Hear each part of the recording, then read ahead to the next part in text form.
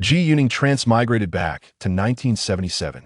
From a 21-year-old returned urban youth, he transformed into a literary young man, a celebrated poet and renowned novelist, thanks entirely to his memories from his previous life and the borrowed works he'd copied. But his greatest reward? Marrying a wife as ethereal as a fairy. Chapter 1. I'll marry the most beautiful one. July 1977. The train rumbled forward like a long iron serpent across the vast Huanghai plains, flanked by endless fields stretching to the horizon. The carriage was packed shoulder to shoulder. Hot wind blew in through the open windows, carrying the scent of summer wheat and the faint, acrid tang of coal smoke from the locomotive. Ji Yuning sat frowning on a hard wooden seat. He still wasn't used to trains from this era. The deafening clatter, the constant swaying, the medley of strange odors, and worst of all, no air conditioning. Riding a sweltering, overcrowded train with no AC is pure torture, he thought, wiping sweat from his oily forehead. China didn't even introduce air-conditioned trains on major routes until July 1980, 3 years from now. God, how I miss high-speed rail. Ji Yuning was a transmigrator from the 21st century who'd awoken 2 months ago in the body of a sent-down youth in rural central Jiangsu province. One moment, he'd been a middle-aged partner at an accounting firm. The next, he'd woken up in 1970s China as a 21-year-old, tall, handsome, and full of vitality. A vast improvement over his former balding, slightly overweight self. According to the original host's memories, Ji Yuning was a native Beijing. His parents worked at Tsinghua University. His father an associate professor in hydraulic engineering, his mother a doctor at the campus hospital. He was their only son. Years earlier, due to alleged overseas connections, his parents had been persecuted during political campaigns and sent to a southern labor camp for re-education. Because of his tainted background, Ji was forced to leave Beijing as a sent-down youth at age 15, 6 years ago. Earlier this year, his parents were politically rehabilitated and reassigned to the State Overseas Chinese Affairs Office, (CAO). Their once suspect overseas ties had suddenly become an asset. Their first act upon reinstatement? Pulling every string possible to secure their only son's return to the city. His recent accident, falling into a riverbank while dredging a pond, provided the perfect pretext. The local commune, already under obligation, classified it as a work-related injury sustained while saving collective property. Thus, Ji qualified for early medical discharge and repatriation. He became one of the first in his sent-down group to return to Beijing. A meal cart clattered down the aisle, instantly carving a narrow path through the crowd. When it reached him, Ji Yuning handed over 20 fun and bought a box of eggplant with minced pork. He opened the aluminum lid and pulled out an oil paper parcel containing something coiled like giant incense sticks. His homemade smoked eel strips. During his years in the countryside, this was how he avoided wasting away. The original host had been locally famous for catching eels within a 30-li radius. Locals rarely ate eel. It required expensive seasonings like garlic, pepper, and oil, which cost more than the fish itself. Ji's innovation: gut the eel, split it lengthwise, coil it, and slowly dry roast it over low heat in a wok. This removed much of the fishy odor, though it remained barely palatable with only coarse salt as seasoning. What he now chewed was made from the eel's belly, paler, less pungent than the darker back meat usually used for stir-fried eel shreds. Unlike the usual steamed version, his travel stash had been deep-fried, making it significantly tastier. As he devoured it, he heard audible gulps from nearby passengers, but he ignored them completely.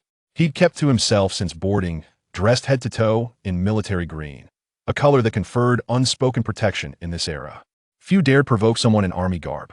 At dawn the next day, the train announcer's voice crackled over the speakers. "Comrades, our destination, the great capital of our motherland, Beijing, is approaching.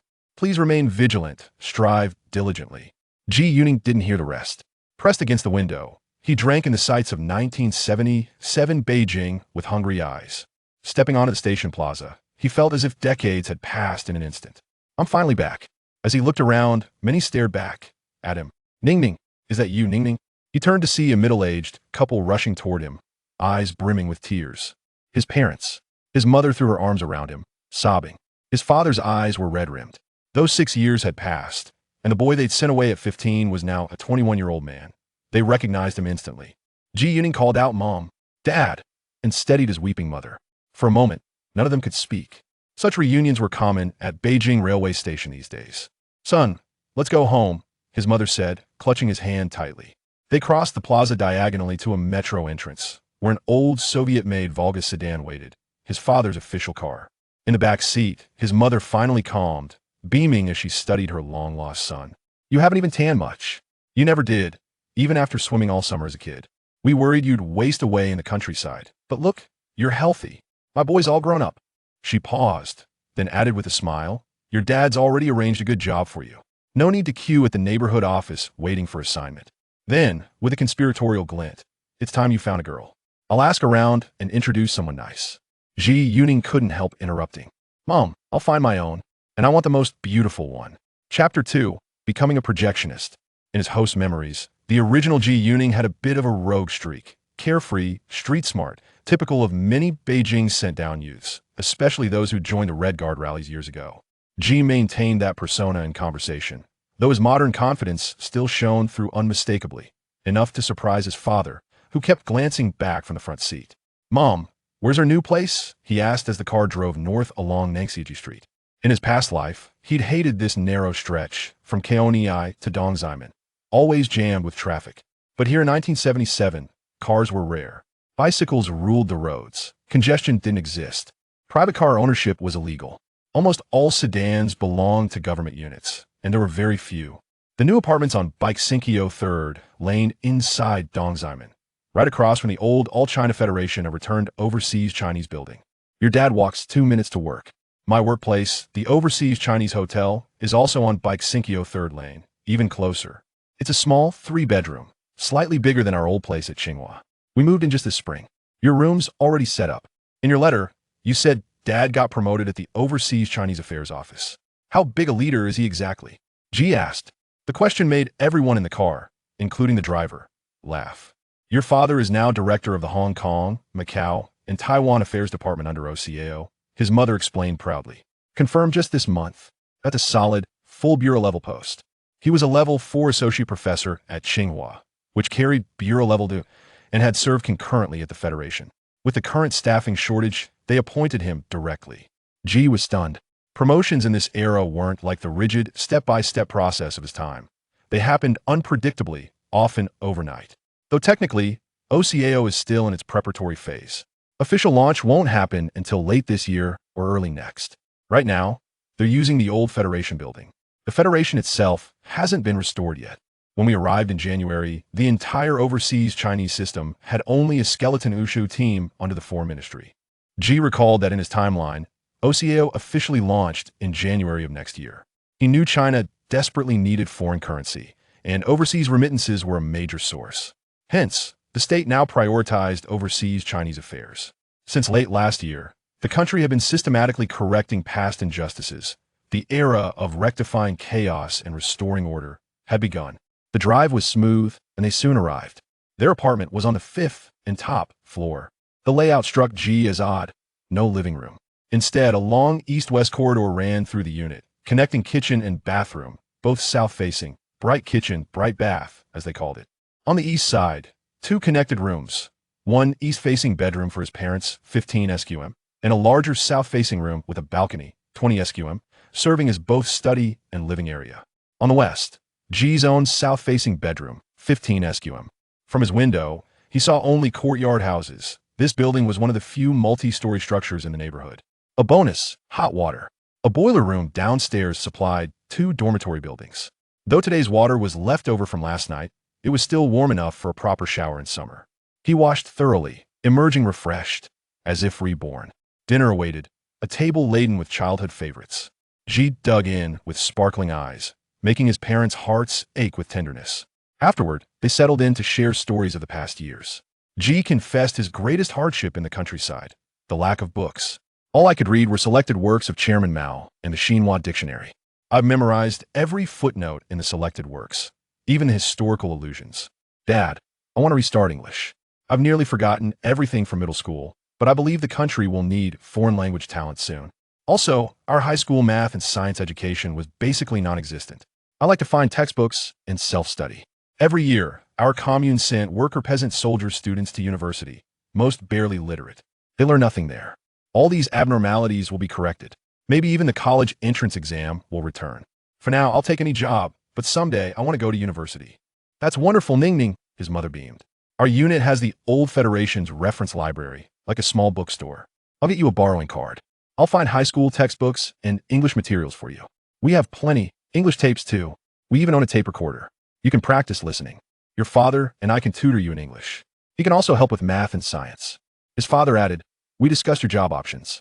Originally, we wanted you at OCAO, but too many returned youths are flooding back this year. Your father's just afraid of gossip, his mother interjected, slightly annoyed. Ning Ning, with only a junior high diploma, higher tier placements are tough. We've narrowed it to 3 choices. 1. Waiter at the Overseas Chinese Hotel. Pleasant environment, but low pay, 20 yuan per month, and little chance of promotion. 2. Logistics staff at the Federation's travel agency. Classified as a worker, under 20 yuan per month. 3. Projectionist at Dahua Cinema on Mi Shi Street, Dongdan. This one's best. Classified as cadre status. Base salary 20 yuan, plus subsidies and overtime, totaling nearly 50 yuan per month. I'll take the projectionist job, G said immediately. I've loved movies since I was a kid. Truth was, G desperately needed money. Among the 3 options, only the pay differed, and 50 yuan was far better than 20. Chapter 3. Life in 1977. As the 3 conversed, time slipped away rapidly. Suddenly, it dawned on them that they had forgotten to prepare dinner. The mother glanced up at the wall clock, which indicated that the hour hand had already reached 6 in the evening. Dinner would simply consist of reheating the leftovers from lunch, a task not too demanding. However, fresh rice needed to be cooked anew. When the dishes were served on the table, the mother spoke again. Ning Ning, please turn on the radio. It's time for the news. Ji Yuning looked up at the clock. It was nearly 6:30. He switched on the radio, sitting on the table. Just then, the sound of the news and newspaper summary program filled the air. Every evening at 6:30, the Huaxia People's Broadcasting Station aired this program, which presented the day's significant domestic news. This particular time slot was etched in the memories of all Huaxia people. It was not until the following year, after the launch of the CCTV news broadcast, that the prime time for significant news shifted to 7 in the evening. The news and newspaper summary program was re-aired again at 8 o'clock. By the time the half-hour program concluded, it was already 8:30, and the cable radio station bid farewell to its listeners. Thus, the evening routine of the ordinary Huaxia citizen, as established by the Huaxia People's Broadcasting Station, effectively came to an end by 8:30 each night. This signified that most Huaxia people began to extinguish their lights and retire for the night. This was also the same schedule Ji Yuning had followed during his time in the countryside, where they would listen to the news through the production team's loudspeaker every night at 8:30, and upon concluding with the international anthem, it was time for bed. On this particular evening, the news and newspaper summary program contained a piece of information that invigorated the 3 individuals at the dinner table. On this day, July 21st, 1977, during an important meeting convened in the capital, the various leadership positions of the elder statesman were restored. Observing the excitement in his parents' eyes, Ji Yuning, possessing memories from a past life, comprehended the profound implications of this announcement. It signified that Huaxia was poised to embark on a path that was both normal and correct. Ji Yuning could not help but reflect on the significance of returning to the capital on such a historically momentous day. After concluding the broadcast, the mother turned off the radio and switched on the television beside it. It was a 12-inch black and white television. According to his mother, it had cost 420 yuan, a considerable sum in that era. During this time, color televisions had yet to establish a production line domestically, with most households only owning black and white sets, while only a select few possessed color televisions brought back from abroad. This news program had only recently been renamed the National Television News Broadcast. Just last month, it had been referred to as the television news. On July 1st, 1976, following consultations among provincial television stations nationwide, the Capital Television Station conducted its first trial broadcast of the National Television News Broadcast, transmitting signals to over 10 provincial and municipal television stations across the country, thus laying the groundwork for the news broadcast format. The program, titled News Broadcast in a Previous Life, only emerged after the capital's television station officially renamed itself as CCTV on May 1st next year. Listening to his mother's voice, Ji Yuning gazed at the television screen. The opening sequence was rendered in black and white, devoid of any introductory music or subtitles, and there were no on-screen anchors. The first on-screen anchor of the former news broadcast would not appear until December of the following year, specifically the esteemed Zhao from CCTV. The 3 individuals attentively observed the image of an elderly man on the screen. Ji Yuning was unaware of the emotions stirring within his parents at that moment. Yet he felt that his return to the capital was timely, as the constraints on people's thoughts and lives would soon begin to dissipate. The national television news broadcast lasted a mere 20 minutes, followed by educational films and documentaries. His mother mentioned that occasionally there would be modern Peking opera and some musical compilations. Switching to another channel. During this time, the capital's television station had two programming sets, the other featuring lectures. Television dramas had yet to become a concept. Ji Yuning found himself disinterested in watching any longer. That evening, Ji Yuning sat in his own room, gazing out at the scattered lights beyond the window. He found himself lost in thought for a considerable time. This was life in 1977. Without having traversed time, one could hardly fathom the monotony and blandness of this era. Upon awakening the next morning, Ji Yuning discovered that his parents had already left for work in those days. The workday commenced at 8 in the morning. Today was Friday, and his parents had taken a day off specifically for him the previous day. After rising, he noticed a substantial stack of books piled on his desk, which his father had retrieved for him the night before. Alongside it lay 20 yuan and some ration coupons, a small allowance his mother had mentioned the previous evening. Thus, combined with the 50 yuan sewn into his underwear and some loose change, he had over 70 yuan in total. However, this was not his entire wealth. He also possessed several dozen kilograms of national food coupons. In this era, aside from currency, various ration coupons were essential. Often, without these coupons, such as food or meat vouchers, one could not spend their money. These ration coupons, like food vouchers, were distributed based on household registration. After finishing breakfast at home, he planned to visit the local household registration office in the morning. Ji Yuning descended the stairs and mounted his father's relatively new Phoenix 28 bicycle, which his father had purchased only a few months prior.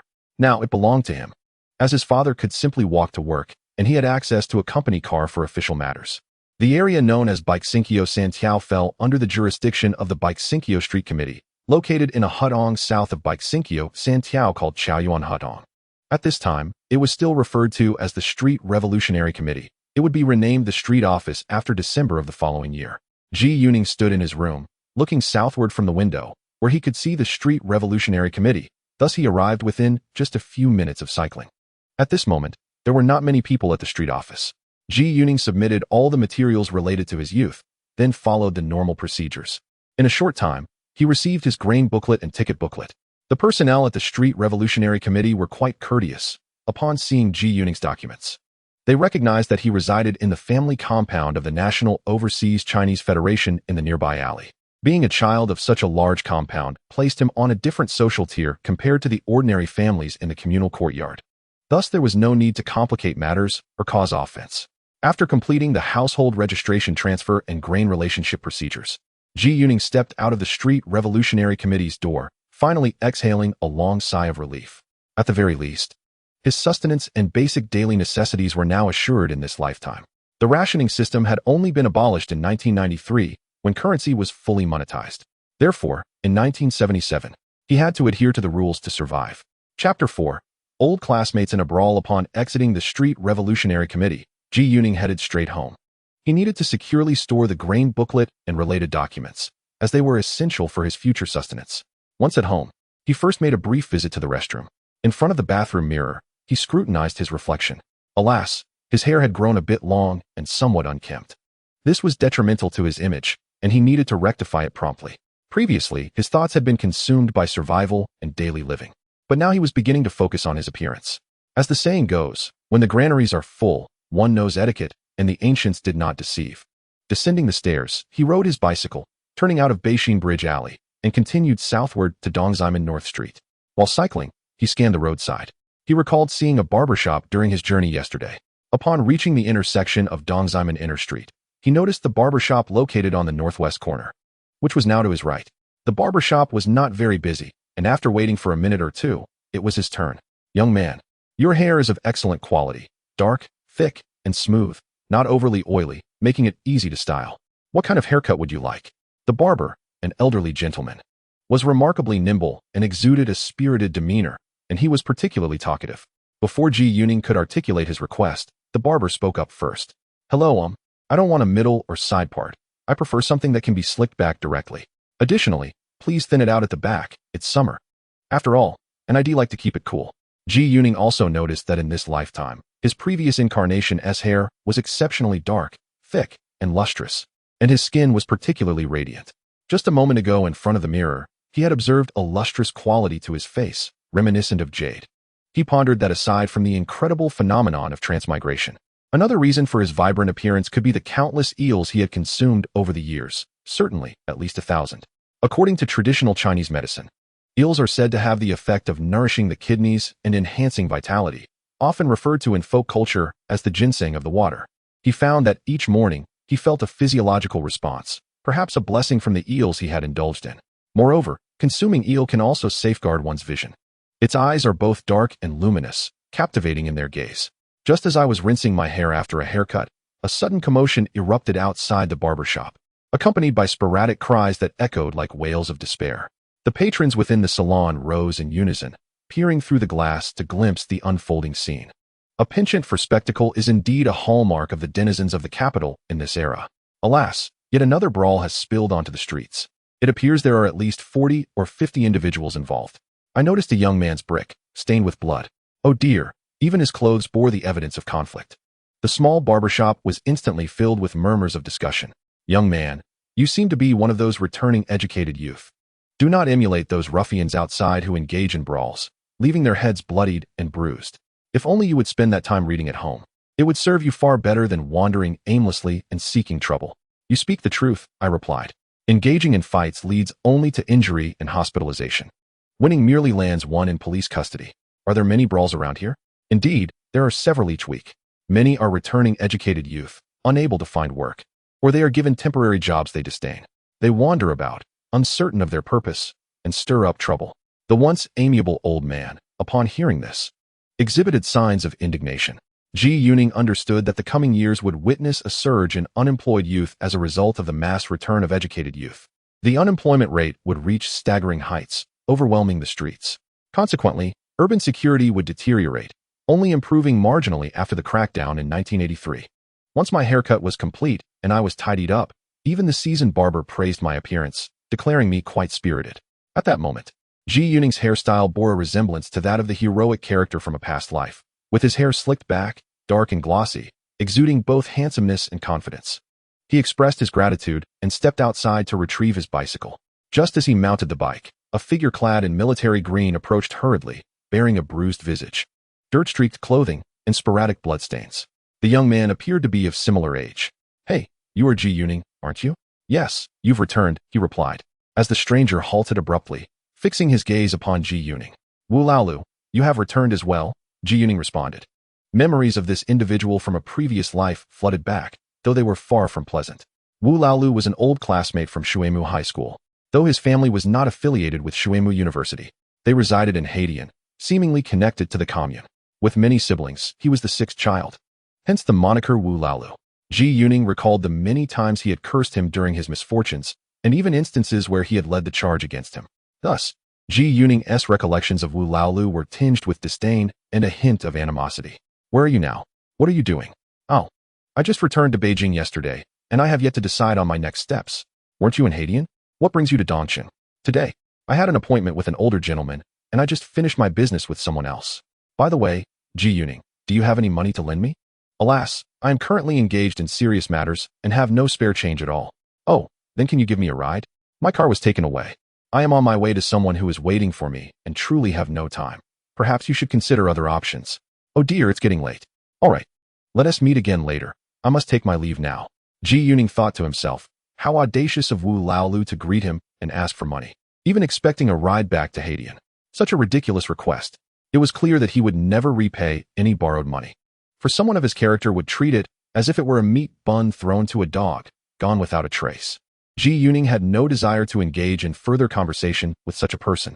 He initially planned to get a haircut and perhaps take a leisurely stroll afterward, enjoying lunch outside. But now he preferred to avoid any further encounter with Wu Laolu and decided to have lunch at home instead.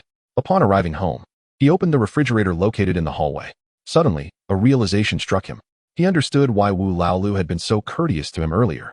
A stark contrast to his previous impression of the brash little thug from school who would bully anyone in sight. This refrigerator was a double-door model, emblazoned with the word Shuihua. He had noticed it yesterday upon returning home, but the mindset of modern individuals had led him to regard it as commonplace, so he had paid it little heed. Ji Yuning recalled that during this era, households possessing a refrigerator were quite rare. The only domestic brand of household refrigerators was the Shuihua refrigerator from Beijing. Since its inception 5 to 6 years ago, only 150,000 units had been produced, primarily supplied to institutions such as hospitals. The number of refrigerators genuinely used in private homes was likely only in the tens of thousands, as the vast majority of families could not afford one. His father held an administrative position at level 8, while his mother was at level 13. And together their fixed monthly salary was nearly 450 yuan, approximately 10 times that of an average worker's family. Wu Laolu's polite demeanor, even somewhat obsequious, was a clear indication that he recognized Ji Yuning as a true member of the elite. His family belonged to the higher echelons of society, and in terms of housing and overall conditions, they were undoubtedly on a different level. As he rode his Phoenix 28 bicycle, he could often feel the envious gazes from those on the streets. This bicycle was the most expensive on the market, costing 180 yuan. If he lacked such a background and had to purchase it directly from the factory, he would need to save for 10 months without eating or drinking to afford it. His bike had been purchased by his father from a trust shop, nearly new, saving him 20 yuan and the cost of a bicycle ticket. In this era, trust shops that sold second-hand items were likely the most popular establishments in Beijing. These shops were ubiquitous throughout the city, acquiring possessions from former affluent individuals and encouraging them to gradually relinquish their previous wealth, thus fostering a sense of equality among the populace. This phenomenon likely explains the rise of these trust shops in the marketplace. Ji Yuning, however, felt that true equality could never be attained. The disparities among different social classes still persisted. Could a child from a prestigious family and one from a rundown community ever be the same? He believed that after the reforms next December, these differences would only widen. In the afternoon, Ji Yuning abandoned the thought of going out for a stroll and instead immersed himself in the materials his father had provided him, primarily focusing on mathematics and foreign languages. He encountered no difficulties with English. In his previous life as an accountant, he had engaged in various international projects, making it an essential working language. He had nearly forgotten high school mathematics, but it appeared manageable upon review.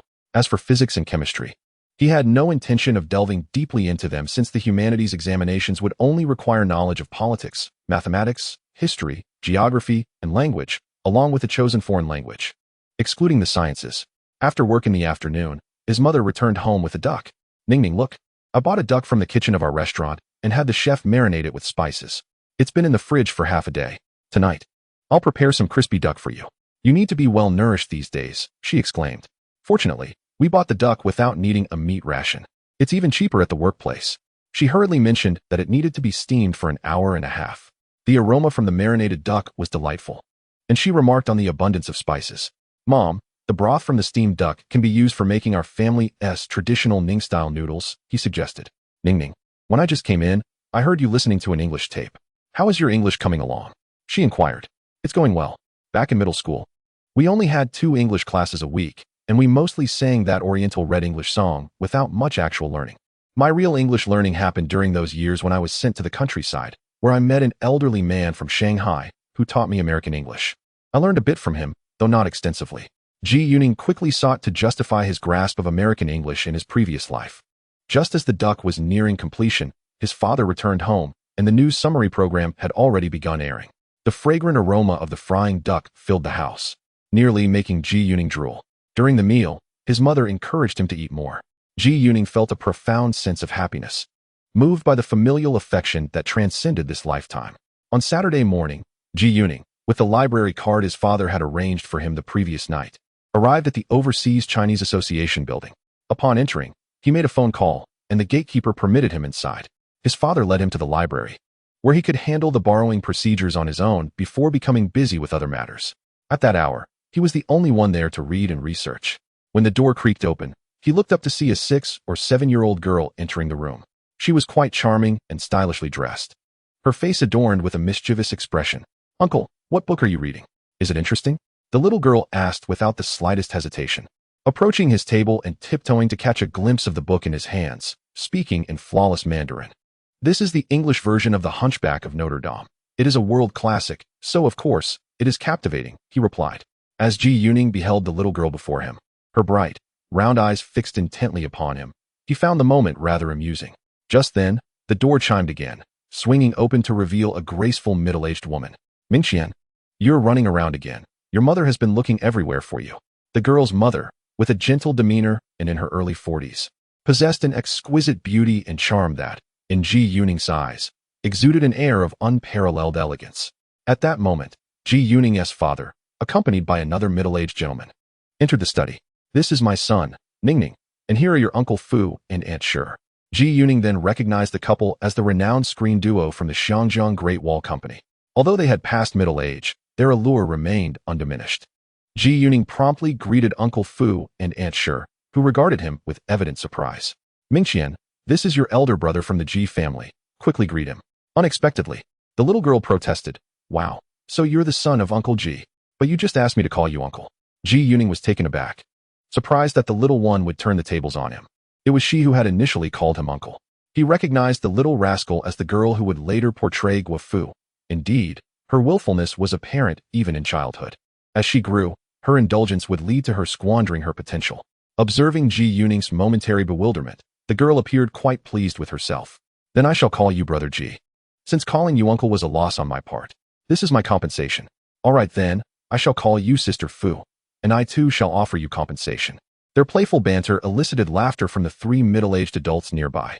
After conversing for a while longer, the couple inquired about Ji Yuning's circumstances. Eventually, the two families took their leave. Who would have thought that old Ji's son would be such a handsome lad? Truly a sight to behold. Sure, Hui remarked to her husband as they walked away, conversing in Cantonese rather than the standard Mandarin they had previously used. "It's a pity this child isn't pursuing acting. He possesses a rare composure and confidence. In the years we've returned to the mainland, we have never encountered anyone with such remarkable poise. His future is undoubtedly bright." Chapter 6. A glimpse of brilliance. Ji Yuning was surprised to discover that his father and the Fu couple appeared to share a close rapport. Upon reflection, it made sense, for the Xiangjiang region is managed by the Overseas Chinese Affairs Office, and his father oversees matters related to Hong Kong, Macau, and Taiwan. Ji Yuning learned that the couple had been visiting Beijing almost annually, always accompanied by their precious daughter, primarily engaging with the cultural and film sectors of the capital. He was well aware of the couple's influence in both the mainland and Xiangjiang film industries. If he aspired to pursue a career in film, their connections could serve as a significant advantage. In fact, should he choose to develop his career in Xiangjiang, they would be an excellent resource. That evening, Ji Yuning ventured to the Capitol Theater near the Art Museum. His mother gifted him a ticket to the play Endless Rivers and Mountains, performed by the renowned People's Art Theater.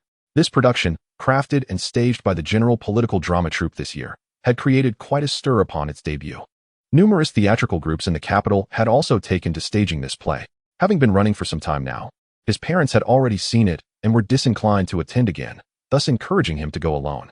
His mother's intention was for him to broaden his horizons and experience performances rather than remain cooped up at home studying. Upon arriving at the Capitol Theater shortly after 7, with over 20 minutes until the show began, he strolled past the promotional display window, glancing at the information about Endless Rivers and Mountains. To his dismay, he could not locate Gong Shue's name anywhere. He recalled that in his previous life, Gong Shue portrayed a nurse in this very play. It dawned on him then that tonight's performance was by the People's Art Theater's own cast, rather than the General Political Drama Troupe that Gong Shue belonged to, hence her absence from the cast list.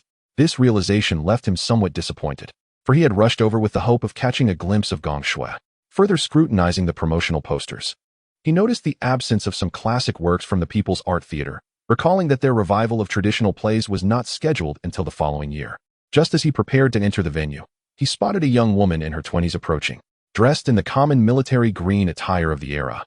Her modest clothing did little to conceal her graceful figure and natural beauty. When he clearly saw her radiant face, his heart was struck as if by a hammer. It was Zhu Lin, the queen of the kingdom of women. Indeed, this enchanting image had lingered in his memory from his past life. Unexpectedly, while seeking Gong Shue, he had encountered Zhu Lin instead. As he momentarily lost his focus, Zhu Lin turned and entered the theater just a short distance away, casting a meaningful glance in his direction. The captivating gaze made him feel as though time itself had momentarily paused. The impression of that fleeting glance was indelibly etched into Ji Yuning's mind. Only then did he grasp the essence of a fleeting glance, a moment of serene connection that struck deep into the heart, akin to a jolt of electricity. When he attempted to catch up with her, Zhu Lin had already vanished into the throng of audience members entering the theater. Throughout the performance, he remained somewhat absent-minded, and by the time the curtains fell, he had not encountered the goddess of his previous life again. On his way home, he couldn't help but feel a sense of loss. That night, as he lay in bed, he found himself tossing and turning for quite some time. He recalled that at this moment, Zhu Lin should be studying at the Huaxiao Medical Research Institute, affiliated with Xia Hospital, as a student of the Worker-Peasant-Soldier University. She had seemingly enrolled last year and was set to graduate the following year. Given that Xia Hospital was located in Dongdan, not far from the capital theater, their encounter today was indeed not surprising. However, to encounter once more, or to have further intersections, one must indeed rely on fate. The following day was Sunday, a time when families rested, as during this era, only Sundays were designated for respite. Both parents were at home. Ning Ning. Yesterday, I managed to contact manager He from the Dahua Cinema. I had tried to call him on Friday, but he was away for a meeting the entire day. He assured me that your employment is secure now. We agreed that you would take another week off, and on the following Monday, August 1st, you would officially commence work there. Manager He is quite amiable. His daughter is employed at our restaurant. He promised to take good care of you. Ji Yuning found this amusing, recognizing that such dealings in this era could be deemed improper. Yet, this is the nature of society now, where connections and backdoor dealings prevail. Those with connections reap the benefits. With his employment ensured, he began to contemplate ways to earn additional income. Last night, he reflected on the current era, realizing that earning money openly and without risk was feasible. Writing articles for remuneration seemed to be an excellent avenue for him. In April 1977, the resumption of payment for articles was established. For the previous decade, there had been no compensation for writing. However, the remuneration standard had shifted from the 1950s rate of 7 to 14 yuan per thousand words to a new range of 2 to 7 yuan. This pay was merely one-third of the remuneration from the 1950s and half of that from the 1960s, and it was a fixed rate, without any additional payment for print runs. Although the compensation was modest, it was better than nothing. But what to write? After pondering for quite some time the previous night, he decided to copy poetry first. This would allow for swift publication and rapid recognition. He had encountered his muse the night before, which instilled in him a sense of urgency. He hoped that if they were to meet again, he would have garnered a modicum of fame. He was aware that after 1979, a golden age of literature would commence, with poetry reigning supreme among various literary forms. Renowned poets held esteemed positions, and while being a poet brought fame and status, the remuneration for writing poetry was quite meager, unless one participated in poetry competitions, where the prizes were more substantial. In his past life, in 1983, the poet Gu Cheng received a hefty remuneration of 150 yuan for his work, a sum that left him in a state of blissful disbelief. That day, he and his wife were as joyous as children, hand-in-hand shopping for groceries, strolling through the park, and together visiting the bank to deposit their earnings. Compared to poetry, the remuneration for novels was significantly higher due to their greater length. Thus, alongside copying poetry, he also aimed to transcribe novels. Last night, as Ji Yuning reminisced about the classic masterpieces of his previous life, he discovered that his memory was remarkably sharp. Those timeless works vividly surfaced in his mind, each word clear as day. The experience of crossing over to another time was indeed extraordinary. In the afternoon, he spread out sheets of manuscript paper in his room and, relying on his memory, wrote down 17 poems by Gu Cheng from his past life in one continuous flow. Upon reflection, and considering the nostalgia of Ms. Shi, I have composed a collection of 18 poems. These are creations of the poet that will emerge in the years to come, an instance of seizing the moment ahead of time. Chapter 7, The First Manuscript Fee. On a Monday morning, Ji Yuning departed from his abode, cycling directly towards Dangshikou. He opted for in-person submission rather than following the conventional route of mailing, as he was transcribing classic works that he believed would undoubtedly be accepted. Thus, he sought to transform the possibility of acceptance into certainty, eliminating all contingencies from the process. A time traveler from the future, he understood the significance of such matters and would not allow himself the slightest lapse in diligence. In July of 1977, the poetry magazine was not yet located in the renowned courtyard at number 15, Hufankyo.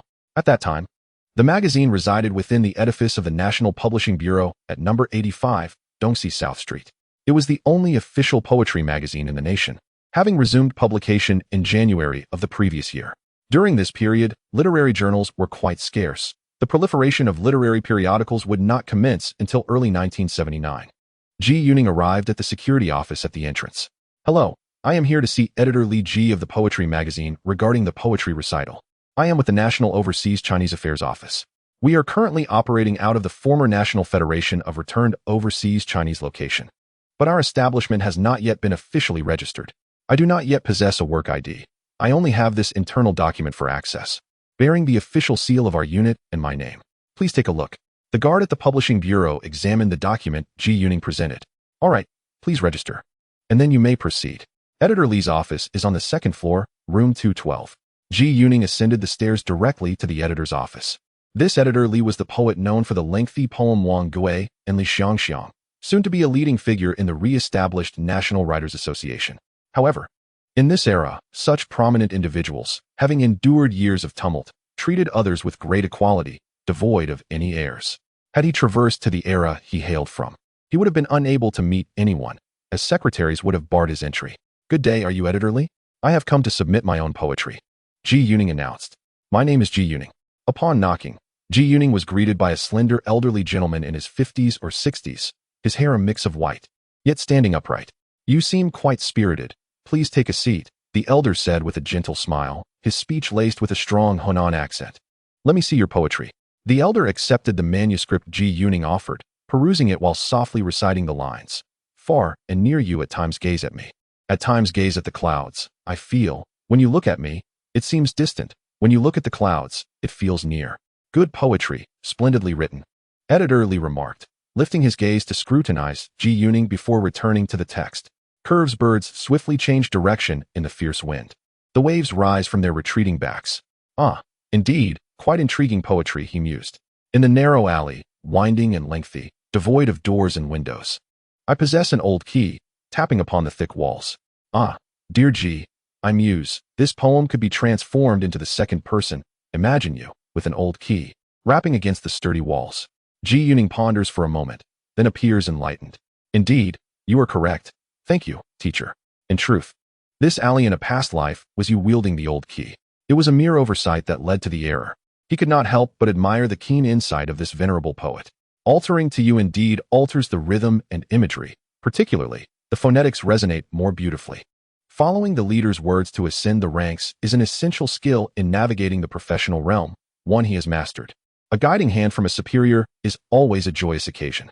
Today, to have this esteemed poet serve as his literary mentor is a serendipitous turn of fate. Editor Li nods approvingly, recognizing the potential in the young writer. He examines each poem, nodding in commendation. Upon reaching the final piece, Nostalgia, he reflects, the song of my hometown is a distant flute, resonating on moonlit nights. The visage of my homeland, however, evokes a nebulous yearning, akin to farewells amidst the fog.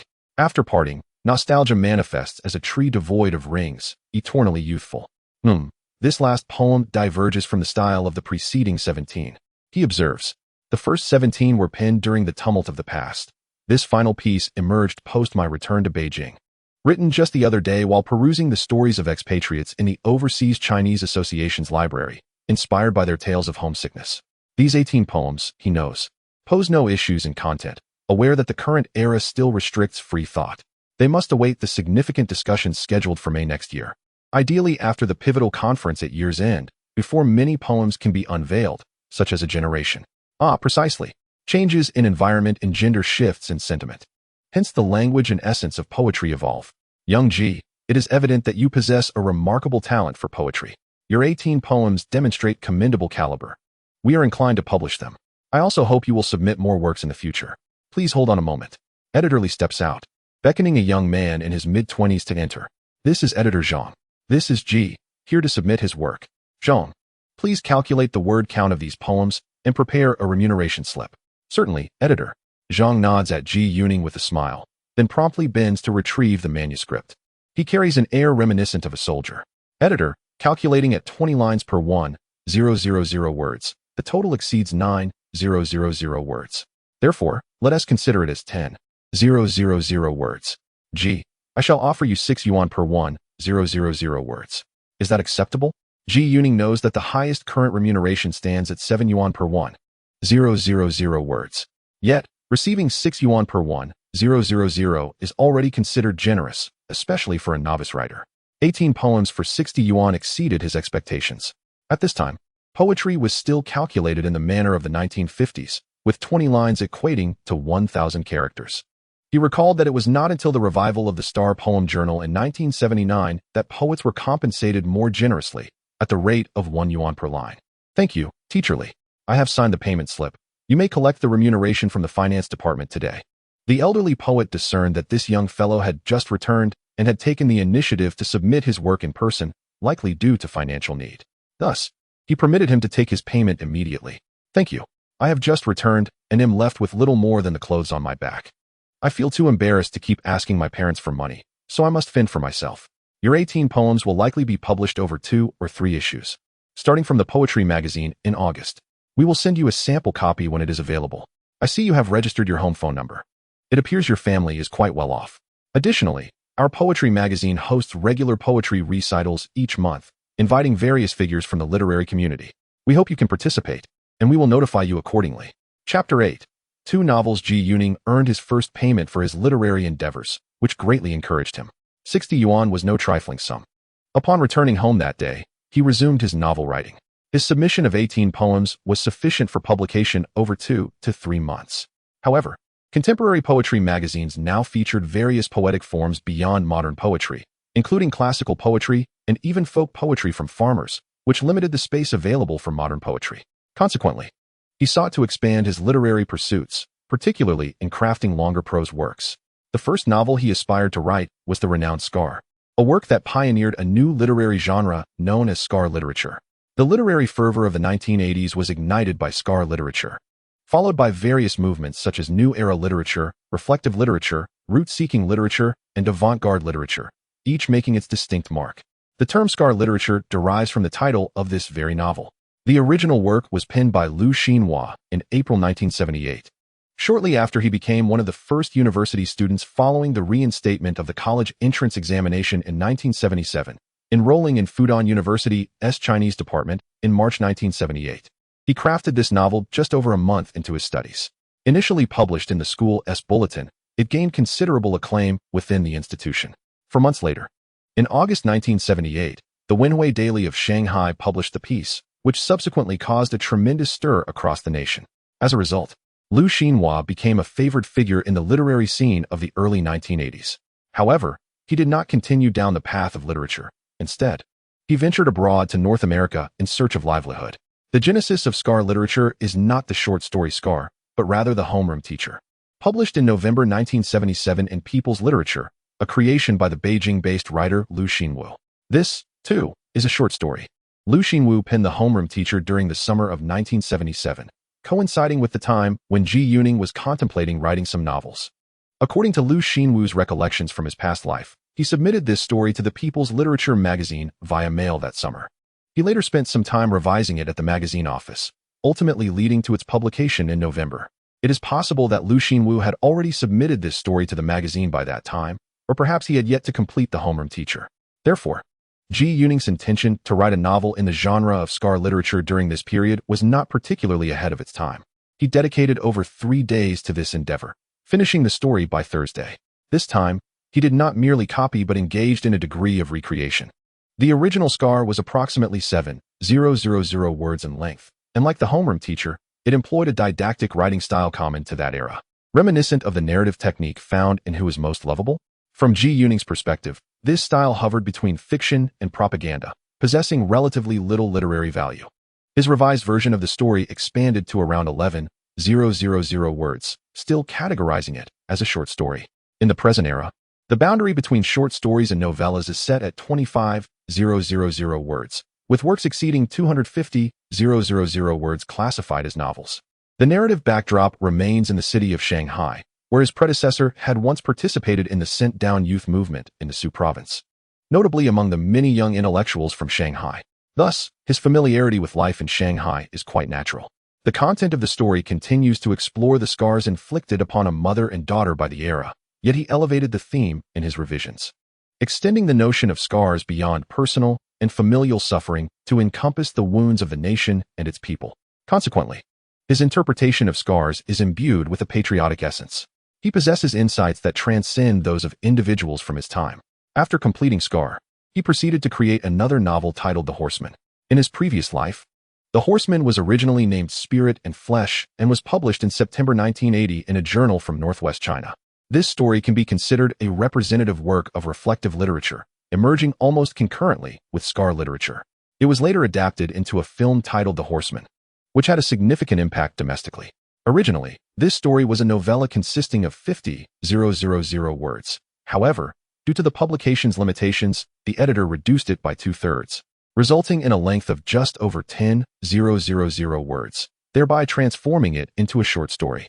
The manuscript penned by Zhu Lin is nearly the author's original draft. Moreover, he has infused it with a considerable amount of his own insights.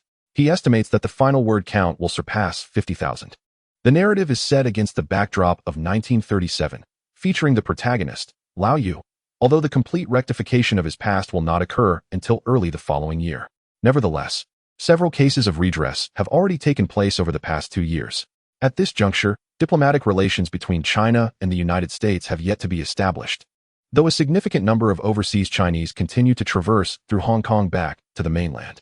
The character Zhu Lin is depicted to bear a striking resemblance to Zhu Lin himself, tall, handsome, and imbued with an air of melancholy. The origin of the name Lingjun is revealed through his father's words, deriving from the renowned lines in Li Sao, which state, "The name I bear is Zhengzi, while the name I carry is Lingjun." As the eldest grandson of the family, Lingjun is bestowed with this prestigious name. His father, ever concerned for him, chose to divert his path through Hong Kong back to the mainland, not out of disappointment in his other heirs, but driven by a genuine longing for his firstborn. Zhu Lingjun's refusal to accompany his father abroad stems from his unwillingness to live as a second-class citizen, especially given that, at that time, there were no Chinese representatives in North America. This situation persisted for quite some time. He is reluctant to seek merely material advantages abroad. Rather, he values the spiritual sustenance derived from his homeland, his current role as a teacher, and the close-knit community of his rural hometown in the Northwest.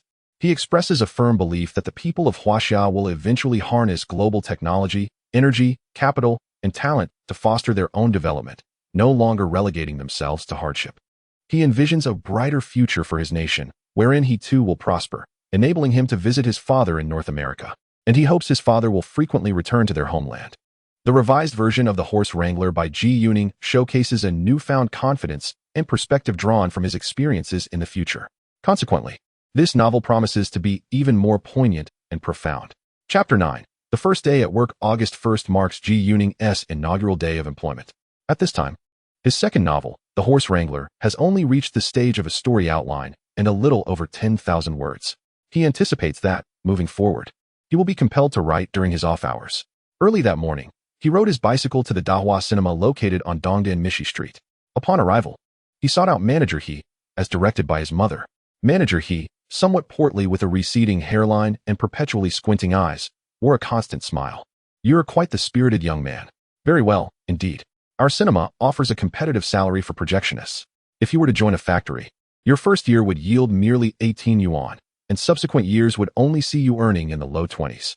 Many have labored for over a decade. And even at the 4th grade level, one might only earn 51 yuan. As for those above the 5th grade, not everyone can achieve such a rank. Thus, the highest monthly wage for most workers hovers around 50 yuan, which is more than adequate to support a family of 4. Here, we screen films daily.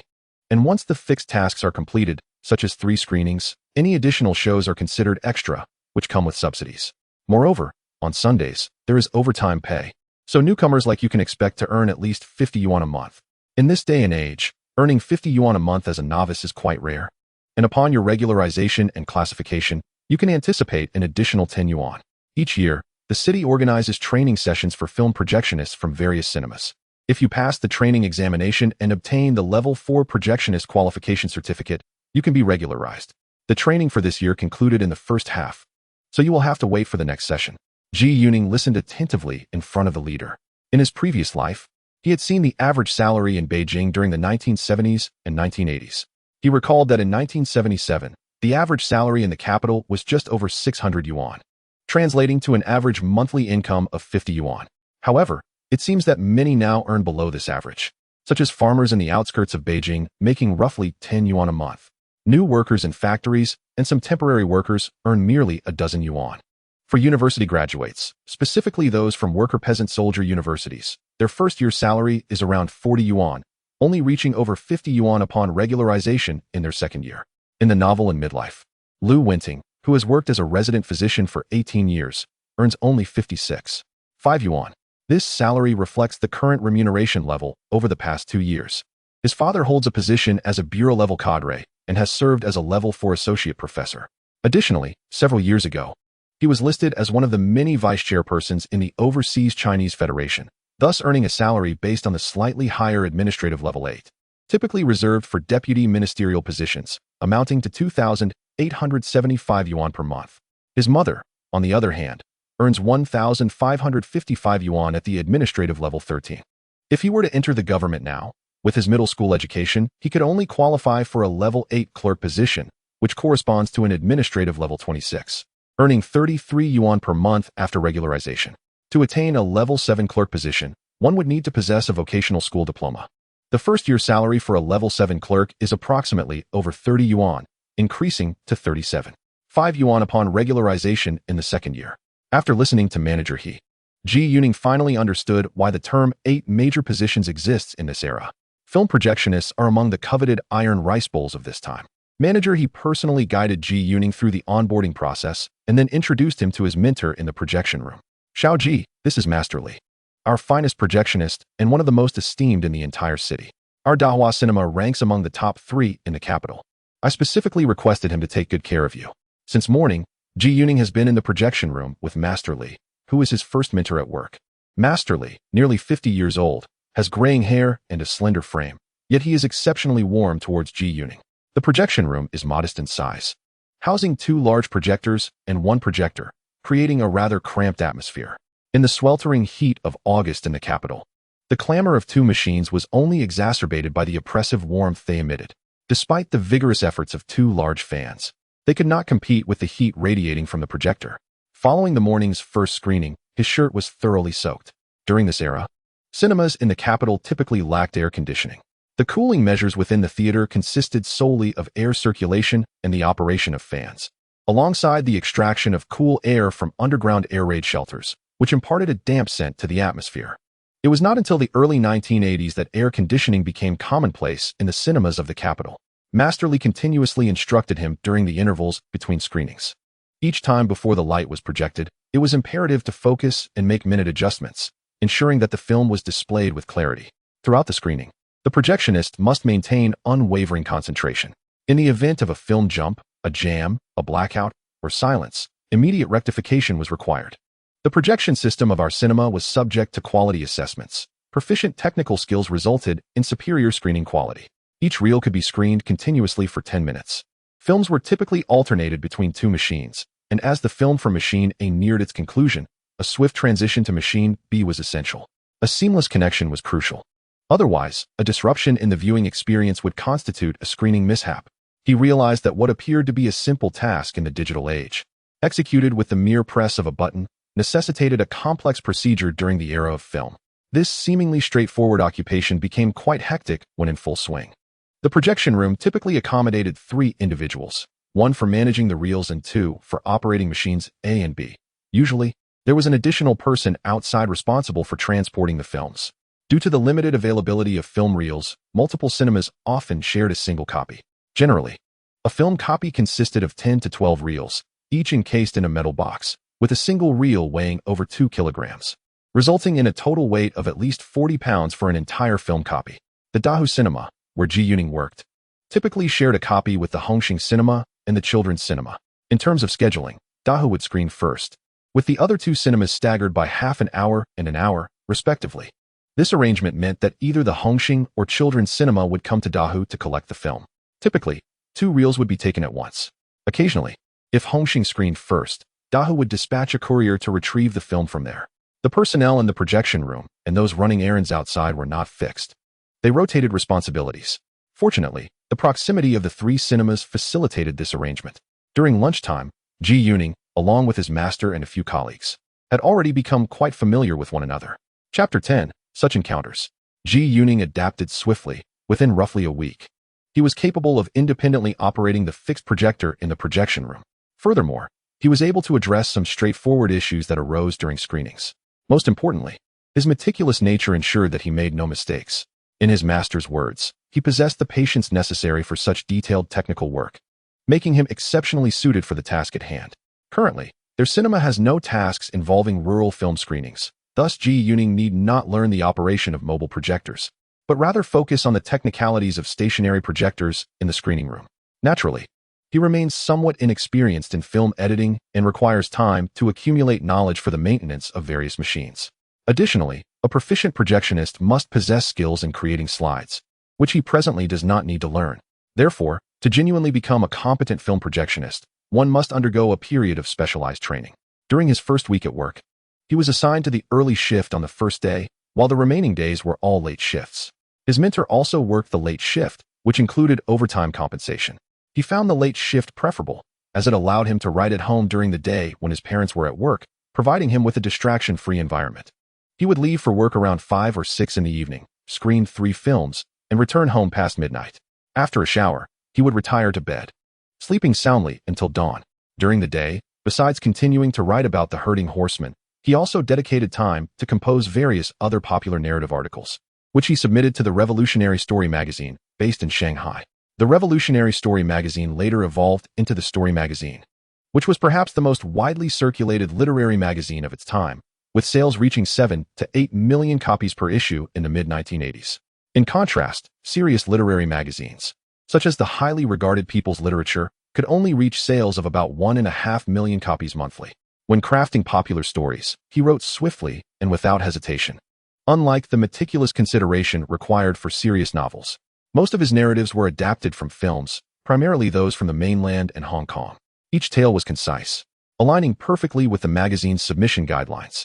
This approach enabled him to earn a quick income from article fees, as the remuneration was standardized, showing no significant difference between serious literature and popular fiction. Furthermore, if domestic film studios expressed interest in acquiring adaptation rights for his stories, such income from film rights and scriptwriting would far exceed what he received from the magazine. He employed a pen name for these popular stories and submitted his work via mail with a payment upon delivery system. Since the 1950s, domestic policies encouraged submissions to publications without requiring postage. One merely needed to indicate postage paid and trim a small triangle from the upper right corner of the envelope. This allowed postal services to identify the contents as manuscripts rather than letters, and settlements would occur between the postal service and the publishers after a stipulated time. Zhu Lin recalled that this policy remained in effect until the early 1980s, but it was abolished in the 1990s. On the morning of Monday, August 8th, Zhu Lin transitioned to the early shift for the week. While he was inspecting the cinema, Zhao Jiangwo, a colleague of similar age, came running towards him. Zhao, who was of shorter stature and had a cheerful demeanor, shared a good rapport with Zhu Lin. Zhu Lin, someone is looking for you at the door. Apparently from some magazine. Upon hearing this, Zhu Lin immediately guessed who it might be and walked towards the entrance, with Zhao Jiangwo curiously trailing behind him. Indeed, at the door stood Xiao Zhang, an editor from the poetry magazine. His name was Zhang Jinghua, a former soldier recently returned from service. With a warm smile, Xiao Zhang handed Zhu Lin a copy of the poetry magazine, specifically the August issue. Zhu Lin, this Sunday, the poetry magazine will host an August poetry recital at 1:30 in the afternoon, and you are cordially invited to attend. You can head directly to the small auditorium upstairs. After bidding farewell to editor Zhang, Zhu Lin held the 32mm sized magazine in his hands, admiring its elegant cover, feeling a surge of excitement within. This marked the first occasion in this life where he had published his work. Behind him, Zhao Jiangwo wore a face full of envy. By lunchtime, all the staff at the Dahua Cinema were aware that Zhu Lin was a poet. During the afternoon's second film screening, it was Zhu Lin's turn to fetch the film reels, which required him to bike over 300 meters to the Hongqing Cinema. He swiftly mounted his bicycle and reached the Hongqing Cinema in just 3 to 4 minutes. After collecting 2 boxes of film, he placed them in a specially designed pouch on the back seat of his bicycle, each box weighing less than 5 kilograms combined. Not long after he set off, at the eastern entrance of Jinyu Alley, a bicycle suddenly dashed towards him from the right, careening from west to east. The cyclist, seemingly trying to avoid pedestrians, failed to brake and collided with the front wheel of Zhu Lin's bicycle. At that moment, Zhu Lin was preoccupied with the thought of stopping by the post office across from Dahua to purchase a few more copies of the current issue of the poetry magazine. Lost in thought, he momentarily lost his balance and inadvertently tilted to the left. As he fell, he instinctively tried to lean away from the bicycle to protect the 2 iron film boxes hanging from the rear seat. However, the other cyclist also lost control and, propelled by inertia, fell forward. As Zhu Lin hit the ground, he felt a soft, fragrant body land atop him. He could sense 2 gentle forms pressing against his chest, quivering slightly. In that instant, the beautiful face he had been thinking about for days appeared before him. Her large, bright apricot eyes sparkling like autumn waters. Framed by dark brows resembling distant mountains, a delicately sculpted nose, and small, slightly parted red lips revealing pearly white teeth and a hint of a pink tongue. It was Zhu Lin, and he never anticipated such a serendipitous encounter. Their faces were uncomfortably close. Zhu Lin had never seen a man's face from such proximity before. She found his hairstyle striking, his skin radiant like jade, and his features extraordinarily handsome, with captivating eyes that could only be described as enchanting. She felt an uncontrollable flutter in her heart as her cheeks flushed a visible shade of crimson. At that moment, both of them regained their composure. Zhu Lin was the first to rise, followed closely by Ji Yuning. He glanced at the film reels. Fortunately, the iron boxes remained intact, suggesting there was little damage. He assisted in lifting the two vehicles. "It's all my fault. Are you all right?" Zhu Lin said, her cheeks flushed. "I'm fine. It was my haste to deliver the film that caused me to be careless. It's nothing. I'll be at Dawak Cinema as a projectionist. I must hurry to deliver the film. Then goodbye. Yes, farewell." Both felt a tinge of reluctance. Ji Yuning refrained from saying more, as he was aware of Zhu Lin's school, and now she knew where he worked. Chapter 11. A reunion when the afternoon shift concluded. Ji Yuning visited the nearby Dongdan Post and Telecommunications office and purchased 5 copies of the poetry magazine for August, priced at 23 cents each. At that time, such magazines were exclusively available at the post office, and in limited quantities, primarily relying on subscriptions. During dinner, he surprised his parents. Each of them held a copy of the poetry magazine, rereading the 7 poems of Ji Yuning that were featured in this issue. "My son has become a great poet. These verses are not something just any poet could craft," his mother beamed. "Indeed, these poems are quite remarkable. Ning Ning, you possess a true talent in this area," his father expressed, both astonished and deeply appreciative of his son's work.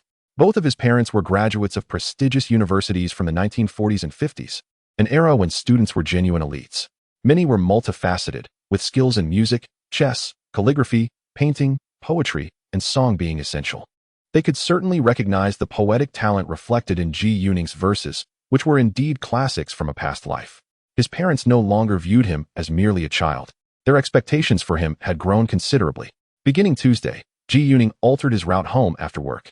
He no longer exited Dawak Cinema and headed north along Dongdan Beida Street, but instead took a southern detour to Dongdan Santiao, passing by the southern gate of Xia Medical College. If Zhu Lin were to venture out from her dormitory, this was the most likely path she would take. With a sense of wistfulness, he would pass by this entrance, then meander westward to Wangfujing Street, returning to Dongdan Beida Street through Jinyu Hutong, and then proceed northward home as usual. Essentially, he had added an unnecessary loop to his daily commute.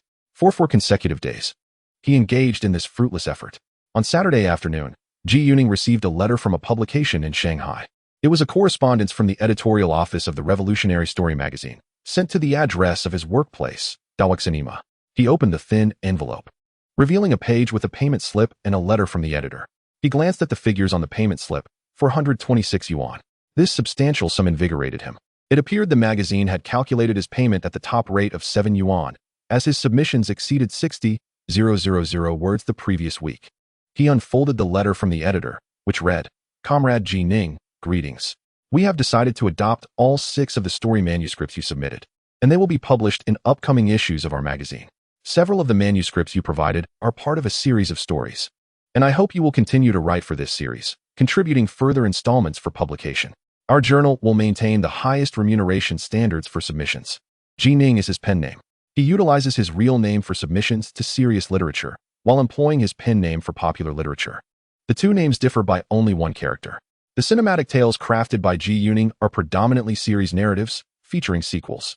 For instance, the first story in the Shaolin Temple series, Shaolin Warrior Monks Upholding Justice, recounts the screenplay content from the 1980 film. Additionally, The Bund, Dragon and Tiger Clash pertains to the lengthy television series The Bund launched by TVB in the 1980s. Similarly, the early 1980s TVB drama Endless Love is also a well-known series. Furthermore, there is a television drama titled Great Earth Affection, produced by Lee's Television in 1980. While the stories he pens may exhibit some differences from their predecessors, the traces of plagiarism are discernible. He contemplates that once these 2 television stations have adapted the aforementioned dramas, he will approach them with his stories to assert his claims of infringement. At that juncture, they will either pay him the adaptation fee he stipulates, or he will petition the Hong Kong court for an injunction against broadcasting. On Saturday afternoon, As he concluded his workday, the ticket window at the Dahua Cinema was densely packed with individuals eager to purchase tickets for the evening show. Starting in August, two new films premiered in the capital. One was a movie adaptation of the eponymous play Endless Love, and the other was a war film set in the 1940s. Fires of the Yenha River.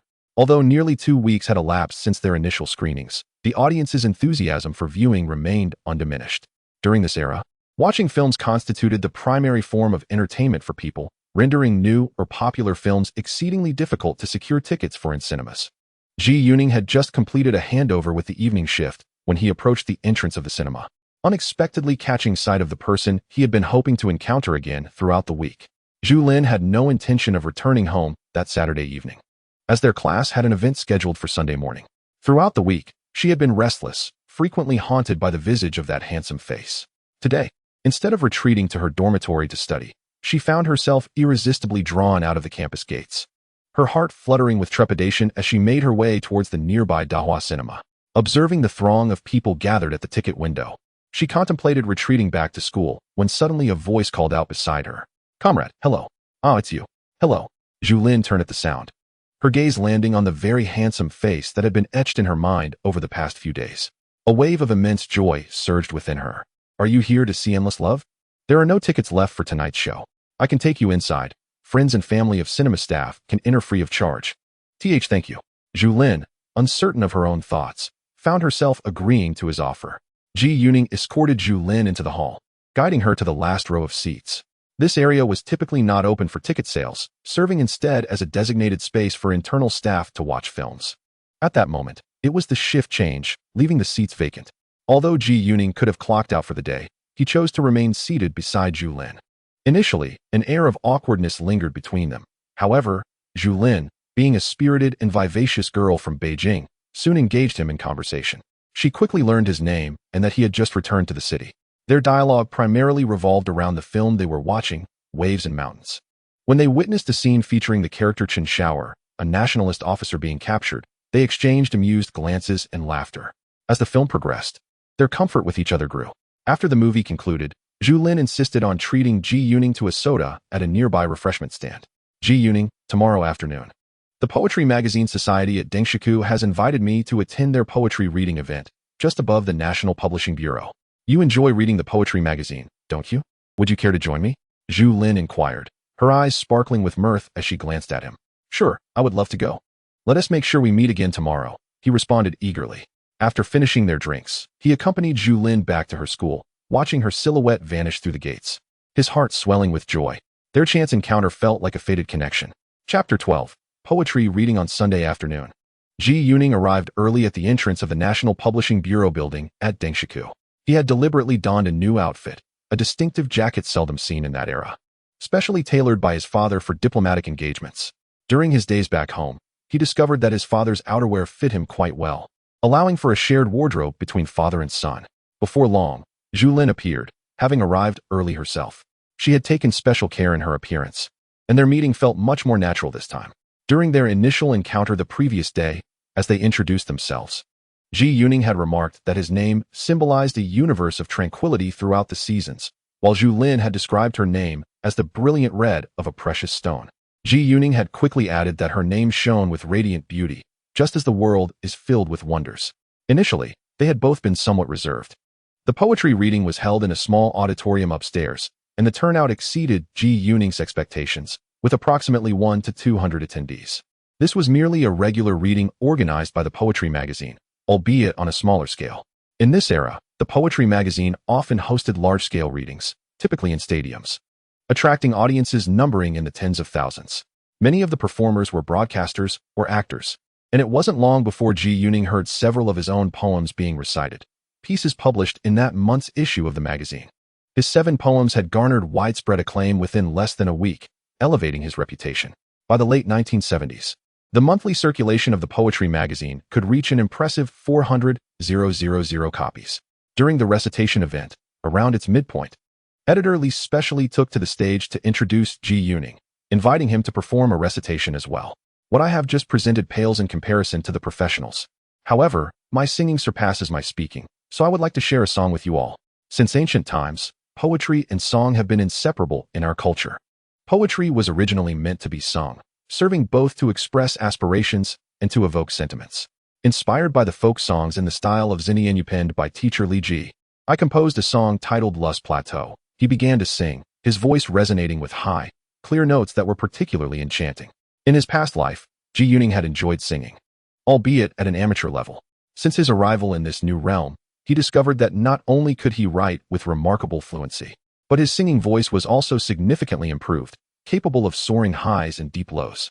I reside on the Lust Plateau, where the winds sweep across the slopes. Whether it be the northwesterly breeze or the southeasterly wind, they are all my songs. I reside on the Lust Plateau, where the sun traverses the slopes. It shines upon my cave dwelling, warming my arms, while my cattle accompany me. Regardless of how many years have passed, my ancestors have left me with this legacy. They bequeath to me a boundless expanse to sing, alongside the yellow river that flows beside me. Oh. I reside on the Lust Plateau, where the seasonal winds blow across the slopes. Whether it has been 800 years or 10,000, they are all my songs. This song, rugged and unrefined yet profoundly expansive, resonates perfectly with the aesthetic sensibilities of this era. Upon concluding his performance, the audience erupted in fervent applause. Zhu Lin, not yet ready to depart, wished to showcase more of his talent with his beloved present. He announced, the previous piece was a folk song, and the next one is a true poem, my poem Nostalgia, published in this month's poetry magazine. When I composed this poem, I simultaneously set it to music. However, after singing this poem, I felt its essence had been fully expressed, yet my desire to sing remained vibrant. Thus, the first half of this song is derived from the poem, while the latter half is a true song. He then sang, with a deep and resonant voice, the well-known song of his homeland from his past life. The song of my hometown is like a distant flute, resonating on moonlit nights. Yet, the visage of my homeland evokes a sense of indistinct melancholy, akin to a farewell wave shrouded in mist. After parting, homesickness transforms into a tree devoid of growth rings, forever youthful. When the winds and sands rise, the yearning for home stirs. When they settle, that longing finds no resting place. O wandering clouds and drifting eagles, allow me to accompany you on your journey. Beyond the Great Wall lies an expanse of grasslands stretching endlessly. My mother reminds me that a name is but a solitary memory. As the final notes of the song linger, applause erupts fervently. After the poetry recital concludes, Editor Li is exceedingly pleased. His intention was to introduce the emerging poet Zhu Lin, and Ji's performance has surpassed expectations. Many attendees gather to greet Ji, including several charming broadcasters. This irks Zhu Lin, who stands closely beside Ji. Editor Li approaches with a bespectacled middle-aged man. Xiao Ji, this is Editor Wang from People's Music Magazine. Comrade Zhu Lin, your two songs are splendid. May we feature them in our magazine? This is undoubtedly a fortuitous opportunity, and Ji eagerly agrees. These two songs are timeless classics from a past life, and what Ji truly needs now is recognition. Given the scarcity of literary journals in the country, with many renowned publications yet to resume, the initiative to solicit his work saves him considerable effort. He promptly prepares the lyrics and hands them to Editor Wang. As Zhu Lin and Zhu Lin exit the publishing house, admiration gleams in Zhu Lin's eyes. Zhu Lin, you are truly talented. Have you perhaps developed feelings for me? Noticing her playful reproach, Ji hastily replies, actually, Zhu Lin, I have liked you for quite some time. Would you be my girlfriend? At his words, a fleeting joy brightens her face, only for her to quickly lower her gaze, a blush creeping upon her cheeks. All right, from now on, you can call me A Lin, and I shall call you A Ning. Very well. A Lin, let us find a place for dinner. I shall treat you. I earned quite a sum from my writing yesterday. This month I have made over 500 yuan, equivalent to 10 months' salary. So much. They begin to discuss dining options, resembling a young couple. Zhu Lin, shedding any shyness, suggests there's a Shandong restaurant to the west of Maolong. The food is quite delightful, and the upstairs seating is spacious with few patrons. Naturally, Ji heeds his girlfriend's suggestion, and they stroll south along Dongdan North Street until they reach the entrance of Jinyu Alley, turning in and continuing west until they arrive at Dongyemen Street. Upon reaching their destination, Ji realizes that the Shandong restaurant is situated in what will later become the renowned Xiangjiang Gourmet City, known among the locals as the place of 3 knives and an axe. Indeed, the favored haunt of his future wife proves to be an excellent choice. Chapter 13. Submitting the novel. Upon ascending to the second floor, they find it spacious, with a ceiling fan providing a refreshing breeze overhead. The establishment was originally named Chun Yuan Lu, a time-honored brand, and it may revert to its former name next year. This restaurant is one of the more renowned Shandong eateries in the capital, aside from the 8 great houses. The interior is adorned with an antiquated yet elegant decor, featuring a subtle beige hue that exudes sophistication. It is no wonder that Zhu Lin is fond of this place. The two ordered 3 dishes: oil-exploded tripe, marinated fish slices, and stir-fried mushu pork, accompanied by 2 bowls of rice and a hot and sour soup. The total came to a mere 2.7 yuan, supplemented by grain coupons. Indeed, the prices are quite reasonable. Having established their relationship as a couple today, they felt an immediate sense of intimacy. In these times, people are relatively traditional.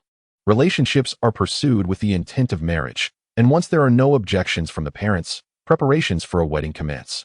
It is rare for anyone to change their mind, as that would tarnish their reputation. There is a saying in this era: any relationship not aimed at marriage is deemed frivolous. My father is from the spring city of Shandong, which is why I have a fondness for Shandong cuisine. Their mushu pork is comparable to that of Chui Hualu, although their marinated fish slices are slightly inferior. However, their oil-exploded tripe is their signature dish. For marinated dishes, Chui Hualu, now known as Capital Restaurant, remains unmatched, as their recipe for marinated dishes is derived from Dongxing Lu, placing them at the pinnacle of the 8 great houses.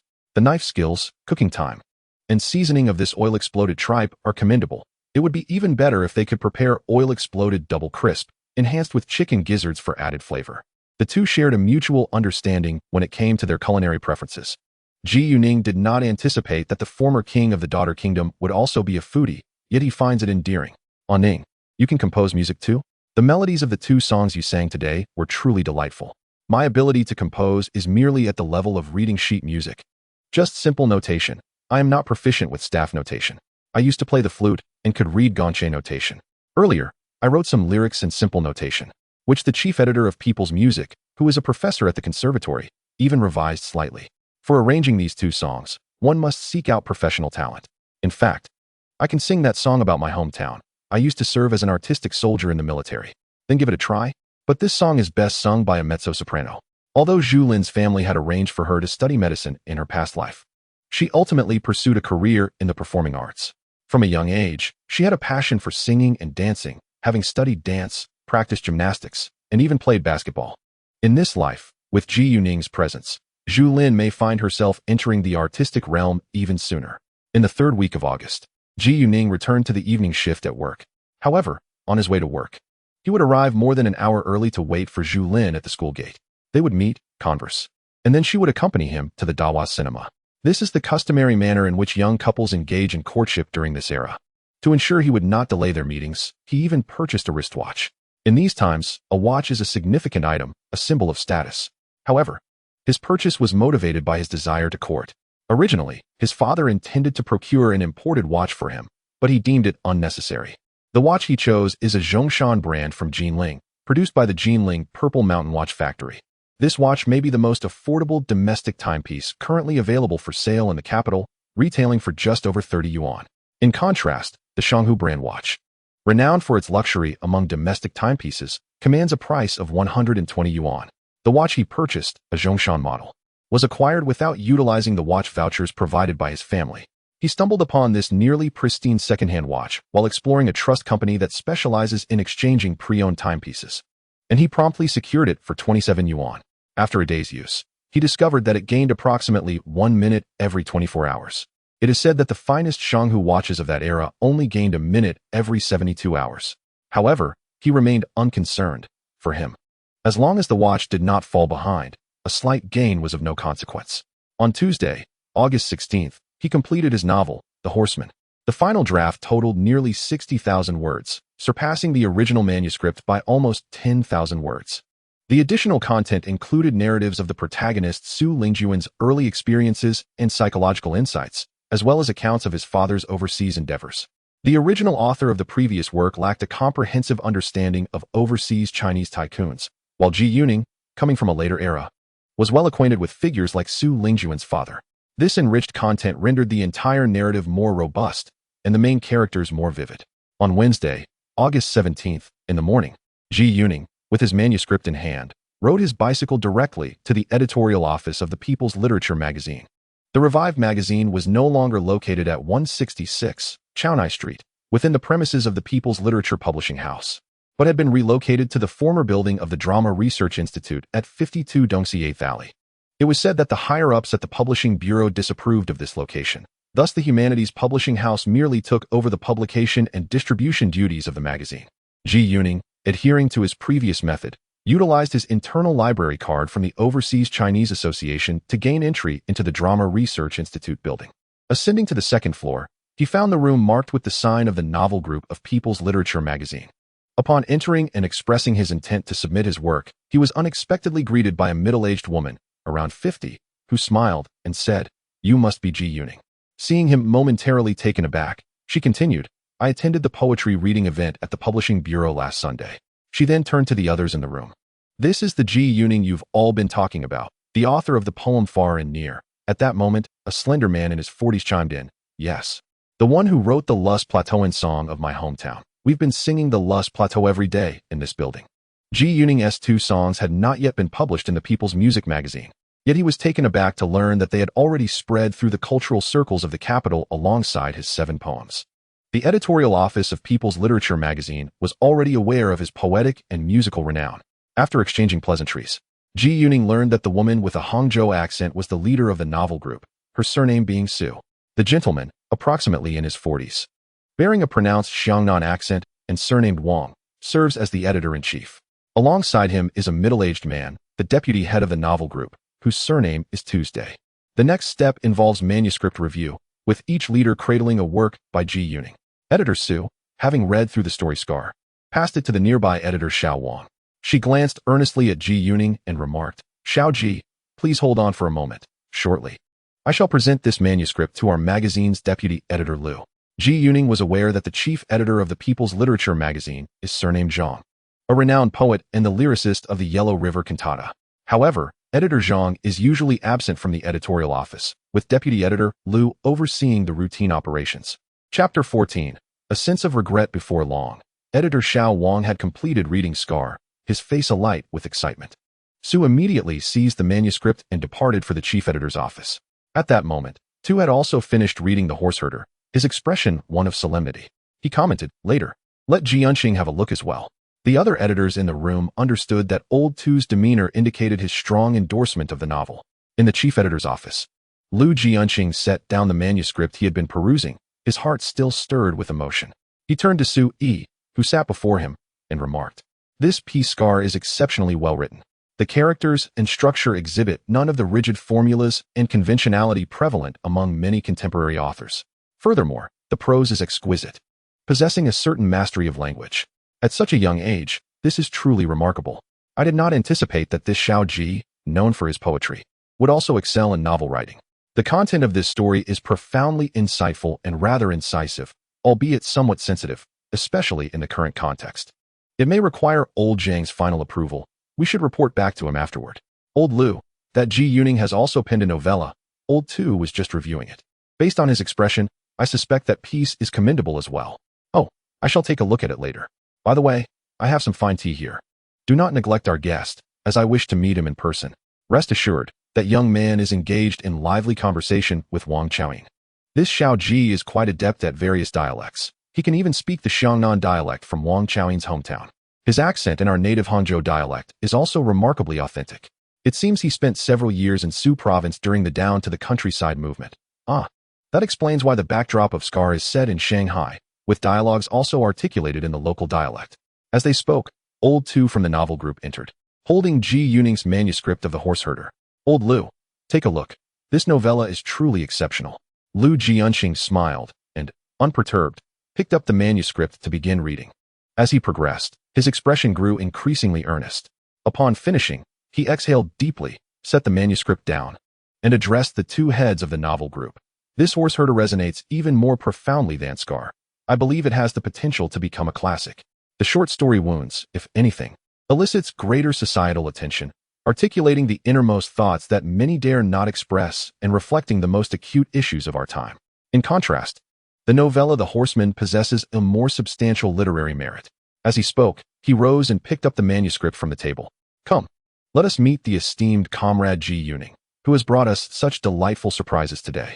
When Ji Yuning sat in the spacious room of the novel group, awaiting the arrival of the enthusiastic deputy editor Liu, He was somewhat astonished by the rapidity with which these individuals reviewed manuscripts. He felt he had not waited long at all. "Young Ji, your two submissions are remarkably impressive. Not only are the ideas fresh, but the writing style is also innovative.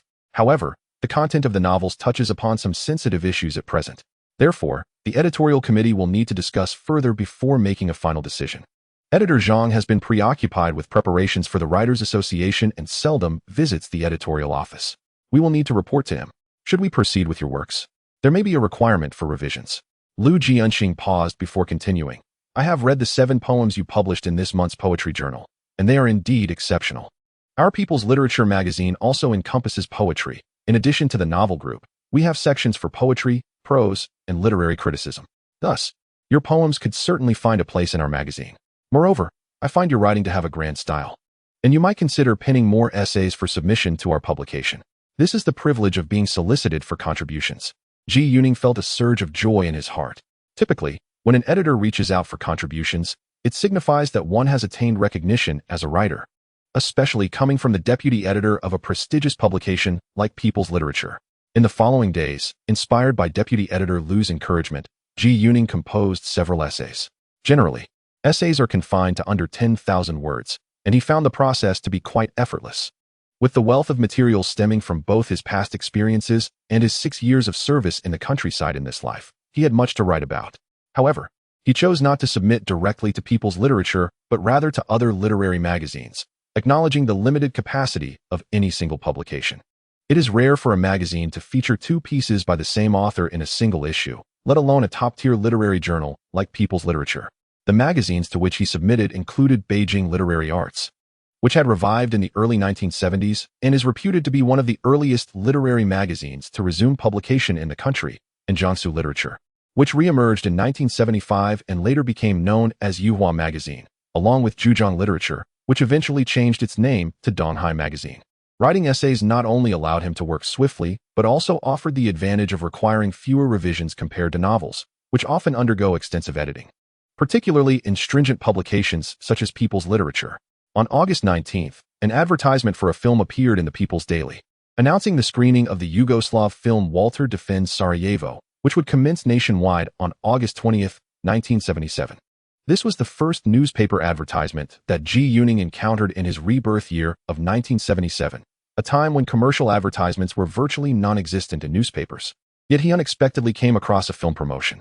Master Li, upon seeing the advertisement, informed him that another Yugoslav film, The Bridge, was set to premiere on August 30th. It seemed that The Bridge was produced by the same team behind Walter Defends Sarajevo. Both films had been dubbed several years prior, but had remained unreleased, only shown in private screenings. The staff at their cinema had already seen both films long ago. Naturally, in his previous life, Ji Yuning had also viewed these 2 films multiple times. It was said that the reason for the advertisement in the newspaper was the impending visit of Yugoslavia's national leaders to China at the end of August. Thus, this film advertisement was not a commercial endeavor, but rather a political statement. On Saturday, August 20th, Ji Yuning was scheduled for the evening shift and only realized the significance of the film advertisement when he arrived at work, being a Saturday night. With a day off the following day, the entrance of the Dahua cinema was inundated with eager patrons vying for tickets. Every screening that night was packed to capacity, prompting the cinema to add additional showings. After the final late-night screening concluded, he was drenched in sweat as if he had just emerged from a pool. At that moment, a wave of regret washed over him, a regret for having chosen the profession of a projectionist. Chapter 15. Beihai Park in his previous life. Yu Huai had spent several years as a small-town dentist specializing in tooth extractions. Eventually, he grew weary of this profession, finding it monotonous, tedious, and labor-intensive, requiring utmost concentration to avoid mistakes. Even after having extracted 10,000 teeth, he felt no sense of accomplishment, as the sight of the extracted teeth failed to inspire him. In the eyes of the townsfolk, he was merely a craftsman, akin to someone mending umbrellas or shoes. Now, Ji Yuning found himself experiencing similar sentiments. After 2 weeks on the job, the novelty of his position as a projectionist had worn off. He perceived the work as equally monotonous, repetitive, and dreary. Screening the same film over and over had dulled his enthusiasm, and he was required to maintain unwavering focus, with no room for error. He had also learned to splice and repair film, akin to the work of an editor in a film studio. His skills in creating slides had improved, resembling the work of a graphic artist. However, He felt no sense of achievement. He could only see the backs of the audience's heads as they faced the screen. During the first 2 weeks of his employment, the number of screenings had been manageable, allowing for some respite. But with the arrival of Walter, he found himself with little time remaining for anything other than restroom breaks and meals. Despite initially not intending to remain in the role of a projectionist for long, as he harbored aspirations of attending university, Ji Yuning found himself feeling somewhat weary of the job after merely half a month. On Sunday, August 21st, he hurriedly rode his bicycle to the south gate of Xia Medical College, where he had arranged to meet Zhu Lin for a delightful day of boating at Beihai Park. In his previous life, Beihai Park began preparations for restoration at the end of 1977 and officially reopened on March 1, 1978. However, in this life, there appeared to be slight adjustments. Early in the year, many voices had called for the park to be returned to the public. Following a restoration announcement in July, the park surprisingly commenced partial reopening in mid-August. After a brief wait, he spotted Zhu Lin approaching, adorned in a flowing white dress, her face radiant with a smile. At that time, it was rare for girls to wear floral dresses, and even fewer donned white. Ji Yuning found himself captivated, appreciating how the dress accentuated her figure, particularly in all the right places. The last time their bicycles had collided, he had felt a delightful sensation that was both visually appealing and tantalizingly appetizing. The pair first sought a nearby eatery, suggested by Zhu Lin, which was a small restaurant near the east gate of Xia Hospital. True to her word, it was both affordable and delectable, featuring a distinctive dish of shredded pork with egg that Ji Yuning particularly enjoyed. In the afternoon, they pedaled to the south gate of Beihai Park, though parts of the west and north banks remained closed to the public. The boat rental area was located beneath Yong'an Bridge, just inside the park's entrance. After waiting for over half an hour, they were fortunate enough to secure a boat during the hottest part of the day when the crowds had begun to thin. Ji Yuning took charge of rowing. Seated opposite the beaming Zhu Lin. "Lin, doesn't your school have a summer break?" he inquired. "Well, our program is only 2 years, and many of my classmates have educational backgrounds equivalent to elementary school level. They have to consult dictionaries while studying our textbooks. I consider myself among the top in our class, but I still have to catch up with the rest. There is no such thing as a summer vacation for me. I've heard that the college entrance examinations are set to resume this year, with the tests scheduled for the end of the year. Although this information hasn't been officially released yet, it is essentially confirmed, and I plan to register. I have already started reviewing old high school materials." "Really? I've always thought that the college entrance exams should have been reinstated long ago. How is your revision going?" "Not too bad. I'm managing to pick up both math and foreign languages again. I've mostly decided to focus on the humanities. Perhaps I could ask my father to find some math review materials. He teaches physics." Zhu Lin was delighted and eager to assist. After a while of rowing, both began to feel the heat, and Ji Yuning gallantly suggested a particularly cool spot. After returning the boat, he guided Zhu Lin from the east into Qiangdiu, navigating through winding paths to the serene Yuantang Pool behind the Mujian Room on the northwest slope, where they could enjoy a refreshing respite. This scenic spot was once a cherished place for Ji Yuning during his school days, where he frequently came to read. Erin stood in the misty clouds pavilion, curiously surveying her surroundings. She had never been here before. This octagonal stone pavilion, supported by 8 intricately carved stone pillars, were the 7-character verses of Emperor Qianlong. The pavilion's base floated atop a pond, connected by 2 diminutive stone bridges, each less than a meter long, exquisitely delicate. Encircled by artificial mountains, the pavilion seemed nestled in a secluded valley. The shaded area, complemented by a gentle breeze, was refreshingly cool. Furthermore, it was rarely visited, enveloped in silence, making it a hidden gem. Ji Yuning, however, harbored ulterior motives. How many poems were engraved within this pavilion? 2 were inscribed on the archway, while each pillar held 3, totaling 26 verses, a veritable treasure trove of poetry. Indeed, these 2 diminutive bridges were the shortest in the entire city. After a moment of awe, Zhu Lin suddenly remembered something. She retrieved a book from her small handbag. "I keep forgetting to bring this poetry magazine. I have long wished for you, the great poet, to sign it." In this precious moment of solitude, Ji Yuning blinked, surprised that Zhu Lin, the artistic young woman, was exhibiting such a literary quirk. Alas, finding a partner in this day and age seemed so arduous. Contemplating, he took the pen Zhu Lin offered, opened the poetry magazine, and laid it flat on the stone pillar, beginning to write. "To Erin I, spring waters awaken, spring forests flourish, spring breezes for 10 miles cannot compare to you. To Erin too, premonition before your arrival, in the early spring countryside, a solitary house hears the sudden, dense heartbeat of the stars in the night sky. To Erin 3, A flowering tree, how can I let you meet me at my most beautiful moment? For this, I have prayed before the Buddha for 500 years. To let us weave a mortal bond. Thus, the Buddha transformed me into a tree, growing beside the path you must traverse, cautiously blooming in the sunlight. Each flower a manifestation of my past hopes. As you approach, please listen carefully. The trembling leaves are the fervor of my waiting. And when you finally pass by, indifferent, what falls behind you, dear friend, are not petals, but the remnants of my withering heart. To Aaron 4. The farthest distance in the world is not that between life and death, nor the vastness of separation, but that I stand before you, and you are unaware of my love for you. Chapter 16. Savoring imported candy. As Ji Yuning completed these 4 poems dedicated to Aaron, Zhu Lin's large eyes brimmed with tears, profoundly moved. Seizing the moment, Ji Yuning, realizing the opportunity was fleeting, said nothing. He gently enveloped Zhu Lin's slender form and pressed his lips against hers. At last, he had tasted the sweetness of imported candy. Zhu Lin's eyes widened in astonishment. Her mind momentarily blank. This was her first kiss. Soon, she responded passionately. After all, she is already a 25-year-old young woman, having dreamt of love countless times. Zhu Lin's hands embraced Ji Yuning's back, feeling 2 mischievous hands wandering over her body. The touch was warm, igniting a heat wherever it roamed. Additionally, there was an unsettling sensation below, causing her entire body to feel a wave of tingling softness. At that moment, the surroundings were enveloped in silence, save for the sound of their labored breaths. After what seemed like an eternity, they finally parted. And Ning, we should leave. I need to return home tonight, Zhu Lin said, her face flushed, reminiscent of someone who had indulged in too much wine. Upon exiting the south gate and mounting their bicycles, Ji Yuning felt somewhat ethereal, while Zhu Lin appeared more at ease. Alan, where shall we have dinner? How about Tongheju? Zhu Lin suggested. But it might be hard to find a seat in the evening. Weekends tend to be especially crowded there. No matter, let us go check it out, Ji Yuning replied. The two pedaled their way to the northern entrance of Shisi South Street. Upon entering Tongheju, they ascended directly to the second floor. Fortune smiled upon them as a table was available. After a brief discussion, they ordered sambuzan, steamed ponyu, and crispy fried delicacies, along with beer, fried peanuts, and 2 bowls of rice.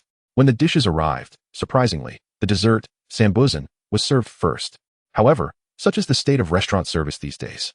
Neither Ji Yuning nor Zhu Lin remarked upon it. With each wielding a spoon, they shared the plate of sambuzan, relishing its delightful flavor. This dessert is the signature dish of the establishment, its vibrant color derived from yellow corn flour and egg yolk, with sweetness stemming from sugar and honey, and indeed, it did not stick to the spoon or their teeth. Sweet and delightful, it perfectly mirrored their current mood. The crispy fried delicacies were also exquisite. The pig's stomach was sliced with intricate craftsmanship, surpassing the preparation they had encountered at Chunyu restaurant earlier. Ji Yuning favored this dish because he knew that come the 1990s, such delicacies would become rare, as pigs would be raised for rapid growth, resulting in thinner stomachs and the eventual disappearance of this dish. The ponyu was a soup dish, with tender, fresh fish meat and a light, savory broth. They enjoyed the soup with rice, finishing every last bit. After their meal, Ji Yuning rode his bicycle, escorting Zhu Lin to the entrance of the Industrial Institute. They lingered for a moment, reluctant to part ways. Upon entering her home, Zhu Lin discovered her parents smiling at her. Papa, Mama, what is the matter? Zhu Lin asked, puzzled. Lin, have you started dating? Her mother queried first.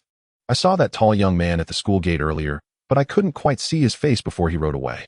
Noticing her daughter momentarily at a loss for words, her mother continued, you entered the school gate, and I called for you, but you didn't tee here. Turning back with every step, Zhu Lin's cheeks flushed as she pouted in displeasure. You children these days, keeping your relationships from your parents. Quickly tell Mama about him. What is his name? How old is he? What does he do for a living? What does his family do? Where does he live? The series of 5 questions left Zhu Lin momentarily speechless. Observing the eager expressions on her parents' faces, she pondered for a moment and replied, Dad, Mom, I haven't had the chance to tell you yet. We actually haven't known each other for long. His name is Ji Yuning, and he is 21 years old. He hails from the capital and just returned to the city last month after serving as a sent-down youth. Currently, he works as a projectionist at the Dahua Cinema. Oh, being a projectionist is quite commendable. They receive treatment akin to that of cadre. After your graduation next year, you will also be considered a cadre. Moreover, the income for projectionists is fairly substantial, her mother interjected. Indeed, it's not insignificant. Their first month's salary is approximately 50 yuan, almost equivalent to my salary after my second year post-graduation. However, he doesn't rely solely on his salary. His monthly earnings from writing are 10 times that amount. Zhu Lin continued, by the way, let me show you the poems he published in a poetry magazine. She retrieved the magazine from her bag, flipped to Ji Yuning's 7 poems, folded it neatly, and handed it to her parents. Her parents were astonished and began to read the magazine. Her father, a professor at the Industrial Institute, and her mother, a doctor at the Huaxiao Academy of Medical Sciences who had previously won a first-class award for scientific advancement, were both impressed. Zhu Lin is currently studying at the Huaxiao Academy of Medical Sciences, and after graduating next year, she is slated to work at the same health research institute as her mother. Her mother, Dr. Fong, hails from a scholarly family in Tongqing, Anhui, and is a descendant of the renowned Fong family of the Tongqing school, embodying an innate literary grace. Oh my Lin Lin. These few poems by young Ji are truly remarkable. They could be cherished for generations. Dr. Fong discerned their exceptional quality at a glance. Well, my daughter has quite the discerning eye, finding such a talented young man. Professor Zhu was equally pleased after reading the poems, and Zhu Lin felt a twinge of pride. By the way, Dad, Ji Yuning's parents also attended Shuimu University. His father was in the Spanish department in 52, later transferring to the water engineering department, and by the 60s, he was a level 4 associate professor. His mother also shares the surname Fong and works at the university hospital. Both of his parents are originally from Mingzhou in Zhejiang province. They were sent down during those years due to their extensive overseas connections, but they were rehabilitated earlier this year. After returning to Beijing, they did not return to Shumu, but are now working in the National Overseas Affairs Department. Oh, I see. His parents were quite well known at Shuimu. I met them both while I was there, although we weren't very close. They both possess a striking demeanor. His father is quite tall, and many people remark that they were the epitome of teachers at Shuimu. Young Ji must also be quite handsome. No wonder my daughter is smitten. Dr. Fong expressed her delight. Well, this certainly means we have a solid understanding of his background, which is splendid. Moreover, this truly exemplifies a match of equal social standing. What do you mean by a match of equal social standing, Mom? That's rather futile. Zhu Lin retorted with a wrinkled nose, dissatisfied. My dear, let me tell you, a person's family environment during childhood is exceedingly important, her mother replied. Only those who emerge from similar familial backgrounds can ensure that they share a common language and lifestyle in the future, thus paving the way for a more harmonious union. When you become a mother, dear Lin Lin, you will understand. Now, consider finding a suitable time to invite Xiao Ji over for a meal, so that you may meet. Chapter 17. This is incredibly sweet. In the evening, Zhu Lin returned to her room, unable to resist the temptation of retrieving that poetry magazine. As she turned to the title page and beheld the 4 handwritten poems by Ji Yuning, her heart began to race once more, particularly at the sight of the third. Fortunately, her parents had not discovered the title page earlier. Zhu Lin felt an overwhelming sense of beauty and happiness today, truly an unforgettable occasion. After leaving the Industrial Institute, Ji Yuning rode his bicycle, feeling as if he were soaring through the clouds. The journey from Weigong village to Beixian Bridge spanned just over 10 kilometers. Yet he felt not the slightest hint of fatigue, his mind brimming with excitement. As he pedaled, he mused to himself, today not only did I savor imported candy, but I also experienced true sweetness. What a remarkable bounty. Upon arriving home, his face radiated an excitement that aroused his mother's curiosity. Even Dr. Fong, his family physician, began to act like Sherlock Holmes. In his room, Ji Yuning meticulously rewrote the 4 poems he had composed for Alan. Just as he tucked the manuscript away, he heard a knock at the door. Turning around, he found his mother entering with a bowl of scooped watermelon flesh. Their family typically enjoyed watermelon not in slices, but rather scooped into a bowl using a small spoon. This particular watermelon was of the Haibangjian variety, unique to Beijing, with its yellow flesh and black seeds, both sweet and fragrant. Ji Yuning recalled that this variety was no longer available in the future, nor did the watermelons of later days possess such a distinct aroma. Ning Ning, are you perhaps dating someone? His mother's sudden question caught Ji Yuning off guard as he indulged in his watermelon. He looked up to see her gazing at him with a knowing smile.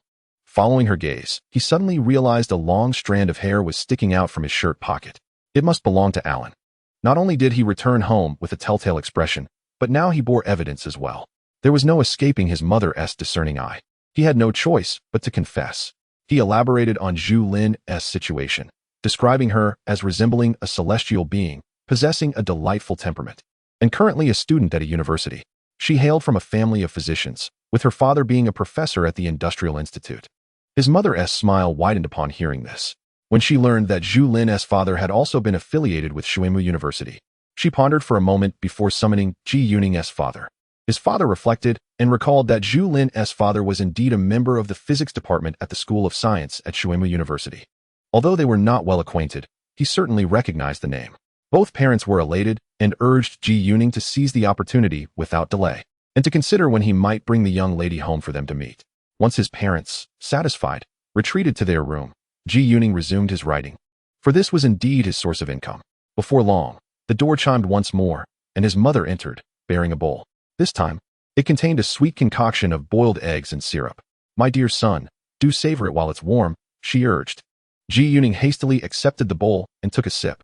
"Mother, how much sugar have you added? This is excessively sweet. Hurry and eat." "Your father has yet to have any," she replied. Today, Ji Yuning had truly indulged in sweetness. He had just consumed Alan's imported candies in the afternoon, and during dinner, he devoured a generous portion of sweet, sticky dessert. Upon returning home that evening, he was met again with watermelon and more boiled eggs and syrup. Not only was his heart sweetened, primarily due to the imported candies, but his stomach was also laden with a mountain of sugary treats. Nonetheless, he reflected that his stomach had enjoyed the feast, while his lower self was in discomfort. In that idyllic two-person space in the afternoon, his companion had endured a couple of hours of awkwardness, leaving him quite distressed. This truly was a bitter experience. On August 22nd, a Monday, he returned to the morning shift. During the lunch break, Zhao Jiangwo, a colleague, stealthily approached him. "Ji Yuning. Hey, Ji Yuning. There's a lady at the door looking for you." "Oh, she is extraordinarily beautiful. I have never seen a woman so lovely." Ji Yuning immediately understood. It must be Zhu Lin. He hurried outside and found Zhu Lin, radiant in her white dress, beaming at him. Ignoring Zhao Jiangwo's lingering presence, he quickly took Zhu Lin's hand and led her to a nearby cold food shop. They each ordered a bottle of yogurt, which came in white porcelain bottles sealed with a layer of paper and secured by a rubber band. As Zhu Lin sipped her yogurt through a straw, her eyes sparkled with mirth. "Alan, what's the matter?" she asked. "Last night, I told my parents about us." "Oh, how did you present it?" "I spoke highly of you, praising you. My parents want to invite you over for dinner to meet you." "Oh, when?" Ji Yuning was taken aback by how quickly this day had arrived. This was the moment of meeting the in-laws, and he felt a twinge of nervousness. "How about this Sunday, since you're off? Is noon all right?" "That sounds good," he replied. "By the way, Alan, I also mentioned you to my parents last night. They would love for you to come over for dinner as well." "Well then, how about you come to my house this Sunday, and I'll visit yours next Sunday." They finalized their plans and discussed the gifts to bring. The prospect of meeting the parents filled them with both anxiety and excitement. In this day and age, if parents approved, the matter was essentially settled. Just as Zhu Lin departed and Ji Yuning returned to the screening room, he was summoned to the office to take a call from the editorial department of the People's Literature magazine. Upon picking up the phone, he recognized the voice of Su Yi, the head of the novel group. "Ji Yuning, the society has decided to adopt your 2 novels. However, modifications will be necessary. Therefore, it would be best for you to visit the society in the coming days. Additionally, Editor Zhang wishes to speak with you in person. Please check if you are available tomorrow, preferably in the morning, to come to the editorial department, as Editor Zhang will be there." Ji Yuning immediately agreed and promptly requested leave from Manager He, who was in the office. Unbeknownst to him, after he submitted his works to the People's Literature magazine's editorial department the previous Wednesday, Deputy Editor Lu Jianqing had circulated both pieces among all editors, including the review team. Ultimately, opinions remained divided. Most, including the primary editors of the fiction group, believed the works should be published, yet some, particularly from the review group, felt that the first novel, Scar, leaned towards exposing literature and was thus premature for publication. The matter would ultimately rest with Editor Zhang's judgment. Chapter 18, Modification on Loan. On August 23rd, Tuesday, Ji Yuning arrived early at the People's Literature magazine's editorial department on his bicycle. He first met with Su Yi from the fiction group and then proceeded to enter Editor Zhang's office. Editor Zhang greeted him warmly. At this time, prior to the restoration of the Writers' Association, the People's Literature magazine effectively assumed its role, with Editor Zhang serving as its true overseer. In Ji Yuning's eyes, this gentleman, over 60 years of age, was gentle and dignified, his thinning white hair a testament to time, his speech marked by a strong accent from the province. Reflecting on the works he had penned, such as May Flowers and the Chorus of the Yellow River, a deep sense of respect welled within Ji Yuning. "Xiao Ji, I have read the 18 poems you gave to Li Ji. They are quite impressive." Old Li and I remarked that a new young poet is emerging in the poetry magazine, Editor Zhang commented. before inquiring about Ji Yuning's poetic experiences and his time spent working in the fields. Then, the conversation shifted to the main topic. Both of your novels are quite commendable, possessing a solid foundation for revision, and the themes are well chosen. Your short story Scar addresses not only familial issues but also societal ones, capturing elements of universal significance. If treated with greater incisiveness, it could provoke discussions on educational matters through literature. My advice is to embrace sharp contradictions. Tepid narratives lack impact. Do not fear boldness, yet strive for accuracy. While Scar touches on significant social issues, it does not unfold the narrative with sufficient sharpness, failing to adequately depict the backdrop and causes of the conflict. Your novella The Horse Herd is even more impressive. If Scar primarily conveys the pains inflicted by an era and the distances between people, akin to your poem Distant and Near, then The Horse Herd is imbued with deeper meaning. Its structure and character development exhibit remarkable maturity, bestowing it with a higher literary value. However, The Horse Herd could benefit from refinement, as the portrayal of the main character's psychological state is somewhat excessive. I hope you can expedite the revision of these two novels. It is likely that we will miss the September issue, so let us strive for the October and November editions of People's Literature. Xiao Ji, I have read your poetry and am impressed by your talent. I did not expect your prowess in novel writing to be equally remarkable. Ji Yuning listened attentively, fully comprehending the intent of editor Zhang, which mirrored the sentiments of the People's Literature magazine. The short story Wounds could benefit from a sharper edge, while The Horseman requires conciseness. This feedback was within his expectations. Understood, editor Zhang. I shall revise according to your guidance and the magazine's requirements. However, I must admit that our cinema is exceedingly busy at present. While things were manageable before, since the 20th, with the release of the Yugoslav film Walter Defends Sarajevo, we have had countless additional screenings. I find myself utterly exhausted after work and at home, making it challenging to allocate ample time for revisions. Furthermore, another Yugoslav film is set to debut after the 30th, which I anticipate will intensify our workload. Ah, I see.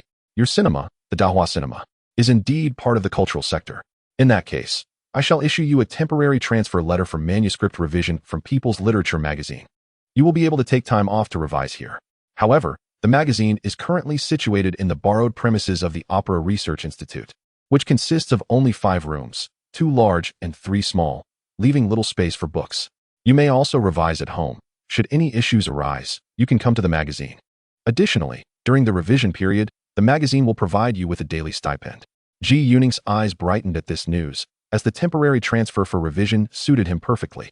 He was, however, hesitant to inquire about the amount of the stipend. Oh, by the way, editor Zhang, I brought a few poems I just penned.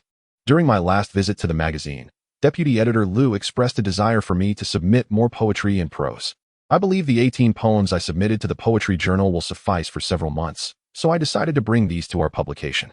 With that, he retrieved the 4 poems he had written the previous day from his bag. Editor Zhang, with a beaming smile, accepted them and began reading. After a while, the elder raised his head, his eyes sparkling with delight. Excellent, truly excellent. These are even more splendid than the 10 or so poems you submitted to the Poetry Journal. All 4 can headline the September issue. The elder then asked Ji Yuning to wait as he rose and exited the room. Shortly thereafter, he returned with a tall man in his 40s. Xiao Ji, this is Zhou Ming, the head of our poetry and prose group. Group leader Zhou warmly greeted Ji Yuning, his Northwest dialect evident. Ji Yuning received the payment slip from Zhou, only to discover it was less than 20 yuan. This was after he had allocated several extra lines to the 4 poems, and People's Literature had settled the payment at the top rate of 7 yuan per line. At that moment, editor Zhang handed him the temporary transfer letter. As he was leaving, Ji Yuning discreetly asked Su Yi, group leader Su, what is the amount of the stipend during this transfer period? Team leader Su smiled faintly. Each day, a stipend of 2 yuan is provided, along with meals at noon. Until the revisions are complete, you need not come to the editorial office daily. Feel free to call if anything arises. Upon reviewing your contact information, I noticed you still have a home phone. Should any matters arise, we will reach out to you via that number. The compensation standard for manuscript revisions greatly pleases Ji Yuning. This stipend surpasses what he earns working at the cinema. At noon, he rode back to Dahua Cinema and directly approached manager He. Ah, Xiao Ji, you're going to revise manuscripts for People's Literature magazine. That's quite prestigious. You'll soon become a renowned author. Recently, your work was published in a poetry journal, and our cinema system in the capital is aware that Dahua has produced a great poet. Remarkable. Once you become a distinguished literary figure, it will bring honor to all of us at Dahua Cinema. Manager He, holding the transfer letter, was beaming with excitement. However, manager I am to revise 2 short stories. Previously, I noticed that they took a month to revise just 1 novella at People's Literature magazine. Will we have sufficient manpower? I've seen that the screenings of Yugoslavian films have been quite busy lately. Do not worry, Xiaoji. Focus solely on your revisions.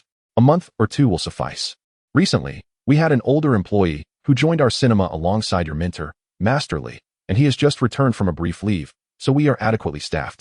Ji Yuning left manager He's office, elated, only to be met by Zhao Zhengwo, who rushed toward him. Ji Yuning. Hey, Ji Yuning. There are several people looking for you at the entrance. Upon stepping outside, Ji Yuning saw 3 individuals waiting, 1 man and 2 women. He recognized the man as Editor Wang, the chief editor from People's Music magazine. Hello, Ji Yuning. It's good to see you again. I came here today for a specific purpose. Allow me to introduce you to Team Leader Ma from the Arts Department of Huaxiao Broadcasting Station, and Editor Hu from the Broadcasting Department. As Editor Wang made the introductions, Ji Yuning greeted the 2 women with a smile and a nod. Team Leader Ma, a woman in her 40s, exuded a spirited demeanor and was very warm. Editor Hu, in her 30s, was quiet and always wore a smile. They wished to record your 2 songs, and I was entrusted to find you. Ji Yuning, thrilled at this opportunity, ushered the 3 into a nearby snack shop. The 4 of them ordered a bottle of Bei Binjiang soda each. Actually, I was present at the poetry recital in mid-August, Ji Yuning said. Your 2 songs were particularly beautiful. I reported back to our leaders at the station. They believe that your song Yellow Earth High Slope splendidly showcases the spirit of the laborers along the banks of the Yellow River in northwest China. The station plans to record it and broadcast it during our cultural programs.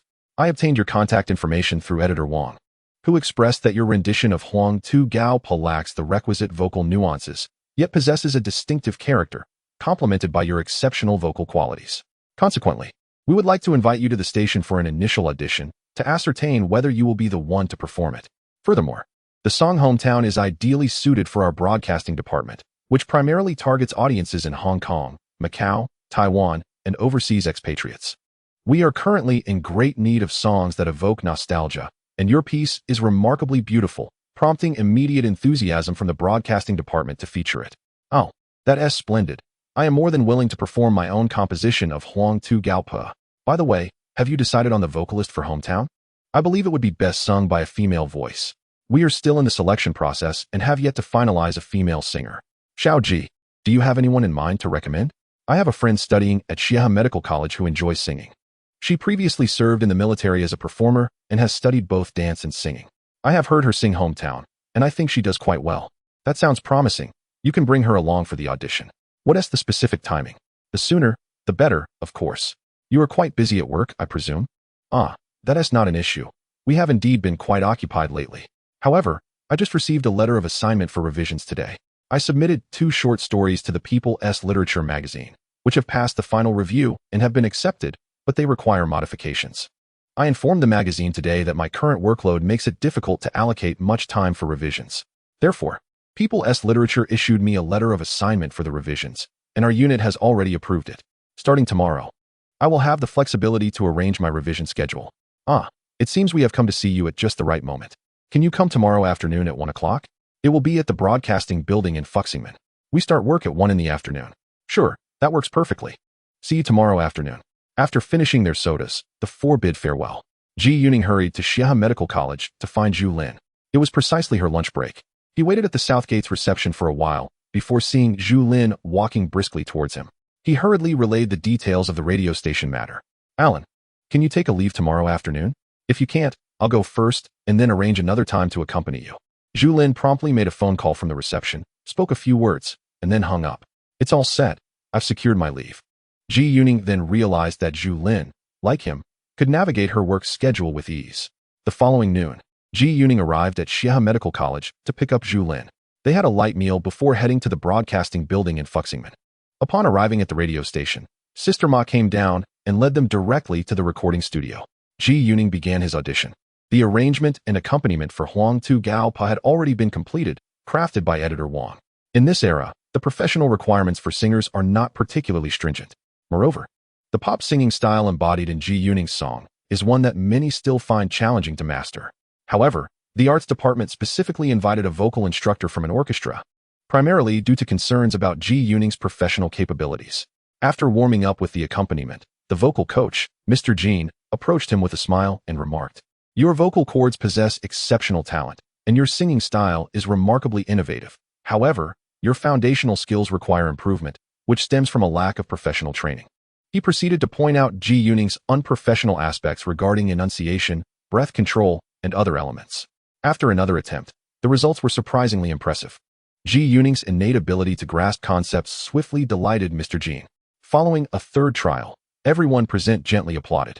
Ji Yuning was elated, not anticipating that his journey through time would greatly enhance his singing abilities. In the 1970s and 1980s, mainland China lacked copyright laws, resulting in songwriters earning significantly less than performers, with fame predominantly resting on the shoulders of singers. Consequently, he resolved to write and perform his own songs in the future. When it was Zhu Lin's turn to audition, after several attempts, the production team expressed dissatisfaction. In Mr. Jin's words, Comrade Zhu's vocal talent is rather ordinary. Although she has undergone some professional training, she still falls short for this song. Furthermore, her vocal characteristics did not align well with the song. The arts department decided to seek another professional mezzo-soprano for the piece. Observing Zhu Lin's disappointment, Ji Yuning hurried to console her, promising to write a song specifically for her to sing. Ji Yuning felt a bit disheartened that a song intended for radio broadcast would be performed by someone else. Realizing he would need to wait some time for his official recording, he suddenly recalled a song from his previous life, The Home of the Moon. He quickly approached Sister Ma and said, "Sister Ma, I just improvised a song on my bicycle ride here, also centered around homesickness.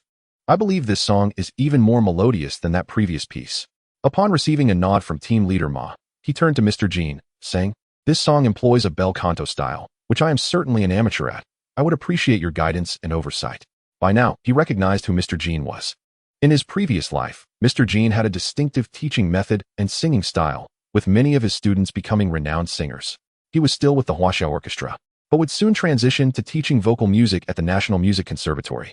Ji Yuning began to sing, his technique reminiscent of the famed Zhu Jiwen, imbued with a profound sense of nostalgia, an essence that cannot be cultivated by mere practice, naturally possessed by someone like Ji Yuning, who had traversed time. The moon in the sky, the moon in the water. The moon in the sky reflects in the water. The moon in the water gazes back at the sky. Bowing to look into the water, lifting my gaze towards the heavens. Gazing at the moon, longing for home. One resides in the water, the other in the sky. Chapter 20. The hometown of the moon. As he completed his song, the eyes of all present sparkled with delight. In a previous life, the poem The Hometown of the Moon was crafted by the Chinese-American poet Peng Bongjin on Christmas Eve in 1977. Subsequently, in the first half of 1980, a composer from the capital of the mainland set it to music. He preemptively seized this poem over 4 months in advance, directly composing a melody for it. He believed that if this song were broadcasted by the China National Radio to the global Chinese diaspora, its influence would swiftly permeate the Chinese community in North America. Thus, he would not pen this poem again in this lifetime. This poem is characterized by its authentic beauty, profound emotions, and clear, conversational language, all woven together in harmonious and melodious rhythm. The moonlight reflects upon the water, bright and crystalline, embodying the realms of painting, poetry, and dreams. Yet one moon is tangible, while the other remains an illusion. These two moons illuminate one another. The deeper significance lies in the fusion of the moon with one's hometown, an inseparable bond, where the moon serves as a metaphor for the homeland. One hometown exists within the water, while the other resides in the heavens. This is a song that is also a poem, a composition that invites contemplation and resonates with emotion, creating an atmosphere that captivates the listener and draws them deeper into its beauty. Thus, in a previous existence, this poem became the hallmark of the poet Peng Bongjin. This song is truly a rare gem. The poetry is exquisite, and the melody even more so. The entire piece features a structural arrangement of 4 lyrical segments that evolve through 3 repetitions. The musical tonality employs the elegant 7-tone feather scale, alternating with the clear 7-tone feather scale, imbuing the piece with a rich, classical national style. Its gentle hues and profound, beautiful melodies deepened the listener's sense of nostalgia. Xiao Ji sang splendidly, his voice filled with a sense of time's passage and imbued with deep emotion. This is a challenging performance to execute. Teacher Jean, unable to contain his admiration, remarked, "I believe this song would serve as a more fitting primary piece for the broadcasting department than that song about hometown." "Xiao Ji, you have surprised us once again today. Thank you immensely," exclaimed team leader Ma, his face aglow with joy. Following this, Ji Yuning, under the admiring gaze of all, transcribed the lyrics of the song, knowing that the arrangement would require the expertise of a specialized musician. Once the arrangement was complete, they would invite Zhu Lin for the song's recording. At 4 p.m., the official recording commenced on the Lus Plateau. Under the guidance of the recording instructor, Zhu Lin completed the recording in about an hour with relative ease. Upon exiting the studio, Zhu Lin promptly expressed his gratitude to the teachers, turning to Teacher Jean. He said, "Teacher Jean, I wish to become your disciple and learn some vocal techniques from you, and I would appreciate your guidance on a few of my queries." "Of course, that would be no problem. Xiao Ji, with your talents, it would be a shame not to sing. If I am not engaged with performance duties, I generally remain with the orchestra. If you have time, feel free to come by. Just give me a call beforehand." At this moment, Teacher Jean had yet to begin teaching traditional music, yet his northeastern character was remarkably straightforward, readily agreeing to the request. As he was about to leave, Zhu Lin collected several remuneration slips and manuscript notification forms from the literary department. Some of the poems he had published in the Poetry Journal had already been utilized by the radio station. Additionally, today's recording session would also yield remuneration. While the amount was modest, it nonetheless brought him a sense of joy. His visit had not been in vain. Upon exiting the broadcasting building, Zhu Lin suggested to Zhu Lin, "Shall we dine at Hongbin Building today? I find myself yearning for their sautéed mushrooms with steamed duck. It's conveniently on our way." I had intended to invite Teacher Jean to join us, but I reckon that since we've only just met, she might decline. We can extend the invitation another time. Indeed, even if you were to invite them today, they might feel reluctant to join, given that salaries these days are only a few dozen yuan. "That amount barely sustains a family," Zhu Lin replied. "Only you seem to treat a few yuan with such nonchalance." True, my dear wife, you speak wisely. I shall earnestly heed your counsel and strive for improvement," Zhu Lin responded with a playful tone. Zhu Lin shot him a glance, then smiled, her spirits lifted. Hongbin Building was situated just east of the Shidan intersection, and the pair cycled along Chang'an Avenue until they arrived at the entrance. Observing the bustling interior, they found the restaurant quite crowded. After locating a table, they sat down to order. The waitress approached with an impassive expression. "We would like the sautéed mushrooms with steamed duck," Zhu Lin stated. "Yes, that dish will suffice, along with 2 bowls of rice," Zhu Lin interjected swiftly. "The preparation time for that dish can be lengthy, at least an hour and a half." The waitress replied curtly. "Very well. Please serve the duck and rice together when ready. Also, could we trouble you for 2 cups of hot water?" "Thank you." The waitress's demeanor softened slightly, and she let out a huff. Shortly thereafter, she brought them 2 cups of hot water.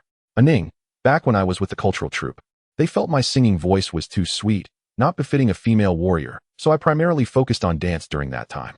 Indeed, your voice possesses a hint of sweetness, which is a distinctive quality of yours. Currently, most songs tend to adopt a more rigid style. However, I anticipate that this will change in due course, with the arrival of spring. In fact, aside from bel canto and folk singing, there exists a popular singing style abroad, which can be tailored to suit the individual characteristics of the singer. In the future, you may design your own singing style based on your vocal traits and innate talents. I will compose songs suitable for your voice, allowing you to perform them. Honestly, Lin, I believe you should gradually explore the arts, such as singing and acting in films. You possess excellent attributes, particularly your appearance, which would surely land you leading roles. Truth be told, I have no desire to pursue medicine. I am not fond of being a doctor. The curriculum we have followed these past 2 years has primarily involved nursing and some laboratory work, limiting our clinical exposure. This path was largely dictated by my mother's wishes. Apart from my father, the rest of my family are doctors, and my grandparents are esteemed physicians. I suspect that upon graduation next year, I will be assigned to work at the Health Research Institute, alongside my mother. There's no need to rush. We can discuss it further when the opportunity arises. In the future, I may even write a screenplay for you to perform. As the clock approached 6:30, the fragrant dish of steamed duck with mushrooms was finally brought to our table. When the waiter lifted the layer of parchment, an enticing aroma wafted throughout the establishment. How delightful. Oh my, such a large duck. And Ning, we might not be able to finish it. No worries if we can't finish it. We can have it packed to take home. Let's quickly enjoy the soup while it's hot.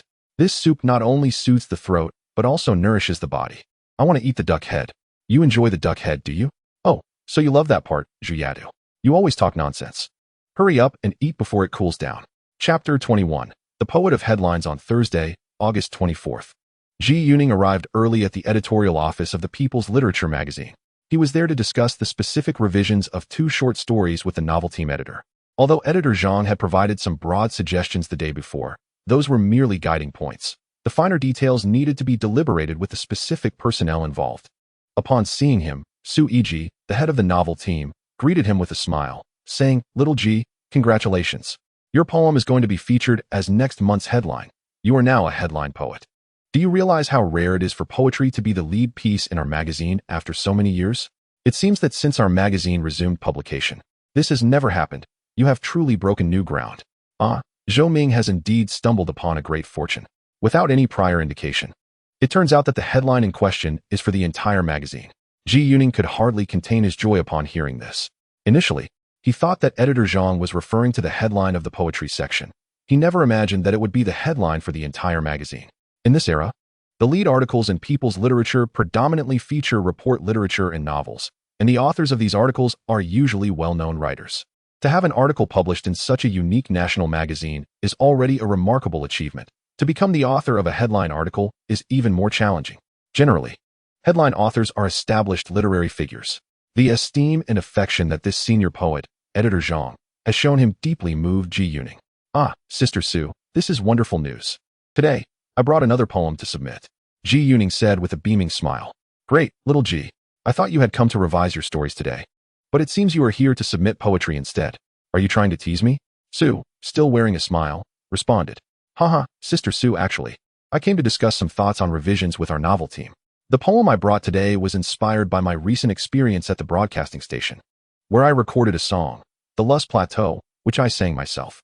After recording, the broadcasting department expressed a desire for a song akin to the original Homeward song, but preferably something singable. So, I composed this poem on the spot. Please take a look. Sui received the poetry manuscript, perused it, and nodded approvingly, remarking, "This is truly splendid. You, my friend, have composed one remarkable poem after another. This piece is worthy of the headlines." At that moment, Zhou Ming, the leader of the poetry group, entered the room. The door to the novel group's office was perpetually ajar, allowing him to overhear Ji Yuning's words. Upon seeing the poem, Zhou applauded enthusiastically. After all, this poem could very well grace the forefront of the esteemed collection by the renowned poet Peng Bangyan. Subsequently, the poem began to circulate among the editors at the magazine, garnering widespread admiration. After a flurry of activity, Ji Yuning completed his work on the poem and shifted his focus to discussing revisions for his novel with the editors. As this was the primary task at hand, in truth, the revisions necessary for the novel were minimal. The critique suggested that certain elements lacked the requisite sharpness, specifically, the need to directly and incisively identify the perpetrators behind the tragedies of the era reflected in the narrative. Such modifications were relatively straightforward, with some sections requiring merely the addition of a few words. However, the revisions for the novel The Horse Herder were more intricate, as Ji Yuning had incorporated an abundance of new material, including elements of stream of consciousness that were still difficult to accept in this era. The novel group proposed numerous deletions. Yet, as the author, Ji Yuning was reluctant to alter many sections, demonstrating a sense of attachment akin to cherishing a beloved broom. He sensed that continuous communication with the magazine would be essential. He was determined to avoid a repeat of the previous experience, where a 50,000 word novella was reduced to under 20,000 words, transforming it from a mid-length novel into a short story. Revising a manuscript is indeed not a task to be undertaken lightly, which explains why some submissions require 1 to 2 months for revisions. At noon, he enjoyed a complimentary lunch at the magazine, a modest indulgence he was keen to partake in. After the meal, he rode his bicycle directly to the Central Orchestra in Hepingli, having previously arranged a meeting with Teacher Jean. Currently, Teacher Jean served as a soprano in the Central Orchestra, holding the position of principal soprano. He still relied on internal borrowing privileges from the Overseas Chinese Association to gain access to the orchestra's premises. A rare privilege in these times, as not everyone with a work ID possessed such internal borrowing rights. He made his way directly to the dormitory where Teacher Jean resided. Upon his arrival, Teacher Jean greeted him with great warmth. Ji Yuning, not arriving empty-handed, brought 2 bags of fine tea and a bag of oranges purchased along the way. Reminiscent of ancient offerings or tokens of appreciation, an expression of his goodwill, even though Teacher Jean did not place much importance on such gestures. In the afternoon, the two spent time at Teacher Jin's home, one instructing and the other learning. It was quite normal to sing or play music in the dormitory of the orchestra, with no particular formality attached. Teacher Jean had studied vocal performance at university, specializing in bel canto, and upon graduation, he had been assigned to the central orchestra. However, during those years, he was also assigned to a model troupe, where he learned to sing Peking opera, training his voice daily. Thus, he possessed not only a background in bel canto, but also proficiency in folk singing and traditional opera.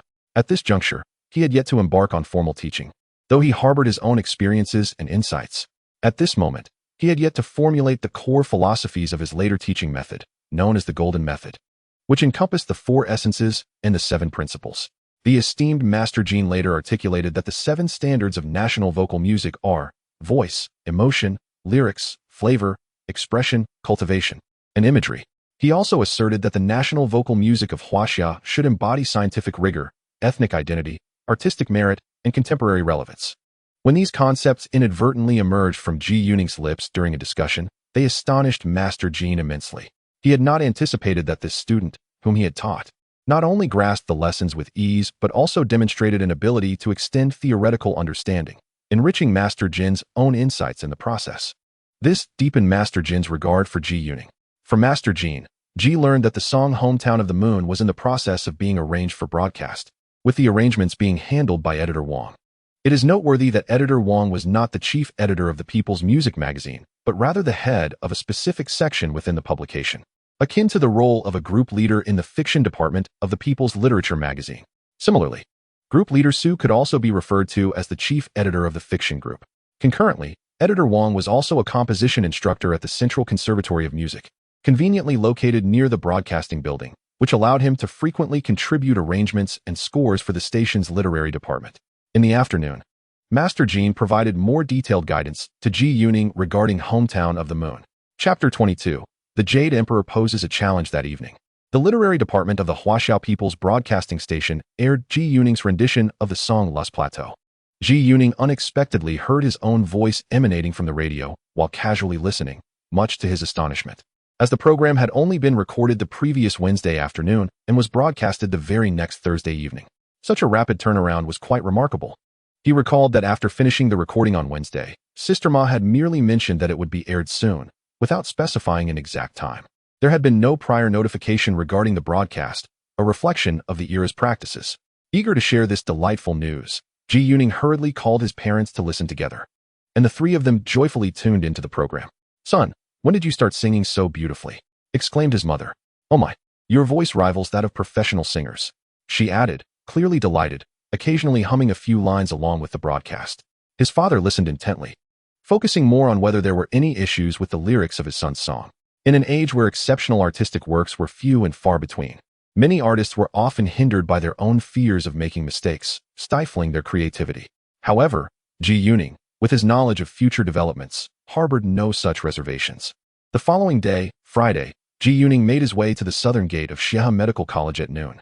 The elderly custodian had grown quite familiar with him, often teasing him about having picked the most beautiful flower from the college while he was there every day.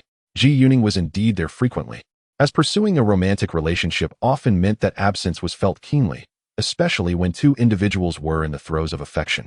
Zhu Lin emerged with a radiant smile, eager to share delightful news with Ji Yuning. She had no classes this afternoon and could enjoy a half-day of rest. They had a whole afternoon ahead of them. Moreover, Zhu Lin was already aware that the song Ji Yuning recorded the previous night had been broadcasted on the radio, prompting her to stay up late to catch the program. As they discussed where to dine, Zhu Lin expressed her craving for the large meat buns from Wufeng's High, located at the north gate of Dongfeng Market, in addition to the creamy fried cakes from a nearby eatery. This suggestion instantly awakened Ji Yuning's youthful appetite from years past. Excitedly, they rode their bicycles to the north gate of Dongfeng Market. Their first stop was Wufeng's High, where they purchased 6 steaming large meat buns. With buns in hand, they proceeded to the adjacent snack shop, ordering 2 plates of creamy fried cakes and 2 bowls of lotus seed and red bean porridge. This snack shop, formerly known as Feng Gong, now appeared to lack a sign, but it was likely to be reinstated in the coming years. They began with the meat buns. Upon biting into one, they were greeted with a burst of savory juices and a whole meatball nestled within, exuding an enticing aroma. In my childhood visits to Dongfeng Market, I would often indulge in 2 meat buns from Wufeng's High to satisfy my cravings. I recall they were merely 5 cents each back then. Of the 6 buns, Lin consumed 2 but could eat no more, leaving the remaining 4 for Ji Yuning. After relishing the buns, they moved on to the creamy fried cakes. Freshly prepared and roughly the size of ping-pong balls, generously dusted with white sugar. The golden, crispy exterior enveloped a soft, creamy interior reminiscent of mayonnaise, wafting a delightful sweetness. Each plate contained 3 cakes, and they both savored a plate while they were still warm, leaving them quite satisfied. Alin, did you know? Whenever I visited the Jixiang Theater as a child, I insisted on having a plate of creamy fried cakes before entering, Ji Yuning reminisced. Back then, Fengxing Gong was quite lively. As soon as the theater opened, they would fry batch after batch of these cakes. Many patrons would enjoy a plate before watching a show. Alas, it's a pity that the Jixiang Theater has yet to revive traditional performances, now only showcasing modern plays, which are rather uninspiring. Ning.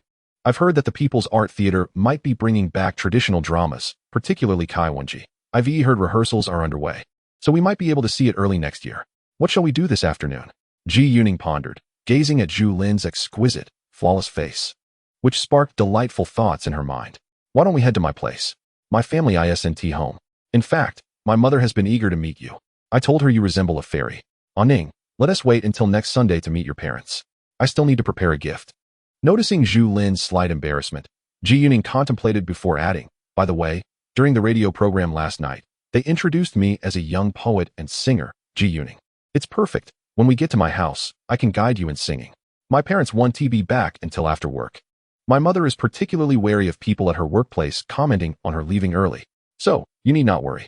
I assure you, we want to encounter her. Under the sweet persuasion of Ji Yuning, Zhu Lin smiled, tilting her head in contemplation before acquiescing. She was also somewhat curious to glimpse the room where Ji Yuning resided. The two of them rode their bicycles along Ji Yuning's usual route home, arriving swiftly. Indeed, the house was empty. Your home is quite similar in size to mine, Zhu Lin remarked. Oh, this refrigerator is identical to the one I have, she observed. Your room is rather spacious and surprisingly tidy. You possess quite an impressive collection of books. Zhu Lin's curiosity led her to explore the surroundings. How does this young singer guide me? She mused. Well, this student demonstrates a commendable attitude. A reward is in order. Ji Yuning leaned in, indulging in Zhu Lin's imported candy. This candy has a delightful cream-filled pastry flavor, sweet and fragrant. Taken by surprise, Zhu Lin widened her eyes. Their candy-eating session lasted nearly as long as the last, parting only when they found themselves slightly breathless. Once again, I've fallen for this rascal's tricks, Zhu Lin thought, her cheeks flushed with irritation. How foolish of me.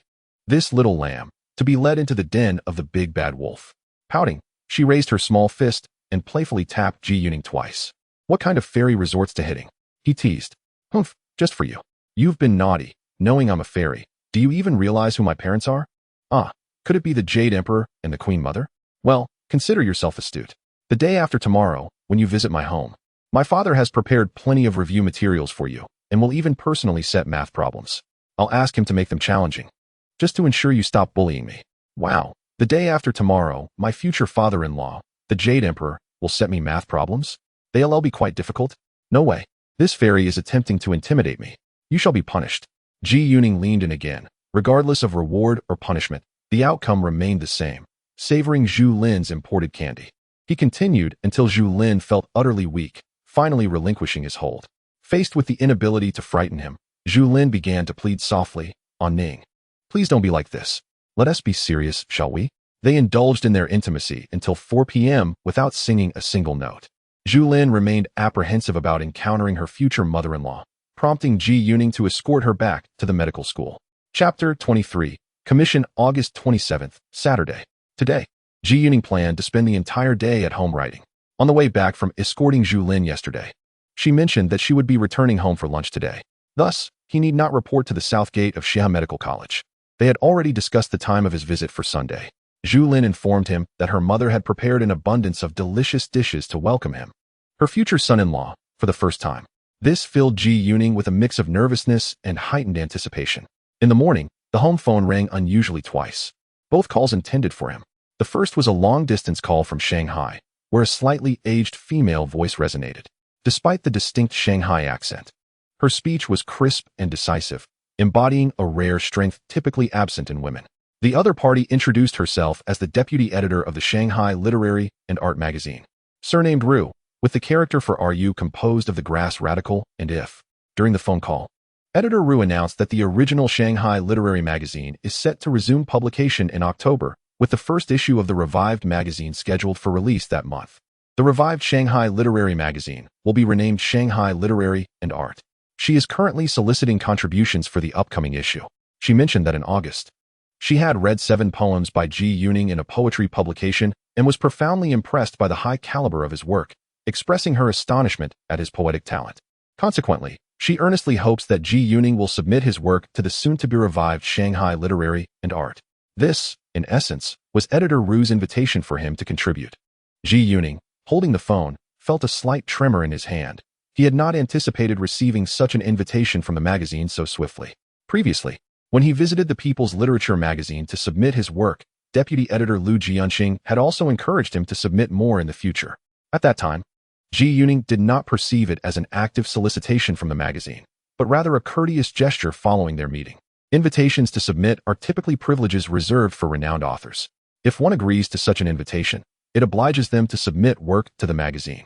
He recalled the renowned writer Yu Hua, who, after many years of writing short stories, received solicitation letters from several magazines one day. He laid those letters before his father, who inquired about their significance. Yu Hua replied that it signified his son had truly gained recognition as a writer. Ji Yuning promptly assured editor Ru over the phone that he would submit to Shanghai Literary and Art, adding that he was also concurrently writing novels, with 2 of his works pending final review at People's Literature. Thus he wished to submit a novel to Shanghai Literary and Art as well. This revelation delighted editor Ru even more. During their conversation, Ji Yuning communicated in the local dialect, mentioning that he had previously worked in Su province, which enabled him to speak some dialects from that region. After hanging up the phone, Ji Yuning's heart still raced with excitement. He now recognized who editor Ru was, the esteemed author of Lily. She is indeed a well-known female writer. From his past life, he was aware of the magazine's esteemed position in the literary world. The predecessor of Shanghai Literary and Art was Shanghai Literature, which was founded in 1953. From January 1953 to September 1959, it was titled Literary Monthly. From October 1959 to December 1963, it was renamed Shanghai Literature. From January 1964 to May 1966, it merged with Harvest magazine, taking on the name Harvest. Subsequently, Shanghai Literary and Art became affectionately known as Little Harvest. Thus, Harvest and Shanghai Literature shared deep-rooted connections. In October 1977, Shanghai Literature was the first among the city's established literary publications to resume publication post-Cultural Revolution, with the same venerable editor at the helm. At that time, the lingering impacts of the preceding decade had not yet dissipated, and the editorial team believed that retaining the old title posed risks. After much deliberation, they decided to name the magazine Shanghai Literary and Art. The preface of its revival issue proclaimed, encouraging the free development of diverse forms and styles in art, and advocating the free debate of differing artistic viewpoints. We first request the author to create works that reflect the greatness of our era. Hence, the tolerance of Shanghai Literature and Art towards literary creations remains quite high. Ji Yuning recalls that in January 1979, Shanghai Literature and Art reverted to its original name, Shanghai Literature, and has retained that name ever since, even during Ji Yuning's journey through time.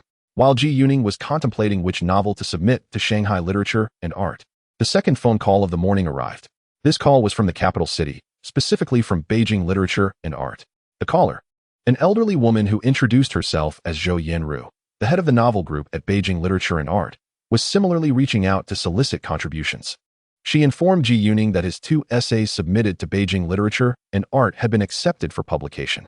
These essays primarily depicted Ji Yuning's life during his time as a sent-down youth, and she found them to be exceptionally distinctive and outstanding. She expressed her hope that Ji Yuning would continue to submit works to Beijing Literature and Art. Additionally, she proposed the idea of a special issue dedicated to the lives of sent-down youth, hoping Ji Yuning could contribute further essays or stories on this theme. Thus, she suggested that Ji Yuning visit the editorial office for a face-to-face discussion. After contemplating this, Ji Yuning readily agreed, arranging to visit in the afternoon. In his view, among the literary publications of the capital, Beijing Literature and Art stood second only to People's Literature, akin to the relationship between Shanghai Literature and Art and Harvest. Furthermore, it seemed that the status of Beijing Literature and Art was even higher than that of Shanghai Literature and Art, given its location in the capital. After having lunch at home, he set out on his bicycle. Beijing Literature and Art was located at number 7 West Chang'an Street, behind the Telegraph Building. Within the courtyard of the Beijing Cultural Bureau, Ji Yuning pedaled along Chang'an Street until he reached the Cultural Bureau courtyard. Then, following the directions provided by Zhou Yanru, he found a solitary little building on the eastern side of the courtyard, which appeared to be quite dated and was rumored to have once housed the Japanese military's broadcasting station in Beiping during the 1940s. Upon entering the small building, he felt an immediate sense of confinement, and the lighting inside was rather dim and gloomy. After navigating several twists and turns, he finally located the editorial office of Beijing Literature and Art. The first staff member he encountered was a tall young woman in her 20s, possibly a few years older than him. She introduced herself as Zhang Denning, the editor responsible for Ji Yuning's 2 articles. Naturally aware of Ji Yuning's arrival, she warmly invited him to sit for a moment, mentioning that Zhou Yanru was currently occupied with another author discussing their submission. After exchanging a few pleasantries, Zhang Denning produced the payment slip for Ji Yuning's 2 articles. Upon examining it, Ji Yuning's expression darkened. The figures on the payment slip appeared to have been altered. The original amount, calculated at 4 yuan per 1,000 characters, had been revised to 5 yuan per 1,000 characters. This payment standard felt rather inadequate, falling short of Ji Yuning's expectations. Chapter 24. A reunion with an old friend. Zhang Denning also noticed Ji Yuning's displeasure. Gradually, the smile on her face faded away. The conversation between the two became sparse, limited to casual exchanges, until Zhou Yanru's guest departed. Zhou Yanru was genuinely delighted by Ji Yuning's arrival and personally brewed tea for him. She inquired about Ji Yuning's past experiences, seemingly well informed about his submissions over the past month. When discussing the magazine's upcoming column on the lives of educated youth, she implied a desire for Ji Yuning to be the principal contributor. She also asked about the novel he mentioned in their morning phone call, one reflecting the traditional urban culture of the capital.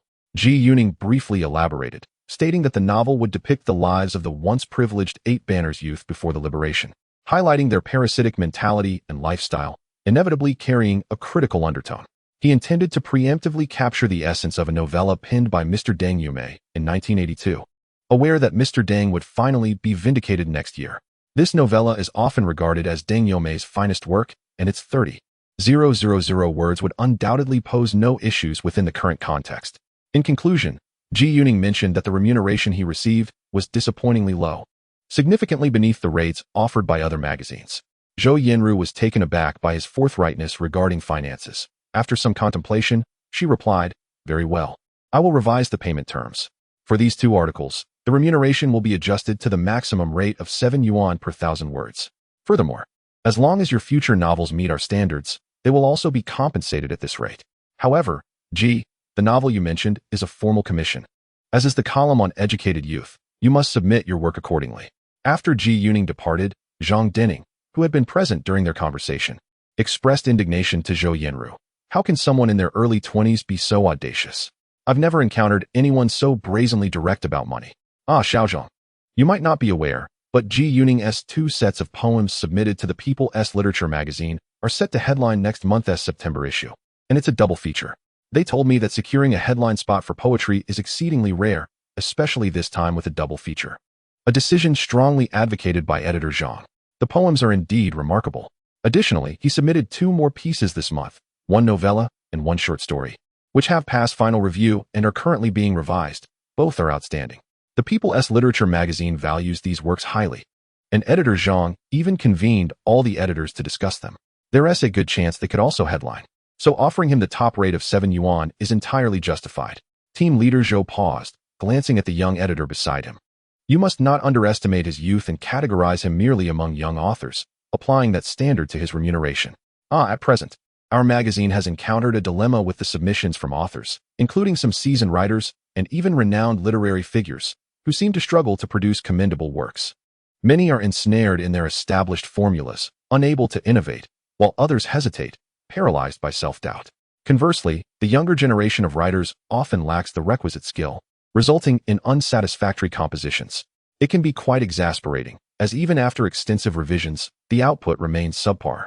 Thus, when we finally encounter a bold, prolific, and talented author, we must ensure to retain him. You are now his editor. Please do not create any discord. When time permits, engage in meaningful dialogue with Ji Yuning to cultivate a positive rapport." Having departed from the capital's literary magazine, Ji Yuning felt a sense of relief. Having earned nearly 150 yuan in manuscript fees today, a modest windfall. Upon reaching the intersection at Shidan, he chose not to continue eastward but instead veered south, making his way to Zuanwoman Inner Street. He intended to stop by the nearby Kairouan for some barbecue. Previously, He had heard from Zhao Jiangwo from the cinema that Kairouan had restored its original prestigious sign. For the past decade, the once renowned establishment had undergone a name change to Mu Ping Barbecue Restaurant. Zhao Jiangwo, despite residing not far from the Dahua Cinema in Beijing Hatong, was known for his penchant for roaming the city's alleys, and he could now be considered a veritable encyclopedia of Beijing. Upon hearing the news about Kairouan from Zhao Jiangwo, Ji Yuning was immediately intrigued.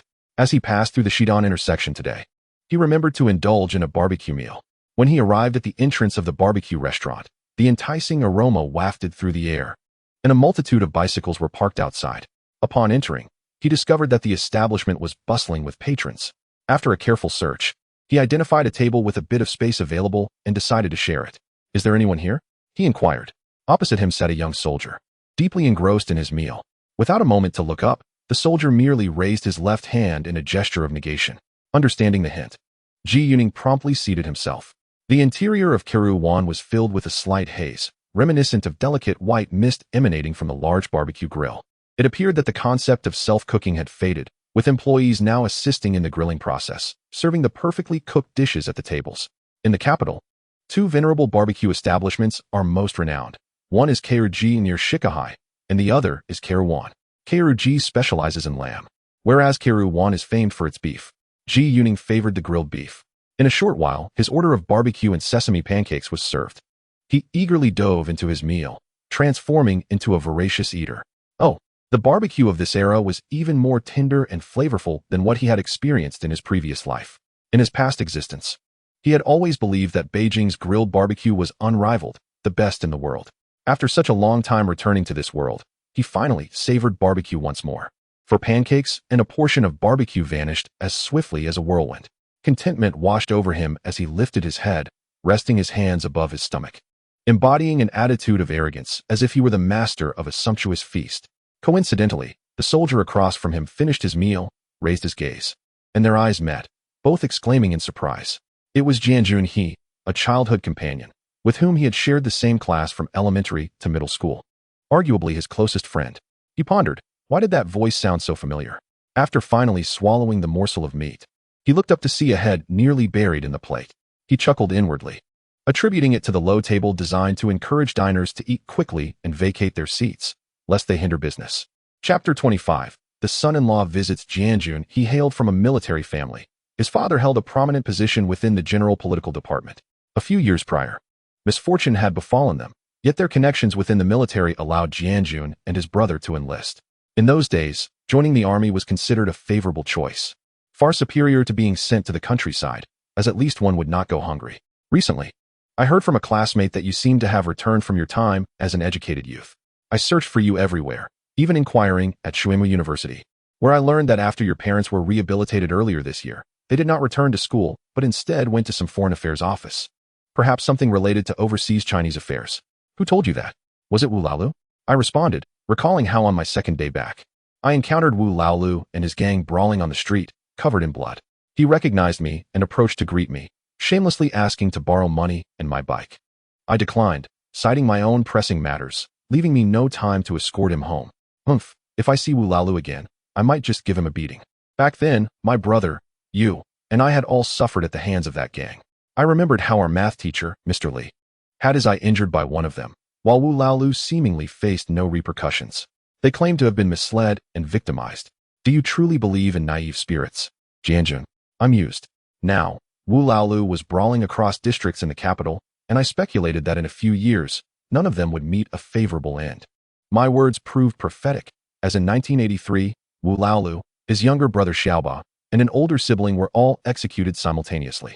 Many gathered in Haidian to celebrate outside their home, setting off firecrackers in jubilation. Over at Shuimu, wasn't there a multitude of people who now seemed unaffected? My parents had no intention of returning to Shuimu. At the Foreign Affairs Office, my father ceased teaching and took up an administrative position, even securing a level 8 administrative title, which was a slight elevation in status. Our family now resided in a dormitory across from the former Overseas Chinese Federation on Baixinkyo, Santiao. I shall provide you with the address and phone number in due course. I returned at the end of July, and just a few days after my arrival, I began working as a projectionist at the Dahua Cinema in August. However, during this period, Jianjun, please refrain from seeking me out. I have been granted a temporary transfer for editing, which exempts me from my regular duties. Some days I visit the magazine office, while others I dedicate to revising my manuscripts at home. In August, I had the privilege of publishing my work in a poetry journal, and I currently have 2 novels accepted by People's literature that are in the process of being refined. Jianjun, I am now earnestly aspiring to become a writer. Speaking with this childhood friend, Ji Yuning expressed himself candidly without any reservations. You're doing well. You'll soon be a great author. My parents often mention you. They wonder what you are up to these days. Oh, by the way, last night, I was listening to the radio. There was a music program featuring a young poet and a young singer. Was that you, Ji Yuning? The station mentioned both youth's talents, and I thought perhaps it was just a coincidence of names. It was evident to Ji Yuning that Jianjun was genuinely pleased for him. How have you been, Jianjun? If I and bumped into you today, I wouldn't have known you were back. I haven't returned. I am still stationed at the Spring City military region. This visit is merely to see family. I hadn't anticipated that indulging in some barbecue would lead me to you. I still remember the 3 of us, along with Zhang Wo, sharing one portion of barbecue and splitting a sesame pancake among us. If Zhang Wo were to return, I'm sure he would come here for the same indulgence. By the way, where is Zhang Wo stationed now? What ranks do you both hold? Zhang Wo is currently at the Rongqing military region. He is part of the engineering corps and has recently been promoted to deputy company level. He is working on a construction site in the mountains of western Sichuan. He visited earlier this year, looking quite gaunt. My mother almost didn't recognize him. As for me, I am involved in propaganda work at the military region, serving as a publicity officer, which is equivalent to a deputy company level. Jianjun, how is your father doing now? He is well. He was reinstated to his former position earlier this year. When will you visit our home? My parents would be delighted. Especially my mother. By the way, our address has changed slightly. We no longer reside in the same building, and our phone number has changed as well. I will write it down for you later. However, the courtyard remains the same, still the one at Huangxi. As the 2 conversed, they found themselves at a standstill, as 3 or 4 people nearby were waiting for seats and were observing them. They exchanged a glance, sharing a wry smile before rising to depart. Pushing their carts, they walked towards the Shidong intersection. Following Jianjun's suggestion, he wished to find a place to drink that evening, but Ji Yuning quickly responded, "Let us postpone it to another day. Today won't work. I must visit my fiancé's family tomorrow morning. This is my first time meeting my future in-laws, and I need to prepare a gift for them tonight." Ji Yuning still felt anxious about rekindling their friendship after so many years apart, concerned that they might indulge too much in drink and conversation later. Wow, are you on the verge of marriage? Where is your fiancé from? My fiancé? She is as beautiful as a fairy, currently studying at Xia Medical College. Her family consists mainly of doctors. Her father is a professor at the industrial college. Although he was once at Shuemo, I shall arrange for you to meet her soon. What about you? How are you faring? Do you have a partner? Jianjun felt a bit embarrassed. He is from the military cultural troop, a local from Yunnan province, and several years younger than me. However, I have yet to inform my parents. And what about your brother? Is he married? My brother tied the knot last year, and his wife is from Sichuan province. Upon reaching the intersection at Shidong, the 2 parted ways. One headed north while the other rode east. On Sunday, August 28th, Ji Yuning dressed to impress, donning his father's new jacket and polished leather shoes that gleamed like mirrors. His shoulder bag contained gifts prepared by his parents for their visit: 2 bottles of Matai, 2 bags of Huangshan Maofeng tea, a box of dried sea cucumbers, and a box of dried scallops, creating a delightful assortment of gifts. He placed the bag in the front basket of his bicycle and secured it to the frame. Upon arriving at the entrance of the industrial college, Zhu Lin was already waiting for him. They entered the school together, attracting the attention of many along the way. Ji Yuning thought to himself that his dear Lin was quite clever. This was a public introduction of her boyfriend. As they stepped into Zhu Lin's home, her parents greeted them with exceptional warmth. At first glance, they were quite pleased with Ji Yuning. In Ji Yuning's eyes, Zhu Lin's father was quite a handsome gentleman, and Zhu Lin bore a striking resemblance to him. Her mother's demeanor was particularly graceful, exuding the poise of a true lady of high standing. It was evident that Zhu Lin's refined qualities were largely inherited from her mother. Chapter 26. The treatment of a cherished guest. Zhu Lin's family resided in a spacious 3-bedroom apartment, and the living room was particularly large. The 4 of them engaged in conversation, predominantly led by Zhu Lin's parents, who posed questions while Ji Yuning responded, with Zhu Lin chiming in from the side. At this moment, Ji Yuning felt at ease. He sensed that the atmosphere in Zhu Lin's home was exceptionally harmonious and warm, reminiscent of his own family. As they conversed, he discerned that beneath Zhu Lin's father's cultured exterior lay a person of great integrity and straightforwardness, while her mother exuded warmth and intellect. Zhu Lin's character was gently nurturing on the inside, yet she also possessed a refreshing and spirited exterior, likely a blend of her parents' influences. Ji Yuning felt a sense of reassurance. In his past life, he had encountered many beautiful women who were flawless in appearance and seemingly delightful in character. However, often their mothers were less than appealing, portly, and fierce. This suggested that, in a few years, the beauty would likely approach her mother's physique. Finding a life partner is indeed a lifelong commitment. Observing Zhu Lin's parents allowed Ji Yuning to glimpse Zhu Lin's future, and in turn, his own. As their conversation progressed, they touched upon this year's college entrance examination. Zhu Lin's father, a university professor, was privy to certain insider information. During a meeting earlier this month, Secretary He from our former Shuimu University remarked that it could no longer be termed a university, but rather should be called Shuimu Middle School, as the students' academic levels were akin to those of middle or even elementary school pupils, rendering teaching impossible. Subsequently, Associate Professor Cha from Wuda proposed that the college entrance examination should prioritize merit-based admissions, discontinuing the recommendation system. The decision was made on-site to reinstate the entrance examination this winter, likely in December. This marks the first college entrance examination in over a decade. The number of students registering is likely astronomical, given that years of students are preparing for this pivotal moment. At this point, Zhu Lin's father paused before continuing, Xiao Ji, I have collected some mathematics review materials for you and devised a few math problems. If you encounter anything unclear, do not hesitate to ask. Your Aunt Fong has also gathered some current affairs information covering significant events from the past decade, which will surely be useful for your political studies. Ji Yuning felt a warm surge of appreciation. He had not anticipated Zhu Lin's mother to be so meticulous, even more so than their family doctor, Dr. Fong. He had no issues with subjects like mathematics, Chinese, history, geography, or English. However, he needed to prepare diligently for politics, as there were many events from that era he was not entirely familiar with.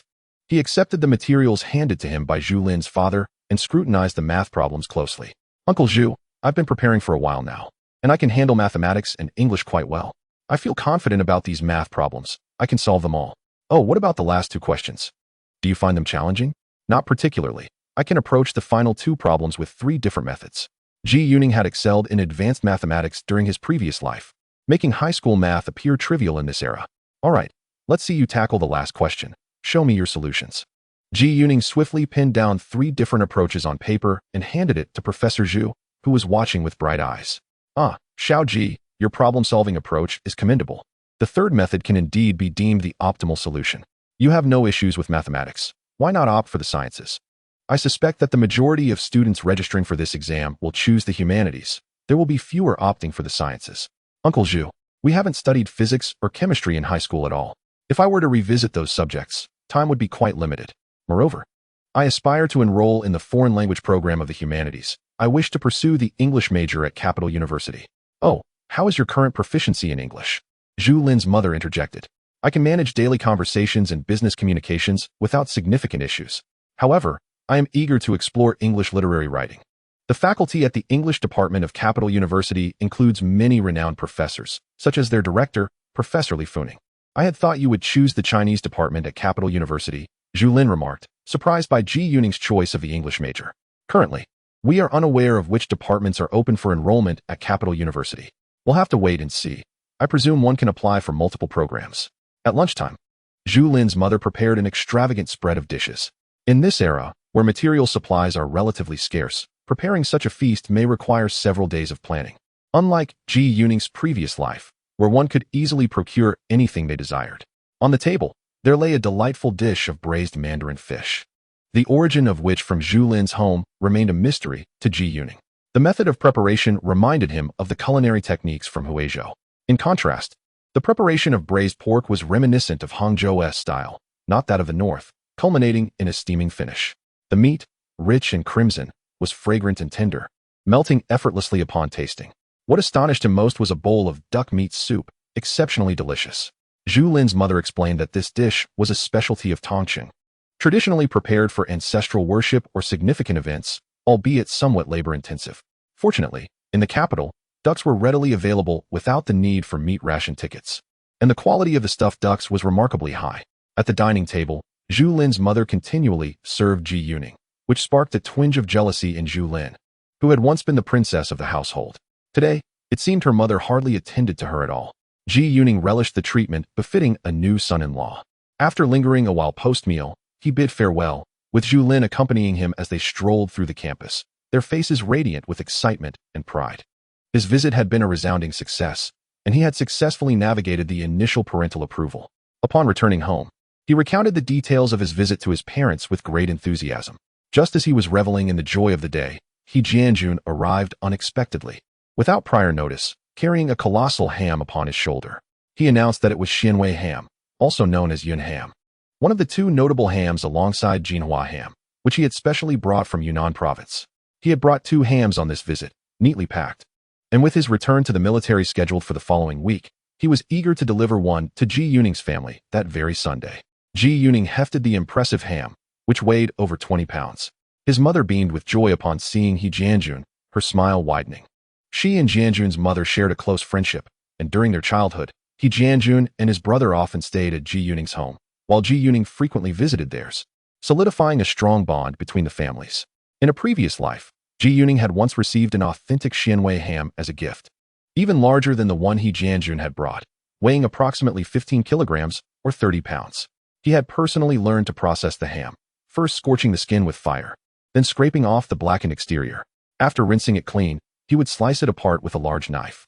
The finest part of the Xianwei ham was the slender end, known as the money leg, which he would braise for 4 hours, extracting the bone and cutting the meat and skin into pieces. The aroma was simply intoxicating. After slicing, he would add honey for steaming, enhancing the flavor to a sublime experience that lingered on the palate. During dinner, He Jianjun enjoyed the privileges of a beloved son, as Ji Yuning's mother served him the best dishes, neglecting to fill Ji Yuning's bowl. Observing this, Ji Yuning felt a pang of envy. After finishing their meal and engaging in conversation for a while, He Jianjun prepared to take his leave. Ji Yuning inquired about his mode of transportation. Learning that He Jianjun had driven a Jeep 212, he expressed his desire to accompany him to visit He Jianjun's parents, feeling it would be inappropriate not to, especially since Jianjun had made the effort to see his own. Ji Yuning's mother had also prepared gifts, including 4 bottles of Wudiangjiang liquor and some tea. Jianjun, I assume you haven't tasted this Wudiangjiang yet. Allow me to share that among the 8 renowned liquors, the finest is not Maotai, but rather Yonghe. If I were to rank them, Maotai would merely occupy the 4th position. Following Yonghe, we have Wulianya, and only then comes Maotai. This Wudiangjiang is also from Su province and surpasses Yonghe in quality. In Su province, there's a saying, 3 ditches, 1 river, 1 Wudiangjiang. Look at this bottle. Its flat design makes it convenient to carry. As the two descended the stairs, Ji Yuning noticed the Jeep 212 parked at the foot of the building. It was indeed a fortunate time for parking. One could leave their vehicle virtually anywhere without concern. This vintage Jeep still featured acrylic windows. Where did you acquire this vehicle? Ji Yuning asked. It's borrowed from someone else. My father forbids me from using his car. I initially considered riding my bike today, but the ham was cumbersome to transport, so I borrowed this car instead. Upon entering, Ji Yuning felt as though he were viewing an antique, having never driven such a model in his past life. He had contemplated whether he could secure a position as a driver upon his return, as driving jobs were among the most coveted and lucrative. A competent driver could earn at least 100 to 180 yuan a month, significantly more than his earnings as a cinema projectionist. However, driving in this era required mechanical skills, as vehicles were prone to malfunction, and without the ability to repair them, one could not drive. Despite his extensive experience behind the wheel in his previous life, he lacked the necessary mechanical know-how, leading him to abandon the idea. He Jianjun's home was located within the General Political Department compound, specifically in the Huangxi area. His father had been awarded the rank of Major General in the 1950s and had served as the head of a secondary department under the General Administration. Later, the General Administration was integrated into the General Political Department, where he continued to hold a significant position. Consequently, their family resided in a small courtyard with a standalone building. Upon entering, Ji Yuning immediately spotted He Jianjun's parents and greeted them with enthusiasm, calling them Uncle He and Aunt Qin. The couple was pleasantly surprised to see him, and Ji Yuning reveled in the warmth and affection akin to that of a son, which He Jianjun had just experienced. In response to their inquiries, Ji Yuning recounted in detail his years spent in the countryside and his recent experiences since returning. It was then that he grasped the reason behind the swift processing of his medical retirement and returned to the city by virtually all the leaders from the commune and county. This was due not only to his father's local connections, but also to the pressure exerted by the military's General Political Department. After Uncle He and Aunt Qin had their work reinstated earlier in the year, they promptly elevated their two biological sons in rank and swiftly retrieved their godson from the youth point. Ji Yuning couldn't help but reflect. In this era, even those who were previously selfless and disciplined, after enduring so much, primarily think of their own families.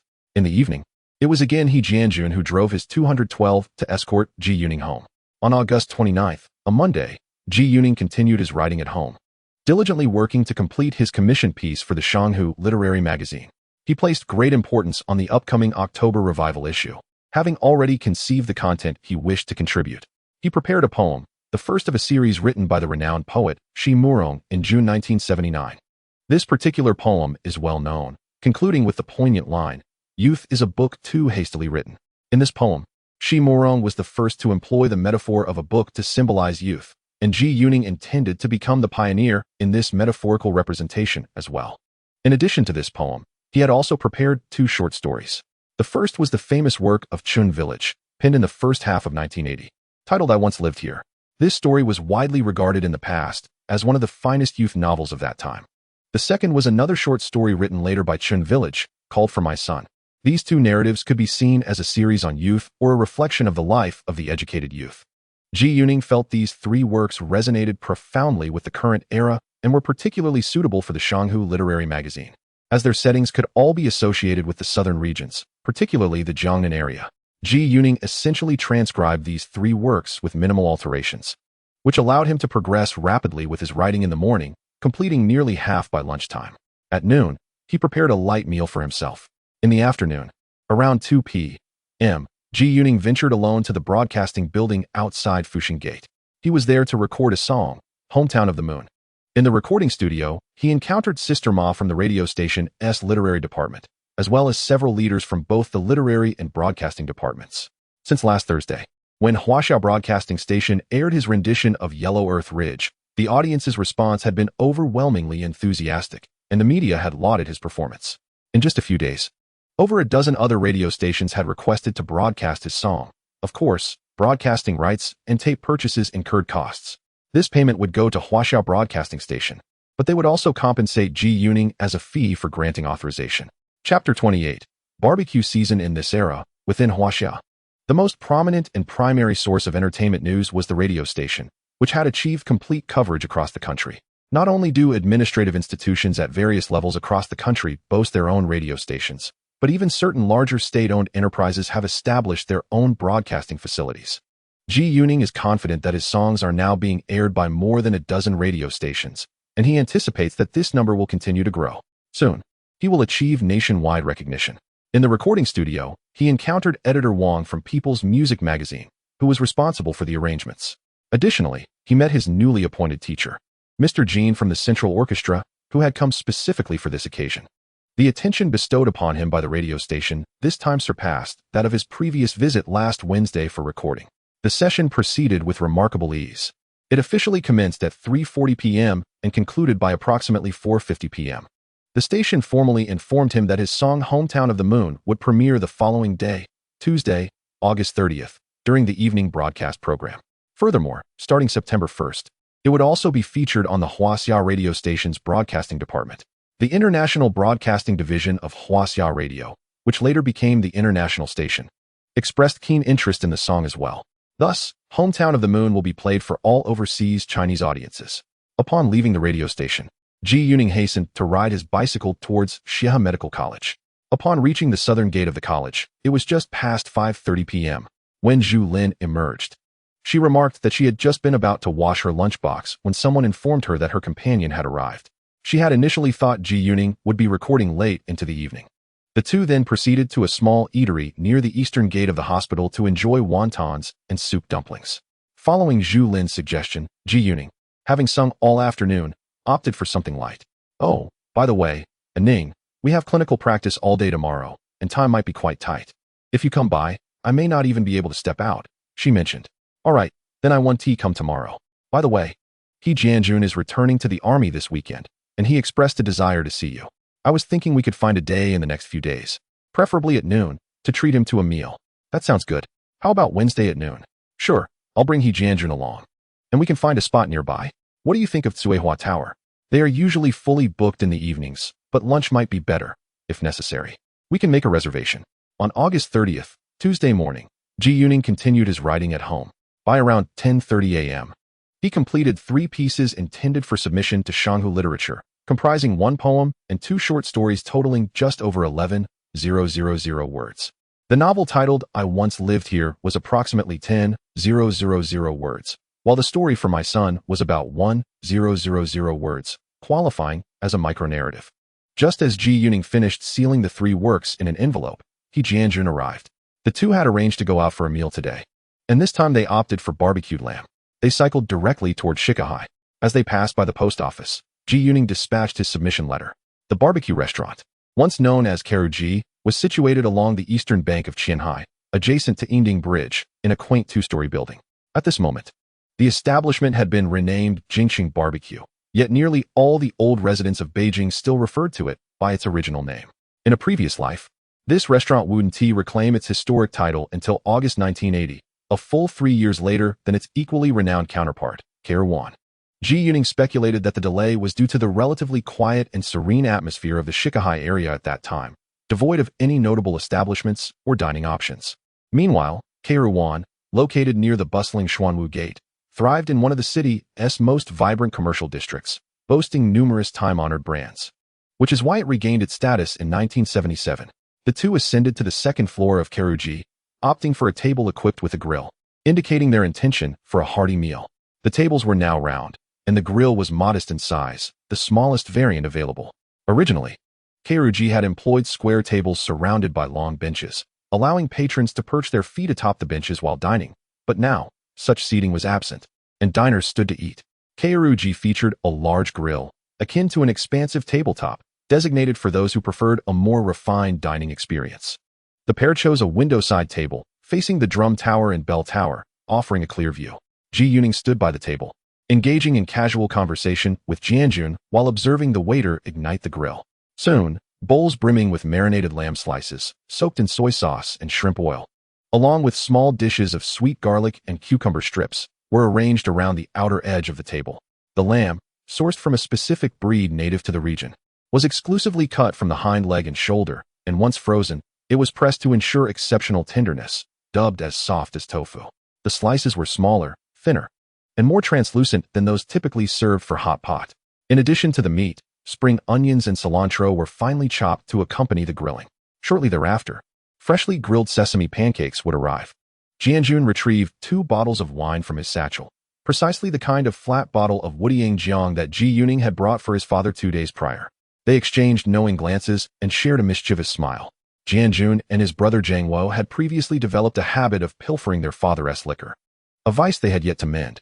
With the wine poured, the two grasped their long chopsticks made from ludao wood, a resilient shrub native to Mount Wutai, known for its 6 distinct ridges, perfect for grilling without warping. The grilled lamb was tender and fragrant, served piping hot, with the grilled spring onion and cilantro mingling within each mouthful. As they savored the delectable feast, accompanied by sips of exquisite wine, it was indeed a divine indulgence. They chatted animatedly while dining, ultimately finishing a bottle of wine each, consuming half a gene of lamb, 6 pancakes apiece, and an assortment of sweet garlic and cucumber strips. Before departing, satisfied and content, this time, it was Ji Yuning who treated, asserting that since he had money, it was only fitting for him to pay. Jianjun, upon hearing this, found it quite agreeable. On their way back, the two pushed their bicycles, engaging in light-hearted conversation to aid digestion. Jianjun, is there any chance you could be transferred back to the capital? Not likely. The crux of the matter is that my father disapproves. Moreover, if I am to return, my partner must also be relocated. Listen to me, Jianjun. If an opportunity arises to return to the capital within the next year, seize it without hesitation. And remember, while you are stationed at the Spring City military region, refrain from descending to the grassroots level. Stay within the confines of the propaganda department. Do not inquire as to why, you will understand in due time. Ji Yuning was well aware of the impending conflict set to unfold 1.5 years later, and he was determined to shield his childhood friend from imminent peril. Chapter 29. You are quite daring. On Wednesday, August 31st, in the morning, Ji Yuning continued revising his manuscript at home. He resolved to swiftly complete the revisions for the piece submitted to the People's Literature magazine. The adjustments required for the story were minimal, and Ji Yuning had already devised a plan, allowing him to finish the edits expeditiously. By 10 a.m., he had completed the revisions. He intended to deliver the finalized manuscript to the editorial office of the People's Literature magazine within the next couple of days, after which he would devote himself wholeheartedly to revising the piece titled The Horse Wrangler. After organizing the revised manuscript, he began to tally his earnings from the past month. The previous afternoon, upon returning home, he had retrieved letters from Zhu Lin and Hangxing at the reception of his dormitory. These were the payment notifications from Jiangsu and Zhejiang provinces respectively. The total from these two payments amounted to approximately 220 yuan, marking his final income for the month. When calculated, his total earnings for the month reached nearly 1,000 yuan. In this era, such income was undoubtedly among the highest echelons of earnings. At 10:30, Jianjun arrived punctually. Ningzi, what you mentioned yesterday, will it really escalate into conflict? Yes, there is a 99% probability. All right then, I'll take your word for it. Let us keep this between us. Jianjun was astute. Although Ji Yuning had spoken vaguely the day before, he grasped the implications immediately. The two thereafter refrained from discussing the matter further, cycling directly to Dongdan. Shortly after 11, they reached the south gate of the Xiahe Medical College. Upon encountering Zhu Lin, Jianjun realized that Ji Yuning's description of the ferry was far from exaggerated. By 11:30, when the three of them arrived at Suihua Building in Wangfujing, it was already bustling with patrons. The dining hall was packed to capacity. Fortunately, Zhu Lin had reserved a table through an acquaintance the day prior. She mentioned that Suihua Building opened its doors at 10 a.m. daily, with queues forming outside as people awaited the chance to secure a seat. Despite the prevailing poverty of the era, establishments for dining were distinctly scarce. Seated, they proceeded to order. Their selection included fluffy chicken slices, sautéed diced chicken, fish fillet and rice wine sauce, double crispy stir-fry, mushu pork, and a soup of braised fish roe. 5 dishes accompanied by 1 soup, all specialties of Suihua Building. The prices were not modest. Suihua Building, now known as the Capital Restaurant, did not require food ration coupons for dining. In the capital, there exist 18 grand restaurants that do not require ration tickets, yet the prices of dishes are exceedingly high. He Jianjun brought along 2 bottles of Mao Dai, which are of a variety not available for purchase outside. This time, he was rightfully claiming what belonged to his father. At that time, there were no restrictions on bringing one's own beverages to the restaurant. Eileen, Jianjun, and his brother Zhangwo, the three of us grew up together, sharing a bond closer than that of siblings. Our families enjoyed a particularly harmonious relationship. His parents, Uncle He and Aunt Qin, regarded me as their own son, while my parents held the 2 brothers in the same esteem. I recall a time when Jianjun came to our home, expressing a desire to be my mother's son. In those days, we often indulged in mischief together, at the age when we were deemed too troublesome even for dogs, around 7 or 8 years old. Whenever his father lost his temper, he would scold and discipline Jianjun and Zhangwo, but never me. Consequently, Jianjun would come to our house to complain, lamenting the unfairness of not being punished like the others. In our household, it was a principle never to strike or scold children. My parents always chose to reason with me. Thus, my mother would quickly comfort Jianjun, preparing him a delicious treat. One day, Jianjun came to our home and proposed that we switch places. He wished to be my mother's son while I became his father's. He wanted his father to punish me instead. I still remember my mother calling his mother, and the 2 of them erupted in laughter over the phone. And what happened next? Zhu Lin chuckled for a moment before suppressing her laughter to inquire. Subsequently, Jianjun's father ceased to discipline the 2 brothers as harshly. However, years later, during the Great Rally, their father delivered them a severe reprimand. At that time, there were no classes, and the Great Rally allowed free train travel, leading me to suggest that we embark on a journey to explore the magnificent landscapes of our homeland, with the added benefit of it being free of charge. We could even find local accommodations at no cost. Only the sampling of local delicacies would require expenditure. I contributed a travel map and a culinary guide, and the 3 of us were in perfect accord. At that time, Zhangwo was not yet 15, already in high school, while Jianjun and I were under 11. Not yet in middle school, but we were tall enough to be mistaken for junior high students. Zhangwo took his father's monthly salary of over 400 yuan, and the 3 of us packed our belongings and made a beeline for the train station, of course, leaving a note behind. Our first destination was Shanghai. Upon our arrival, we were promptly apprehended by a group led by his father's old comrades. My father and his father discovered the train we had boarded at the station. We spent a week in Shanghai, but when it was time to escort us back, we managed to escape and made our way directly to Suzhou, exploring every corner and savoring its culinary delights. Over the course of several months, we traversed nearly half of China, gazing upon numerous ancient relics and monuments with our own eyes. Throughout our journey, we would send a letter home each month. Eventually, it was our longing for home that prompted Jianjun and me to return. At that time, we had not yet exhausted our funds and likely still had several dozen yuan remaining upon our return to the capital. We first went to apologize to his father, who was seething with rage. I had never witnessed Uncle He in such a furious state. He delivered a harsh beating to the two brothers, and I observed their backs adorned with hues reminiscent of a rainbow. In the early days of the nation, silence prevailed in the face of adversity. Yet when it came to the military, the cries were deafening even before the belt had fallen. I was so frightened that I ran to find Aunt Chin. At that moment, I truly feared returning home. Eventually, it was Aunt Chin who called my parents, and they came to fetch me. Fortunately, I obediently admitted my fault and presented my travel diary from the past few months to my father. "Wow, and Ning, you were so brave as a child," exclaimed Zhu Lin, her eyes widening in surprise and amusement. She could hardly believe that Ji Yuning had such a story from his youth. Years later, both our families faced misfortune simultaneously, and the three of us were bullied together at school. It was then that I first experienced the humiliation of unwarranted violence. Later, when we were sent to work in the countryside, our destination was the poorest area in Subei, known for its thatched cottages. The southwestern border where Ji Yuning and Jianjun were sent was also quite harsh. It was only due to his father's old comrade that they were placed in the military, which improved their circumstances slightly.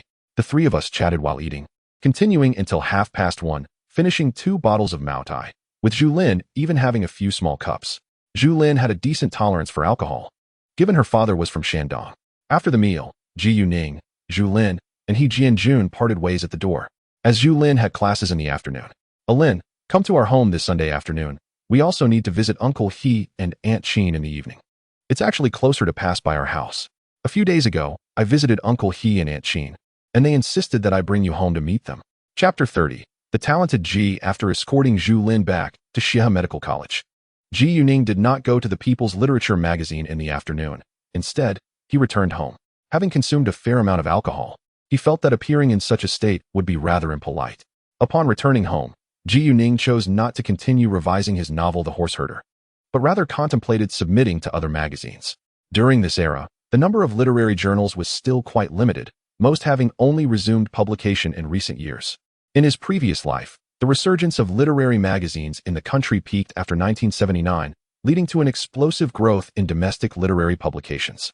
He identified 2 magazines for submission. One was the previously established Yinhe magazine, which resumed publication in July 1973, renamed as Shaanxi Province Literature and Art, and transitioned to a monthly publication by January 1977. By July 1977, the magazine was once again known as Yinhe. This publication became quite renowned in the country. Once dubbed Little People's Literature, with a monthly circulation of approximately 1 to 200,000 copies. The other magazine, also revived around the same time, was located in the central southern region, known as Hubei Province Literature and Art. Formerly named Changjiang Literature and Art, this was the first literary magazine established in China, having been launched in June 1949. In his previous life, Hubei Province Literature and Art also restored its original name in 1978. Ji Yuning prepared to submit poetry and essays to these 2 literary magazines. His poetry flowed effortlessly, while his essays came together swiftly, allowing him to write with considerable speed. For him, those exquisite poems from his past lives are best captured sooner rather than later. He finds it rather amusing to submit his works to publications, often presenting not just a single piece, but at least 2, which increases the likelihood of receiving a more substantial remuneration from the magazines. The manuscript paper he employs is the exclusive green grid paper from the People's Literature Publishing House. During his recent visits to the editorial office, he invariably returns with 10 or 20 pads of this paper. His colleagues in the novel group often jest about how this prominent poet is so particular about their stationery. Ji Yuning explains that he prefers the 1516 green grid paper, which boasts 240 grids per page and bears the distinguished inscription of People's Literature in the lower right corner. This inscription lends an air of grandeur. Furthermore, the wider margins of this paper facilitate easy revisions and additions. He confides to Sue E that using this specific paper enhances his writing speed and inspires creativity. In truth, he harbors the thought that with the current low remuneration, a significant portion is accruing to the magazine, so it only seems fair to claim a bit more for himself. On the morning of September 1st, Ji Yuning hurried to the editorial office of the People's Literature Publishing House. "Ah, the great talent has arrived," Sui, the head of the novel group, greeted him with a smile. You excel in poetry, novels, songwriting, and even singing. Our floor has been singing your piece The Moon's Hometown again these past few days, and your rendition is truly delightful. Ji Yuning was taken aback by the new title bestowed upon him during his brief absence from the People's Daily editorial office. Hearing himself referred to as the great talent made him feel a twinge of embarrassment.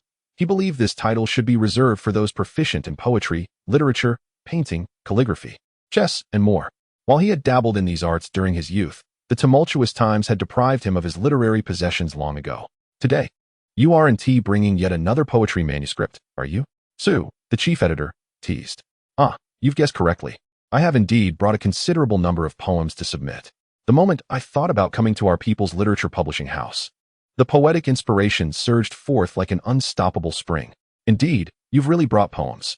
Ah, you're delivering more sustenance to Zhou Ming, aren't you? Just to vex me? Ji Yuning had nearly 20 poems with him today, organized into 3 groups. With the total nearing 100 poems submitted recently, he aimed to publish as many as possible within this time frame to expedite the release of his poetry collection. Today, dear Su, I primarily brought the revised draft of Wounds. The revisions are complete. Please have a look. The modifications to Wounds were minimal, still under 10,000 words. After reviewing it, Su, as the second reviewer, found no issues and passed it along to the first reviewer, Wang Chaoying. Subsequently, the writers of the novel group signed their work, and the payment slip for the manuscript of Wounds was prepared, amounting to approximately 70 yuan, reflecting the maximum remuneration standard. During this process, the poetry and prose group leader, Zhou, arrived with great enthusiasm to collect Ji Yuning's poetry manuscript. He promptly issued a payment slip for the manuscript fees, totaling over 140 yuan. Remarkably, the remuneration for this poetry manuscript surpassed that of his short story.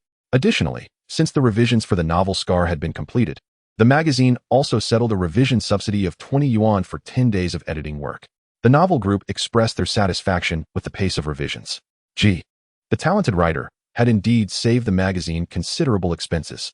At this juncture, many authors from out of town, while revising their works, often required minimal changes and typically spent about a month in the city. Many authors seized this opportunity to enjoy a pleasant stay in the capital. The magazine not only provided revision subsidies, but also covered their meals, accommodations, and travel expenses. He then discussed his thoughts on revising The Horse Herder with the novel group. They expressed a desire to emphasize the patriotic theme within the narrative. However, Ji Yuning felt that the novel encompassed far more than such a singular label. He was beginning to truly appreciate that revising was often more exhausting than the initial writing process. Nevertheless, he sensed that his communication with the editors this time had yielded far better results than before. The adage that good writing is rewritten held true. Gee, did the Shanghai Literature and Art magazine reach out to request your work? Su Yi suddenly inquired after their discussion on The Horse Herder. Yes, they called my home to request manuscripts, Ji Yuning replied candidly, considering that perhaps the magazine had obtained his home number from Su Yi. When do you plan to write for them? Actually, I've already sent them 3 pieces, Ji Yuning said. That was fast. You little rascal. You're sending them works before finishing your revisions for us. Our novel group is still providing you with a daily subsidy of 2 yuan. Well, Su did Jia, primarily. I haven't solidified my thoughts on revising The Horse Herder. I'm still contemplating it deeply. Writing other articles helps clear my mind. Besides, when they call for submissions, it warrants a response. The 3 pieces amounted to just over 10,000 words, which was not extensive. 1 poem and 2 short stories could be written swiftly, requiring little time. Chapter 31. Lulikang at noon. Ji Yuning did not dine at the People's Literature magazine. Today, Zhu Lin was occupied with clinical classes all day, so Ji Yuning did not go to Xia Medical College. Instead, he rode his bicycle to the renowned snack shop at Longfu Temple in Dongxi. This establishment is the largest snack shop in the capital, situated near the 4-story Dongxi People's Market. This area is one of the busiest commercial districts in Beijing. Thus, the Longfu Temple snack shop is perpetually bustling with patrons from morning till night. Ji Yuning often frequented this place during his student days, as the snacks were affordable, making it accessible even for a student budget. At noon, the bustling snack shop at Longfu Temple was at its peak hour, and Ji Yuning nearly squeezed his way in. As he surveyed the myriad of delicacies, the memories of his past life surged within him. After contemplating for a while, he ordered a bowl of lamb offal soup, a meat-filled baked pancake, and 2 meat pies. His choices were all meat-based, as he had developed a peculiar habit of shunning vegetables whenever meat was in sight, a common affliction among many young intellectuals returning from the countryside. Amidst the cacophony of voices around him, he finished his meal. Ji Yuning then mounted his bicycle and headed straight for Lilikang. The mention of Ji, the great talent at the People's Literature magazine earlier that morning prompted him to procure some writing supplies. In the years past, his family's collection of antiques, paintings, and calligraphy had been confiscated. Earlier this year, after the policies were reinstated, his parents had received only a fraction back, with the valuable treasures largely missing. It was likely that many items had slipped into private hands, as countless individuals had brazenly clamored for personal gain under the guise of public interest, an insidious act. By the 1990s, many auctions featured so-called heirlooms presented by private collectors, most of which had dubious origins. Such individuals embodied true moral depravity. Upon reaching the intersection at Heapingman, he noticed the construction of a roast duck restaurant. In his previous life, this establishment was set to complete by the end of 1978 and began trial operations in April 1979. During the trial phase, the illustrious sign of Quanjude was naturally hung. Gazing at the building of the Heapingman roast duck restaurant, Ji Yuning reflected that it had been a month since his return, and he had yet to savor any roast duck. Indeed, it was time to contemplate a visit to the Qianmen roast duck restaurant for a sumptuous meal. Continuing past Heapingman and riding south along Nanjing Street for nearly a kilometer, he arrived at Lilikang. This street, stretching east to west, was bisected by Nanjing Street. Ji Yuning first ventured onto the eastern section. The head of the street was Haiwang Village, primarily known for its antiquarian bookstores. He rummaged through the offerings, seeking to acquire some calligraphy practice books and reference materials on seal carving. Presently, the only seal carving book he possessed was an old edition of Xuan Jiezi, along with a volume titled Miao Zhuan Fenyun, which had been reprinted in Suzhou during the Republic era. He also had seal collections by Wu Changshuo and Zhao Ziqian, published post-revolution. After a thorough search, he found that there were scarcely any books on seal carving available. Thus, he settled for purchasing a dozen calligraphy practice books. While he still had some calligraphy books at home, they were all published after the establishment of the People's Republic, and none of the more valuable rubbings from his family's past remained. Exiting Haiwang Village, he continued eastward and wandered for quite a while, ultimately failing to locate the plaque of Dai Yuexian inscribed by Chen Banding.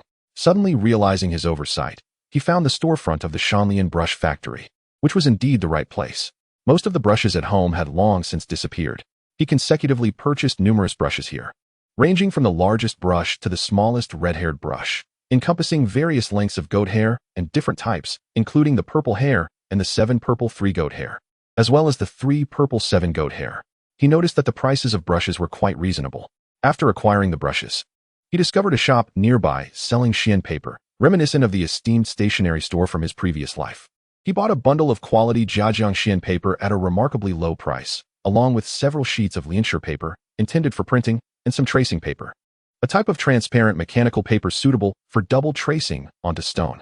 He also acquired some rough-edged paper, which was the least expensive among his purchases. In addition to the paper, he procured a piece of felt, which he rolled together with the Xian paper. To his surprise, he found some small items in the paper shop, such as a brown brush for edge rubbing and a large box of Qingtian stones, along with a pair of Qingtian paperweights, all at astonishingly low prices. However, he was unable to find a suitable carving knife on Dong Street. He once possessed a white steel carving knife, which he had fashioned himself, with the lines wound by his own hand, making it exceptionally useful. Regrettably, it was now lost to him, a tool he had hoped would serve him for a lifetime. He also failed to locate the original Xinyuan's High, the place known for selling sour plum juice. Carrying the bundled Xian paper and a heavy satchel, he turned towards West Street. There, at the ink shop that used to be Yidage, he purchased a bottle of Chinese ink and several pieces of huema. At home, he still had a fine Shi inkstone, which he had originally used, while his father's more valuable Duan inkstones were long gone. As he continued westward, he wandered into what was once an antiquarian bookstore, yet found no books on seal carving. Instead, he bought a few calligraphy books. Finally, he arrived at Rongbiozai, a place primarily serving foreign guests. Here, Ji Yuning found a satisfying carving knife, and he also bought several fan ribs and a few more brushes. His main purpose for visiting was to view calligraphy and paintings, as this was the foremost establishment in the capital for selling such works to foreign visitors. In 1977, Wang Xuetao's paintings were priced at 12 yuan per square foot, Li Karen's at 15 yuan, and Lu Yanchao's at 8 yuan. By the early 1980s, at the National Museum in front of Tiananmen, which served foreign guests, Wu Zuoren's works were priced at 5 yuan per square foot, Li Karen's at 8 yuan, and Lu Bingxin's at 60 to 80 cents. To Ji Yuning, a person from a later time, these prices seemed almost negligible. However, for his current income, he still found the artworks to be expensive, costing him nearly an entire month's salary. After wandering for a while, he finally laid his eyes on a piece he deemed worthy, a narrow vertical scroll of cursive script by Lin Sanji, priced at only 10 yuan. He scrutinized it closely and confirmed it was indeed 10 yuan, which prompted him to make the purchase. Lin Sanji had only recently gained recognition through Sino-Japanese calligraphy exchanges, and his fame was still modest. Finding one of his works at Rongbo Ozai was truly a stroke of luck. Once the initial step was taken, he found himself unable to resist temptation and purchased a small ink painting of goldfish by Wu Zuoren. The artwork depicted two fish, one with a crimson head and the other with a black head, both exuding remarkable vitality. He perceived this piece as one of the rare works by Wu Zuoren that transcended into a realm of spirited charm. It was undoubtedly a masterpiece. He envisioned it adorning the walls of his new home with Zhu Lin. This painting cost him 15 yuan, and the two calligraphic pieces collectively consumed nearly half a month's salary, amounting to a quarter of his current cash reserves. As a former accountant in his past life, he suppressed his desire to spend any further. Chapter 32. Thoughts of a Home After a Leisurely Stroll Through Lulikang. He realized he had already spent nearly half of the manuscript payment he had just received from the People's Literature Publishing House. A slight twinge of poverty tugged at Ji Yuning's heart. He recalled how, in the early 1980s of his previous life, the son of painter Zhu Lin had spent 200,000 Hong Kong dollars to acquire 9,000 paintings at the National Museum's Foreign Guest Service Department. Decades later, the value of those 9,000 paintings could reach several billion. This era was indeed ripe for collecting various exquisite items, yet Ji Yuning found himself financially constrained. That 1,000 yuan was far too scant to indulge in lavish spending. Alas, this was a prime opportunity for bottom-fishing investments that he could not afford to overlook. As he pondered, Ji Yuning's thoughts shifted from investment to the prospect of home ownership, spurred by the anticipation of his impending marriage. In just 2 days, Zhu Lin would visit his parents, and the topic of their marriage would soon be on the agenda. In this era, a couple must first obtain approval from their workplace to apply for marriage and secure the requisite documentation. Only then could they proceed to the marriage registration office, typically located in their neighborhood, to register their marriage and receive their marriage certificate. The crux of the process hinged on the employer's consent to the marriage application. Ji Yuning worked as a projectionist in a cinema where no restrictions on marriage existed. Zhu Lin, currently a student enrolled in a worker-peasant-soldier university program, was also eligible to marry under existing regulations. Additionally, there was the national policy regarding late marriage and childbearing. Since the 1970s, the government had merely promoted the concept of late marriage and childbirth, with plans to trial such policies this year. In his previous life, the formal implementation of late marriage and childbirth policies did not commence until 1983. In essence, late marriage and childbirth primarily targeted women, aiming to reduce or delay the birth rate. For women, late marriage was defined as marrying after the age of 23, while late childbirth referred to giving birth after the age of 24. Zhu Lin, now 25, was undoubtedly in the realm of late marriage and late childbirth. As for Ji Yuning, being of the legal marriageable age, he faced no obstacles. At that time, the legal marriageable age for men was still 20. Both sets of parents, especially Zhu Lin's, were eager for the couple to wed promptly, given that Zhu Lin had already reached the age of 25. Once the prospect of marriage arises, Ji Yuning, influenced by the consciousness from a future era, first envisions having his own abode, a private sanctuary for himself and his beloved wife. However, in this current age, the notion of real estate transactions is virtually non-existent, as housing is allocated by one's workplace. For Ji Yuning and Zhu Lin, the prospect of obtaining housing through such allocations seems utterly fantastical, an impossibility. Based on his recent understanding of the housing situation in Beijing, the living conditions of both his and Zhu Lin's families are already among the best available. Consequently, after their marriage, they would essentially reside in Ji Yuning's parents' home, specifically in the very room he currently occupies. If they desired to live independently, the only alternative would be to rent a property. However, available rentals are primarily dilapidated courtyards or traditional sihiyuan, which are far inferior to Ji Yuning's current living conditions. Renting a place would also preclude any personal renovations. Thus, the discussion circles back to the necessity of purchasing a home. Interestingly, Ji Yuning recalls a unique exception in Beijing. Back in 1962, 2 overseas Chinese apartments were constructed in Huayuan Village within the city's 3rd Ring Road, officially available for sale and equipped with property certificates. These buildings are regarded as some of the earliest commercial residential complexes in Beijing, primarily targeting overseas Chinese to generate remittances. The pricing was considerably high, and transactions were conducted in U.S. dollars, with an asking price of approximately $100 per square meter. Even the smallest units, exceeding 100 square meters, commanded prices exceeding $10,000. During that era, individuals in China were prohibited from holding foreign currency, so even if a property were to be sold, a seller willing to accept renminbi would still demand at least 10,000 renminbi, a sum that felt quite distant for the average person at that time. Yet for Ji Yuning, this represented a glimmer of hope.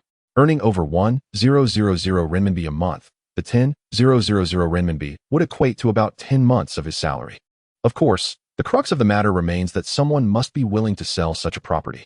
He recalls that after the end of 1978, the original owners of those two buildings indeed began selling their apartments as they moved abroad. With this thought, Ji Yuning felt invigorated. Even the weight of his bicycle no longer felt burdensome. Upon arriving home, he noticed his name on the board in the entrance hall, indicating that he had received correspondence. The letter, sent by a poetry magazine, was quite substantial. As he tore it open, he discovered it was filled with green payment slips for his contributions, postal remittance notices. Most of the amounts were modest, ranging from 2 to 4 renminbi. Additionally, the envelope contained a letter from editor Xiao Zhang, stating that the 7 poems published in the August issue of the magazine had been widely reprinted by numerous newspapers and literary magazines across the country, particularly in the cultural sections of various local papers. The most frequently circulated poem is his piece Far and Near, which has been reprinted over 20 times. With each reprinting, the newspapers and magazines send him a payment slip for the royalties, but they lack the author's contact address. Editor Xiao Zhang mentioned in his letter that he had visited Ji Yuning's workplace, but could not find him. He also attempted to contact Ji's home, but there was no answer. Consequently, he decided to send all the accumulated payment slips directly to Ji. Additionally, there was a large sack filled with readers' letters awaiting Ji Yuning. Delighted, Ji quickly counted the amount on the payment slips, which totaled 84 yuan. He had just spent over 60 yuan earlier that day, so this new influx of over 80 yuan left him with an extra 20 yuan. It truly felt like a fortune lost had returned. He relished this rhythm of receiving royalties, a continuous wave of income. Upon entering his home and setting down his belongings, Ji Yuning immediately immersed himself back into his writing. He had promised to contribute to the Beijing Literary Magazine last Saturday, but had yet to put pen to paper. Earlier, he had passed by the post office and noticed that the September issues of Beijing Literary and Poetry Journal had already been released, both published on the 1st of each month. He knew that these magazines would soon send him a sample copy, yet he hurriedly purchased 3 copies of each. Flipping through, he discovered that this issue of Poetry Journal featured 5 of his poems, divided into 2 groups. Thus far, 12 of the 18 poems he submitted last month had been published, leaving 6 that would likely appear in the next issue. He resolved to continue submitting to Poetry Journal this month to maintain a steady stream of contributions. In this issue of Beijing Literary, not only were 3 of his group poems published, but also an essay of his, which occupied the headline spot in the section on the lives of educated youth. This marked his first appearance in Beijing Literary, with 4 additional poems and another essay slated for the next issue. Before dinner, Ji Yuning enthusiastically completed the first 3 chapters of his novella That 5 in one sitting, pausing only when his hand began to tire. He planned to transcribe the entire 30,000 word manuscript without altering a single word. In his mind, this classic Beijing-style novel required no modifications. The work consists of 13 chapters, identified solely by numbers rather than titles. He estimated that he would finish the transcription in another 2 or 3 days, possibly completing it the day after tomorrow if he accelerated his pace.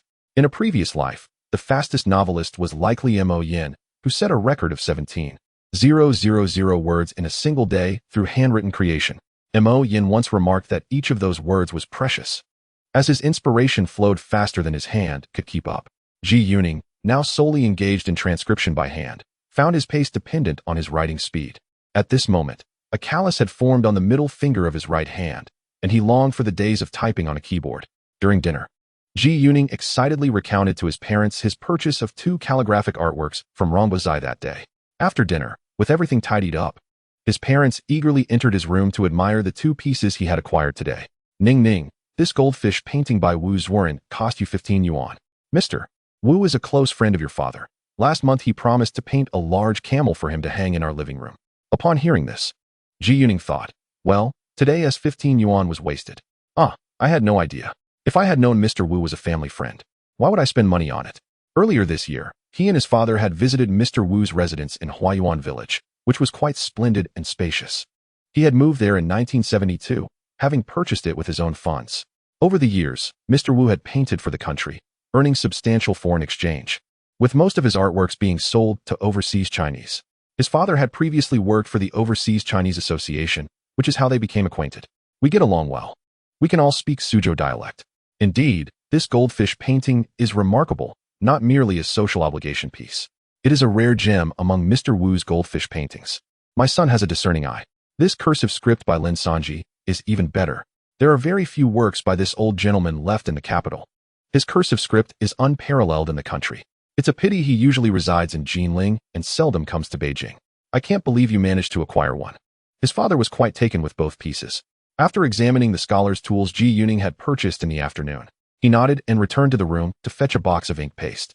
The black wooden box bore 4 red seal characters, 8 treasures ink paste. Ning Ning. This is the 8 treasures ink paste from Zhangzhou, brought by a comrade who visited recently. You can use it. Ji Yuning was thrilled.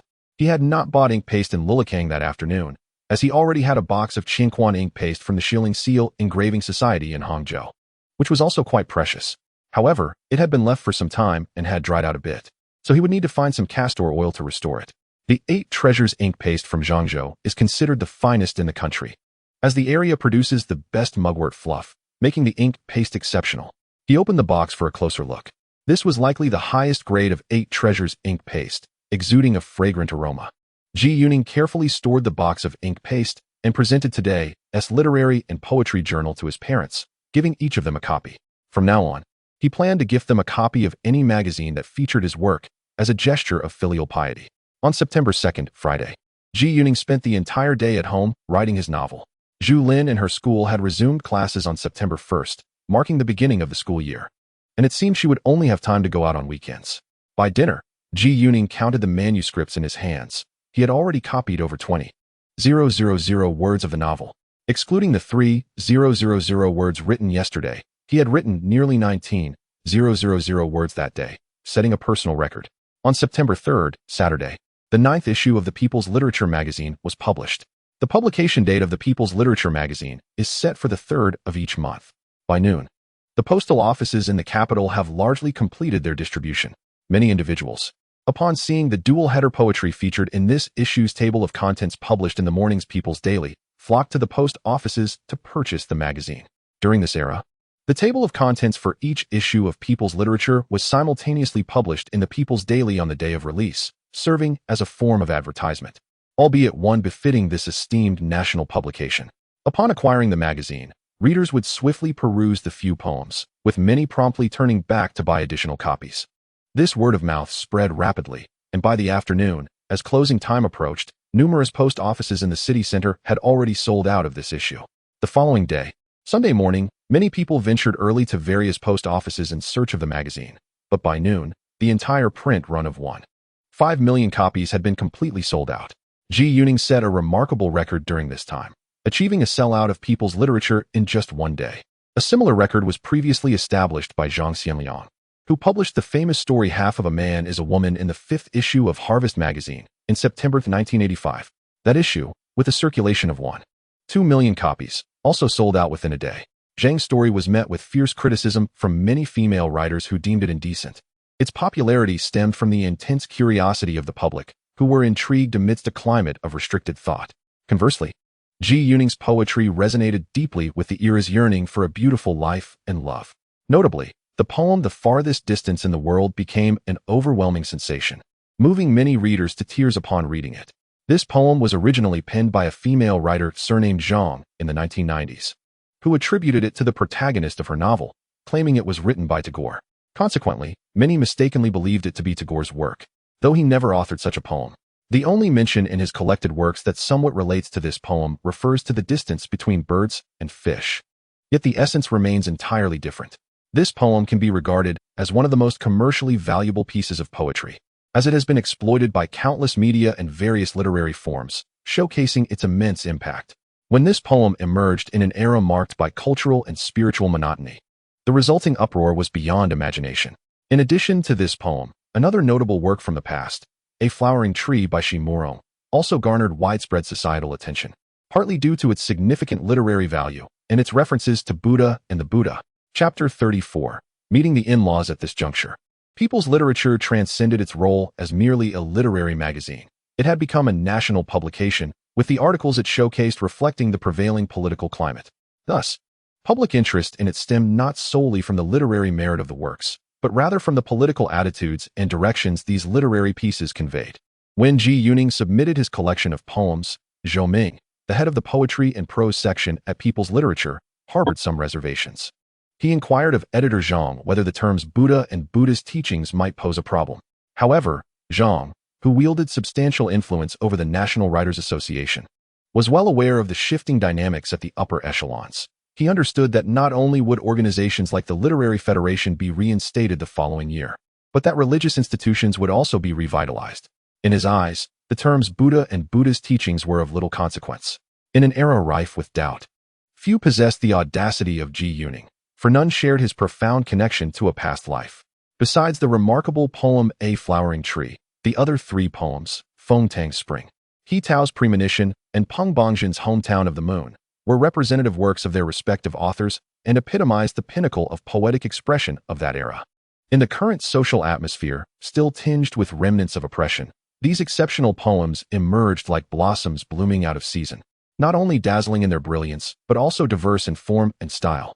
Ji Yuning's ascent to fame was meteoric, as if he were a new star shooting upwards with the velocity of a rocket, prompting many to unconsciously look up to him. Following the groundwork laid by his poems published in early August, a growing number began to believe that he was the most outstanding new poet to arise in this era. On Saturday, September 3rd, at noon, Ji Yuning rode his bicycle to Peking Union Medical College to meet Zhu Lin, passing by the Dongdian post office. He stepped inside to purchase 10 freshly stocked copies of People's Literature. After his purchase, only 2 copies remained on the shelf, which were promptly snatched up by a young man behind him. Upon meeting Zhu Lin, she cheerfully expressed her desire for Sichuan cuisine, to which Ji Yuning eagerly agreed. Sharing her craving, the two proceeded to the entrance of Dongdan Santiao, where Zhu Lin waved her hand and, without crossing the street, turned directly into the post office. Observing her rummaging through the newspaper rack, Ji Yuning blinked but remained silent, knowing precisely what she was searching for. When Zhu Lin turned around, her face marked by disappointment, Ji Yuning approached her with a grin and opened his bag, revealing the 10 copies of People's Literature nestled within. Initially taken aback, Zhu Lin's eyes widened in surprise. Then, upon realization, she shot Ji Yuning a playful glare, seized one magazine, and playfully punched him. After a moment's thought, she took another magazine as well. The restaurant they chose for their meal was the Yikong's Sichuan restaurant, located diagonally across from the entrance of Dongdan Santiao, a place known for its modest yet notable reputation among the few Sichuan eateries in the capital. Especially the home-style Sichuan cuisine from their family is quite delightful. Ascending to the second floor, they found a table vacated by departing guests and promptly occupied this solitary spot. They ordered 3 dishes, twice-cooked pork, ants climbing a tree, and home-style tofu, accompanied by a bowl of soup and 2 bowls of rice. On Ning, during the times when the cafeteria's food was subpar, I would occasionally come here to indulge in a serving of twice-cooked pork or salt-baked meat to satisfy my cravings. Zhu Lin's lips, painted with a layer of red oil, appeared even more enchanting. She typically wore a bare face, never having used lipstick. Indeed, the twice-cooked pork here is commendably prepared, utilizing sweet bean sauce, which truly captures the essence of authentic Sichuan flavor. The ants climbing a tree dish is also commendable. Our family's version omits chili, instead incorporating Shaoxing wine, sugar, soy sauce, ginger, and minced pork, all harmonizing with green bean vermicelli to create a particularly delightful flavor. You must try it next time. Are you bringing many things when you come over tomorrow morning? If not, I could come to fetch you. No need, it's not too heavy. I can manage on my own. Well then, wait for me downstairs at your place. On September 4th, Sunday, Ji Yuning rose early and spent a couple of hours completing the ending of his novel. After tidying up at home, he waited downstairs for Zhu Lin. It wasn't long before he spotted her approaching on her bicycle. This girl is truly capable, with items in the front basket and a bag resembling a pouch secured to the back, along with additional belongings on either side. Oh dear, Lin, you have so much stuff. Had I known, I would have come to pick you up. Ji Yuning hurried over to assist her. It's fine, when school starts. I usually ride my bike with my luggage, securing everything to the frame. Zhu Lin parked her bike and unloaded her belongings, taking out a small mirror from her pocket to check her appearance, glancing at Ji Yuning, who promptly nodded in affirmation. Ji Yuning thought to himself. No wonder she asked me to wait downstairs. He carried her items and led the noticeably anxious Zhu Lin upstairs. Upon reaching the door, it opened automatically, revealing his mother's beaming face. A glance sideways revealed that Zhu Lin also wore a radiant smile. He could tell that his mother was genuinely pleased to see Zhu Lin, even somewhat surprised. His father also appeared quite satisfied, greeting Zhu Lin with a gentle demeanor. What followed was quite similar to a visit to Zhu Lin's house. The four of them sat in the living room, with Zhu Lin engaging in conversation with his parents, primarily responding to their inquiries, while Ji Yuning interjected with supportive remarks. As they chatted, his mother held Zhu Lin's hand and said, Lin, since I have no daughter of my own, I shall regard you as my daughter from now on. This was a clear indication from his mother that she accepted Zhu Lin as a daughter-in-law. Ji Yuning noticed the delight sparkling in Zhu Lin's large eyes. Lin, let's find a suitable day to invite your parents over for a meal so everyone can meet. Back when I was at Shuimu University, I had met your father alongside Ning Ning's dad, so I have some recollection. Your mother's family hails from the Fong clan of Tongqing, while mine belongs to the Fong lineage of Mingzhou. It is said that several centuries ago, the Mingzhou fangs also originated from Tongqing. Moreover, both my mother and I are engaged in the field of medicine, which provides us with ample opportunity for enriching conversation. The meeting of our respective parents naturally signifies discussions regarding the forthcoming union of the two of us. Currently, both sets of parents are occupied with their work, leaving only Sunday as a day of leisure. According to Ji Yuning's suggestion, we shall convene next Sunday.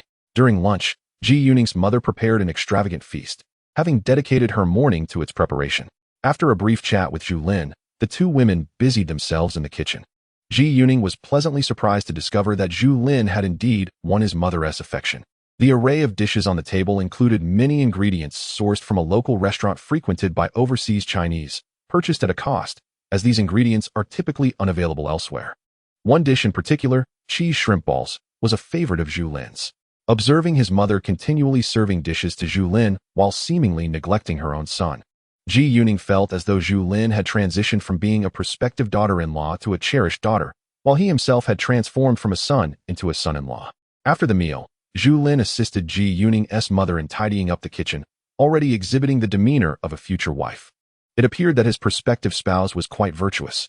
Following dinner, they engaged in conversation for a while longer, before Ji Yuning and Zhu Lin set off on their bicycles towards the home of Uncle He and Aunt Qin, who had also played parental roles in his upbringing. They rode along Dongzheimen North Street, traversing northward until they reached the second ring road, following it westward until arriving at Gulu Outer Street, where they turned north. Alan, is it troublesome to obtain a marriage certificate at your workplace? Ji Yuning's mother had mentioned at home that the nation might soon implement a policy encouraging later marriages and childbirth in the latter half of this year. According to this proposed policy, the male must be at least 23 years of age to marry, effectively postponing the legal marriage age by 3 additional years. However, this is merely a policy and not a legally mandated age. The legal marriage age remains as stipulated in the 1950 marriage law, which set the male age at 20 and the female at 18. The 1980 marriage law revision raised the legal marriage age by 2 years, establishing it at 22 for males and 20 for females.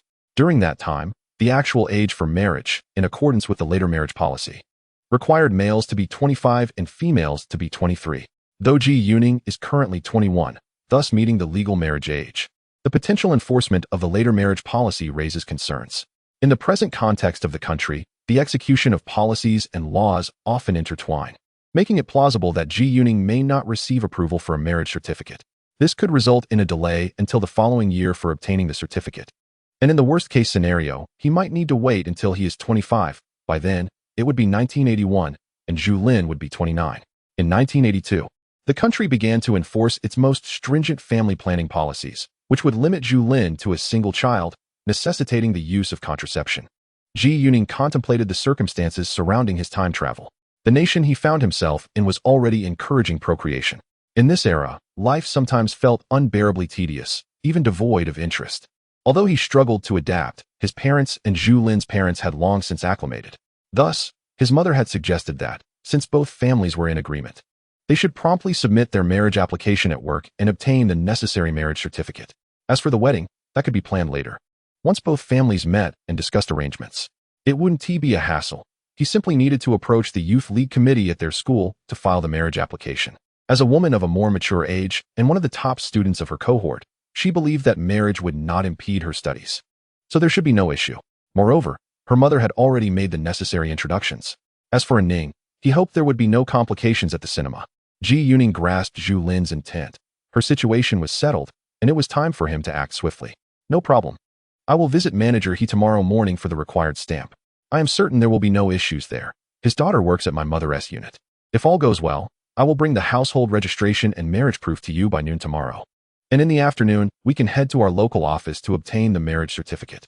All right, I will bring all the necessary documents as well, Zhu Lin replied, her voice bubbling with barely contained joy. Are your parents available next Sunday? If so, please bring them to our home. I will prepare a meal for you. You can really cook? I look forward to seeing your culinary skills, Ji Yuning remarked. My parents should be free next Sunday. I will confirm with them. By the way, Zhu Lin, every time I return to the General Political Department's Huangxi courtyard, I must maintain a low profile. Ji Yuning noticed they had quickly reached Gulu Outer Street. Why is that? Zhu Lin inquired, intrigued. Last time, when Jianjun, Zhang Wo, and I dined together, I mentioned our adventurous exploits across the beautiful landscapes of our motherland. Upon returning, not only did Jianjun and Zhang Wo receive a severe reprimand from their father, but many children in Huangxi courtyard were also chastised at home. Numerous parents were worried that their children would emulate us, leading to preemptive punishments, an instance of preventive measures taking precedence over consequences. Therefore, while we enjoyed ourselves without spending a dime and explored extensively without facing reprimand, I gained immensely. However, Jianjun and Zhang Wo endured a harsh beating, which Zhang Wo claimed was worth it. Meanwhile, many other children were left without the chance to play and were inexplicably punished. They were indeed the unfortunate ones. Hence, I must remain discreet in the presence of those unfortunate children. Zhu Lin listened, unable to suppress her laughter as they rode along. She could hardly utter a word about the man in her life. It is likely that within the confines of the General Political Department, this fellow is perhaps the most mischievous of them all. Upon arriving at Uncle He's home, both Uncle He and Aunt Qin were overjoyed to see Zhu Lin. Aunt Qin, in particular, grasped Zhu Lin's hand with great affection, unable to hide her delight. Zhu Lin was not only beautiful and graceful, but also had served as a cultural soldier in the army for several years, exuding a certain spirited elegance reminiscent of female soldiers. This made her particularly endearing to Uncle He and Aunt Qin, who had spent decades in military service. Furthermore, Zhu Lin was a university student from a well-off family. Recently, Jianjun had mentioned to Ji Yuning that his mother was not particularly fond of Zhang Wo's wife. Zhang Wo's spouse hailed from a county near Yuqing, a girl from Sichuan. While her appearance was decent, her personality was rather bold, and she seemed to exert considerable influence over Zhang Wo, who was quite obedient to her. Currently, Zhang Wo held the rank of deputy company commander, and his wife had just completed the necessary paperwork to accompany him, teaching at a local elementary school. Aunt Qin often felt that Zhang Wo's choice of a wife was somewhat beneath their eldest son. Ji Yuning understood that Zhang Wo's mother likely deemed the marriage as not being on equal footing, a mismatch of sorts. However, when Zhang Wo married last year, his parents had not yet been vindicated, leading others to perceive it as a case of marrying down. Jianjun was quite apprehensive that his current girlfriend, a member of a local cultural troupe from Yunnan, might not meet his mother's approval, which is why he had refrained from mentioning her to her. Observing Uncle He and Aunt Qin's inquisitive nature towards Zhu Lin, Ji Yuning felt immense joy knowing that his wife could endear herself to their elders. During dinner that evening, Aunt Qin specifically requested the chef to prepare an elaborate feast of Shandong cuisine. Having heard from Jianjun that Zhu Lin's father was from the city of Quancheng in Shandong province, and Zhu Lin herself had a fondness for Shandong dishes. The last time the three of them dined together, they had chosen a Shandong restaurant. So while Lu Uncle He's household was equipped with a dedicated chef, and the dishes were exceptionally well prepared, one particular dish, the vinegar and pepper fish, was especially remarkable, featuring incredibly fresh fish with tender flesh and a tangy, spicy broth, perfect for the summer heat. Both Ji Yuning and Zhu Lin relished the fish, their faces glistening with sweat as they savored the meal. After dinner, as they were leaving, Aunt Qin presented them with a generous assortment of items. Zhu Lin arrived laden with gifts and departed even more so. Chapter 36. The certificate acquired on the morning of September 5th, a Monday, Ji Yuning made an early phone call to Manager He of the Dahua Cinema, discussing the matter of obtaining a marriage certificate. Manager He was delighted to hear the news and readily agreed to assist. After all, Ji Yuning's application for marriage, along with the necessary signatures and subsequent approval for the certificate, fell under his purview. Dahua Cinema ranked among the top 3 cinemas in the capital, being an esteemed establishment with the authority to issue such marriage certificates. Manager He assured Ji Yuning over the phone that all the requisite paperwork would be completed by the morning, allowing Ji Yuning to collect it before noon. After hanging up, Ji Yuning's heart swelled with excitement, rendering him unable to concentrate on any writing tasks. When Ji Yuning arrived at Manager He's office, he found that Manager He had just finished stamping his marriage certificate, the ink still fresh. "You are quite the eager one. You set down the phone and rushed over here in no time. I have just completed your paperwork. Here, please copy this marriage application. It is the template your master wrote back in the day. Our Dahua cinema only has this one template, and everyone uses it for their marriage applications." Ji Yuning couldn't help but chuckle inwardly, realizing that his master, Master Li, was not only teaching him how to screen films, but also how to write a marriage application. He swiftly copied the document and then began to discuss the details of his partner with Manager He. "Ah, splendid. I heard from Zhao Jiangwo that your partner is exceptionally beautiful and a university student, graduating to become a doctor, with her family all in the medical field. How wonderful.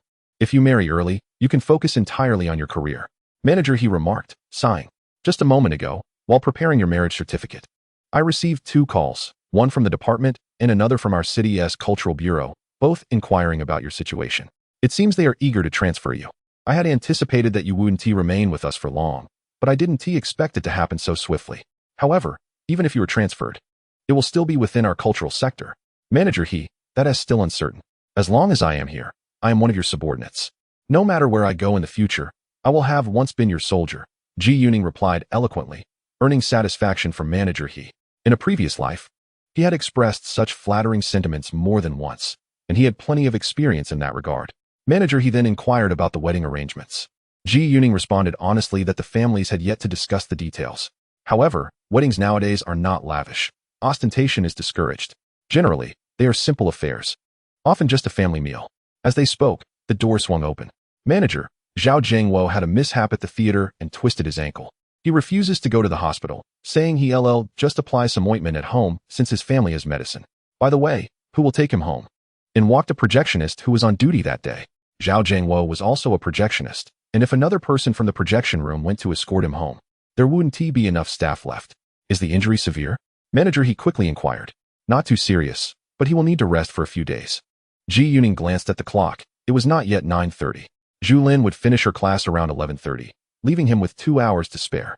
"Manager He, how about I take Zhao Jiangwo home?" "All right, that would be a great help. Zhao Jiangwo's home is not far, just on Beijing 3rd Street, across an alley." Ji Yuning pushed the cart, allowing Zhao Jiangwo to sit on the back seat, and they chatted as they walked. "Jiangwo, the hospital is right across the street. Why don't you get some treatment there before heading home?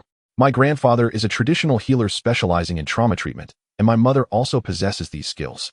She is at home today, taking a break from her duties as the head nurse in the surgical department at Xiao Hospital." Zhao Jiangwo's family resides in a courtyard house located in the alley of Beijing, which has now transformed into a communal living space. They occupy 2 rooms in the eastern wing of the house. Currently, the household comprises his grandparents, parents, his younger sister, and himself, totaling 6 individuals. On the way, Zhao Jiangwo mentioned that he has an older brother and sister who are currently stationed in the countryside and have yet to return. His sister served in the military for several years and has just been discharged, now working as a sales clerk at the Dongdan vegetable market. In Zhao Jiangwo's words, "This job is particularly practical, as the best vegetables and meats are selected by the clerks for personal use or for acquaintances." Ji Yuning assisted Zhao Jiangwo into the courtyard, where both his mother and sister were present. Upon entering the house, they promptly attended to Zhao Jiangwo's injured foot. His mother estimated that he would be fine in about 3 days. They then busied themselves with preparing tea and offering refreshments to Ji Yuning, whose family exuded warmth and hospitality. Zhao Jiangwo's sister was tall and strikingly beautiful, with large, expressive eyes that continuously assessed Ji Yuning. Zhao Jiangwo took pride in extolling Ji Yuning's virtues to his family. After a brief visit, Ji Yuning departed, his most vivid impression being the 2 rooms in the eastern wing, which featured lofts constructed from wooden planks, complete with ladders, resembling an overpass. This reminded him of Liu Xinwu's novel Overpass written in the 1980s. In this era, housing in the capital was exceedingly scarce. Even Zhao Jiangwo's mother, a relatively senior head nurse, had only been allocated 2 rooms, which housed 6 people. If Zhao Jiangwo's siblings returned, the number would increase to 8. He pondered this while meandering around the vicinity until 11:30, when Zhu Lin's class concluded.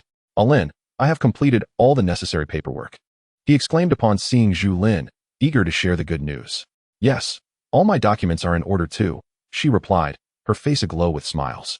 Thus, they planned to collect their marriage certificate that afternoon. The two decided to dine at their first meal location, the Shandong restaurant Chunyuanj. As before, Chunyuanj was bustling at lunchtime. Yet the upstairs area felt spacious, unlike other eateries of the time that were cramped. They ordered sweet and sour carp, a dish of pot-stirred pork tenderloin recommended by Zhu Lin, along with stir-fried kidney slices and hot and sour soup, accompanied by 2 bowls of rice. The dishes were all prepared to an acceptable standard, and they enjoyed their meal thoroughly. At 1 p.m., as the Bay Xi and Qiao Street Committee commenced its day, Ji Yuning and Zhu Lin arrived, locating the official responsible for marriage registration. They submitted all required materials. At this time, the marriage registration process was still governed by the marriage registration regulations enacted in 1955, which consisted of a straightforward 13 articles. With their documentation complete and compliant with legal stipulations, the registration review proceeded smoothly. Soon, the two individuals acquired their marriage certificate, which at that time resembled an award certificate. It was issued in duplicate, devoid of photographs of either party, containing only their names and ages, along with a statement confirming their voluntary union in accordance with the marriage laws. The document bore the date of registration and was stamped with the official seal of the registering authority. It was as simple as that. With the certificate in hand, the king of the daughter kingdom was also secured. Ji Yuning could not help but feel elated. Chapter 37. The first time having obtained the marriage certificate. Ji Yuning took Zhu Lin back to his home. The street committee was so close to his house that upon exiting its doors, they could see the window of Ji Yuning's room to the north. Upon entering his home, Ji Yuning noticed a piece of paper placed on the coffee table in the hallway. Picking it up, he discovered it was a note from his mother, presumably written during her return home at noon. His parents were to attend a foreign affairs event that evening, which would include a banquet. Hence, they would not be home for dinner, leaving Ji Yuning to fend for himself that night. Ji Yuning's spirits soared at this realization. What fortuitous circumstances! This indicated that from approximately 1:30 p.m. until evening, the time was theirs alone, a world for just him and Zhu Lin. He first led Zhu Lin to his room to admire the ink painting of goldfish he had purchased. Lin, this is a work by Wuzwaran. His ink paintings of goldfish, camels, and pandas are particularly renowned, especially the goldfish. I specifically selected this one at Rongbiozai. From now on, this goldfish will adorn our room. The red-headed goldfish represents you, while the one beside it symbolizes me. The implication of this painting, representing the joyful union of lovers, was left unspoken. Yet Ji Yuning believed Zhu Lin, being astute, would grasp its significance. Indeed, I also have a deep fondness for this painting, Zhu Lin responded, her hand intertwined with his. Her demeanor now lacking the previous modesty. After all, they were now legally wed. A sense of happiness filled Zhu Lin's heart. She recalled her mother's words from the previous day, quietly remarking that her son-in-law had become increasingly exceptional. Her mother had already seen the 2 sets of poems that Ji Yuning published in the latest issue of People's Literature on Saturday. The underlying message was clear. She must seize the moment and not let opportunities slip away. Delaying could mean waiting another 2 years to obtain the certificate, during which anything could happen. After all, she was already 25 and could not afford to procrastinate. In recent days, Zhu Lin had felt an undercurrent of insecurity, given her boyfriend's remarkable achievements. However, upon receiving their certificates today, one for each of them, she felt a sense of reassurance. Gradually, their hands intertwined. They leaned on each other, embraced, and eventually held each other tightly. Lin, I promise to cherish you for a lifetime. Ji Yuning whispered sweet nothings into Zhu Lin's ear. Zhu Lin replied, leaning in to press her lips against his. On this occasion, Zhu Lin's response to the candy was even more fervent and proactive. She felt that mischievous hand beginning to roam over her body once again, but today it was bolder. Venturing beneath her clothing, she felt as if struck by an electric shock, the sensation coursing through her in waves, leaving her utterly weak and her mind blank. When she regained a semblance of clarity, she discovered Ji Yuning had lowered himself to her chest. Ning, please, not like this. Can we wait until our wedding day? She pleaded, overwhelmed with fear. Her face was flushed, reminiscent of a tipsy glow, her entire being not only languid but also irresistibly tingling. Lin, I desire you so much. We are already registered. We are a lawful couple. Mother and the others will not return until late, so do not worry, we are alone. Lin, I feel so overwhelmed. Zhu Lin sensed the unusual urgency in Ning's voice, and in that instant, her heart softened. Ji Yuning recognized that while his wife possessed the vivacious spirit of a bold city girl and the valiant demeanor of a warrior, she was, at her core, gentle and tender. Thus, When he became daring, she merely retaliated with a couple of soft punches, having never encountered such boldness before. Confidently, he pressed forward. After all, faced with such a beautiful wife, he found it difficult to restrain himself. You must promise to treat me well for a lifetime, Zhu Lin finally managed, her face flushed. Indeed, even in the next life, I will cherish you. You will always be my wife, he replied, emboldened by her yielding demeanor. In the blink of an eye, he beheld the enchanting figure before him, radiant like jade, her form exuding a soft pink hue reminiscent of her name, the Crimson Lin. In a previous life, Ji Yuning had stumbled upon a photo of Zhu Lin on the beach in a swimsuit, likely taken when she was already working. In that image, she wore a blue one-piece swimsuit, her physique nearly flawless. This was likely a result of her 5 years of gymnastics, 2 years of basketball, swimming lessons, and later, her time as a performing soldier where she practiced dance. In Ji Yuning's eyes, Zhu Lin was unparalleled in both form and beauty. Following a series of intimate exchanges, the sounds of rain and wind enveloped them. Zhu Lin felt as though she were adrift in a tempest, soaring higher and higher until she reached the heavens. Over an hour later, she lay languidly, her eyes hazy as she gazed at her companion, devoid of the strength to even move a finger. She had never imagined such experiences could unfold in this manner. After their passionate encounter, Zhu Lin reclined softly against Ji Yuning's embrace. Lying together, neither wished to stir, fearing that any movement might shatter the exquisite tranquility surrounding them. The aftertaste of their intimacy was sublime. After a considerable time had passed, as Zhu Lin began to regain her composure, Ji Yuning leaned in to whisper in her ear. Actually, the day we collided was not our first encounter. If we trace back 2 weeks, it was also a Saturday. That was our true first meeting.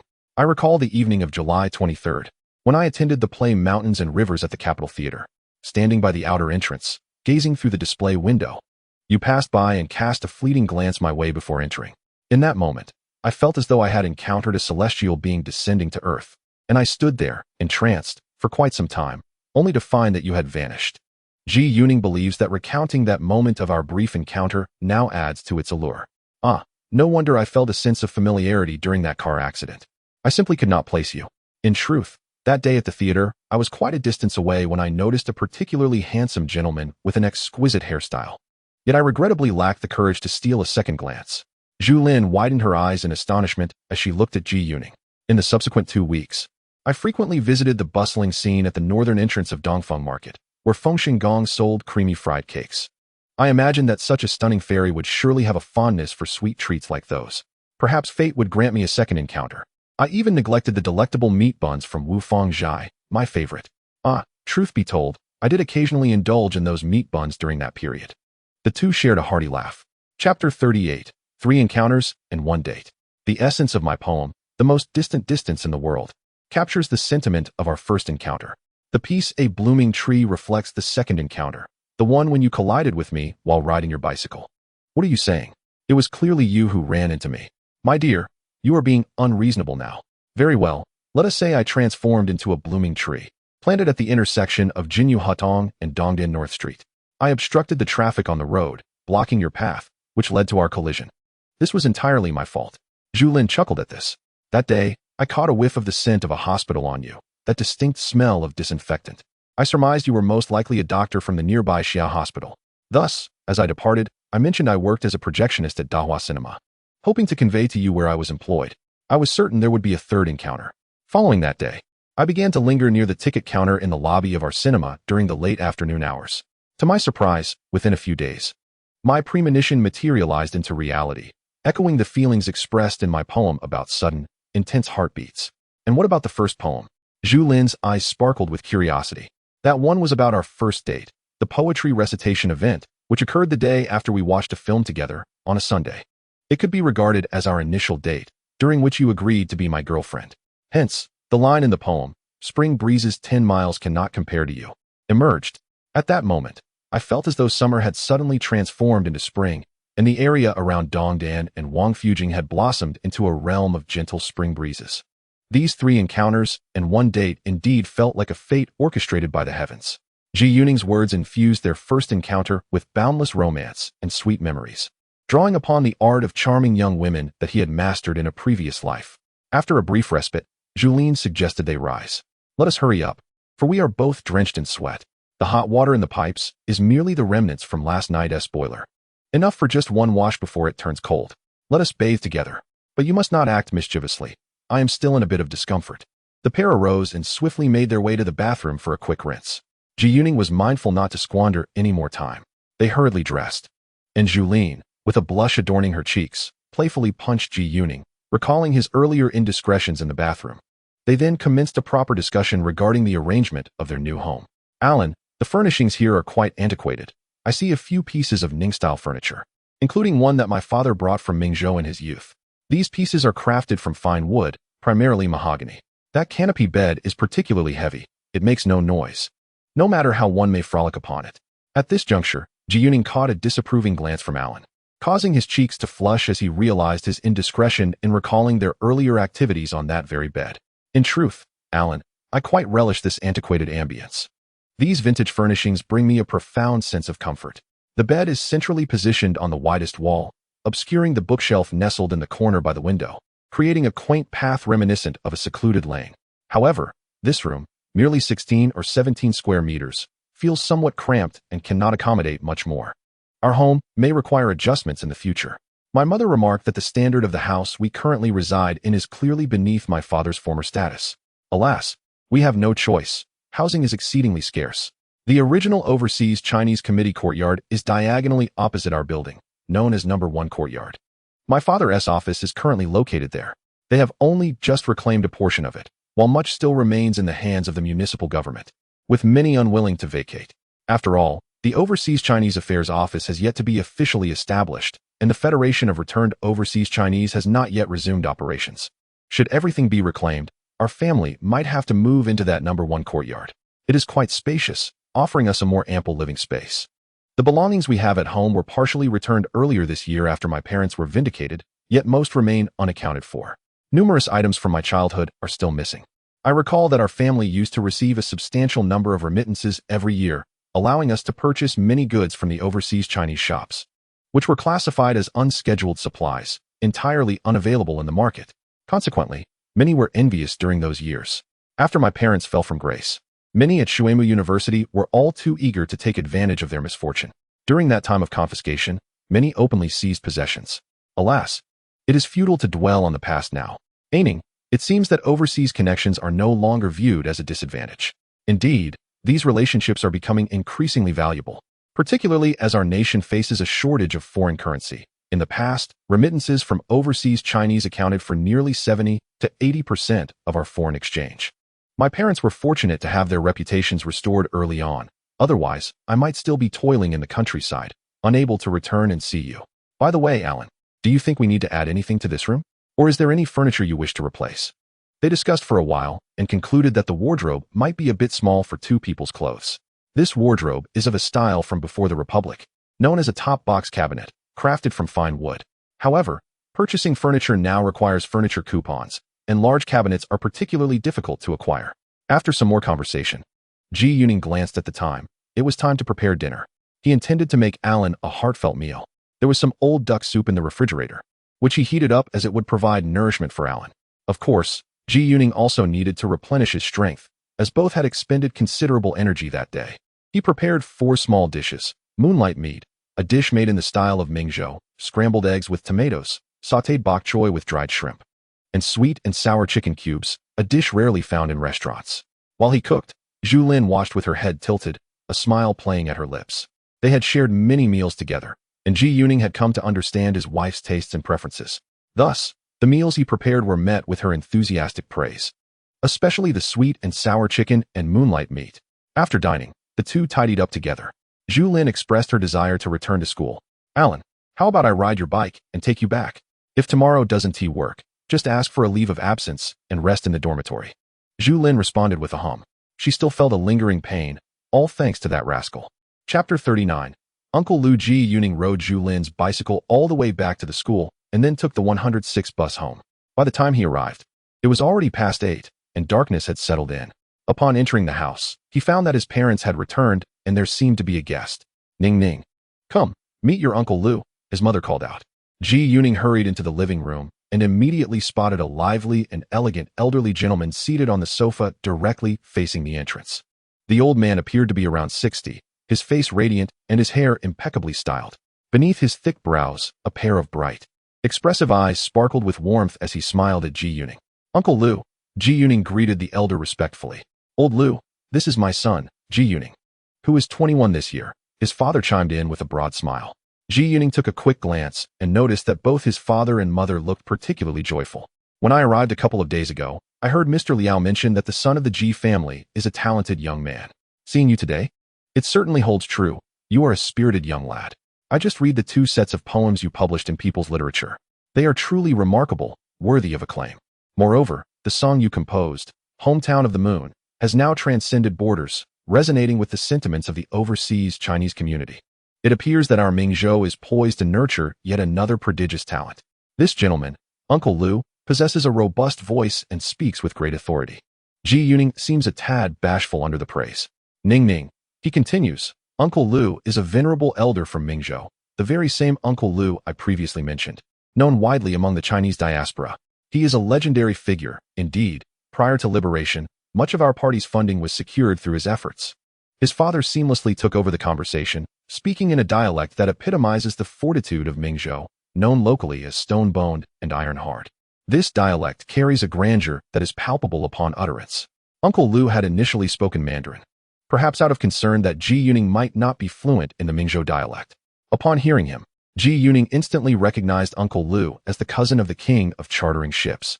In a past life, he would ascend to become the inaugural director of the National Tourism Administration early next year, later serving as the executive vice minister of the Ministry of Foreign Trade. Presently, he is likely newly appointed to the Overseas Chinese Affairs Office. Ji Yuning recalls that Uncle Lu held the position of president of the Overseas Chinese Travel Agency there. His mother had mentioned that this Uncle Lu had familial ties to their family. It is said that among the people of Mingzhou, particularly the business community, connections of kinship are quite common. "Uncle Lu, my father has shared your stories with me before. I have also come across articles detailing your remarkable experiences in the archives of our Overseas Chinese Association. Those accounts are indeed captivating. Recently, I have been contemplating a thrilling narrative inspired by you that reflects the underground work, initially intending to craft it into a novel, but then considering transforming it into a screenplay instead."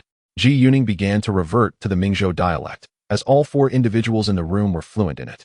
Typically, when 2 individuals from Mingzhou converse, if one wishes to disengage, they will switch to Mandarin. However, if they wish to continue the dialogue, they will persist in speaking Mingzhou.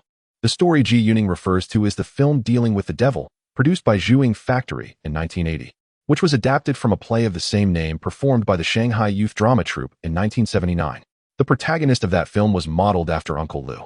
He recalls the film's tremendous impact at the time, and he remembers feeling a sense of thrill and tension while watching it. Thus, he intends to seize the opportunity to adapt this film's screenplay, as the subject matter remains relevant today.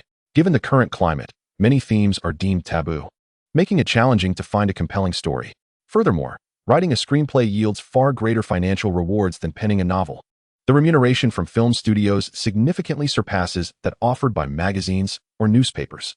Additionally, screenwriters typically work with the production team, providing another substantial source of income.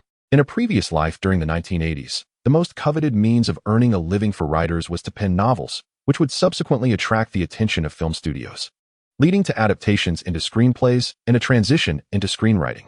Ji Yuning's remarks immediately piqued the interest of the 3 elder gentlemen present. He proceeded to outline the narrative of the story, noting that it bore some alterations compared to his past life, such as changes in character names and company titles. Furthermore, certain plot elements, in his current perspective, seemed somewhat rigid and formulaic, prompting him to make various adjustments and refinements. For instance, the protagonist of the original film, originally named Zhang Gongfu, was renamed Lu Gongfu. The company, initially called Rongchang Company, was changed to Guangchang Company. The antagonist, Du Kongfu, was also rebranded as Yao Chuanfu. The story concluded with Lu Gongfu declaring, "Yao Chuanfu's treachery against the party and the nation is truly deserving of his fate." Upon hearing this ending, the other 3 elders could not help but chuckle, finding the name Yao Chuanfu rather amusing and evocative. The narrative was undeniably captivating, an intense espionage thriller that effortlessly held the audience's attention. The entire tale was fraught with suspense, excitement, and tension, intricately weaving plot and character development that rendered the characters particularly vivid. "Ah, gee, this story is exquisitely told," one elder remarked. However, he added, "in truth, my family was entirely unaware of my previous occupations, as I never divulged such information to them. That was the protocol of the time. Nevertheless, your story's premise is commendable. Establishing the protagonists as a married couple facilitates narrative arrangement and enhances its appeal. Just remember, do not overtly suggest that this story is based on me. Many individuals could easily serve as prototypes for the protagonists, given that numerous people were involved in similar vocations during that era. Understood, Ji Yuning replied. So, Uncle Lu, which do you think is preferable in the story, the A command or the Jia command? In those days, the protocol office rarely employed designations like in B. It was predominantly organized in A Jia, E, Bing, Ding format. Therefore, the Jia command would be more appropriate, as even into the late 1940s, the majority of records were still kept using brushes, resulting in a predominance of Chinese characters and a scarcity of Latin letters. Ji Yuning nodded, acknowledging that in the film of his past life, the A command had indeed been used, which had felt somewhat awkward to him at the time. After he concluded his tale, the four individuals found their conversation to be more invigorating. After some further discussion, Uncle Lu rose to take his leave. Before departing, he offered Ji Yuning a plethora of encouraging words. Once the guests had departed, Ji Yuning eagerly shared the joyous news of obtaining the marriage certificate with his parents. His mother gazed at the certificate, tears of joy streaming down her face. My son, this is wonderful. My heart can finally rest. My son is truly starting a family. Mother, there's more. Today, Alan mentioned that her parents will be coming to our home this Sunday, so we can all meet. They may want to discuss the wedding arrangements with you and Dad. Chapter 40. The movie script. So, Ningning, when do you think would be the best date for your wedding? If it falls during the National Day holiday, which is typically 2 days long, along with an additional Sunday, that totals 3 days. Thus, you could request 3 days of wedding leave, which would allow for a total of 6 days, providing ample time. I pondered and said, Mom, my schedule is rather flexible. I am currently in the transitional phase of revising drafts. I plan to extend this period until late October, around the 20th. During this time, I can arrange my schedule freely. If we hold the wedding during National Day, I wouldn't even need to request leave from work. The crucial factor remains Alan's situation. Her classes are quite demanding, making it difficult for her to take time off. I estimate she could manage only 3 days of wedding leave, which makes the National Day timeline feasible. Moreover, there is the matter of our relatives' availability. Alan's sister's family is in the Northwest, and I am uncertain if they will be able to return. Her grandparents usually reside in the capital, but occasionally, they may have business trips or health retreats arranged. They seem to be the extent of her family. Our relatives in the capital are few. Additionally, Uncle He and Aunt Qin must attend. I am unsure if Jiang Wo and Jianjun can make it back. I heard from Aunt Qin that they've exhausted their family visit leave this year, so they likely will not return. As for wedding preparations, we cannot proceed further at this point, primarily because nothing is set yet. Also, Mom, should we consider buying something for Alan? In the capital, it is customary to present a bridal gift. The popular items include the 3 turns and 1 sound, a watch, a bicycle, a sewing machine, and a radio. However, her family already possesses these items. Ji Yuning has a radio and tape recorder, as well as a fan. Zhu Lin also owns a fine watch, so those need not be purchased. Furthermore, they have rare large appliances such as a television and refrigerator. Essentially, there is little left to buy. I discussed this with your father and suggested we simply give you both 300 yuan. You can decide what you need and purchase it together. The figure of 300 is rooted in the customs of Mingzhou, where gifts are often given in threes, symbolizing good fortune. This contrasts with the capital, where gifts are typically presented in pairs and are often even numbers, as odd numbers are uncommon. Additionally, Mingzhou people tend to prefer non-integer amounts when deciding on gift money, whereas in the capital, auspicious numbers like 9 or 8 are favored. Ji Yuning was quite pleased with the 300. With that, he has approximately 4,000 to 5,000 yuan in total assets. He estimates that, including his parents' accumulated wages over the years, they should have around 30,000 yuan, meaning his current wealth represents about 15 to 20% of their savings. As for the wedding arrangements, we can only discuss them whenever the need arises. Marriage is no trifling matter. It indeed brings forth a multitude of complexities. Returning to his abode, Ji Yuning glanced at the clock. It was still not yet 10 o'clock, and he was not yet inclined to succumb to slumber. His thoughts meandered from the enchanting form of Zhu Lin to the film dealing with the devil. Sighing, he resolved to continue his writing. Just the previous morning, he had completed the 5th chapter of that novel, which he planned to submit to the literary magazine of the capital tomorrow, alongside a visit to his wife.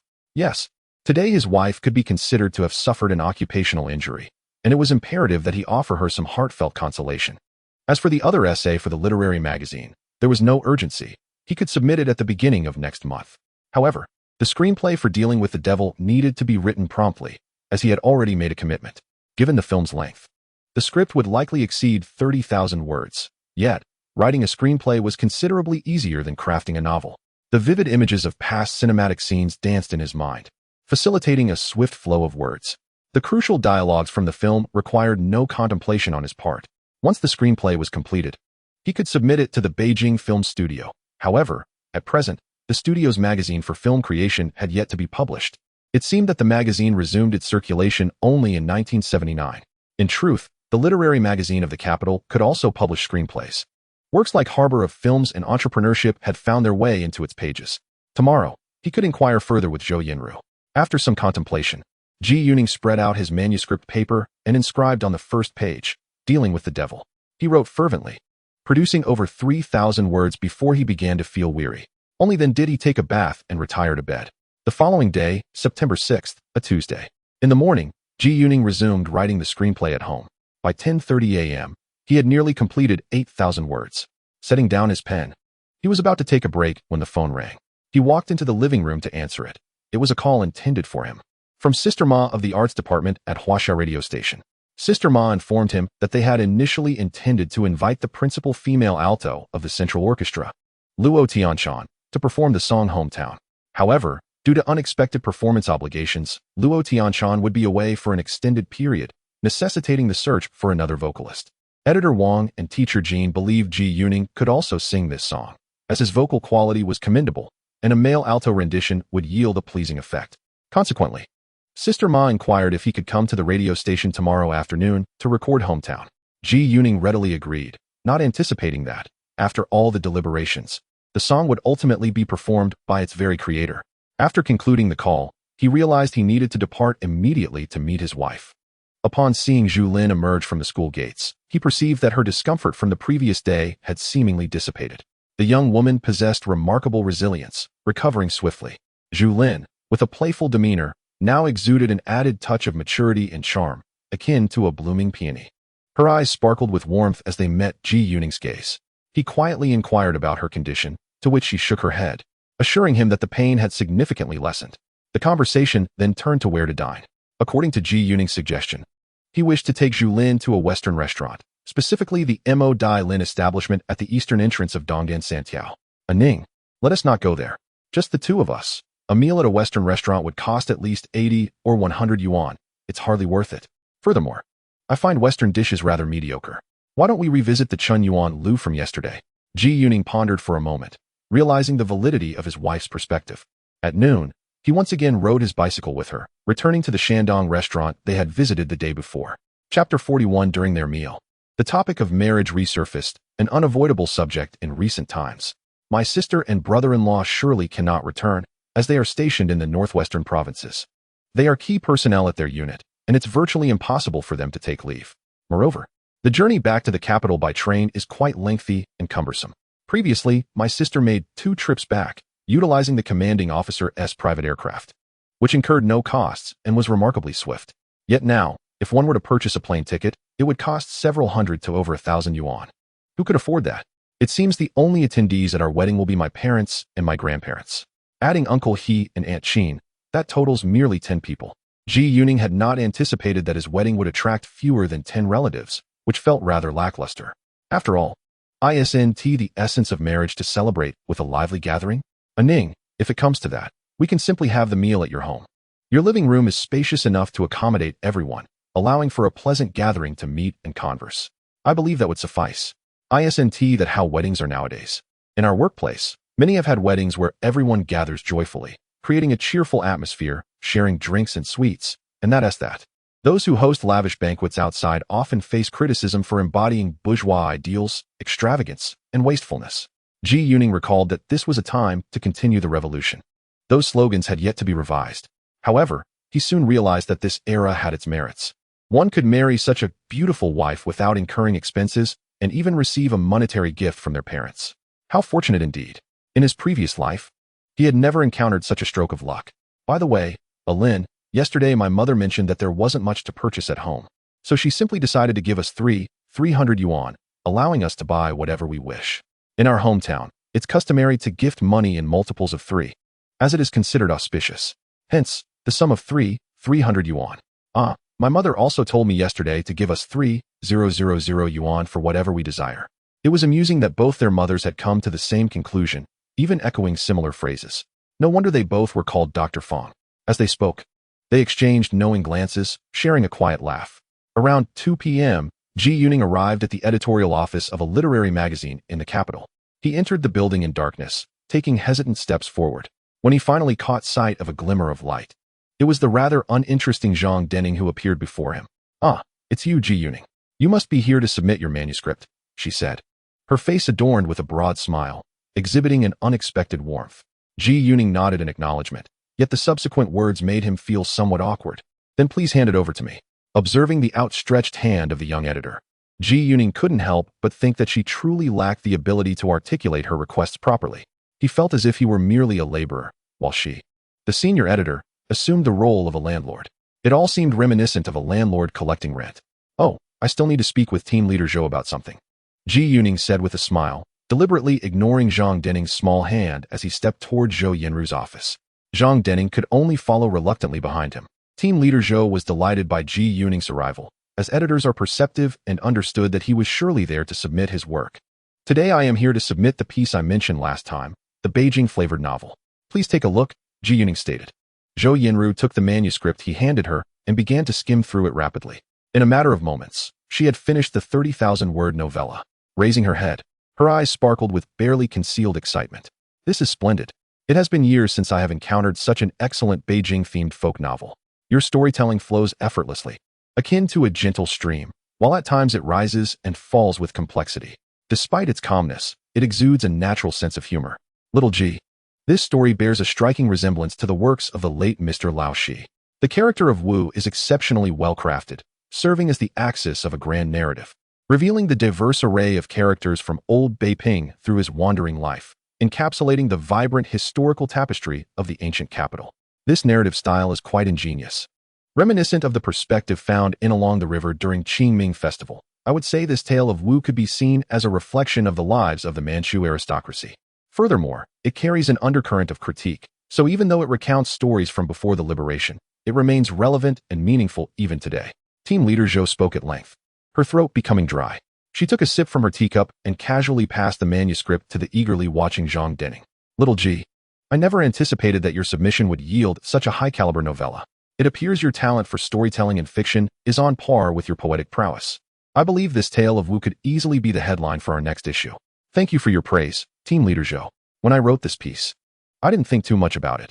I simply wanted to tell a good story, one that I have heard many times since childhood, the tales of those young nobles from old Beiping. I have encountered people like Wu in my youth, much like some of the privileged youth of today, who seem to squander their time in idleness.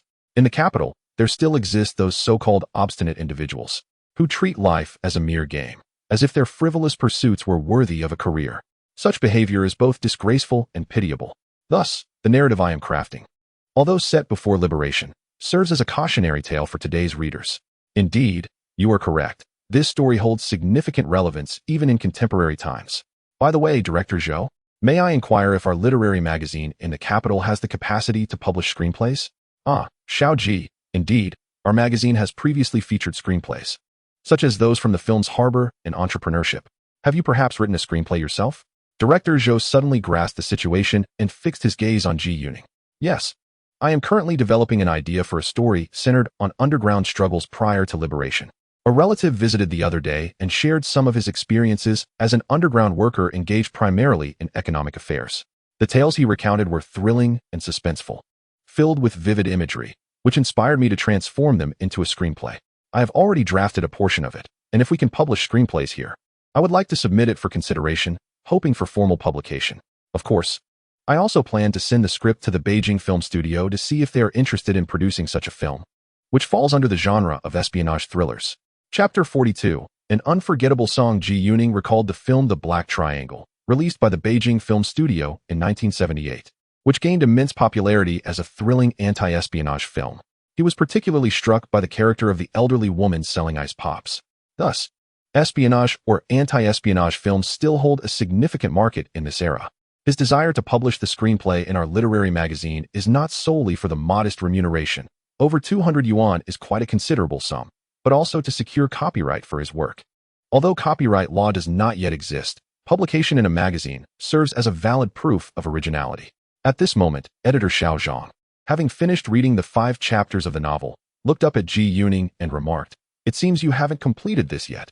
There must be a continuation. Why not continue writing instead of pursuing a screenplay? Why not delve into the story beyond liberation?" Upon hearing this, Ji Yuning's earlier good spirits diminished significantly. He felt exasperated that this young person could not engage in thoughtful discourse, failing to recognize that he was conversing with an established poet and an accomplished writer. Could one truly write about the events following liberation now? The pitfalls and challenges are numerous. Are you not attempting to lead me into a trap? Now they are urging me to write those 5 stories set after the liberation, which only means misfortune awaits me. Ji Yuning speaks rather bluntly. He has no intention of indulging this petty landlord, and he certainly does not possess the mentality of a long-term laborer. Hearing this, the little landlord Zhang was on the verge of exploding with anger. Isn't it written towards the end that those absurd events after the liberation will be addressed in another story? That's just how it is. Whenever I can write, I shall write. Zhou Yanru observed that every time Ji Yuning, the author, and Zhang Denning, the editor, spoke, it resembled a quarrel, and she felt quite troubled. A few years ago, submitting to the capital's literary circles yielded no monetary compensation. Authors were merely offered a few copies of quotes or a notebook. Thus, this little Zhang always held a psychological advantage, especially over younger authors. She wondered if it stemmed from the lingering belief that receiving remuneration from the capital's literary circles was akin to charity.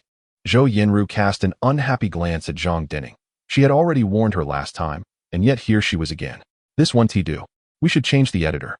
Ji Yuning found it peculiar as well. Sometimes, a first impression is exceedingly hard to alter. Whenever he laid eyes on this little landlord Zhang, he simply could not feel cheerful. Zhou Yanru hastily shifted the topic, bringing up the column on the life of educated youth. Ji Yuning mentioned that he had yet to write that essay, as there was already an article scheduled for next month's issue. He intended to delay his writing until around the 20th, by which time he should be able to submit. That day at the capital's literary magazine, Ji Yuning received the payment for the story. As he accepted the 220 yuan from the still irate little landlord Zhang, he suddenly felt an urge to laugh. Ji Yuning left the editorial office of the capital's literary magazine in high spirits. On his way home, he pedaled his bicycle while calculating his earnings for the first few days of the month. To his astonishment, by September 6th, he had already earned nearly 500 yuan in just the first 6 days of September. Remarkably, his earning pace was even faster than in August. At the capital's literary magazine, he had other gains as well. Besides the confirmation that the film script could be published, he also spotted a newly released children's literature book on the little landlord Zhang's desk. This was one of the reasons he felt like laughing when he took the money from her. After all the fuss, she was still interested in children's literature. This children's publication had just resumed in August, although it was not a regular periodical, but rather a series that seemed to be issued monthly. Thus, Ji Yuning had found yet another quick-paying publication for submissions. Upon returning home that afternoon, Ji Yuning immediately set to work on a new draft. He planned to adapt the debut work of the fairy tale King Zheng Yuanjia, Black on Honest Island, which Zheng had written in December 1978 and published in the September 1979 issue of Children's Literature. Zheng had completed this fairy tale in just 3 days, totaling 13,000 words. Ji Yuning felt no apprehension about intertwining the writing of 2 stories. He was certain it would have no adverse effects. Whenever he picks up his pen, each novel vividly reappears in his mind. Conversely, if he grows weary of one narrative, he can seamlessly transition to another, treating it as a refreshing change of pace. Reflecting on the authors of online literature from his previous life, who often juggled multiple stories simultaneously, it truly seems effortless. That afternoon, he wrote from just before 4 until 6:30, crafting over 4,000 words of a fairy tale. Yet, he found himself reluctant to continue, and after dinner, he shifted his focus to writing a film script, producing another 4,000 words, bringing the script to its halfway point. On Wednesday, September 7th, he completed the fairy tale in one continuous effort, exceeding 8,000 words. He discovered that writing fairy tales flowed easily, at times feeling akin to composing a primary school essay. Today, Zhu Lin and her peers had a clinical class, and due to the tight lunchtime schedule, she advised him not to join them. After having lunch at home, Ji Yuning set off for the radio station around 1 o'clock. Upon arrival, he received several notification slips and payment forms from Sister Ma regarding the 5 poems he had published in People's Literature, which were adopted by Huaxia Radio and broadcasted. thus earning him another fee. Today, he participated in a trial recording session, and after just one attempt, he succeeded. Teacher Jean also arrived and was astonished by Ji Yuning's performance, remarking that his voice possessed the enchanting quality of a shao when he sang in tenor and bass. It echoed the timbre of the renowned Peking opera master, Shi Xiaobo. The formal recording commenced at 3:30 and was completed before 4:30. With time still on his side, Ji Yuning spontaneously composed and performed a song, reminiscent of a famous piece from his past life, an unforgettable song. The song reflects on the river of youth, the passage of time merging into melody. It is a poignant ballad, woven from sweat and tears, embodying a deep sense of melancholy and confusion. Yet, it also transforms into an uplifting anthem of pursuit amid the trials of youth, filled with aspirations and longing.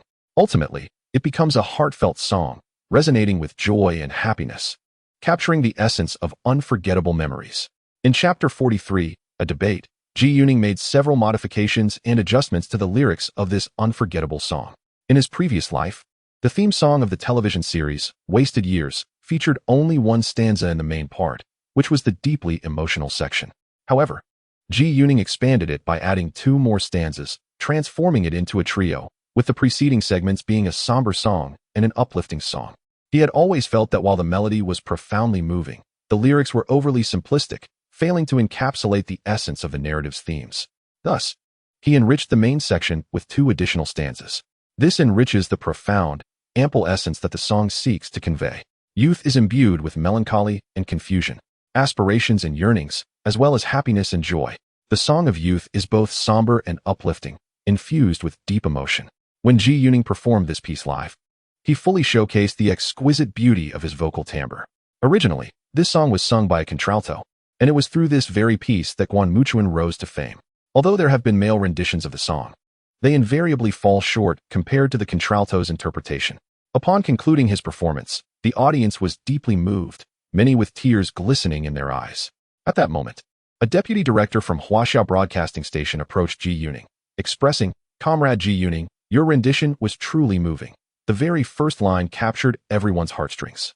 I believe this song will resonate not only with the youth, but especially with those who have experienced the down-to-the-countryside movement. Furthermore, individuals of all ages, regardless of gender, will be captivated and touched by this melody.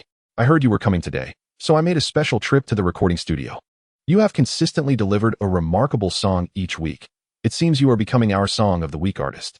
I propose that our arts department's broadcast program be transformed into a weekly showcase of your songs." The leadership's insight was commendable, though Ji Yuning may not be able to produce a stellar piece every week. With the directive given, the arts department and the recording studio hastened to prepare the arrangement, accompaniment, and recording of the song, anticipating Ji Yuning's imminent return to the studio. Teacher Jean also approached Ji Yuning to discuss his recent performance. "Xiao Ji, your vocal abilities continue to astonish me. Previously, I was impressed by your high notes. What do they say? High notes do not obstruct the high. Today, however, your low and middle tones were even more impressive, with a particularly beautiful timbre. This song, much like that one about our homeland, is traditionally better suited for a contralto. Yet your rendition surpasses that of the contralto." Not only was Teacher Jean astonished, but Ji Yuning himself felt a tinge of surprise, pondering whether his vocal cords had improved since that encounter with Zhu Lin. At 675 Jilu Road, Shanghai, stands a garden villa dating back to the Republican era. The property is adorned with a fountain sculpture group themed around Cupid, hence it is known as the Garden of Love. Since the 1950s, this garden residence has been utilized by the Shanghai Writers Association and the editorial offices of its affiliated magazines, such as Shanghai Arts and Harvest. Within a room on the 3rd floor of the main building, a heated debate was unfolding regarding Ji Yuning's novel. One party in the discussion was none other than Ru Zhijuan, who had previously contacted Ji Yuning for a commission.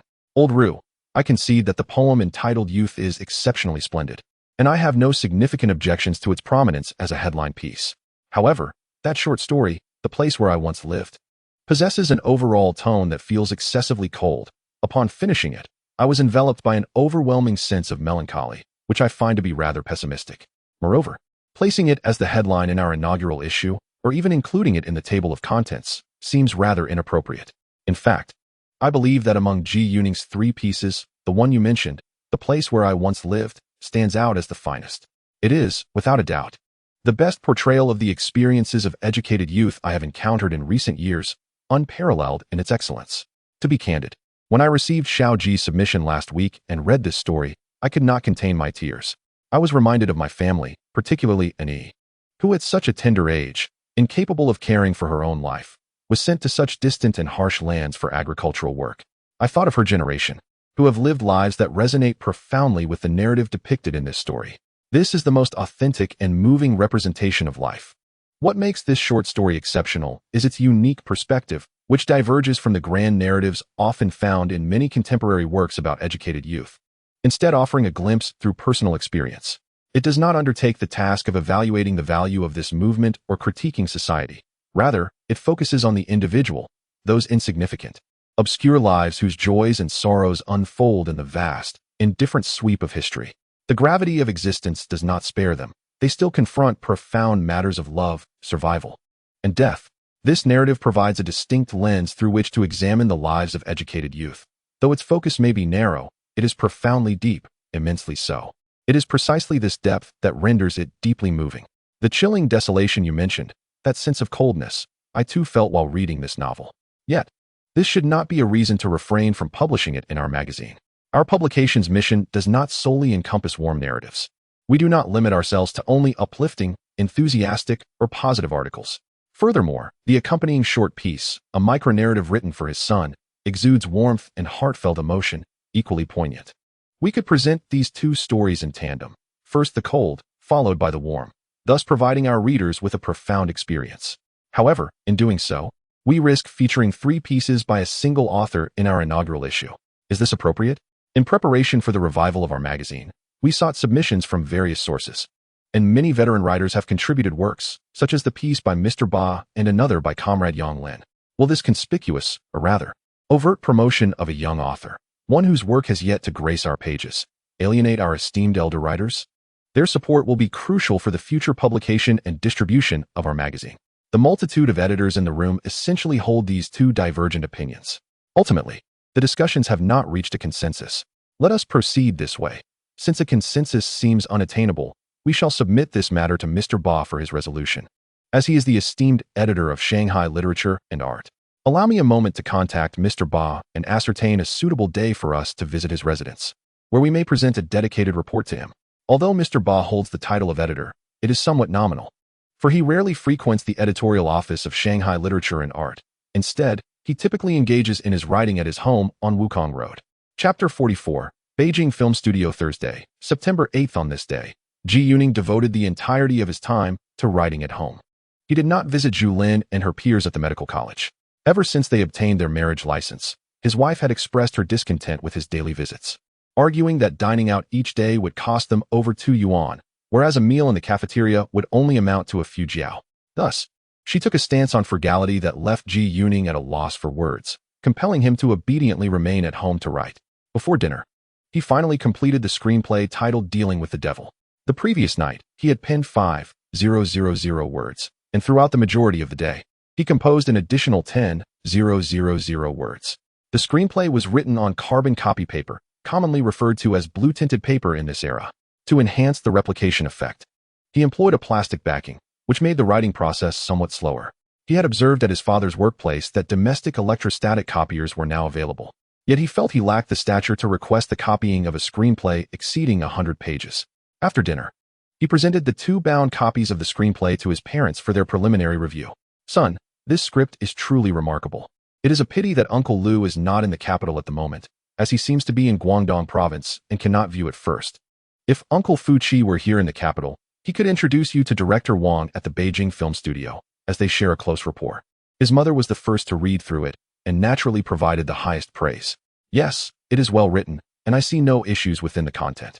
Uncle Lu was rehabilitated at the end of last year, so writing a story based on him should not pose any problems.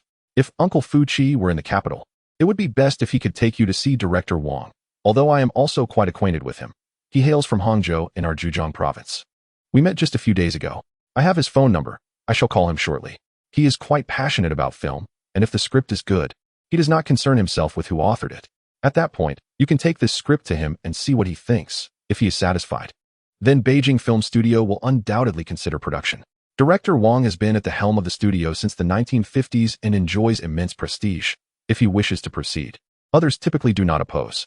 Naturally, Ji Yuning's father first focused on whether the content of the screenplay contained any taboos before considering its artistic merit.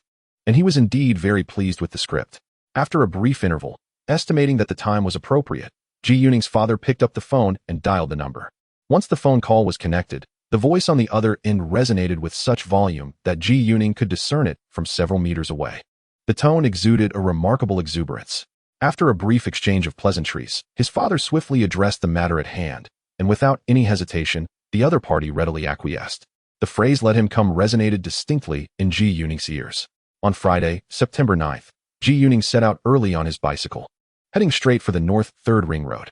The current location of the Beijing film studio is at 77 Zhonglu, North 3rd Ring Road, a site it seems to have relocated to in the early 1970s. By the time Ji Yuning traversed into this realm, the studio had ceased to exist, replaced by real estate development, infuriatingly branded as the International Dream Factory. At the reception of the studio, Ji Yuning registered using a borrowing card from the National Overseas Chinese Affairs Office, a strategy that had proven consistently effective. After completing the registration, he was promptly granted access. Upon entering the main building, he followed directions to locate Director Wang's office. He gently knocked on the door and was greeted by a resounding and robust "come in." This was indeed the same boisterous voice he had heard the previous evening. Upon opening the door, Ji Yuning found two individuals inside. One, a man in his early 50s, was none other than the renowned director Xie Tieli, famed for his works such as Early Spring in February and Dream of the Red Chamber. The other man, likely in his 60s, gazed at Ji Yuning with bright, keen eyes and a broad smile. This must be Director Wang. "Hello, Director Wang. I am Ji Yuning," he introduced himself. "Ah, little Ji, we've been awaiting your arrival," Director Wang responded with a warm smile. "Old Xie, this little Ji is quite the poet. His works, such as The Farthest Distance in the World and The Moon's Hometown, which you've mentioned, are masterpieces. His poetry and self-composed songs have been frequently broadcast on the radio lately." "Oh, how young you are." Director Xie adjusted his glasses and scrutinized Ji Yuning with genuine interest. "Greetings, Director Xie." Ji Yuning quickly reciprocated the greeting. "Have you brought the script?" Director Wang inquired directly, cutting to the chase. Ji Yuning promptly retrieved 2 copies of the script from his bag, presenting one to Director Wang and the other to Director Xie. After some time, Director Wang finished reading the script and nodded appreciatively. "Well, the script is quite well-crafted, mature, and requires minimal modifications. Moreover, such themes are rather rare these days." At that moment, Director Xie also completed his review. He set the script down and regarded Ji Yuning thoughtfully. The plot is tightly woven, each thread interlinked, and most impressively, the thrilling and intense narrative gradually unveils the characters, allowing their personalities to shine vividly. This script possesses a theatrical quality. It should translate beautifully onto the screen. After a brief pause, Director Xie continued. "It's a rare gem of a script with an innovative genre. Indeed, we produced a suspenseful anti-espionage film last year, The Black Triangle, which garnered significant acclaim upon its release earlier this year. Hence, thrillers remain immensely popular. This film, which involves dealings with the devil, can be aptly described as a thrilling espionage drama. Upon reflection, I find its most striking feature to be the intricately woven plot, with each element meticulously interconnected until the very last moment. Such films have been rather scarce in recent years. Therefore, I hold great optimism for our filming plans next year regarding this movie. Regrettably, Director Xie is currently occupied with The Great River Flows, which is set to shoot on location early next year, requiring extensive travel to various sites." Director Wang then turned to Ji Yuning, stating, Ji, we have accepted this script. The studio will need to discuss it further, go through the necessary procedures, and ultimately decide if it will be included in next year's filming schedule. We will reach out to you at that time. If this script is approved, it seems likely that you, as the writer, will need to join the crew. Come, let me show you around the studio. I will treat you to lunch as a token of gratitude for bringing us such a fine script from afar." In a previous life, Ji Yuning had visited the Beijing film studio, but that was in the new century, and he had seen Roning Street back then. However, he had never set foot in the studio courtyard during the late 1970s. He accompanied Director Wang on a tour of the premises for quite some time. At noon, in the small canteen of the Beijing film studio, Ji Yuning finally indulged in roasted duck. The roasted duck from the studio is renowned, rivaling that of Quanjude. Ji Yuning found it even more delectable than what he had tasted in his previous life. During the meal, he shared anecdotes of his experiences during the youth labor movement, recounting stories of catching eels. Director Wang chuckled, saying, "Director Xie keeps eels at home. They are available whenever he wishes. and he is particularly skilled at preparing them. Director Xie hails from Qingjiangpu in the Su Province's Lianghuai region, not far from where Ji Yuning had participated in the labor movement in the central Su Province. Chapter 45. Old Ba speaks of the top 3 headlines at noon. Ji Yuning enjoyed a sumptuous meal of roasted duck at the Beijing film studio. After finishing his meal, he took the remaining portion of the script and rode his bicycle straight to the Beijing Literary and Art Institute. This time, he did not encounter the little landlord, Zhang, in the corridor. Instead, he directly knocked on the door of Zhou Yinru's office. Upon receiving the script, Zhou was taken aback. She recalled that Ji Yuning had only mentioned on Tuesday his intention to submit a film script to their magazine. Yet here he was, presenting it on Friday. However, she greatly appreciated such efficiency as an editor. After reading through the script in one sitting, she let out a deep sigh. What an excellent script. The plot is exceptionally well designed, with each twist intricately connected. From beginning to end, there is a palpable sense of tension and suspense. I believe it would make for a remarkable film or an engaging stage play. As Zhou spoke, she flipped to another page, examining the handwritten notes on the back. Have you shown this script to the Beijing Film Studio? She inquired. I just came from there. This morning, I took the script to the Beijing Film Studio and shared it with Director Wang and Director Xie. Both found it quite promising. Director Wang has accepted the script and has decided to include it in next year's filming schedule. Once the script passes the review, he will notify me. He mentioned that, according to their studio's protocol, if the project is approved and a crew is formed, I, as the author, will be required to join the team as the screenwriter. Director Xie is currently occupied with the preparation of a film, which consists of 2 parts. Filming on location may commence as early as next year. The movie requires numerous outdoor settings, and while he finds the project promising, he doubts he will have sufficient time to complete it. Ji Yuning speaks candidly. Aware that if the Beijing Film Studio shows no interest in this screenplay, the Jingxing Literary Magazine may need to reconsider its publication prospects. Why not simply take the script directly to Director Wang at the Beijing Film Studio? Team leader Zhou responds with surprise. No. I called him last night to schedule an appointment. Otherwise, given his busy schedule, I would most likely miss him if I just dropped by unannounced. At this moment, Zhou Yinru's gaze towards Ji Yuning becomes rather complex. She understands the immense influence that Director Wang possesses, someone who can easily connect with the highest echelons. While she knows Ji Yuning's background may be somewhat remarkable, she did not anticipate its depth. Just then, the door creaks open. Ji Yuning turns to see Zhang Denning, puffing and panting, entering with a large stack of books in his arms. Seeing Zhang, who resembles a young laborer, brings a smile to Ji Yuning's face. He winks at Zhang, who responds with a playful glare. The interaction is quite amusing, as Zhang no longer pretends to be aloof when he sees Ji Yuning, his face devoid of the usual forced smile. Are you here to submit again? Ji Yuning discerns the underlying meaning, which suggests that Zhang is once again here to earn money from their magazine. Truly, he finds the moniker Little Landlord fitting for Zhang. Subsequently, team leader Zhou swiftly scribbles a note, and Ji Yuning receives 220 yuan from Zhang. In just 3 short days, he has already earned 440 yuan from Jingxing Literary Magazine. While Zhang occasionally vexes him, he is prompt with payments, embodying the essence of a good comrade.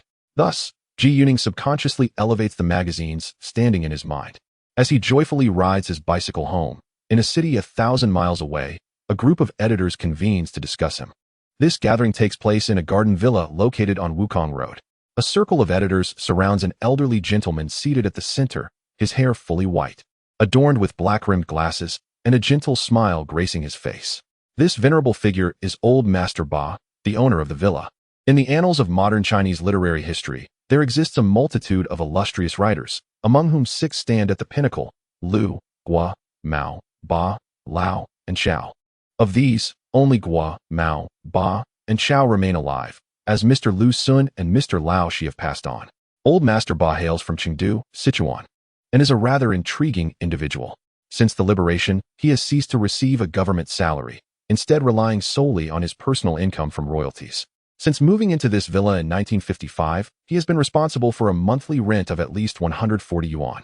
He resided in this villa for a full half-century until his passing.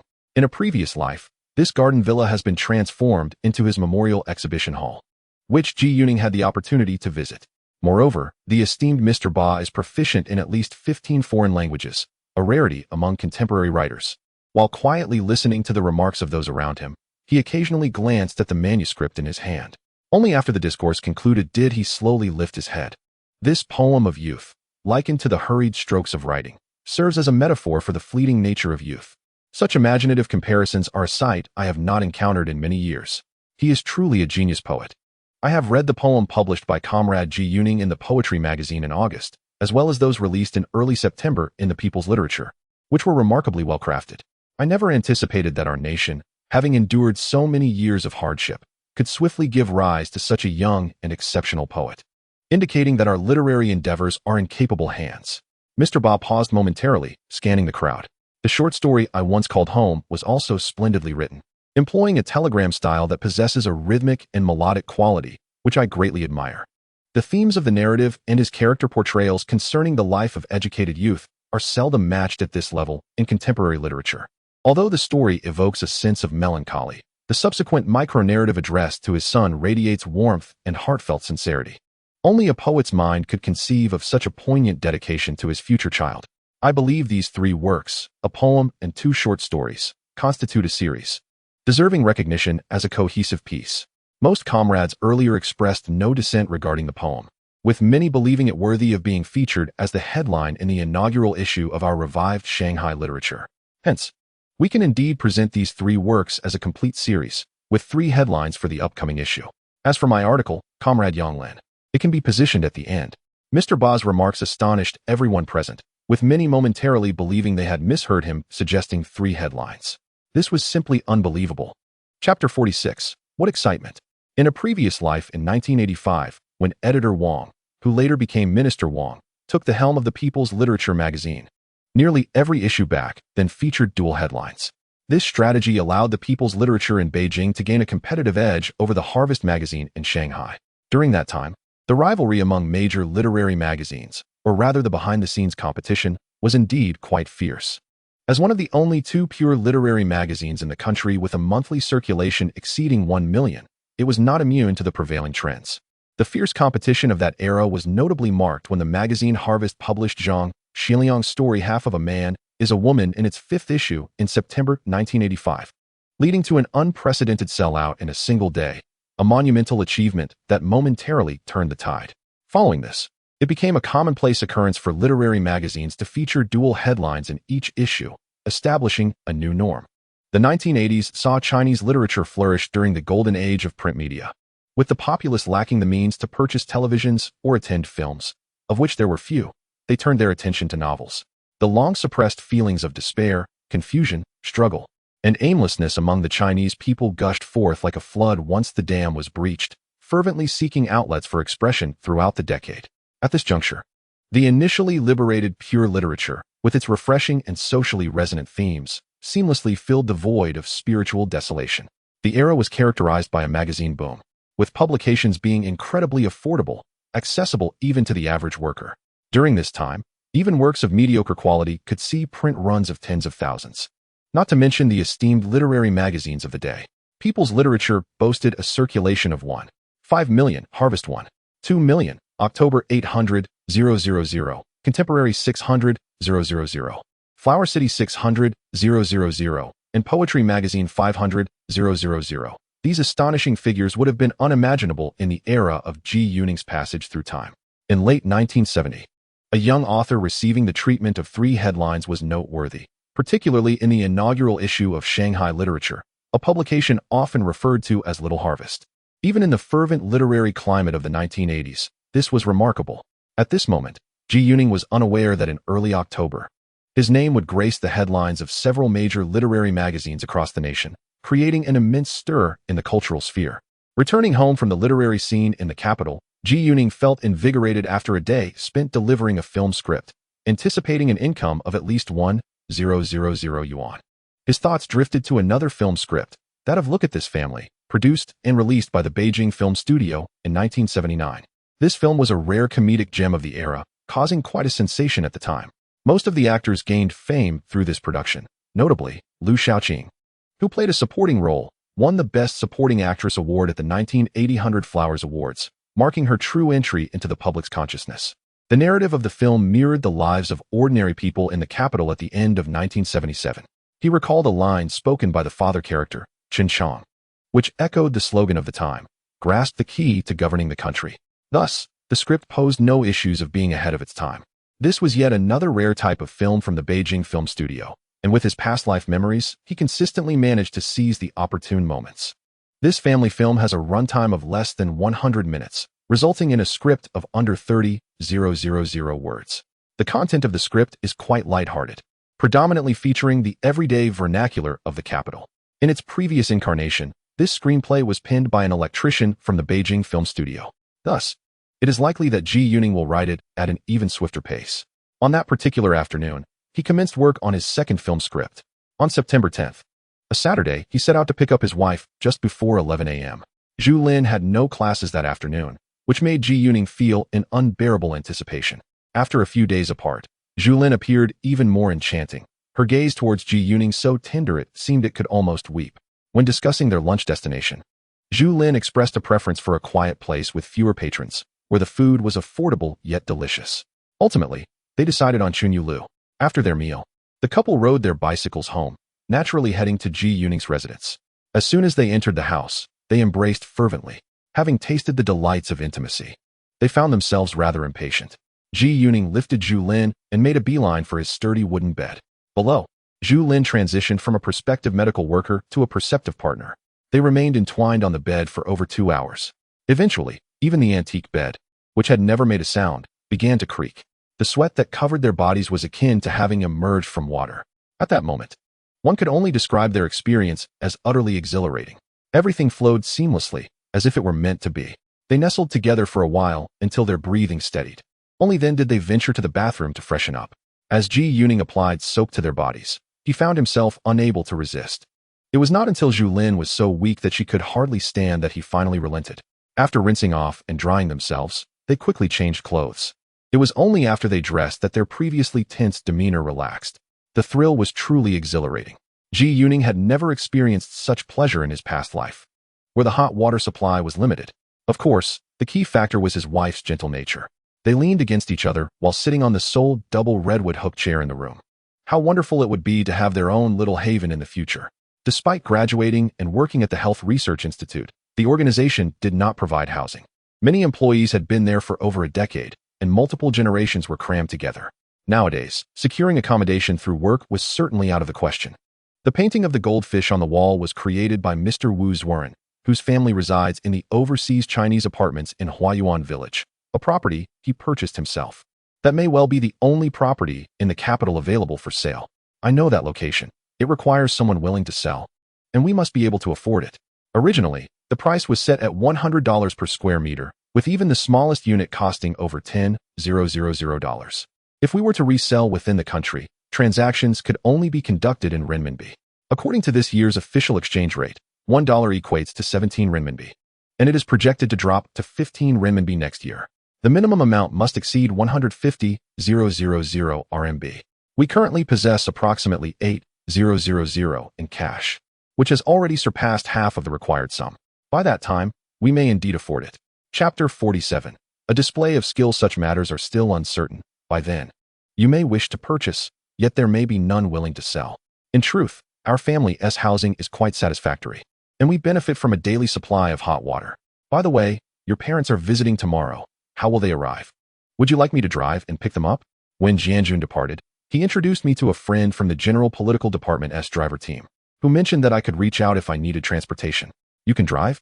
Previously, Jianjun and I practiced driving together at the General Political Department. I can drive, though it has been a while. His friend could also come to pick us up. Perhaps it is best to forego that. Tomorrow is Sunday, and public transport will not be overly crowded. My parents and I can simply take the bus. The journey from my home to yours by bus is particularly convenient. We would ride 2 stops from Weigong Village, then transfer to bus 107, which takes us directly to Dongximen. There is often a seat available at the terminal. Actually, both my father and uncle have dedicated vehicles, but they do not permit Jianjun and me to use them. My father insists that aside from official vehicles, even my mother is not allowed to use them. Tomorrow, are you truly planning to cook? Yes, I shall take charge of the kitchen and demonstrate my skills. You may assist me while they engage in conversation. September 11th, Sunday. At the break of dawn, Ji Yuning rode his bicycle to the Dongdan market. He had already spoken with Zhao Jiangwo from his workplace yesterday, asking him to have his sister, who works as a vendor at the market, select some choice vegetables and meats in advance for him to collect on Sunday morning. He informed Zhao Jiangwo that in the future, He could procure quality cigarettes and liquor through him, as his mother works at the overseas Chinese hotel and has a monthly purchasing quota. In this day and age, it is all about connections and backdoor dealings. Ji Yuning's mother holds a leadership position at the overseas Chinese hotel and could easily procure ingredients directly from the hotel's kitchen. Yet he preferred to minimize such arrangements to avoid stirring gossip among the staff. The Dongdan market operates from 7 a.m. to 9 p.m. Ji Yuning arrived around 7:30 a.m. He directly approached Zhao Zhengwo's sister, Zhao Xiuxiu.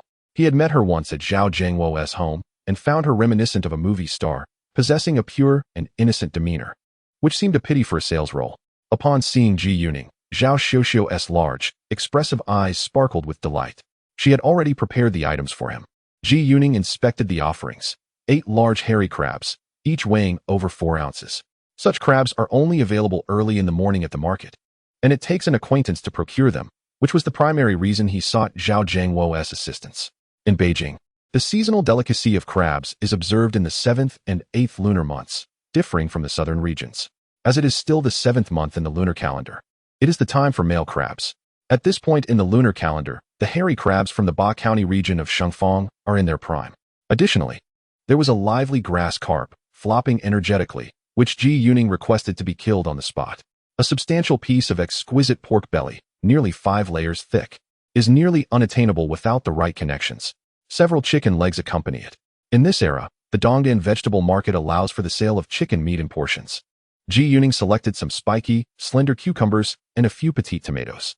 This was sufficient, as his home was already stocked with various ingredients. Upon returning home before 8 p.m., he hurried to prepare. He began with the winter bamboo shoot and old duck stew, which requires at least 2 hours of simmering. Thus, it needed to be started by around 9 o'clock. The duck was procured from the overseas Chinese restaurant, alongside a piece of authentic Jinhua ham and a winter bamboo shoot from the restaurant's kitchen. He began to prepare the other ingredients, a process which demanded considerable effort. As the clock approached 10, Arlen's family arrived, filling the home with lively chatter. The parents from both families greeted each other warmly, while Ji Yuning and Arlen exchanged pleasantries for a while. Nearing 11, the two entered the kitchen to commence cooking. 4 cold dishes were already prepared and were served on the dining table in the living room. The cucumber salad, prepared in the style of Guangling, featured shredded ginger and garlic, which, after being drizzled with hot oil, lost their raw pungency, resulting in a delightful sweet-sour flavor. The sugar-marinated tomatoes, chilled in the refrigerator, followed the traditional Beijing method. Both dishes were artfully arranged in the shape of peonies, showcasing vibrant colors. The shredded tofu, cut into fine strands and blanched in boiling water, was garnished with minced scallions, seasoned with salt and sugar, and then drizzled with hot oil before being placed atop the tofu strands, also styled as peonies. The final cold dish consisted of deep-fried peanuts, made from the large peanuts unique to Shandong province, a rarity in the capital. Following this, 6 warm dishes were served: braised pork with bean sprouts, stir-fried diced chicken in sauce, mushu pork, garlic vermicelli, steamed grass carp segments, soft-fried shrimp, and steamed hairy crab. Additionally, there was a soup dish, the winter bamboo shoot, and old duck stew. Arlen remarked on the exceptional quality of the pork belly, noting its 5 layers, and suggested that it would be a shame to use it for red braised pork, especially since they had bean sprouts from Shufu and Sichuan, making it ideal for braised pork. The trimmings from the pork belly were perfectly suited for mushu pork, as pork belly is the best choice for that dish. The grass carp was exceedingly fresh, making braising it a waste. Steaming was the most appropriate method. The fish's skin would be removed, using only the middle section, cut into 6 pieces, 1 for each person, resting on a bed of vermicelli, topped with a sauce he prepared, ensuring the vermicelli would absorb delightful flavors. The fish would emerge snow-white after steaming. The chicken legs were specifically chosen for the diced chicken dish. In restaurants, stir-fried chicken is often made with chicken breast for appearance, but the texture pales in comparison to chicken leg meat. However, Dongxing Tower uses chicken thigh, which melts in the mouth, tender as tofu. Moreover, for stir-frying, ginger wine is essential, as the sauce cannot part from ginger. With crabs on the menu today, the diced chicken would be perfectly complemented. The large hairy crab would be served halfway through the meal. These sizable crabs were personally selected by Zhao Zhengwo's sister. I made a special trip to the Dongdan vegetable market early this morning to procure them, carefully choosing these 8 substantial specimens from a large pool of crabs. The shrimp, transformed into a delicate soft fry, was prepared today as several dishes required frying in ample oil. The peanuts, diced chicken, and braised pork all needed to be briefly fried. with the latter being chilled with ice before slicing. This oil could be reused, proving economical. As Ji Yuning deftly maneuvered, he engaged in conversation with Alan, his words laced with both pride and guidance. Zhu Lin watched with wide-eyed curiosity, astonished by Ji Yuning's culinary prowess, which rivaled that of a restaurant. It seemed that from now on, someone in the household would be cooking. With 4 cold dishes, 6 hot ones, and a soup, the table was met with unanimous praise. Even Ji Yuning's mother was taken aback by her son's remarkable skills. Ji Yuning humbly remarked that a wise person should be proficient in all areas. The guests particularly relished Ji Yuning's unique creation, steamed grass carp fillet with garlic and vermicelli, a dish previously enjoyed in his past life. Chapter 48. Just a week early, Ji Yuning's authentic Shandong dishes, such as soft-fried shrimp, mushu pork, and stir-fried chicken, were lauded by Zhu Lin's father as being of professional caliber, with no flaws in knife skills, cooking time, or seasoning. Zhu Lin's mother expressed particular fondness for the winter bamboo shoot and old duck soup, claiming she had never tasted such an authentic version in the capital over the years. Moreover, her mother-in-law praised all the dishes on the table. Ji Yuning noticed Zhu Lin's mother casting glances at her daughter, who appeared a bit anxious. It seemed that Zhu Lin's mother intended to train her daughter to enhance her culinary skills. Ji Yuning suspected that his wife did not cook much at home, but likely possessed some skills, as evidenced by her selective taste in food. After sharing the exquisitely steamed grass carp fillets, the crabs finally made their grand entrance. Each male crab weighed approximately 4 taels, akin to half a pound in his previous life, and this weight was no mere illusion. It was substantial crab meat. During the crab feast, it became evident that all present shared a similar background and upbringing, a true reflection of social compatibility. While they had crab tools at their disposal, none chose to use them. Those truly adept at eating crabs required only a single chopstick, leaving nothing but clean shells behind. After the crab, they sipped a bit of white liquor, and buoyed by the celebratory mood, the 4 elders began discussing wedding arrangements. They unanimously agreed to hold the wedding on the 11th. The guest list was modest, comprising only those present, along with Zhu Lin's grandparents and the couple He Shu and Qin Yi, totaling just 10 people. Thus, it was decided that the 2 families would share a meal at Ji Yuning's home to fulfill the wedding formalities. In this era, the old customs had faded, replaced by simplicity and frugality. Almost everyone respected these new norms. After the meal, the 2 families conversed for a while before Zhu Lin's family took their leave. September 12th. Monday. At 11 in the morning, Ji Yuning arrived first at the Dahua Cinema. He called Zhao Zhangwo out, and the 2 men walked to a nearby food store. Ji Yuning opened his satchel and retrieved 2 packs of Phoenix cigarettes, wrapped in newspaper. Here you go, Zhangwo, 2 packs of Phoenix. 1 pack costs 2 yuan. So 2 packs total 4 yuan. Thank you, thank you. This year, acquiring these cigarettes has proven particularly challenging.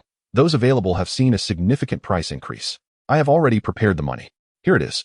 A few days prior, Ji Yuning had asked Zhao Zhangwo's sister to purchase some groceries at the Dongdan market, and Zhao Zhangwo had similarly requested him to procure 2 packs of Phoenix cigarettes, seemingly as a gift.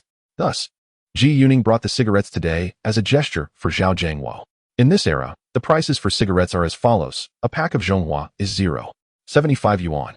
A pack of Xiao Zhonghua is 0.70 yuan. Phoenix cigarettes are 0.62 yuan. Mutin are 0.49 yuan. Kuning are 0.45 yuan. And Dakiaman are 0.35 yuan. The most expensive brand is undoubtedly Zhonghua. Any cigarette priced at 0.4 yuan or above is classified as first grade, including brands like Mutin, Phoenix, and Hongtashan from Yunnan. Cigarettes priced at 0.3 yuan or above fall into the second grade, such as Dakiaman, Dazhangju, Hengda, and Xuanxi. Third-grade cigarettes, priced at 0.2 yuan or above, include numerous options like Fima and Hanjin. Fourth-grade cigarettes, starting at 0.1 yuan, consist of brands like Laodong, Yongshi, and Minghua. Apart from Zhonghua and Yunyan, which are special supply brands, the 4 grades are distributed by ticket allocation. Smokers receive cigarette tickets twice a month, 1 pack of first grade, 2 packs of second grade, 3 packs of third grade, and 5 packs of fourth grade, totaling 10 packs each month, with an annual allocation of 20 packs. During the Spring Festival, an additional pack is granted for both first and second grades. Brands like Shangchan and Jingji are considered outside the grading system and are freely available. Special supply cigarettes are generally reserved for professors, senior engineers, and high-ranking officials, obtainable either through foreign exchange certificates or purchased directly in foreign currency at upscale hotels. Ji Yuning's family has access to special supply cigarettes, as his father possesses them, although he rarely smokes. His mother, employed at the overseas Chinese hotel, can buy a regulated quantity of cigarettes and alcohol each month at planned prices. For instance, she can purchase 2 bottles of Matai for a total of 14 yuan each month. Many would hesitate to buy such luxuries, yet their family does so without reservation. Therefore, acquiring 2 packs of Phoenix cigarettes for Zhao Jiangwo was a trivial matter. Ji Yuning observed as Zhao Jiangwo placed the cigarettes into his bag, but his expression was far from the usual lively demeanor, as if the smile he wore was forced. Jiangwo, what's wrong? Is there something happening at work? You may not be aware, but our unit held a meeting this morning. The city has begun to trial a policy promoting late marriage and late childbirth. I just completed the late marriage plan certificate this morning. My unit has scheduled my marriage for the year after next. I am already 24. Recently, someone from my mother's unit introduced me to a potential partner, also from a hospital. I suspect my partner is also required to fill out the late marriage plan certificate. I wonder what age her unit has assigned for her late marriage. As Zhao Jiangwo spoke, he produced the late marriage certificate from his bag. This certificate was a small, red booklet. Ji Yuning had never even heard of such a document in his previous life. He was only aware of the marriage certificate, and after the 1980s, there was also a birth certificate, but he never anticipated the existence of a late marriage plan certificate. This document is typically issued to unmarried youths 1 year prior to reaching the late marriage age. Once they attain that age, they may present this certificate to register their marriage and subsequently receive their marriage certificate, after which the late marriage certificate is revoked and annulled. Ji Yuning opened Zhao Jiangwo's late marriage certificate. It specified Zhao Jiangwo's name, age, and date of birth. Below that was the late marriage plan, containing 3 columns: late marriage age, late marriage date, and the individual's signature. He observed that Zhao Jiangwo had filled in his late marriage age as 26 years and the marriage year as 1979, indicating that Zhao Jiangwo was currently 24 years old.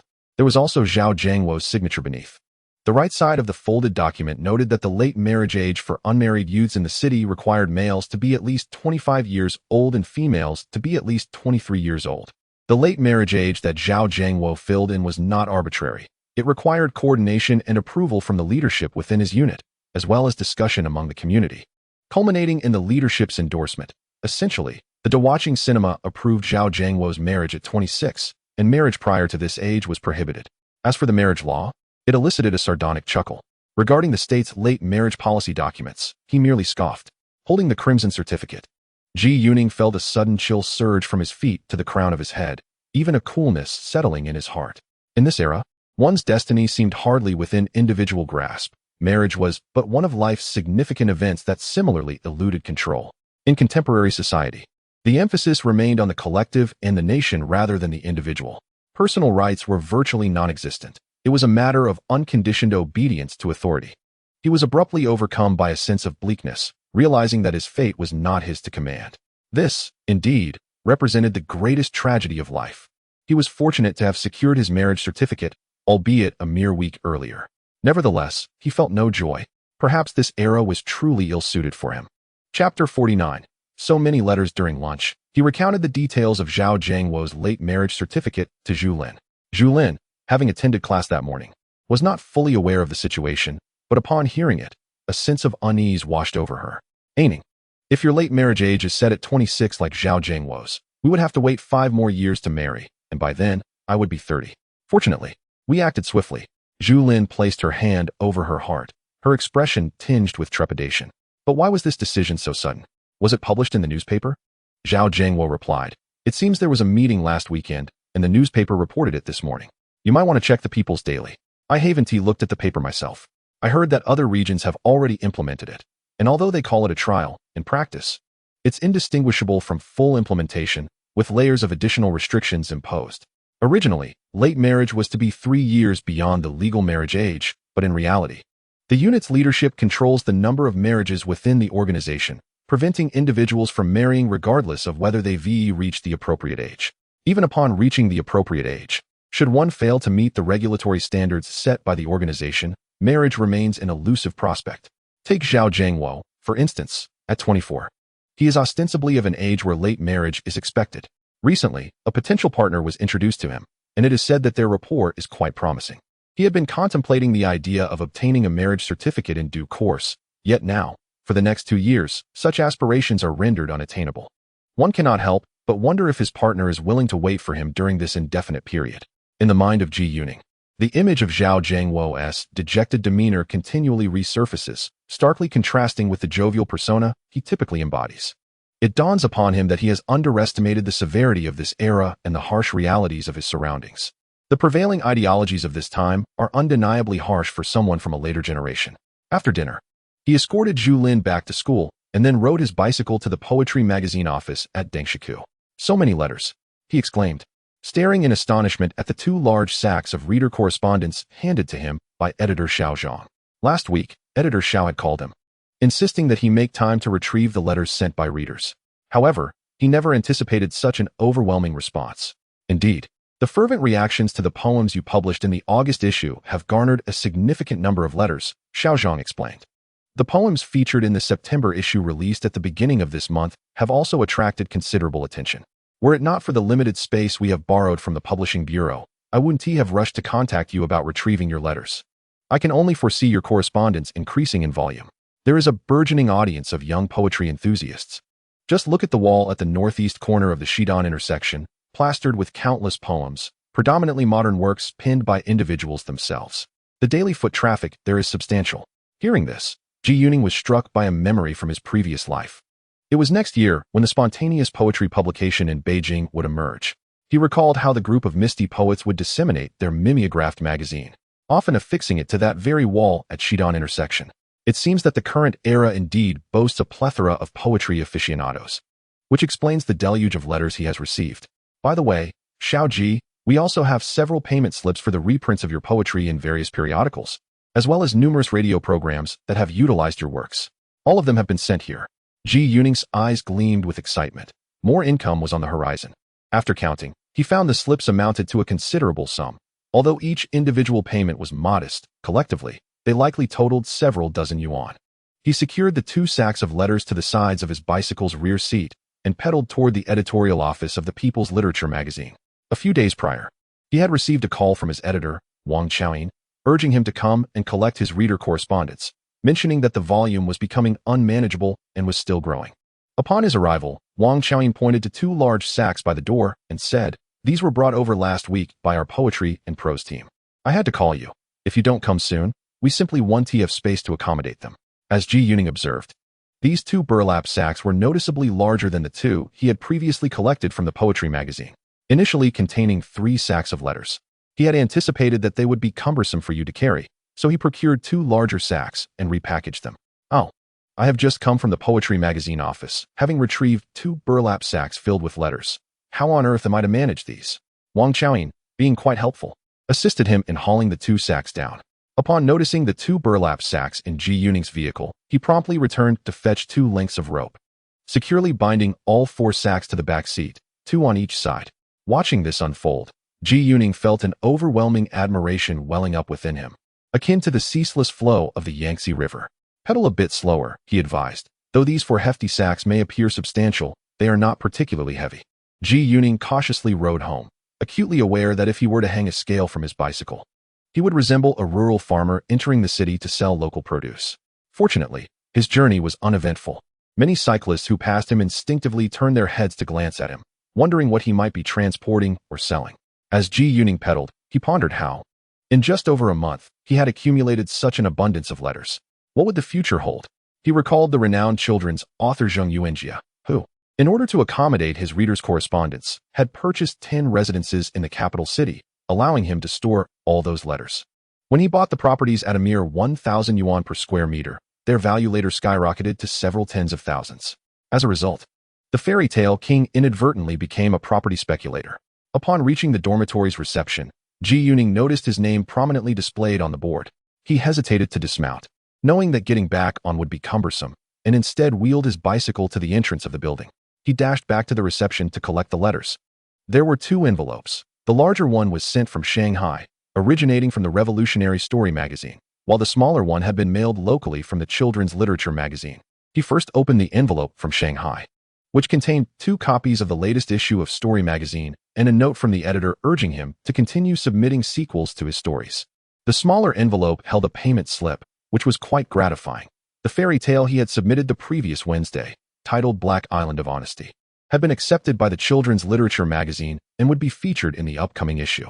The payment slip indicated a sum of 93 yuan, a figure that pleased him immensely, as it represented the maximum payment for his work. Ji Yuning submitted his work to the children's literature magazine under his real name, Ji Yuning, rather than a pseudonym, which likely led the editor to recognize his name. Consequently, the remuneration was awarded at the highest standard. Enclosed was another note from the editor, expressing hope that he would continue contributing to the magazine.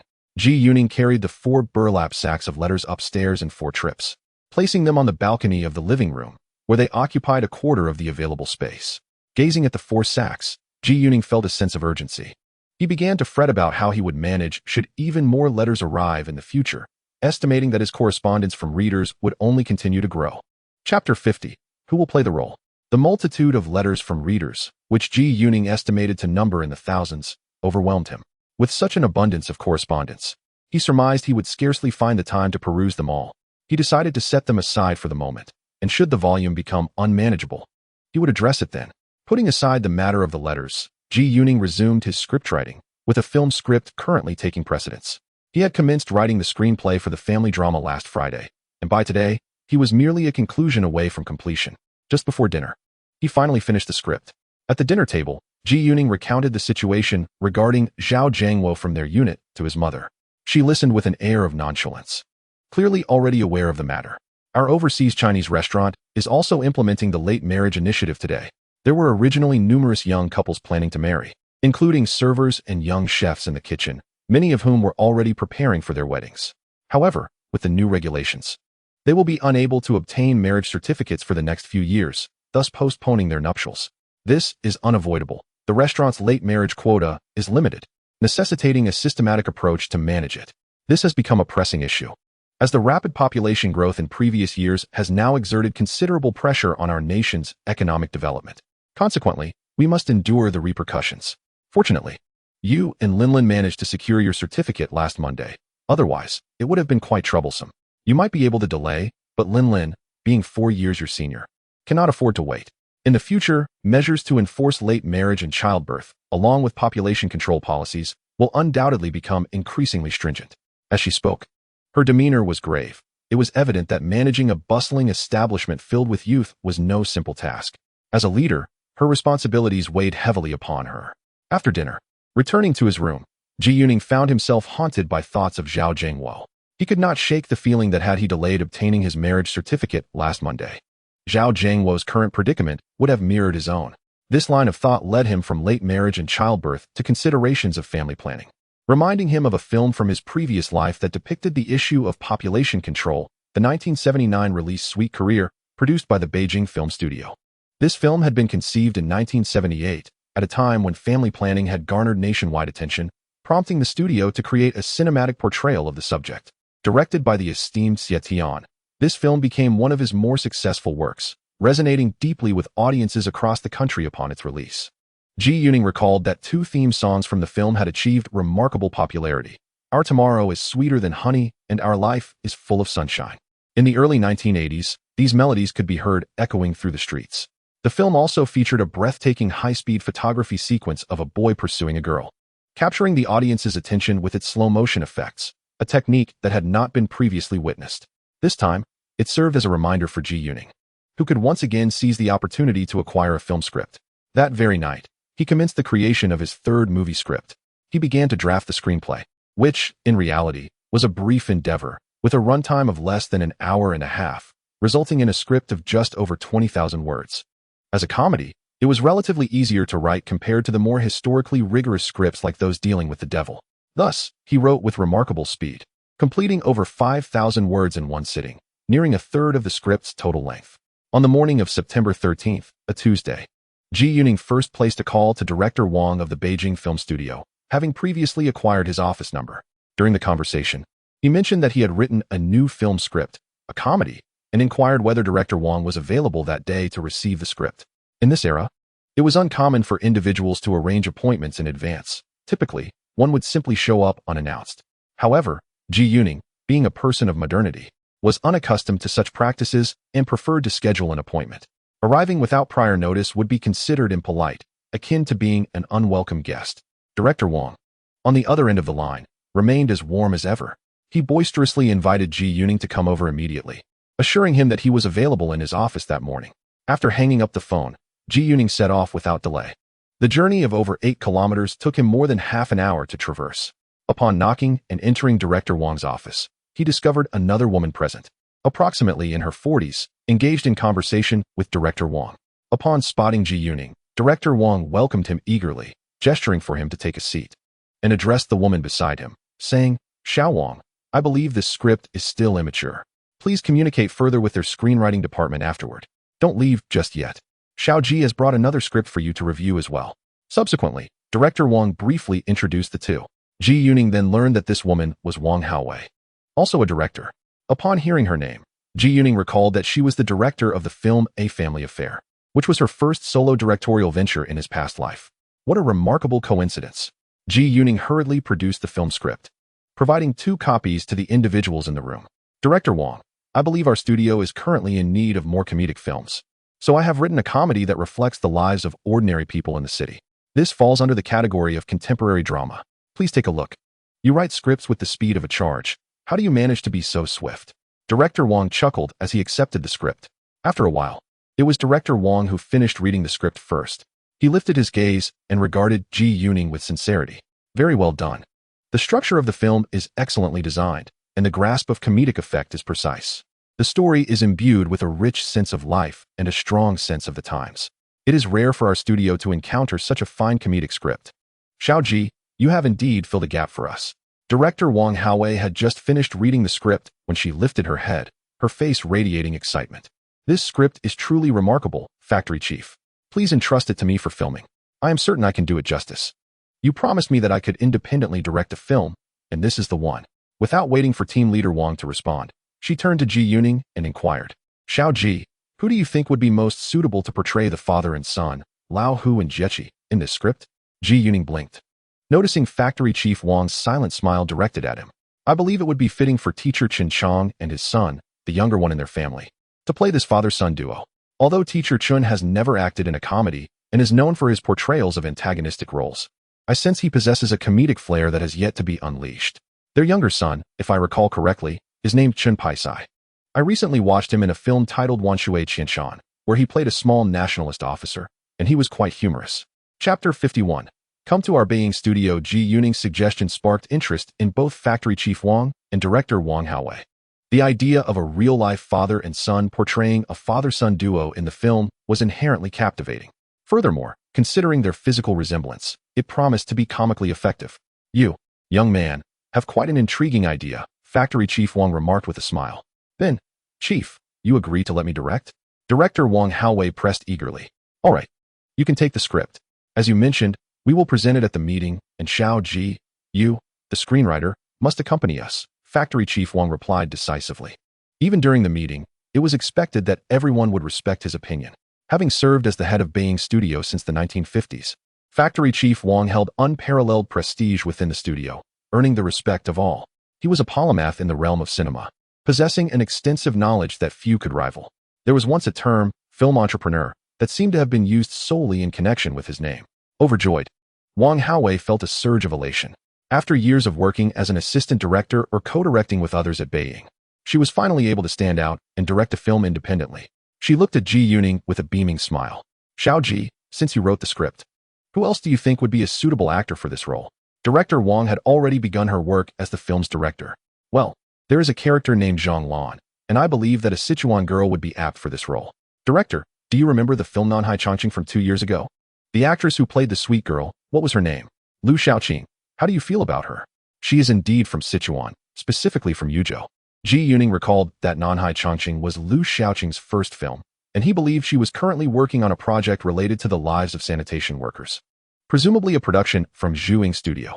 In her previous life, Lu Xiaoqing truly garnered attention through the release of the film Xiao Hua in 1979, as well as in the film Xiao Zhi Jiazi. In Xiao Zhi Jiazi, her portrayal of the supporting female character earned her the Best Supporting Actress award at the 100 Flowers Awards, which marked her rise to fame. Ji Yuning believed it would be prudent to align with the trajectory of her past life and promote Lu Xiaoqing. After all, this actress was bound to shine eventually, so why not lend her a helping hand? Upon hearing this, I concurred, as she indeed possesses a certain boldness that makes her performance memorable without being off-putting. Very well. During the audition, we shall allow her a chance to showcase her talent. Director Wong spoke for a while longer before taking his leave. Before departing, he and Ji Yuning exchanged contact information, with Wong repeatedly reminding him of the upcoming meeting at the studio next week, which would focus on discussions regarding these scripts. Ji Yuning was urged not to forget to attend punctually. After Director Wong left, Factory Director Wong wanted to discuss the previous film script, The Man Who Dealt with the Devil, which was also slated for discussion at the meeting next week. Xiao Ji, he began, after Director Xie reviewed your script last time. He mentioned to me the next day that he still harbored a strong desire to film The Man Who Dealt with the Devil. He is currently in the midst of preparing for The Great River Rushing, which is a significant project for our studio, intended to be divided into 2 parts, with preparations having begun earlier this year. However, the filming for The Great River Rushing may not commence until the first half of next year, depending on the confirmation of the filming locations. Thus, Director Xie suggested that perhaps we could film The Man Who Dealt with the Devil by the end of this year or the beginning of next year. He mentioned that filming locations will likely be in Shanghai. If only he were here today, we could have discussed this project further. Unfortunately, Director Xie is away today. Tell me, who do you think would be the most suitable actor for the protagonist of The Man Who Dealt with the Devil, the one portraying Lu Gongfu? Ji Yuning pondered. This actor is the linchpin of the entire film. The quality of his performance can nearly determine the film's success or failure. I believe this actor must not only exude the aura of a formidable businessman, but, more importantly, his eyes must be bright and profound, capable of conveying his intelligence. After all, in an environment fraught with danger, it is through his gaze that his extraordinary nature will be most vividly revealed. Ji Yuning refrained from mentioning the actor from his past life who played this role, a performer named Gui Yuntai, who portrayed the strategist Lu in Jichu Huashan during the 1950s. At this moment, he was still involved with a drama troupe in the Xinjiang province, having only returned to the Beijing Film Studio in 1980. Well said. It appears you are indeed destined for the film industry. What do you say? Come join us at the Beijing Film Studio, Factory Director Wong remarked, beaming at Ji Yuning. Ji Yuning was somewhat taken aback by this direct invitation, not expecting such an offer from Director Wong, who, in his past life, was reputed for his talent in recruiting talent. Ji Yuning contemplated this for a moment. Director Wong, I shall ponder upon it. After all, I have only been at that cinema for a little over 20 days, during which I have been occupied with a manuscript revision. Currently, I am still at the People's Literature magazine revising. I have completed one of 2 stories, with the latter yet to be finished. In this period, I have penned several new narratives, including 2 screenplays for our own project. Just before my departure to the North Film Studio today, I conceived yet another screenplay, a comedic piece, which I believe is quite satisfactory. Once I have completed it, I shall present it to you. As for working at our studio, that can be discussed at a later time. Ji Yuning is indeed somewhat hesitant, as he must register for university in October. He feels indifferent about changing locations. Meanwhile, many organizations have expressed interest in him, such as the Ministry of Culture, the nascent National Federation of Literary and Art Circles, and the Beijing City. Furthermore, should he join the North Film Studio, he would likely be assigned to the literary department, where there exists a multitude of scriptwriters. At that point, he would be required to submit assignments and navigate the hierarchy. Even with an excellent screenplay, he cannot directly present it to Director Wong. It must follow the established protocols. Additionally, regarding your own literary screenplay, you would need to involve a leader from the literary department to serve as a script editor and allocate a portion of the earnings to them. It may be more advantageous for him to remain an outsider, providing film scripts while the studio settles matters according to regulations, thus avoiding unnecessary complications. Even if he were to join the crew, he could still apply for a secondment, a term he has grown quite fond of. It not only allows him to earn double the income, but also grants him a degree of autonomy. Currently, he finds his experience at the Dahua Cinema quite satisfactory. Manager he pays him little mind, and he receives a remuneration that surpasses what he would earn at other establishments. Should he decide to relocate in the future, his preference would be for a larger organization that offers a lighter workload, enabling him to continue writing novels and screenplays without hindrance. Chapter 52. The voice of a generation. Director Wong chuckled, seemingly grasping Ji Yuning's sentiments. He chose not to delve further into the topic, considering there would be ample time in the future. As Ji Yuning has stated, he may bring his scripts whenever they are ready. This is precisely why I wished for him to join us. His film scripts are commendable. Director Wong continued to smile, saying, very well, bring me your promising scripts when they are ready. What we lack most at North Film Studio are excellent screenplays. Today, I shall treat you to Peking Duck. Henceforth, each time you present a good script, I shall treat you to another meal of Peking duck. During lunch, Director Wong served him Peking duck while inquiring about the progress of his new screenplay. So, you are embarking on your third script? Is it another comedy? Rest assured, it is indeed a comedy, and I shall handle both the music and the theme song myself. Director Wong refrained from probing further into the details of the third film script, adhering to the customary practice that it is best not to inquire until it is fully written. Ji Yuning also intended to keep silent. For once he uttered the phrase family planning, it would serve as a cue to the numerous screenwriters at North Film Studio. That screenplay was inherently crafted in alignment with the times, with a straightforward structure and a narrative that flows easily. Ji Yuning spoke of the theme song, which consists of two renowned pieces from the film suite career in his previous life. These songs enjoyed immense popularity throughout the 1980s and can be said to epitomize the essence of that era. Composed by him, they perfectly align with his current persona as both a poet and a songwriter, capable of weaving lyrics and melodies and even performing them, while savoring roasted duck. Director Wong could not help but inquire, "Xiao Ji, have you truly considered joining us? If you were to come, we could immediately arrange accommodation for you. How wonderful would that be?" Ji Yuning merely smiled, remaining silent. His mouth was filled with duck meat, rendering him unable to respond. Deep down, he thought, even if they offered me a dormitory in that communal building, I would still refuse to reside there. Furthermore, if he were to genuinely join the Beijing Film Studio, he would not only miss out on the duck, but likely would not even be granted the luxury of soup made from duck bones. He recalled how, in his past life, Director Wong was quite generous in recruiting talent, often paying significant training fees to lure actors from their previous affiliations, sometimes amounting to tens of thousands of yuan. For someone like Ji Yuning, who could craft an excellent script in mere days, being offered a dormitory would be an incredibly lucrative deal. After finishing his meal, Ji Yuning, in high spirits and with a radiant glow, rode his bicycle home. He eagerly awaited the studio meeting at the Beijing Film Studio the following week, after which he would receive payment, albeit only a portion, with more to come later. Director Wong was indeed a good man. Anyone who treated him to roasted duck was a good soul. The first two meals he enjoyed in this world were courtesy of this benevolent Director Wong. At that moment, he conveniently forgot that the duck had been exchanged for a well-crafted script. From then on, whenever he had a good script, he would inevitably think of the delicious roast duck from the Beijing Film Studio. Director Wong, this truly kind-hearted individual, was enticing him with the prospect of roasted duck. Before dinner, he received a call from Sister Ma at the radio station. Typically, he would be at home during this time. Sister Ma informed him that they would be recording the unforgettable song tomorrow, a matter of great importance to the radio station's leadership, and that several directors would be attending the recording session. On September 14th, Wednesday afternoon, when Ji Yuning arrived at the underground recording studio of the Huaxiao Broadcasting Station, he found that many people were already waiting for him, significantly more than during his previous visits. The three deputy directors stood out prominently, as Sister Ma introduced them. One was responsible for the arts department, another for the broadcasting department, and the third for the international station, what is now known as the overseas broadcasting branch of the capital's radio station, which would be rebranded as Huaxiao International Broadcasting Station next year. The three leaders first praised Ji Yuning, followed by encouragement, and ultimately expressed their expectations. Ji Yuning sincerely conveyed his determination. In his heart, he thought that recording programs at the radio station, earning money, and gaining fame was an opportunity too good to pass up. When it came time to officially begin recording, Ji Yuning was filled with enthusiasm and completed the song in a single take.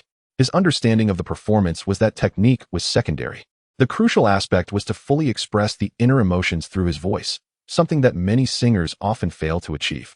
This song encapsulated the spirit and emotional journey of youth in a specific era, imbuing the passage of time with profound emotional significance.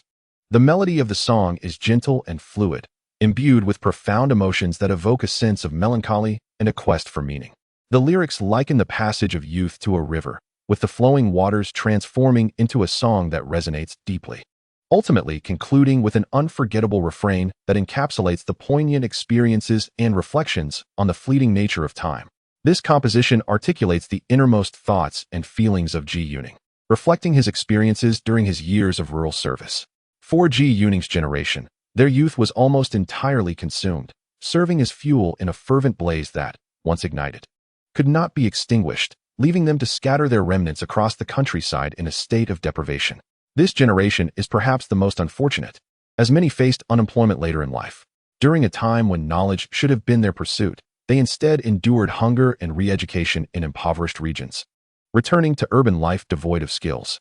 In a society that prioritized monetary gain, most of them found themselves lacking in competitiveness, yet bore the weight of immense pressure on their shoulders. Thus, their lives have been marked by relentless hardship. As the final notes of the song faded, the recording studio erupted in applause, a collective emotional response stemming from shared experiences, both for themselves and their families. Several leaders offered remarks fitting the occasion, and as they departed, Wang, a familiar figure from the Central Conservatory of Music, remarked to Ji Yuning, "Little Ji, I believe this song is the finest among the pieces you've composed recently, or perhaps the one that most truly represents our times. It captures the essence of that generation of educated youth, voicing their sentiments. I anticipate it will become one of the most widely disseminated songs of this era." He continued, praising the melody as the song's greatest strength, while suggesting that the lyrics, though slightly inferior to Ji Yuning's earlier works, still possessed merit. Wang expressed his intention to write a commentary for the upcoming issue of People's Music magazine, focusing on this particular song.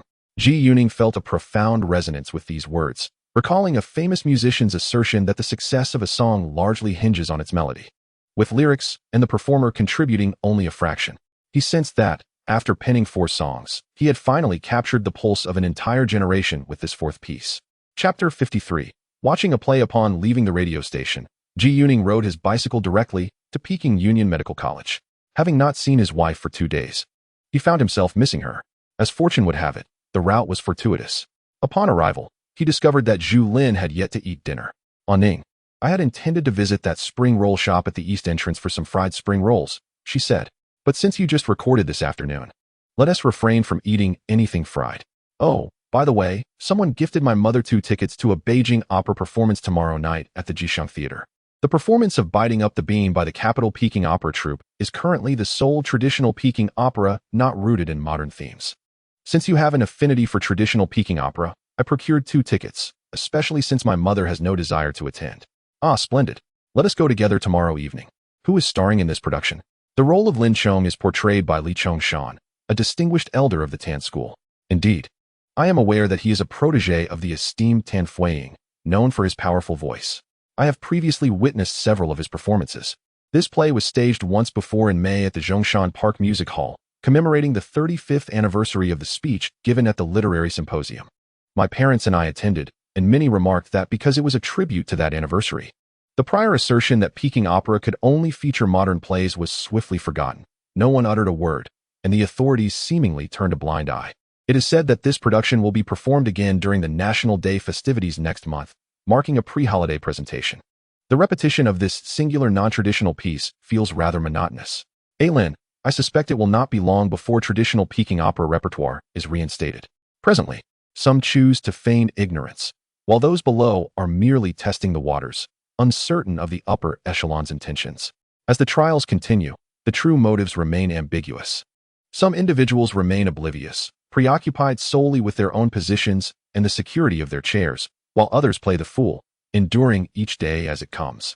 Ji Yuning recalls that in May of '77, following the debut of this newly adapted historical drama, it was performed again during the National Day celebrations a few months later.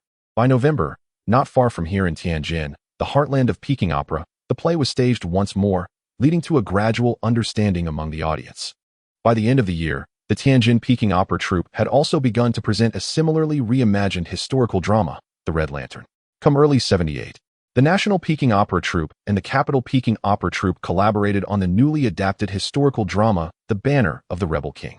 This time, the performance featured several renowned actors, also known as Jiaoer, taking center stage. In those years, the emphasis was on collective contribution from performers, rather than highlighting individual stars. This shift allowed the audience to truly appreciate the art form. Subsequently, in May of '78, the National Cultural and Propaganda Departments jointly issued a notification to reinstate traditional Peking opera repertoire, legitimizing the endeavor. By June of '78, the Tianjin Peking Opera Troupe began to publish advertisements for their performances in newspapers, containing the names of traditional plays and their leading actors, meticulously formatted to mirror past styles. Coincidentally, the months of May and June in '78 coincided with the commencement of a profound discourse surrounding the standards of truth. The individuals of that time were unaware of the events that would transpire in a few months, yet Ji Yuning was acutely aware. Thus, his current novel delicately treads upon subjects that others dare not approach, for he is confident that he will face no repercussions. As the two conversed while walking, they arrived at the dining establishment chosen by Zhu Lin, the well-regarded Chun Yuan Lu, a Shandong restaurant. It appeared that his wife had firmly decided on this venue for its affordability and delectable offerings. They ordered a selection of lighter dishes, a soup with sliced pork, sweet and sour fish fillets, and a pot of fried tenderloin, a dish of Tianjin style that his wife had chosen several times before. Observing the lengthy list of dishes on the menu, Ji Yuning mused that perhaps one day they would manage to sample every item this restaurant had to offer. Upon returning home that evening, he noticed his name prominently displayed on the bulletin board at the entrance's duty room. Upon retrieving the letter, he discovered it was from the Shanghai Literary Magazine. Opening it revealed a green remittance slip along with a letter. The amount listed was 86.3 yuan, an indication that the 3 articles he submitted had been compensated at the highest remuneration rate. The letter, penned by Deputy Editor Ru, conveyed that all 3 of his articles would be published in the upcoming inaugural issue of the revived Shanghai Literary Magazine next month. It also mentioned that the articles had received unanimous acclaim from the editorial staff and high praise from the esteemed Mr. Ba. The letter encouraged him to continue supporting the magazine with further submissions. Notably, it did not disclose that his pieces would occupy the headline position, a detail typically withheld from authors by magazine editors. Ji Yuning felt a surge of happiness upon reading the commendation from Mr. Ba. The correspondence from Shanghai prompted reflections on the film script he had recently completed, centered around a family's journey. He refrained from submitting this particular script to the capital's literary magazine, mindful of the redundancy in sending consecutive works to the same publication. Instead, he intended to submit his script depicting life in Beijing to the Shanghai Literary Magazine, while his narrative involving dealings with the devil, set against the backdrop of Shanghai, had already been sent to the Beijing Literary Magazine. This was a deliberate strategy, as the cultures of these two cities were mutually attractive and inherently curious about one another. Decades prior, Zhang Henshui's Beijing-flavored novel The Laughter and Tears of Marriage was not published in a Beijing newspaper, but serialized in a Shanghai publication, capturing the attention of Shanghai citizens and achieving remarkable success, propelling the author to fame. On Thursday, September 15th, Ji Yuning spent the day at home writing, having completed a significant portion of his script titled Sweet Career. As the clock approached 5 p.m., he set out on his bicycle. The Beijing opera performance was scheduled for 7:15 p.m., and he planned to dine with Zhu Lin before attending the show. Upon meeting, they leisurely strolled and sampled food together, first visiting the unnamed spring roll shop at the eastern entrance of Dongdan Santiao, where they ordered a plate of spring rolls. For in total, 2 for each of them. After finishing their meal, they rode their bicycles to the north gate of Dongfeng Market, where they purchased 4 large meat buns. With the fragrant buns in hand, they proceeded to Fengsheng Pavilion next door, where they ordered 2 plates of creamy fried cakes and 2 bowls of lotus seed and red bean porridge, just as they had done previously. After their feast, the clock was nearing 7 p.m. The two, with the sweet aroma of the fried cakes lingering on their lips, made their way into the nearby Jisheng Theater. In Chapter 54, anticipating Saturday and the 11th, the pair's tickets were for seats in the center of the 3rd row downstairs, which Ji Yuning deemed the prime location. Although the central boxes upstairs commanded the highest ticket prices, Ji Yuning felt that they were somewhat distant. He recalled that in his previous life, the mayor of Tianjin, an avid admirer of Peking opera, typically occupied a seat in the center of the 3rd row at the Zhonghua Theater, where those particular seats were slightly elevated. As they entered the theater at precisely 7 p.m., there were still 15 minutes until the performance began, yet the auditorium was nearly full. Ji Yuning and Zhu Lin sat side by side, each holding a program, keenly studying it in the dim light before the show commenced. Ji Yuning focused on the cast list, noting that the director was Li Yuanshan. The actors were arranged according to the prominence of their roles, reflecting the strict hierarchy within the realm of Peking opera, known as the Pear Garden. The first listed was Lin Chong, with the leading role played by Li Chongshan and the secondary role by Zhao Shipu. Today's performance featured Li Chongshan as Lin Chong. Following Lin Chong were Li Tai, Li Xiaoer, and Chao Zheng, representing the laboring class in this new adaptation, which diverged from the traditional play Wild Boar Forest. Luo Changda portrayed Li Tai, who would traditionally have played Lu Zhishan in the classic version. After these laborers came Lu Zhishan and Zhang Jinyang, the latter played by the renowned Qingyi actress Zhang Jinglan. As Ji Yuning perused the cast list, he sifted through the memories of his previous life, where he was an ardent fan of Peking opera. In this lifetime, he also cherished the art from a young age. He recalled having seen the play Bisangling San, forced to the Liangshan, once in the 1980s.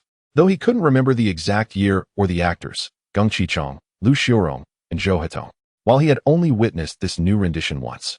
He had lost count of how many times he had seen its traditional counterpart, Wild Boar Forest, performed by various actors. In his view, Bishangsan, as a new historical drama, largely followed the storyline of Wild Boar Forest, yet it incorporated elements of collective struggle, embodying the principle of using the past to elucidate the present. Many of the vocal performances were not as captivating as those in Wild Boar Forest, and from an artistic standpoint, the latter certainly outshone the former. Nevertheless, the 2-hour performance of Bishangsan at Jixiang Theater was quite engaging and satisfying. Particularly, Li Chongshan's voice was remarkable, imbued with emotion and a heroic spirit, providing an exhilarating auditory experience. The atmosphere in the theater was lively, with an enthusiastic audience. After many years of watching modern dramas, I finally encountered a newly adapted historical play that closely resembles traditional theater. In Ji Yuning's view, modern plays are utterly incongruous with the entire artistic system of Peking opera. They resemble a farcical joke. After the performance, Ji Yuning escorted Zhu Lin back to school. By this time, around 9 p.m., the streets had taken on a rather dim ambience, with few souls remaining active at that hour, as most shops had already closed their doors.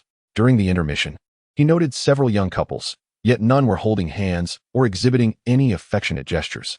It was rumored that in a small grove at the Wangfujing intersection, some were clandestinely courting in the dark, though he had never witnessed this himself. He had heard, however, that at the Bund in contemporary Shanghai, there existed a rather grand assembly of couples engaging in affection, all while maintaining an unspoken understanding amongst each other. Due to the pressing housing situation in Shanghai, families often lacked the space for romance. Though Ji Yuning and Zhu Lin were already registered as a couple, they too were deprived of such intimate spaces. Zhu Lin would only be able to move into Ji Yuning's home after their wedding during the upcoming National Day holiday. Thus, he eagerly anticipated the weekend and the holiday with great fervor. On September 16th, a Friday, Ji Yuning rose early to begin writing his script. He had shared the details of 2 scripts with Zhu Lin, and they both felt immense joy at the prospect that by the time of their wedding during the National Day holiday, their financial standing might very well reach 5 digits. The previous night, after returning home from the performance, he remained exhilarated and continued to write a portion of a sweet career-themed script. He resumed his work in the morning, and by midday, he had completed his 3rd script. Just as he finished organizing the script, he heard the doorbell ring.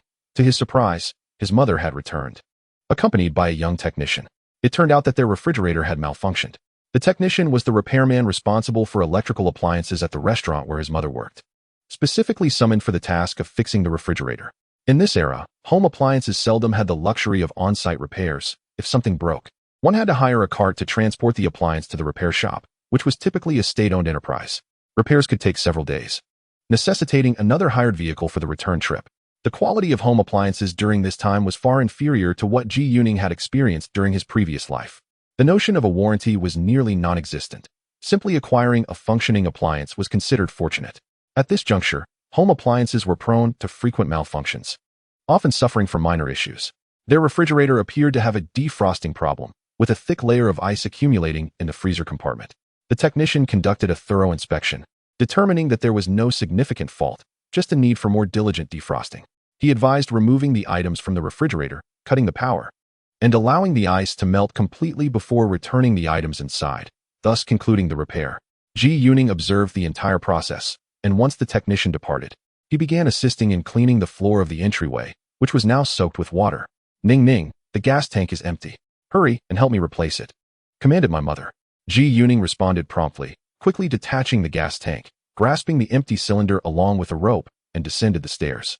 At that moment, the capital city predominantly relied on gas tanks, with piped gas being a rarity.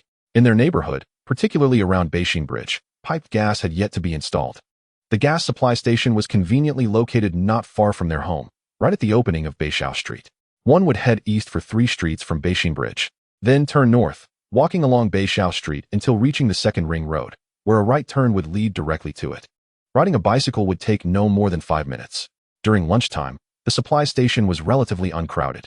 Ji Yuning presented the gas supply certificate along with the empty tank, and soon enough, he received a full tank in return. This tank was quite heavy, weighing 60 pounds or 30 kilograms. By the time Ji Yuning, panting and exhausted, returned home with the gas tank, the refrigerator had already been organized. He connected the gas tank, and his mother hurriedly began cooking. At that moment, Ji Yuning suddenly recalled that Zhu Lin's residence, near the Industrial Institute, also seemed to lack piped gas. Wouldn't it then become his duty to replace gas tanks for both households? It appeared he would be shouldering the responsibilities of both a son and a son-in-law. Chapter 55. Half-a-Liang of grain tickets on September 17th, Saturday, at 10:30 a.m. Ji Yuning stepped out with an air of urgency, descending the stairs and mounting his bicycle. On the way, he felt an intense warmth within him, as if a fire burned inside. Today is a splendid day. Zhu Lin would not have class in the afternoon. Upon meeting Zhu Lin, he noticed that her eyes sparkled with laughter, and her expression was imbued with a playful charm. They chose to dine at Chun Yuan Lu once more, a place Ji Yuning had grown accustomed to. When ordering, he selected a spicy soup, wood ear mushrooms with meat, and a pot-stirred pork tenderloin, a dish his wife seemed to adore.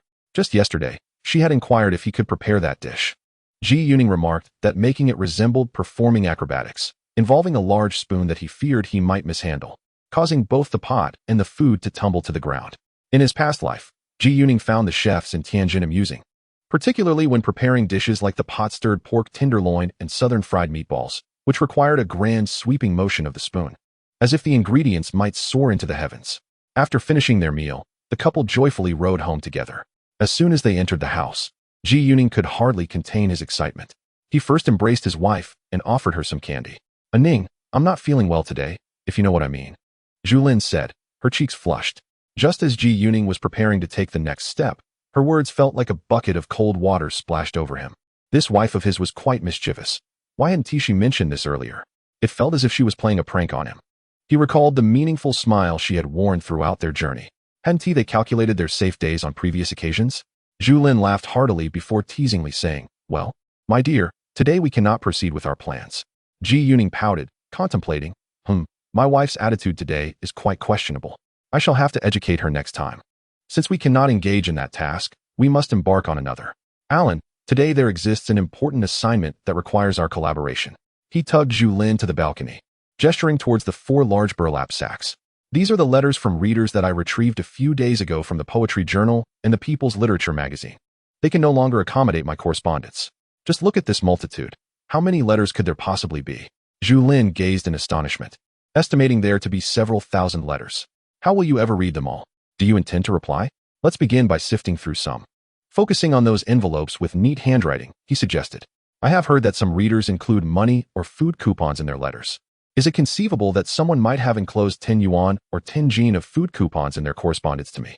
This piece of information had reached Ji Yuning through an unintentional eavesdrop on a conversation by the local literary figure, Zhang Zaidezu. He pondered whether, during the era when the Beijing literary scene had resumed publication in the early 1970s, readers might have actually sent money to authors in the absence of remuneration, a notion that seemed quite plausible. In contemporary times, such gestures would be termed as tips. Indeed, today's readers are exceedingly generous. His wife placed her small hand on his forehead to check if he had a fever.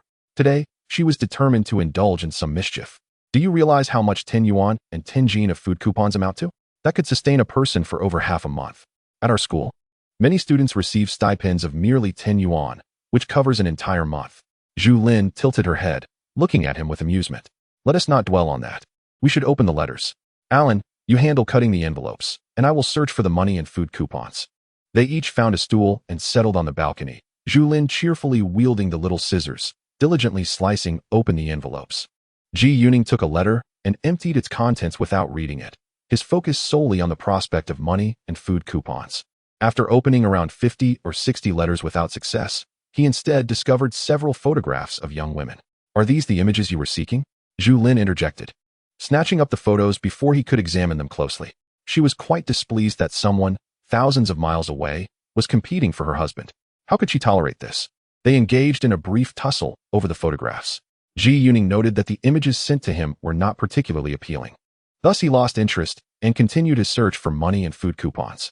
Upon reaching over 200 opened letters, he finally made a noteworthy discovery. In a letter postmarked from Shanghai, he was delighted to find a food coupon, a half-tail coupon from the local area. He hurriedly reread the letter from top to bottom, but there was no indication that it was meant to accompany a food coupon. Where could this coupon have originated? With a smile that lingered for quite some time, Zhu Lin finally spoke up, suggesting that the half-tail grain ticket must have been inadvertently included by a careless reader and that it ought to be returned.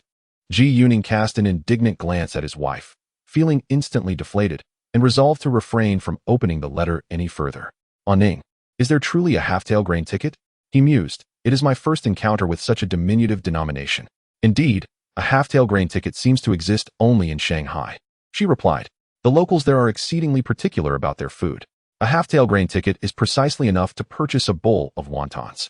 I recall that during our free trip to explore the magnificent landscapes of our homeland, when Jianguo, Jianjun, and I spent a week in Shanghai, Jianguo and I wanted to indulge in small wontons.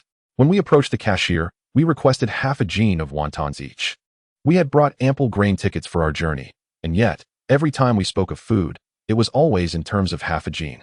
The cashier looked at us incredulously and said, "Young lads, half a jin of wontons amounts to 10 large bowls. How do you plan to consume that?" In the end, we settled for 3 taels each, 1 tael with broth and 2 taels dry. I felt as though I had barely satisfied my hunger. It was then that I realized this half-tail grain ticket was specifically printed for the people of Shanghai, who tend to eat in small portions. Dishes are served in tiny plates, and a single chopstick's worth is quickly gone. A bottle of beer is shared among 3 or 4 individuals, yet they still claim, "Only when drunk do we rest." Dinner was prepared by Zhu Lin at Ji Yuning's home. She made 5 dishes and a soup, which Ji Yuning sampled one by one. The flavors were quite delightful. It appeared that his wife had prior culinary skills, and perhaps had recently honed them under her mother's guidance. He sensed that Zhu Lin's cooking style mirrored that of her mother, almost indistinguishably. The dishes crafted by Zhu Lin, the daughter-in-law, brought immense joy to Ji Yuning's parents upon their return home from work. This was the first occasion they savored their daughter-in-law's cooking. Chapter 56. Worth a try after dinner. Zhu Lin lingered for a while before Ji Yuning rode his bicycle to escort her back to the industrial college. In the eyes of contemporary society, obtaining a marriage certificate does not constitute marriage. A formal wedding is deemed necessary for that distinction. Only after the wedding can the couple reside together as husband and wife. On September 18th, a Sunday morning, before 10 o'clock, Ji Yuning rode his bicycle to the entrance of Quanzhou Peking Duck Restaurant at Qianmen. At this time, it was still referred to as Beijing Roast Duck Restaurant. In a previous life, it was only on February 9, 1980, that Quanzhou's venerable sign was restored. Nevertheless, nearly all residents of Beijing colloquially referred to it as Quanzhou, regardless of the sign's presence. Upon his arrival, just 2 minutes shy of 10 o'clock, he found a considerable queue already forming outside the restaurant, as patrons awaited the opportunity to secure a table for lunch. The previous day, Ji Yuning and Zhu Lin had made plans to visit Taranting Park on Sunday. Ji Yuning suggested they first enjoy Peking duck at Quanzhou before proceeding to stroll through the park. At first, Zhu Lin vehemently opposed the idea, believing that the Peking duck at Quanzhou was excessively priced. A whole duck cost 810 yuan, while half a duck was still 45 yuan. And additional charges applied for duck pancakes, scallions, and sauces, not to mention the duck carcass soup, which was also an extra cost. She remarked that the stir-fried dishes were particularly pricey, significantly more than those at other establishments. Even if they ordered half a duck along with other dishes, the minimum expenditure would still be around 67 yuan, which amounted to 3 times the cost of dining at other restaurants. A rather unwise financial choice. Ji Yuning mentioned that he had dined on Peking duck twice at the Beijing Film Studio and felt a pang of regret that his wife had not tasted the duck. He even theatrically rubbed his belly to convey his remorse.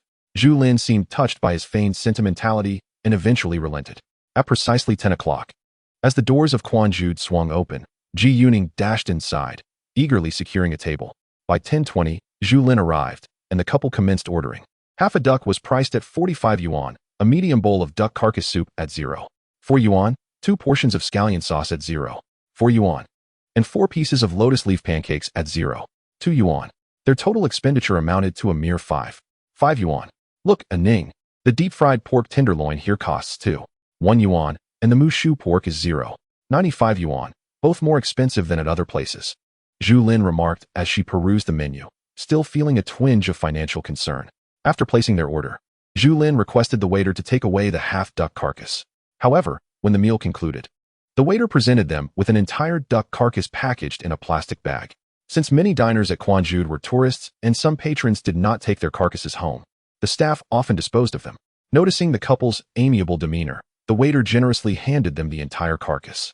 This little windfall felt like a small victory for the two. Upon leaving Quanzhou, the couple, with the carcass in hand, headed straight to Taranting Park. Aning, I heard that during the National Day holiday, there will be garden activities and celebrations at 6 parks: the Labor People's Cultural Palace, Zhongshan Park, Summer Palace, Temple of Heaven Park, Taranting Park, and Zhiyuan Park. Oh, Alin, Why isn't Beihai Park included in the National Day festivities? She questioned. It seems that the northern and western sections of Beihai Park have yet to be cleared. I heard it might remain closed for a while longer to undergo thorough cleaning and renovations. Additionally, Xianghua Island's Fangshan restaurant is also preparing to reopen. If the entire park is to be completely cleaned and then reopened, it might not be until the end of the year, or even early next year. Last month, when we visited, Beihai Park had only opened the southern gate up to the small section near Qianghua Island. At that moment, Ji Yuning understood why Beihai Park officially reopened in early 1978. The couple entered Taoranting Park through the northern gate.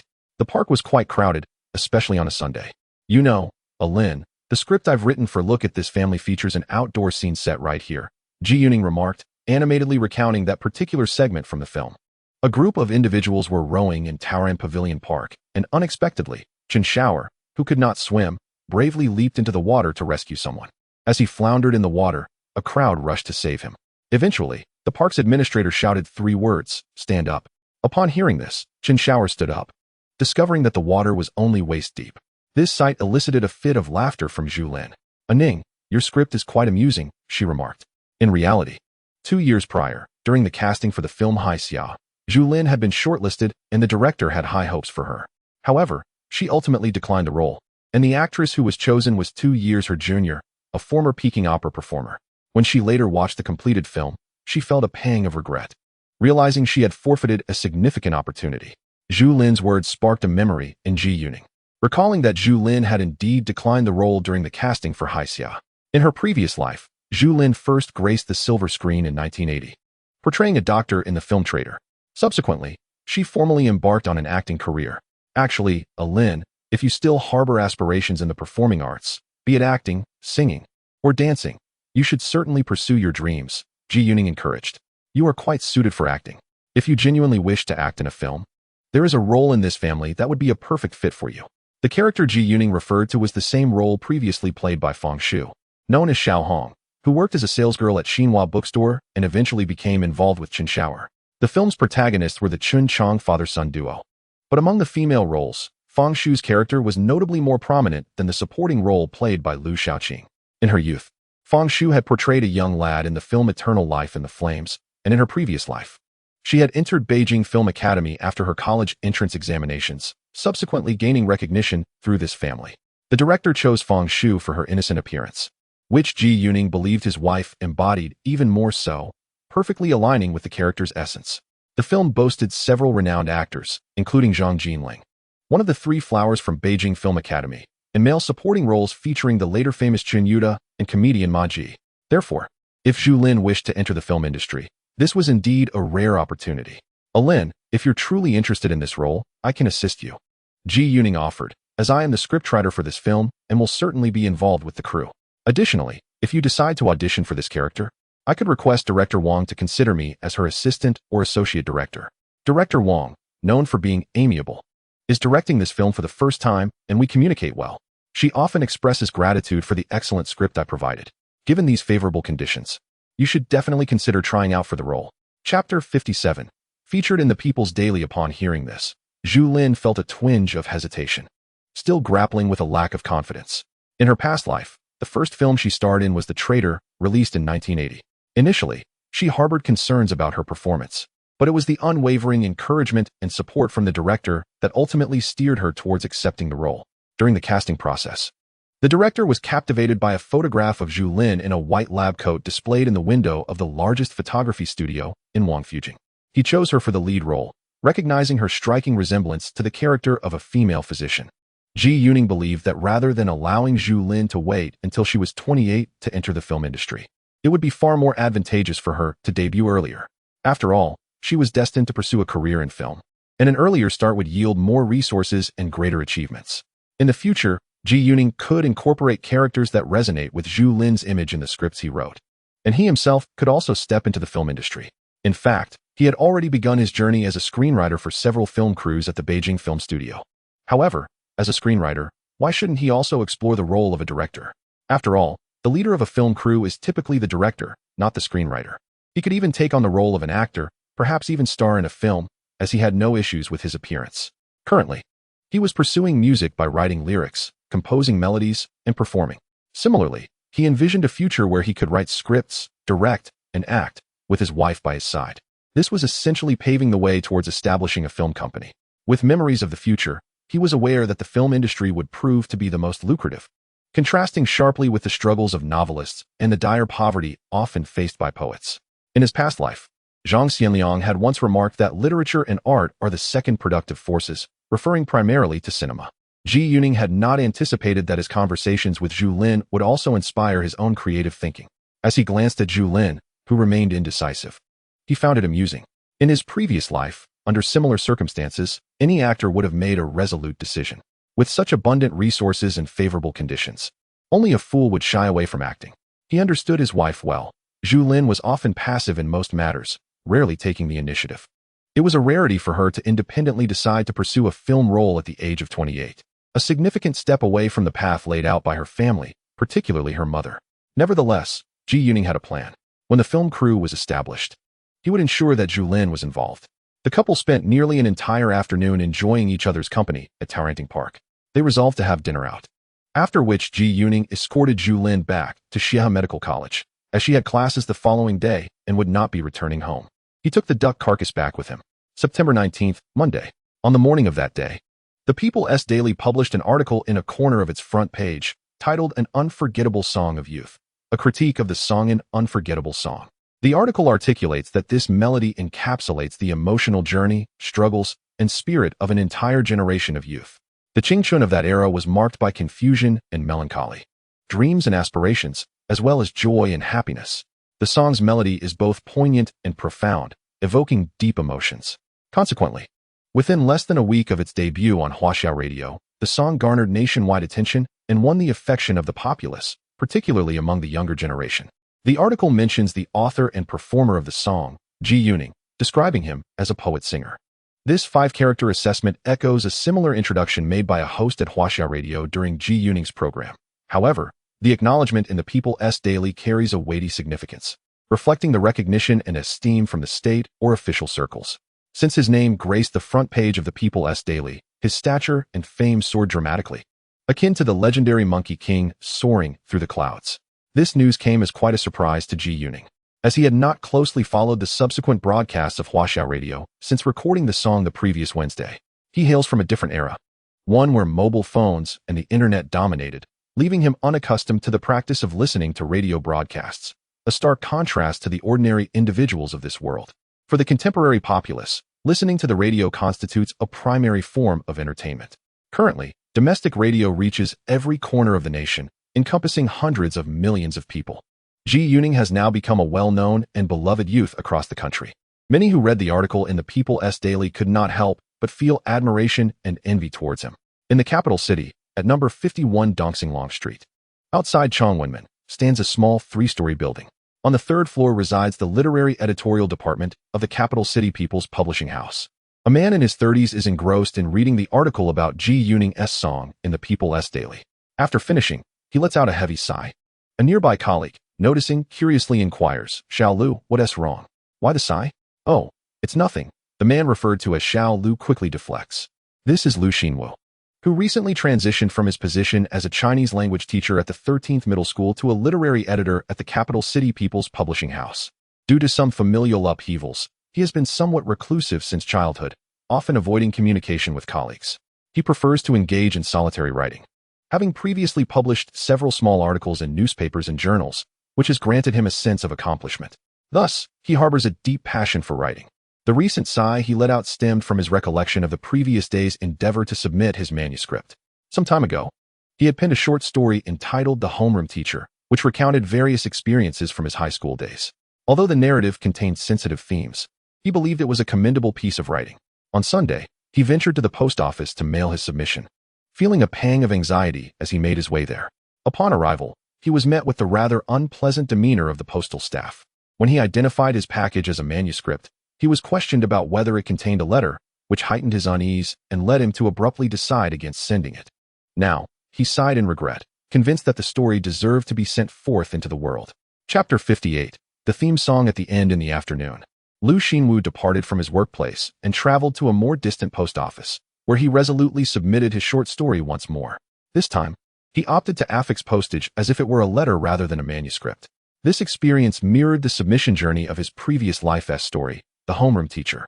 Unbeknownst to him, however, fortune did not favor him on this occasion. Instead, it smiled upon the author of the unforgettable song he had seen mentioned in the People's Daily that morning. At that very moment, Comrade Ji Yuning had just finished a delectable roast duck meal at the canteen of the Beijing film studio. Although he had shared half a roast duck with Zhu Lin the day prior, today he found himself craving more, leading him to seek out director Wang to present his third film script. Upon meeting Ji Yuning, director Wang was notably delighted and welcoming, not only due to Ji's name gracing the front page of the People's Daily, but also because the value of this script was significantly enhanced. Xiao Ji, this script is excellent. It reflects the pressing issues of our time. Family planning is a matter of great public concern. Film, as a form of literary art, must resonate with contemporary society. While film serves as a source of entertainment, its primary purpose is to promote. In this era, film studios are predominantly state-owned, with annual production quotas mandated from above and all funding allocated by higher authorities. Consequently, studios often prioritize the promotional impact of films over their economic profitability. By the way, Xiao Ji, when you called this morning, Director Xie happened to be in my office. He mentioned that he would be leaving but intended to return after lunch to meet with you and discuss your work, dealing with the devil. Let's head over to Director Xie's place shortly. After a brief conversation, Director Wang led Ji Yuning directly to Director Xie's residence, located within the Beijing film studio compound. The apartment was a spacious three-bedroom unit, featuring a large living room with numerous chairs in the foyer. One of the most captivating sights for Ji Yuning was a row of fish tanks by the window, not inhabited by goldfish, but rather by eels, the tanks filled with murky water. Director Xie, possessing a gentle temperament and courteous demeanor, engaged Ji Yuning in conversation as soon as he noticed his interest in the eels. Director Xie, in the region of northern Jiangsu where I once jumped the queue, it appears that there is but a singular method of preparing eel. The locals typically braise it with red braised pork. However, pork is a rarity in their diet, consumed only a few times a year, rendering eel a seldom eaten delicacy. Their usual fare consists of pickled vegetables, which they might consume for several months. The poverty of your location is evident, as even oil is a luxury, and eel requires a significant amount of oil, thus the necessity to stew it with pork. In my household, we generally prepare eel with sesame oil, stir-frying it until it is well cooked, and then drenching it in a generous ladle of sesame oil. Nearly all of our sesame oil is reserved for eel dishes. The next time you visit, I shall prepare it for you. Xie Jin from the Shanghai Film Studio once dined on my eel dish and remarked that it surpassed even those prepared in the bustling markets of Shanghai. As the three of them settled onto the sofa, Director Xie began discussing his morning endeavors with the screenplay. It was only then that Ji Yuning realized the script he referred to was for the film The Great River Flows, penned by the later novelist Li Juan, who authored The Yellow River Flows East. Currently, Li is residing in Director Wang's home, as there is no space available at the studio. Director Wang has generously vacated 2 of his rooms for Li to work on the script. Ji Yuning couldn't help but reflect on the selflessness exhibited by many during these times, a value system starkly different from his own, where every act necessitated reciprocity. Little Ji, Xie continued, this morning, I spoke with old Wang regarding the script dealing with the devil. He mentioned your thoughts concerning the protagonist, Lu Gongfu. I find your depiction of this character to be quite precise. Do you have a particular actor in mind for this role? Director Xie, while writing the script, a vague image has lingered in my mind, one that I believe I have encountered in a film before. I previously mentioned this character to Director Wang, and upon reflection, I suddenly recalled him. It's the character Lu, the advisor from the film The Clever Capture of Huashan, whose surname I believe is Gua. Gua Yuntai, Director Wang interjected, and exchanged a knowing glance with Director Xie, their expressions swiftly turning grave. Old Gua is currently with the drama troupe in Xinjiang, known for his fierce and unyielding temperament. What was once inconsequential has now become significant. It is high time for his rehabilitation and vindication. In my previous life, he was among the first to be exonerated over a year later. Nonetheless, his persona indeed fits this role perfectly, don't you think, old Xie? Director Wang paused, then turned his gaze towards Xie. Noticing Xie's nod, he simply stated, I shall find a way, and refrained from further discussion on the matter. Their attention returned to Ji Yuning. For the role of the antagonist, Yin Keef, I believe Feng Hua is the most suitable choice. I recently watched his performance in the film The Flames of the Yan River last month, though I believe he is affiliated with Changjing, correct? That is of no concern. We can simply borrow him from Changjing when the time comes. They all agreed on Feng Hua's casting. His visage is one of utter malevolence. as he is renowned for portraying the most ruthless of villains. Director Xie, I have another idea. I propose placing the opening credits at the film's conclusion, followed by a segment of the credits before commencing the theme song. The credits could be extended to approximately 4 minutes. Having already conceived the theme song, Ji Yuning continued as he noticed Director Wang and Director Xie gazing at him with wide eyes. The title of the song is The Motherland Will Not Forget. Yet the lyrics and melody remain a closely guarded secret. It would be best to unveil them upon the film's release. I assure you, this song will be profoundly moving. If we were to rate the emotional impact of the currently aired song, an unforgettable song, at a modest 75, then this new piece will undoubtedly reach a staggering 99. My envisioned outcome is that, during the film's screening, the audience will sing along during the finale, their voices rising in unison until the very end, with no exception among them. Even those waiting outside the cinema will join in, and passers-by on the street will be unable to resist the urge to sing along, all moved to tears. The song The Motherland Will Not Forget is the same piece that Han Hong performed in a previous life, originating in the year 1993. The lyrics resonate with the sentiment that the mountains know me, the rivers know me, and the motherland will not forget. Ji Yuning believes that in this era, where many await the restoration of justice and harbor unresolved grievances, the song will possess an emotional resonance 100-fold stronger than before. He intends to revise the lyrics and perform it himself. Chapter 59. The Gao Cow is approaching. What new trick are you up to now, keeping it a secret? Director Wang remarked, both amused and exasperated as he looked at Ji Yuning. Yet, he felt a flicker of anticipation and found some belief in Ji's words, especially since an article praising an unforgettable song had just graced the front page of the People's Daily. Moreover, Ji Yuning's previous poetry and songs had indeed been exceptional. All right, Ji, keeping it under wraps is fine, but I have a general idea that the title is The Motherland Will Not Forget. The song will be under 4 minutes long. That's acceptable, since it will play during the end credits, possibly accompanied by some behind-the-scenes footage. It won't hinder my filmmaking. In fact, the absence of a theme song might allow for a tighter narrative. This is a novel approach. Placing the credits at the end could be worth exploring. Well then, old Wang and I await the touching scene you promised. After all, it's a positive endeavor. Director Xie, with a smile, regarded Ji Yuning. His manner of speaking was always leisurely, as if he never felt rushed. Seeing Director Xie's amiable disposition, Ji Yuning seized the opportunity to propose a small suggestion. Director Xie, if I were to act as a screenwriter for the crew, could I perhaps assist you as a director's assistant, essentially learning the craft of filmmaking under your guidance? Your early work, early spring in February, left a lasting impression on me. I remember many of its scenes vividly. In the future, should his 3 film scripts gain approval and a crew be assembled, Ji Yuning aspired not only to be a screenwriter, but also to take on the role of a director's assistant. In the film crew, one holds slightly more authority than merely being a screenwriter. There exists a character named Yu, the daughter of the protagonist Lu Gongfu, who is considered a significant supporting role. He believes that Zhu Lin is exceptionally suited for this part.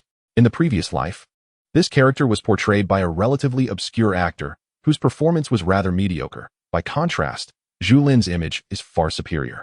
With his entry into the directing team, he can rightfully offer suggestions regarding the selection of certain actors. Director Xie, upon hearing this, had no objections and readily agreed. Such matters are typically at the discretion of the director, who is the leader of the crew. After a brief discussion, the script issues concerning dealings with the devil were put to rest. Observing that Director Wang and Director Xie might have other pressing matters, Ji Yuning took his leave. Descending the stairs and mounting his bicycle, as he approached the factory entrance, he spotted a large black and white photograph in a nearby display case, framed in black, a memorial portrait. Upon closer inspection, he noted the inscription beside the portrait detailing the life of Comrade and Zhenjiang. It dawned on him that this Zhenjiang was the renowned antagonist actor who played the 4 monks in the film Grain of Cinema. No wonder he looked familiar. After studying the portrait for a while, he learned that Comrade and Zhenjiang had passed away the previous Monday while shooting on location in Huangshan, Anhui Province, due to a sudden heart attack, having only departed this world a week prior. Ji Yuning recalled visiting the North Film Studio the following Tuesday, shortly after the news of this individual's death broke. At that time, it seemed the studio had not yet taken any action in response. Ji Yuning remembered that Zhenjiang had once elevated the portrayal of villainous characters to an art form, capturing the very essence of each role he embodied. It was said that Li Xuejin held him in the highest esteem. Many later struggled to recall him, primarily due to his untimely demise at the age of 49. Standing before the memorial display, Ji Yuning suddenly realized that the North Film Studio was indeed a hidden treasure trove of talent. His 3 visits felt somewhat presumptuous. He sensed an overabundance of confidence and resolved to approach future visits with greater caution. As he planned to attend the conference at North Film Studio this Saturday, he deemed it prudent to maintain a low profile. During the upcoming meeting at North Film, he at least had 2 scripts to present, and if Sweet Career could be confirmed, it too might be included. He remembered that the North Film Studio had set an annual filming quota of approximately 710 films starting this year. In 1978, they produced 8 films, followed by 7 in 1979 and 10 in 1980. If he could manage to present 3 film scripts at the weekend meeting, it could potentially account for a third of the studio's annual production quota, which might disturb the interests of others and unsettle their routines. Thus, he resolved to pause his script writing for the time being, as there were currently many restrictions on film topics within the country. That evening, during dinner, he noticed his father's face radiating with joy. At Shui University, several associate professors from the School of Engineering are on the verge of applying for promotion to full professorships. A notification issued yesterday signals the commencement of this application process today. Preparations for the National Science Conference scheduled for March next year are also underway. The environment for scientific research is set to improve rapidly. The notice referred to by his father was released on September 18th by the central government, detailing the convening of the National Science Conference. It emphasizes the urgent implementation of the party's intellectual policies, the swift restoration of retracted research institutions, the reinstatement of technical titles for researchers, and the establishment of an evaluation system alongside a system of accountability for technical positions. Father, if you return to Shui University, it seems likely you will attain full professorship this time, Ji Yuning remarked, observing his father. His father appeared somewhat regretful, pondering that had he not taken a position in the Overseas Affairs Office, he too might have reached that status. Nonetheless, Ji Yuning found value in the Overseas Affairs system. Contemplating a future in administration, he felt averse to encountering certain individuals at Shui University. Before his father could respond, his mother interjected. The conversation swiftly shifted as his father announced that they would soon convey the speech from the National Education Workers Symposium held on August 8th. This communication was expected to reach grassroots levels in the coming days. The essence of that speech was centered around the resumption of the college entrance examination. What had once been mere rumors circulating in universities was now confirmed. The college entrance examination was indeed imminent. Following this, both Ji Yuning's parents turned their attention to him. Ning Ning, how is your preparation for the exam progressing? His mother inquired. Everything is fine. Even if the exam were tomorrow, I would feel confident, Ji Yuning candidly replied. His confidence was well-founded. He had no doubt about his mathematics or foreign language skills, and he recalled the subjects of the Chinese language exam, including classical translations and essay prompts, vividly from his previous life. History and geography posed no significant challenges, while political studies had occupied him for the past month as he gathered current affairs content, which he believed would not be overly difficult. Currently, they were merely disseminating the content of the August 8th speech, while the specific arrangements for the college entrance examination had yet to be finalized. In his past life, the official announcement regarding the examination schedule was not released until late October in the People's Daily. However, the recent notification regarding the science conference served as a reminder for Ji Yuning. Aside from the reinstatement of technical titles, the urgency to implement policies for intellectuals and the timing of the conference in early next year resonated deeply with him. The emphasis on intellectual policies reminded him of the famous novel In Middle Age, published in January 1980 in Harvest magazine. The author, Chen Rong, conceived the idea for this novel at the end of 1978, keenly recognizing the severity and urgency of issues faced by intellectuals, particularly those in middle age. In the transitional period between the old and the new, the construction of the nation necessitates a plethora of scientific talents. However, due to the generational gap among intellectuals, middle-aged scholars are compelled to endure the immense pressures of several generations, while they dedicate their utmost efforts to the development of the motherland. Their political status and living conditions remain stagnant. This novel articulates the dissonance between the value and contributions of intellectuals and the inadequate societal treatment they receive, sharply criticizing the leftist ideologies that exhibit indifference and discrimination towards them, and fervently calling for respect for talent and knowledge. The author refrains from sensational depictions, nor does she lament or comment. Instead, she presents a candid portrayal akin to a seasoned surgeon laying before you the excised necrotic tissue or tumor, silently inviting you to discern for yourself, compelling you to acknowledge the precision of the procedure. Ji Yuning feels that this narrative style does not provoke significant agitation in the current environment. Thus, Publishing this novel by the end of this year or the beginning of next poses minimal risk. If released during the National Science Conference in March, it might incite even greater uproar than in the past. The author, having taken considerable time to cultivate this work, self-studied ophthalmology, and personally observed surgical procedures through acquaintances. Zhu Lin possesses distinct advantages in transcribing this novel, as both Zhu Lin and his mother are affiliated with Peking Union Medical College. Naturally, he does not intend to replicate the entire 60,000-word novella verbatim. He will adjust certain elements, such as the protagonist Lu Winting's friend leaving for abroad, which may need to be revised to align with the timeline before late 1978. In addition to this novel, Zhang Xiliang's 1984 novella Romantic Black Canon, which also reflects issues of intellectual policy, can be revisited, as it employs a plethora of dark humor. The renown of these two works in the past is partly due to their adaptations into films, which significantly enhance their economic viability compared to mere literary publication. Zhu Lin must commence preparations for these impactful narratives, as he is set to marry at the beginning of next month. Following the latter part of October, the specifics of the college entrance examination will be announced, with the actual date set for mid-December, necessitating his study and revision. Moreover, if the 3 screenplays he is writing are approved by the end of September, preparations for the film crew may commence as early as October. It is conceivable that from October onward until the beginning of the following year, filming for these 3 screenplays could begin, leaving him little time for novel writing. Starting from Tuesday, September 20th, he has largely dedicated his days to writing these 2 novellas, which together comprise approximately 100,000 words, requiring a substantial amount of time, even for transcription. His approach of preparing the novel in advance, and then seeking the appropriate moment and opportunity for publication, resembles a meticulous preparation of provisions for oneself. On the afternoon of September 21st, a Wednesday, at 52 Dongxi 8th Alley, the editorial office of People's Literature magazine, Lao Chui, who was on the phone just now. Was it an author submitting a manuscript? Inquired Wang Chaoyin.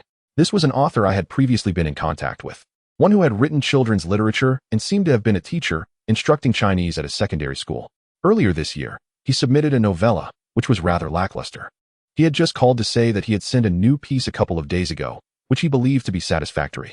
It was the short story The Homeroom Teacher that I had just shown you. Not wanting to express too much over the phone, I merely stated that we had received it and were preparing to review it. The speaker was Cui Dowie, a fellow editor in the fiction department, who had been the editor for the aforementioned short story The Homeroom Teacher in a past life. Oh, Lao Chui. I actually think the theme of this story is quite good. However, it feels rather didactic, its ideas somewhat mundane, and the structure and character portrayals are rather cliched, falling into the familiar traps of rigidity and formulaic writing that we have often encountered recently, making it somewhat tedious to read. Indeed, I share that sentiment.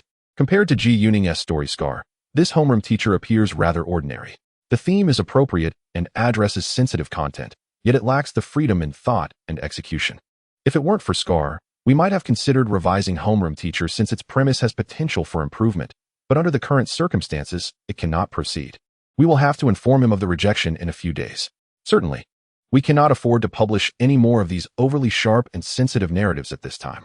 As editor Zhang stated, we should first release one piece like Scar and refrain from publishing similar works for the time being. One is sufficient. When Zhu Lin came to collect readers' letters, I conveyed this sentiment to him, that one is permissible, but not a recurrence.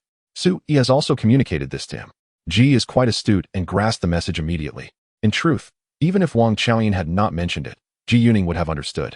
He is well aware that after The Homeroom Teacher was published in the November 1977 issue of People's Literature, there was a span of nearly a year without the publication of any similar so-called Scar literature, until August 1978, when the Wenhui Daily in Shanghai published a Scar narrative. His submission of Scar to People's Literature essentially appropriated the literary fortune of others. By the way, Lao Chui, when Zhu Yuning visited last time, he inquired whether we at People's Literature could publish science fiction. I informed him that we indeed have a tradition of publishing science fiction, provided that the stories possess substantial literary merit. Chapter 61. Visiting the Memorial Hall. Zhu Yuning is certainly aware of the tradition of science fiction publication at People's Literature in its past life. He posed this question to Wang Chaoyin as a prelude, as he currently felt that the themes available for the novel were rather limited, many touching upon sensitive issues. In such circumstances, science fiction emerged as a splendid choice, for it does not confine itself to the realities of life. Instead, it allows for unfettered imagination. He recalled that in the 8th issue of People's Literature in 1978, Tong Yinjing's science fiction short story The Death Light on Coral Island was published.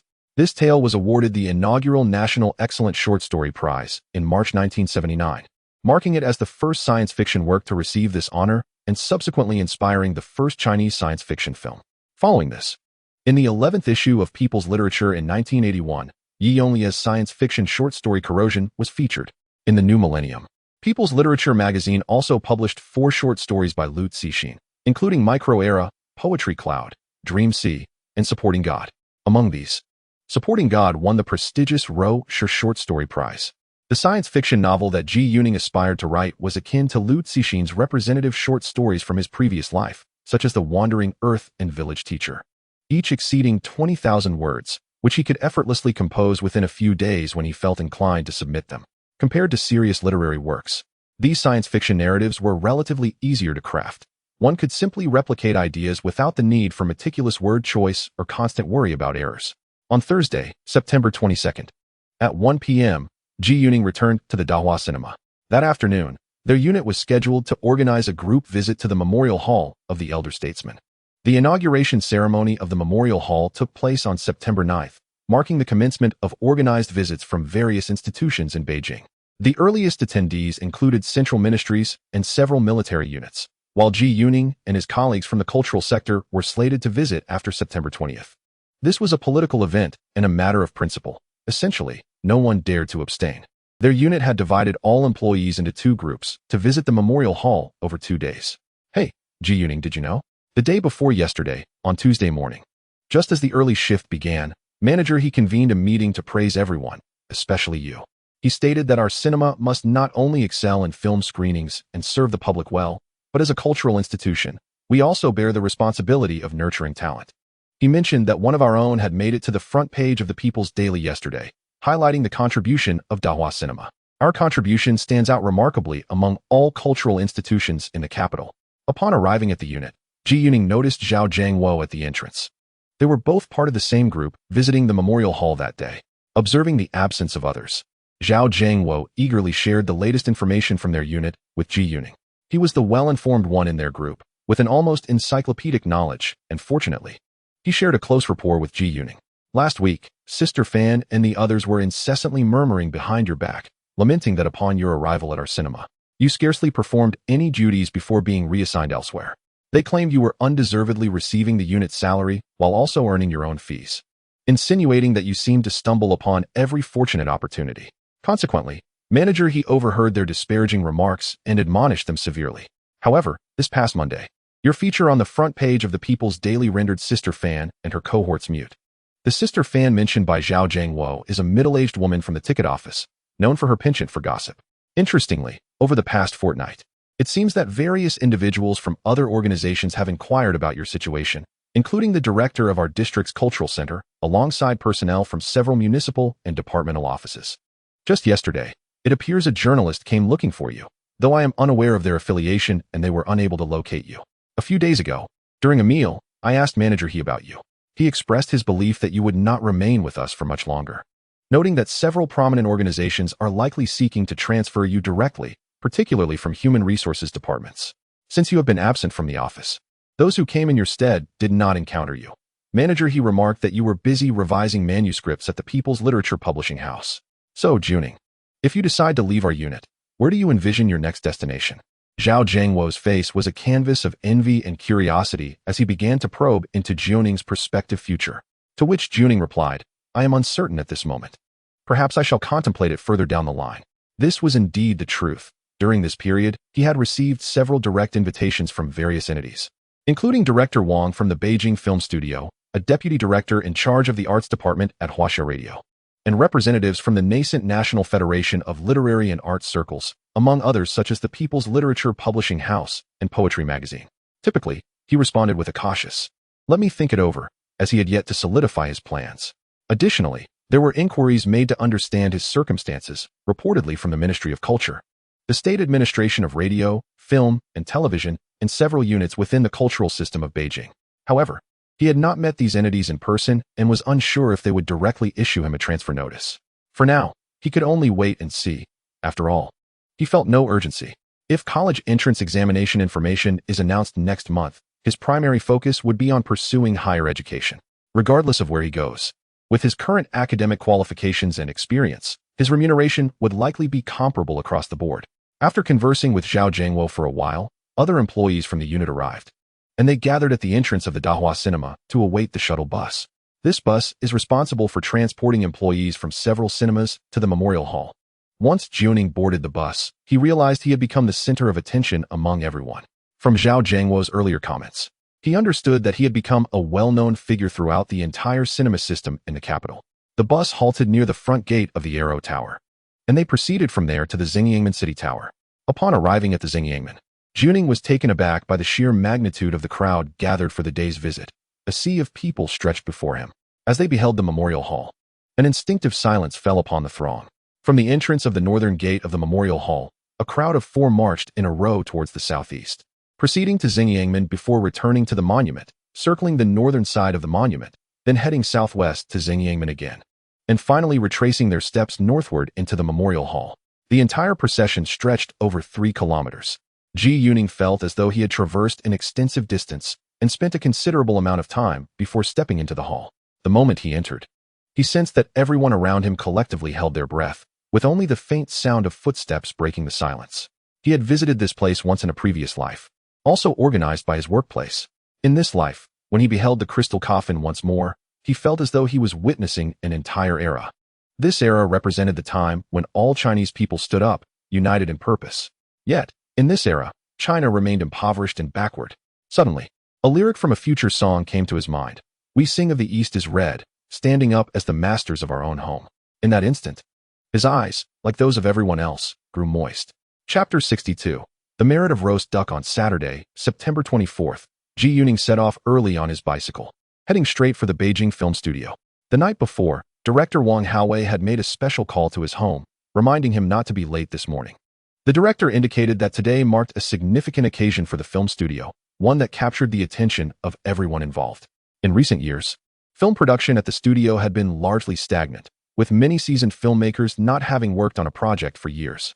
Consequently, the enthusiasm of the entire staff had been reignited. This year, the studio had only produced 3 films, but by the following year, 1978, they were poised to initiate and produce approximately 9 films. In truth, the studio had already begun to restore its normal production scale. In the past life, the 8 major film studios in the country typically produced around 10 films annually during the late 1970s to early 1980s. In recent days, many individuals from the studio had approached director Wang to greet her, including actors and various production personnel, all eager to be part of her film This Family. Even seasoned actors like Chen Chang made a point to reach out to her. Director Wang mentioned that typically, directors pursue screenwriters for scripts, followed by actors seeking out directors. From their conversation, Ji Yuning learned that his screenplay, Sweet Career, had already been claimed by Xie Tian. Thus, all 3 of his film scripts were scheduled for discussion today, with their respective directors nearly confirmed. Ji Yuning left home at 7:30 a.m., arriving at the Beijing film studio shortly after 8:10 a.m. Upon reaching the entrance, he spotted director Wang Haowei waiting for him. "Xiao Ji, hurry up. The meeting is at 8:30, and the conference room is almost full," Director Wang urged, bustling ahead as Ji Yuning followed. It was at that moment he realized he might have arrived a tad late and should have come earlier.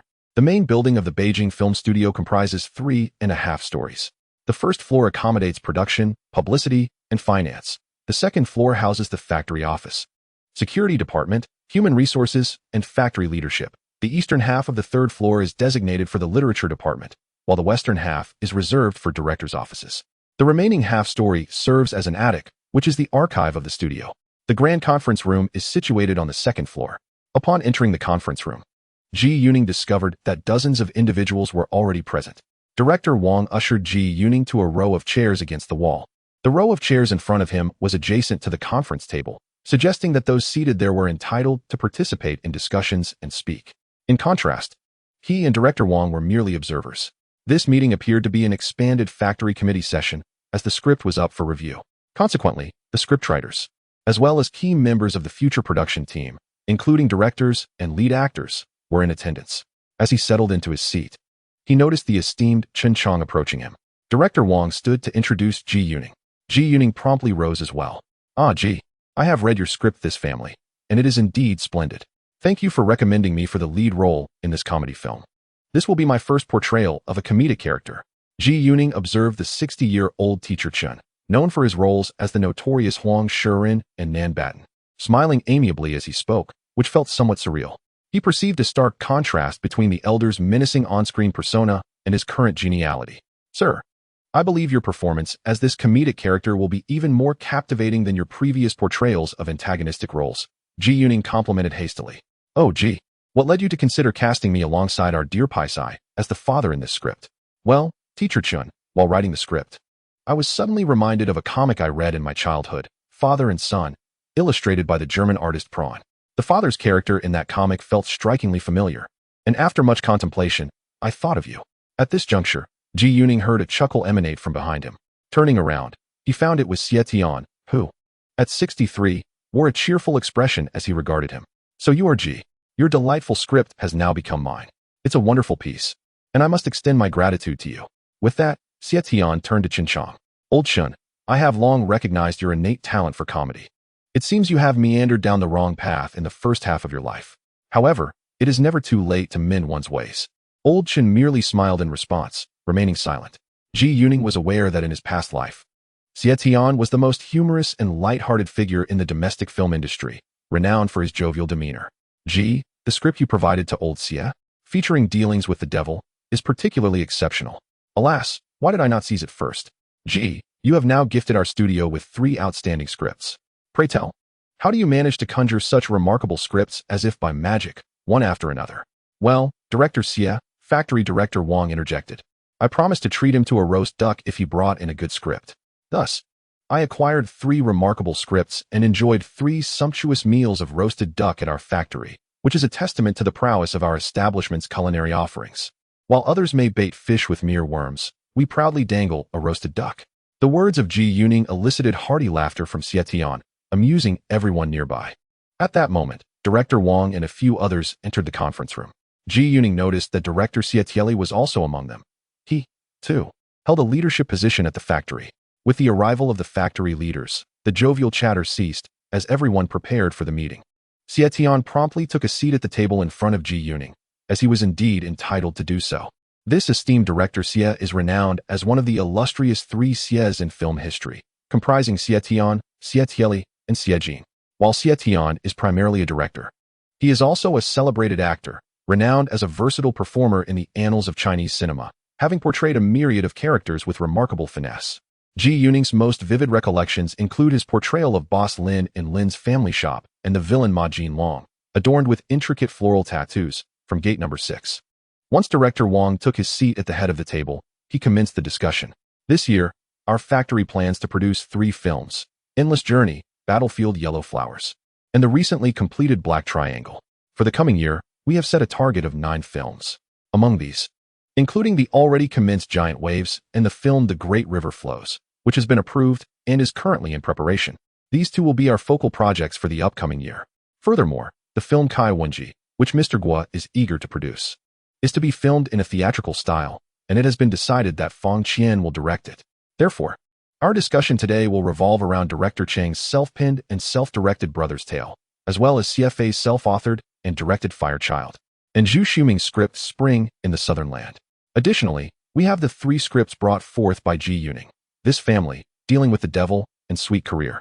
Chapter 63, Director Xie, Your Home was burgled among Ji Yuning's 3 scripts. This Family has already caught the attention of Wang Haowei. The script Dealing with the Devil has been handed over to Director Xie Tieli, while Xie Tian has taken the script Sweet Career. Subsequently, Director Wang presented 4 additional scripts submitted by the literary department, but Ji Yuning lost interest in these and mentally filtered them out, as he had never heard of them in his previous life. After a brief introduction of these 10 scripts, the meeting proceeded to review and determine which of them would be approved. According to next year's targets, only a maximum of 5 scripts from this collection could receive approval. At the Beiying factory, obtaining script approval is no simple feat. Thus, when a script finally passes, the screenwriter often exclaims passed within the factory halls to celebrate. If all 3 of Ji Yuning's scripts are approved today, he will, in accordance with Beiying's tradition, be entitled to shout passed 3 times in the main building. The 2 scripts initially discussed, The Story of Ba Ge by Cheng Ing and Firechild by CFA, both passed the review process smoothly. Cheng Yang is a renowned veteran director, and Ji Yuning was particularly impressed by his film The Xi'an Incident. CFA's Firechild marks his first solo directorial venture. Ji Yuning recognizes that he will soon represent the fourth generation of directors in China. The third script, Spring in the Southern Frontier, sparked intense debate during discussions and ultimately failed to pass review. Ji Yuning recalls that in his previous life, this script had been approved and subsequently adapted into a film. However, upon listening to it this time, he found it rather lackluster, suspecting it was merely filler material. The next three scripts belong to Ji Yuning. Dealing with the Devil and Sweet Career passed the review with remarkable ease. Once the two directors, Xia, voiced their opinions, no one dared to express dissent. In the case of this family of scripts, there were some objections during the review, yet they ultimately received approval. Director Wang remarked that it was the first time for Xiao Wang to direct a film independently, and the script was a rare comedic piece that deserved support, leading to its approval. Ji Yuning distinctly remembers director Wang's final comment. "All right, let it be so," after which no one else dared to speak up. It was only at this moment that Ji Yuning learned from Chen Chang that Wang Haowei, director Wang's second aunt, is the esteemed actress Zhang Ruifang, who played Li Shuang in the film. Subsequently, all four scripts submitted by the literary department were rejected. Ji Yuning observed the dejection on the faces of the literary department leaders and several screenwriters, as none of their submissions passed review this time. Ultimately, out of the 5 scripts that received approval, Ji Yuning secured 3, granting him a third of the filming quota for 9 films slated for the following year. As the meeting concluded, many attendees approached Ji Yuning with warm greetings, marking his attendance at the studio meeting as a significant boost to his reputation within the organization. "Xiao Ji, come, let us discuss the script together," said Xie Tian, grinning as he turned to Ji Yuning. Ji Yuning glanced at Wang Haowei, whose excitement had yet to fade. "Xiao Ji, go with director Xie. We'll connect later," he encouraged. Ji Yuning rose and followed Xie Tian out. Just as they exited, they encountered director Xie Tieli. "Xiao Ji, join me for lunch at my place. I'll prepare stir-fried eel paste for you to sample my culinary skills," he invited. To which Ji Yuning eagerly agreed. Director Xie Tieli then turned to Xie Tian. "Xie Tian, you should come too and join me for lunch." Xie Tian, ever jovial, readily accepted the invitation. As Ji Yuning followed Xie Tian down the stairs, they reached the entrance on the first floor where they were met by a young woman in her 20s. She possessed a pure demeanor, and her sparkling eyes captivated Ji Yuning, prompting him to gaze at her involuntarily. He instantly recognized her as Li Xiaoming, just over 20 years old, who would become one of the future rising stars of Beijing. Li Xiaoming first greeted Xie Tian, then her beautiful eyes turned towards Ji Yuning. "Xiaoli, this is Ji Yuning, the talented screenwriter of Sweet Career. A rare prodigy indeed, also a poet and singer featured on the front page of the People's Daily. Xiao Ji, this is my little fellow townsman, Li Xiaoming. She just transferred to the Beijing Film Studio last year from the Tianjin People's Art Theater, brought over by old Wang. Come, let us head to my place and discuss Xiao Ji's script." After Xie Tian finished speaking, he led the way towards the dormitory building behind. Ji Yuning and Li Xiaoming smiled and nodded in acknowledgement, following closely behind. At that moment, Li Xiaoming had just starred in her debut film, Spring Seedling, and was still relatively unknown. Xie Tian and Xie Tieli lived in the same building. As they approached the entrance, Ji Yuning noticed that Xie Tian seemed to recall something and began to slow his pace, though he did not stop walking. Upon reaching the door, Xie Tian took out his key and unlocked it. As the door swung open, Ji Yuning peered inside and was taken aback. The entire room was in disarray, with various items scattered across the floor, tables, and even chairs. It was unmistakably a scene of a burglary. "Oh no, Director Xie, your home has been robbed," Ji Yuning exclaimed, which was indeed his first reaction. He turned to see Xie Tian blinking, his expression somewhat peculiar. "Xiao Ji, our home is like this every day." Behind them, Li Xiaoming could no longer contain her laughter, erupting into giggles. It then dawned on Ji Yuning that he remembered watching an interview on television in his past life, where Xie Tian's daughter shared stories about their family, mentioning that both her parents had a carefree disposition, especially her father. Their home was usually in a state of casual disarray, with belongings strewn haphazardly, never tidied up. Xie Tian himself only bothered to tidy up when guests were expected. Once, a thief had indeed broken into their home, and after inspecting the scene for a long time, Xie Tian discovered that nothing had been stolen. He later speculated that the thief must have seen the chaos of their home and assumed it had already been ransacked by someone else, prompting the thief to leave immediately. His daughter had even remarked in the television program that her father was quite pleased, believing that their untidy home was, in fact, the most clever and effortless theft deterrent. At this moment, Ji Yuning also grasped the situation. Recalling why Xie Tian had suddenly slowed his pace upon entering the building, it was likely that the old gentleman had remembered their home was not yet tidied. Feeling slightly embarrassed for Xie Tian, Ji Yuning and Li Xiaoming quickly entered the house, tidying up a bit. After all, Director Xie's home was simply untidy, yet it was still relatively clean. Chapter 64. Acting with Li Xiaoming, the three settled onto the sofa. Xiaoli, how is the filming of your movie, The Giant Wave, coming along? Have you finished shooting your scenes? Xie Tian first inquired about Li Xiaoming's situation in the Giant Wave production team. In the production Giant Wave, Ji Yuning possesses a faint recollection of its previous iteration, having once viewed the film that narrates the story of the Huai River irrigation project in the early 1950s. The narrative encompasses struggles and the apprehension of spies. However, the most indelible impression etched in his memory is the aerial shot of the Huai River, which left him profoundly moved during the screening. Recently, following the passing of Teacher In, our film crew underwent adjustments, necessitating an accelerated filming pace. My scenes have largely been completed. Li Xiaoming plays a supporting female role in this film, which does not carry significant weight. Xiao Ji, what do you think of Xiao Li's portrayal of the character Zhao Di in Sweet Career? Director Xie suddenly inquired, turning his gaze toward Ji Yuning. At that moment, Ji Yuning felt the captivating gaze of a pair of extraordinarily beautiful eyes upon him, prompting him to turn in response. He had always believed that, regardless of past or present, Li Xiaoming possessed the most exquisite eyes among all actresses, and she was exceptionally skilled in conveying emotions through them. While Li Xiaoming may not be the most conventionally beautiful or have the most enviable figure, her enchanting, sparkling eyes elevated her allure to perfection. Among the films he had previously watched featuring Li Xiaoming, the one that left the deepest impression was Princess Peacock. She portrayed that character with such finesse that she seemed to embody a celestial being. Of course, she cannot be compared to his own Zhu Lin, a true heavenly fairy. But there exists a slight disparity. Director Xie, I believe there is no one more suitable for the role of Zhao Di than Li Xiaoming. Firstly, she naturally exudes the aura of an older sister, making her portrayal of Zhao Di effortless. Furthermore, when Li Xiaoming smiles, it imbues the film with a bright tone. Ji Yuning's words brought great joy to the esteemed Director Xie, and Li Xiaoming's face blossomed with radiant smiles. He understood that although Director Xie appeared carefree and jovial, his choice of actors was entirely dictated by his own vision.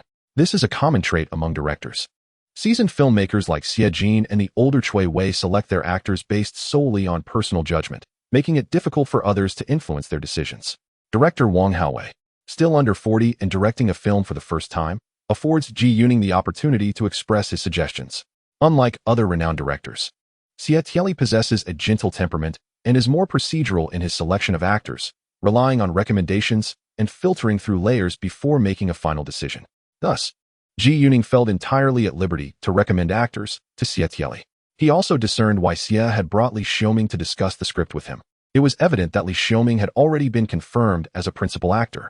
As he exited the main building after the meeting, he noticed a throng of actors and film crew members gathered at the entrance.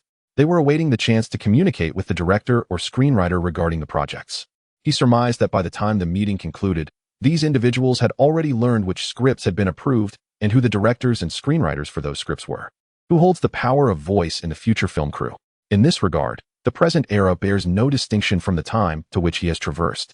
After all, the Beijing Film Academy produces fewer than 10 films each year, yet within its walls reside thousands, including several hundred seasoned actors. So Xiao Ji, what do you think about casting Wang Xiaodong for the role of Aunt Tang?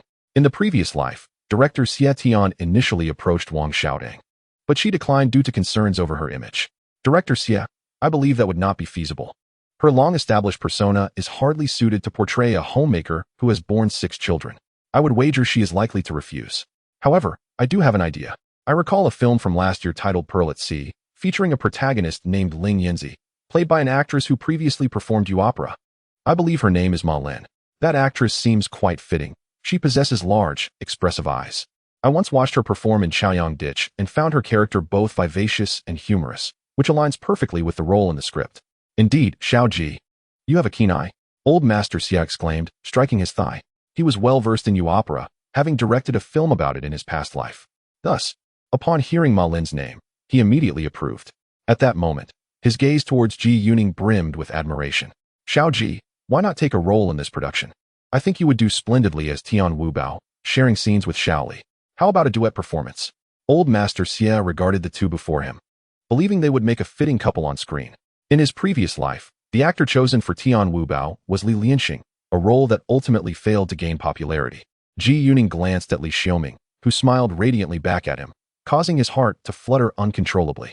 He realized that even after 2 lifetimes, he remained susceptible to the gaze of a stunning beauty. Director Xia, I have never acted before. However, should I take part, I would need to revise the script. The original story features a son-in-law marrying into the family, but I intend to adapt it to depict a narrative where he serves as both son-in-law and son, culminating in a conclusion where they live independently, such as the new rural ethos of our times. Well, that adjustment sounds quite agreeable. It matters not that you have no acting experience. Your appearance is undoubtedly satisfactory. Acting is merely a matter of learning, and I shall guide you. Xiaoli has only just begun filming her first project as well, with the esteemed old master Xia, renowned for his versatility, imparting his acting wisdom. This presented a rare opportunity for Ji Yuning. Director Xia, by the way, I have a notion regarding the cinematography. For instance, we could incorporate scenes of a man chasing a woman, utilizing high-speed photography at 48 frames per second, while still projecting it at 24 frames per second in the theater to create a slow-motion effect. Wouldn't that be rather romantic, especially accompanied by a theme song? Ji Yuning recalled that in his previous life, this very slow-motion sequence became an iconic portrayal of romance between young couples in the 1980s. Excellent. That aligns perfectly with my vision. Mr. Xia was in high spirits. In his previous life, this scene had been proposed by himself. Ah, Xiaoji. I heard Old Wang mention that not only did you provide the script for this production, but you also took charge of the theme song. So, where's the theme song? Has it been written yet? Indeed, there are now 2 theme songs, one titled Our Tomorrow is Sweeter Than Honey, and the other Our Life is Full of Sunshine. However, the specific lyrics remain confidential for now. Chapter 65. The Making of a Director Confidential? You dare keep secrets from me? Old Wang mentioned that the script you submitted to Old Xia also included a theme song, which is to be kept under wraps as well. Old Wang said you're just full of tricks. Mr. Xia found this both amusing and exasperating, that he was keeping secrets even from the head of his own production team. Director Xia, I believe the theme song should be unveiled after the film is completed. At that time, it can be utilized for the film's release and promotion, which would be ideal. The theme song for The Man Who Deals with the Devil was featured in the end credits, so it did not interfere with the filming. For our film, when the time comes for shooting, I will provide you with the lyrics and melody of the theme song. However, it must also remain confidential during the filming and production process, until just before the release, at which point the theme song can be disclosed. In fact, the process of film distribution now is markedly different from when Ji Yuning traversed time. After the film is completed and passes the review by the Film Bureau, the distribution phase involves the China Film Company, the only domestic distribution agency, which decides how many copies to sell to theaters across the country. As for the subsequent box office returns, that is no longer the concern of the film studio. Essentially, the studio only sells copies to this singular domestic distribution entity. Thus, in this era, domestic film studios do not need to worry about whether a film will incur losses, as all funding for filmmaking is allocated by the state. However, if profits are made, they primarily belong to the state as well. Everyone receives a fixed salary, with perhaps a few bonuses at most. Therefore, Ji Yuning's talk of theme song distribution and promotion is seen by those in the studio as mere frivolity. Following this, Ji Yuning and director Xia discussed other actors. Aunt Tian had chosen the seasoned actress Ling Yuan from the Beijing film studio, while Uncle Tian had opted for the slender Lu Zhao. Ji Yuning suggested that the filming location be set in Jiangmen, Guangdong province, near Asia's largest sugar factory. Naturally, the exact site would require scouting locally. In his previous life, the filming location had ultimately been determined to be Xinhui in Jiangmen. Director Xia was quite familiar with Lingnan, as his ancestral home was in Panyu, Guangzhou. His father had moved to Tianjin for work when he was young, which meant director Xia grew up there, and the family primarily spoke Cantonese, allowing him to speak it fluently. Coincidentally, Ji Yuning also spoke impeccable Cantonese, which surprised director Xia. In this era, there were few individuals in the capital who could speak such pure Cantonese, fostering a sense of closeness between the two as they could refer to each other in their native dialect. After some time, as noon approached, everyone began to feel hungry. Mr. Xia and Ji Yuning stood up and made their way to Xia Tieli's home for dinner. Li Xiaoming hesitated to join. Being a newcomer and not well acquainted with the factory leader, director Xia, she opted to dine at the cafeteria instead. As the two walked a short distance, they arrived at the doorstep of Xia Tieli's residence, where an enticing aroma wafted through the air. Xia Tian, with a sense of pride, remarked, "Ah, Ji, this is a classic case of timing. How fortunate we are to arrive just as a meal is ready. Perfect, I'm quite hungry. The door was ajar, and Xie Tian pushed it open to enter. Your timing is impeccable, Xie Tian. I was just waiting for the sizzling oil for the eel dish to be ready. Please, take a seat. The dishes will be served shortly. Director Xie Tianli called out from the kitchen, wearing an apron and peeking out. Just as Ji Yuning settled in, a loud sizzling sound erupted from the kitchen, followed by an even stronger fragrance, leaving one to wonder just how much fragrant oil had been used. Enjoy it while it's hot. Director Xie Tianli presented a plate of sizzling eel, the oil still popping energetically. Ji Yuning, upon observing the dish's vibrant color and appealing shape, was already captivated by the aroma he had detected earlier. He took a piece with his chopsticks and placed it in his mouth, savoring its tender texture and rich flavor. Wow, Director Xie, this is truly exquisite. It rivals, if not surpasses, the offerings of those renowned establishments in Sioux City, and the aroma is even more pronounced. Ah, gee, the secret to our family's sizzling eel lies in the generous use of oil, perhaps a whole tale of it. Those grand restaurants would never be so lavish. Xie Tian commented, revealing his familiarity with the local cuisine. By the way, Ji, do you indulge in a little wine? This is my hometown's Gaogo de Chu, which pairs perfectly with this dish. Director Xie poured a glass for each of them, filling his own as well. It was just the three of them for lunch, as the rest of the family was out. Next time I visit, I shall bring you a couple of bottles of Wu Ti Jiang. That wine is even finer than Yang Hadakyo. Director Xie responded enthusiastically. Ah, Wu Ti Jiang is a splendid wine from Binhai. We in Sioux Province know it to be the finest. There's a saying in our region, 2 ditches are not as good as 1 river, and 1 river is not as good as 1 jiang. So, Ji, I thank you in advance. Director Xie was evidently pleased. The trio quickly found themselves discussing cinema. Ji, just the other day, Director Wang mentioned in the factory that he plans to recall Old Gu. Once he's back and everything checks out, he'll be part of our production. Ji Yuning was somewhat taken aback. He hadn't anticipated Director Wang's swift actions. However, reflecting on it, it made sense. In his previous life, the reassignments had occurred within months, and considering the ongoing reforms, Old Gu had little to worry about. It appeared he had inadvertently aided Old Gu in this regard.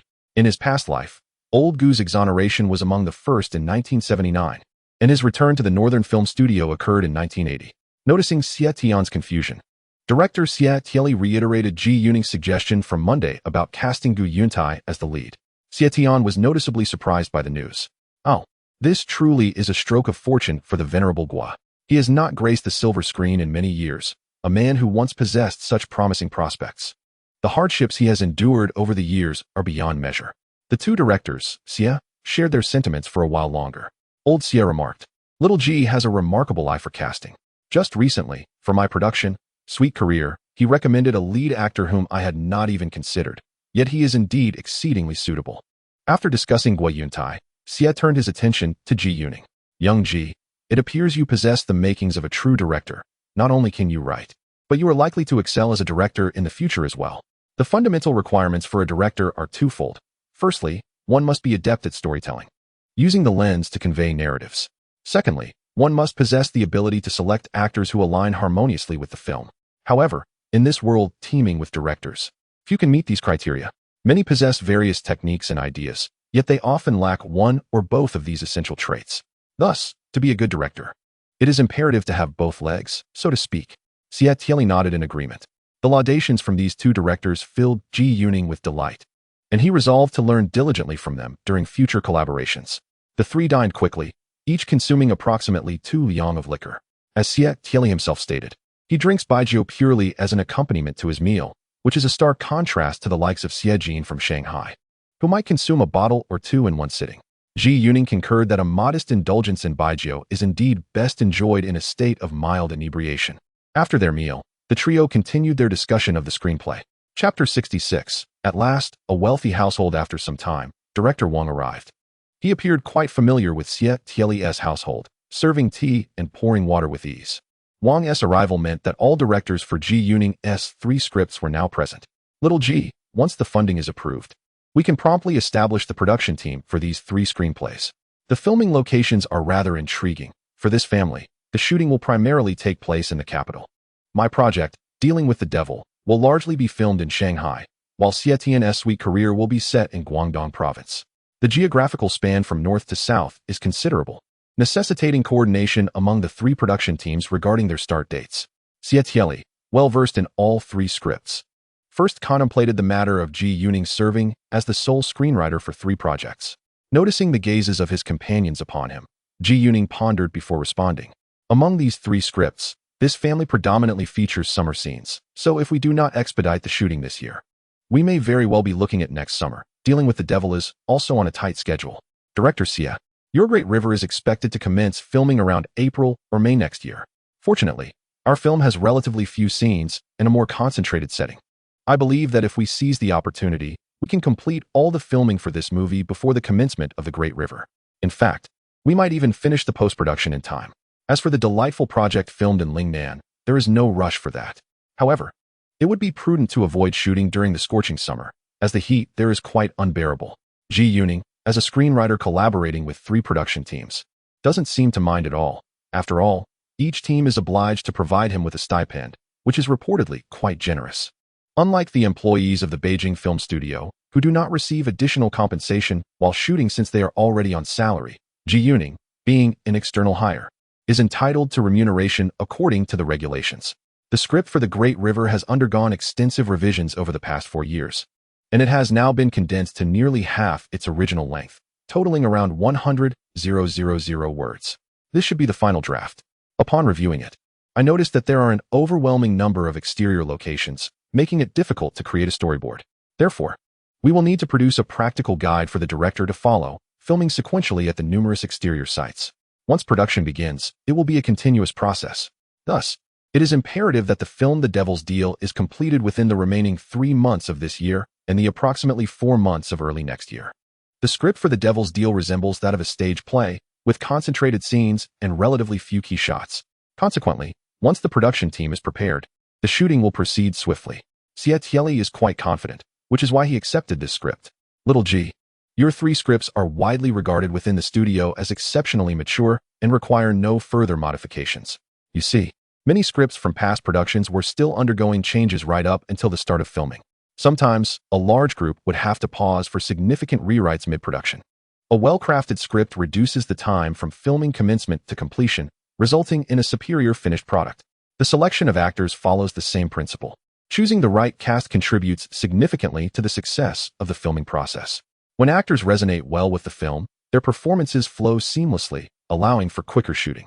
Initially, I planned to travel south from Hunan province to scout for exterior locations, but your suggestion regarding the Jiangmen area in Guangdong province has been a revelation, saving me from extensive travel. I will promptly contact the county in Xinhui, just south of Jiangmen, to see if they can offer support. I certainly wish to avoid shooting in Lingnan during the hottest summer months. Ideally, filming should occur in winter or spring, as it remains pleasantly warm enough to evoke a summer ambience.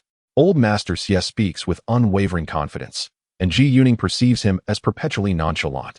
Little G, we shall film this production in the capital, simplifying the location scouting process. You are correct. Some summer scenes must be prioritized for early shooting. If all goes smoothly and funding is secured, I hope to establish the production team by early October. Like the scene in the Taoran Pavilion Park, where one rescues another from the water, October is still feasible, but any later would be too cold.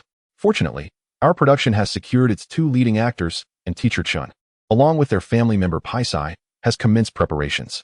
I recently spoke on the phone with Liu Xiaoqing, who is currently filming at Zhuing Studio and will finish in a few days. My impression from our conversation is that this young Liu possesses a lively and spirited personality, which aligns perfectly with Zhang Lan's character. She is quite eager to participate in our film and mentioned she would head to Beijing as soon as she wraps up her current shoot. Wang Haowei's remarks left Ji Yuning with the impression that she is quite eager, especially since this is her first time directing a film independently. After a brief conversation, everyone began to take their leave. Elder Xia, having enjoyed a hearty meal, strolled home in a satisfied manner. Ji Yuning and Wang Haowei descended the stairs together. Xiao Ji, I just finished my shift this afternoon and went to the finance department. Your payment for those 3 scripts has been approved. Can you guess how much it is? Wang Haowei whispered to Ji Yuning as they walked. She hadn't mentioned this at Director Xia's home. Ah, Director Wang, how much is it? Ji Yuning's ears perked up at the prospect of finally earning script fees for the film. Each of your 3 scripts is worth 800 yuan, totaling 2,400 yuan. This payment standard was personally approved by Director Wang. Upon hearing this, Ji Yuning's face brightened with joy. With this payment, he would finally become a person of means in this world. Xiao Ji, your level of compensation is among the highest in our studio. Wang Haowei continued. Recently, the highest script fee was for Li Zhuan's The Great River Flows, which totaled over 2,200 yuan for both parts combined. However, he has been working on that script since 1973, taking 4 years to complete. At its peak, both parts together comprised 170,000 words, though it has now been revised down to 100,000 words for the final draft. This script has certainly put our entire studio through its paces. A couple of years ago, when Li Zhuan came to the capital for revisions, our studio had no accommodation available, so director Wang kindly offered 2 rooms from his home for him to stay and work on the script. Leading Ji Yuning to the main building, Wang Haowei assisted him in completing the paperwork to collect his script fees at the finance office on the first floor.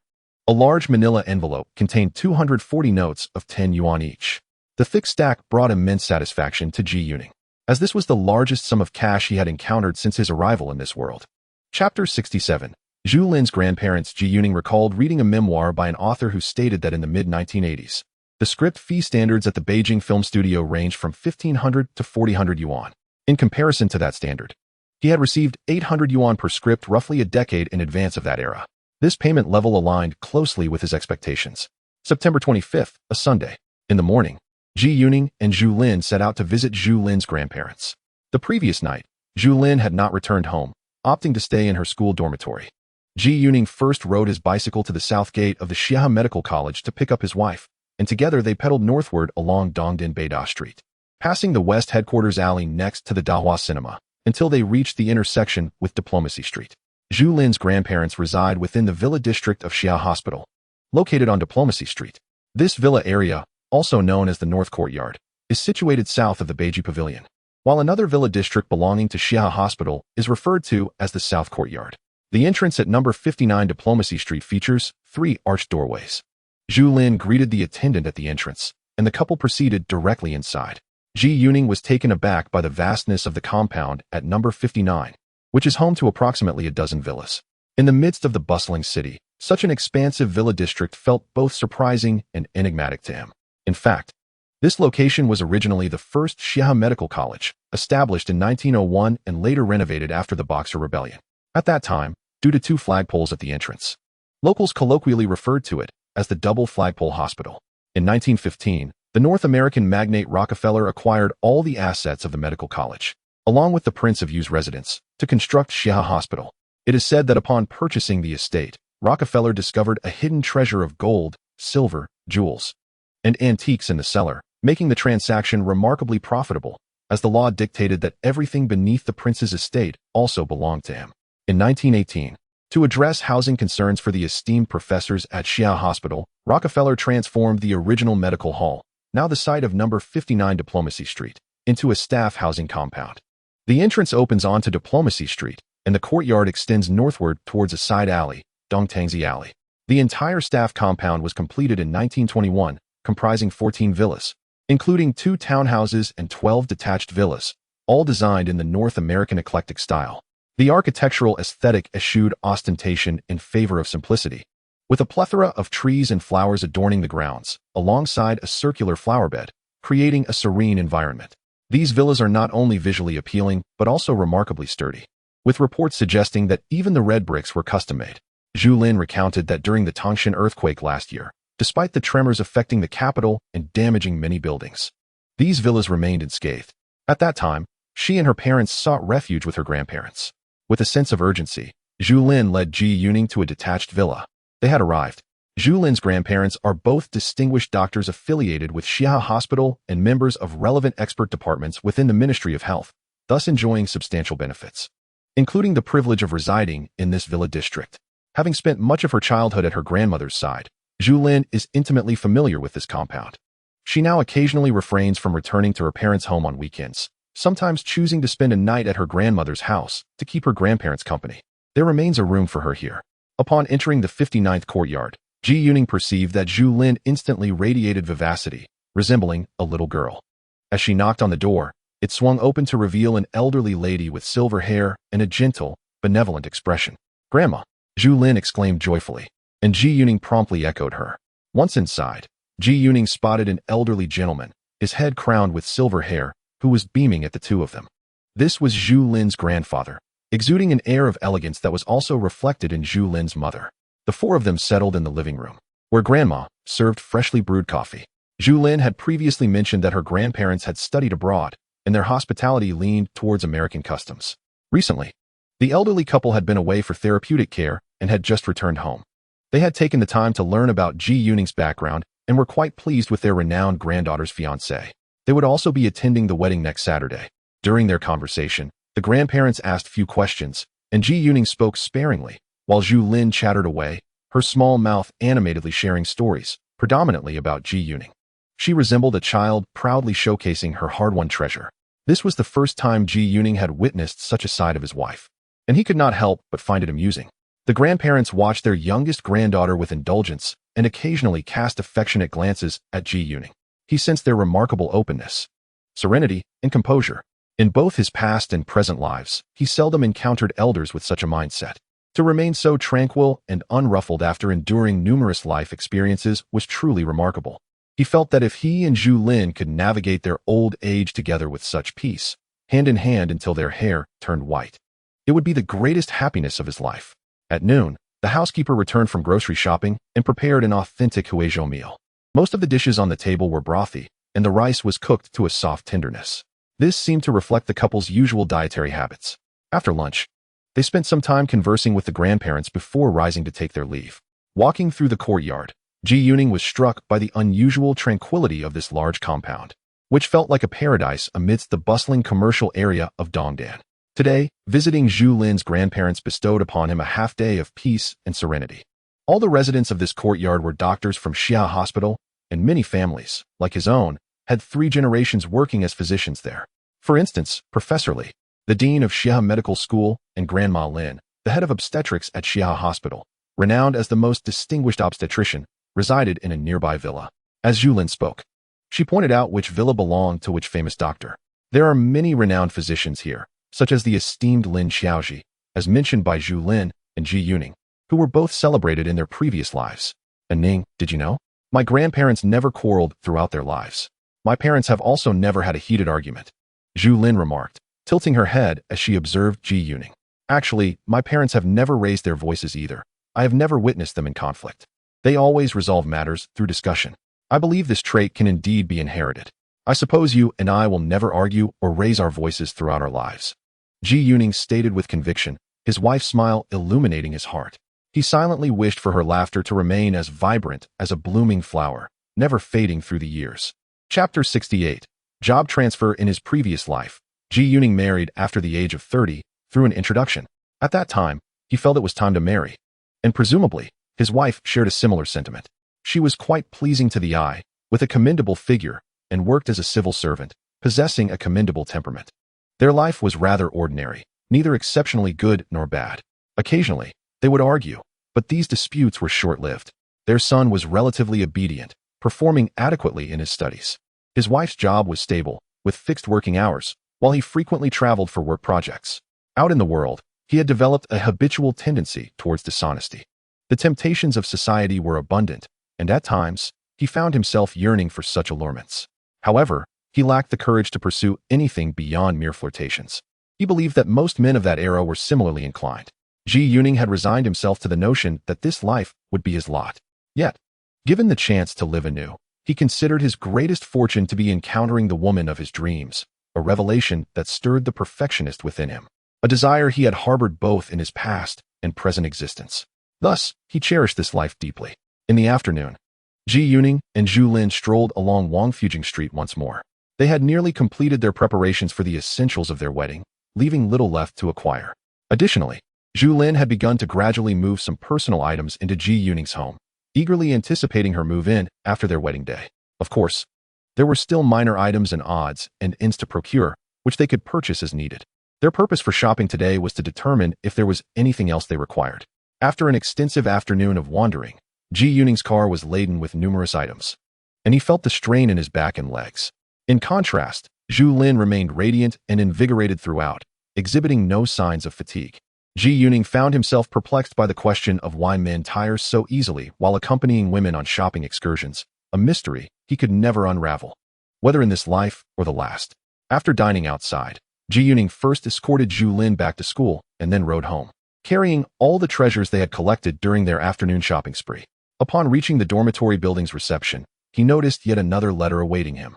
This time, it was not correspondence from a magazine or newspaper, but letters from his friends Jian Gua and Jian Jun, which had arrived on the same day. On September 11th, after their parents met and finalized the wedding date, Ji Yuning penned letters to both Jian Gua and Jian Jun that very evening, sharing the joyful news of his impending nuptials.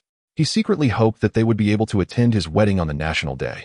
However, to his surprise, the letters he sent out on the morning of September 12th took nearly 2 weeks to elicit a response. He surmised that this delay was likely due to the time taken for the mail to traverse its route, as the postal service was rather sluggish in those days. With eager anticipation, he tore open the first letter from Jian Gua. The correspondence was a thick stack of pages, and Ji Yuning was pleasantly surprised by Jian Gua's ability to articulate his thoughts so thoroughly. Within the letter, Jian Gua detailed his experiences over the past few years and provided an overview of his current situation. Ji Yuning learned that Jian Gua had faced more hardships than Jian Jun during this period, though it appeared that his prospects within the military were now brighter than Jian Jun's. In his letter, Jian Gua expressed his happiness for Ji Yuning's achievements upon returning to the city and extended his heartfelt congratulations on the upcoming marriage. Regrettably, he informed Ji Yuning that he would be unable to attend the wedding, as he was currently serving as the acting battalion commander and could not leave his responsibilities behind. Furthermore, he had already exhausted his leave for visiting home earlier in the year, but promised to send a gift to mark the occasion. Next, Ji Yuning opened Jian Jun's letter, which was considerably more succinct since many sentiments had already been exchanged in person during Ji Yuning's time in the capital. Jian Jun's letter primarily conveyed his congratulations on Ji Yuning's marriage and lamented that he could not take leave to attend the celebration, while also expressing his intention to send a gift. Ji Yuning set the letters aside, a sigh escaping his lips as he pondered when he might reunite with his 2 closest friends. On Monday, September 26th, Ji Yuning continued to write at home. As noon approached, he received a phone call from Manager He of the cinema. Manager He informed him that leaders from the department's office had called, indicating they would visit the Dahua cinema the following morning to meet Ji Yuning. He speculated that the discussion would likely pertain to a job transfer and advised Ji Yuning to arrive early. Manager He mentioned that the department had previously inquired about Ji Yuning's background and file, suggesting that they had gathered sufficient information for an imminent relocation. After hanging up the phone, Ji Yuning felt a twinge of uncertainty, as he had never experienced a job transfer during the late 1970s. Manager He referred to the Ministry of Culture, as their cinema system in the capital belongs to the Capital Cultural Bureau, which is overseen by the Ministry of Culture. He believed that if a transfer was indeed in the works, he should have at least been informed in advance. For instance, Editor Zhang from People's Literature intended to invite him to the future National Federation of Literature and Art, which warranted an inquiry into his preferences beforehand. Similarly, Director Wang from the Beijing Film Studio would first ascertain whether he would be willing to join. On Tuesday, September 27th, Ji Yuning arrived early at the Dahua cinema. Upon his arrival, the leaders from the ministry's office were already present. Their cinema's working hours commenced an hour later than those of government agencies, which is why Ji Yuning adhered to this schedule. 2 male colleagues from the office arrived, led by Deputy Director Wang, a man in his 40s exuding a military demeanor. Upon meeting Ji Yuning, Director Wang expressed great warmth, lavishing praise upon him, stating that Ji was a rare talent that had emerged in the national cultural system since the ministry's restoration of operations last year, a sentiment echoed by Minister Huang himself. This commendation made Manager He, who was respectfully present, visibly gleam with admiration. The conversation then shifted to the crux of the matter. Comrade Ji Yuning, the leaders of the ministry wish to formally transfer you to work within the ministry. Do you have any objections? After delivering this statement, Director Wang produced an official personnel transfer document from his briefcase. At this moment, Ji Yuning comprehended that this was a transfer from a superior unit to a subordinate one, signifying an official job relocation. What objections could he possibly raise? There were none. He would comply with the organizational arrangement. Ji Yuning felt that, at this juncture, the phrase comply with the organizational arrangement was the only acceptable response. Indeed, within this bureaucratic society, there were no alternative answers. Director Wang was quite pleased with Ji Yuning's response. The long-anticipated transfer had finally materialized, and Ji Yuning felt a sense of reassurance. However, he couldn't help but feel a twinge of confusion upon reading the personnel transfer document. He recalled that during the 1980s, such transfers were considered exceedingly sacred within the bureaucratic system, and the procedures seemed rather complex. He remembered a series of prerequisites. First, the receiving unit, followed by a self-initiated transfer application, the original unit's issuance of a release letter, and then the necessity of a receiving letter, along with a salary transfer form and a salary introduction letter. Ultimately, one had to deliver these documents, necessitating multiple trips between units. It seemed unlikely that the official transfer document would have been issued at the outset. Moreover, he was still in the cinema and had yet to attain permanent status. Could a personnel transfer be issued without this formality? These thoughts puzzled him, but he dismissed them, recognizing that he would inevitably leave the cinema. And the next destination would be the Ministry of Culture, which was not a bad prospect at all. Much like in a previous life, he had once served within the system, which imposed two notable requirements. First, the necessity of grassroots experience, and second, the importance of ministerial experience. These are two conspicuous qualifications. In just a few months, Zhu Lin had acquired such experiences. Director Wang, what will be the specific arrangements for my work at the ministry? Zhu Lin pondered. Despite the elevation in status and broadened horizons that came with his new position, whether he would still enjoy the same freedom as before. For instance, the ability to borrow resources for personal endeavors. You should report first. We will discuss the specific work arrangements later and also consider your opinions, Wang replied. The reporting date was set before Tuesday, October 4th.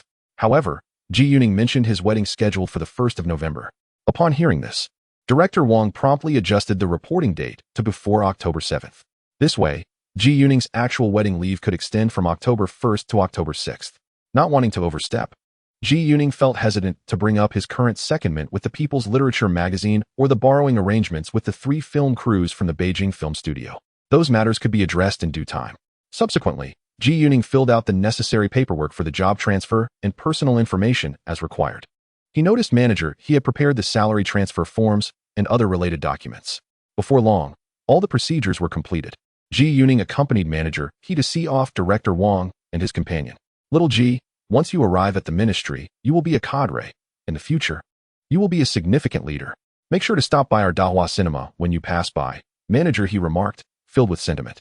Zhu Lin had only worked here for 3 weeks, transitioning directly from a grassroots cinema to the highest cultural ministry in the nation. He understood the gravity of manager he's words and expressed his gratitude for the care he had received during this time, vowing never to forget it.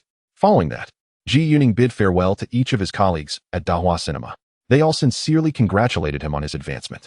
As he departed, he couldn't resist casting one last glance back at the place that had been his first workplace, where he had begun his career as a projectionist. Later, he met Zhu Lin at the south gate of Xia Medical College for lunch. During their meal, he shared the news of his job transfer. Ning, I believe this is a wonderful opportunity. Working at the Ministry of Culture is certainly a step up from the cinema. Moreover, your status has transitioned from that of a worker to that of a cadre, which is no small feat, but why is it all so sudden? Zhu Lin responded, her initial shock swiftly giving way to joy, followed by curiosity. I also find it somewhat peculiar. Yesterday, manager he called me over, and I assumed it was a preliminary discussion within the department. However, today, it turned out to be a direct transfer of my position. Director Wang from the department office even brought the official transfer order. It felt akin to a military style of operation, swift and decisive, issuing orders for my reporting. At that moment, I did not ponder much. I thought it inconsequential where I went, as moving to the department would undoubtedly be an improvement. Later, manager he explained that the department is essentially the highest authority over our cinema, with the Cultural Bureau above us, and, above that, the Ministry of Culture. Thus, it is quite normal for the department to issue direct orders. It's just that there won't be a place as relaxed as Dao Cinema anymore, where no one oversees me, and I could freely transfer or pursue my own work. Now, I am uncertain about the specific arrangements at the department. I am to report on October 7th, which is the final day for reporting. I had initially contemplated concluding my transfer in late October and returning to Dao Cinema. Zhu Lin expressed some confusion, yet both were quite pleased with the outcome. During dinner that evening, Zhu Lin shared the news with his parents. Ning, this is a good thing. Once you enter the department, you will no longer be considered a worker but a cadre, and being in the department sounds far more prestigious. It felt rather sudden. Typically, such transfers require prior consultation and agreement before proceeding with the formalities. Why was the transfer order issued so abruptly? His mother was quite pleased to hear it. First and foremost, her son had become a cadre, and moreover, he was going to a significant institution. Zhu Lin's father pondered for a moment and remarked, the Ministry of Culture was disbanded in 1970 and only restored a couple of years ago. The current minister, Minister Huang, is known as a general and a diplomat. By the way, he was originally from the 2nd Field Army, and your uncle he is also from there. Could your transfer be related to your uncle he? Previously, when you returned from Su province, he had also made arrangements behind the scenes, which I learned only later. Indeed. Ji Yuning's eyes brightened at this revelation. This aligns perfectly with his uncle he's modus operandi. He merely needs to find an opportunity to say, "That young lad named Ji Yuning on the front page of the People's Daily from the cultural system is my little rascal." That single statement would suffice. No wonder they did not consult him beforehand. There was no need to seek his opinion.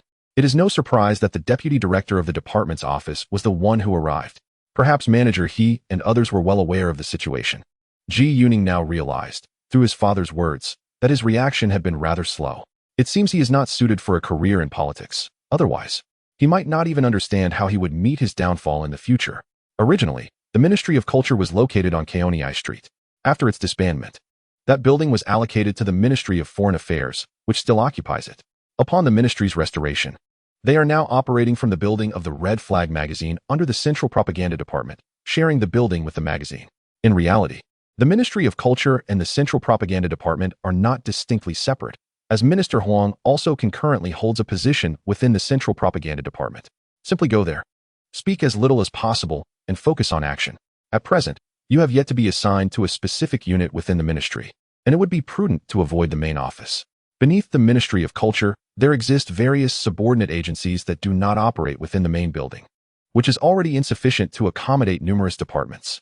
I believe it would be advantageous for you to seek a position in one of these subordinate units.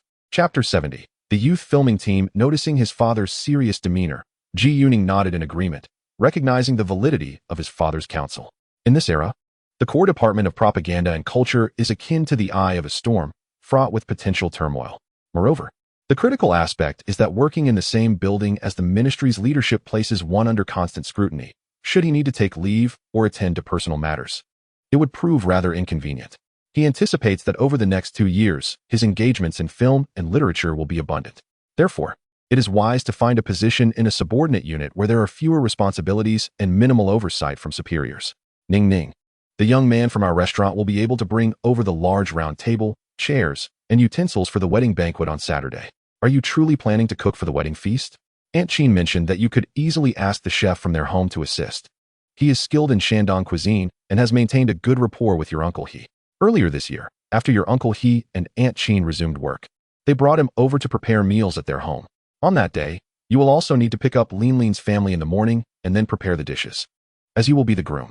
Having discussed Ji Yuning's job transfer, his mother shifted her focus to the wedding arrangements for this Saturday, which is of utmost importance at present. Their table is rather small and cannot accommodate 10 guests, necessitating a large round table borrowed from the Chinese restaurant at their family's hotel. Additionally, they require chairs and some elegant dinnerware, which they must also borrow. Fortunately, the overseas Chinese hotel is conveniently located just across the street, and as the manager, his mother can easily arrange for the staff to assist with moving the items. Previously, Ji Yuning had mentioned that he would design the menu and serve as the head chef for the wedding banquet. His mother felt it was rather peculiar for the groom to be involved in cooking on such a significant day. Mom, I envision the wedding banquet on Saturday to be for just 10 people, all family. I am well aware of the preferences of Lin Lin's grandparents and her parents, as well as those of Uncle He and Aunt Qin. The dishes will adhere to the customs of the old capital. We will serve a total of 16 dishes, 6 cold appetizers, 9 hot dishes, and 1 soup. This is the highest standard for a wedding banquet among families in the old capital.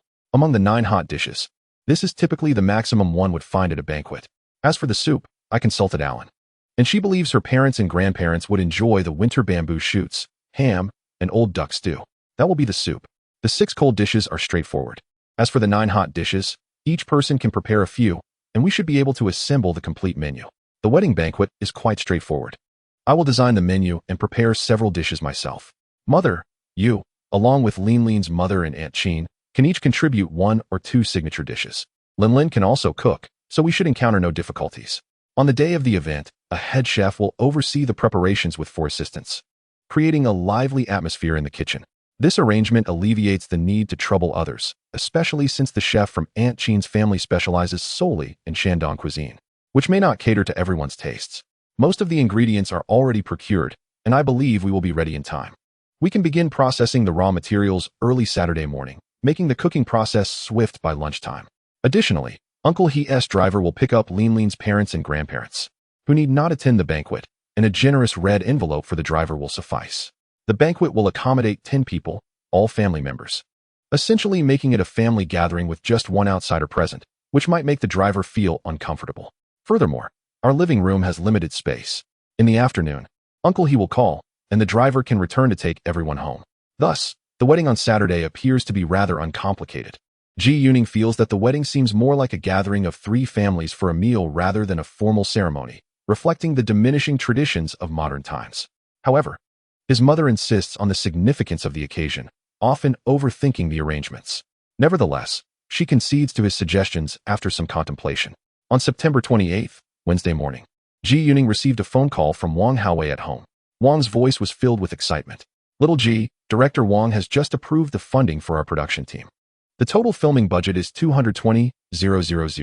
220,000. Director Wang, is that sufficient for our needs?" "It seems a bit scant," Ji Yuning replied, recalling that their previous film had only cost 190,000. He was uncertain about the exact amount allocated in his past life.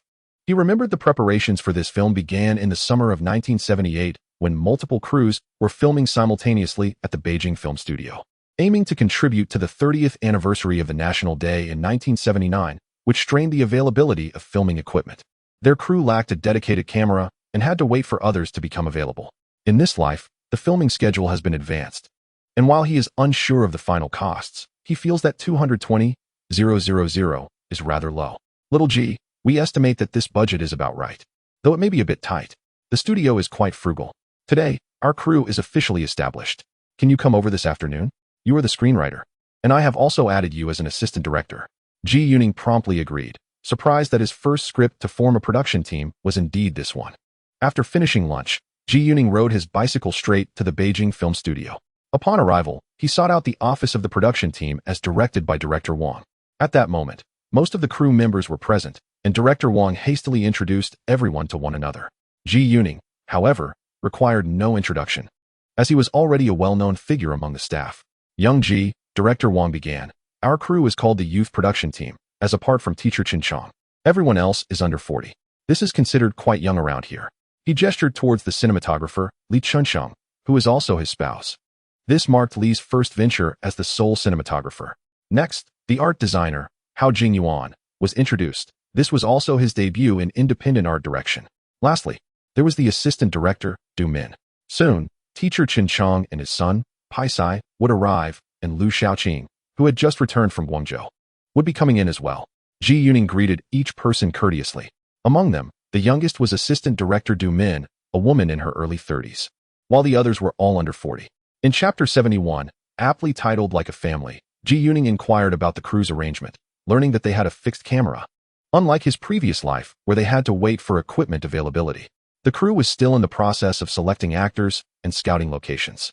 Ji Yuning held the title of assistant director, with Director Wang encouraging him to primarily focus on casting, as both he and the other directors, including the 2 Xia directors and Director Wang, valued Ji Yuning's discerning eye for talent.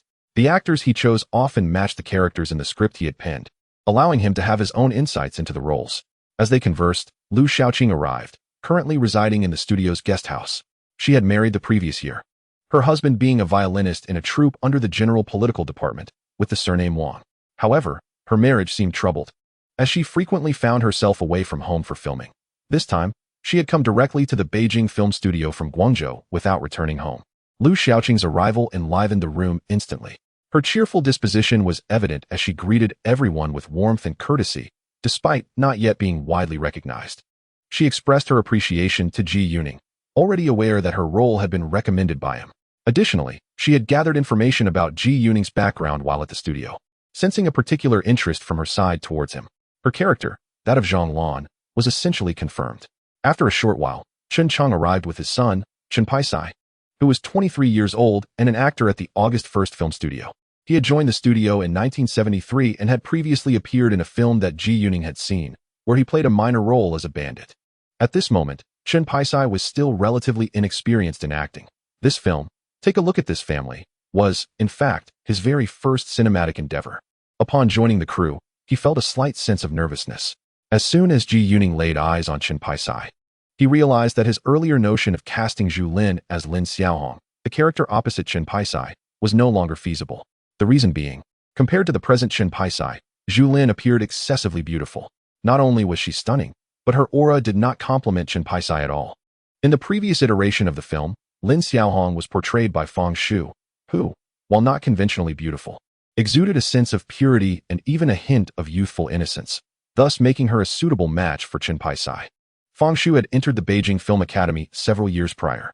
Shortly after her admission, she was selected by the casting team for Take a Look at This Family.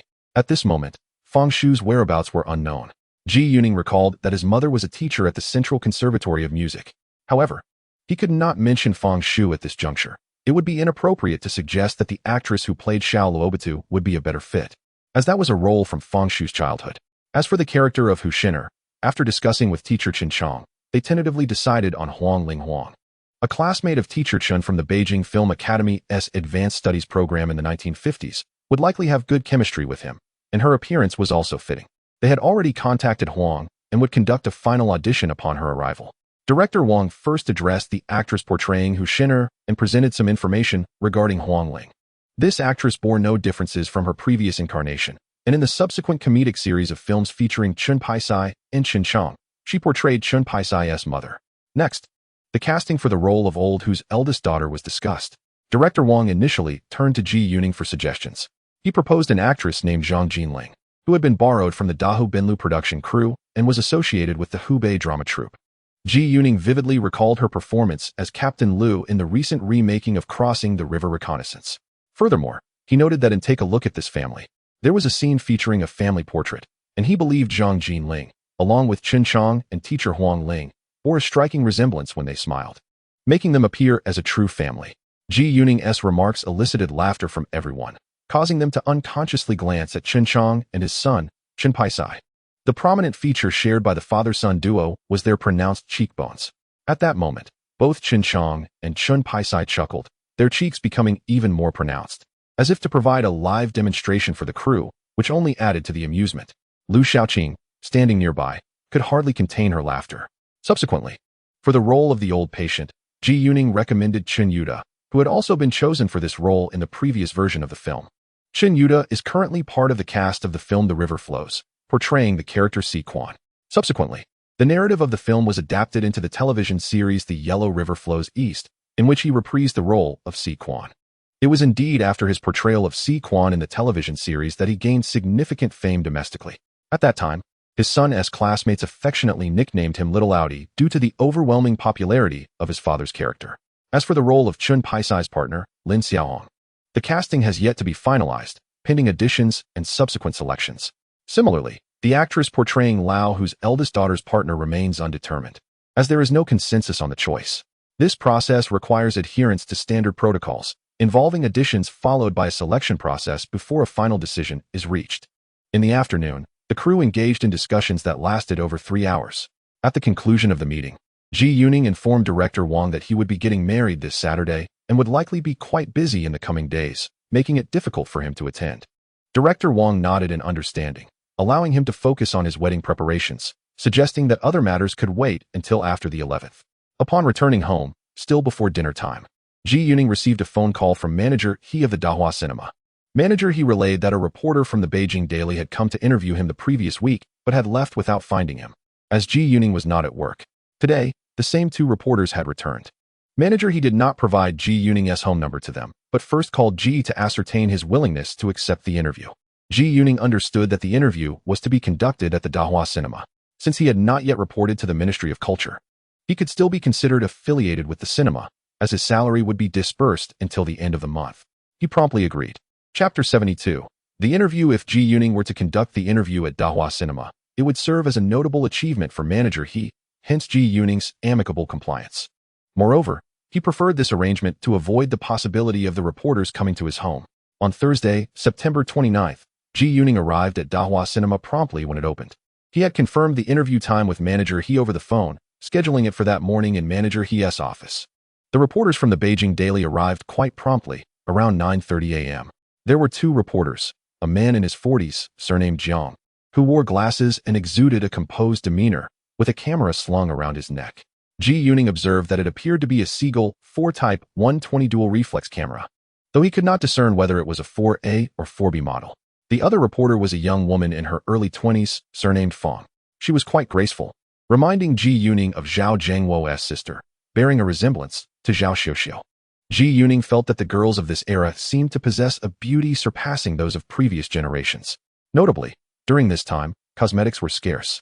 It was said that there was a period when even lipsticks were no longer produced.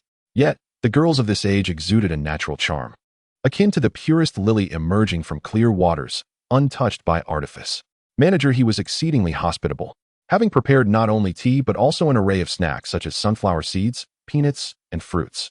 The four of them engaged in light banter initially, and Ji Yuning, glancing at Manager He, remarked to reporter Jiang that Manager He had been his superior at his first workplace and had greatly assisted him. This statement delighted Manager He, whose smile revealed nearly all of his crooked teeth. Unbeknownst to Ji Yuning, although he had only worked at the Dahua cinema for 3 weeks, he had inadvertently provided immense benefits to Manager He. Subsequently, Manager He seized the opportunity to elevate his standing in front of his superiors during this rare period in the late 1970s and early 1980s, when cadre promotions were more liberally granted, propelling himself to a prominent position as a leader in the Beijing City Cultural Bureau, a solid deputy department-level official. Before long, the interview turned to its main subject, as Ji Yuning had anticipated. The Jingxing Daily was interviewing him due to his recent feature on the front page of the People's Daily. Since the national paper had already introduced him, and Ji Yuning was a projectionist within the cultural system of Beijing, it would be remiss for local media not to follow up with coverage, which could lead to serious repercussions. The interview revolved around the story behind an unforgettable song Ji Yuning had penned, beginning with inquiries about his experiences during the Sent Down youth movement. He recounted, "I was sent to a place in northern Jiangsu, perhaps the most impoverished area of that region. It used to belong to Yinxing, where the soil was highly saline and alkaline, resulting in low agricultural yields. Consequently, it was rare to see brick houses in the villages. Most dwellings were thatched huts. During that time, we seldom had meat, and there were stretches of months when we subsisted solely on pickled vegetables. Shortly after my arrival, many people suffered from swollen legs." He continued, "Eventually, we learned to fend for ourselves, addressing our nutritional deficiencies. I recall that the most common fish we consumed was a small type called pompey fish, which was abundant in the local streams. Its taste was somewhat bitter, making it less favored by the locals, who typically reserved it for feeding ducks. Additionally, the commune encouraged us to catch eels as they burrowed into the mud fields, causing water and nutrients to escape and adversely affecting crop yields. During that time, I became quite renowned in the commune for my eel-catching skills." Ji Yuning reflected on the hardships endured by the local farmers during those years. "We only suffered for a few years, yet it truly allowed us to undergo trials, gain insights into society, and learn to contemplate." He spoke thoughtfully, weighing his words slowly. In this era, when faced with the media, every word must be chosen with utmost precision. He believed that the insights he had garnered from his experiences in the countryside would surely satisfy the journalist before him. "I heard you were injured while attempting to salvage the commune's property?" inquired reporter Jiang. "Indeed. It was during the first half of this year when our commune was emulating Dazai and excavating a mud pit. At that time, the embankment of the pit had become loose, and our material vehicle was positioned on the brink. It began to slide down, and I instinctively braced myself against it, ultimately tumbling into the depths of the pit along with the vehicle. All the militia rushed to rescue me from the bottom, and they eventually extracted me from the mud. By that point, I had become a veritable clay figure. The commune dispatched someone to take me to the county for emergency treatment, and it was only the following day that I regained consciousness.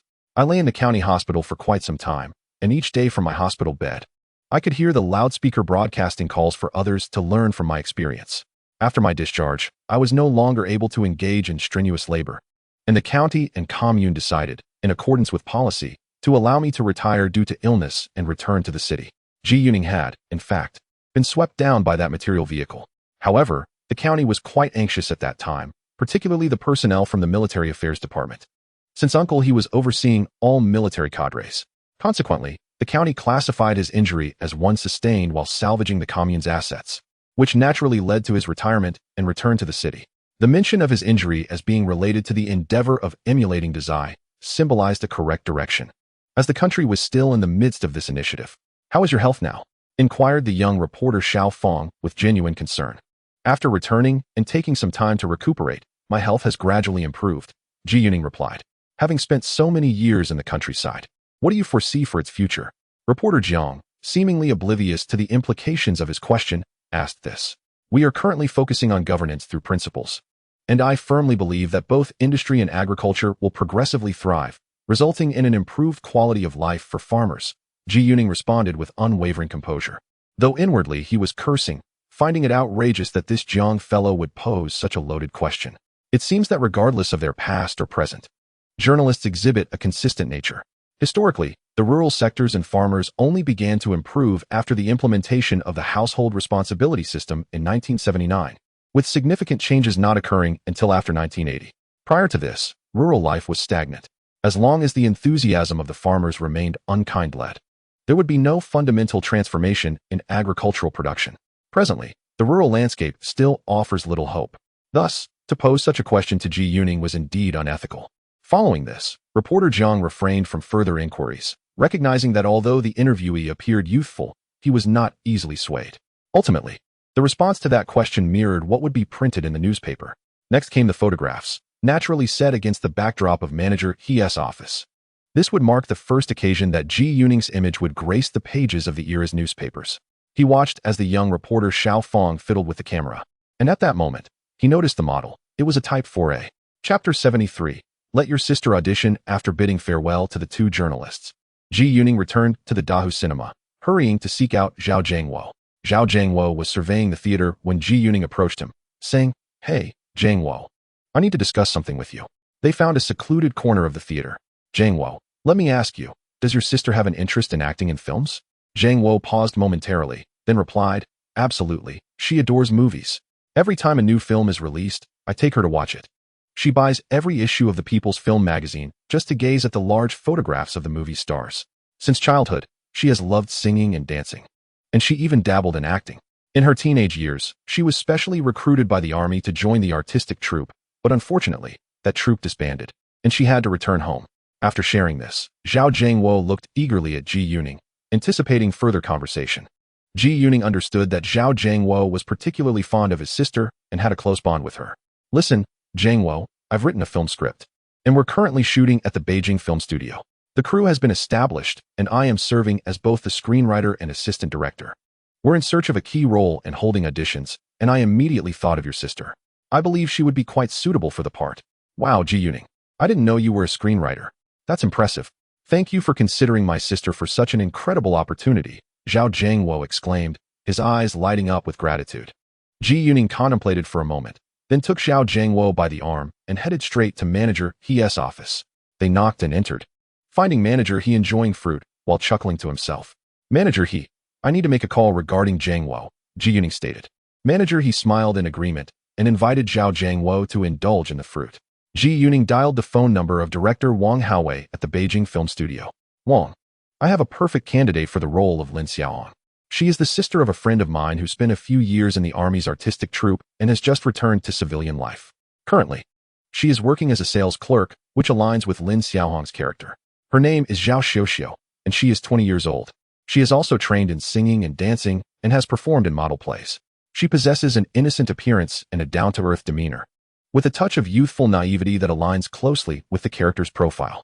I was thinking of having her audition in the next couple of days. What do you think? Ji Yuning was reminded of Zhao Xiuxiu when he noticed that a reporter with the surname Fong bore a slight resemblance to her during an interview. He recalled that during the previous day's casting discussion at the Beijing film studio, the role of Lin Xiaohong had not yet been finalized, leading him to consider recommending someone he knew. Gee, that sounds fantastic. I was just pondering over this role. Although our film's protagonists are the Hu family, this character is equally significant. As you mentioned, the fundamental requirement is innocence, and there are few actresses of that age at the Beijing film studio. Recently, even the young Kai Ming came to audition, which is quite surprising given that she is merely in her teens. I was planning to inquire at other studios or theater troupes. Well, you can have her come to our studio to find director Wang Haowei tomorrow morning. The Kai Ming mentioned by Wang is the actress who portrayed the young Hai Xia in the film Hai Xia. She is only 16 years old. When she joined the Beijing film studio as an actress, she seemed to have just started middle school, making her the youngest member of the actor troupe. In her previous life, she was also a rather intriguing actress. Upon hearing on the phone that she wanted to play Lin Xiaohong, Ji Yuning found it amusing, as it seemed she was intent on becoming Chun Pei Si's child bride. The thought of Kai Ming's cherubic face suddenly reminded him of the literary figure Zhang Xiaodi Zhu from the capital. How could they bear such a striking resemblance? Could there be some connection between them? After hanging up, Ji Yuning exchanged pleasantries with manager He and departed the office with Zhao Jianghua. Jianghua, let's do it this way. Have your sister head to the Beijing film studio to meet director Wang Haowei tomorrow morning for the audition. I'll jot down some notes for her to take along. Make sure she brings her work permit, and remind her not to feel nervous. The character she is auditioning for is a sales assistant at a Xinhua bookstore, so she can just perform naturally. I initially intended to accompany her, but since I am getting married the day after tomorrow and have numerous preparations to attend to, I won't be able to go with her. I have already informed director Wang that she will be going to audition tomorrow, but a decision may not be reached on the same day. As they walked, Ji Yuning remarked, I truly appreciate your kindness. My sister will be overjoyed upon hearing this news. Zhao Jianghua expressed his gratitude and immediately planned to seek leave from manager He, intending to rush to the Dongdan vegetable market to share the news with his sister. Jianghua, why not wait until your lunch break? It's just a short walk. Ji Yuning chuckled at Zhao Jianghua's eagerness, noting that he had not previously seemed so hasty. By the way, Ji Yuning, does the film include any romantic scenes? I mean, will my sister's character be involved with anyone? Zhao Jianghua pondered aloud, concerned since his sister was currently single. Ji Yuning replied with a laugh. The primary characters in this film are a father and son duo, and your sister's character will be romantically linked to the son. But rest assured, there are no scenes of them holding hands, and the male lead is rather unattractive, with slanted eyes and high cheekbones. Your sister will certainly not be interested in him. This film is essentially a light urban comedy, quite humorous in nature. It is not a tragedy or a deeply emotional drama that requires significant emotional investment. It is meant to be lighthearted. Ji Yuning found it amusing how people still held such traditional views. In contemporary domestic films, romantic scenes usually only depict hand-holding, and instances of embraces are exceedingly rare. As for kissing, well, he had never even heard of it appearing. In the 1970s, the term kiss was not yet in use. It was referred to as a peck. The word kiss only emerged in the 1980s. The first domestic film featuring a kissing scene was The Vibrations of Life, released in 1979, directed by Tung Wenjie and Wu Tianming. Following that was the film Lushan Love, which contained a fleeting kiss, akin to a dragonfly skimming the surface of water. Thus, during that era, scenes depicting romantic relationships in domestic films were quite reserved. Ji Yuning was genuinely perplexed by what Zhao Jianghua was thinking. Noticing Ji Yuning's laughter at his expense, Zhao Jianghua felt a bit embarrassed. Chapter 74. The wedding day, September 30th, Friday. From the morning onward, Ji Yuning's household was bustling with activity. They began by pasting up the auspicious 11 characters. Ji Yuning and her mother meticulously affixed the characters in various locations, on the walls, furniture, doors, windows, and even outside on the main door and the unit door. This practice, known as seeing joy upon raising one's head, is a traditional custom in old Beijing weddings. Every conceivable surface had to be adorned with these characters. Unlike during Ji Yuning's time travel, when pre-made wedding 11 stickers were available, this era relied on red paper cut into the shape of the character and glued on. Thus the task was no small feat. After finishing the decorations, Ji Yuning was covered in sweat, just as she tidied up the glue bucket.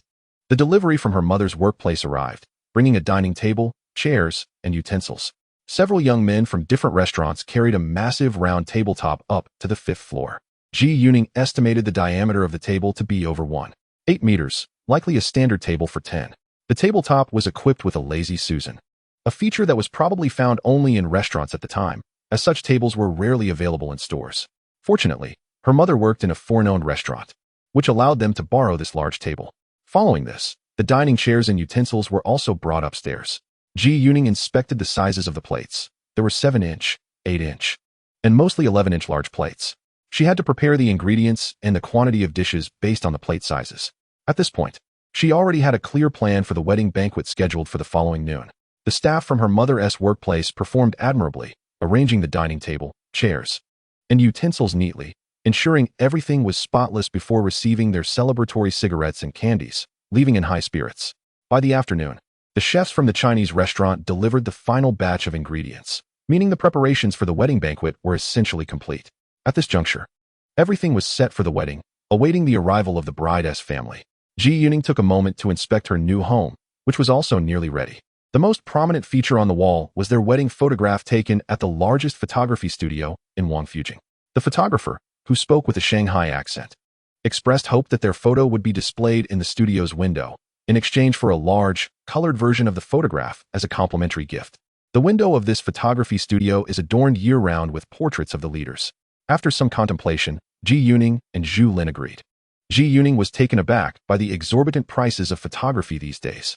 It is said that photographers were the most prosperous in the 1970s. When Ji Yuning glanced at the pricing chart on the wall, he noted that the rates were predominantly quoted in yuan, starting at a minimum of 1 yuan for a single portrait, while a black and white family photo cost approximately 8 yuan. Such prices left Ji Yuning, already somewhat acquainted with the price levels of this era, utterly astonished. Nevertheless, both of them were exceedingly pleased with their wedding photos, capturing the most beautiful and blissful moments of the couple. Now, the only thing missing in their new home was the festive bedding to be laid out on the bed the following morning. October 1st, Saturday. Ji Yuning's family rose early, finishing breakfast with great haste. This day marked Ji Yuning's wedding, making it the busiest day for the family. Ji Yuning left home around 6 o'clock, heading straight to the Dongdan market. As soon as the market opened at 7, he entered to find Zhao Xiuxiu waiting for him. "Brother Ji, these are the largest hairy crabs that my master and I selected for you this morning. All are round-bellied, totaling 20. I've cleaned and tied them up for you," Zhao Xiuxiu exclaimed, her face radiating excitement as she struggled to carry a large net bag filled with bubbling crabs. Ji Yuning estimated that each crab weighed at least 3 or 5 taels, and he even spotted some larger ones, possibly exceeding 4 taels. "How did the interview go yesterday?" Ji Yuning asked, smiling as he accepted the crabs. "Brother Ji, Director Wang personally interviewed me, and I felt she was quite satisfied, but I still have to wait for the crew's notification.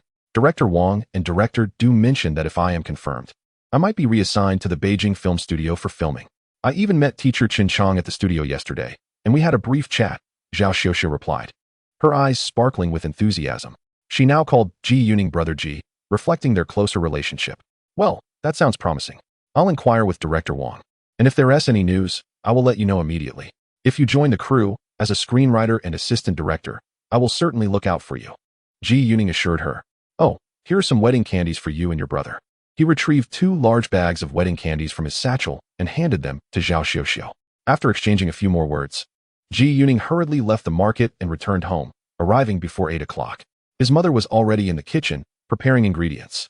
By 8:30, Uncle He and Aunt Qin had also arrived. Ji Yuning, dressed smartly, descended the stairs and boarded Uncle He's dedicated vehicle, a Hongqi. As they set off to fetch the bride, Uncle He, holding a rank equivalent to a regiment, enjoyed such privileges. The driver, newly assigned to Uncle He this year, was in his 20s, youthful and vibrant, as the previous season driver had been promoted and no longer drove. Today, the vehicle is not only tasked with picking up Zhu Lin and her parents, but also her grandparents, with the responsibility of returning each of them home later in the afternoon or evening. Initially, the intention was for her father's chauffeur to make the journey as well, but her father firmly declined, asserting that this was a personal matter, not a matter of public duty. However, Uncle He was indifferent to such distinctions. In the military, compliance is paramount. He commanded the driver to fulfill the order, and the driver, too, found it entirely reasonable to serve the family of a superior. After all, this was a testament to the trust placed in him. Naturally, Ji Yuning also presented the driver with a generous red envelope, along with celebratory cigarettes and sweets, which left the driver in high spirits. The journey was smooth, and they arrived at Zhu Lin's residence at 9 o'clock. Upon ascending the stairs and knocking on the door, it was Zhu Lin who answered. In an instant, Ji Yuning was captivated by a face of extraordinary beauty. Zhu Lin, who would ordinarily score a perfect 10 in appearance, was even more stunning on her wedding day, having meticulously prepared for the occasion. She donned a professional attire of striking red that complemented her exquisitely. Their eyes met, and they exchanged smiles. Inside, Zhu Lin's parents were also ready. Her father was dressed in a suit identical to Ji Yuning's. At that moment, Ji Yuning noticed that the streets of the capital were no longer filled solely with individuals in uniforms. Some were now clad in suits. This was Ji Yuning's first time wearing a suit since arriving in this world, coinciding with his wedding day. Chapter 75, A Match Made in Heaven. Zhu Lin's mother wore an outfit reminiscent of Zhu Lin's professional attire, and to Ji Yuning's surprise, she adorned herself with jewelry. This marked the first time he had seen a woman wearing such adornments in this world. After exchanging a few pleasantries, they promptly descended to depart. In these times, there are no elaborate ceremonies or rituals for the groom to fetch the bride. Shortly after 9:30, Zhu Lin and her family arrived at Ji Yuning's home. They first surveyed the arrangement of the new house. Before Zhu Lin's father could engage in further conversation, He was urged to hurry downstairs to fetch Zhu Lin's grandparents. Meanwhile, Ji Yuning's three mothers gathered in the kitchen, not to cook, but to chat. Ji Yuning quickly changed his attire and entered the kitchen, assuming the role of head chef, guiding the three mothers and his wife, who were serving as his assistants. He earnestly outlined the plan and order for preparing the lunch dishes. Unfortunately, the four assistants paid little heed to the authority of their head chef, continuing to chat and laugh as usual. Observing the exquisitely made-up faces of the four women, Ji Yuning ultimately declared that there would be 9 hot dishes in total, 5 of which would be steamed or braised, prepared by the 4 helpers. The remaining 4 dishes, requiring stir-frying, would be his responsibility. He decided to leave the stir-frying tasks for last. After issuing his instructions, he called upon his only available assistant, his wife Zhu Lin, and they sat together at the large table in the living room. He intended to adorn each of the 16 dishes to be served at lunch with 2 auspicious characters, crafted from carrots. The carrots he selected were intentionally chosen for their vibrant red hue and considerable size. He had already sliced them into thin pieces on the kitchen cutting board. At that moment, he retrieved a large wooden carving knife with a slanted edge. He stacked 2 carrot slices together, forming a pair, and began to carve them meticulously. The 16 characters of joy were rendered in various scripts, including Oracle Bone script, Bronze script, Small Seal script, Qin Clerical script, Han Simple script, Regular script, and others. After completing the 16 characters, he used the largest carrot to carve the 4 words Heavenly Match, inscribed in bronze script. Once finished, he presented these carved carrot characters to Zhu Lin, who briefly immersed them in boiling water before arranging them along the edges of 16 plates, each adorned with 2 symmetrically placed joy characters of the same style. Naturally, the delicate task of plating was entrusted to his wife. At 10:30, Zhu Lin's grandparents arrived, radiating joy. They first visited the couple's new home, observing the surroundings with great care. A landscape painting on the wall caught the attention of Zhu Lin's grandfather. Initially, the room displayed only a goldfish painting by Wu Zuoren, but Ji Yuning believed that it lacked sufficient feng shui, so he commissioned a landscape painting to balance the decor. This landscape was styled after the ink paintings of Huangshan by Dong Shuping, reflecting the characteristics of his works from the late 1980s, which were quite innovative for the 1970s. The grandfather expressed his admiration for the artwork, which bore a 5-character quatrain, penned by Ji Yuning himself, earning further approval. The grandfather also examined Ji Yuning's newly carved seals, expressing genuine satisfaction. Zhu Lin's grandfather hailed from the Fong family of Tongcheng and had undergone rigorous classical training in his youth, endowing him with considerable expertise in poetry, calligraphy, and painting. Around 11:20, they began preparing the dishes, and the hot dishes were served one after another. After stir-frying 4 dishes, Ji Yuning hurried to wash up and change clothes. At noon, the wedding banquet commenced. As the guests took their seats, Ji Yuning and Zhu Lin stood up. Today marks the union of Alan and myself, and we are honored to have all our elders present to bless us. Thus, today is the happiest day of our lives. Upon uttering these words, Ji Yuning noticed tears glistening in the eyes of 3 mothers and the reddened eyes of 3 fathers. However, his grandparents maintained their serene expressions, smiling benevolently at the couple. The centerpiece of today's feast is a dish featuring winter melon, Ji Yuning announced, gesturing toward the large 11-inch platter at the center of the table. The winter melon was primarily steamed, sliced into pieces arranged to resemble the silhouette of the harmonious pair. Beneath this arrangement were 4 carved carrot characters inscribed in bronze script, proclaiming heavenly match. Ji Yuning thought to himself, indeed, we are a match made in heaven. Without mentioning the serendipitous encounter when they collided on bicycles at the intersection of Goldfish Alley, nor the first time they watched a movie together.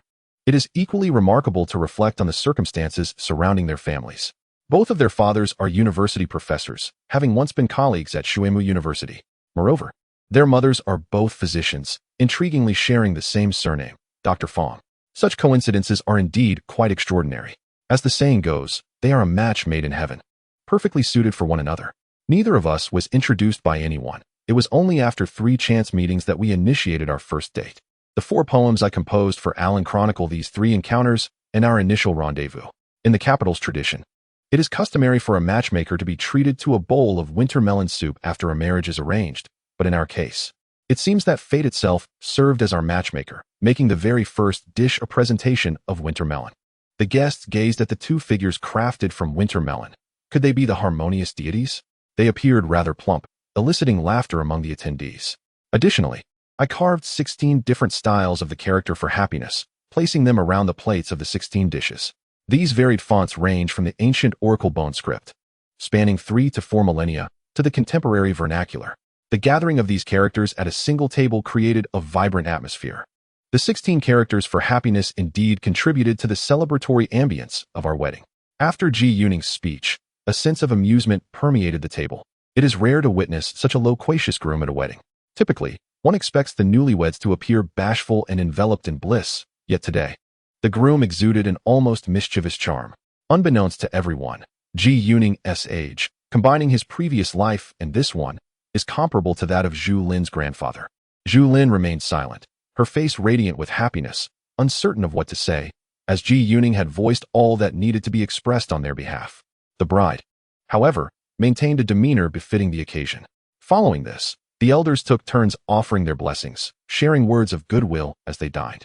The three mothers spoke the most, followed by the fathers, while the grandparents contributed less. The atmosphere of the banquet was relaxed and joyful, reminiscent of an ordinary family gathering. The meal continued until nearly 2 o'clock in the afternoon. Chapter 76. The unexpected novelist. Around 3 o'clock in the afternoon, Zhu Lin's grandparents prepared to depart for home. A phone call from Uncle He summoned the driver back to take them home first. Around 4 o'clock, the driver returned to escort Zhu Lin's parents back. Uncle He and Aunt Qin stayed to finish their dinner before heading home. In the evening, after tidying up, Ji Yuning and Zhu Lin arrived at their new home. The room was separated from their parents' bedroom by a long corridor and the living room, ensuring a tranquil atmosphere once the door was closed. "Aining, have you finished the entire roll of film?" Zhu Lin inquired, pointing at a camera resting on the desk. This camera, resembling a Seagull 4-type 120 twin-lens reflex camera in appearance, bore the emblem of the German brand Rolleiflex. The various components of this camera exhibit remarkable craftsmanship, distinctly highlighting the differences in artistry compared to the Seagull camera. In fact, the Seagull 120 twin-lens reflex camera can be regarded as a simplified version of this Rollei 120 model. This antique has been a cherished possession of Ji Yuning's family for many years, originally purchased by his father in the 1950s. It is astonishing that, after enduring the turmoil of confiscation, it has managed to survive. Ji Yuning initially intended to borrow a camera for his wedding, only to find that his father had unearthed this very camera from somewhere. This revelation surprised Ji Yuning, as he had fond memories of playing with it during his childhood and was quite familiar with its workings. He captured numerous photographs during the wedding, predominantly family portraits. However, the absence of an automatic shutter function prevented him from taking a group photo with all 10 individuals present. Furthermore, he documented the dishes served at the banquet, particularly a winter melon dish, along with the intricately carved characters celebrating their union, all of which were significant moments to chronicle in his life's journey. To his surprise, he discovered that Zhu Lin shared a passion for photography and had developed an affinity for this camera as well. In the end, I took a few close-up shots of the remaining images. Soon, I will extract the film, and tomorrow it will be ready for development. Unfortunately, this 120 camera can only capture a maximum of 16 images. If it were a 135 model, it would allow for 36 exposures. Ji Yuning pointed to the 4 passbooks beside the camera, stating, "Alan, please take care of these." Today, Uncle He and Aunt Qin attended the wedding and generously gifted Ji Yuning 300 yuan. They truly regarded him and Zhang Wo as their own sons. Of course, when his parents met Zhang Wo and Zhang Wo, they were afforded the same treatment. Thus, after this wedding, with contributions from 3 sets of parents, Ji Yuning received nearly 10,000 yuan. Coupled with the 5,000 yuan he earned over the past 2 months, he had essentially become a member of the affluent class. In today's society, such wealth positions him among the prosperous elite, granting him the ability to purchase nearly anything he desires. The 4 passbooks include 3 in Ji Yuning's name and 1 in Alan's, the latter representing the 3,000 yuan gifted by her parents. "Alan, look," he pointed out, "there is a hidden compartment in this desk, ingeniously designed. Ordinary carpenters or antique dealers would never detect it. The confiscation took everything, but later, this desk and other furniture were returned, and everything inside remained intact. The 4 passbooks could be safely stored in this concealed space. Additionally, we should meticulously record the savings bank, dates, account holder names, and amounts using a code only we understand, to prevent any potential loss. We can also report the passbooks as lost at the bank. In this era, there is only one bank in the country, known as the People's Bank, with no concept of commercial banks or even a central bank yet established. Withdrawals are made using the passbook along with a work ID, resulting in numerous oversights. In a previous life, The implementation of the national identity card system in our country commenced in early 1984, which leaves us with nearly 7 years until the present. Oh, by the way, Ning, you made quite a fuss at the Ministry of Culture, only to discover that it was Uncle He who mentioned it. During our afternoon conversation, Ji Yuning brought up his impending report to the Ministry of Culture after the 11th. Uncle He immediately remarked that he had casually mentioned it during a phone call with Minister Huang of the ministry. Both he and Aunt Qin felt that Ji Yuning working in a cinema was somewhat of a squander of talent. Thus, Ji Yuning's father's judgment at that time was undoubtedly accurate. Indeed, it was related to Uncle He. Aunt Qin noted that Uncle He was rather displeased about my assignment to the cinema, stating that my father was a bit too scholarly. He couldn't even manage his own son's job, and it was my mother who relied on connections to secure a position at the cinema. Coincidentally, Uncle He is quite familiar with Minister Huang, as they are old comrades. When Huang served as the political commissar of the division, Uncle He held the position of deputy director of the political department. Their rapport is exceptional, and my matters could certainly be resolved with a mere word. After further conversation, it was time to take a break. The overhead lights were turned off, leaving only the desk lamp aglow. Today, the lamp too was adorned with a festive shade, casting a soft, warm light through its red cover. This illumination reflected upon the bunk bed, evoking a sense reminiscent of a dimly lit chamber adorned with red candles. Today marked the third encounter between the two, and they were entirely open with one another, indulging in their feelings with unrestrained abandon. Time and again, Ji Yuning felt as though their minds and bodies had melded into one. In that moment, he truly sensed that he had gained another half in his life. While Ji Yuning was wholly immersed in this tender realm, indifferent to worldly affairs, his reputation within the literary circles of the country surged once again. On October 1st, the headlines of both Jingcheng Literary and Shanghai Literary, published in the capital and Shanghai respectively, bore his name prominently. Though Jingcheng Literary and Shanghai Literary may not rival the current national publication, People's Literature, they are not far behind. The inaugural editor of Jingcheng Literary was Lao Shi, while Ba Jin held the same position at Shanghai Literary. The first editor of People's Literature was Mao Dan. The stature of these three editors in the annals of modern Chinese literature is unparalleled. Consequently, the literary journals they edited enjoyed a significant elevation in status. Authors who could feature prominently in Jingcheng Literary and Shanghai Literary invariably attracted attention within the literary community. Remarkably, it was the first time in history that an author graced the front pages of both magazines simultaneously. When people glimpsed the name of this record-setting author, they were astonished to discover it was Ji Yuning, the same Ji Yuning who had recently gained fame through songs and poetry. The poet who had just made headlines in People's Literature the previous month, the one referred to as a poet-singer by the People's Daily. Many were internally astonished, realizing that this poet-singer also possessed the ability to craft novels, and that the quality of his prose was entirely on par with, if not surpassing, his poetry. Thus, the sales of both Jingcheng Literature and Shanghai Literature have surged remarkably this issue. Particularly, Shanghai Literature, as the first issue of its revival since 1977, has experienced an extraordinary boom in sales within the Shanghai region, achieving astonishing figures that left everyone astounded. The editors of Shanghai Literature had not anticipated such resounding success for their revival issue. Chapter 77, once again under scrutiny on October 1st. Ji Yuning's mind was consumed by thoughts of marriage, with only his wife occupying his thoughts. He completely forgot about the impending release of Jingcheng Literature and Shanghai Literature, to which he had submitted contributions on the same day. Consequently, he did not contemplate purchasing copies of these magazines in the afternoon. On October 2nd, a Sunday, the morning sunlight streamed into the room. Zhu Lin awoke first, faintly hearing some commotion from the kitchen in the hallway. She immediately thought of getting up. After all, she was now a daughter-in-law. Ji Yuning also stirred, but he held Zhu Lin close, relishing the comfort of their first night together. Ning, stop fooling around. Good Ning, it seems like Mom has already gotten up and is in the kitchen. I can't stay in bed any longer, she softly implored. Hearing her gentle plea, Ji Yuning's heart softened. Seeing that his wife was already up, he could no longer linger in bed. Although it was only the second day of their marriage, there was much to be done.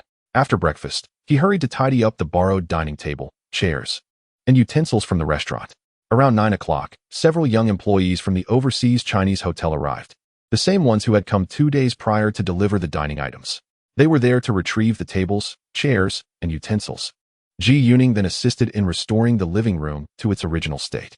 By around 11 in the morning, Ji Yuning, along with his mother and wife, set out with wedding candies to distribute to the residents of their building. This was a customary practice in Jingcheng. After the wedding, it was traditional to share sweets with neighbors. As the afternoon wore on, Ji Yuning felt enveloped in a sense of languor. The sight of his wife made him want to do nothing but await the evening's festivities. In the afternoon, in Jingcheng, South Lugu Lane, Daikan Alley. This alley would reclaim its original name, Yuanyunsi Alley, in 1979. It was home to an inconspicuous two-courtyard sihiyuan. The entrance was a modest Rui gate, unremarkable when compared to the many grand entrances of the alley. In the study of the sihiyuan, two elderly gentlemen were engaged in conversation. The elder, over 60, was none other than editor Zhang from the People's Literature magazine, whom Ji Yuning knew. Opposite him sat a frail octogenarian. Let us hold a short story creation seminar towards the end of this month, or a creative discussion meeting, convened by the People's Literature magazine. Guangyan, that is a splendid idea. This will be the first literary meeting we have convened in many years. After enduring those many years, many of our young authors now struggle to craft even short stories, let alone the more substantial novellas. Not to mention the esteemed long novels that represent the pinnacle of literature. I shall certainly attend the forthcoming seminar in person. The elder speaking is none other than the inaugural editor of the People's Literature magazine and the first minister of the Ministry of Culture. He has also served as the president of the National Federation of Literary and Art Circles and the chairman of the Writers Association. Mr. Shun, our preliminary plan is to hold the conference from October 19th to 24th, spanning 6 days in total. The venue will be the Far East Hotel located in Hufangqiao, South City of Beijing. We have invited a considerable number of participants, totaling several dozen, including both local and out-of-town attendees. The attendees represent a broad spectrum, encompassing writers, poets, and critics, essentially embodying the current apex of literary creation and critique within the nation. At your discretion, you may choose one of the days to address all the participants, allowing everyone the opportunity to meet you. During the seminar, the editorial department of People's Literature intends to provide several commendable novels for the attending writers and critics as reference works, serving as a springboard for discussion and dialogue. Currently, we have tentatively selected a few notable novels, including a short story titled Seeking Advice, published in April in Jixing Literature by a local author named Jia Dashan. Additionally, there is a short story titled I Once Lived Here, recently published in the revival issue of Shanghai Literature by Ji Yuning, which we just confirmed this morning. Furthermore, Ji Yuning's novella That 5, published in the latest issue of Capital Literature, spans 30,000 words and falls within the realm of short to mid-length narratives, which we also intend to include in the seminar discussions. Moreover, Ji Yuning has a short story titled Scar, scheduled for release in tomorrow's issue of People's Literature. This piece sharply reflects some societal issues from those years and is quite well written. We plan to feature Scar prominently in the fiction section. I have indeed read the two stories by Ji Yuning that you mentioned, published in Capital Literature and Shanghai Literature yesterday, and they are quite impressive. The characters in That 5 are vividly portrayed, making it a quintessential Beijing folk novel. The narrative concludes with the liberation, leaving the story untold beyond that point. I believe this young comrade Ji possesses the potential to craft excellent long novels, which is a rare gift. I sincerely hope our country continues to witness the emergence of new and exceptional long novels. I am eager to meet this comrade Ji Yuning at the seminar and hope that he will soon produce remarkable long novels. The 3 pieces by Ji Yuning published in Shanghai Literature are indeed a rare trifecta, and it seems that Mr. Ba possesses great insight in recognizing such talent. I too saw this issue of Shanghai Literature earlier today. Little Ru arrived in Beijing early this morning and visited me, bringing several copies of their revival issue. Upon encountering the articles penned by Comrade Ji Yuning, I was indeed moved. The poem of youth was exquisitely crafted, rivaling the 2 sets of poems published by People's Literature last month. The 2 short stories carried profound themes and exhibited a rhythmic eloquence in their prose. This style bears a resemblance to that of the esteemed Ba, indicating that this young writer, Comrade Ji, has attained a commendable maturity in his craft. Just last month, I perceived in Ji's poetry the emergence of a young genius among us. With the sight of those 3 stories yesterday, my sense of reassurance deepened. This suggests that since the rectification efforts began last year, we have witnessed a resurgence of young, exceptional writers within a mere span of less than a year, a truly joyous development for the literary community. In the current artistic realm, spanning over 60 years from my generation to that of young Ji, we find ourselves amidst 4 generations coexisting. Though our time may be limited, we nevertheless glimpse hope. Indeed, as you have rightly said, Mr. Shun, this young Ji, whom Li Ji has also met, was described by Li as spirited and sincere, aligning well with his temperament, marking him as a commendable young individual. At that time, Ji had returned from the youth re-education site in July and promptly submitted his poetry to Li Ji's literary magazine. even visiting Li's office in person to do so. I have conversed with G as well. In August, he submitted 2 stories to People's Literature, one titled Scars and the other a novella called Horse Herdsman, which was also quite impressive and is currently undergoing revisions. It is anticipated that it will be published this month or the next. I believe this young G is a remarkable individual. Meanwhile, Ji Yuning, who was at home idling with his wife, remained unaware that he had caught the discerning eye of another esteemed figure in the literary world, Mr. Shun. Chapter 78. Scars. On the evening of October 2nd, Ji Yuning remarked that his knees had been slightly sore from the previous night's exertions. Thus he wished to avoid further discomfort that evening. This reasoning, akin to his earlier assertion that a hot water pipe could only release warmth once, was undeniably sound, leaving his wife with no grounds for dissent. In truth, he sought merely to enjoy the sight of his wife's graceful and exquisite figure, which had become even more alluring in its lively movements. He discovered that Zhu Lin also appreciated such moments. The following morning, as Ji Yuning opened his eyes, he beheld Zhu Lin gazing at him with her large, expressive eyes, a smile gracing her lips, and a hint of spring in her brows. The day's potential lay in the morning. They indulged in tender moments before the necessity of rising took hold. Today, they were to visit his father-in-law's home. Traditionally, after the wedding, the bride and groom are expected to return to the groom's family 3 days post-ceremony, a custom known as 3 days return or Gui Ning. In Ji Yuning's hometown, it is customary for the wedding and the return visit to be separated by 3 full days, meaning that their visit would be due on October 4th. However, with October 4th falling on a weekday, both Zhu Lin's parents would also be occupied with work. In contemporary China, the annual holidays amount to a mere 7 days, 3 days for the Spring Festival, 2 for National Day, and 1 each for New Year's Day and Labor Day. This year, October 2nd falls on a Sunday, thus the National Day holiday spans from October 1st to October 3rd. Consequently, Zhu Lin and Ji Yuning resolved to visit Zhu Lin's parents on the final day of the holiday, October 3rd. After enjoying breakfast, they set out with gifts in tow. As they rode through the bustling streets, Ji Yuning suddenly recalled the pressing matters of the past few days. He and Zhu Lin hurried to the post office they passed by. Fortunately, the latest issue of Jingxing Literature, released just 2 days prior, had not yet sold out. Furthermore, the Shanghai Literature, which was launched the same day in Shanghai, had only been distributed in Beijing yesterday afternoon, so copies were still available. Although there were copies, they were limited. After visiting 3 or 4 post offices, Ji Yuning and Zhu Lin managed to procure 7 issues of Jingxing Literature and 8 of Shanghai Literature, which they deemed suitable gifts for Zhu Lin's parents. On the morning of October 3rd, the 10th issue of People's Literature from 1977 began its distribution. By midday, major post office outlets in Beijing had completed the stocking of this issue. Ji Yuning had not encountered the October edition of People's Literature at several post offices earlier that morning. The leading article in this issue, as in his previous life, was Su Qi's report on the light of geology, which chronicled the achievements of geologist Li Siguang. In the fiction section, the headline was Ji Yuning's short story, Scar. Upon its publication in the national journal People's Literature, Scar immediately resonated with a vast audience across the country. Many readers were profoundly moved upon their initial reading of the story. This succinct narrative, under 10,000 words, intricately portrays a heart-wrenching tale through delicate prose and sincere emotion. At first glance, it appears to be a familial story, yet it reflects numerous societal issues that provoke deep contemplation and sorrow. The narrative indeed captures the scars within the hearts of people, suggesting a profound distance between individuals, where even the most basic trust has eroded, creating a palpable sense of separation. As Ji Yuning articulated in his poem Distance, the chasm between people is vast. This distance represents a genuine scar.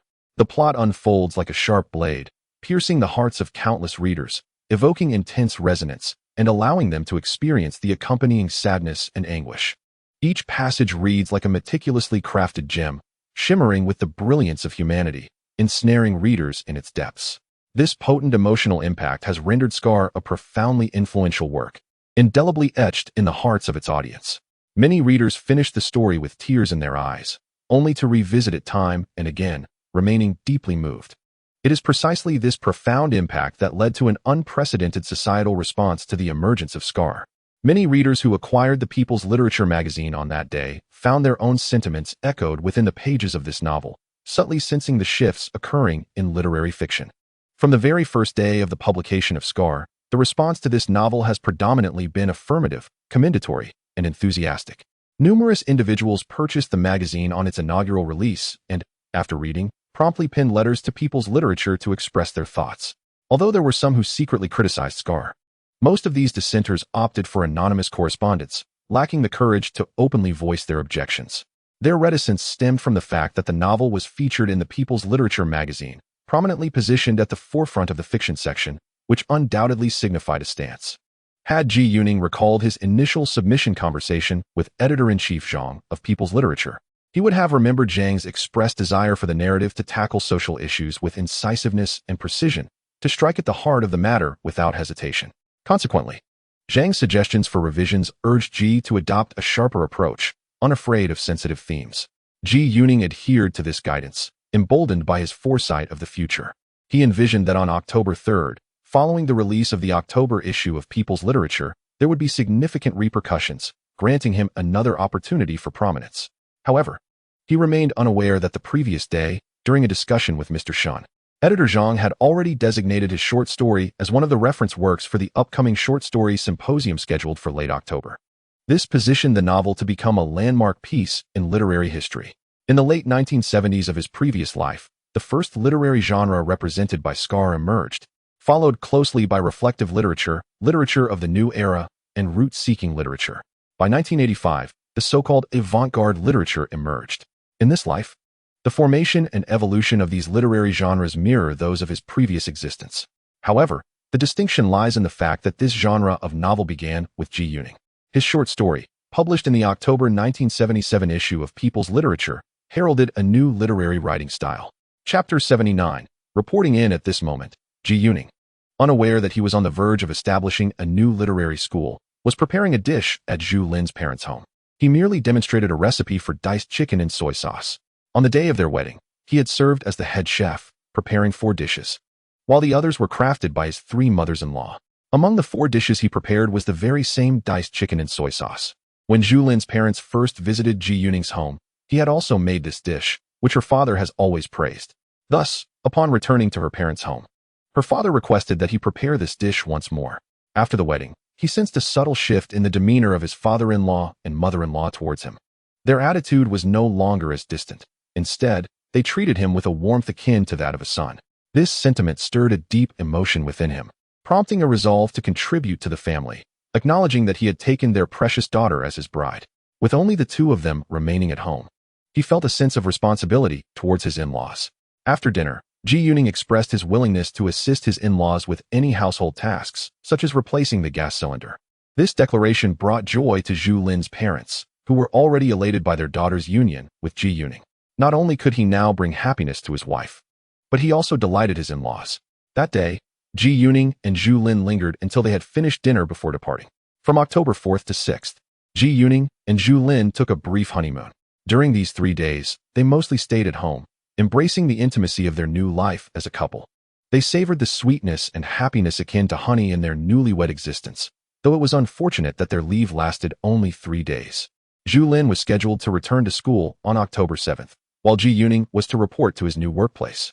On Friday, October 7th, Ji Yuning set out early, as it was the final day to officially report to the Ministry of Culture. He took a familiar route, cycling to Beijing Bridge, then veering south onto Dongxi North Street. Upon reaching the Dongxi intersection, he deviated from his usual path and turned west onto Dongxi West Street. After passing the art museum, he continued along Wuxi Street until he reached the intersection with Beihian Street, where he turned north. Riding a few dozen meters, he arrived at number 83 Jia, Beihian Street, the current location of the Ministry of Culture. This complex was formerly the office of the Hongqi magazine under the publicity department. Now, both the Ministry of Culture and the Hongqi magazine shared the same building, with the ministry occupying the western half and the magazine the eastern half. Ji Yuning approached the entrance, presenting his reporting documents to the guard. Unlike the other units he had visited, this guard was a soldier, armed with a firearm. After verifying his credentials, Ji Yuning was granted entry. He proceeded to the ministry's office to meet with Vice Director Wang, who had previously issued his transfer order. Upon seeing Ji Yuning, Wang greeted him with the same enthusiasm as before. "Ah, Xiao Ji, welcome.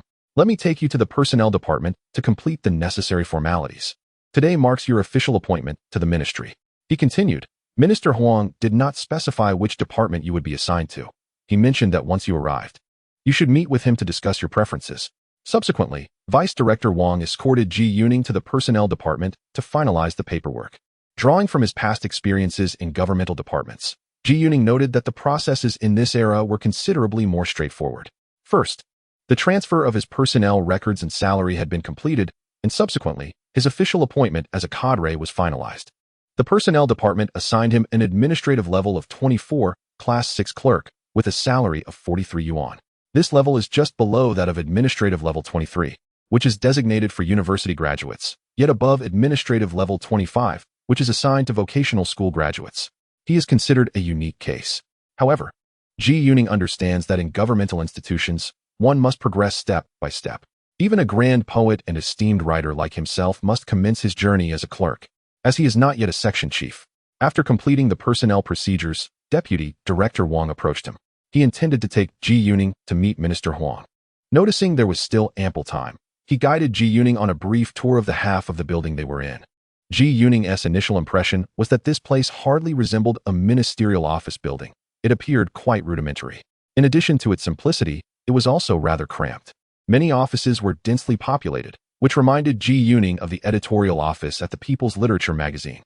However, the individuals he encountered in the department seemed devoid of any bureaucratic airs. They were genuine and warm-hearted.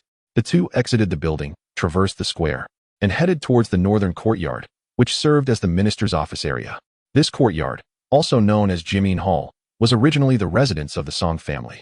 In the 1940s, it was transformed into a memorial hall for educator Kai Yuanpei, hence the name changed to Jimin Hall. Upon entering this courtyard, Ji Yuning found himself in a traditional Sihiyuan, with the main building comprising 5 rooms, a reflection of the original Song family residence. The second section of the main building housed Minister Huang's office. Deputy Director Wang made a brief announcement before ushering Ji Yuning inside. Upon entering the room, Ji Yuning was greeted by an elderly gentleman nearing 70, exuding an air of scholarly elegance and smiling warmly at him.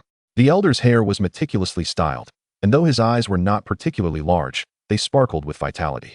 Ji Yuning recognized this venerable figure as Minister Huang, renowned as a diplomatic general. He was a poet, painter, and calligrapher, often referred to as the general artist. Ji Yuning promptly stood at attention and addressed him as Minister Huang, feeling a sense of ease. Had they met at his Uncle He's home, he would have referred to him as Uncle Huang. The elder graciously invited him to take a seat. After exchanging a few pleasantries, Ji Yuning felt a profound sense of warmth and approachability from the elder, who possessed a remarkable ability to connect with others. With his memories of past lives, Ji Yuning understood that this kindness was not merely due to his connection with Uncle He, but rather a reflection of the elder's nature. During his tenure as Minister of Culture, this elder held regular Saturday sessions to meet with the public, welcoming anyone who wished to voice their concerns, an increasingly rare practice in this era. "Little Ji, you are indeed a remarkable talent," he said. "Your poetry and novels have caused quite a stir nationwide. You can also compose lyrics and music, and your singing is exceptional as well. Indeed, you represent the kind of talent that our cultural front urgently needs. Now that you have been transferred to the ministry, I would like to hear your thoughts regarding your specific arrangements." Minister Huang swiftly transitioned to the main topic. "Minister Huang, I am still young and eager to learn more. My first job was as a projectionist at the Dahua Cinema, which has sparked my keen interest in film. Before coming here, I harbored a notion of visiting the Film Research Institute under the department's Science and Technology Office, with the desire to acquire further knowledge in the realm of cinematic technology. This idea has indeed been a subject of contemplation for Ji Yuning in recent days. He possesses no interest in holding an official position under the watchful eyes of the leadership within the department. The path of bureaucracy demands years of endurance, which he cannot afford to squander. Very well, then you shall proceed to the Science and Technology Office." Chapter 80. The Film Research Institute. Upon exiting Minister Huang's office, Deputy Director Wang guided Ji Yuning to the Science and Technology Office of the department. After exchanging a few words with the leadership there, his task was deemed complete. The Science and Technology Office is essentially the later established science division of the Ministry of Culture, encompassing various technical departments such as the Film Research Institute, the Audiovisual Research Institute, and the Stage Technology Research Institute. Director Wu of the Science and Technology Office welcomed Ji Yuning with great enthusiasm. Ji, currently our Science and Technology Office consists of only a few offices within the department. The various institutes are located elsewhere. The Film Science and Technology Research Institute, which you are destined for, is situated in the old Ministry of Culture courtyard at number 5 Dongxitiao. Soon, Director Ma from the Film Research Institute will arrive. He is here to attend to matters at the department this morning. He also serves as our deputy director, but does not usually work here. Before long, a tall man in his 50s entered through Director Wu's open office, smiling warmly at Ji Yuning. You must be Comrade Ji Yuning. Greetings, I am Ma Qing. Director Wu hastily introduced. Ji, this is Director Ma from the Film Research Institute. Old Ma is an expert in our country's cinematic technology and was originally from the Beijing Film Studio. He has also held leadership positions in the technical division of our ministry's film bureau. Ji Yuning quickly greeted his future superior. Ah, Ji, I am aware of your remarkable talents. Not only can you compose poetry, but you also write novels. I never anticipated your transfer to the department would lead you to my domain. This is truly splendid, as the institute is currently in need of personnel. It is fortuitous that I came to the department this morning for business. And since you have completed all your formalities with the personnel section, let us proceed back to the institute together. Riding bicycles along Wuxi Avenue towards the east, Ji Yuning and Director Ma reached Chaonai Street. Spotting the Renmin Literature Publishing House to the south of the road, they turned into a small alley north of the publishing house, with the eastern side of the alley leading to the Fuwang Mansion, also known as the Ninth Lord's Mansion. After cycling a few more meters, they arrived at the grand entrance, located at the southeastern corner of the courtyard.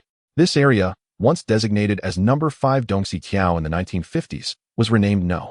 203 Chaonai Street following the road renovations in the early 1970s.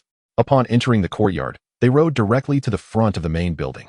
Ji Yuning observed that the main structure was a 3-story building, flanked by 2 wings, each 2 stories tall, occupying a considerable area. No wonder this location served as the Ministry of Culture's office building in the 1950s. At the rear, there appeared to be several villas, which were once the residences of various ministers of the Ministry of Culture. On the road, Director Ma informed Ji Yuning that this courtyard was originally a Chinese language school for expatriates in North America prior to the liberation, and even earlier.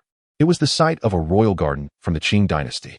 This so-called Chinese language school served as a place where many foreigners in China learned about Chinese culture. The lectures were delivered by renowned cultural figures, and the students were predominantly priests and pastors residing in China. Upon entering the courtyard, Ji Yuning was immediately captivated by its tranquil ambience, as it was set back from the street and required a short walk to reach the bustling thoroughfare. Additionally, the main building was a historically rich structure from the Republic of China era, which resonated deeply with Ji Yuning. Stepping into the main building, he discovered a spacious hall on the first floor, which also served as an auditorium, the original lecture hall of the Chinese language school. Both he and Director Ma had their offices on this floor. The office space was generous, and Ji Yuning's room was shared with another individual who had been temporarily assigned to other duties, leaving him alone for the time being. This marked the first occasion Ji Yuning had his own office. Xiao Ji, Director Ma said, this floor is designated for our Film Research Institute, while the upper floors host the Audiovisual Research Institute and the Stage Technology Institute. Now, let me introduce you to some colleagues. Many are out on assignments and will likely return for lunch. Director Ma guided him through several floors, proudly extolling his subordinates' virtues during the introductions. However, Ji Yuning had already become quite renowned, and most people expressed a long-standing admiration for him. During lunch, a considerable number of colleagues arrived, many returning just in time for the meal. As Ji Yuning dined, he met several more individuals, most of whom were technical experts known for their straightforward and candid demeanor, precisely the type of people he enjoyed interacting with. In the afternoon, as Ji Yuning contemplated matters in his office, the door creaked open, and Director Ma entered. Xiao Ji, have you written 3 film scripts for the Beijing Film Studio? I hear they have already been reviewed. Ji Yuning was taken aback and quickly nodded in affirmation, noticing the smile on Director Ma's face. Just now, Director Wang called me. He mentioned he didn't expect you to be here. Do you know that our Film Research Institute was originally the production department of the Beijing Film Studio?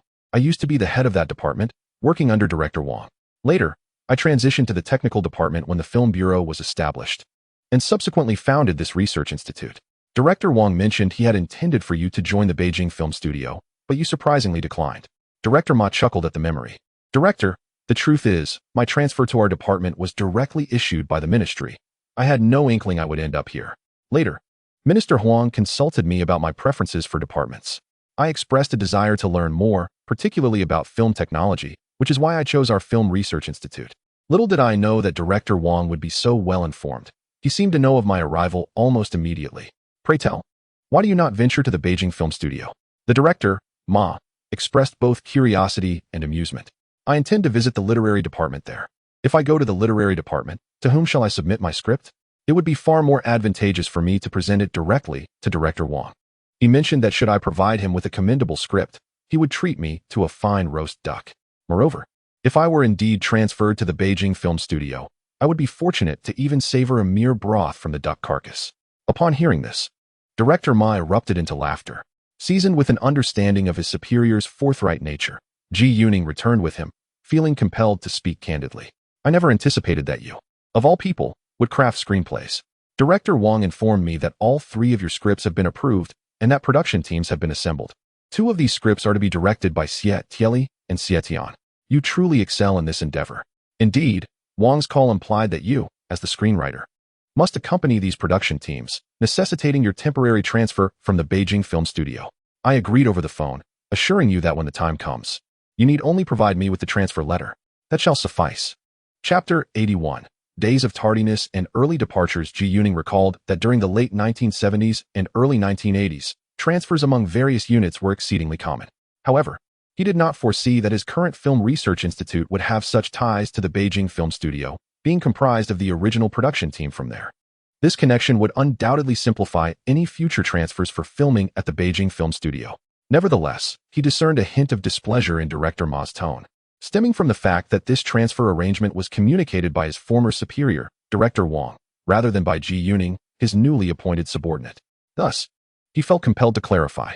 Director Ma, I recently wed during the National Day holiday, and those days were consumed by wedding preparations. Today marks the first day following my marriage leave. I was entirely unaware of the developments regarding those 3 production teams at the Beijing film studio. I had assumed their formation would require additional time. I intended to inquire about it shortly and then discuss the transfer with you.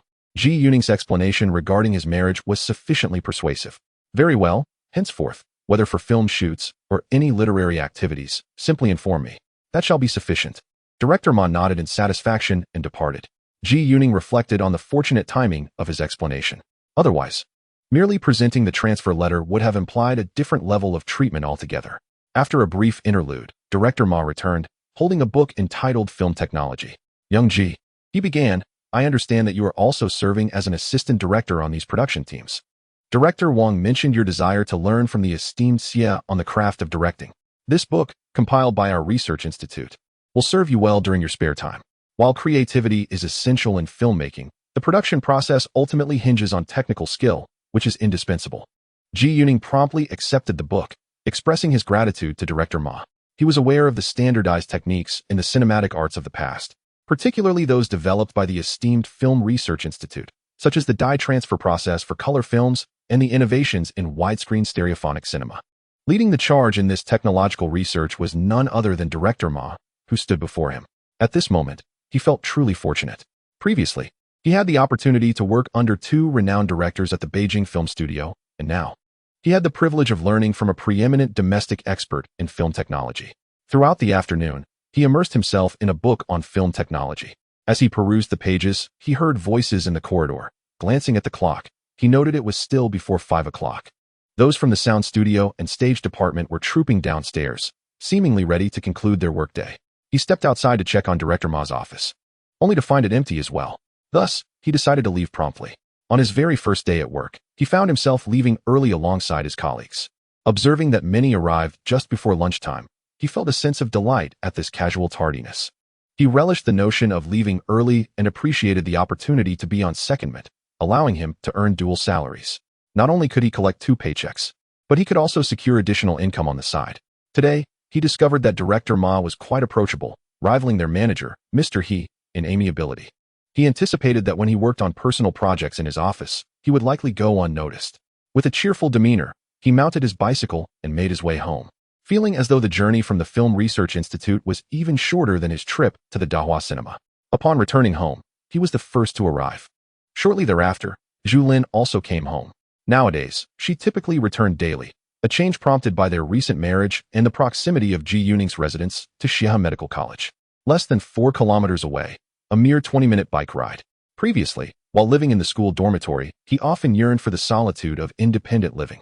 The couple seamlessly collaborated in preparing dinner, a routine they had established over the past few days, much to the delight of his mother, who relished the prospect of home-cooked meals prepared by her son and daughter-in-law. Soon after, his mother returned from work, always punctual. The last to arrive was his father, who kept hours that saw him leave early and return late.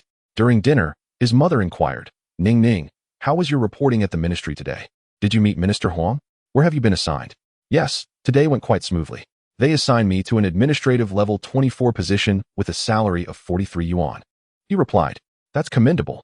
You are now classified as an administrative staff member, and such positions are rather hard to come by. Typically, level 25 is reserved for those with a vocational diploma, marking a distinct threshold. Given your current qualifications, the highest you could generally attain is level 26. So this assignment is indeed favorable. Did you have the opportunity to meet Minister Huang? His mother seemed quite pleased with his progress. Yes, I met Minister Huang in his office. He is a genuinely nice person, very approachable. He asked me about my aspirations and which department I wished to join. I expressed my desire to learn more, particularly in a department focused on technical skills, and ultimately chose the Film Research Institute under the Science and Technology Office. Minister Huang readily agreed. If one were to heed the leader's instructions and comply with assignments, Minister Huang might very well appoint you as his secretary. My goodness, I actually think that would be rather agreeable. If one were to revolve around the leader daily, one's thoughts would be consumed solely by the leader, leaving no room for poetry, novels, scripts, or songs. Nothing would come to mind. Ji Yuning, however, is particularly averse to the idea of being a leader's secretary. If he were to take on such a role, he would likely find himself devoid of personal time.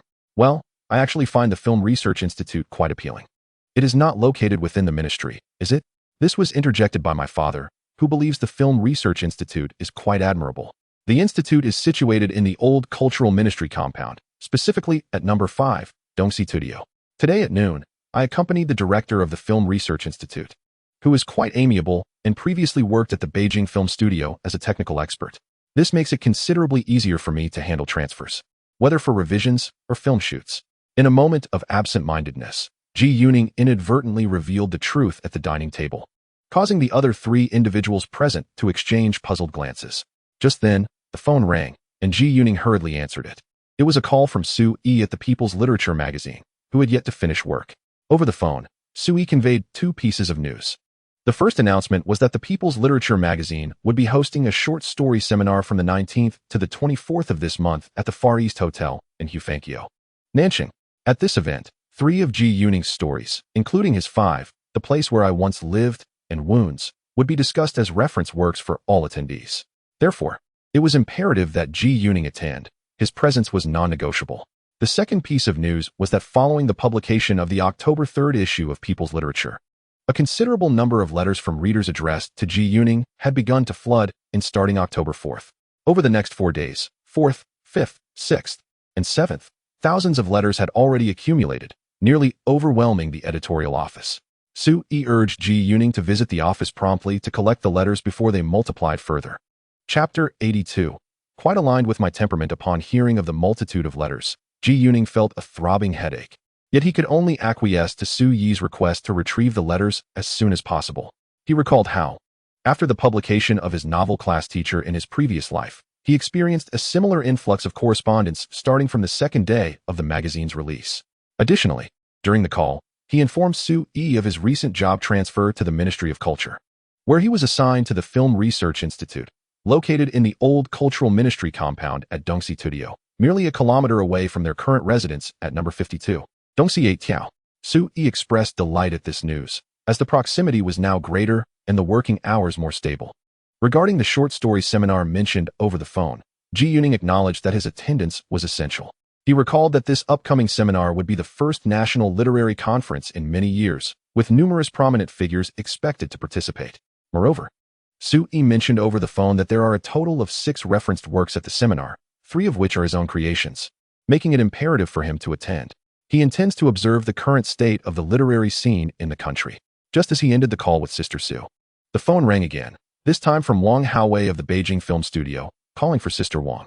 Xiao Ji, our team has nearly completed the casting process, and the actress you recommended, Zhao Xiuxiu, has been approved. She is quite a promising talent. Both Qin Chong and I are pleased with her. I plan to shoot the first outdoor scene this Sunday, which involves rowing and rescuing at Taoren Pavilion. We can't delay any further, as the weather will begin to cool by late October. So, you must come along day after tomorrow. Let us meet at the outdoor location. Arrive at the Beijing Film Studio in the morning. We'll depart at 8 a.m. sharp. Don't be late, or everyone will be waiting for you. For this outdoor shoot, Teacher Ge has also agreed to come. His child, Xiaoyu, will join us as well. Xiao Yu is currently in the countryside, participating in rural work and tending to pigs. It seems your notion of paying homage to the classics and making a guest appearance has truly moved both of them.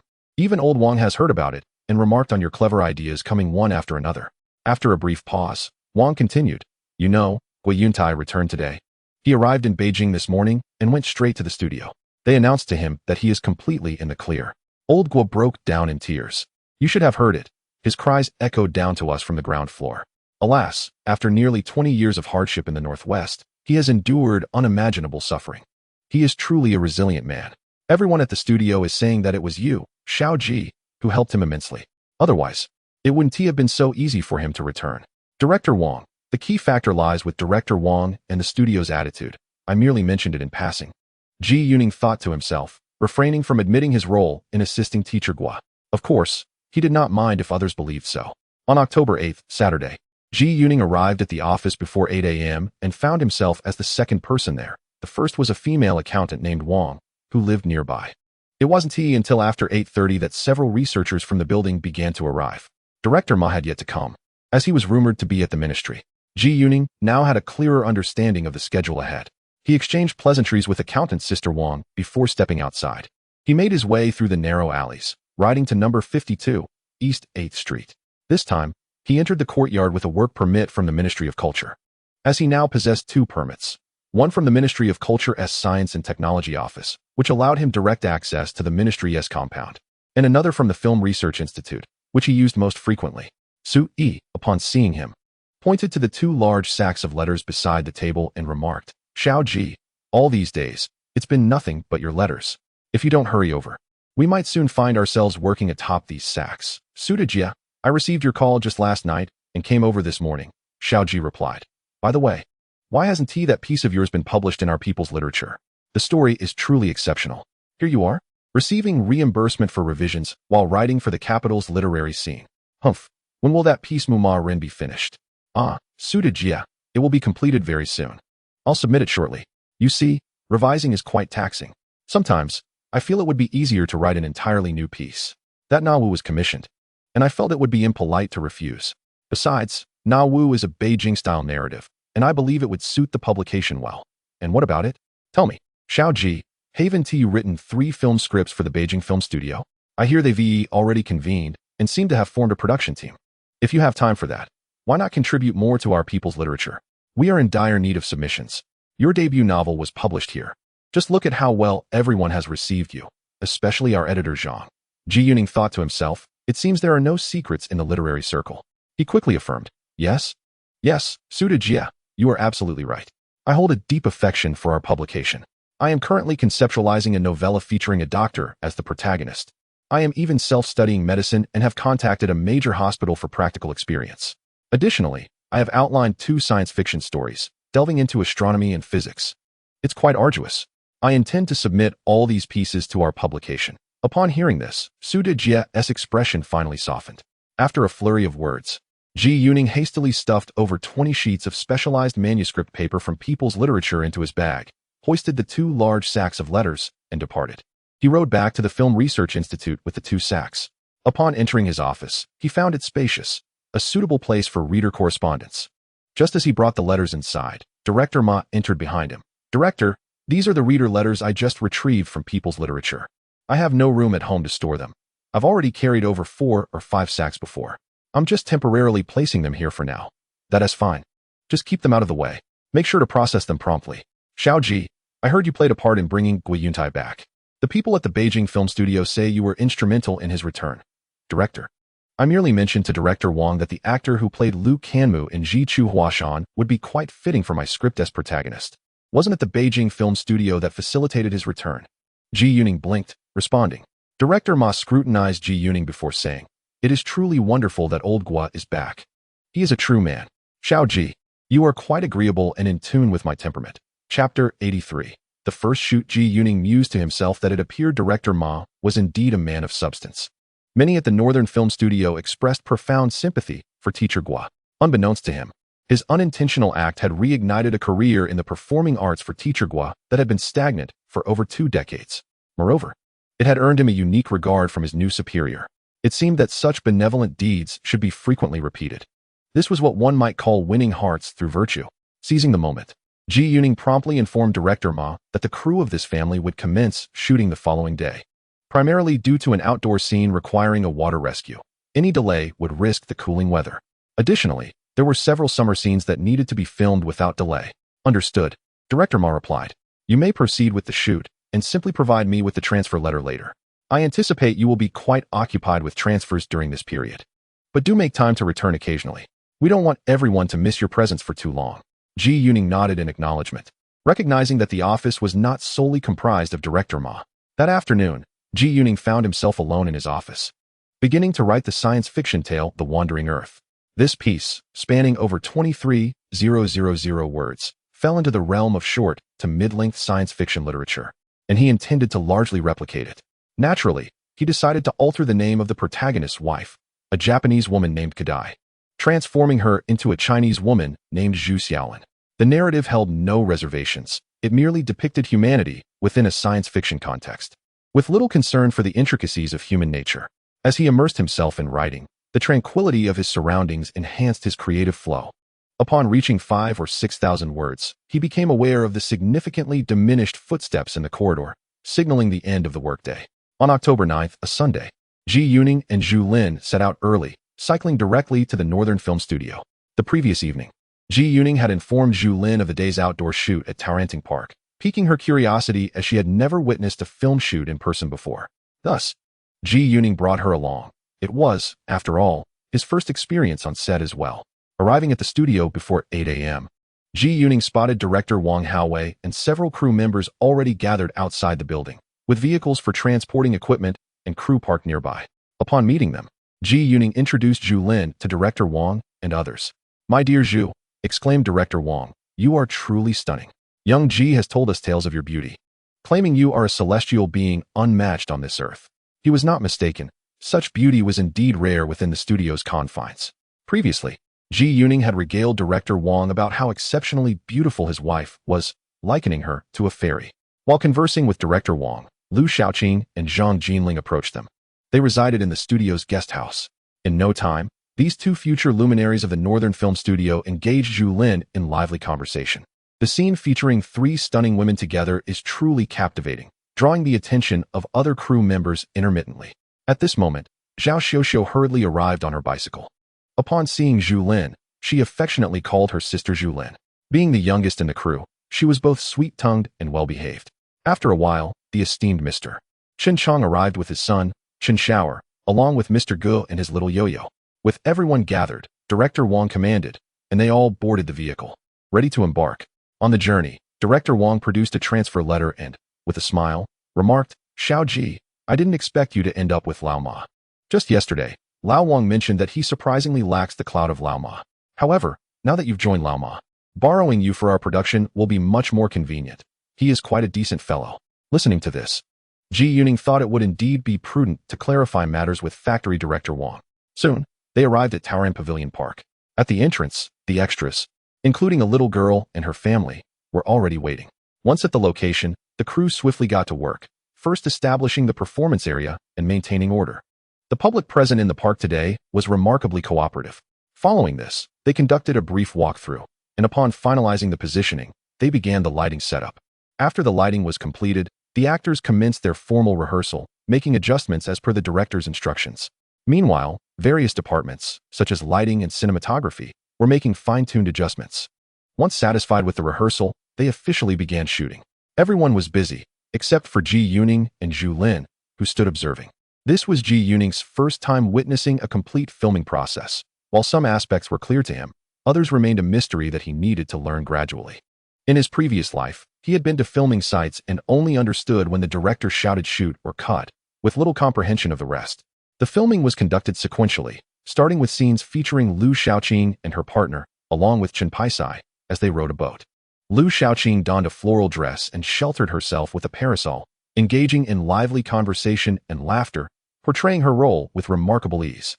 This marked Chen Paisai's first appearance on camera, and he exhibited a hint of nervousness, causing his father, Mr. Chen Chong, to feel a bit anxious.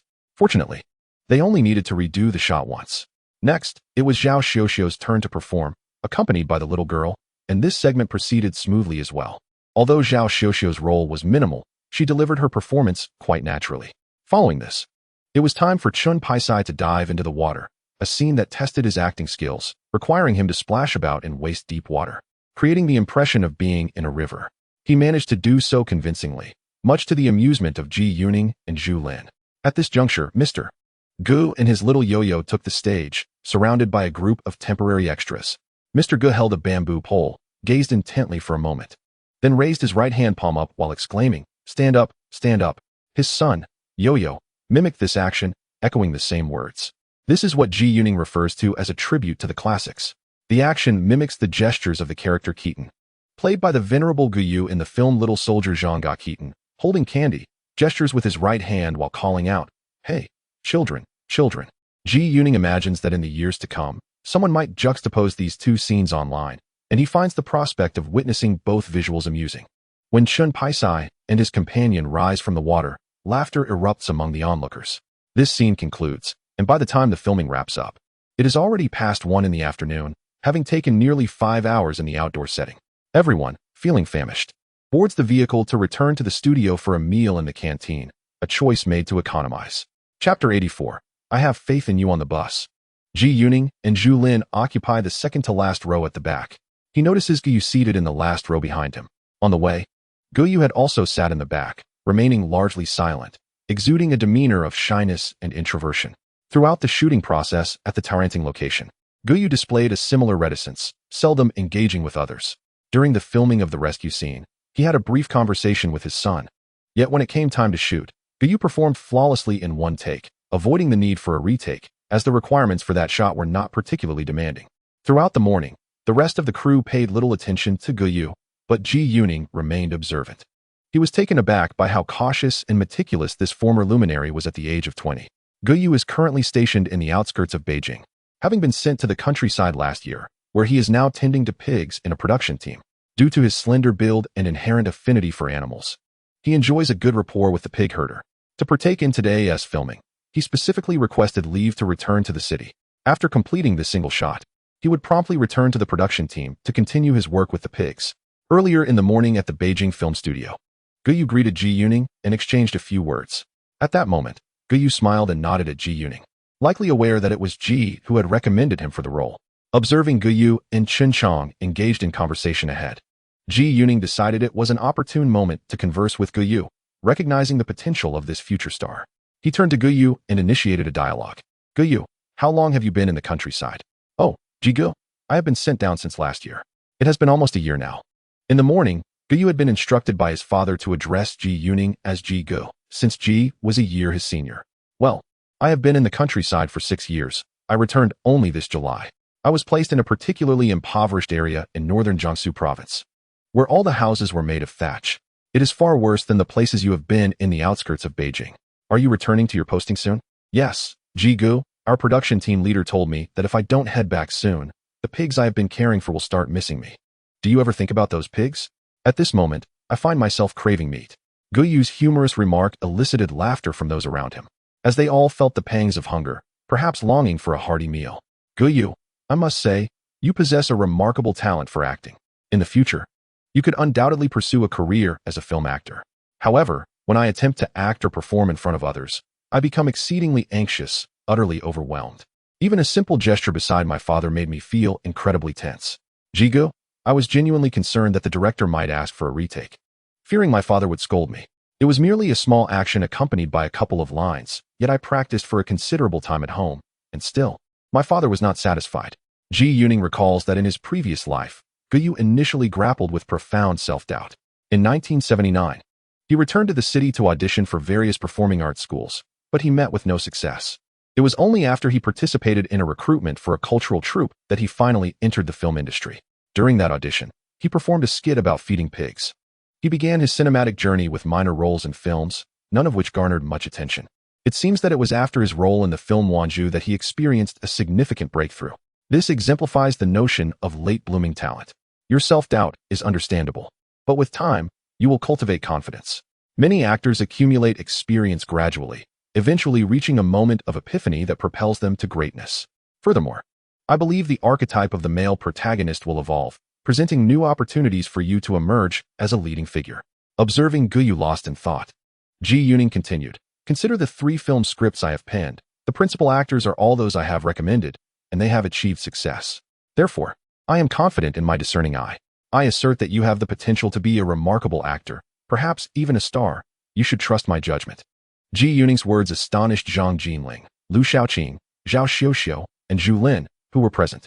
Yet, the most astonished of all was Guyu himself, who could scarcely envision a future where he could act and become a star like his father. However, years later, as he attained fame, he would reflect on Ji Yuning's words with even greater astonishment. As the vehicle entered the Beijing film studio compound, everyone hurried towards the canteen, which still had food available for them. This was Ji Yuning's first time dining at the large canteen of the studio. On his previous visits, he had only dined at the smaller canteen, relishing roast duck. Upon experiencing the large canteen, he found the food at the Beijing film studio to be rather mediocre. After finishing their meal, he accompanied Zhu Lin to visit director Xie Tieli. Fortunately, director Xie was at home, along with his family, as it was a day of rest. Upon seeing Zhu Lin, director Xie was pleasantly surprised. He was already aware that Ji Yuning and his crew had gone out for location shooting and had just returned.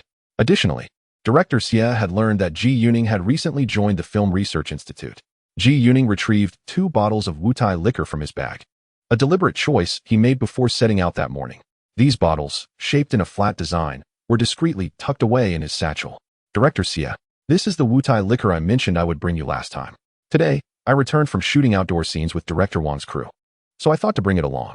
"Ah, Xiaoji, thank you. I haven't had this liquor in many years. Next time you and your beloved come over for dinner, I shall prepare that fragrant eel dish for you," Director Xie replied. "Director Xie, I heard from Director Wang that Teacher Gua has returned. How do you perceive his current state?" Ji inquired. "Old Gua came back the day before yesterday. I had a chat with him. His health seems quite good, though he appears rather aged.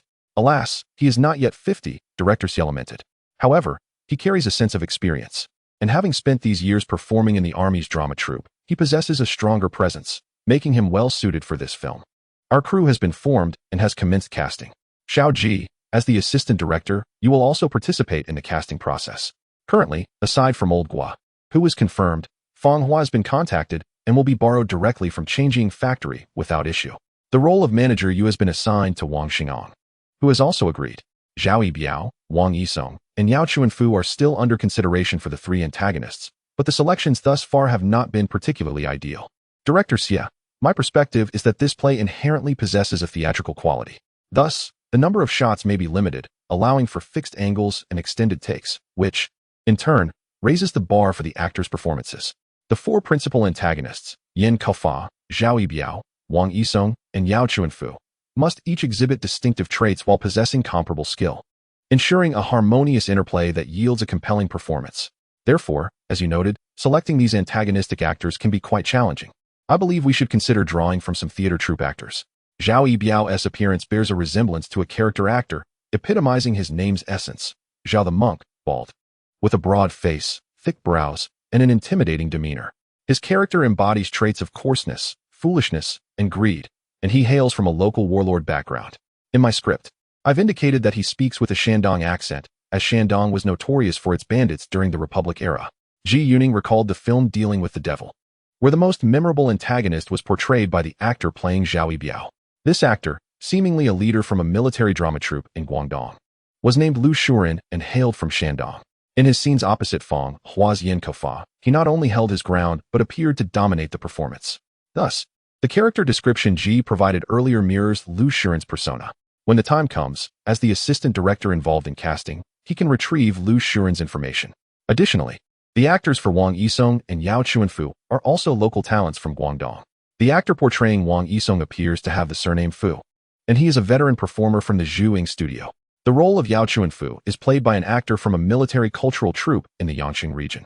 These 2 actors will be assessed first based on the selection made by the Beijing film studio. If they are deemed unsuitable, then the original actors from previous lives will be recommended. Furthermore, Xiao Ji, the actress currently performing alongside Old Gua as Lu Madam, is also proving to be a challenging choice. Old Gua emanates an overwhelming presence, making it difficult for ordinary actresses to share the stage with him. I believe that the actors involved should possess some theatrical prowess. Director Xie, a thought occurs to me regarding an actress who could portray Lu Madam. In terms of both skill and renown, she is on par with, if not superior to, Teacher Gua. That actress is Zhu Lin from the Beijing People's Art Theater. Known for her role as Kai Wenji, the Zhu Lin mentioned by Ji Yuning is indeed an actress from the People's Art Theater. Celebrated as the queen of Huaxia drama and recognized as a prominent figure in the theater, she is graceful and elegant, perfectly embodying the characteristics of an upper-class figure such as Lu Madam in this film. Moreover, being in her early 50s, her age is also quite appropriate. Ji Yuning's suggestion sparked a light of inspiration in director Xia. Zhu Lin, who was present, widened her eyes in surprise, as her name was identical to that of the actress being discussed. Xiao Ji, your suggestion seems quite fitting, he replied. Our colleague Chen Fangqian from the Beijing Film Studio is currently engaged in adapting the play Kai Wenji into a film version at the People's Art Theater. We should speak with Zhu Lin to ascertain her interest in this role. In her previous life, Zhu Lin from the People's Art Theater had acted in several films during the 1980s. Ji Yuning recalled that she had played Empress Dowager Cixi, both in films and in the television series The Last Emperor, where she portrayed Cixi, while the elderly Puyi in that series was played by Zhu Su from the People's Art Theater. Ji Yuning could not recall other roles, as he felt that Zhu Lin had fewer film appearances. Nevertheless, he believed that if the Beijing Film Studio extended an invitation to her for this film, the esteemed actress would likely accept, considering that opportunities to act in films nowadays are not as plentiful as they were post-1980s. Director Xia, if the roles of Lu Gongfu and Lu Madam are to be played by these two veteran actors, particularly if Lu Madam is portrayed by Zhu Lin from the People's Art Theater, then the actress cast as their daughter, Yu80, must also meet high standards. Director Xia nodded in agreement.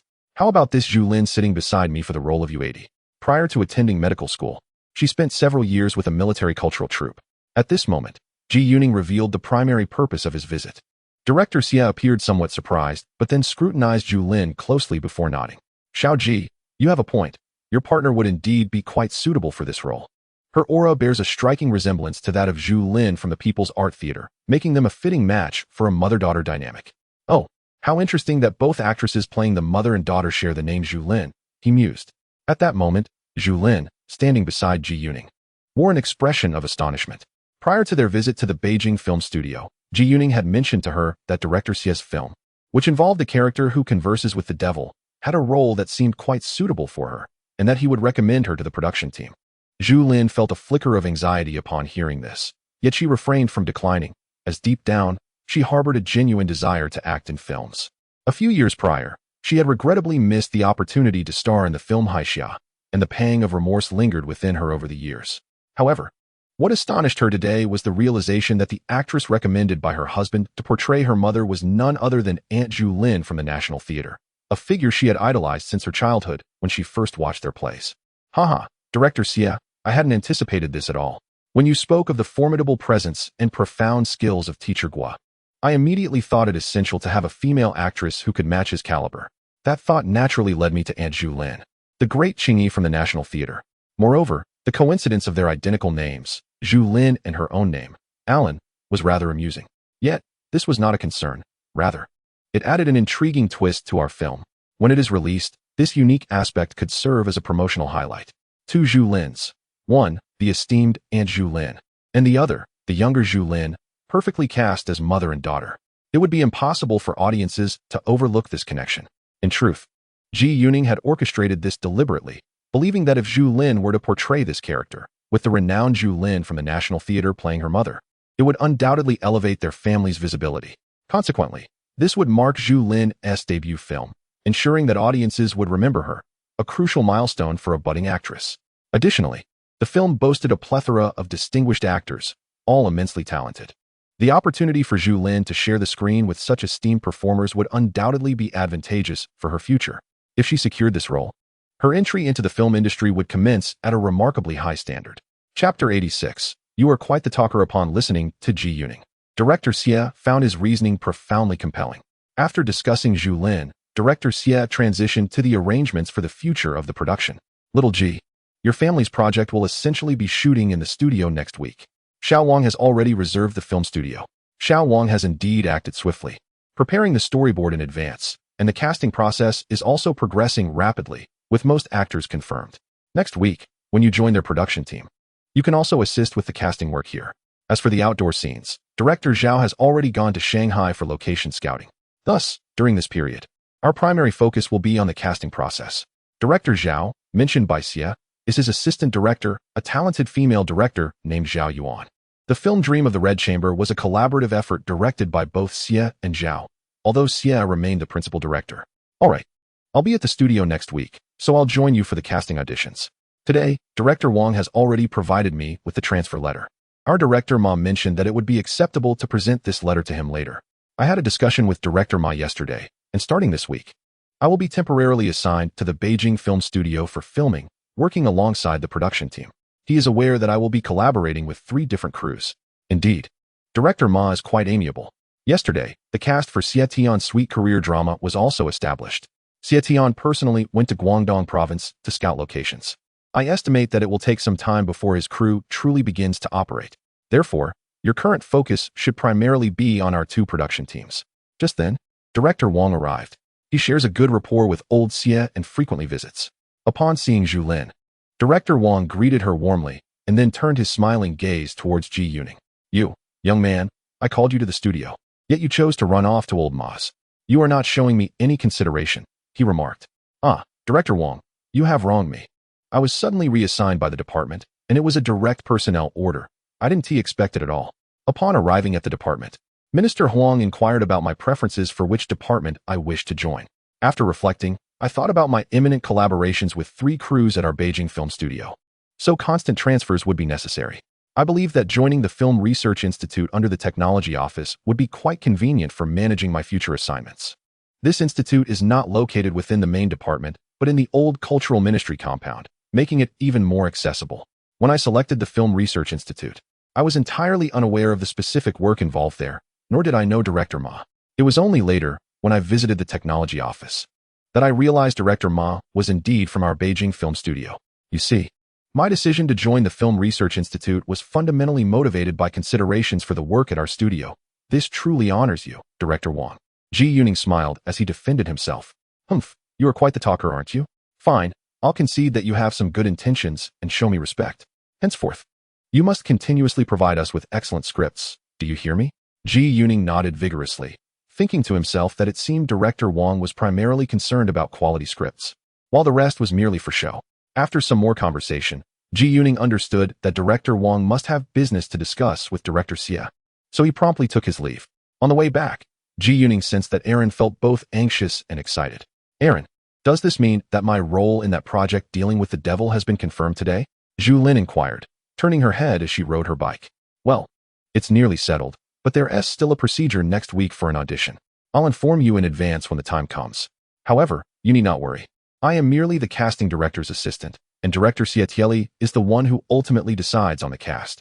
He is the director, the leader of this production team. If he believes you are suitable, it should be fine. However, I find myself consumed by worry, fearing that I may not perform adequately. You see, many of the actors already cast in this script are seasoned professionals, including several renowned names. I might be the only newcomer. Nevertheless, consider the films produced by the Beijing Film Studio in recent years. Although they are few, almost every movie features fresh talent. You have a foundation in acting from your time in the military arts troupe, and your appearance is certainly commendable. It seems your only shortcoming lies in a lack of self-confidence. Just immerse yourself in the learning process and heed the director's guidance. There is no need for concern. Your husband is the writer and assistant director of this very production. In the coming days, take time to ponder the character you will portray. On the evening of October 10th, Ji Yuning engaged in a thoughtful discussion with Zhu Lin regarding the character U80. Although her screen time may be limited, she ranks as the second most significant actress after Lady Lu, making her role quite pivotal. On that Monday morning, Ji Yuning arrived at the Beijing Film Studio, officially commencing his duties in the borrowed production. Upon his arrival, Director Wang had already entered the studio. During his previous visit with Director Wang, he had toured the film studio and learned that the total area of the filming stages is 5,000 square meters, a considerable size. These stages were constructed in the early 1970s on what was once a football field. There are 4 stages in total. Stages 1, 2, and 3 are aligned in a row and are relatively smaller, while an enormous stage stands opposite, nearly half the size of the other 3 combined. This large stage was once the largest in Asia, affectionately referred to as the super stage by those at the studio. At present, it seems the film crew for Kai Wenji is utilizing the super stage, while their designated area is stage 2. As Ji Yuning rushed over, he noticed Director Wang briefing the actors and preparing for the shoot. The set, props, and costumes appeared strikingly similar to those he had observed in films from his previous life. Throughout the morning, Ji Yuning remained on the sidelines, absorbing the filming process while simultaneously learning. The most striking impression he received was from Chun Paisai's performance, which consistently fell short of the director's expectations. His father, Chen Chong, often shook his head, expressing dissatisfaction with his son's inaugural leading role, having previously only portrayed a minor character. Chen Paisai's scenes required frequent retakes. At the Beijing Film Studio, it is customary to limit each shot to a maximum of 3 takes due to the expense of film at that time. As the afternoon progressed, scenes featuring Zhao Xiuxiu and Lu Xiaoqing commenced. Zhao Xiuxiu's performance was quite natural, although her screen time was minimal and not particularly significant. In contrast, Lu Xiaoqing's scenes were of major importance. While directors Wang and Du were discussing scenes with Lu Xiaoqing, Ji Yuning could not resist interjecting his thoughts. Sister Xiaoqing, what director Wang conveyed earlier, when expressed in the dialect of your province, essentially characterizes this individual as a flower of the moment, someone rather superficial, somewhat vulgar, yet exceptionally expressive and enamored with vanity.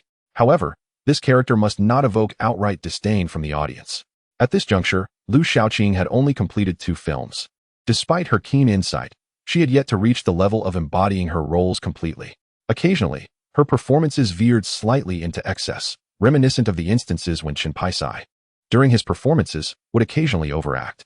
Consequently, Ji Yuning could not refrain from explicating further to her in her native dialect. That day, Ji Yuning spent the entire day in the studio and began to truly appreciate the arduous nature of filmmaking. On Tuesday, October 11th, Ji Yuning arrived early at the set, well before director Wang. Upon the director's arrival, he brought along the shooting schedule for the day. For the first time, Ji Yuning laid eyes on the production plan within the studio. Typically, a director must prepare the shooting schedule beforehand, adhering strictly to it throughout the day. In the morning, Ji Yuning immersed himself in the studio, while in the afternoon, he ventured alone to the grand studio. As he was aware that significant scenes were being filmed there for the Kai Wenji production, he observed closely the exchanges between Aunt Zhu Lin and her husband, Mr. Jiao, portraying Chao Chao, and in that moment, he realized what true performance and authentic dialogue entailed. Earlier, he had learned from director Xie Tieli that Aunt Zhu Lin had consented to portray Madame Lu in Dealing with the Devil, although a screen test was still required. However, upon witnessing Aunt Zhu Lin's portrayal of Kai Wenji up close, he felt that this interpretation appeared somewhat aged, her face elongated. While this was not problematic on stage, it posed a slight issue under the camera's gaze, leaving him curious about the future makeup effects employed by the crew. At that moment, he pondered why, after the 1980s, Aunt Zhu Lin had not frequently appeared in films, despite his vivid recollection of her role as Empress Dowager Cixi, who possessed a notably long face. Nonetheless, he found himself captivated by Aunt Zhu Lin's portrayal of Kai Wenji, exuding an aura of grandeur and ethereal elegance. What astonished him most was the performance of Aunt Zhu's husband, Mr. Jiao, as Chao Chao. Each glance, gesture, and line delivered was nothing short of breathtaking. The filming process he witnessed in the afternoon starkly contrasted the morning's experience. One was a historical drama performed by an accomplished artist, while the other was a light-hearted comedy performed by the younger generation. This distinction deepened his understanding of the varying levels of acting prowess. That day proved to be immensely rewarding for him. On Wednesday, October 12th, Ji Yuning once again dedicated an entire day at the Beijing studio, this time confined to studio number 2. Upon returning home in the evening, he was met with a significant announcement from his father at the dinner table. Today marks the official endorsement by the state of the Ministry of Education's notification regarding the reinstatement of the National College Entrance Examination, which had been suspended since 1977. This is a formal directive from the State Council, establishing the restoration of the college entrance examination as a national policy. As an official of my rank, I have already perused the document. It is anticipated that this formal notification will be disseminated through radio and newspapers, although it may take until next week for public release. Ji Yuning recalls that in a previous life, news of the college entrance examination was published in the newspapers on October 21st. Today, October 12th, is the date on which the Ministry of Education's document approving the reinstatement of the examination was ratified. Now, what are the specific enrollment requirements? What about educational qualifications? His mother inquired promptly. The enrollment criteria stipulate that candidates must possess a high school diploma or demonstrate equivalent educational proficiency.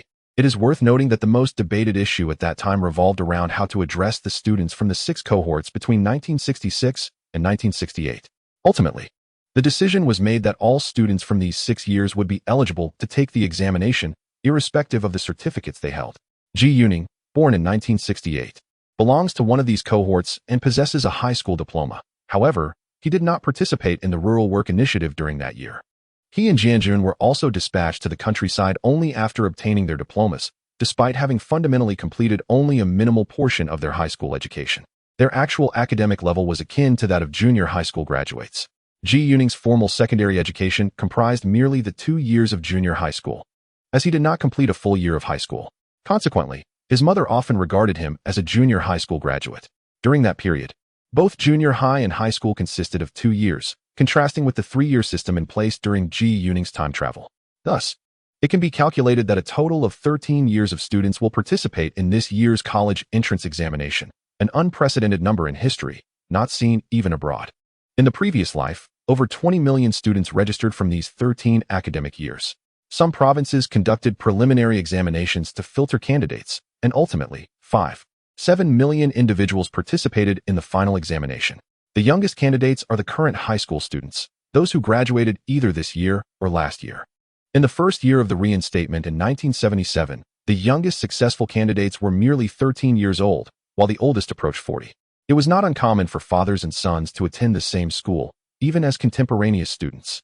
By the way, Dad, can Jianjun and Zhang Wo, who are currently in the military, participate in this college entrance examination? Ji Yuning pondered about his brothers. Uncertain whether military personnel were included in the first reinstatement of the examination in his previous life.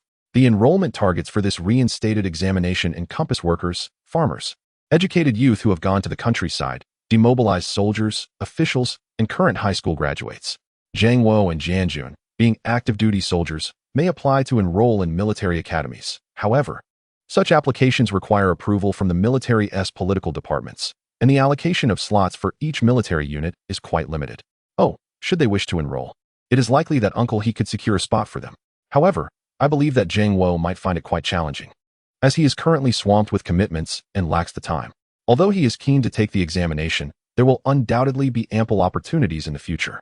Jianjun, on the other hand, tends to be rather lethargic. I suspect he has no desire to apply. Ji Yuning is exceedingly familiar with the personalities of Zhang Wo and Jianjun, having grown up alongside them. You currently hold a cadre position, which allows you to register. If you do not transfer to the department and remain at the Dahua Cinema, you will have to enroll as a returning educated youth with an assigned job. There are 2 categories of returning educated youths, one of which pertains to those without assigned work. His father continued, elucidating that registering as a cadre offers more advantages than as a returning educated youth. Furthermore, he holds a position among the administrative cadres.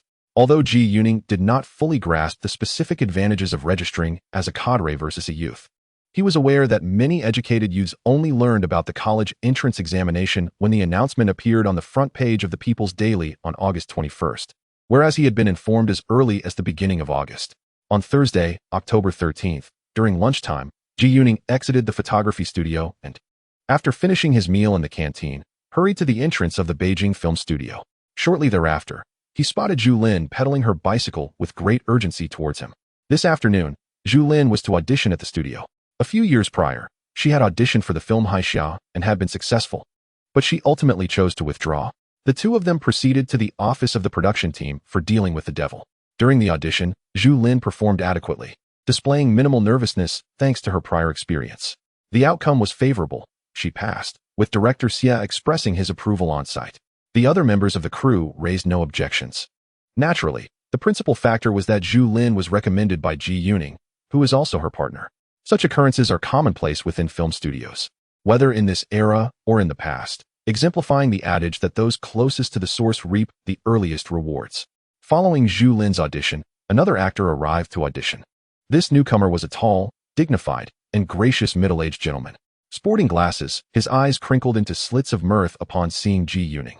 "Uncle Ing," Ji Yuning exclaimed joyfully as he approached to greet him. This gentleman, surnamed Ing, is a veteran actor from the Beijing People's Art Theater, renowned for his roles as Lu Matzi in The Play Tea House and as Lu Siggy in Camel Xiangzi. He graduated from the Western Language Department of Shuimu University in the early 1950s and was a classmate of Ji Yuning's father. These 2 were not only classmates, but also close friends, sharing a profound camaraderie. After graduation, Uncle Ing directly joined the Beijing People's Art Theater, while Ji Yuning's father pursued graduate studies in engineering at Shuemu University and subsequently remained there as a faculty member. However, the two families have maintained a close relationship since then. Ji Yuning has called him Uncle Ling since childhood, and Uncle Ying's son is 4 years younger than Ji Yuning, serving as one of his few loyal companions at that time. Unfortunately, Uncle Ying's family faced even greater misfortunes in those years, as he himself encountered difficulties. It was only around that year that both families began to recover. Uncle Ying was exonerated in the latter half of last year, while Ji Yuning's father was only cleared of his name at the beginning of this year. Little Ning, you've been back for 2 months, and Haven T thought to visit your Uncle Ling. You've truly become successful now. I told your father that your family has produced a remarkable talent. Your poetry and novels are exceptionally well written. I never expected you to also delve into screenwriting and even recommend your Uncle Ling for a role in a film. Uncle Ling is set to portray Wang Yisong, a character Ji Yuning had suggested just days prior. After recommending Zhu Lin from the National Theater, he recalled several seasoned actors and believed that Uncle Ling would be quite fitting for the role of Wang Yisong. He remembered that Uncle Ling had played numerous roles in films, such as The Sound of Music, Tea House, and the co-productions Marco Polo and The Last Emperor. However, what left the deepest impression on Ji Yuning was Uncle Ying's tenure as the Deputy Minister of Culture in the mid-1980s, overseeing domestic film and television production. Thus, if Ji Yuning were to pursue a career in film, his Uncle Ling would serve as a tremendous asset, which was also the reason for recommending him for this film role. This time, as a well-known veteran actor. Uncle Ing was not auditioning, but rather participating in a test performance. In the play, he has several scenes with Teacher Gua, who plays Lu Gongfu, thus necessitating a demonstration to see if their chemistry and appearances complement each other. While Ji Yuning and Uncle Ing were still conversing, Gua Yuntai arrived. This was Ji Yuning's first encounter with the esteemed Teacher Gua. The latter was tall and imposing, with striking features, particularly his deep, luminous eyes. Teacher Gua greeted everyone warmly and, upon meeting Ji Yuning, firmly grasped his hand, repeatedly expressing his gratitude. Thank you, little Ji, thank you. Faced with Teacher Gua's sincere and fervent demeanor, Ji Yuning momentarily found himself at a loss for words. He understood that Teacher Gua's gratitude stemmed from his return to Beijing and his opportunity to star in the film, all thanks to Ji Yuning. However, such sentiments could not be publicly articulated. Teacher Gua, I have fond memories of your screen presence since childhood. It brings me great joy to meet you in person. Alas, it has been 20 years since I last acted in a film. Thank you for this wonderful script, and thank you for considering me for the leading role. In front of the crew, the two refrained from discussing the details of returning to the studio, instead exchanging simple pleasantries. Subsequently, at the request of the production team, Teacher Gua and Uncle Ing performed a scene together.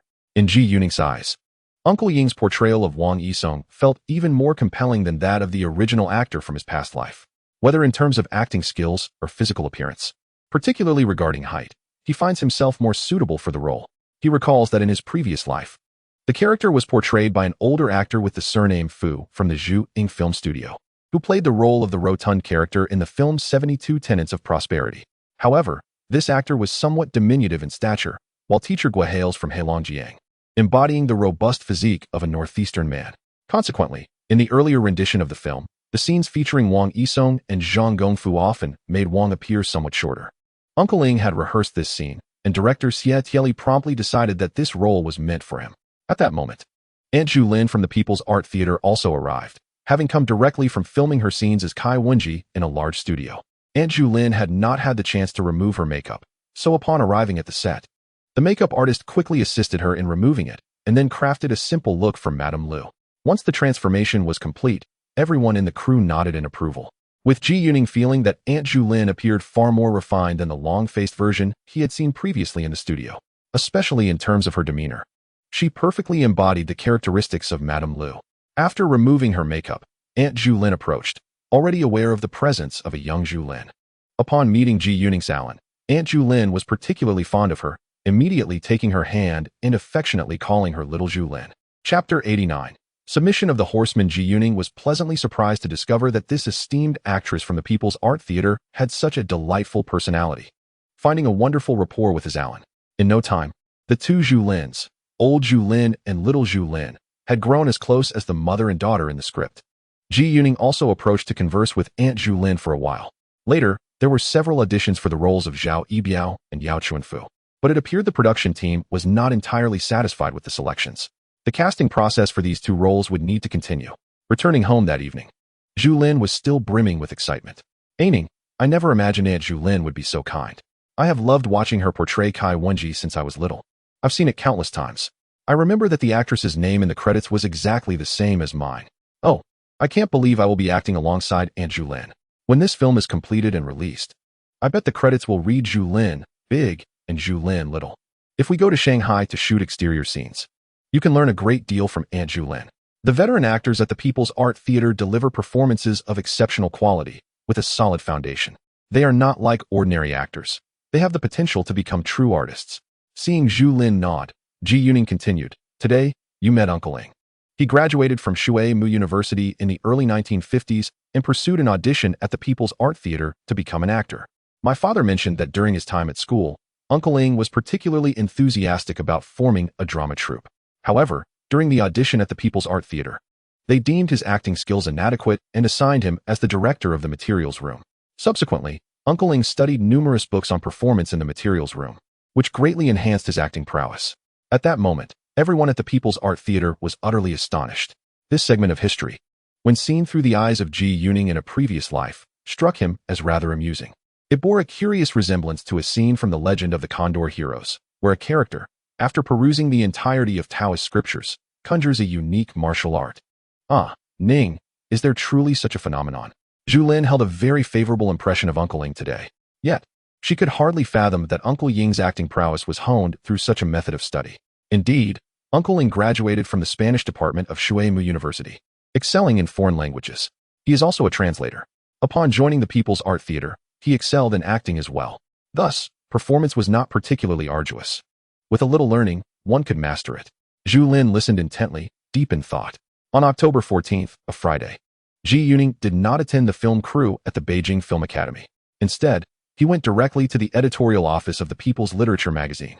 The manuscript for The Horseman was due for submission. It had been delayed for quite some time, counting from August 23rd, when the magazine sent him a notice for revisions. The time for revising The Horseman had nearly spanned 2 months. If calculated from September 1st, when he submitted the finished piece Scar, the revision period for The Horseman had stretched to about a month and a half. Therefore, the submission of this novel could no longer be postponed. Over the past few nights, he had dedicated time to revising The Horseman. For the entire month, he had been contemplating the necessary changes, so he had a clear outline in mind, allowing him to write swiftly. The revised manuscript of The Horseman had been trimmed from just over 60,000 words to just over 50,000 words, with approximately 10,000 words excised. Although this cut caused Ji Yuning some distress, he recognized that without such reductions, the submission would not be feasible, and the People's Literature magazine would likely reject it. Upon arriving at the magazine's editorial office, he first sought out Su Yi to submit his manuscript. Team Leader Su, I have completed the revisions for The Horseman. Please take a look. Oh, Xiaoji, I thought you had forgotten about this matter, Su Yi replied as she took the manuscript, reviewing it as she spoke. Xiaoji, your timing is impeccable today. Look behind that door. There are 2 large sacks waiting for you, even more than the last time. Following Su Yi's gesture, Ji Yuning noticed that these 2 sacks were considerably larger than those he had previously carried. After a brief wait, Su Yi finished her review of the manuscript. I believe it is satisfactory. Please wait a moment while I have Jianxing take a look as well. In a short while, Su Yi returned from the editor-in-chief's office and continued, Xiaoji, your piece Scar has become exceptionally popular. You must have seen the flood of letters from the public. Such a rapid response, with letters arriving on the 2nd day of our distribution and in such numbers, is unprecedented. You've truly set a new precedent. Indeed, this is quite extraordinary. Ji Yuning reflected that the response to his previous work published in People's Literature in November had been similar, making the current reaction to his novel Wounds quite understandable in this era. Such unprecedented acclaim is unlikely to occur again in the 1980s. Furthermore, merely 10 days after the publication of this novel, numerous periodicals and newspapers had already begun to reprint it, with over a dozen outlets, primarily newspapers, participating. Some had even sent the reprint fees to him. Su, the team leader, took an envelope from his desk drawer and handed it to Ji Yuning. Little Ji, how are the mid-length novel about a doctor and the 2 science fiction stories you mentioned last time coming along? When can we expect your submissions? We are still in need of quality manuscripts for People's Literature. Su's persistent encouragement for submissions was evident. Sister Su, those stories won't be ready so soon. I still need to immerse myself in the experience of being a doctor and acquire some medical knowledge, which requires time. As for the science fiction stories, I feel they are progressing well. One is almost fully conceived. I'll bring it to you in due time. However, today I have brought a few poems. Indeed, Ji Yuning had brought a collection of over a dozen poems. Although his progress on novels was slow, he was remarkably swift in transcribing poetry. This naturally irked Su, who reprimanded him yet again. Nonetheless, Su had developed a degree of immunity to his antics and began reviewing his poems. Your current poetry maintains a consistently high standard. I particularly enjoy this poem Love for Life. I believe Zhou Ming will be pleased upon reading it. Just as Su finished speaking, Zhou Ming entered with a smile. Among the poems Ji Yuning had submitted were several by different authors, including Love for Life, penned by the renowned poet Shiji from a past life. At that moment, Deputy Editor Lu Jianqing also arrived, having completed his review of the revised manuscript of The Horse Herder. Little G, I have read this revision of The Horse Herder, and I find it satisfactory. Oh, you are submitting poetry again today. Ultimately, the revised manuscript of The Horse Herder was confirmed by the editorial department of People's Literature, with payment calculated according to the highest standard of remuneration, totaling over 350 yuan. Additionally, a stipend for the revision work was calculated from September 1st, amounting to 90 yuan over a period of 1.5 months. The poetry submitted that day also garnered a payment of over 50 yuan. Furthermore, the reprint fees from various other newspapers and magazines for his novel Wounds amounted to approximately 200 yuan, though reprints were not compensated at the highest remuneration standard. After his visit to the editorial department of People's Literature, Ji Yuning amassed over 700 yuan in total. He also spent a few yuan to purchase 10 copies of the latest issue of People's Literature from the administrative office next door, which had just been reprinted. Additionally, Deputy Editor Lu from the magazine spoke with him regarding the upcoming short story symposium scheduled for next Wednesday. Lu urged him to prepare adequately, as among the 6 reference works to be discussed, 3 of them belong to him, constituting half of the selections. Notably, one of these is his most popular piece, Scars, which was published in People's Literature and is considered a focal point among the 6 works. Upon leaving the People's Literature magazine, he pedaled his bicycle, laden with 2 large sacks of correspondence, along the narrow alleyway towards the Film Research Institute. At that moment, he felt a profound sense of gratitude for his new position at the relatively relaxed research institution, which not only facilitated convenient transfers and allowed for extra earnings, but also provided a much-needed space to store the multitude of reader letters he had received. Previously, he had been troubled by how to manage such an overwhelming volume of correspondence, even contemplating renting a small place in a courtyard in the capital to accommodate the letters. However, in this era, all properties in the capital were state-owned, making buying or selling impossible, and any rentals had to go through the governmental housing authority. Of course, there were private rentals available in the courtyards, but he was wary of encountering characters reminiscent of those in the tale of his past life. Those 3 elderly gentlemen and old lady Jia, who could easily turn his letters into scrap for profit. This scenario seemed highly probable. He often pondered how the writers of the past managed their extensive collections of reader letters. He recalled the fairy tale author Zheng Yuanjia, who had purchased 10 apartments to house the letters from children, perhaps reluctant to dispose of such cherished correspondence. Conversely, it appeared that other authors were reticent about discussing their reader letters, leaving no clear accounts. Reflecting on the living conditions of writers from the 70s and 80s, he surmised that they likely lacked the means or conditions to preserve such a vast collection of letters, ultimately having to dispose of them. Perhaps he would also have to part with these letters in due course, yet he found himself unable to do so at present, choosing instead to store the sacks for the time being, deferring any decisions on their fate. Upon arriving at the Film Research Institute, he hurriedly placed the 2 large sacks in his office before heading to Director Ma's office with the transfer letter in hand. Today, Director Ma happened to be at home, and Ji Yuning presented the transfer letter to the leadership, completing the necessary formalities. At noon, Ji Yuning dutifully dined at the unit's cafeteria, recognizing that being seen, there was a way to establish his presence. After finishing his meal, he swiftly vanished from the workplace. On October 15th, a Saturday, Ji Yuning found himself at the entrance of Studio 2 early in the morning, where he spotted Lu Xiaoqing approaching in a floral dress, already in costume. Sister Xiaoqing, how many shots do you have today? Ji Yuning inquired, as he had yet to view the shooting schedule. Scriptwriter Ji, I have 6 shots today, she replied. Every time Sister Xiaoqing encounters Ji Yuning, her watery eyes seem to electrify him with an intensity that is hard to ignore, even though she has already met Ji Yuning's ethereal wife. Nevertheless, Ji Yuning finds Sister Xiaoqing to be exceptionally alluring at this moment, which explains why so many men in his past life were captivated by her charm. Throughout the filming, Ji Yuning has maintained a respectful distance from Sister Xiaoqing, neither too far nor too close, as he wishes to avoid any entanglements with her. "Oh, how many scenes have you shot?" he inquires. "My role is rather modest." She replies, "I have only 9 scenes in total, with 28 shots, and I have completed nearly half of them now. Considering today's progress, I have surpassed the halfway mark. I will likely need to expedite my filming in the coming days, as I have informed director Wang that there is another project at the Zhuing factory that I must audition for soon." Ji Yuning recalls that in 1978, Liu Shaoqing starred in 3 films simultaneously, including this one, Look at This Family, as well as Xiao Hua and another title he cannot remember. Her dedication is commendable. She is not only striving for fame, but also seeking financial stability.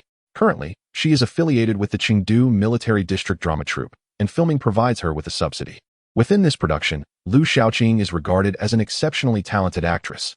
In his previous life, she garnered her first film award for her 9 scenes in this movie, winning the Best Supporting Actress at the 1980 100 Flowers Awards.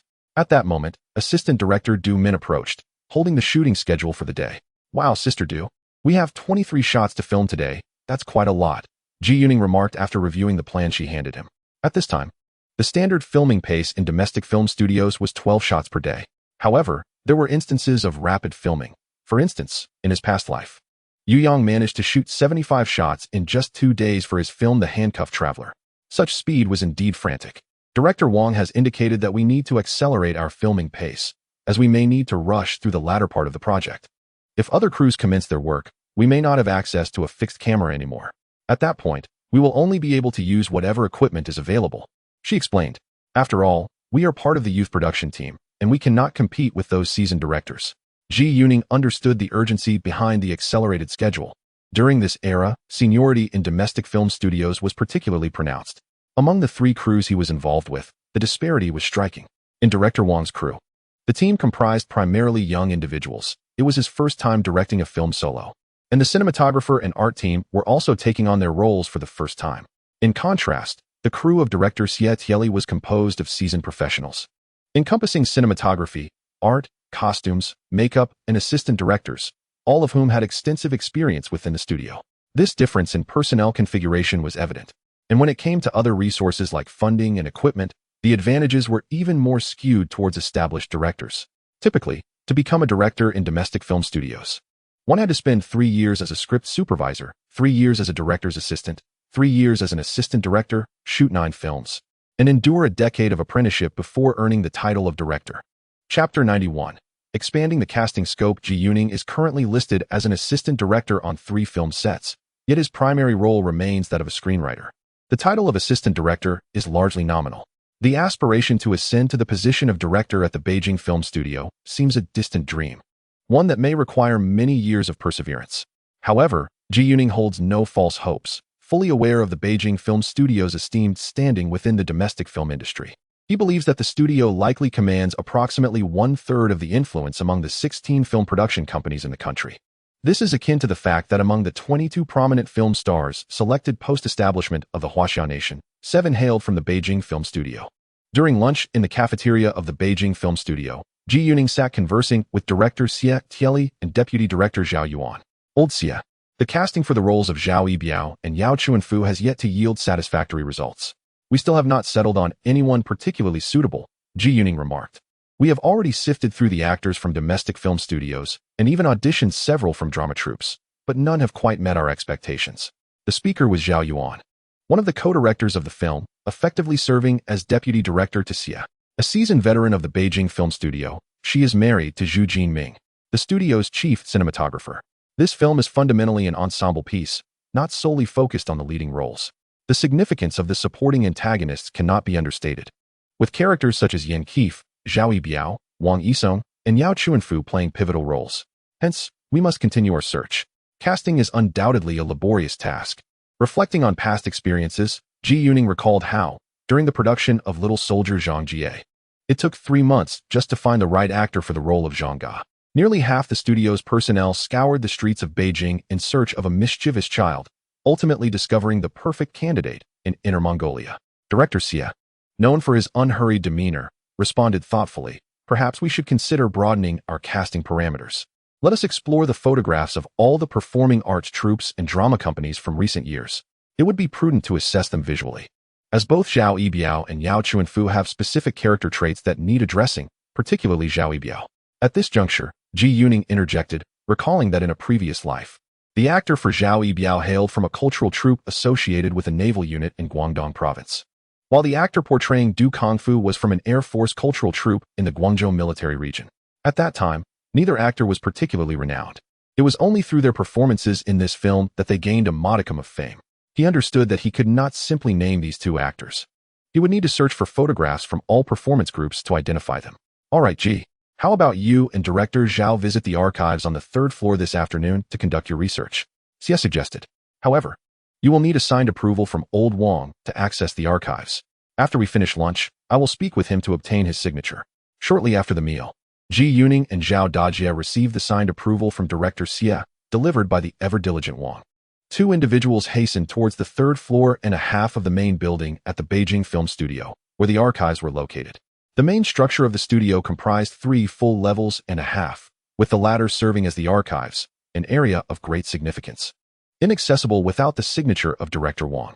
During this era, a centralized repository of information regarding domestic actors was yet to be established. Thus, casting often relied on searching for actors' photographs in magazines or brief profiles from various theatrical troupes, which occasionally featured stills and portraits of the performers. Ji Yuning recalled that in a previous life, director Yang Jie had chosen Zhu Lin for the role of the king of the Kingdom of Daughters after spotting her photograph on a magazine cover. Similarly, when director Xie Tieli selected Lin Daiyu for the adaptation of Dream of the Red Chamber, it was a photograph of Tao Huimin on a magazine cover that captured his attention. The archives at the Beijing Film Studio were quite expansive, resembling a small library in size. Fortunately, Ji Yuning and sister Zhao were not in search of audio or video materials. They sought only printed resources, primarily photographs of actors.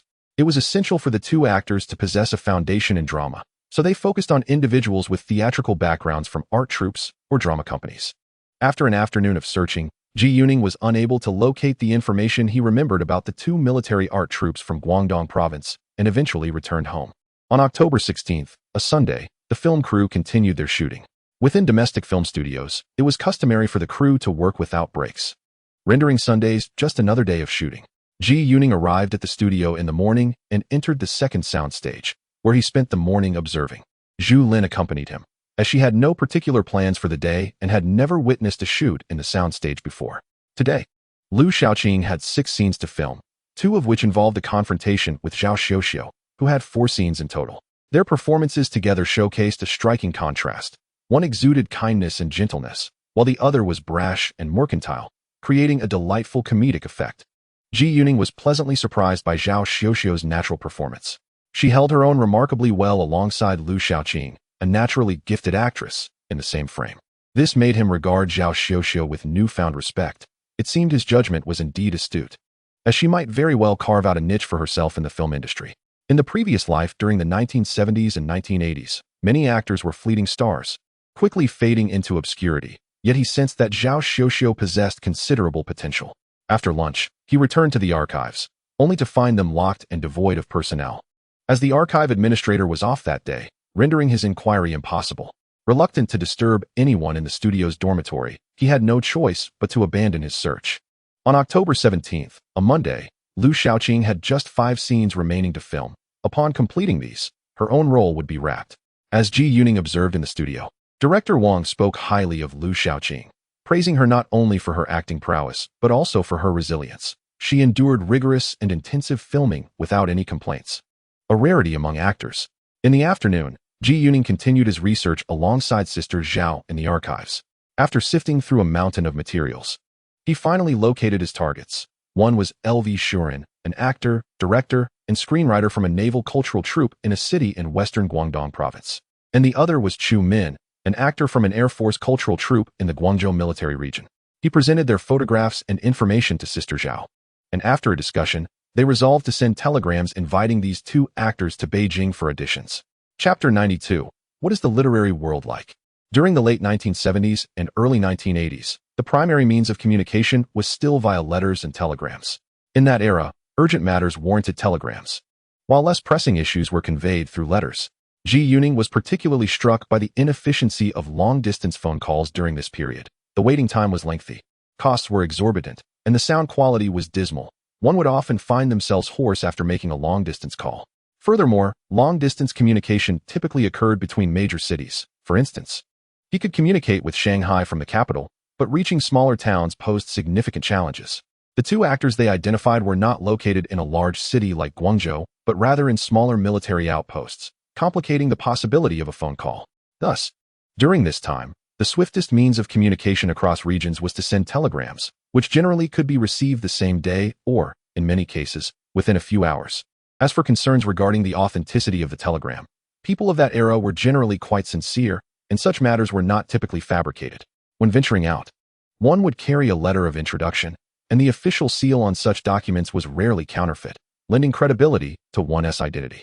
For instance, when Liu Shaoqing auditioned for her first film, Sea Eagle, the August 1st film studio directly sent her a telegram inviting her to audition, stating simply, "Please come to Beijing's August 1st studio for an audition." Liu Shaoqing promptly complied, although her initial audition was ultimately unsuccessful. The telegram Ji Yuning sent to the two actors bore a similar message, inviting them to audition at the Beijing film studio, with the telegram registration number and contact person noted as Zhao Yuan. In that era, telegrams were charged by the word. However, the film studio's registration was billed at a flat rate per message. Should the actors find it dubious, they could always reach out via telegram or phone first. Indeed, the following day, October 18th, the telegrams from both actors arrived almost simultaneously. LV Shuren's telegram succinctly stated, "Arriving in Beijing today," while Chu Min's telegram indicated, "Departing within 2 days." Ji Yuning found it quite intriguing. The actor Liu Shuren, who portrayed Zhao Yibiao in a past life, was notably astute. It can be said that on this very day, or perhaps in recent days, both individuals were indeed awaiting a response from the Beijing film studio before embarking on their journey. The production team promptly sent a telegram under Zhao Yuan's name, and both telegrams conveyed a singular message: good. On October 18th, Liu Shaoqing completed her filming for the entire cast of Look at This Family and boarded a train heading to Guangdong province. Of course, she would need to return for post-production, as films of that era rarely employed synchronous sound recording. Post-dubbing was essential. At that time, when an actor finished their scenes, there were no celebratory wrap parties as seen in later generations. On Wednesday, October 19th, Ji Yuning set out early, cycling directly to the Far East Hotel at Hufengqiu in South City. The journey spanned approximately 9 kilometers, and it took him nearly 50 minutes to arrive. The Far East Hotel is located on a slanted street, a rarity in the capital where most alleys and lanes are oriented strictly to the cardinal directions. This particular street, now known as Taishu Slant Street, was originally called Li Taigua Slant Street, later renamed Li Taiguai Slant Street, before acquiring its current title. Before liberation, this area was quite bustling, and the Far East Hotel had been established in the early 1940s. By the time Ji Yuning arrived, the hotel was one of the few venerable establishments in Beijing's hospitality industry, albeit a mere 2-star venue at that time.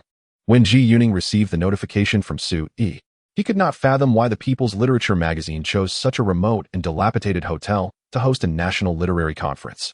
He was aware that the 40 to 50 invitees were among the finest literary critics, novelists, and poets in the country, encompassing 3 generations of writers. Over the 6-day conference, nearly all the most renowned figures in the literary world would be in attendance, including the esteemed Mr. Shun. Thus, Ji Yuning dressed with care, donning his father's jacket and polished leather shoes, ensuring his dark, sleek hair was impeccably styled. He was eager to discover what the literary scene of this era truly entailed. Upon arriving at the entrance of the Far East Hotel, he immediately spotted Su Yi waiting for him. It seemed she was responsible for reception today. "Ah, Xiaoji, you look exceptionally dapper today. Surely, you're not off to a blind date?" Su Yi teased him with a smile. "Oh, Sister Su, I just tidied up a bit to show my respect for today's literary predecessors. I suspect I am the youngest attendee here," Ji Yuning replied. Indeed, among all the participants, Ji Yuning was the youngest, with the oldest among them exceeding 70 years. The other young authors, aside from him, were all over 35 years of age. "Ah, you certainly have a way with words. Your performance today was commendable, and you managed to arrive on time. Furthermore, you appeared quite spirited today. Oh, and by the way, Sister Su, I am indeed married now and have no intention of participating in any matchmaking endeavors for the rest of my life." Upon hearing this, Sister Su chuckled with delight. "Speaking of which, I brought along the science fiction story I mentioned to you previously. Today, I would like to submit it," Ji Yuning said as he retrieved a stack of manuscript papers from his satchel. This was the science fiction tale The Wandering Earth, which he had recently completed. He began writing it on October 8th and finished it just last week. Anticipating that he would not visit the People's Literature magazine office in the near future, he decided to bring it along to the meeting today, hoping to bring a smile to Sister Sue's face and alleviate her concerns about his lack of submissions. Upon hearing this, Sister Sue was indeed elated. "Oh my, this is the first time you've taken the initiative to submit without my prompting. Quite impressive today." She took the manuscript and promptly led Ji Yuning to the conference room upstairs. Upon entering the meeting room, he noticed there were already around 30 or 40 people present. Glancing around, he recognized only the meeting's moderator, Editor Zhang from the People's Literature magazine, and Editor Li from the Poetry Journal, along with several other editors from the magazine. The rest of the attendees were strangers to him. Observing their attire, he felt a twinge of regret. Everyone else was clad in plain uniforms, some gray, some blue, some green, while he stood out in his polished ensemble. Moreover, their hairstyles were far more casual than his meticulously styled hair. Consequently, upon entering the conference room, he immediately drew attention. Chapter 93, Symposium. Ji Yuning's entrance captured the attention of everyone in the conference room. The reason was simple. His demeanor was strikingly different. All present were individuals with published works, writers, whose perceptions are typically sharp and sensitive. During this era, the people of Huaxiao were often characterized by their silence, shyness, and introversion. This temperament only began to shift towards a more open and confident nature with the nation's economic advancements in later generations. By the time Ji Yuning arrived in this era, Huaxiao was experiencing one of its most spirited and self-assured periods in over a century. Even ordinary individuals like Ji Yuning embodied this newfound confidence. Additionally, what drew everyone's gaze was Ji Yuning's attire. As a person from a later era, his fashion choices were decidedly at odds with those of his contemporaries. Typically, people of this time would possess a prized outfit, reserved for special occasions, which might only be worn once a year, during weddings, blind dates, the Spring Festival, or significant diplomatic events. In contrast, Ji Yuning cared little for such conventions. His philosophy was to dress in the finest attire, a habit cultivated from his previous life, now made possible by his newfound wealth. Seated in the host's chair, Editor Zhang warmly addressed the assembly upon spotting Ji Yuning, proclaiming, "Allow me to introduce Comrade Ji Yuning, the youngest participant at our gathering." With a smile, he continued, "Little Ji has become quite renowned lately. He is the most promising and gifted poet and novelist to have emerged during this period." Ji Yuning quickly approached to greet everyone. "Each time I see you, Little Ji, you radiate such vitality," Zhang remarked, his face perpetually adorned with a cheerful smile. "Why haven't you submitted any poetry to our magazine lately? You've been sending your finest works to old Zhang instead," teased Li Ji, who stood nearby. "Teacher Li, I am just about to submit my work to you. The last manuscript has been published in 3 consecutive issues," Ji Yuning promptly clarified, emphasizing that this was his first submission to the publication and he could not take it lightly. At that moment, Editor Zhang introduced Ji Yuning to several individuals nearby, all of whom were senior figures of Zhang's generation, who regarded Ji Yuning with smiles. Ji Yuning respectfully addressed each one in turn. Among them was Mr. Zhou, a novelist known for his works Storm and Tempest, who spoke with a distinct Xiang accent. Next was Mr. Xia, hailing from Sichuan, whose writings were featured in his tea house, Xiangju. Another gentleman, Mr. Sun, exuded an air of elegance and spoke in a calm manner. He was known for his work Lotus Pond. Lastly, there was Mr. Ma, whose film script The Young People from Our Village had garnered attention, and he spoke with a Jin accent. Each of these esteemed individuals offered words of encouragement to Ji Yuning, recognizing the significance Zhang placed on him. Earlier on the stairs, Sister Sue had informed Ji Yuning that many out-of-town writers, critics, and poets attending the conference were staying at the same hotel. Furthermore, the editorial department of People's Literature had arranged for someone to meet each participant arriving at the train station. Notable figures from the previous generation attending the symposium included Li Ji, Xia Ting, Sun Li, and Zhou Libo, while the middle generation was represented by Wang Yuanjian and Ru Zhizhuan, and among the younger cohort were Jiang Zilong, Yi Wenling, and Zhou Jian. During the conference, the esteemed Mr. Shen, along with Minister Liu from the General Political Department, a renowned writer, and Minister He from the Cultural Ministry, also a celebrated poet, were present to meet and engage with the attendees. Today marked the first day of the conference, with the official opening scheduled for tomorrow. The atmosphere in the conference room was lively for a time as participants continued to arrive, and Ji Yuning estimated there were approximately 40 individuals present. The meeting commenced with Editor Zhang delivering the opening remarks. He established the tone of the conference with a succinct 20-character statement, lively and engaging, sharing experiences, exchanging ideas, refraining from conclusions, and choosing the good. This indicated a cautious approach to the meeting, as it did not aim to reach a final conclusion. Ji Yuning was aware that the details and minutes of this symposium would not be reported or disseminated, nor would journalists be permitted to attend. Any journalists attempting to gain access would be turned away. Ultimately, only an exclusive report would be published in People's Literature magazine. After editor Zhang concluded his opening remarks, the floor was opened for discussion. At that moment, Ji Yuning understood why this gathering was referred to as a symposium on short stories rather than a seminar. The atmosphere was notably relaxed, allowing for spontaneous interjections during the discourse. Editor Zhang frequently contributed brief, yet incisive comments that, though few, carried significant weight.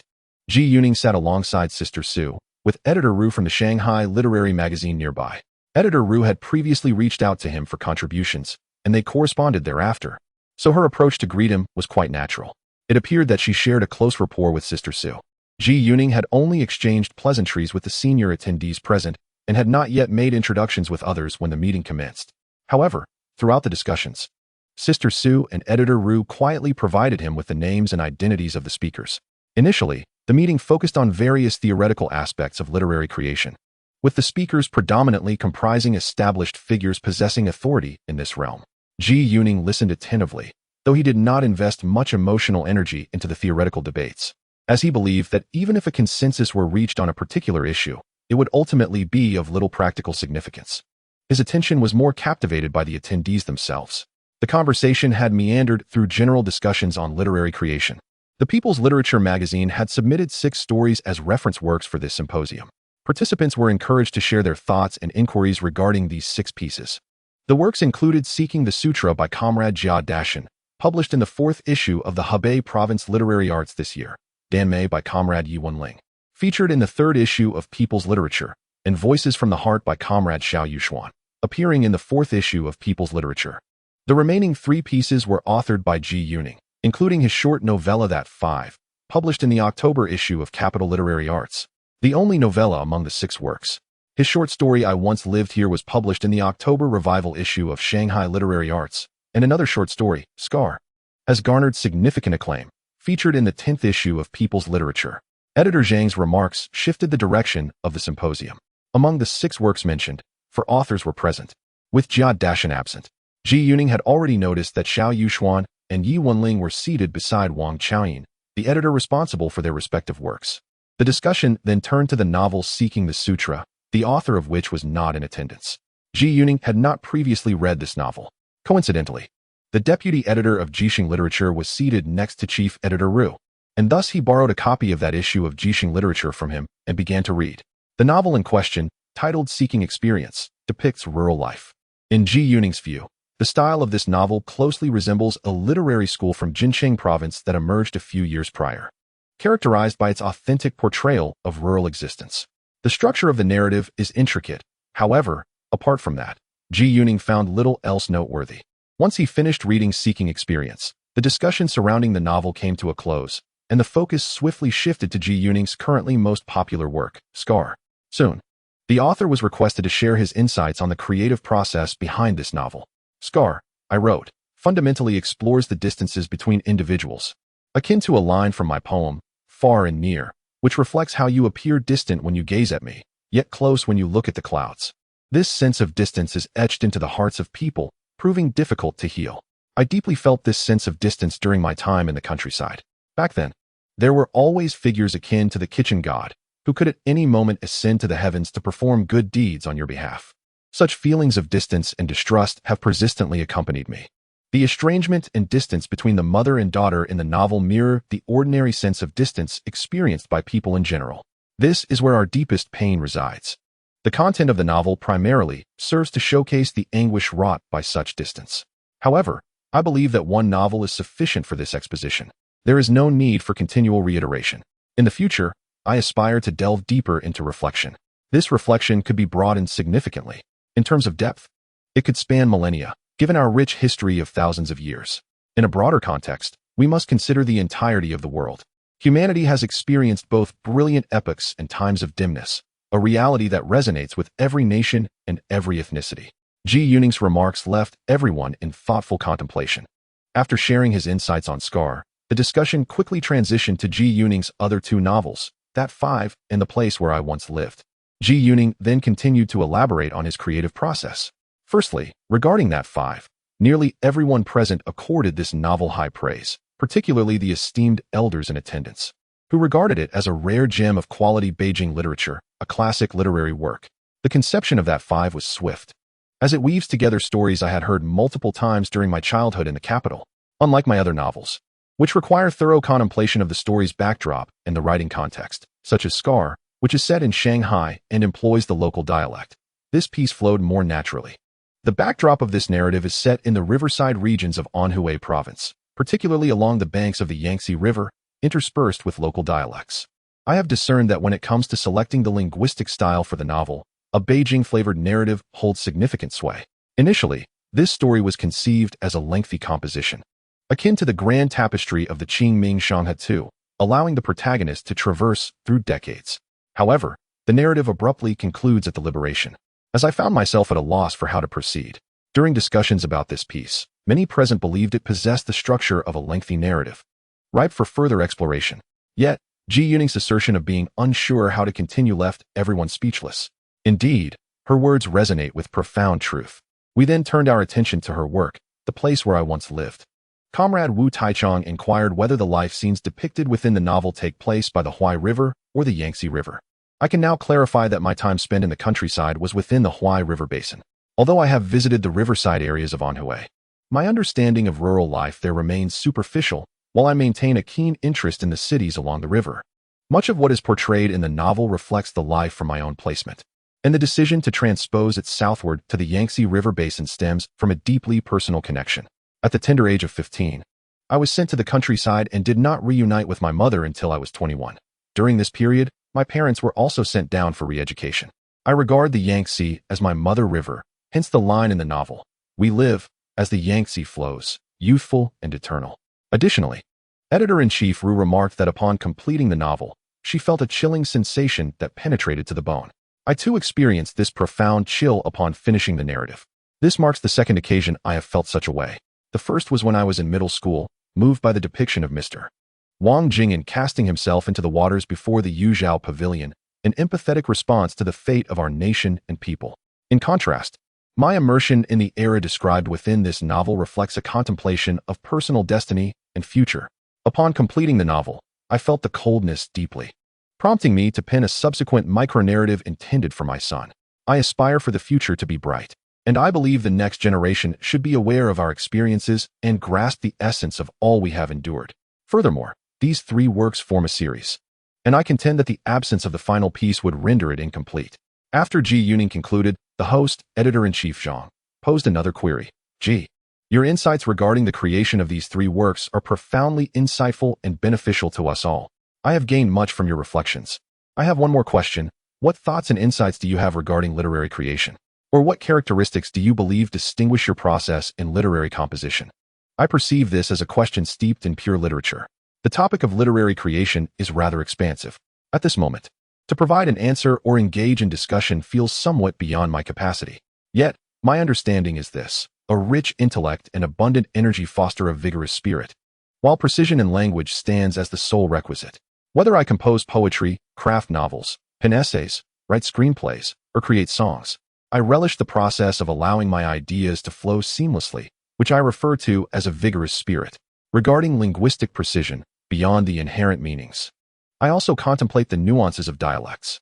Having been exposed to various dialects of the southeastern regions from a young age due to familial influences, and having acquired a mix of northern and southern accents as I matured, I find that dialects are immensely beneficial for novel writing, enriching the portrayal of characters across diverse contexts and regions.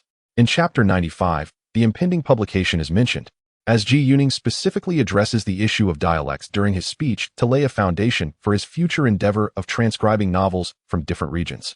If novels of varying styles and dialects emerge from the same author, it warrants an explanation, which he provides in advance today. He intends to continue this transcription work in the forthcoming years. Ji Yuning spoke at length in the morning, and by the time he concluded, his stomach rumbled with hunger, signaling that it was time for lunch. As he spoke, he sensed the solemnity reflected in the eyes of all present, indicating a high regard for his stature among them. With decades of experience surpassing that of his contemporaries and possessing the foresight of a prophet, his insights undoubtedly eclipse those of his peers in this era. The depth of literature is dictated by thought, and thought is rooted in one's own experiences. He stands, at least among the young writers in the country, as a figure of considerable distinction. The lunch venue is the dining hall of the Far East Hotel, where he sits at a table with Sister Su, editor-in-chief Ru, and editors Wang Chaoyin and Wu Taichong from the People's Literature magazine. Among this gathering, aside from Wang Chaoyin's author, his fellow villager, Xiao Yuxuan from Xiangnan, the others are all familiar faces to Ji Yuning. Ah, Wang Chaoyin, you have another author under your editorship, don't you? What about that lady? Today's discussion references 3 authors present, all of whom share Wang Chaoyin as their editor, which is indeed quite a coincidence, an impressive feat for Wang Chaoyin, who has ascended to the role of deputy editor at the People's Literature magazine. Oh, Xiao Yi has gone to find her fellow villager, Ji Yuning remarks, referring to the one who wrote the brief biography of Li Shuangshuang. He follows Wang Chaoyin's gesture and observes Yi Laoxiang engaged in an intimate conversation with Li Laoxiang at another table.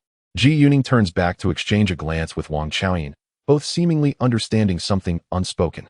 The Li Laoxiang mentioned by Wang Chaoyin is, in fact, the screenwriter for the 2-part feature film currently being prominently developed at the Beijing Film Studio. Previously, he had caught snippets of this individual's work from director Wang and director Xia at the studio. Ji Yuning's impression of the individuals he knew at the Beijing Film Studio was that most held a rather unfavorable view of this fellow from Li, to the point of harboring some grievances. Director Wang had once mentioned that this Li individual had introduced him to a female acquaintance he had recently met in the capital, hoping she could play a role in the 2-part film. However, director Xia was utterly dismissive, or rather, did not consider her at all. Furthermore, the script for this film had taken his screenwriter 4 years to complete, during which the Beijing Film Studio had also endured 4 years of tumult. Ji Yuning gleaned a considerable amount of discontent from director Wang's words. Today marked Ji Yuning's first encounter with this writer Li. He spent the morning observing the attendees at the conference. He noted that this Li writer appeared to be around 50, with thinning hair, thick lips, and a broad face. His features were quite distinct, and his eyes were often squinted, with facial muscles predominantly oriented horizontally. The Li writer spoke with a heavy accent from Eastern Hunan, frequently asserting that he was a writer nurtured by the organization over many years. Ji Yuning found this somewhat amusing, considering that nearly everyone in the conference room had similarly been cultivated by the organization. Indeed, he himself was also a product of such nurturing, as Minister Huang had explicitly stated. As he observed everyone, Ji Yuning sensed that this writer Li seemed to harbor no fondness for him, which left him perplexed, as he believed they had never crossed paths before. However, by midday, he began to understand, if they had any connection at all. It was the fact that this individual had spent 4 years writing a 2-part film script for the Beijing Film Studio, while Ji Yuning, in less than half a month, had presented 3 scripts. The script that took Li 4 years to complete ultimately earned him 2,200 yuan, whereas Ji Yuning, in a mere fortnight, secured 2,400 yuan for his 3 scripts. Director Xie remarked that Li's 2-part script was not suitable for storyboarding and could only be simplified for the director. In stark contrast, Ji Yuning's 3 scripts were highly polished, easily adaptable for storyboarding without further revisions. Moreover, Ji Yuning's 3 scripts had already passed through committee approval and had assembled production teams, with the principal actors predominantly recommended by him. Conversely, Li struggled to secure even a modest role for his recommendations. Thus, it was entirely understandable that Li would regard him with disdain. This was likely a manifestation of professional rivalry. Additionally, Li's demeanor prompted Ji Yuning to maintain a respectful distance.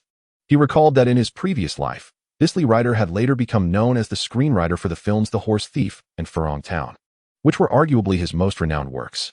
In this lifetime, Ji Yuning intended to pen those 2 stories himself, asserting his role as the sole screenwriter without allowing interference from that individual. At noon, the mealtime was brief, and conversation at the table was sparse. As Ji Yuning was about to leave the restaurant, a short, stout, bespectacled elderly woman approached him and said, "Comrade Ji Yuning, greetings. Our humanities publishing house wishes to publish a standalone edition of your novel Na Wu." The elderly woman spoke with a rather expressionless face, only a hint of a smile gracing her features. Ji Yuning had not encountered her in the conference room that morning, likely because she had just arrived. Noticing Ji Yuning's momentary bewilderment, Sister Su hastily introduced them.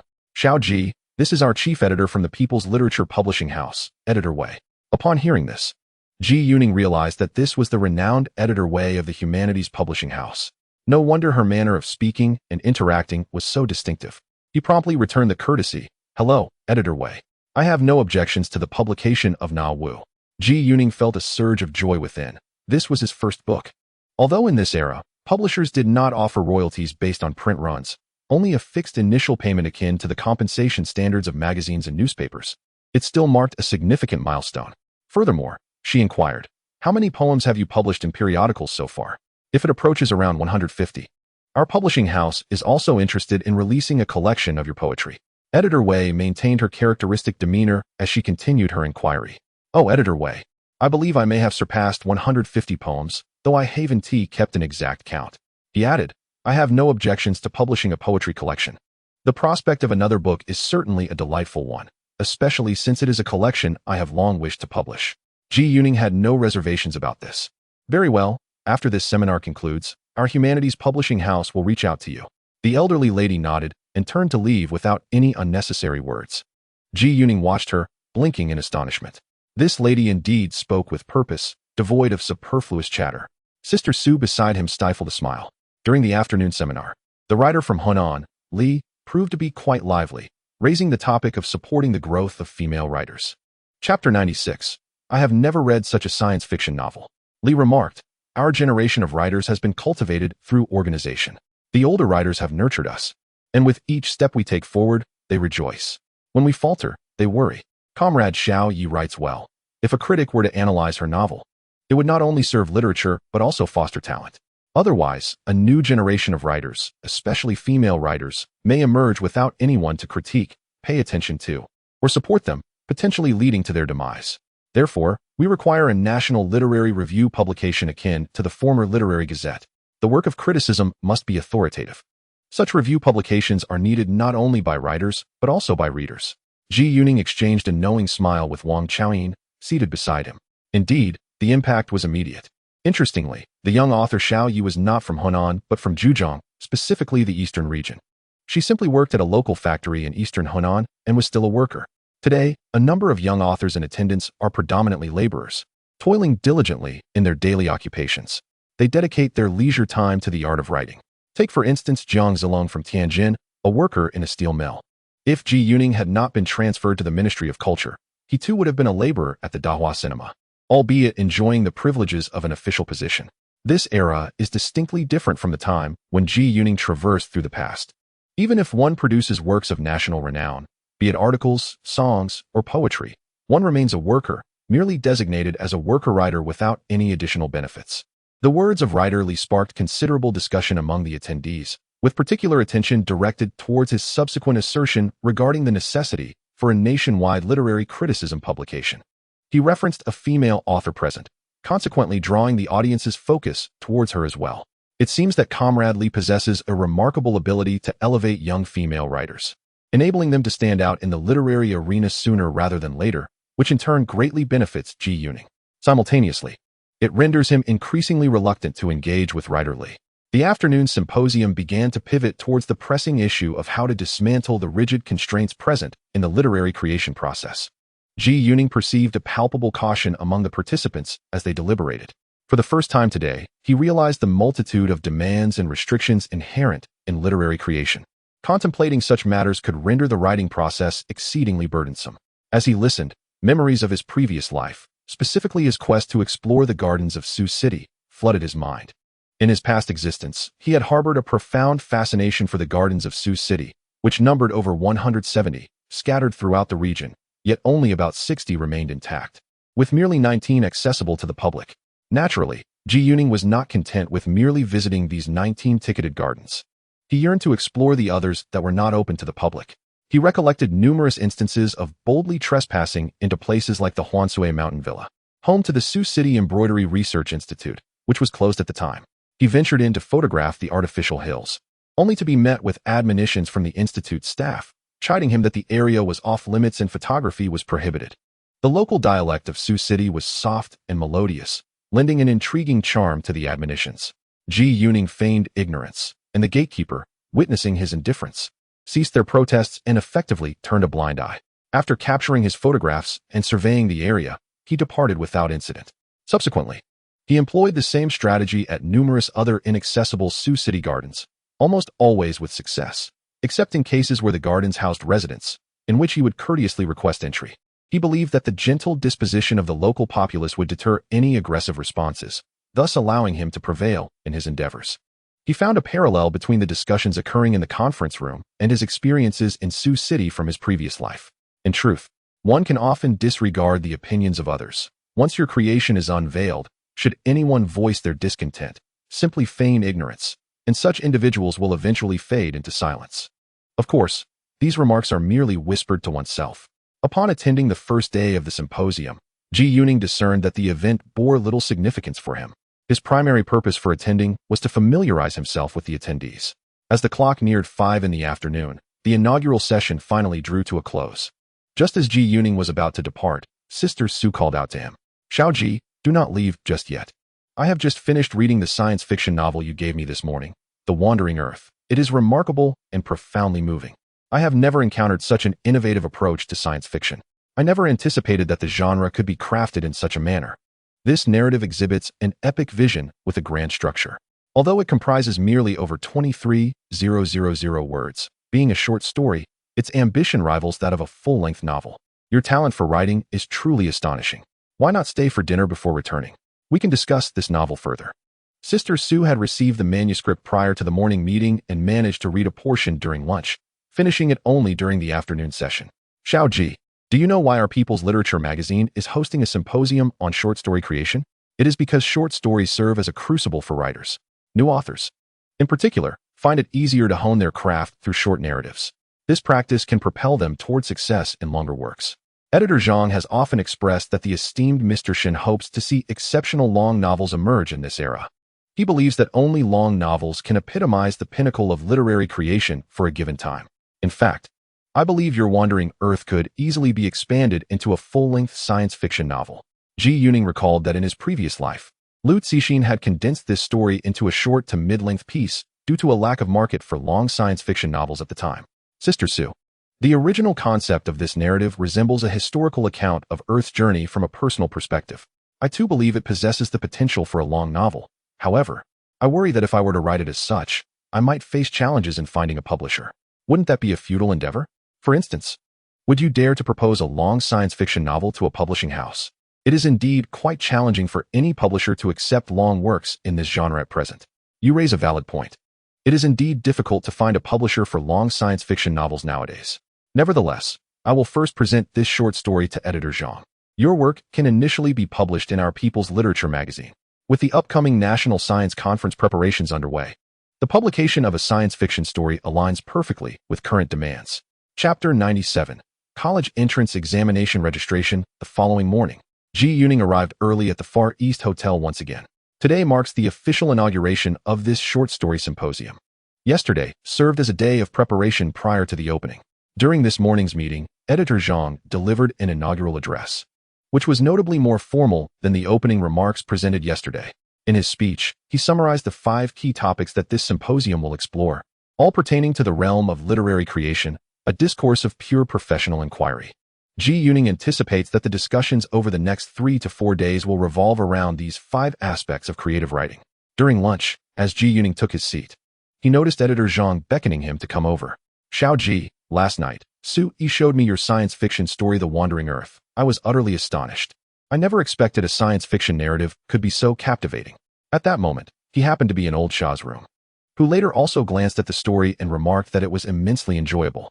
Sitting beside Editor Zhang, Old Shah chuckled and added in his Sichuan dialect, "So delightful." Their table companions, Mr. Zhou, Mr. Sun, and others, also joined in the laughter. People from Sichuan are generally known for their humor, and the term delightful aptly describes almost everything. When Old Shah expressed that it was so delightful, he meant that your story exudes grandeur and invigorates the spirit upon reading it, much like savoring a delectable meal.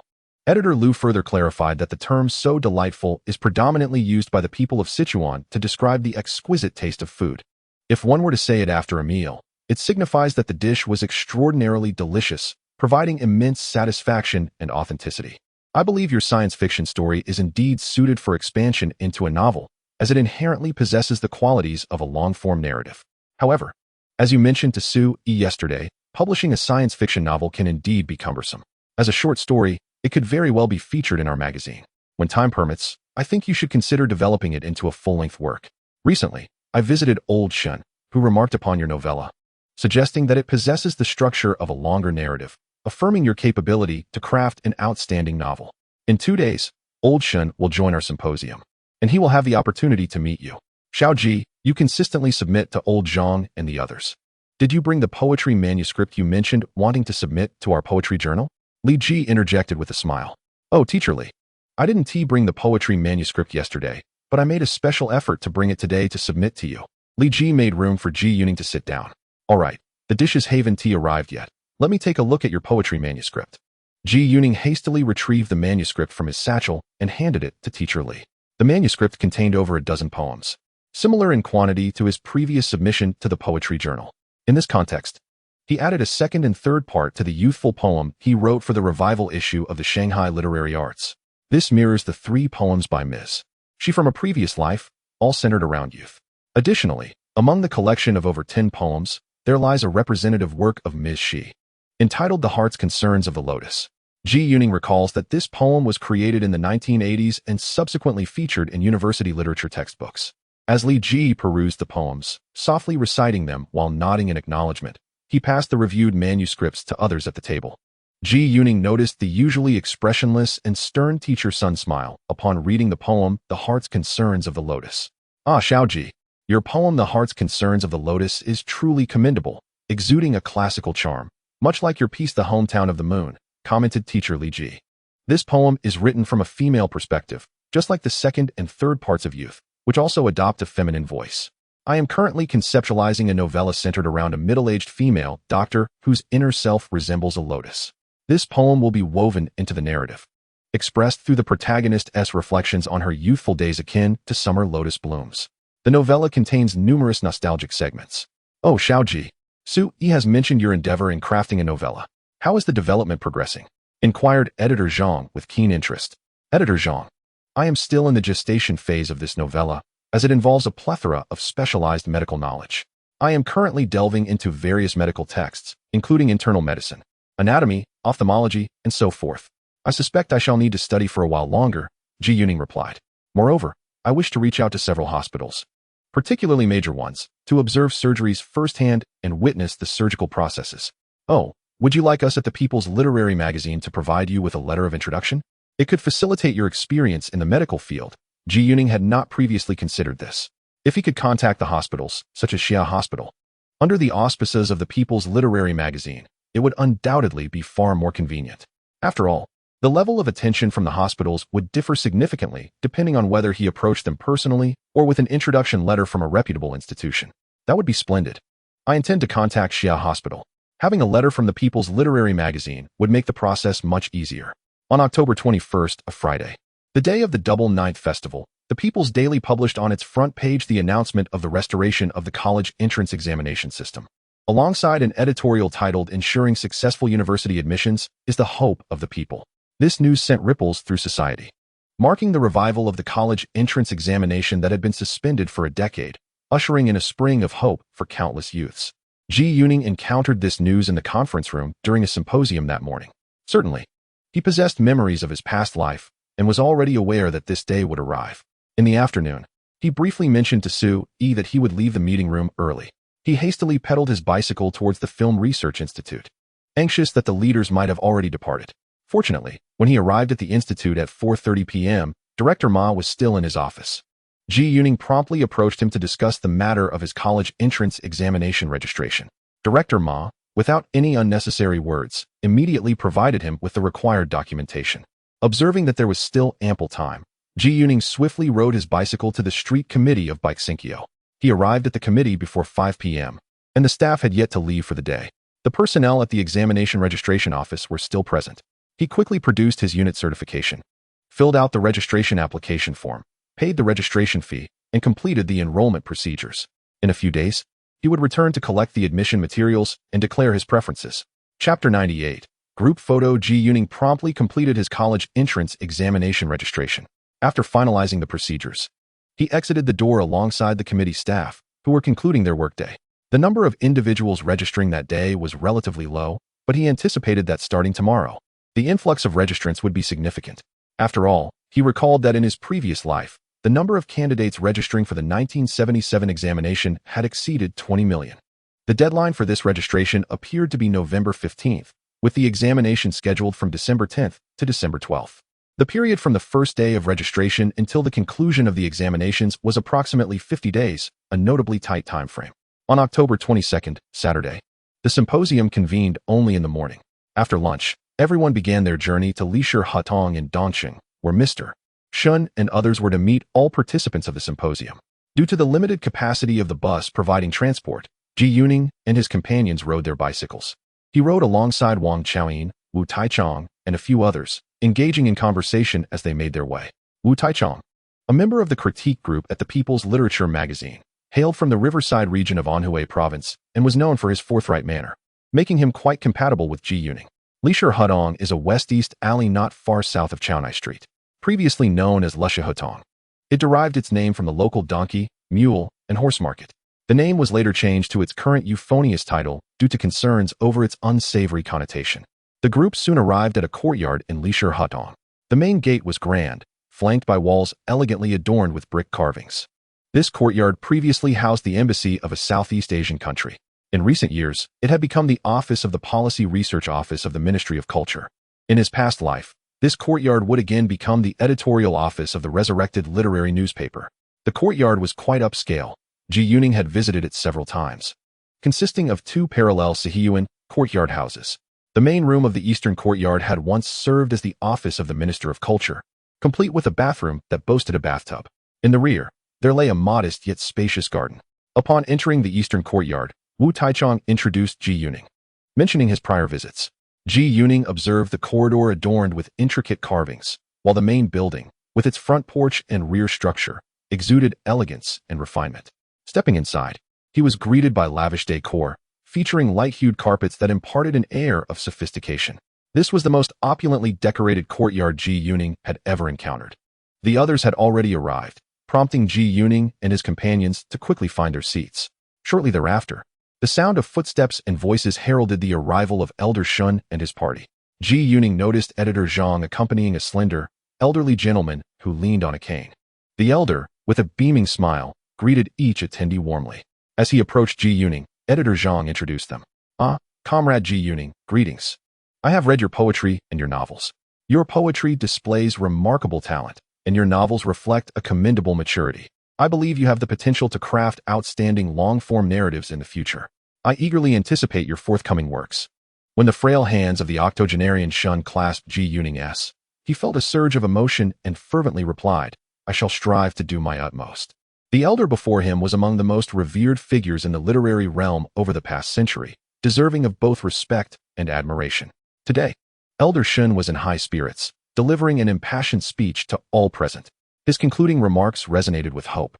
As he referred to himself as a veteran of the literary battlefield, Ji Yuning recalled that in a past life, Shun's address had been titled The Hope of a Veteran. Subsequently, Minister Liu from the Political Department and Deputy Minister He from the Ministry of Culture also spoke. Minister Liu, a writer of essays and novels, was already acquainted with Ji Yuning, recognizing him from his mischievous childhood. Deputy Minister He, one of Ji Yuning's superiors within the ministry, was also familiar with the young talent who had recently joined their ranks. Both ministers exchanged a few words with Ji Yuning, drawing the attention of many attendees. Finally, a group photo was arranged in the courtyard, with the main building's central 3 rooms serving as the backdrop. Approximately 50 individuals were organized into 5 rows, perfectly filling the spaciousness of the main structure. Ji Yuning chose not to stand at the back, but rather at the edge, ensuring that his full figure was captured in the photograph. This image later became a recurring reference for scholars studying his literary contributions, marking Ji Yuning's inaugural appearance at a literary event after his ascent in the literary world. In the photograph, Mr. Shun occupies the center of the front row. Also present in the first row are Minister Liu from the Cultural Department of the General Political Department, Vice Minister He of the Cultural Department, as well as Editor-in-Chief Zhang and Li Ji, among others. The individuals in the back rows are predominantly standing, with most only their heads visible. The young Ji Yuning, tall and handsome, stands on the far right, resembling a graceful tree swaying in the breeze, thus becoming the most captivating figure in the image. After the group photo was taken, everyone dispersed. Ji Yuning rode his bicycle to the Film Research Institute a few hundred meters away, where he made another appearance before heading directly home. After dinner, he received a phone call from director Zhao Yuan of the Beijing Film Studio. Zhao's voice on the other end was filled with excitement. Little G, the actors playing Zhao Yibiao and Yao Chuanfu arrived early yesterday morning. In the afternoon, we did a screen test with them. The actor portraying Zhao Yibiao is named Lu Shuren, and he arrived with a shaved head. Upon seeing him, I thought, this is indeed Zhao Yibiao. The other actor, Chu Min, also looked remarkably suitable after some makeup. This afternoon, they both rehearsed with Feng Hua and Old Gua. And you wouldn't believe it. Director Xia was particularly pleased and praised your discerning eye for casting during dinner, saying your judgment is truly exceptional. Well, this is promising. The main cast for our production is nearly finalized, and I anticipate the remaining actors will be confirmed soon. Old Xia mentioned he plans to start filming in early November. Chapter 99. The theme song still needed Little G. Today I inquired about your Family Matters production team. Wang Haowei informed me they have already filmed nearly half of it. It's been about half a month since then, Zhao continued. Really? That is quite fast. I haven't been on set for the past 4 or 5 days due to meetings outside, Ji Yuning responded. It seems director Wang is indeed racing against time. I heard that she has been setting a shooting schedule of around 25 shots daily. The screenplay for Family Matters, which Ji Yuning penned, comprises only 500 to 600 shots. If director Wang maintains such a pace, they could wrap up in about a month and transition into post-production, Zhao elaborated. Little G. The key is that your script is exceptionally polished. Directors adore such well-completed scripts. What we fear are scripts that lack quality, which necessitate discussions even after filming begins, often requiring 7 or 8 revisions. When all crew members are involved in refining the scenes, it can take days to capture a single shot, potentially extending the filming of a single production to 6 months. However, our script for Dealing with the Devil is also mature, consisting of merely a few dozen scenes. Therefore, I estimate we shall commence filming next month, and our shooting pace should not be overly slow. Once the call concluded, Ji Yuning pondered that if he were to join director Xia's crew in Shanghai for filming in November, he would likely have to balance shooting with studying, or at least feign the appearance of preparing for the college entrance examination. October 23rd, Sunday. The short story symposium continues. Ji Yuning felt a sense of resignation about attending the meeting on his day off. Tomorrow morning marks the closing ceremony of this symposium. Thus today's discussions must yield some consensus. Although Editor-in-Chief Zhang, during his opening remarks on October 19th, succinctly stated 20 words to set the tone for the symposium, including the phrase "no conclusions to be drawn," it is imperative that a relatively accepted consensus emerges. Fortunately, during the discussions that morning concerning 5 issues related to literary creation, there were hardly any disagreements among the participants. As the meeting progressed today, the atmosphere remained amicable, devoid of any tension. Ji Yuning was quite pleased with this, as the discussions primarily focused on professional matters without delving into unrelated topics. During lunch, Sister Su approached Ji Yuning with a plump, cheerful middle-aged woman. Xiao Ji, this is Sister Xing from the Humanities Publishing House. She seeks you regarding your book, Sister Su introduced. Greetings, Comrade Ji Yuning. I am an editor from the Northern Division of the Novel Group at Humanities Publishing House. My surname is Xing. A few days ago, Editor Wei mentioned to you that our house intends to publish your novel, That 5. I happened to be at the symposium today, so I brought the publishing documents along. Sister Xing stated. Upon realizing the situation, Ji Yuning promptly extended his polite greetings to Sister Xing. He understood that the Northern Division of the Humanities Publishing House was specifically responsible for authors based in the capital, and should he wish to publish his work there in the future, it was likely that Sister Xing would be his editor. Sister Xing produced a contract, which Ji Yuning noted was titled Publication Contract for Literary Works. The format of this document appeared to be reminiscent of the 1950s. The terminology used seemed to echo that era as well. It was likely that the previous contracts, which had not accounted for author royalties in recent years, had simply been reused. Nevertheless, Ji Yuning was indifferent, as during this period, there were no laws governing contracts, civil rights, or copyright. The general principles of civil law were not enacted until 1986, and copyright law emerged in the early 1990s. Ji Yuning briefly reviewed the terms regarding royalties, and fortunately, they stipulated a payment of 7 yuan per 1,000 characters, which posed no issues for him. He signed the contract, thus completing the publishing formalities for his first book, That 5. He earned 210 yuan from the publication of this book. Should it sell well and require reprints, all profits from those reprints would not concern him. His earnings from the publishing house were merely a one-time royalty. He silently reflected on the stark unfairness of the situation, yet felt powerless to change it. On October 24th, Monday, the closing ceremony of the Short Story Creation Symposium took place in the morning. Editor-in-Chief Zhang delivered a summarizing speech, after which attendees engaged in free conversation, primarily exchanging contact information for future correspondence. A gathering was convened, marking the inception of newfound acquaintances. For many, this meeting proved to be the most significant gain. The literary world, whether in past lives or the present, resembles a vast realm where connections hold paramount importance. Ji Yuning provided his colleagues with his contact information, primarily comprising the address and phone number of his workplace. As for whether they could reach him, that was beyond his concern. Very few knew the number for his home. On Tuesday, October 25th, Ji Yuning set off early for the Beijing film studio, heading straight to Studio 2. Indeed, having been away for 6 days, he was astonished by the progress of the film crew. Director Wang held a slightly plump middle-aged man towards him. "Xiao Ji, allow me to introduce Wang Ming, our film's composer. He is the talent behind the scores for Hai Xian this year's Black Triangle. Wang is a composer from the Central Orchestra. Our studio predominantly seeks him for film scores." Wang, a robust man with a distinct Shanghai accent, was exceedingly courteous, expressing that he had long admired Ji Yuning. Upon this introduction by Director Wang, Ji Yuning recalled that this Wang Ming was indeed the composer for the film Xiaohua as well as Dream of the Red Chamber in his previous life. Notably, in that past life, the score for this family had also been crafted by Wang. After exchanging pleasantries with Wang Ming, Ji Yuning suddenly remembered that the film This Family lacked a theme song in his previous life. Perhaps he should compose one for this rendition. "Director Wang, our film currently lacks a theme song, correct?" Ji Yuning inquired, turning to the director. "Indeed. That is precisely why I sought you today.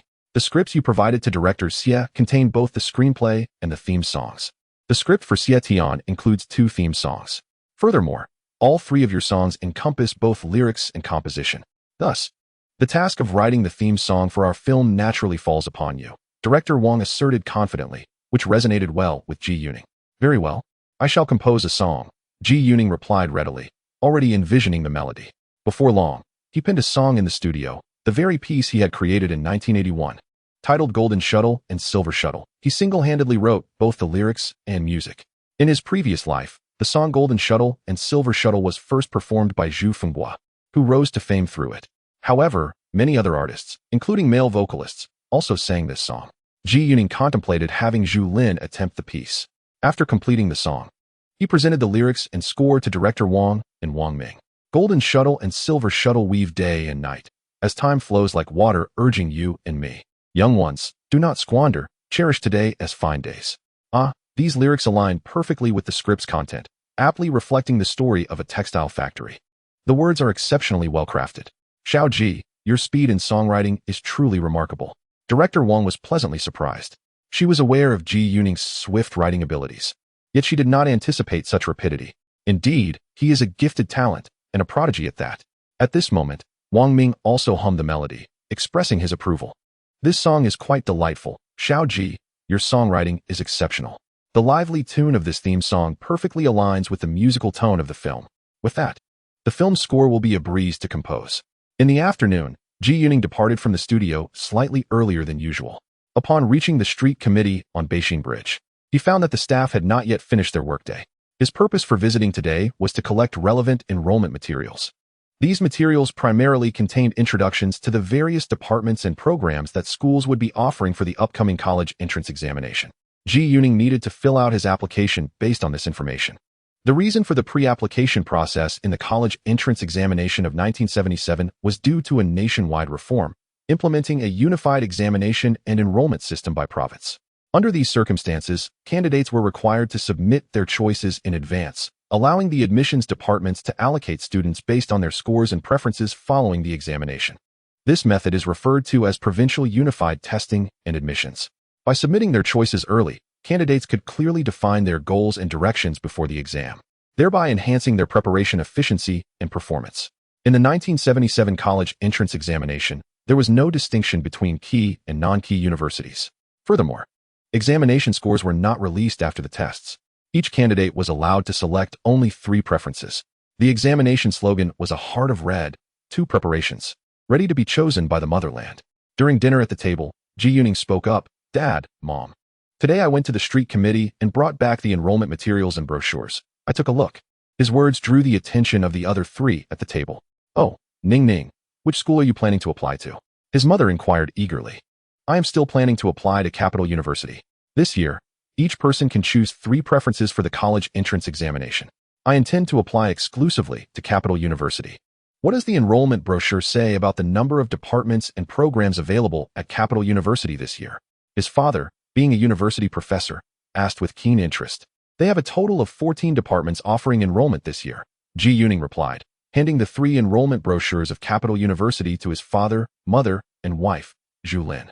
In 1977, Capital University offered 14 departments for enrollment, including 134 spots in the physics department, 138 in the chemistry department, 69 in the geophysics department, 71 in the geology department, 59 in the geography department, 138 in the Chinese department, 121 in the philosophy department, 80 in the economics department, 60 in the history department, 31 in the national politics department, 83 in the law department, 51 in the library science department, 130 in the Spanish department, and 12 in the Russian department.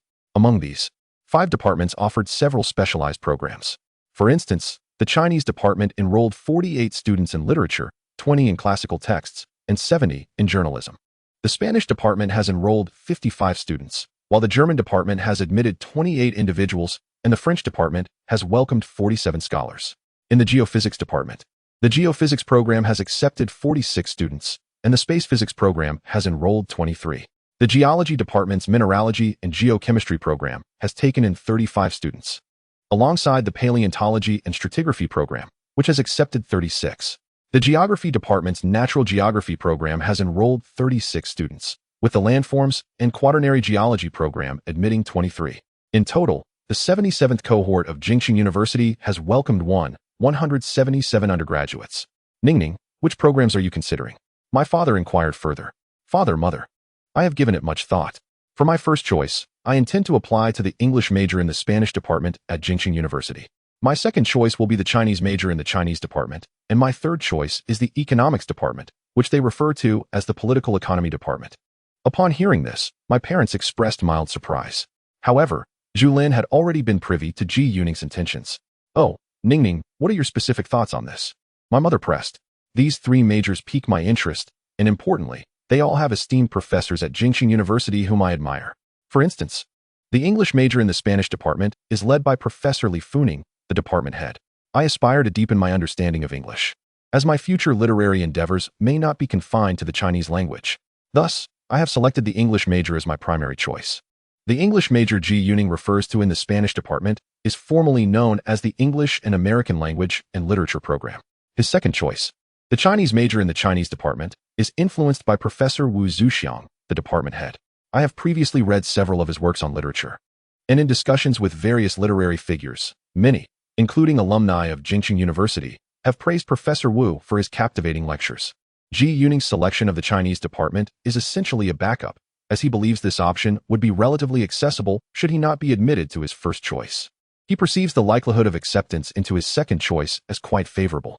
Additionally, I have selected the economics department, also known as the political economy department, due to its director, Chen Dailao. I had also considered the law department at Jingxing University, but unfortunately, one is permitted to apply to only 3 programs.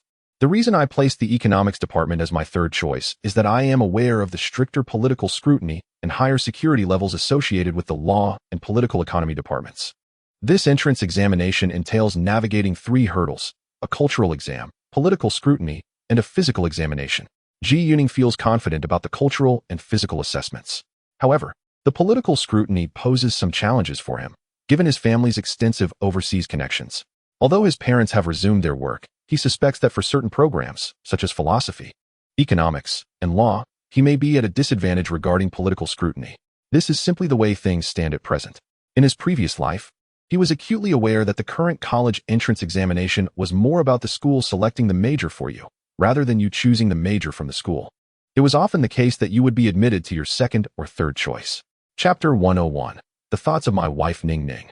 Your father is a graduate of the Spanish department at Xuemu University. When he was admitted to Xuemu, he also chose English as his major. It is rather amusing that both you and your grandfather selected the same field of study. Your father had similar considerations as you do now. He often remarked that while selecting a prestigious school, one must also choose renowned instructors. With a smile, she continued, indeed. Professor Li Funing is also from our Spanish department at Xuemu University. He was my senior. He enrolled in the mid-1930s, while I entered in the 1940s, by which time he had already graduated for several years. Nowadays, many in the Spanish department at Jingxing University are also alumni of Shuimu. There was a palpable pride in the old man's words regarding his alma mater. Well then, Ning Ning, since you have made your own considerations and the major is your choice, pursue it as you see fit. After you submit your application, when will the examination admission tickets be issued? I inquired about the admission tickets, and it seems they will be distributed around late November to early December. The newspapers will announce it then. Tomorrow, when I go to submit my application, I shall inquire with the admissions office. I asked someone at the admissions office today, and the college entrance examination in Jingxing is scheduled for around December 10th, spanning 3 days, including foreign language exams. Moreover, Jingxing does not have a preliminary examination. It is just a single test. However, many other provinces have a preliminary screening. For instance, it appears that Su province has a preliminary test in November, focusing only on cultural subjects. I heard it comprises mathematics and Chinese, which filters out a portion of the candidates before the final college entrance examination. As Ji Yuning reflected on this, he recognized that, much like in later generations, taking the college entrance examination in Jingxing provided an advantage. That evening, upon returning to his own room, Zhu Lin could no longer contain her curiosity. Ning, if you wish to apply to the Spanish department, why not choose Shuimu University? My father mentioned that Shuimu's various facilities are superior, such as the dormitories, which are better than those at Jingxing University. Additionally, the Spanish department at Shuimu is not inferior to Jingxing University. In fact, it might even be better. Lin, you are unaware that my parents endured considerable hardships at Shuimu University those years. How could I possibly attend Shuimu? My parents have never wronged the school or anyone within it. Thus, those experiences were profoundly unfair to them. Ji Yuning spoke with a solemn expression, prompting Zhu Lin to nod in understanding. By the way, Lin, today I visited the Beijing studio and inquired about Director Xie, the one associated with the crew dealing with the devil. Director Xie has confirmed that they will depart for Shanghai in early November. Most of your scenes will be filmed in Shanghai. You only have 5 scenes in total, comprising approximately 20 shots. Will it be easy for you to request leave from school then? Ji Yuning shifted the topic, bringing up the film that Zhu Lin was soon to star in. How long is that likely to take? Zhu Lin inquired. I've already spoken with Director Xie. We can prioritize your scenes to ensure they are completed swiftly. I estimate it will take approximately 2 weeks, he replied. That time frame seems reasonable. I should be able to secure some time off. Do you know, Ning? Now that the news about the college entrance examination has been released, it feels as though the school no longer regards us students with the same level of importance as before. In the past, requesting a 2-week leave would have likely been denied, but I suspect it should be acceptable now, Zhu Lin remarked, her expression tinged with a sense of melancholy. Ji Yuning instantly grasped his wife's sentiments. This year, the government had ceased the practice of recommending students for college admission, reverting to examination-based entry and reinstating the National College Entrance Examination. Consequently, those students who were admitted through prior recommendations found themselves in a rather awkward position. Ji Yuning recalled that in a previous life, the state had recognized the qualifications of those students during the 1990s and even issued diplomas retroactively. Typically, their academic programs lasted around 2 to 3 years, resulting in most holding associate degrees. However, the varying levels of competence among these students paled in comparison to those selected through the rigorous examination process. Upon graduation, most returned to their original recommending institutions, yet they were seldom valued there. Many found themselves returning to study anew in order to enhance their skills. In her previous life, after graduating the following year, Zhu Lin worked at a health research institute for 2 years. After completing her first film in 1980, she resolutely decided to resign and pursue a career in the film industry. At that time, she enrolled in an accelerated acting program at Beijing Film Academy, and upon graduation, she was assigned to the eyeing factory in Rongqing, officially embarking on her acting career. Ji Yuning surmised that Zhu Lin's departure from the Health Research Institute was likely influenced by her status as a student of the Worker-Peasant-Soldier University. Realizing that her prospects there were limited, nevertheless, the primary reason remained that Zhu Lin possessed an undeniable passion for acting and filmmaking, a sentiment Ji Yuning could clearly perceive in her. All right, I will arrange for the crew to send someone to handle the paperwork at the Beijing Film Factory and liaise with your school. I believe they will support your endeavor. By the way, Alan, I wrote a theme song for our family and focus crew over the past few days. The title is Golden and Silver Threads. The melody is quite lively and cheerful. I think it would suit your voice perfectly. Would you care to give it a try? Upon seeing the lyrics and score of Ji Yuning's song, Zhu Lin's spirits lifted considerably. Well-versed in music theory, thanks to her training in the military arts troupe, she slowly hummed the song, and found herself quite fond of it. After Ji Yuning listened to her sing it twice more, he thought her voice was pure and sweet, perfectly capturing the essence of the song. He perceived that his wife's singing style differed from the prevalent breathy vocal techniques commonly employed by female singers of this era. Though he found himself at a loss to articulate the specific distinctions, he sensed that her singing bore a resemblance to the pop music styles of later generations. Lin, your singing is quite commendable. I find it exceptionally melodious. However, I do discern some fundamental issues with your technique. He continued, recently, I visited teacher Jean several times. He provided guidance on my vocalization, and I found the results to be remarkably effective. Let us see when you have some free time. I'll reach out to teacher Jean, and I can accompany you to receive his guidance on this song as well. Ji Yuning recalled that in previous lives, teacher Jean had mentored numerous female singers. His teaching approach was characterized by a personalized methodology, tailoring his advice to the unique attributes of each singer, thereby helping them cultivate their distinctive styles. Teacher Jean eschewed rigid frameworks, setting him apart from many other vocal instructors. Chapter 102. The Visit of Lu Xinwu on October 26th. Wednesday, Ji Yuning arrived at the street committee at 8 o'clock a.m. to submit his application for enrollment. After completing his registration, he reconfirmed his application status with the admissions office. In this day and age, all registration and data compilation were done by hand, inevitably leading to potential errors. Ji Yuning was apprehensive about such discrepancies reflecting poorly on him. The staff at the admissions office reviewed his registration and found no issues. Only then did he mount his bicycle and head straight to the Beijing film studio. Upon arriving at the studio, it was nearly 9 o'clock a.m., marking a later arrival than usual for him. As he cycled past the reception area at the main entrance, he heard a security guard calling his name, indicating someone was looking for him. Turning around, he saw a man in his 30s emerging from the reception area, smiling and approaching him. This individual had evidently been waiting for him. Comrade Ji Yuning, greetings. I am Lu, an editor from the Beijing People's Publishing House, responsible for our literary publications. Earlier this month, your novella published in the Beijing Literary Journal created quite a stir. Our publishing house considers it an outstanding work of local folklore. Therefore, as a publisher based in Beijing, we are very eager to publish a standalone edition of your novella. I understand you have been filming at the Beijing Film Studio recently, so I made a special trip here to meet you. The man spoke with a strong Beijing accent, yet Ji Yuning found him somewhat familiar. Tentatively, he inquired, "Oh, may I ask your name?" "I am Lu Xinwu," came the reply. Indeed, it was he. It turned out that Lu Xinwu had come to visit as an editor from the publishing house. Ji Yuning had encountered this renowned author on multiple occasions in previous lives, having attended his lecture on the subject of Dream of the Red Chamber. At that time, this renowned writer had already faded into obscurity, prompting a shift towards the study of the Redology. Subsequently, he endeavored to compose the final 40 chapters of Dream of the Red Chamber. Alas, his talent proved to be rather mediocre, and the reception of his editions was far from favorable, leaving an impression of overreach. Lu Xinwu stood before Ji Yuning, his heart a tumult of emotions. In late September, he received a rejection letter from the editorial department of People's Literature magazine. Upon seeing the thick envelope, his heart sank instantly. In solitude, he tore open the letter and extracted the missive from editor Cui Daoyi. Having faced rejection before, he anticipated the contents would bear a similar tone. The letter remarked that while his choice of subject matter was commendable, the timing for publication was ill-suited, encouraging him to continue submitting in the future.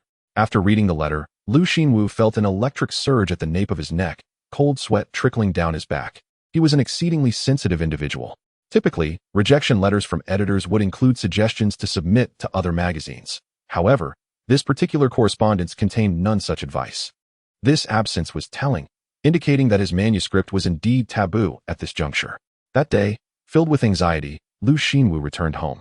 As night descended and the courtyard fell into silence, he stealthily disposed of the rejection letter along with all associated manuscripts into the coal stove in his home, incinerating every trace of his work.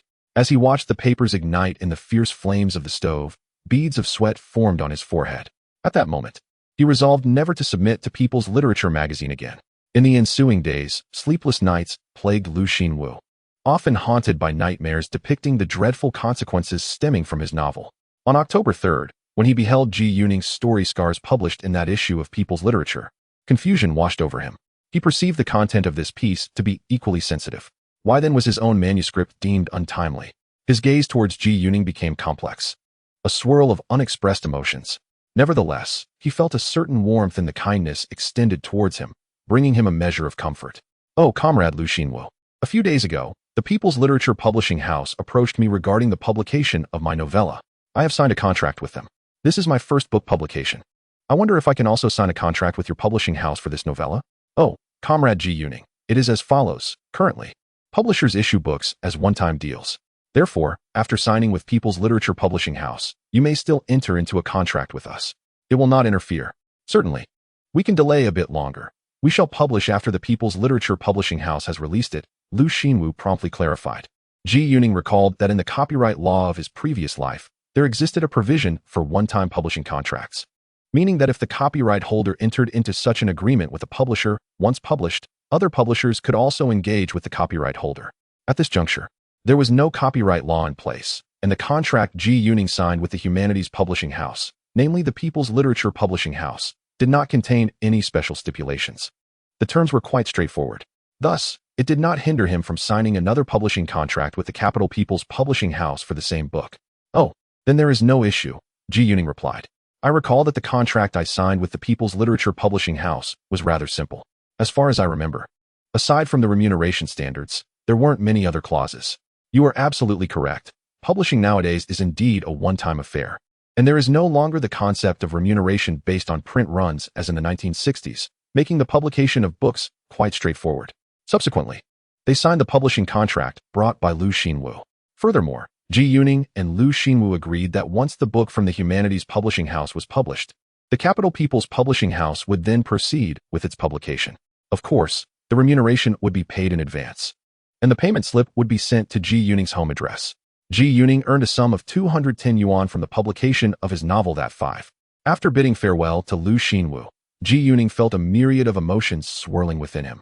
He was already aware that the People's Literature magazine would not be publishing novels on sensitive topics like The Homeroom Teacher in the near future. He, of course, was unaware that the manuscript of The Homeroom Teacher had vanished. He also had no knowledge of whether Lu Xinwu would, in this life, become a fortunate and renowned writer as he had in his previous existence. Chapter 103, Number 166, Kaonei Street. Today, Ji Yuning met Lu Xinwu, who had come in the capacity of a publisher's editor to discuss the publication of his novel that 5. Aside from contemplating Lu Xinwu's unfortunate luck, he also reflected on some of this individual's representative works from the years to come, such as the short story I Love Every Leaf published in June 1979 in the People's Literature magazine, and the novella The Three-Dimensional Interchange Bridge published in February 1981 in the October magazine, not to mention the novel The Bell and Drum Tower, which was published at the end of 1984. These were all targets he intended to seize in advance. As he rode his bicycle towards the photography studio, he pondered deeply. In his previous life, the novel The Homeroom Teacher was merely a product of its time, its literary merit quite lacking, perhaps even deemed very low. If this piece were to be presented in the era Ji Yuning traversed to, most individuals would struggle to even engage with it. Hence, Ji Yuning held no regard for this novel, unwilling even to transcribe it. Given that this iteration of The Homeroom Teacher had yet to emerge, perhaps it would never come to be. Even if he were to grace the pages of a magazine once more next year or the year after, it is likely that he would merely be one among countless ordinary works depicting scars, lacking any significant influence. Such articles belong to a category that is no longer timely.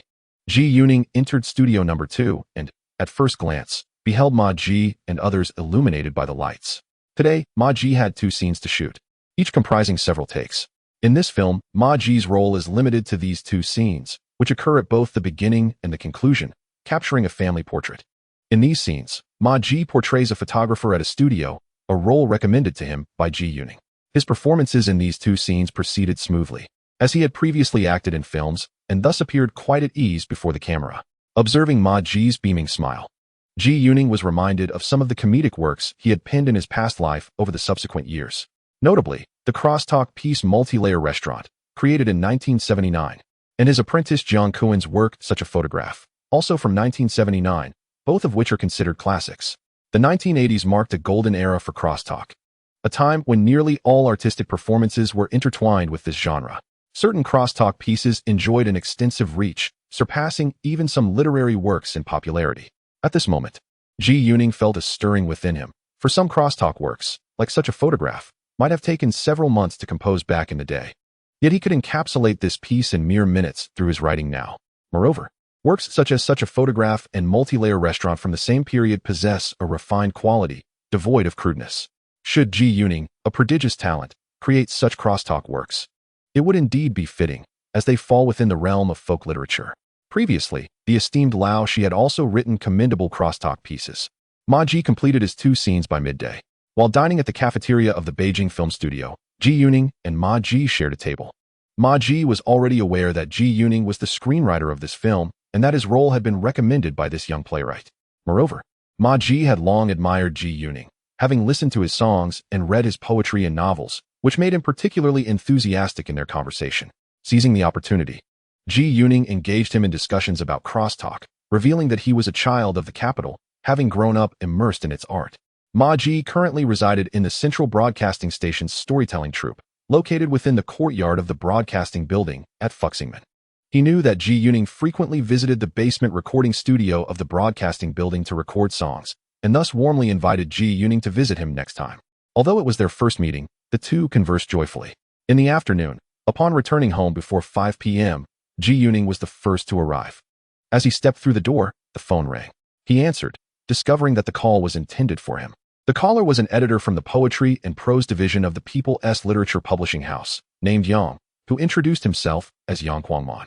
The editor spoke with a strong Shanghai accent. The essence of the conversation he had over the phone was that the poetry group of the People's Literature Publishing House is preparing to publish a poetry collection by Ji Yuning. They have gathered over 180 poems that Ji has published in various magazines over the past few months.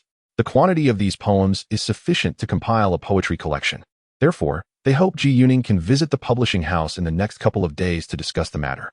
Ji Yuning readily agreed, stating he would go there the following morning. On October 27th, Thursday, at 9 a.m., Ji Yuning arrived at 166 Chaonai Street, the People's Literature Publishing House, riding his bicycle. It is a 4-story building located on the street, with a courtyard at the back. This very location has been where many renowned writers from previous generations revised their manuscripts. This was Ji Yuning's first visit to this building in this lifetime. He went directly to the 3rd floor, where both the poetry group and the novel group are situated. He first visited the novel group, where he met his editor, the amiable Sister Xing.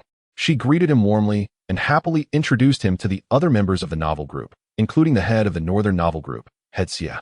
The editors of the novel group treated him with great courtesy and enthusiasm. Subsequently, Sister Xing led him to meet editor Yang from the poetry group. Upon entering the poetry group's office, the editors expressed even greater warmth, as Ji Yuning is arguably the most prominent young poet to emerge recently. Editor Yang, who appeared to be in his 30s, addressed Ji Yuning, stating, "We have called you here today to discuss the publication matters and to sign a contract for your poetry collection. Additionally, we have gathered your poems primarily from other literary publications. I counted a total of 188 poems. We would like to know if you wish to revise any. Furthermore, the order of the poems in the collection needs to be determined by you as the author." Ji Yuning reflected for a moment and acknowledged that the total number of poems he has published in magazines over the past few months aligns with this count of 188. He felt it was appropriate to publish a collection of this quantity and content. As for the order of the poems, he would make adjustments later. He decided that the first poem in the collection should be Youth, as he wished to commemorate his youth through this work. Regarding the opening poem of the collection, Ji Yuning had previously contemplated various options, including 4 poems dedicated to Alan, as well as Distant and Near, or the Homeland of the Moon.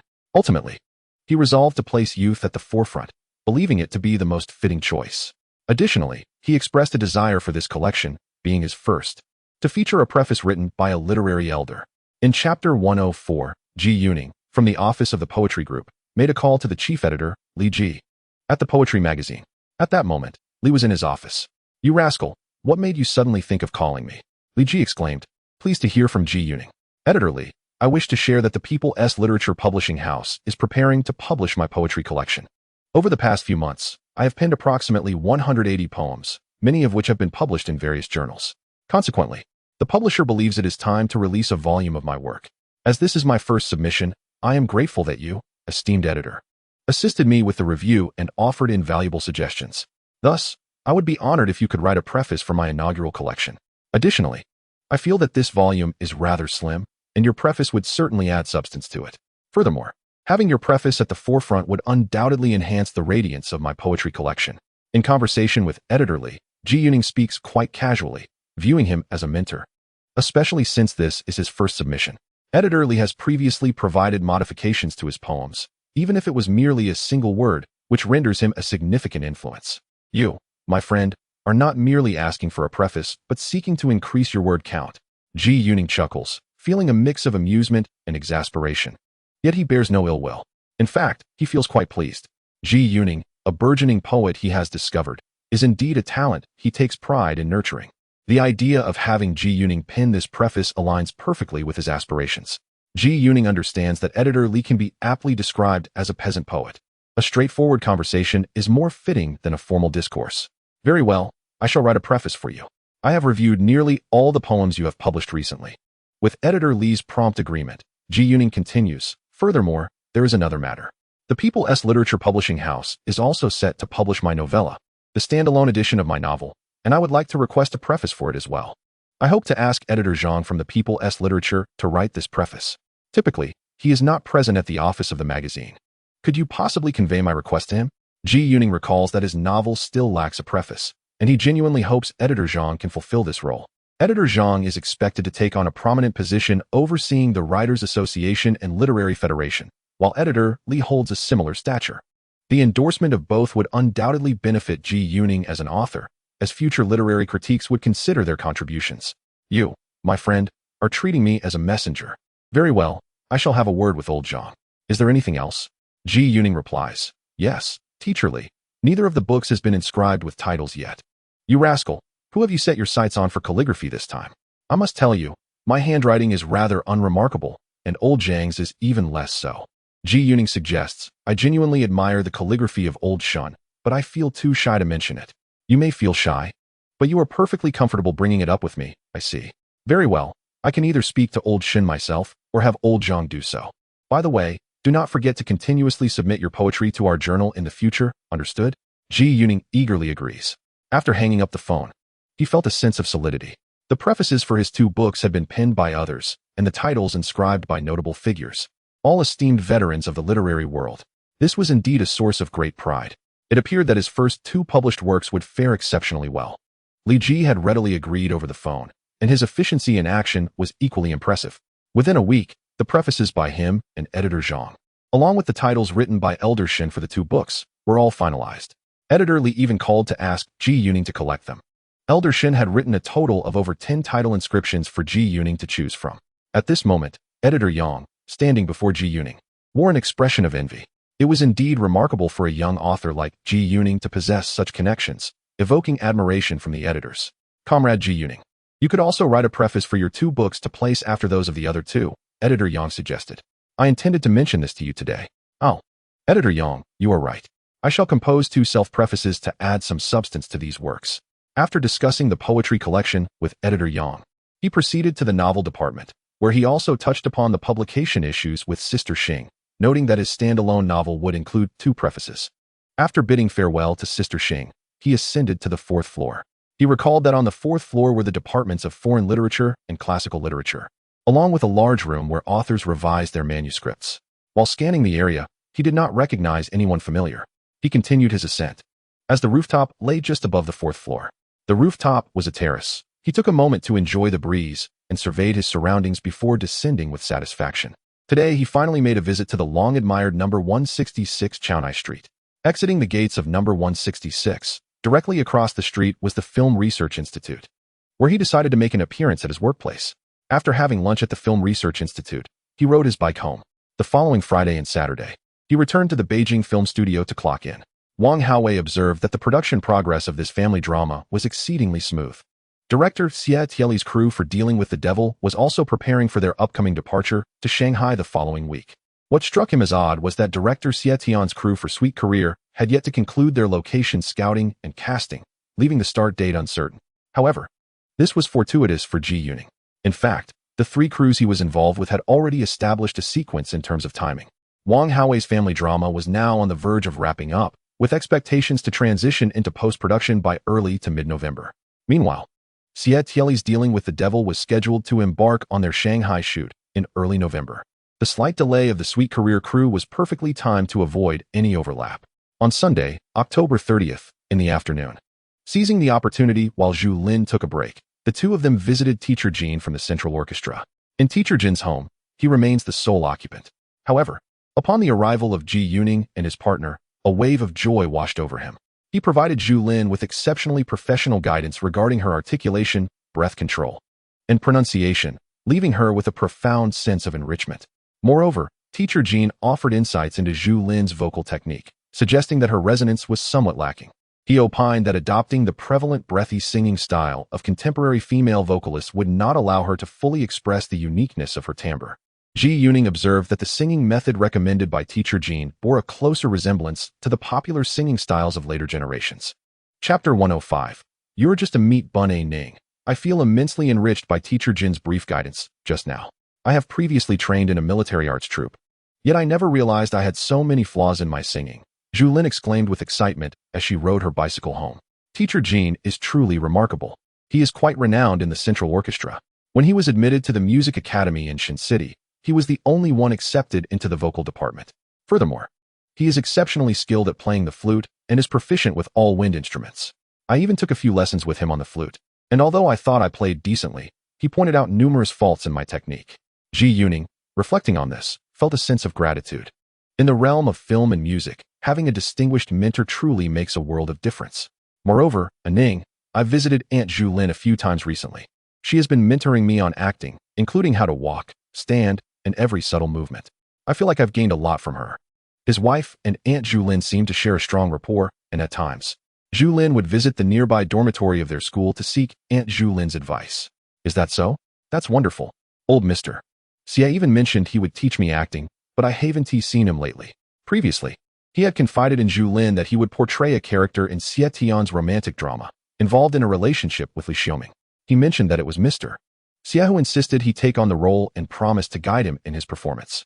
However, he also noted that the script only contained minimal actions. The two characters would hold hands, spin around, and then, when Li Xiaoming released his hand, he would comically fall, leading to a slow-motion chase sequence. Beyond that, there were no excessive movements, as he had written the script himself. By the way, Ning, after you finish filming your scenes with Li Xiaoming, you must provide me with a detailed account of the filming process, understood? His wife said, turning her head to glance at him with a smile playing on her lips. Such is the nature of a woman's curiosity. Ji Yuning nodded vigorously in agreement. However, drawing from his past life experiences, he recognized the subtle trap in her words. He resolved to claim that he would forget everything about the filming process once it was over, as that would be the appropriate response. If he were to recount in detail how they held hands, spoke, laughed, and engaged in their chase, it would surely lead to trouble. On October 31st, a Monday, a strong wind swept through the morning. Ji Yuning and Zhu Lin set out early. Zhu Lin rode her bicycle to school with the wind at her back, while Ji Yuning faced the gusts as he cycled towards the Beijing film studio. At this time of year in the capital, the wind and dust were quite formidable, particularly during the spring and autumn months, although winter occasionally brought similar conditions. When the winds picked up, dust swirled through the streets and alleys, making it difficult to keep one's eyes open against the onslaught of sand. These words echoed from a news article titled "The Dust Storm Presses on the Capital," written in 1979. By the time Ji Yuning traversed the city, the dust storms had diminished significantly. However, during the late 1970s and early 1980s, the situation was still dire. In the 1990s, the capital experienced frequent sandstorms, marking the peak of its dust-related challenges. Upon arriving at the Beijing film studio, Ji Yuning hurriedly entered studio number 2. The soundproofing in the studio was exceptional, rendering it blissfully quiet and shielding him from the howling winds outside. After wrapping up the morning shoot, he emerged from the studio at noon, only to be greeted by a sky filled with a yellowish haze and a fierce sandstorm far more intense than that of the morning. Just then, he heard someone calling his name. Turning, he spotted a woman, her face wrapped in a scarf, riding towards him. She halted before him, removed her scarf, and he recognized her as the artistic editor, Zhang Zidizu, of the capital. Zhang Denning, are you here looking for your sister? Ji Yuning mused, pondering her purpose for visiting. Could she be searching for Kaiming? No, Zhang Denning replied, appearing perplexed. Oh, are you perhaps looking for your aunt? Is it possible that Zhang Zidizu holds a lower status than Kaiming? Yet, Ji Yuning noted that Zhang Denning's confusion remained. What are you talking about? I'm here to find you, she exclaimed, her eyes wide with determination. Well then, what do you seek me for? At this moment, Ji Yuning found himself equally confounded. Humph. What else? I'm here to urge you for your manuscript. Tomorrow morning, the magazine will publish your film script, and you won't have any pieces left. What will happen next month? I tried calling you, but couldn't reach you. which forced me to brave this storm for nothing, Zhang Zidizu said, visibly irritated. Ji Yuning was touched by her dedication. He hadn't expected this diligent young editor to venture out in such inclement weather. By the way, I recently submitted a science fiction story to the People's Literature magazine. Does your publication accept science fiction? Ji Yuning, still seeking to maintain a low profile and lacking strong story ideas, contemplated writing a science fiction piece for the capital's literary scene. He recalled a short novella by Liu Cixin from his past life, an 8,000-word gem featuring his unique perspective. That story indeed possesses a literary flair and may align with the tastes of the capital's literary journal. I just heard from team leader Zhou that you wrote an exceptionally captivating science fiction story for them. We haven't published much science fiction before, but if it leans towards a more literary style, we could consider it, she responded. Zhang Zidizu's countenance brightened immediately upon hearing this. Since you have made the effort to come here today, allow me to treat you to lunch. Our cafeteria is serving steamed meat buns, and I can already smell their delightful aroma. You know, the meat buns at our Baying factory are quite renowned, rivaling even the renowned flaky pastries from the broadcasting building's cafeteria.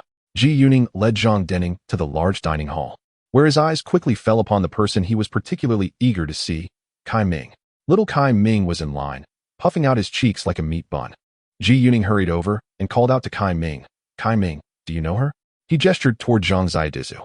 Kai Ming, with cheeks puffed and eyes wide, shook his head. Oh, Kai Ming, I went to great lengths to find your long-lost sister. Ah, she could also be your niece, or perhaps even your aunt. He was mimicking a line from the film Haixia, albeit with a twist. Humph, Ji Yuning, you're just spouting nonsense. Everyone in the factory says you've picked up that oily, slick manner of speaking from Grandpa Xie. He even mentioned how fortunate he was to have taken you on as his apprentice. The Grandpa Xie Kai Ming referred to as Xie Tian. This esteemed elder had shared some of his directing materials and acting insights with Ji Yuning. Thus he could indeed be considered a little apprentice of his. But why do you two resemble each other so closely? Just look at your faces. They both resemble those meat buns. Ji Yuning tilted his head, observing the striking similarity between their faces. You're the real meat bun. Both Zhang Zidizu and little Kai Ming exclaimed in unison. Chapter 106 Manuscript. Little Zhang Zidizu, having finished her meat bun, left in a huff. At that moment, she understood why Ji Yuning had first inquired if she was searching for her sister or aunt upon their initial meeting. Ji Yuning felt that today's meat buns were truly a free treat. He noted that as little Zhang Zidizu departed, she appeared rather cordial with little Kai Ming. He had inadvertently offended Kai Ming, for now the young lady glared at him with puffed cheeks. Indeed, her round face seemed even more bun-like now. November 1st, Tuesday. The winds continued to howl. Ji Yuning braved the gusts as he rode his bicycle to Baying Factory. In the morning, the crew of Dealing with the Devil, led by Xie Tieli, received their train tickets for the trip to Shanghai the day after tomorrow. By late afternoon, as dusk approached, the wind finally subsided. Upon returning home that evening, Ji Yuning received splendid news. Li Ji called to inform him that the prefaces for the 2 books and the calligraphy from the esteemed Mr. Shin were all ready, inviting him to collect them from the Poetry Magazine office the following day. November 2nd, Wednesday. Early in the morning, Ji Yuning hurried to the Poetry Magazine office at Dengshiku. Li Ji was waiting for him in the office. Little Ji, do take a look and see if you're satisfied. Last week, when I called old Zhang about writing the preface, he agreed immediately. The day before yesterday, I reported back to old Zhang at Mr. Shin's home, and he brought the preface, which spans several thousand words. Li Ji, with a cheerful smile, handed a stack of manuscripts to Ji Yuning. Ji Yuning quickly accepted it with both hands, expressing his gratitude repeatedly. As he lowered his gaze, he found the preface written by Li Ji at the top. The preface spanned approximately 500 words, inscribed on the manuscript paper in a vertical format, extending over 7 or 8 pages. Each character was meticulously crafted with great care. Ji Yuning had previously viewed Li Ji's manuscripts at the Modern Literature Museum, noting that they were similarly written in a vertical style, with equally neat handwriting. In this preface, Li Ji recounted some of Ji Yuning's experiences in poetry creation, including the process of his initial submissions to the Poetry Magazine. The bulk of the preface focused on critiquing the poems Ji Yuning had published over the past few months. The esteemed teacher held Ji Yuning in high regard, considering him the most representative young poet to emerge in recent years, embodying the pinnacle of contemporary Chinese poetry. The text also provided an objective and detailed analysis of some of Ji Yuning's notable works, such as Far and Near, To Alan, Youth, and The Homeland of the Moon. As he read on, a warm sensation welled up within Ji Yuning, prompting him to glance appreciatively at the elder poet before him. At that moment, He felt an overwhelming sense of gratitude that was difficult to articulate. He then continued to read the preface penned by editor Zhang. This preface was also inscribed on 500 words of manuscript paper, but it was written horizontally, with a rather bold style. It comprised around 4,000 to 5,000 words. In this preface, Zhang expressed high praise for Zhu Lin's latest novel, while also analyzing and commenting on his other works. He regarded Zhu Lin as the most promising genius among the emerging young novelists, expressing great optimism for his future literary achievements. The text was imbued with fervent hope for the young author. Following that, there was a dedication from the venerable Mr. Shen, which encompassed over 10 sheets. The calligraphy was slender yet graceful, imbued with the essence of scholarly elegance. Mr. Shen's unique style rivaled that of any prominent calligrapher of this era. Upon finishing, Zhu Lin was elated and expressed his gratitude once more to Li Ji. "Enough of the thanks, my boy," Li Ji replied with a smile. "When I saw Mr. Shen the other day, he mentioned that if it weren't for his recent health issues, he would have liked to write a few lines for you as well. He hopes you will produce more excellent works, and he will gladly write a preface for you in the future. You must continue to strive diligently and never become complacent. At the recent short story symposium, many seasoned writers of my generation privately mentioned you, expressing their strong support." Li Ji spoke with a smile. Yet his words carried significant weight. Zhu Lin quickly vowed to live up to the expectations of these esteemed predecessors and promised to continue his efforts. Upon leaving the Poetry Journal magazine office, Zhu Lin did not proceed directly to the People's Literature magazine. Instead, he made his way to the Overseas Chinese Affairs office where his father worked. He presented 3 manuscripts to his father, indicating his desire to utilize the office's photocopier to reproduce these works. He intended to provide the copies to the People's Literature Publishing House, while preserving the originals for his own collection, as he held these manuscripts in high sentimental regard. His father, upon reviewing the 2 prefaces and inscriptions, expressed joy and commended his son's astuteness. Soon after, Zhu Lin successfully made photocopies of the original documents at the office, utilizing a black and white photocopier, which, despite its limitations, produced clear reproductions. During this era, photocopiers were still quite rare.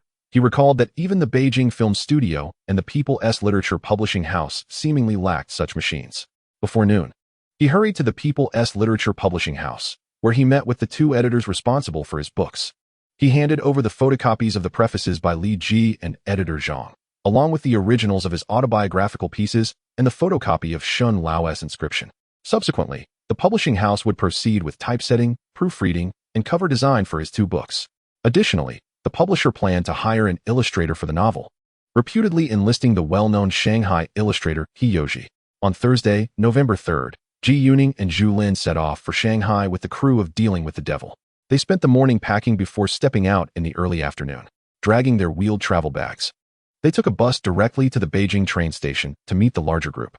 Regrettably, this era had yet to introduce the convenience of rolling suitcases. While waiting for the 24 bus at the station, Zhu Lin purchased 10 copies of the 11th issue of People's Literature magazine, which had been released that very noon. His novella The Horsekeeper graced the cover of this issue, marking the second occasion his work had appeared prominently in the magazine. Upon arriving at the Beijing train station square, they waited for a while before spotting the crew's arrival. They were to board the 13th express train from Beijing to Shanghai, departing at 17:50 and arriving the following afternoon at 14:41, with a total travel time of 20 hours and 51 minutes. The express train would make only 6 stops: Tianjin West, Dicheng, Quancheng, Pengcheng, Bengshi, and Jinling. Chapter 107. The play script and filming. The film crew had secured hard sleeper tickets for Zhu Lin and Zhu Lin. As the screenwriter, Zhu Lin was entitled to such accommodations, while Zhu Lin received similar consideration from the crew. In this era, the directors and screenwriters enjoyed the most favorable treatment within film crews. In the late 1980s, at the Beijing Film Studio's guest house, only directors and screenwriters were permitted to reside in the highest tier, single-occupancy imitation Qing-style rooms, while other crew members typically shared dormitory accommodations in the building behind. This time, the 3 scripts presented by Zhu Lin received the most substantial production budget from the Beijing Film Studio, particularly for the project Dealing with the Devil. The production budget for this film is more than double that of the average budget for similar projects, amounting to over 400,000 yuan. In the late 1970s and early 1980s, the average production costs for domestic films were less than 300,000 yuan per film, with the most extravagant blockbusters rarely surpassing 1 million yuan. For instance, the film The Acquaintance, produced by the Beijing Film Studio in 1981, was a meticulously crafted key project, with a final production budget of just 980,000 yuan. Consequently, their travel arrangements for filming in Shanghai were relatively generous. The crew purchased over a dozen sleeper tickets, with the remainder being hard seats. Upon boarding, Ji Yuning discovered that he and Zhu Lin shared a sleeper compartment with Aunt Zhu Lin and his Uncle Ing.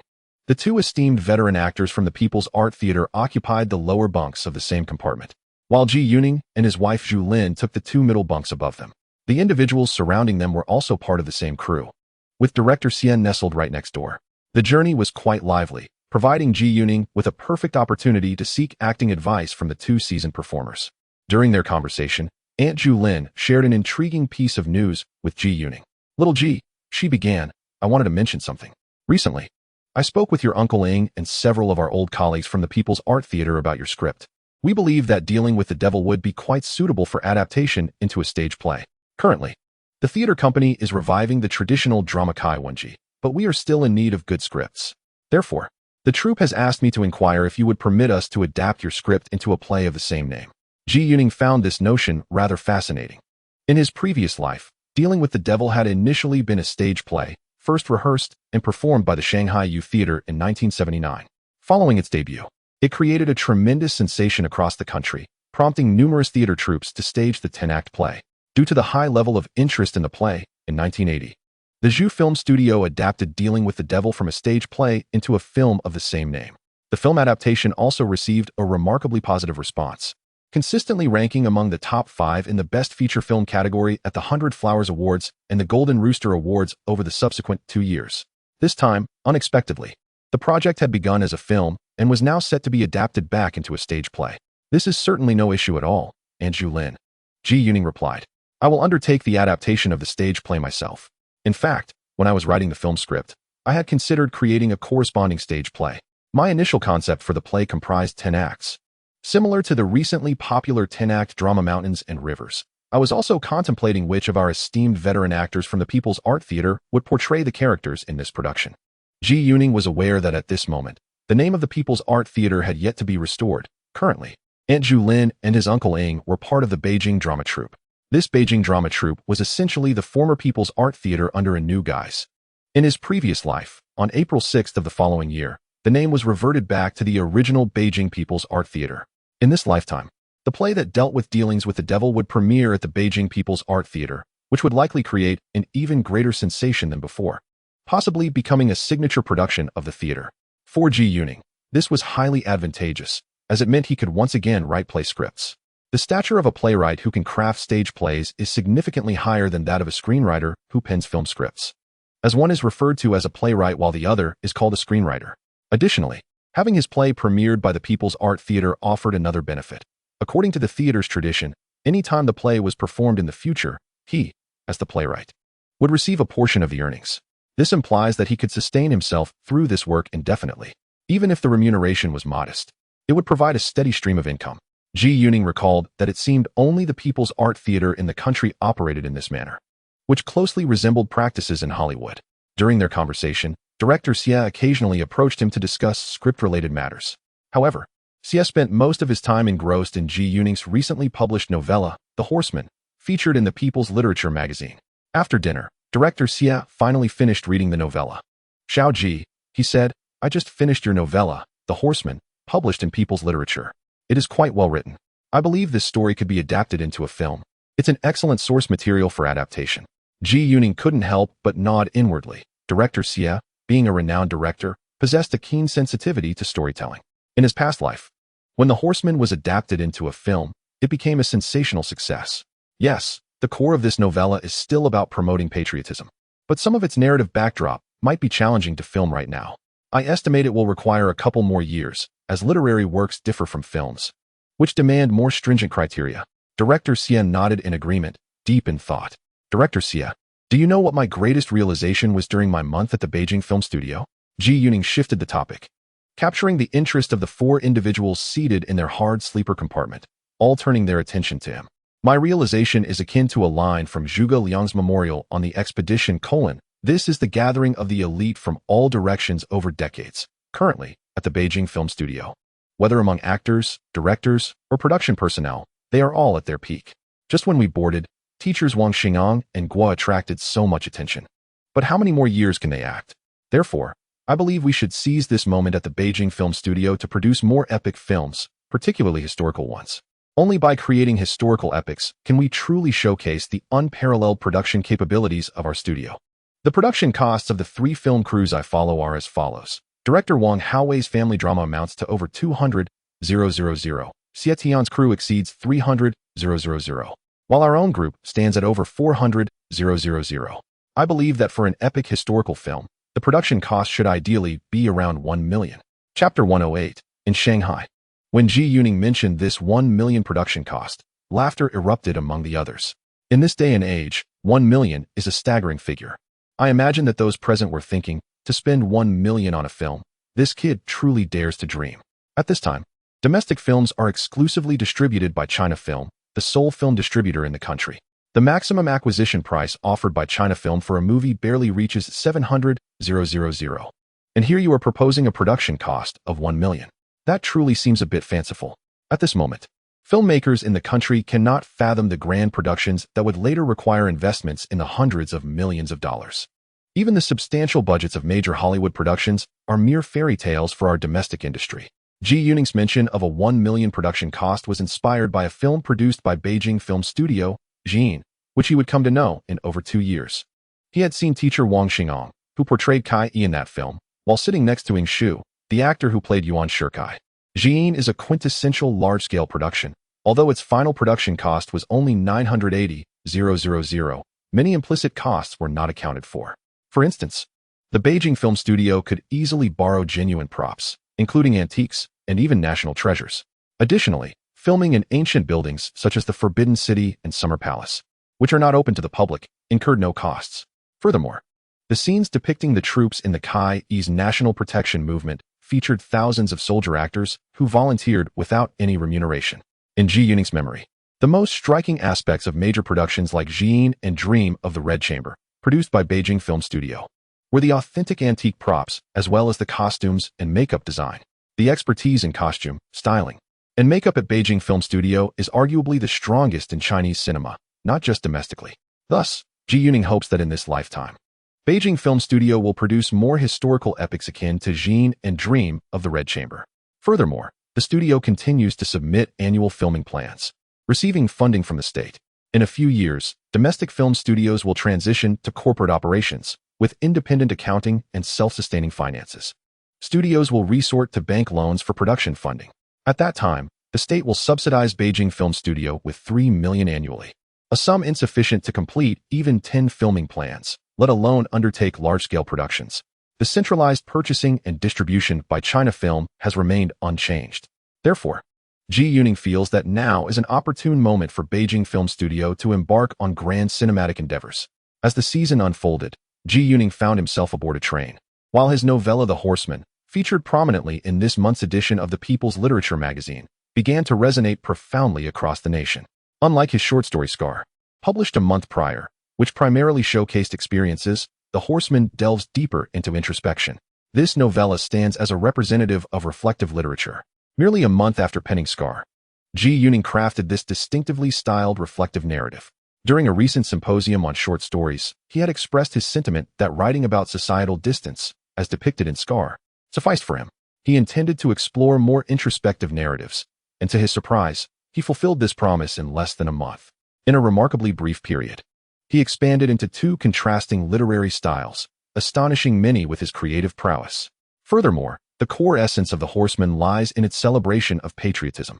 Ji Yuning recalls how, upon the release of the film adaptation of The Horseman, it stirred a profound and widespread societal discourse, akin to a stone cast upon a still pond. This discussion centered around the pivotal question of how one ought to express love for their country. Cinemas were filled to capacity as throngs of people flocked to witness the film's grandeur. As the narrative unfolded, audiences were transported to that unforgettable era, experiencing the myriad trials and steadfastness of the protagonist, Zhu Lin, his deep affection for the homeland, sincere camaraderie with the common folk, and indomitable spirit in the face of adversity moved many to tears. At that time, whether on the streets or within schools and factories, discussions about the film echoed everywhere. Some saw reflections of themselves in Zhu Lin, stirred by profound emotions. Others gained fresh insights and understandings of patriotism, prompting reflections on their own actions. While some young individuals were inspired to set lofty ambitions to serve their country, it is evident that The Horseman transcended mere cinematic entertainment. It served as a mirror, reflecting the societal yearning for and contemplation of patriotic sentiment, thus becoming a unique and cherished cultural memory of the early 1980s. Now, Ji Yuning's earlier novella, The Horseman, has incited contemporary discussions on patriotism in today's society. Consequently, this piece has garnered more positive responses compared to last month's Scar, attracting greater encouragement and praise. In essence, it has offset some of the negative critiques he received following the publication of Scar. It can be said that the timing of releasing The Horseman was impeccably chosen. A deliberate act by Ji Yuning, who possesses memories from a past life. On November 4th, around 2:40 p.m., the film crew arrived in Shanghai. At the Shanghai railway station, a group of individuals boarded a bus borrowed from the Shanghai Film Studio, making their way directly to the studio located on Shaoxi North Road. They were to stay at the studio's guest house, where previous members of the crew had also resided during their location scouting in Shanghai. Ji Yuning and Zhu Lin were assigned to share a room, which was quite comfortable. As a screenwriter, Ji enjoyed the same accommodations as the director, both being the best in the crew. Zhu Lin, due to her relationship with Ji Yuning, also benefited from this equivalent lodging arrangement. Otherwise, although she was a specially invited actress, she would have been relegated to the dormitory shared by several ordinary actors. At this moment, Ji Yuning felt quite pleased. It was his first experience shooting on location with the crew. In a bustling metropolis like Shanghai, the lodging and various amenities were not significantly different from those in the capital, and he did not encounter the hardships typically associated with filming away from home. Furthermore, the most important aspect was that he was sharing this experience with his wife. Chapter 109. Director Su's invitation. Seated in their room, Ji Yuning observed his wife, Zhu Lin, bustling about as she arranged the bedding. He found it rather pleasant to have his wife accompany him on this business trip, as it relieved him of such tasks. Zhu Lin had procured new sheets, duvet covers, and pillowcases from the guest house's manager and was meticulously changing them herself. What? You say this is the duty of a housekeeping staff member?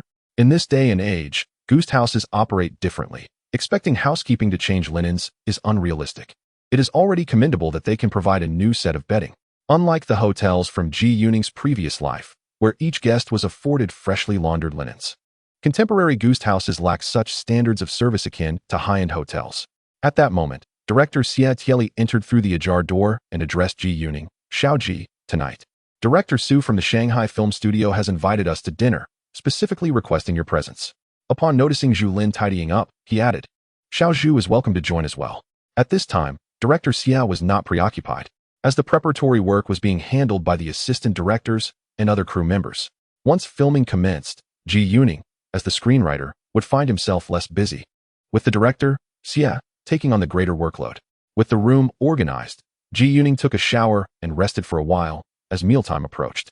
Dinner would be hosted at the studio's modest cafeteria, where only 6 seats were available at a small round table. From Ji Yuning's crew, there were only Director Xia and the couple. On the studio side were Director Su, Xie Jin, and a female director in her 30s, Shi Xiaohua, who served as Xie Jin's assistant. Director Su, around 60 years of age, bore a square face radiating righteousness, complemented by a pair of black-framed glasses. Xie Jin also sported similar spectacles, which seemed to highlight his bright eyes, resembling a spotlight. The ever-smiling Director Xie exuded warmth. The wine on the table is not white liquor, but rather Huangjiu, a traditional yellow wine produced in the Shanghai region. It is a favored choice among the locals. In this era, the finest Huangjiu still hails from Shaoxing in Zhejiang province. However, production across various regions is quite limited. The local Shaoxing wine is so sought after that the residents do not have enough for themselves, as there are also export obligations. Consequently, it is a rarity to find Shaoxing wine in other inland areas. Ji Yuning seldom encounters exceptional Huangjiu in the capital. Although he has a couple of bottles of Shaoxing wine at home, he is reluctant to indulge, reserving them for culinary purposes. As the guests settled in and exchanged pleasantries, Director Su raised his glass to propose a toast. At this point, Director Su had not yet been formally appointed as the head of the Shanghai Film Studio. His official designation would come in March of the following year. Currently, he served as the leader of the film leadership group at the studio, effectively acting as the person in charge. After several rounds of toasts, Director Su began to speak. Xiao Ji, I have heard that in less than a month, you have provided the North Film Studio with 3 exceptional scripts, each remarkably well-crafted. You are not only a great poet, but also a talented novelist. Last month, your piece in the revival issue of Shanghai Literature sold out, prompting several reprints. I truly did not expect you to excel in scriptwriting so swiftly and proficiently. Our Shanghai film studio has a plethora of renowned directors, yet we are scarce on quality screenwriters. In recent years, we have faced a drought of scripts. Alas, without ingredients. Even the finest chef cannot create a sumptuous meal. Xiao Ji, as a true fellow countryman from Mingzhou, you must write a few exceptional scripts for our studio. Ji Yuning promptly agreed and clinked glasses with Director Su. Subsequently, Director Xie Jin also raised his glass with a smile. Xiao Ji clearly possesses a knack for drinking, as evidenced by the depth of his sips. Xiao Ji, I toast to you as well. I have read nearly all of your published works over the past few months. You are a remarkable talent from Mingzhou. I am from Shangyu, adjacent to Yuyao, so we are practically neighbors, Xie Jin remarked. At this moment, Director Xie Tieli, seated beside Ji Yuning, interjected with a grin. Xiao Ji, Xie Jin's toast has a purpose behind it. He will soon approach you to request that you write a script for him. Director Xie of the North Film Studio demonstrated a keen understanding of his counterpart at the Shanghai Film Studio, aptly sharing the same surname. Upon hearing this, Xie Jin began to chuckle. Director Su, Director Xie, last month I wrote 3 scripts for the North Film Studio. After they pass, I was originally planning to wait a while, at least until next year, before embarking on new scripts. However, writing a script for the Shanghai Film Studio is certainly feasible. In fact, I recently have an idea for a screenplay. I grew up in the General Political Department compound and have heard numerous tales from the kindergarten there, particularly the story of the cradle on horseback. Following this, Ji Yuning recounted the general plot of the film Cradle from his previous life, which had endured several years of tumultuous development, with its theme remaining consistently uncertain. It was not until the summer of 1978, when discussions regarding the standard commenced, that the theme was ultimately established. The final script was, in fact, the 7th draft, entirely distinct from the preceding 6 drafts. Consequently, Ji Yuning is now preparing to unveil this 7th draft a full 6 months in advance. In this cinematic narrative, I aspire to convey the intricate emotional bonds among individuals amidst the turmoil of war, encompassing friendship, love, class sentiments, maternal affection, and the love of elders for the younger generation. I envision crafting a film that delves into the essence of humanity and relationships. Thus, it is not merely a war film. The production of this movie presents certain challenges, primarily due to the multitude of characters, with the abundance of child actors being a notable concern. Xiao Ji, the storyline you've outlined captivates me. This is precisely the type of film I wish to create, remarked Xie Jin, his eyes gleaming with excitement. I have heard that the General Political Department is also working on a story about this nursery. It seems they have been writing for several years and have produced numerous drafts. However, I am aware that they have covered nearly all aspects of the story, save for the human elements and emotional connections. At this juncture, the female director, Shi Xiaohua, interjected, her heart racing with enthusiasm as she recalled her own childhood experiences akin to the film's theme. In her previous life, she served as the assistant director for this film. Cradle. Very well, Xiao Ji, your story is excellent. Please proceed to transform it into a screenplay. We at the Shanghai Film Studio are keen to acquire it. As for what Xiaohua mentioned regarding the General Political Department's endeavors, we shall not concern ourselves with them. They may pursue their own narrative while we focus on this script, declared Director Su with finality. Chapter 110. Underestimating one's wife. Ji Yuning consented to pen the script for the Shanghai Film Studio, and the atmosphere at the table instantly became invigorated. Director Su, beaming with delight, frequently raised his glass to toast. Xie Jin, the most vivacious among them, imbibed copiously, surpassing the others at the table of 6. Xiao Ji, this yellow wine is the essence of grains. Feel free to indulge. When I was your age, I could consume 8 jin of yellow wine in a single sitting. They used to call me Xie Jin. I still have Shaoxing wine aged for 4 or 5 decades at home, known as Daughter S Red, the finest yellow wine one can find. Next time, I shall treat you to some. This yellow wine pairs splendidly with fresh river shrimp, but alas, the season for river shrimp has yet to arrive. We must wait until late spring or early summer. The minor fullness of the grain season and the approach of summer solstice mark the time when river shrimp are in season. Since his rebirth, Ji Yuning felt his tolerance for alcohol had significantly increased. During his time in the capital, he could easily consume over a bottle of white wine per meal without feeling any ill effects. However, he refrained from drinking excessively on this occasion, uncertain of his ultimate capacity. This was his first experience consuming such a substantial quantity of yellow wine in this life, approximately 2 bottles. Yet it was still evident that he had not matched Xie Jin's intake.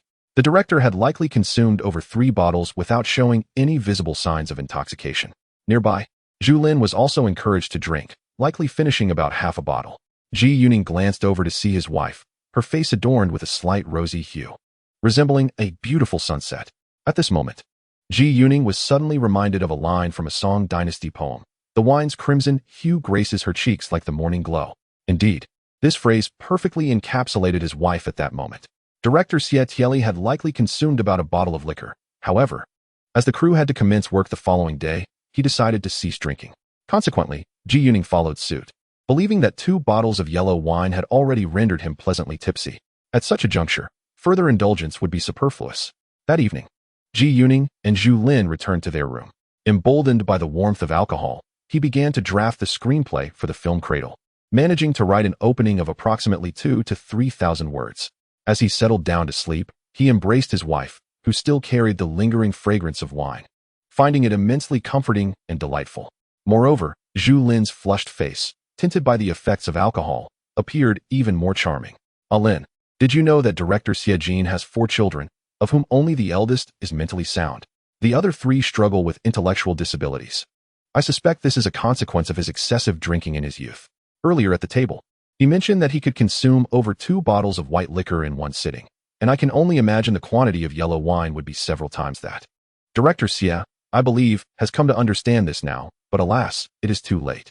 Indeed, during our time at medical school, our instructors warned us that habitual excessive drinking is detrimental to men, particularly concerning their progeny.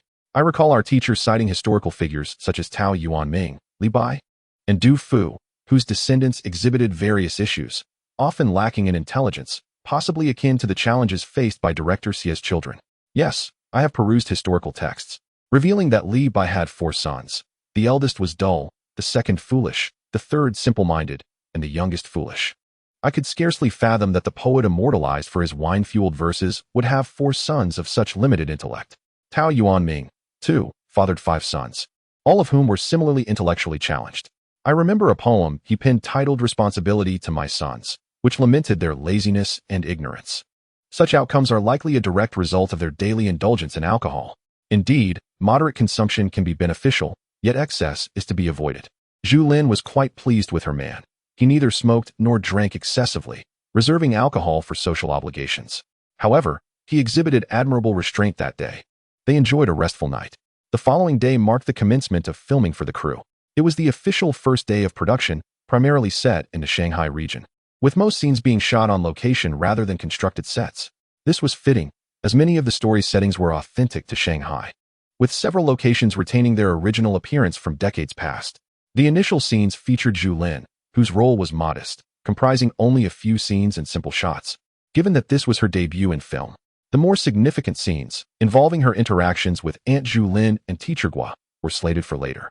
On the first day of shooting, Zhu Lin's performance was remarkably fluid. Her movements and demeanor suggested she was no novice. Nearly every shot was captured in a single take. Xiao Ji, your Erin is truly impressive, presenting a striking image that is particularly photogenic. Moreover, her perceptiveness is commendable, despite it being her debut acting day. She exhibited no signs of nervousness before the camera. Indeed, she possesses the qualities of a talented actress. Aunt Zhu Lin stood beside Ji Yuning, observing and commenting. Although she did not have any scenes to perform today, she still attended the filming set. Erin mentioned that during this time, Aunt Zhu Lin had provided her with substantial guidance, which she found immensely beneficial. Xiao Ning, your Xiao Lin will graduate from medical school next year.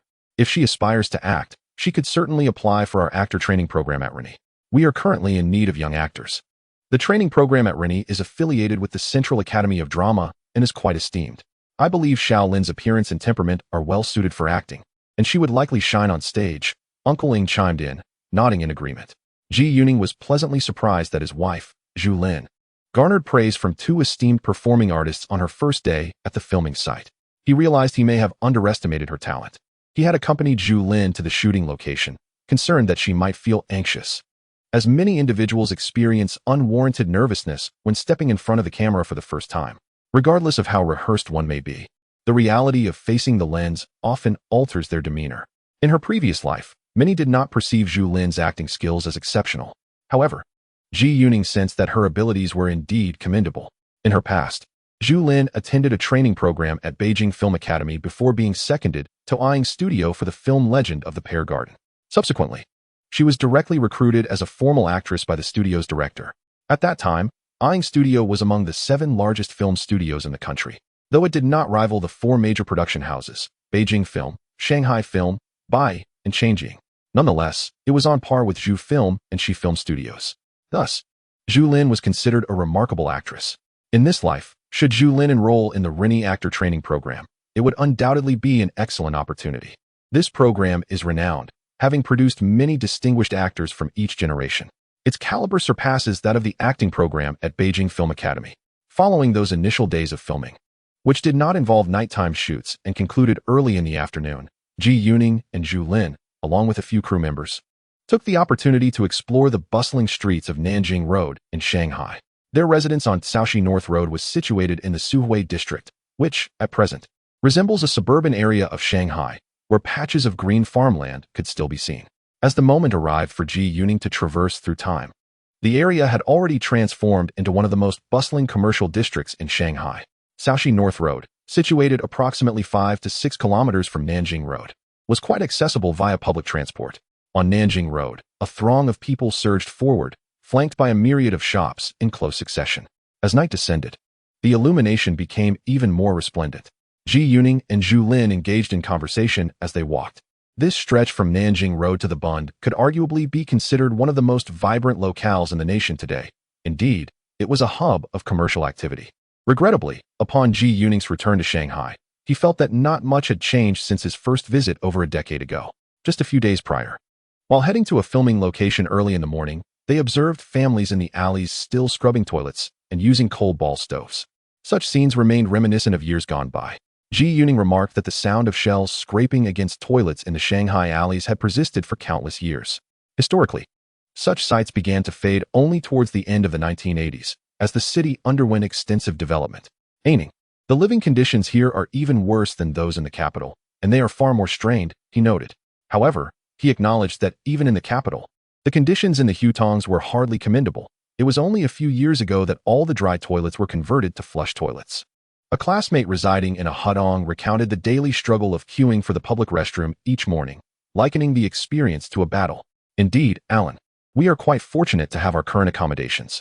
Recently, at a gathering organized by the People's Literature magazine, he overheard some elderly gentlemen lamenting their own living situations. Mr. Zhou, who penned the storm, remarked during dinner that his residence resembled the cramped quarters he occupied decades ago in Shanghai, comprising merely 2 small rooms. This was the reality even for those esteemed writers who had long been celebrated. Ji Yuning recalled that Mr. Zhou only improved his living conditions in 1979, shortly before his passing. A sigh escaped Ji Yuning as he reflected on the prevailing hardships of their era. As the group passed by the Peace Hotel and ventured further, they were greeted by the sight of the Bund. So this is the Lover's Wall at the Bund that the people from the Shanghai Film Studio spoke of. Truly magnificent. As they exited Nanjing Road, a glance ahead revealed a seemingly endless line of couples along the waist-high flood prevention wall adjacent to the Huangpu River. At this hour, the park had closed, and with no other venues for romance, dining, or cinema that did not require expenditure, this locale provided a complimentary alternative. Thus, everyone flocked here, enjoying the breeze and the scenery while whispering sweet nothings to one another, and no one dared to cast judgment upon them. Ji Yuning was well aware that, during this time, Shanghai's youth often sought companionship by strolling along the Bund. However, this time, immersed in the experience, he truly grasped the grandeur of the scene.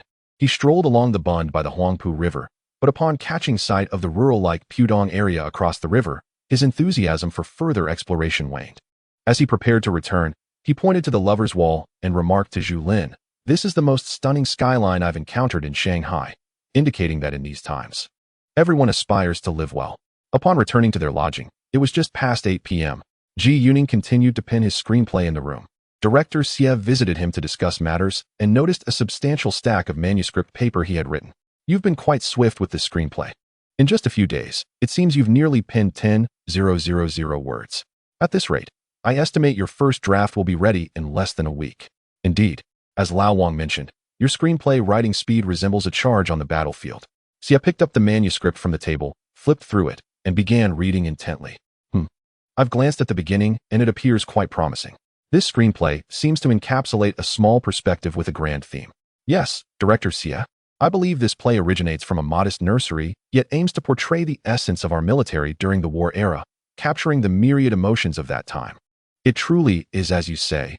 The perspective may be small, yet the expressions conveyed are quite profound.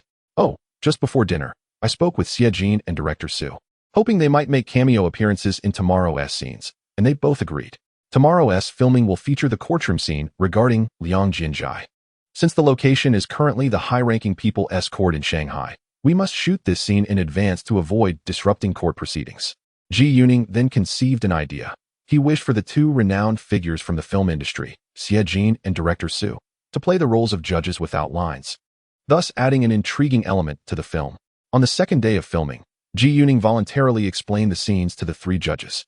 The chief judge, also from the Shanghai Film Studio, was the young director Wu Yigong, who was under 40 and a representative of the fourth generation of directors. The expressions of the three judges needed to convey despair, confusion, and distraction as they represented the societal conditions of the late 1940s, a time when everything was on the verge of collapse.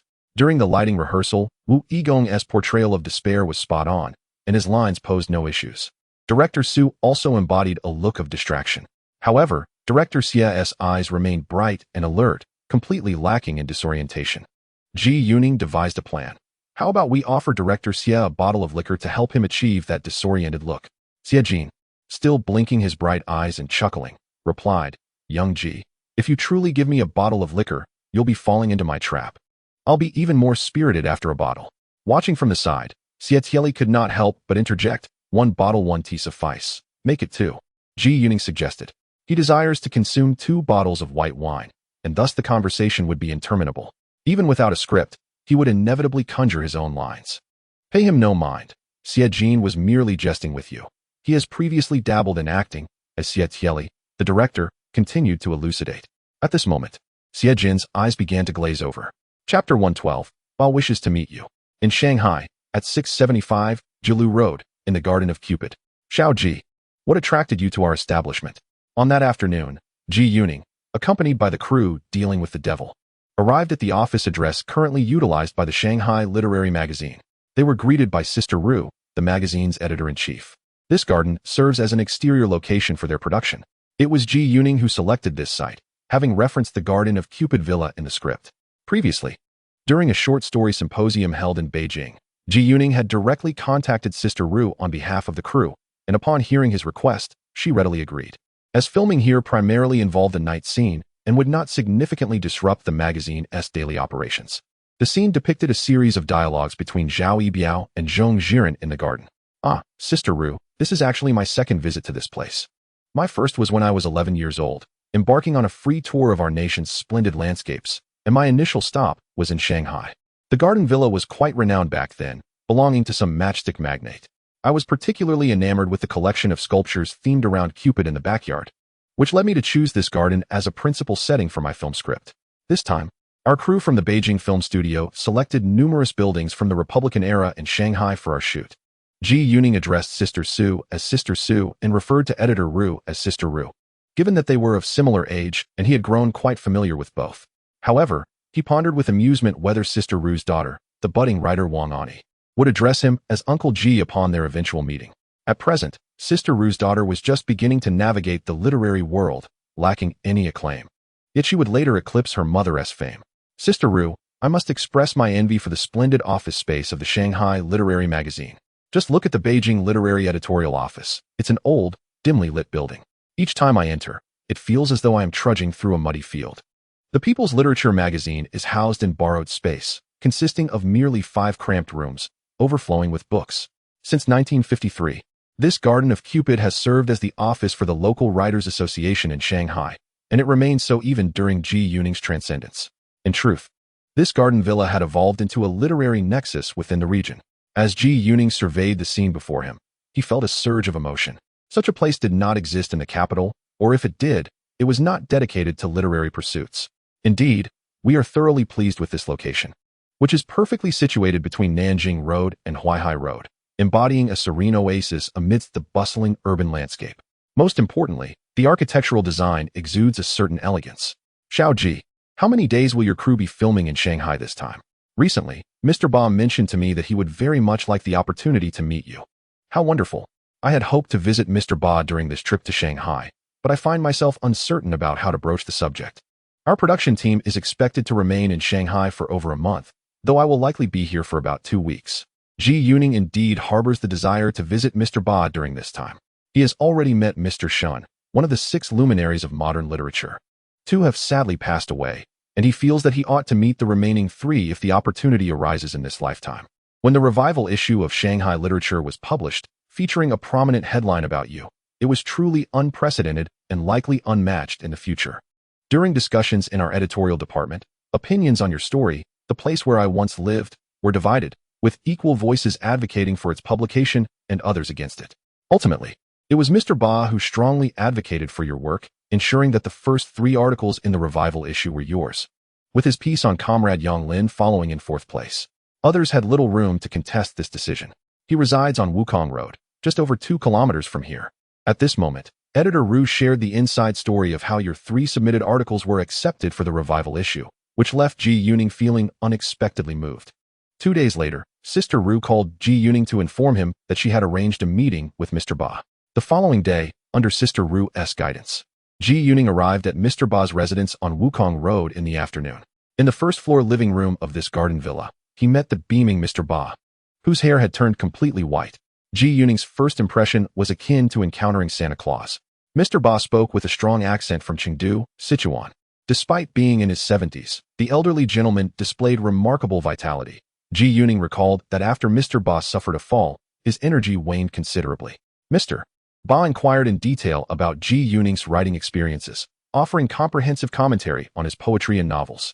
From an editorial perspective, he sought to understand Ji Yuning's creative thoughts and feelings regarding these works. The elder expressed that Ji Yuning's poetry was exceptionally gifted, while his novels exhibited a remarkable maturity, a rarity among young authors of this era. Such words of praise and encouragement warmed Ji Yuning's heart. In a surprising turn, Mr. Ba began discussing films. Having already read Ji Yuning's 2 screenplays published in Shanghai Literature and Capital Literature, he believed that these screenplays were quite well written and would undoubtedly translate into captivating films. Being from Sichuan, Mr. Ba has loved theater from a young age and possesses a particular fondness for cinema. Ji Yuning recalled that in his previous life, Mr. Ba had mentioned in his recollections that he had visited Hong Kong approximately 6 times. During each visit, one of his primary activities was to watch local films in the cinemas there. In conclusion, Ji Yuning mentioned that he was in the process of publishing his first and second books, one a collection of poetry and the other a novel. He promised to send Mr. Ba a copy of each. The elderly gentleman was delighted to hear this and promptly retrieved a collection of essays he had published in the 1960s, titled By the Xianliang Bridge, signing it on the title page before gifting it to Ji Yuning. Mr. Ba noted that he had not released a new book in the past 2 years, as he was currently engaged in writing. The aforementioned By the Xianliang Bridge was his most recent publication. Ji Yuning accepted the book and opened the title page, where he found inscribed, Forge Ahead, gifted to Comrade Yuning, Ba Jin, November 11, 1977, Shanghai. Chapter 113. The wife's play has wrapped up as he was about to depart. Ji Yuning remarked to Mr. Ba that he felt this book resembled a Christmas gift bestowed by Santa Claus. Mr. Ba erupted into hearty laughter upon hearing this. This visit left Ji Yuning feeling that the elderly gentleman was even more endearing and admirable. Their conversation revolved solely around pure literature, devoid of any other subjects, which brought Ji Yuning a sense of comfort and tranquility. During dinner, Director Xie Tieli informed Ji Yuning that Xie Tian had made a long-distance call from the capital that afternoon. The crew for Sweet Career had finalized its shooting schedule, set to commence on November 14th, which was just 2 days away. Xie Tian requested that Ji Yuning report to the crew in Xinhui, Guangdong Province, around mid-November after completing his current responsibilities, as he played a significant role in the Sweet Career production. For some time, Xie Tian had been overseeing the enhancement and modification of the outdoor scenes in Xinhui, which was why he had not returned to the capital. Director Xie Tieli had no objections to Ji Yuning leaving the crew early, although it was customary for screenwriters to remain with the production to accommodate script revisions. Ji Yuning's 3 scripts were exceptionally polished and represented the final, mature versions ready for filmmaking. Thus, his presence in the crew was of little consequence. Director Xie, it seems that Lin has her final scene tomorrow, with only a few shots remaining. Once that is complete, we can both depart simultaneously. She will return to the capital, while I will head to Guangzhou. All right, let us follow Xie Tian's suggestion. You may leave around the 15th. I have no issues with the script now.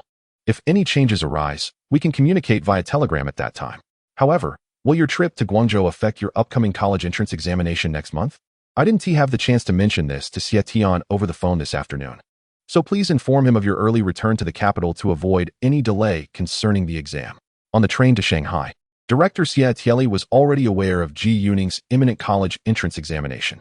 Ji Yuning believed that returning to Beijing about a week in advance would suffice, as he felt no extensive preparation or revision was necessary. That evening, he diligently completed the last few thousand words of the script for Cradle. He intended to submit the script to Director Su of the Shanghai Film Studio the following day. On the morning of November 12th, Zhu Lin was filming her final scene in the movie, a poignant moment where she encounters her biological parents, played by Aunt Zhu and Teacher Gua, yet remains unaware of their true relationship. This scene is pivotal to the film's narrative. As a messenger, Zhu Lin does not realize that the two individuals before her are indeed her parents, who, in turn, recognize their daughter but cannot reveal their identities. Zhu Lin delivered an impressive performance, seamlessly interacting with the seasoned actors, and they captured the necessary shots in just one take. Her role had finally reached completion. Unlike her previous character in a past film, this role did not involve any distressing scenes, as Ji, the chief screenwriter, had excised any moments that could cause her discomfort during filming. Continuing at the same location, they proceeded to film the scene where Zhu Lin's parents learn of their daughter's tragic sacrifice, a heart-wrenching moment that serves as the emotional core of the narrative. Mrs. Lu laments, "Gongfu, our daughter did not even know who her parents were until her untimely end. Wang Er remains unaware of us." Wang Er refers to the son of Mr. and Mrs. Lu in the film. Mr. Lu responds, "Our daughter's sacrifice shall not be in vain. I will hold Yao Chun accountable for this." He adds, "Though Wang Er may not know us, the party and the organization understand us. Our future New China, our homeland, shall not forget us." These poignant lines from the protagonist resonate with the film's closing theme song. Ji Yuning had already entrusted the theme song "The Motherland Will Not Forget" to director Xie Tianli. That evening, after humming the tune in his room, director Xie felt a deep sense of emotion. He was thoroughly pleased with both the lyrics and melody, believing they were a perfect fit for the film and even for the era itself. On set, as the camera shifted, a close-up of a childhood photograph of their biological daughter was revealed. This charming picture of Zhu Lin as a child showcased her beauty and an endearing, innocent demeanor. Ji Yuning had selected this photograph from Zhu Lin's album, which was later crafted by the props team at the Beijing Film Studio. Upon seeing the image on screen, both Ji Yuning and Zhu Lin struggled to contain their laughter. After wrapping up in the afternoon and returning to the guest house, Xie Jin and director Su were already waiting for them. Upon spotting Ji Yuning, Xie Jin's eyes sparkled with excitement. "Xiao Ji, I perused your script this morning, and I must say, it is truly remarkable. It is exactly what I had been seeking. This afternoon, I convened with director Su and several others from the factory, and we engaged in a thorough discussion. The consensus among us is that this script is exceptional and requires virtually no revisions. Your dialogue and attention to detail are remarkably precise. The script you have penned resonates profoundly with my artistic vision. In a previous life, the screenwriter most favored by Xie Jin was the one behind the films The Horse Thief and The Garland Under the Mountain, namely the esteemed writer from Hunan, Li. This preference stemmed from Xie Jin's earnest pursuit of authenticity in real-life scenarios, necessitating a skillful screenwriter capable of accurately capturing the nuances of character dialogue and actions, an ability that Xie Jin himself lacked. Li once articulated that a good screenplay offers directors 100 plot points, but it is the few details that truly bring a story to life. With the benefit of past life memories, Ji Yuning inherently grasps this principle. Consequently, in the recently completed Cradle script, he has utilized diverse vernacular to craft vividly lifelike characters imbued with the essence of everyday life, aligning perfectly with director Xie Jin's creative ethos of genuine realism. It is crucial to note that the script he presented is based on the film that was ultimately realized in a previous existence. Having garnered the approval of Xie Jin and his team after countless revisions and meticulous contemplation, director Su, sitting nearby, radiated with enthusiasm. "Xiao Ji, during our discussions this afternoon, I was genuinely astonished by the maturity of your script, which stands as a finished work requiring no further alteration.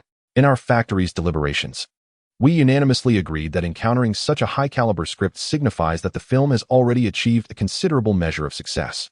In fact, Xiao Ji had previously submitted 3 scripts to our studio, each of which could be directly transformed into storyboards.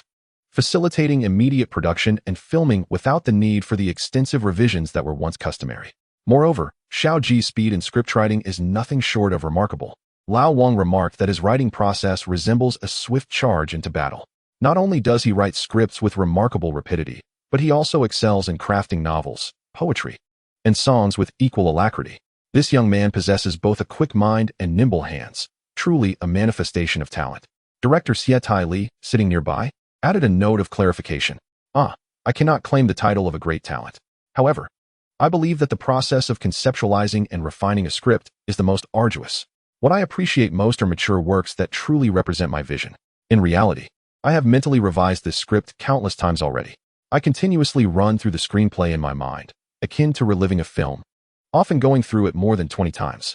Ever since childhood, I have cultivated the habit of revisiting a film in my mind before sleeping, as if replaying it within the confines of my own imagination. There are numerous films that I hold dear, such as The Early Spring of February by directors Xie and the Stage Sisters. I can vividly recall nearly every scene from these works. Ji Yuning's words illuminated the understanding of everyone present, and their gazes towards him began to brim with a newfound respect. In the contemporary domestic film industry, while talented directors and actors abound, what is sorely lacking are exceptional screenwriters and compelling scripts. Director Su, his eyes alight with fervor, promptly took action. Ji, I've heard that you're headed to Yangqing mid-November for Xie Tian's crew. Additionally, Comrade Zhu from your household has wrapped up filming today.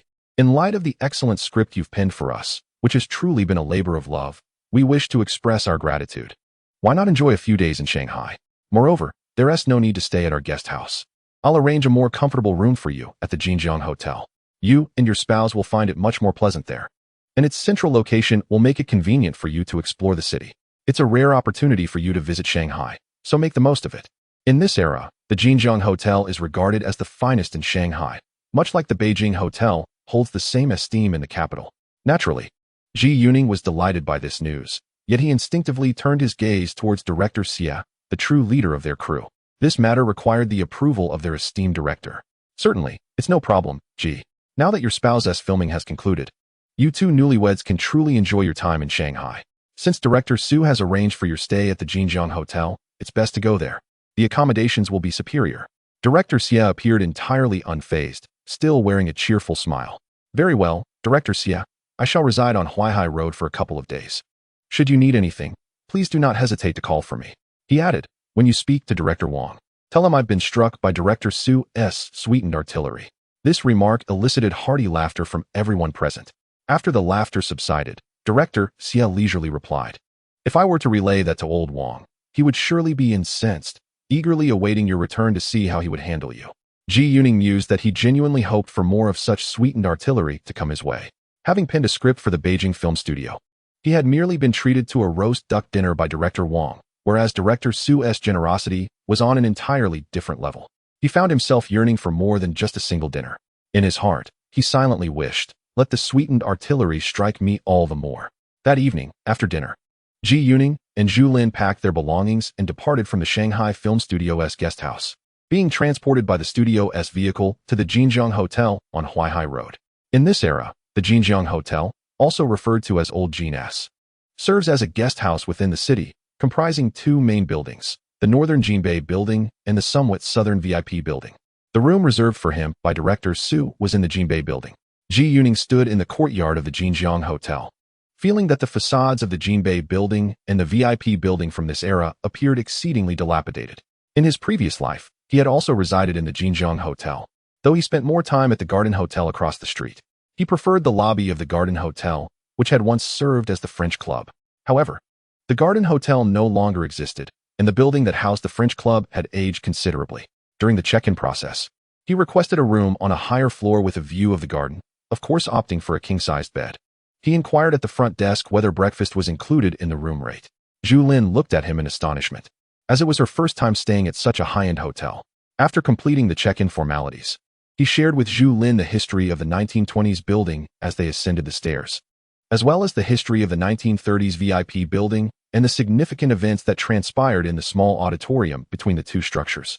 He also briefly recounted the tale of the hotel's first female manager, who possessed a legendary aura.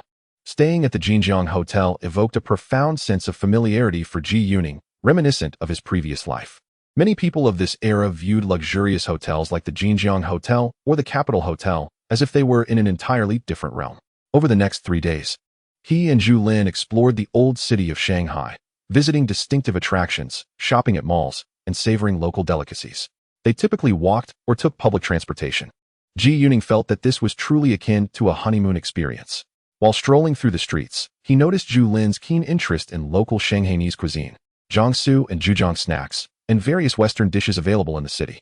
Drawing from his memories of his past life, he led his wife from one restaurant to another, indulging in a variety of meals.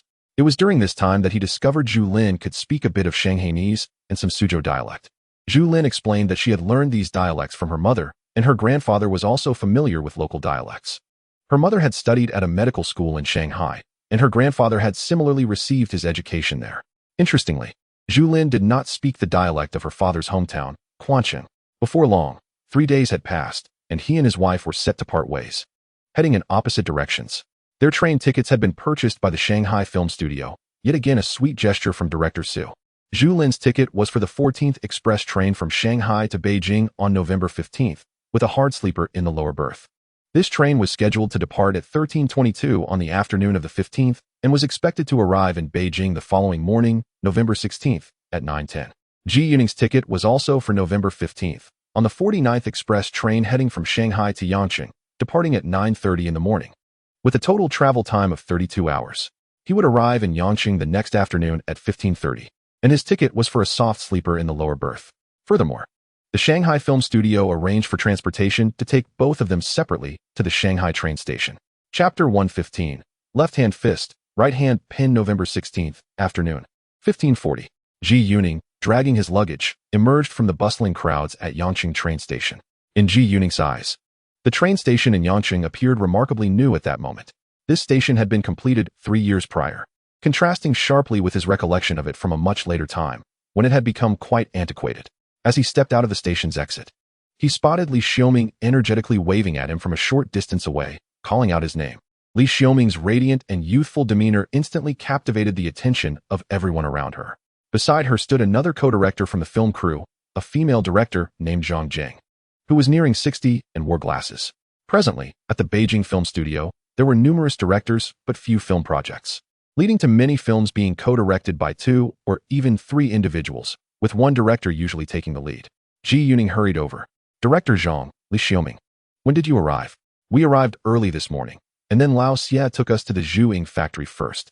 He made a long-distance call to the Shanghai Film Studio. Knowing you would arrive in Yanqing this afternoon, he sent us to fetch you. The truck carrying equipment left this morning for Xinhui. There are people waiting there, and we are the last group to depart, so it may be a bit delayed. Director Zhang smiled as she spoke. This director Zhang was the acclaimed director of the film Xiaohua in a previous life, though some later claimed she was merely a front, with the true director being surnamed Huang. Director Zhang was quite stubborn yet exceptionally kind to Ji Yuning. The group crossed the square and entered a small car, which also belonged to the Zhuing factory. Ji Yuning, you've already changed into summer attire on the train. We arrived this morning and had to change at the Zhuing factory's guest house, Li Xiaoming remarked, noticing Ji Yuning's light clothing. The temperature here in Lingnan is around 15 to 25 degrees Celsius, akin to summer back home. At this time in the afternoon, the temperature in Yanqing was approximately 25 degrees, decidedly summer-like. Indeed, my train ticket was purchased by the Shanghai Film Studio, and they provided me with a soft sleeper. As soon as we crossed Nanling and the carriage was empty, I closed the door and changed inside, Ji Yuning explained, appreciating the luxury of the soft sleeper ticket. As otherwise, he would have had to endure the heat with no proper place to change, given the train's cramped and unsanitary restroom facilities. As he exited the station, he had proudly recited a poem. In the late 70s, trains were green, the routes were limited, tickets were hard to procure, and returning home was exhilarating. However, my ticket is for a soft sleeper. This was a humorous verse he had heard about the 70s, with the last line being his own addition for the day. Upon arriving at the Zhuing factory's guest house, Xie Tian was delighted to see him. You've arrived, Xiaoji. Fortunately, I called the Shanghai Film Studio early this morning. Otherwise, we would have already left, and you would have had to take a long-distance bus to Xinhui to find us. I heard from Lao Xie this morning that you were preparing for the college entrance examination in December. Why didn't you mention it earlier? How is your review going? It's all right, Director Xie. I shall return a week or so in advance. Currently, I have no issues with mathematics or foreign languages. As for my other subjects, such as politics and history, I commenced my revision in September and feel I have made considerable progress. There is little to review in Chinese. Performing poorly in that subject would indeed be quite embarrassing. Ji Yuning exuded an air of confidence, and rightly so. According to Lao Xie, you have applied exclusively to universities in the capital, showcasing your boldness. Quite commendable. During this period, take care of your health, particularly given the significant climatic differences between the north and south, which can often lead to some discomfort. You can adjust through your diet. I possess some experience in this area. For instance, drinking more tea would be beneficial, particularly chrysanthemum tea. Additionally, consume local seasonal fruits and vegetables, especially the choy sum from Yanqing. Every time I return to Yancheng, I make it a point to visit a tea house for tea. And I must have a plate of blanched choy sum. Director Xie attentively recommended. After a brief pause, he continued, all right then, plan to return a week in advance. And after your exams, you can rush back.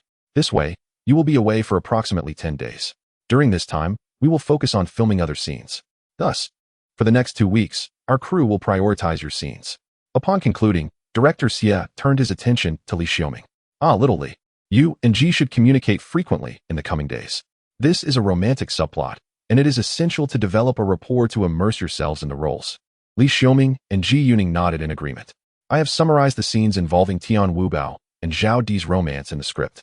Primarily, it involves playing hide-and-seek beneath the sunflower tree, rowing a boat in bird paradise, holding hands on Mount Ma, spinning around, and then taking a tumble. Following that, it's a chase. Director Xie's summary flowed like a catchy rhyme, making Ji Yuning want to chuckle. Little Ji, the place you previously recommended, Xinhui, is excellent. The county is particularly supportive. They hope that through our film, they can promote some local attractions, like bird paradise and guifeng, as you mentioned, as well as their specialties, such as the sunflower fan and local dried tangerine peel, which could gain fame. The local leaders possess remarkable agility of thought, distinct from those in other regions. This is undoubtedly influenced by the area's status as a hometown for overseas Chinese. Moreover, the most crucial aspect is that Xinhui is a cultural hub. Historically, Xinhui's city wall was the third largest in Guangdong, following Yanqing and Chaoshan. Due to the flourishing literary culture, there is a saying in Guangdong, the fist of Guanqing. The pen of Xinhui, indicating the literary prominence of Xinhui. The renowned Liang Rengong, known throughout the world, hails from Xinhui. Ji Yuning took the floor, inquiring, who is this Liang Rengong? Li Xiaoming asked curiously. Indeed, if one were to select the most erudite individual of the past century, it is highly likely that he would be the chosen one. Ji Yuning could succinctly articulate this sentiment in a single phrase. So, where does Director Xie hail from? Inquired Li Xiaoming. Director Xie originates from Panyu in Yanqing, precisely nestled between Xinhui and Guanqing. He can step with one foot into Guanqing and with the other into Xinhui. Thus, Director Xie is exceedingly formidable. He possesses both brawn and intellect. This can be aptly described as a left hand of might and a right hand of penmanship. Consequently, Director Xie is capable of portraying the role of Ma Jinlong in Gate 6, as well as that of Lin Zhongguo in Lin Family Shop. Upon hearing Ji Yuning's words, Director Xie could not help but chuckle. Although the young man spoke a bit absurdly, he felt a sense of pride within. Chapter 116, Paradise for Birds. That day, Ji Yuning and the remaining members of the crew did not embark on their journey to Xinhui. Instead, they spent the night at the guest house of Zhuing Factory. As the venerable elder Xie put it, traveling at night could be perilous, so it was prudent to depart the following morning. During dinner, Ji Yuning heeded the elder's advice and consumed an ample plate of blanched vegetables. This was not solely due to the elder's guidance. It was more so a reflection of Ji Yuning's experiences from his past life. At the break of dawn the next day, the group set off. The journey of approximately 110 kilometers took nearly 4 hours to complete. In his previous life, Ji Yuning had driven from Yanqing to Xinhui numerous times, often visiting Muzhou town during the seasonal harvest to relish the taste of yellow sand clams. When traveling on the highway, the trip would take just a little over an hour. However, during this period, there were no highways in the entire country. The route they traversed was in particularly poor condition. Upon arriving in Xinhui, they lodged at a guest house near the county government and promptly commenced their midday meal. After dining, with a call from Elder Xie, they immediately began filming. In the afternoon, they captured scenes of Ji Yuning and Li Xiaoming playing hide and seek amidst the sunflower forest. Elder Xie suggested starting with this scene to gauge Ji Yuning's comfort level in front of the camera, as he was concerned that it was Ji Yuning's first time. To his surprise, Ji Yuning's performance in several takes appeared remarkably natural. In his scenes with Li Xiaoming, he not only held his own but delivered a commendable performance. Most of his takes were achieved in one go. Ah, little G, splendid work. You not only appear photogenic, but also deliver your lines effectively. It seems you are indeed born to be an actor. The shooting proceeded smoothly, prompting Elder Xie to lavish praise on Ji Yuning. During this period, aside from studying the performance experiences you provided me, I have been diligently observing the filming at our Northern Film Studio, analyzing the performances of various actors. Ji Yuning had indeed watched numerous performances, including those of many renowned actors, which helped him cultivate his own sense of acting. When he put it to the test today, it proved to be quite successful. Seeing the filming go so well, Elder Xie decided to continue with another scene. It remained an outdoor shoot, albeit with a heavier script. After completing this scene, it was time for dinner. Elder Xie was pleasantly surprised that they had managed to film 2 scenes featuring Ji Yuning in just half a day, leaving him quite satisfied. In the evening at the guest house, Ji Yuning presented the lyrics and scores of 2 theme songs from the film Sweet Career to director Xie, namely Our Lives Are Filled with Sunshine and Our Tomorrow is Sweeter Than Honey, and even performed them. This was primarily to allow director Xie to consider the shots related to these songs in advance, including the slow-motion sequences. Upon seeing the lyrics, the esteemed director Xie felt exceedingly satisfied, as they were precisely what he desired. Additionally, Ji Yuning expressed his intention to sing one song himself, while having Zhu Lin from his family perform the other. Notably, these songs would not employ traditional accompaniment, but rather feature electronic music, which aligned perfectly with director Xie's artistic vision. The following morning, the crew rose early, around 5 o'clock. After a light breakfast, they set off for Bird Paradise, located just over a kilometer from the county government. With the recent dry weather, the crew aimed to swiftly capture the outdoor scenes. Bird Paradise is situated merely 3 miles from the Xian Hui County government, making it quite accessible. This area, formerly known as Luoxingdan, is an island in the center of the Tianma River.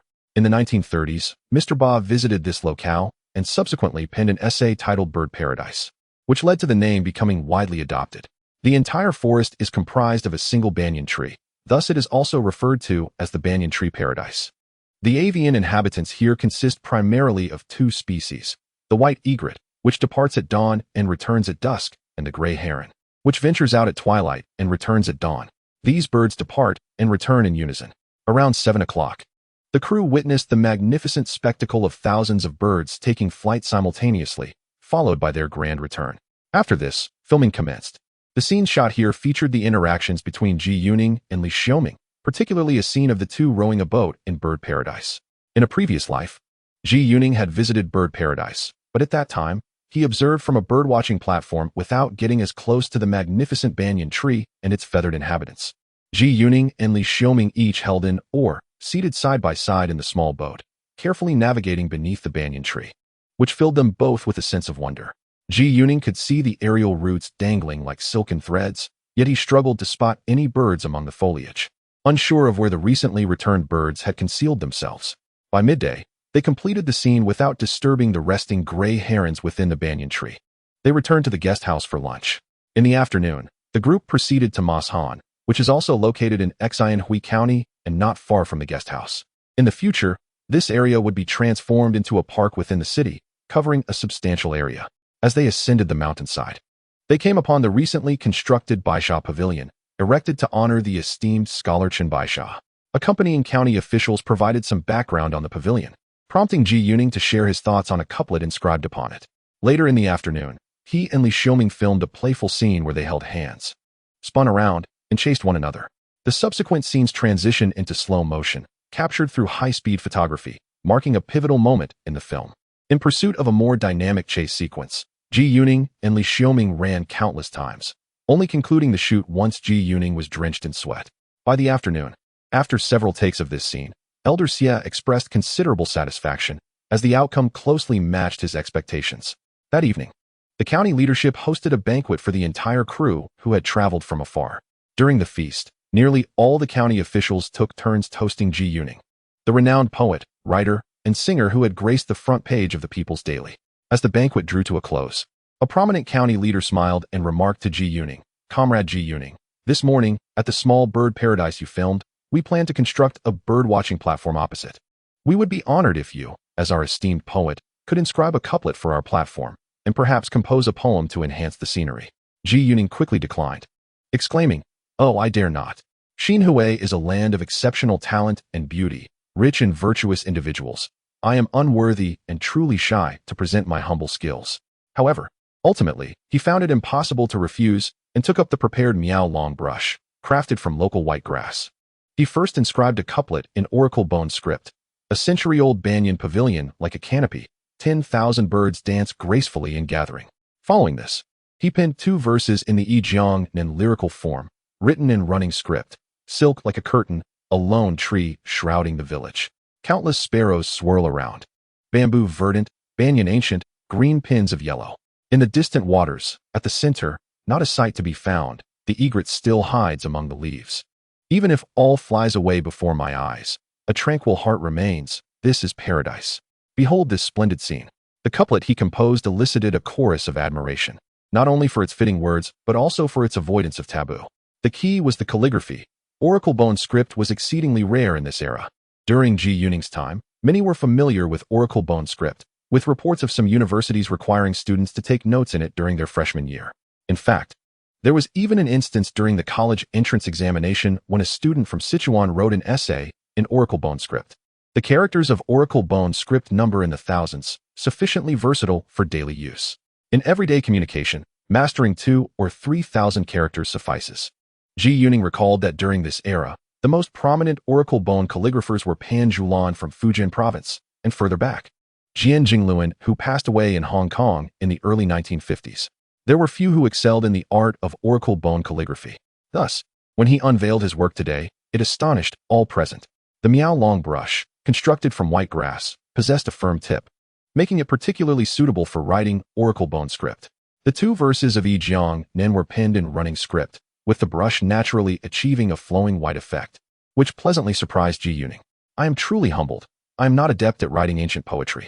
My forte lies in modern poetry, and this is merely a slight foundation I have cultivated since childhood. It had been 6 years since I last immersed myself in reading, and my foundational knowledge of ancient poetry and prose had nearly faded. Zhi Yuning felt a twinge of anxiety, as his couplet was rather pedestrian. However, the local intellectuals present praised his work, proclaiming the poetry exquisite and the calligraphy even more so. In particular, the oracle bone script was a rare gem. Seizing the opportunity, Zhi Yuning made a request for the county to create a rubbing of the Zhu temple stele, inscribed by the esteemed Chun Bai Sha, commemorating the Battle of Yamen. This stele, towering nearly 2 meters, was crafted with a Mao long brush, featuring the 4 characters Zhu temple in standard script.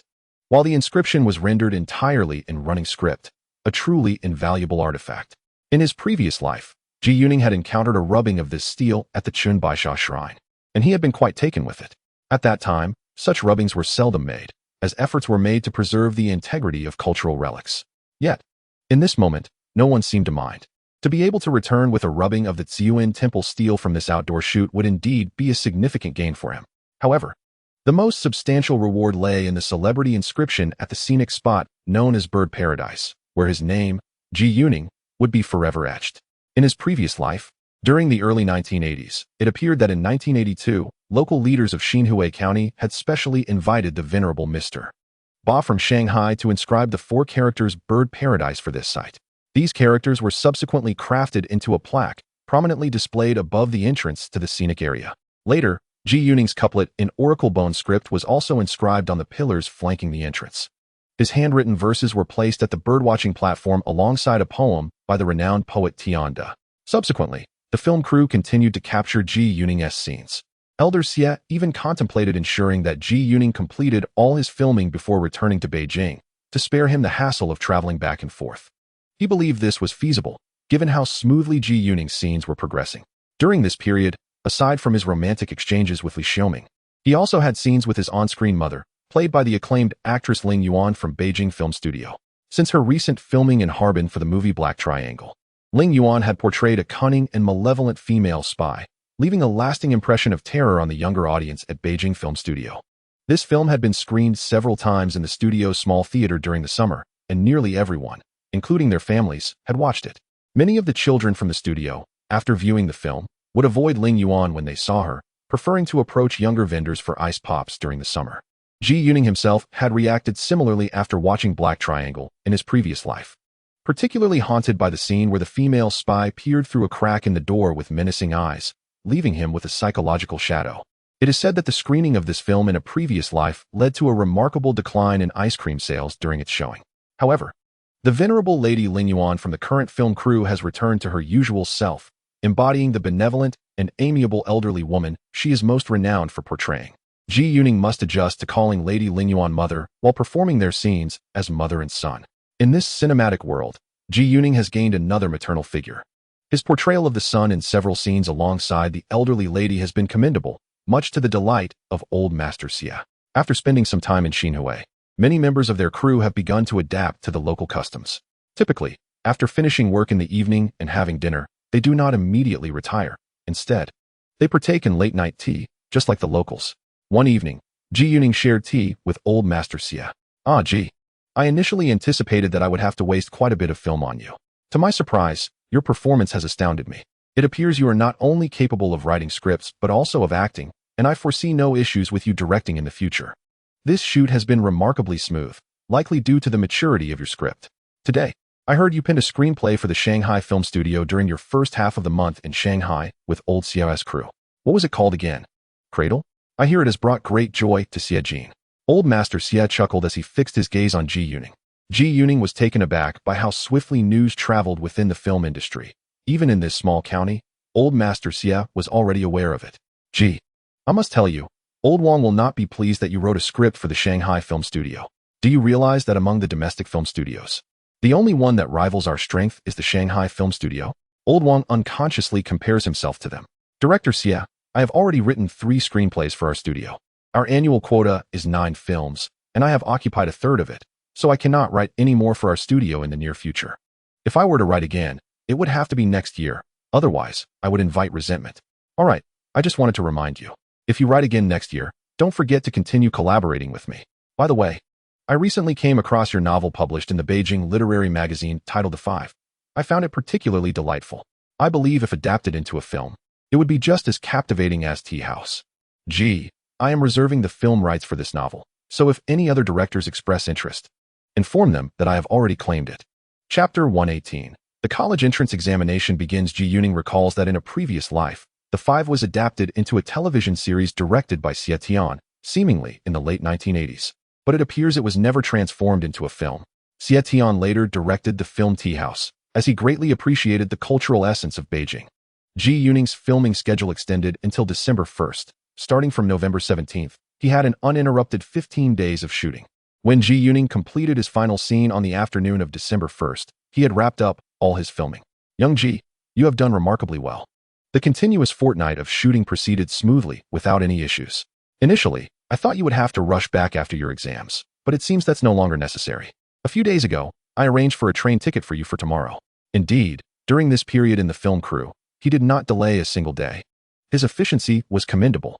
The train ticket procured for him was for the 16th express train from Yangqing to Jingxing, departing on the evening of December 2nd and arriving early on December 4th. Director Xia had instructed the crew to secure a soft sleeper ticket for Ji Yuning.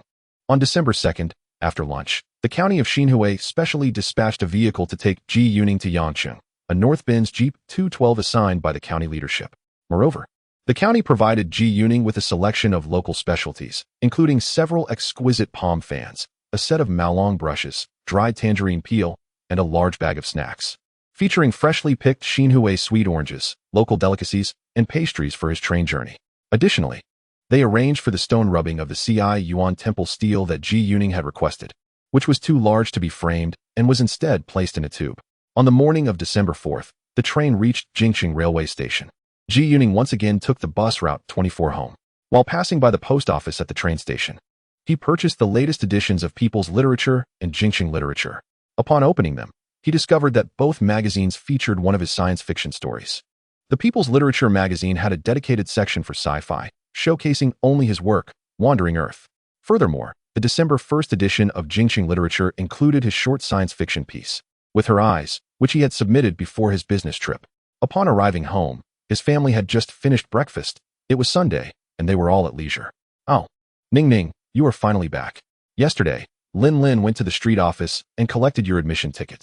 His recent business trip for the film had indeed been lengthy, and the exams were scheduled for the following Saturday. The 3 family members were delighted to see him. 2 days prior, Ji Yuning had sent a telegram from Xinhui to inform his family of his arrival in Beijing that morning. After setting down his luggage and tidying up briefly, he took the admission ticket from Zhu Lin. The ticket was a small slip of paper prominently displaying the words Beijing City 1977 Higher Education Admission Ticket in 2 lines, with his photograph affixed below, stamped with the admissions office's seal. On the left side of the photograph, his name, candidate number, and the subject category, liberal arts, are displayed. Below this information lies the examination location, which is of utmost importance to him. The venue is at Beijing's number 22 High School on Jidekou East Street, a school with which he is well acquainted and is conveniently located just 2 stops from his home. Beneath the admission ticket, the subjects and schedule for the examination are outlined. The college entrance examination in the capital is uniformly scheduled to commence on December 10, 1977. On Saturday, December 10th, the timetable is as follows. Morning, 9 to 11 o'clock, politics. Afternoon, 13:30 to 15:30, history and geography on Sunday. December 11th, morning, 9 to 11 o'clock, mathematics. Afternoon, 13:30 to 15:30, Chinese on Monday, December 12th, morning, 9 to 11 o'clock. Additional English test. Ji Yuning scrutinized the admission ticket once more and noticed in the upper right corner, in small print, the designation of the 7th examination room. That day, he decided to rest at home, having recently traveled to multiple locations, from the capital to Shanghai, then to the southern city of Yancheng and Xinhui. The mere change in climate necessitated a period of adjustment. Beginning Monday, for the next 5 days, he diligently immersed himself in the comprehensive review materials he had previously prepared for the college entrance examination. Despite his confidence, he understood the importance of meticulous preparation, a lesson gleaned from countless examinations in his past life. On Saturday, December 10th, the inaugural day of the examination, Ji Yuning enjoyed a breakfast prepared by his mother and wife before cycling away from home. On this day, Zhu Lin had taken a day off specifically to cook for him at noon. While having breakfast, he heard a news broadcast about the examination. One phrase from the announcement resonated deeply with him. Today, 89 million youths in our city will enter the examination rooms to participate in a 2.5-day college entrance examination. With the memories of his previous life, he knew that among nearly 160,000 candidates, only about 9,000 would ultimately gain admission to university, resulting in an acceptance rate of less than 57. Although the acceptance rate in the capital was already 1 percentage point higher than the national average, it remained exceedingly low. Ji Yuning calmly cycled to number 22 High School and located his examination room. As he settled into his seat, he involuntarily recalled the myriad examinations he had faced in his previous life. At 9 o'clock a.m., the exam commenced. Upon receiving the politics paper, he quickly scanned it from beginning to end. Initially, he felt the least assured about the subject of politics among the 5 subjects he was to be tested on. However, after reviewing the questions, he felt a sense of certainty. There were nearly none he could not answer. The subject of politics encompassed not only current events but also elements of philosophy and political economics, particularly concerning current affairs. The breadth of topics made it challenging to prepare adequately. Yet, fortuitously, the content covered in today's examination aligned closely with his knowledge. Much of the content is derived from his mother-in-law, Dr. Fong from Zhu Lin's family, who diligently gathered current affairs materials for him. At this moment, he felt immense gratitude towards his mother-in-law. With a 2-hour examination period, he completed his answers in just over an hour and subsequently submitted his paper early. Upon returning home, it was still before 11 a.m. During lunch, he shared with his wife that he felt exceptionally confident about the morning's examination. In the afternoon, when he opened the history and geography paper, his immediate impression was that it was remarkably straightforward. Although the questions were simple, he wrote extensively, hoping to showcase his elevated proficiency within the context of these uncomplicated queries. This was in stark contrast to the political exam, where verbosity could lead to pitfalls. However, in geography and history, he felt free to elaborate. Chapter 119. Everything is going smoothly during dinner. His family expressed great concern for him regarding the first day of examinations, particularly his mother, who was the most inquisitive. Upon returning home from work, she first inquired of Ji Yuning and then proceeded to ask him in detail about his test experience that day. The political exam exceeded all expectations, as almost all the questions had been collated by his mother and Alan's mother. In fact, it was Alan's mother who had predicted the most questions correctly, thanks to the contributions of his mother-in-law. Nevertheless, Ji Yuning was mindful of his own mother's feelings, so he generously divided the credit between the 2 doctors. This pleased Zhu Lin greatly. I have been on business trips to Shanghai and Guangzhou, carrying these political review materials with me. Initially, I was most apprehensive about the political exam, as the range of current affairs covered was extensive and complex. The most troubling aspect was not knowing to what extent the current affairs would be examined, making it challenging to prepare effectively, he explained. How did the history and geography exam go? His mother inquired again. The history and geography were quite simple. However, I wrote extensively. I believe my answers were more detailed than the standard ones, he replied confidently. After completing these two subjects, I felt there was hardly anything to lose points on. His self-assuredness brought joy to the entire family. That evening, as Zhu Lin lay on the bed, his wife Zhu Lin was diligently massaging his back. Her delicate hands on his back elicited a comfortable hum from him, filling his heart with warmth. In truth, his back bore no pain or discomfort. He was merely feigning it. He simply appreciated his wife's exceptional care over the past few days, particularly her tenderness in ensuring his examination mood remained undisturbed. Today, she had even taken a day off just for him. Thus, Zhu Lin felt that this was a wonderful opportunity to revel in her gentle attentions. On the second day, December 11th, he once again stepped into the examination hall brimming with vitality. He found the mathematics questions particularly easy, although this was largely because he perceived no difficulty in them. His proficiency can be likened to that of an exceptional student who has completed advanced calculus at a university level. This is, indeed, reflective of the standards expected decades hence, likely surpassing the academic benchmarks of his contemporaries. Zhu Lin swiftly completed all the problems, even adding various methods for the latter questions. Notably, for the last two problems, he documented a fifth method, employing concepts from university-level calculus for the final solution. This approach was not deemed inappropriate for the examination. In his previous life, he had heard of many candidates adopting similar strategies to showcase their extraordinary capabilities. In the realm of mathematics, he felt he had exhausted all possible avenues. Nevertheless, he submitted his paper well ahead of time. In the afternoon, as he opened the Chinese language examination paper, a smile graced Zhu Lin's lips. The classical text for translation was Liu Zongyuan's Record of the Little Stone Tarn. The essay prompt was, My Year of Struggle. This topic had frequently circulated online in his previous life, so he was well prepared. He believed his translation of Record of the Little Stone Tarn surpassed the standards set by the editors of the Ancient Literature Department at the People's Literature Publishing House. Similarly, he was ready for the essay, My Year of Struggle. Over the past few months, his writing skills had improved remarkably. He resolved to craft an essay that exceeded the exemplary standards of college entrance examination compositions, aspiring to create a work of literary merit. As a burgeoning poet and distinguished novelist, it was entirely natural for him to excel in his writing endeavors. Moreover, his penmanship on the examination paper was exceptionally beautiful. Upon completing this paper, even he, a veteran of countless examinations, found it visually pleasing. Once again, he submitted his Chinese paper ahead of schedule. That evening, at the dining table, he proclaimed that today's examinations felt superior to those of the previous day. On December 12th, Monday, he faced an additional foreign language examination in the morning. Generally, candidates not enrolled in foreign language majors were not required to take this test. Nevertheless, many, despite not being foreign language majors, chose to participate, likely hoping to demonstrate their diverse capabilities to the institution. Zhu Lin recalled that in the 77th year of his previous life, the top arts student in the capital had not included a foreign language major in his application. Although he was not obligated to take the foreign language examination, he still performed exceptionally well. Ultimately, this top student was admitted to the history department of the prestigious Capital University. The reason he was deemed the top student was that when the university mailed out acceptance letters, his envelope bore the admission number 001, signifying him as the foremost candidate from the capital. Thus, while they claimed not to rank students, a hierarchy did indeed exist. During the morning's foreign language test, Zhu Lin placed particular emphasis on the Chinese to English translation. He felt immensely satisfied with his final English composition.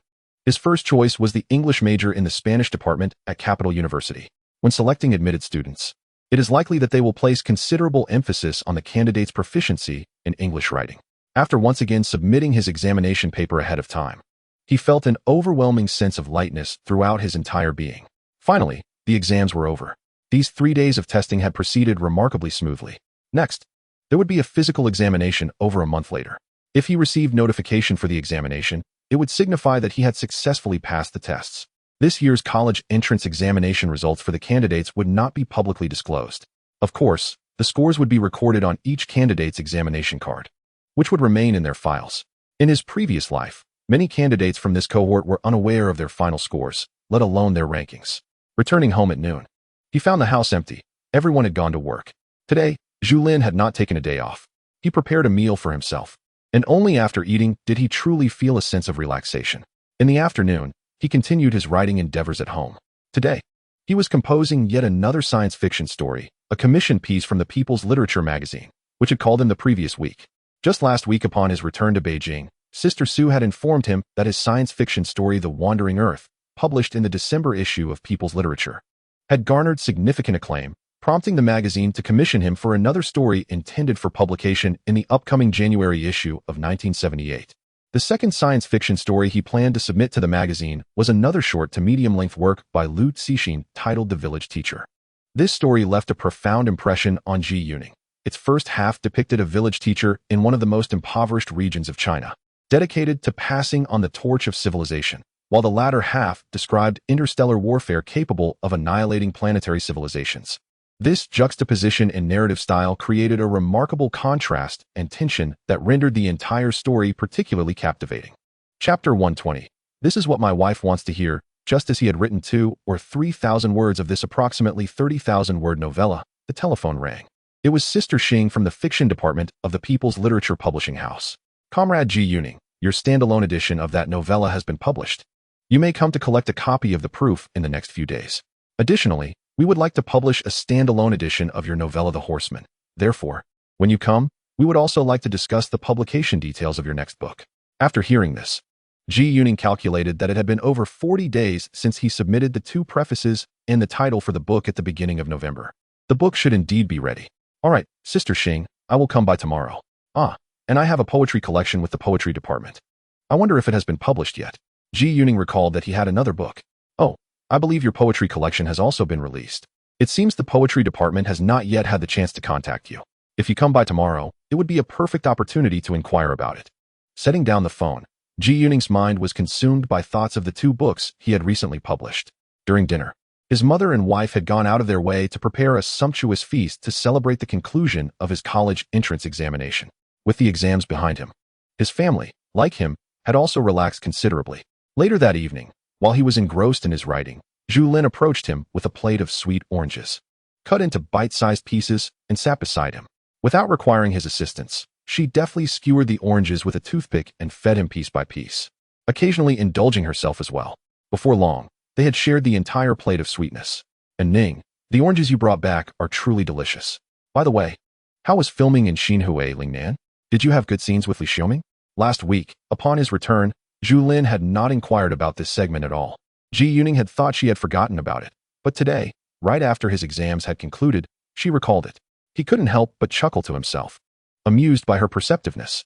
During this period, the crew filmed the scenes between Li Xiaoming and me, as well as those with the elderly Ling Yuan.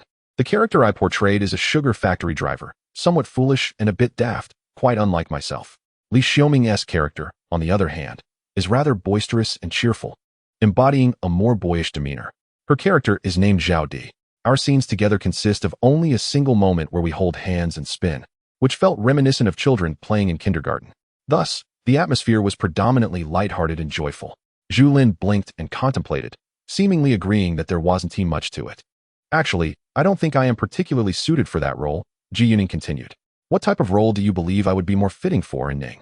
I believe you would excel in roles that are historical or portray intellectuals, or perhaps characters with a cosmopolitan flair, akin to expatriates.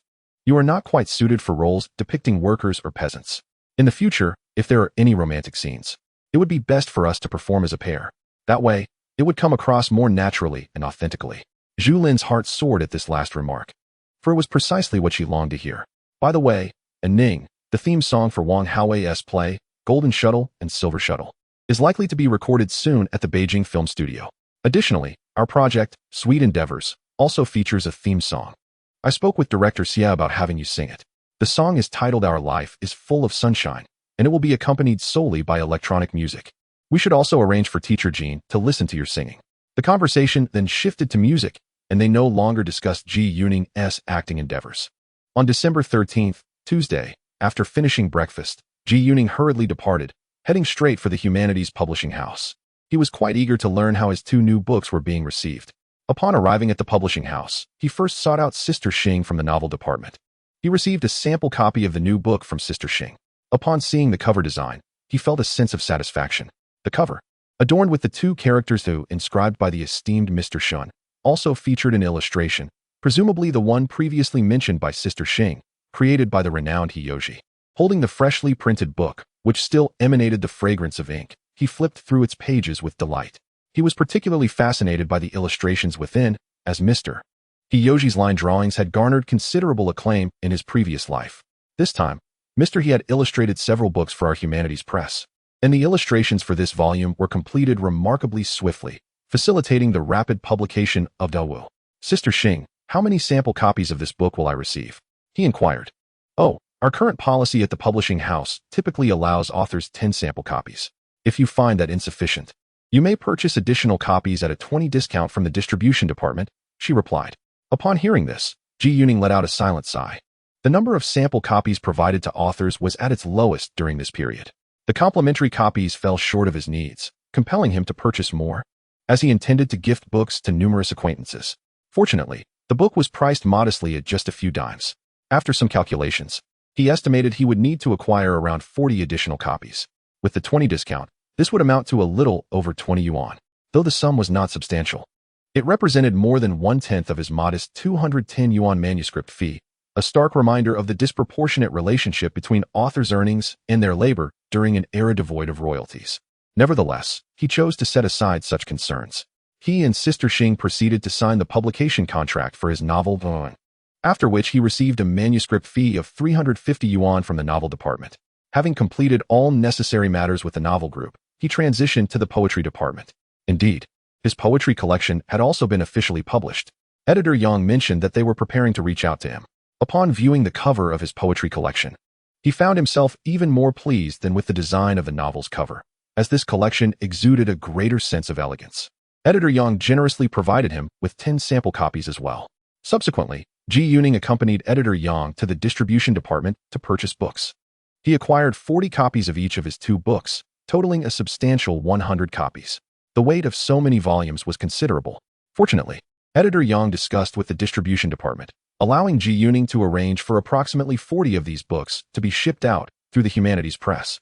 The recipients included individuals from afar, such as Mr. Ba from Shanghai, Editor Ru, and Director Su from the Shanghai Film Studio, as well as local figures like those from the Beijing Film Studio, as these individuals might not be present in the capital. Chapter 121.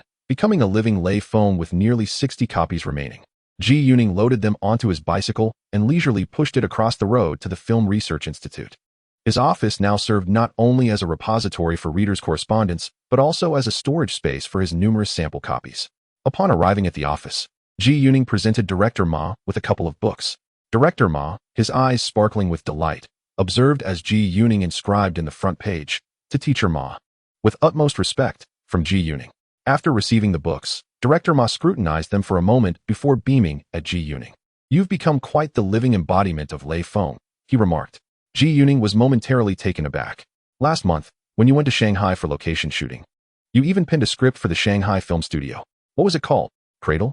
I heard that Xie Jin recently visited Beijing to gather materials and experience life for that project, and it has already been discussed at their studio." Upon hearing this, Lao Wang commented during a meeting at the studio that when we from the Beijing Film Studio went to Shanghai to film, we inadvertently sent them a living lay foam. Thus, it has become known at Beijing Film that our Film Research Institute has a living lay foam among us. As Director Ma continued, he chuckled with joy. Ji Yuning, upon hearing this, thought to himself that he had acquired yet another label, living lay foam. The next time he encountered Director Wang, he would surely face more teasing. However, with the sugar-coated shell of praise, being labeled a living lay foam seemed rather amusing. Ji Yuning organized the 60 books in his office and, after enjoying his lunch at the unit, took a dozen books with him as he stepped out once more. This time, the primary recipients were from the People's Literature Publishing House, particularly those in the fiction and poetry groups. He only presented a book to Wu Taichang from the critique group, as he sensed a lack of friendliness from the others. Ji Yuning was not particularly fond of these so-called judges either. Additionally, he gave 2 books to Deputy Editor Liu and asked Sister Su to pass 2 books to Editor Zhang. Su then mentioned, "Little Ji, I forgot to tell you something. Our People's Literature Publishing House will be hosting a larger-scale literary symposium at the end of this month, from December 28th to the 31st, culminating on the last day of the year. Most of the attendees will be from Beijing, with only a few from outside, but we expect over 140 participants. doubling the previous scale. She continued, Editor Zhang also said that you must be invited to this symposium. There will be many prominent figures present, so it would be beneficial for you to attend. Moreover, there is a possibility that the restoration of the Writers Association and the Literary Federation will be officially announced during this event. Oh, Sister Su, will I be required to speak at this meeting? Ji Yuning feigned ignorance, well aware of the significance of this symposium. It would be incomparable to the one he attended at the end of October. After this gathering, the atmosphere for the following year would undoubtedly improve. Oh, you think you can speak at this meeting? You might be overestimating yourself, Su replied with a laugh. Also, be cautious during this period. Many do not look favorably upon you. Just the other day, Editor Zhang mentioned that your recent venture into science fiction is indeed a good move. He expects your submission for the commissioned science fiction story soon, as the magazine next month also requires a report on a mathematician's story. Ji Yuning nodded, fully aware that the forthcoming issue of the People's Literature magazine would feature this renowned piece of reportage, which had caused quite a stir at the time. His own science fiction story, The Rural Teacher, included in this edition, would undoubtedly benefit from the momentum. After departing from the People's Literature magazine office, he made his way to the Poetry magazine office, where he had come specifically to deliver books to editor Li Ji. Upon seeing the 2 volumes, Li Ji expressed surprise, not anticipating that the Humanities Publishing House would release books so swiftly. Naturally, he was pleased, having taken a keen interest in Ji Yuning's recent developments and offering him some reminders. At that moment, Ji Yuning recalled the earlier words of Sister Su, who had mentioned that some people had been critical of him lately. This discontent stemmed primarily from his exceptionally brilliant articles published in October and November in the People's Literature, which had drawn both admiration and ire. Unfortunately, Ji Yuning found himself distanced from their organization, engrossed in filming, and lacking the habit of reading the newspaper daily. He dismissed any criticism that did not confront him face to face. Compared to those writers of this era, his heart was far more resilient. After leaving the Poetry magazine office, he returned to the Film Research Institute, loading the remaining 40 books onto his bicycle. This time, writing was much easier, the load felt lighter. In the evening, his family expressed excitement upon seeing his newly published books. Aside from gifting some to relatives and friends, he intended to distribute the rest gradually. On December 14th, Wednesday, he arrived at the Beijing Film Studio, having spent over a month filming externally and preparing for the college entrance examination for nearly half a month. This marked his return to the production team. Yesterday, he had called director Wang Haowei to learn that the crew had already wrapped up filming and entered post-production. Little G, you've finally returned. You've become quite the living Lei Feng, old Wang remarked, suggesting they should have the Shanghai Film Studio send them a banner in recognition of his efforts. Director Wang Haowei was delighted to see him and immediately began to jest. Director Wang, how is post-production going? Ji Yuning asked, eager to steer the conversation away from the mention of Lei Feng. Well, the initial cut has just been completed. We've nearly finalized the score using your theme song, and Wang Ming has informed me that you've also been included in the composition team. You are now not only a screenwriter, but also an assistant director and a composer as well. The crew had been in post-production for over 3 weeks. The actors' voiceovers were nearly finished, the initial editing was substantially complete, and work on the score and theme song was underway. Most of the crew members were gathered in the recording and editing building at Beijing Film Studio. This building, along with the main building and the washing and printing building, formed a shape reminiscent of the August 1st emblem when viewed from above. Within the editing room, Ji Yuning, Director Wang, and others were reviewing the footage that had been initially edited the day before, though devoid of voiceovers and music. And the editing merely narrates the film's story in a somewhat crude manner. The humor still manages to shine through. The initial cut of the film closely mirrors the impressions of Ji Yuning's past life. However, this is merely a preliminary edit, and from today onward, the film shall undergo a meticulous refinement process. Following the 2-hour initial cut, Ji Yuning provided a wealth of feedback, leaving the crew astonished by his discerning eye. This is, of course, primarily due to Ji Yuning having watched the completed film several times in his previous life, leaving an indelible impression in his mind. As he watched, memories of the finished product involuntarily resurfaced. The 2 editors, one surnamed Tang, who later became a director, and the other a young woman surnamed Ma, are relatively unknown within the factory. The best editors in the domestic film industry are found at the Beijing Film Studio, making their presence in this crew somewhat unlikely. In Chapter 122, Zhu Lin records the theme song. Ji Yuning continued to learn through communication with the editors and the director in the editing room. Editing is indeed a craft requiring considerable skill. He now somewhat regrets not being present during the initial cut, as it would have afforded him the opportunity to learn from beginning to end. Ji Yuning, along with director Wang and the others. Spent the entire day in the editing room. On Thursday, December 15th, Ji Yuning remained in the editing room, observing the editor's fine-tuning in the morning. After dining at the factory cafeteria at noon, he made his way to the entrance of the studio to await his wife. It wasn't long before Zhu Lin arrived on her bicycle. Today, she was there to audition for the theme song, having taken a half-day leave from school. Ji Yuning promptly escorted Zhu Lin to the recording studio, where director Wang and composer Wang Ming were already present. Master Lai, this is my beloved Zhu Lin. Ji Yuning introduced her to the sound engineers. Unlike the recording studio at the broadcasting house, he was well acquainted with most of the personnel at the Beijing film studio. Not just the sound engineers, but nearly everyone at the studio recognized him. He recalled that Master Lai, the sound engineer for their crew, had won the Best Sound Award at the Golden Rooster Awards in the 1980s. After a brief adjustment, Zhu Lin began her audition. Having practiced this song diligently for over a month, under the guidance of teacher Jean and her own efforts, her vocal prowess had significantly improved compared to when Ji Yuning had first brought her to the broadcasting house in August. The song embodies a folk style with a hint of pop influence, and Zhu Lin's vocal characteristics are perfectly suited for it. The audition yielded promising results. With composer Wang Ming nodding appreciatively, this was his first time hearing Zhu Lin sing. Xiao Ji, your wife's voice is remarkable, quite fitting for this song. Moreover, her singing style is distinctly unique. This is what you referred to as a pop singing method, Wang Ming remarked. He had arranged the song with a folk-style accompaniment, utilizing the original band from the Beijing film studio. Teacher Wang, I believe our play does not emphasize emotions in a profound manner. Rather, it embodies a light comedy. Therefore, the singing style of the song should ideally be lively and simple. Zhu Lin's vocal technique, as noted by teacher Jean from the Central Orchestra, combines traditional and popular singing styles. The key is to highlight one's unique characteristics. Ji Yuning now addresses Wang Ming as teacher Wang. As Wang Ming is originally a composer for the Central Orchestra, he is sought after for film scores at the Beijing film studio, primarily due to his partner working as a makeup artist there. In this era, domestic film studios typically only credit the composer in the subtitles, omitting the category for original song lyrics and composition.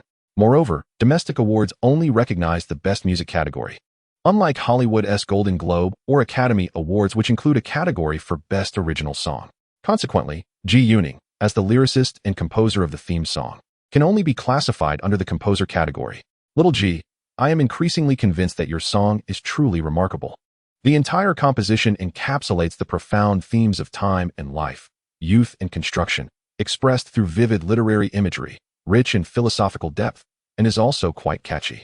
It is particularly suitable for our film. Zhu Lin sang beautifully earlier. Her lively and cheerful rhythm instantly evoked imagery from the movie. Director Wang, who listened to Zhu Lin's audition, was even more satisfied this time. This satisfaction stems not only from the singer's pleasant performance, but also from her deeper understanding of the song's essence. Ji Yuning recalls that the song Golden Shuttle and Silver Shuttle was composed around 1980. The author, while sailing at sea, witnessed the remarkable sight of the sun and moon on the water's surface, which inspired him to write a poem titled Celestial Wonder. After its publication in domestic journals, many sought to compose music for it, leading to the creation of this song. Ji Yuning used this song in its original form for the film, unexpectedly finding it exceptionally aligned with the movie's content. At 3 p.m., the recording studio was ready, and they officially commenced recording. Zhu Lin performed admirably, completing the recording in just 2 takes. After finishing, the sound engineer gifted Zhu Lin a small cassette tape, a customary practice for singers of theme songs. The tape contained the song she had just sung. Zhu Lin successfully recorded the film's theme song, bringing great joy to both Ji Yuning and Zhu Lin. On the way home, Zhu Lin hummed Golden Shuttle and Silver Shuttle softly while riding her bike, her delight evident. You performed exceptionally well today, my dear. I intend to reward you. And how will you reward me? How about some sweets? You jest again. By the way, this morning, I handed over the letter from People's Literature regarding the collaborative experience of life to Director Cui at Concord Hospital. Director Cui is very supportive and said it's no problem. He is a genuinely kind person. Subsequently, I visited the ophthalmologist, where I encountered Granny Zhang, an esteemed friend of my grandmother who has known me since childhood. Granny Zhang is the former head of the ophthalmology department. When you arrive at the hospital for your experience, she will gladly accompany you through the outpatient clinic and the surgical rooms, or her students may also assist you. However, Granny Zhang is quite eager to meet you. When she is pleased, her conversation flows abundantly, seemingly endless. He now comprehends his wife's sentiments quite well. Having recently filmed a movie in Shanghai, He has also performed a theme song for it. His wife has become adept in both acting and singing. For Zhu Lin, there may linger a slight concern in her heart. Her husband possesses an extraordinary talent, a veritable polymath, which may induce feelings of inadequacy within her.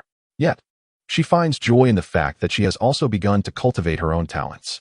Ji Yuning believes it is necessary to compose several more songs for his wife, as he was quite impressed by her performance at the venue today, noting her burgeoning skill and emerging personal style. The songs Golden Shuttle and Silver Shuttle, along with another I previously mentioned, Our Lives Are Full of Sunshine, were written as theme songs for the film's sweet career. These two pieces were featured in the People's Music magazine last month. Zhu Lin should practice them diligently, perhaps even record one at the radio station soon. Additionally, while at the recording studio, I was inspired to compose a new song specifically for you. Remember our trip to Shanghai last month when you spoke the local dialect? This song captures the beauty of Suzhou and its surroundings, entitled Beauty of Taihu Lake. Chapter 123, Dr. Ji Yuning.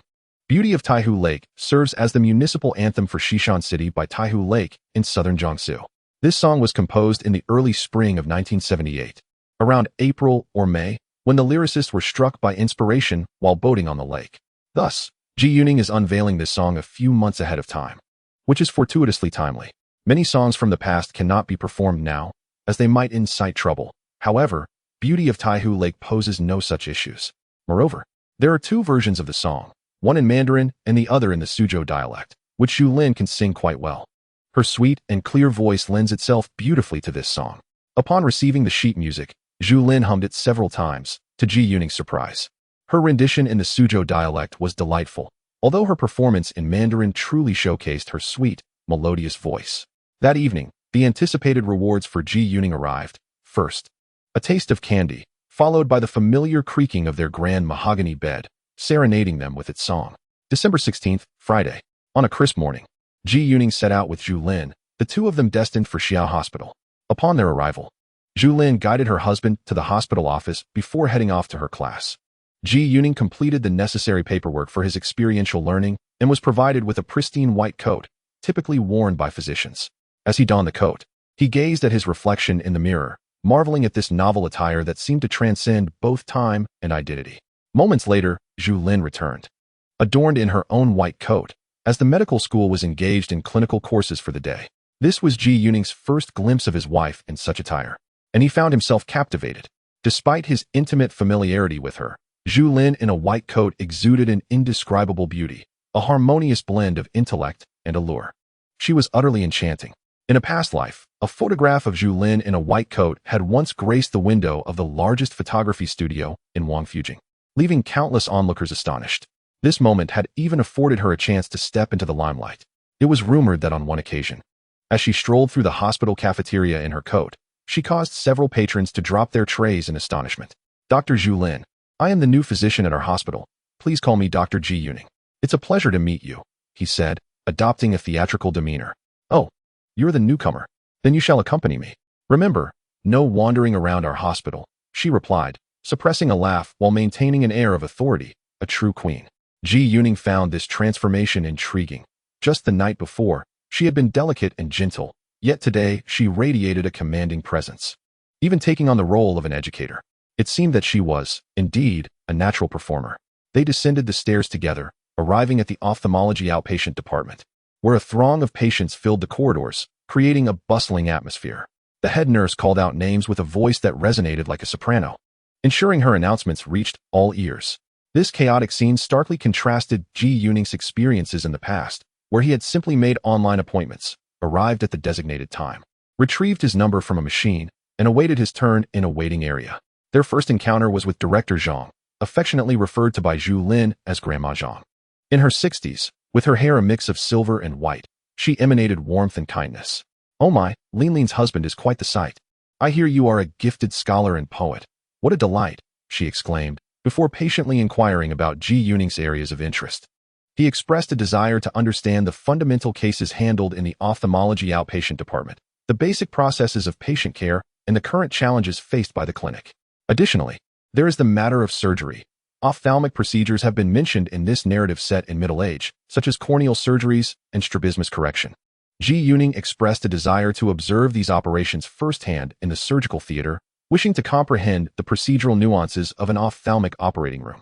Furthermore, the original tale indicated that the protagonist, Lu Wenting, returned home to recuperate due to a myocardial infarction, prompting Ji Yuning to seek information about this condition.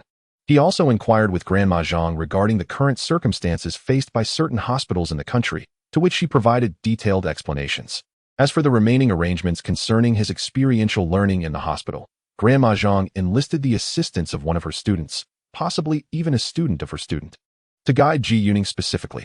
Soon, Ji Yuning met his supervising instructor, a woman in her early 40s named Dr. Cui, who possessed a graceful appearance but bore a hint of age, with strands of gray visible amongst her hair peeking from beneath her cap. For the foreseeable future, Ji Yuning would serve as an intern under Dr. Chui's mentorship. However, his role as an intern did not equate to that of a true physician. Little G, this is a slit lamp, an essential tool for examining the fundus, Dr. Cui explained. This is a 3-mirror lens, which we place against the patient's cornea. It is a contact lens. Typically, we only use the 3-mirror lens when the fundus examination is particularly complex. Our department has only this one. During intervals between patients, Dr. Cui educated Ji Yuning about various ophthalmic instruments and auxiliary equipment. When patients were present, Ji Yuning observed attentively, immersing himself in the medical vernacular spoken by the seasoned physicians. At 11:30 a.m., Zhu Lin arrived once more, while Dr. Cui still had a few patients to attend to. Little G, why don't you go have lunch with your wife? Dr. Cui greeted Zhu Lin, acknowledging her familiarity with her, before permitting Ji Yuning to conclude his duties for the day. Wife, shall we dine outside? He suggested. What is the rush? Let us eat at our cafeteria. You haven't experienced our cafeteria as cuisine yet. Let us try it this time. Initially, Ji Yuning wished to indulge in a more sumptuous meal with his wife, yet she insisted on taking him to the hospital cafeteria. Clad in white coats and carrying lunch boxes, they queued for their meals and then sought a place to dine. In the cafeteria, the two of them immediately attracted considerable attention. At that moment, Ji Yuning began to grasp his wife's motives for insisting on this outing. Perhaps it was to showcase him in a public setting or even to assert her presence. Yet, this remained merely his intuition, and he refrained from speculating about her thoughts. In this environment, it was prudent to heed his wife's wishes. Chapter 124. The presence of competition in the afternoon. Ji Yuning accompanied Dr. Cui to observe a cataract surgery in the operating room. Within the sterile environment, he meticulously experienced the entire process undertaken by a surgeon. From the initial disinfection upon entering the room, through the preparatory stages, the execution of the surgery, and concluding with the post-operative procedures. Upon exiting the operating room, he awaited Zhu Lin's conclusion of class before the two of them returned home together. His internship, or rather, his experiential learning at Xia Hospital, did not necessitate daily attendance. An arrangement had been made with the hospital, allowing him to visit approximately 2 to 3 days a week. Additionally, he would be informed in advance about opportunities to observe surgeries. On December 17th, Saturday morning, Ji Yuning arrived at the Beijing film studio. The studio's leadership intended to review the first draft of a family film that had just undergone its initial cut.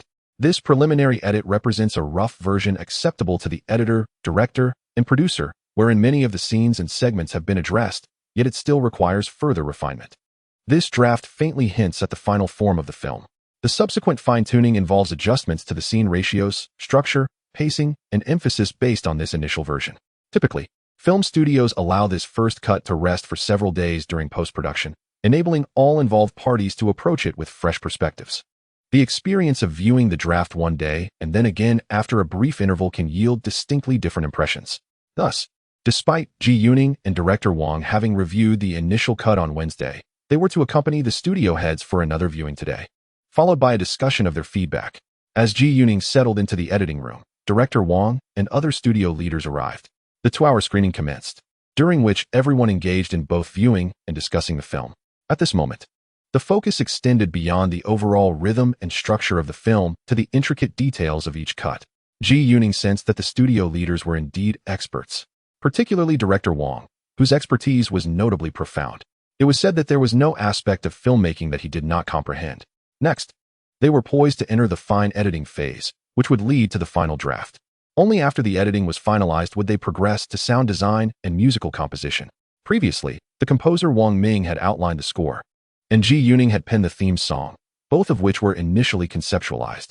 Upon completion of the final draft, they would proceed to the scoring phase. Simultaneously, sound design, including audio effects and subtitle design, would also be integrated at this stage. As the initial cut concluded, everyone in the editing room rose. At that moment, Director Wang approached Ji Yuning with a smile. "I hear you've fallen for the sweet allure of the Shanghai film studio," he jested. Ji Yuning inwardly sighed, realizing he could not escape Director Wang's scrutiny. "Indeed, Director Wang, I consumed the sweet coating but left the bomb intact," he replied, eliciting laughter from the group. Director Wang, both amused and exasperated, remarked, "It seems you have little regard for our studio's offerings. With such an excellent script, you could have saved it for us to utilize next year." Ji Yuning thought to himself that if he did not present this script now, it would eventually be claimed by the General Administration's project in a few months' time. However, Director Wang's tone has softened, no longer as brusque as before. It seems that with the emergence of the Shanghai Film Studio, he has become more cautious. Indeed, competition fosters excellence. Individuals like Xie Jin are exceedingly discerning when it comes to selecting screenwriters. Among the few he deems worthy, he seems quite pleased to have your script in hand. He presented it to the General Political Department, where a writing group specifically established for crafting children's stories had also reviewed it, only for that group to subsequently disband. The myriad works they produced over the years have ultimately gone to waste. The General Political Department has shown considerable support for the Shanghai Film Studio in bringing this story to life. Alas, what a pity it is. If only our studio could undertake this narrative. Ji Yuning observed that Director Wang had refrained from expressing much anger, likely realizing that he could no longer intimidate Ji. Yet, seeing old Wang's expression of regret made Ji feel somewhat uncomfortable, especially since many in the studio, including old Wang, had been quite kind to him. "Director Wang, I shall write another script for our studio next year. I've already submitted 3 this year, and I cannot possibly deliver more. Otherwise, I fear I might incite some resentment. This year, my writing has been somewhat restrained. I find myself penning science fiction tales for people's literature and Jingxing literature. I have ventured into the realm of science fiction novels. Next year will surely bring better opportunities, and the volume of material I can create will increase. We might even embark on a grand production then.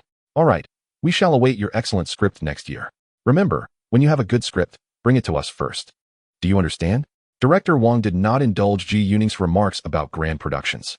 After the studio leaders departed, the crew continued their bustling work in the editing room. "Director Wang, how much longer do you estimate it will take to produce a refined sample of our film?" Ji, we are rather late in completing the initial edit. In our previous projects, we typically finished the initial cut by the time we were wrapping up filming. Each day after shooting, we would promptly develop the footage and begin editing immediately.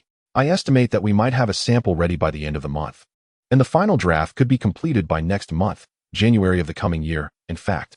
However, our composer has joined the team quite early, primarily due to Wang Ming's familiarity with us, which has fostered a certain rapport. The creation of the theme song has also commenced ahead of schedule, and its performance has been arranged in advance. I have listened to his score and reviewed your song. In fact, the editing is already being conducted in accordance with that piece. Typically, composers join toward the end of the film's production, crafting music based on the edited footage. Yet, there are instances where film composers enter during the shooting phase, allowing directors to edit scenes in accordance with the composer's music. It is said that Hollywood's great director, Spielberg, often employs this method. Ji Yuning was surprised to find that Director Wang was quite avant-garde in his approach. Nevertheless, he felt a sense of joy in being able to design suitable visuals for the editing of that splendid theme song, Golden Shuttle and Silver Shuttle. To his surprise, it was precisely his theme song that elevated the film's realm beyond its previous incarnation. In the editing room, he observed the editor deftly maneuvering the hand-cranked editing machine, alongside the small guillotine for cutting film and a white marker for annotating the footage. At that time, automatic film splicing machines had yet to make their debut in the mainland. It was not until the post-1980s that such technology began to supplant the hand-cranked devices. The filmmaking process during the era of celluloid was indeed laborious. Ji Yuning genuinely felt that the journey from conceptualizing a film to its completion was an arduous endeavor. Chapter 125. A possible move. The entirety of Saturday was once again spent by Ji Yuning in the editing suite. Upon returning home in the afternoon, he found his wife and mother already preparing dinner. At the dining table, only 3 individuals were present, prompting Ji Yuning to inquire, "Mother, why hasn't Dad returned for dinner in several days?"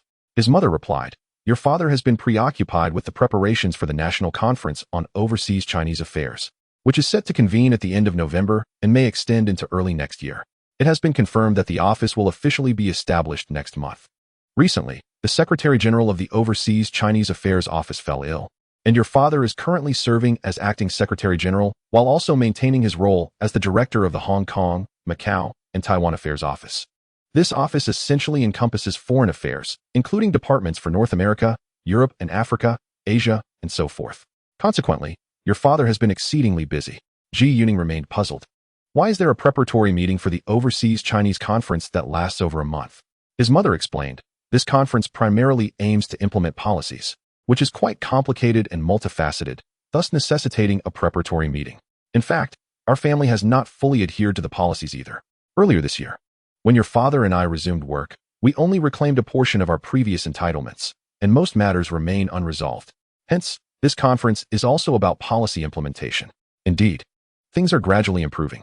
Furthermore, at the beginning of next year, likely in early January, once the Overseas Chinese Affairs Office is officially inaugurated, the entire compound at No.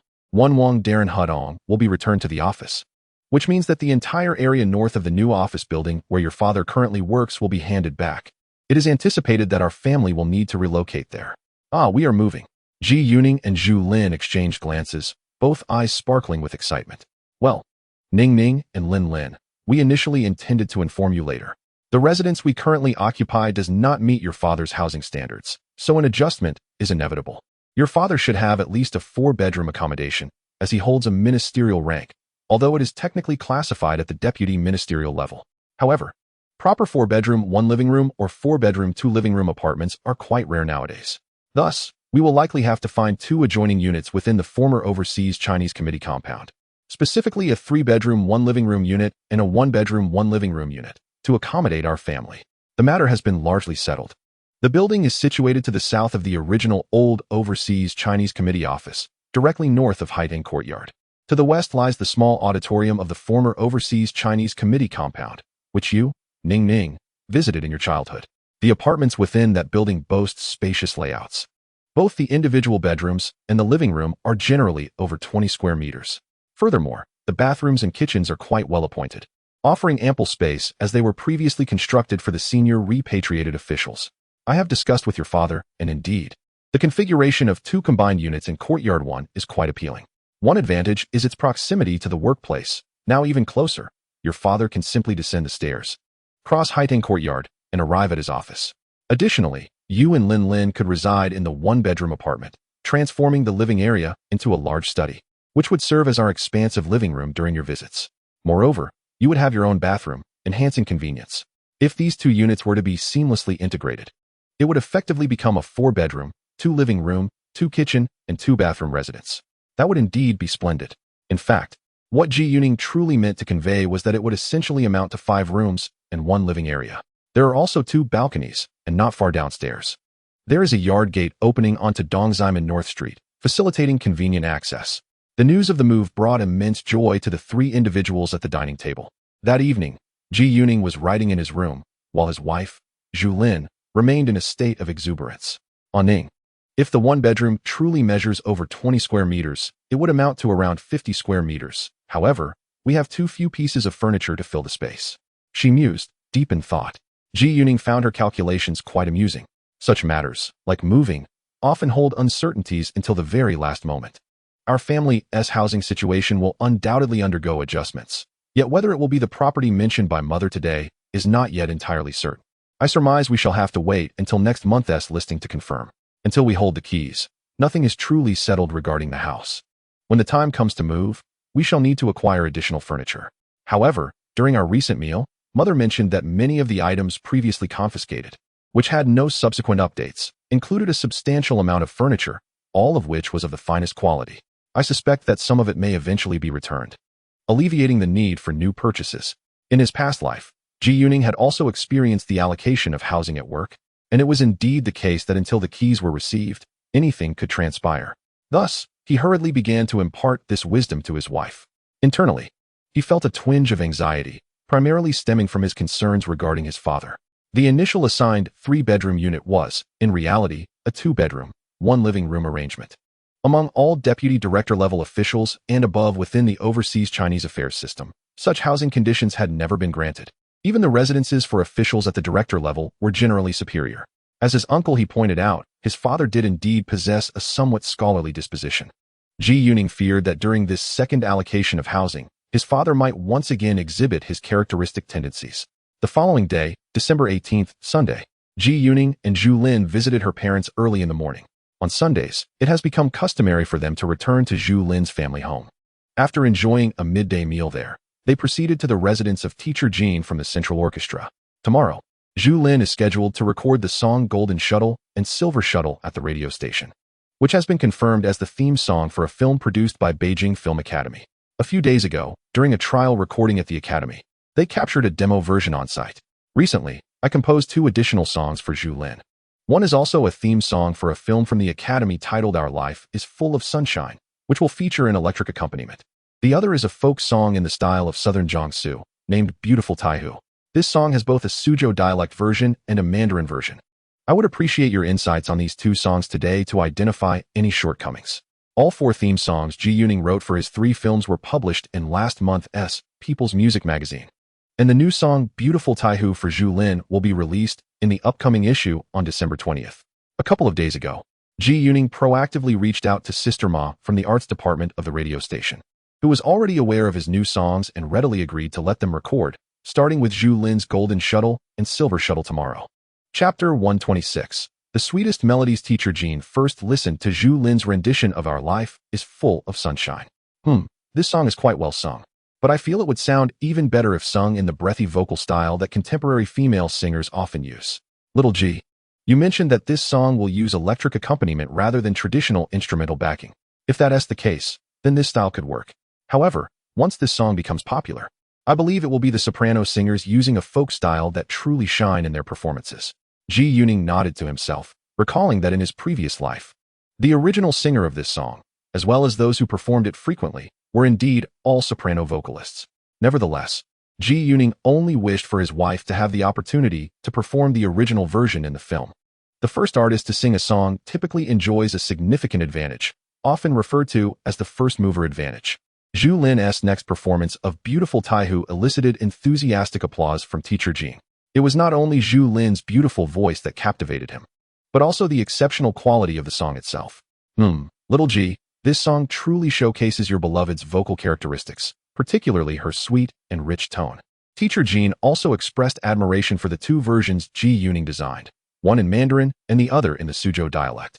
He felt that Zhu Lin excelled in singing the Mandarin version, though he suggested that both versions could be recorded in the future, believing that the dialect version might gain even greater popularity and wider dissemination, given that Beautiful Taihu inherently reflects the local flavor of Southern Jiangsu. Subsequently, teacher Jean provided a thorough analysis and guidance on the specific vocal techniques for both songs. This is what one truly calls a professional vocal guidance. On that day, teacher Jean's insights on the 2 songs not only proved immensely beneficial for Zhu Lin, but even Ji Yuning, the creator of the songs, found them to be of great value. On Monday, December 19th, Ji Yuning and Zhu Lin arrived at Concord Hospital early in the morning. It was once again his time for internship. In the morning, he observed teacher Cui performing a strabismus correction surgery. In the novel The Man in His Middle Age, the protagonist Lu Wenting performed her last 3 surgeries before fainting, one of which was a strabismus correction.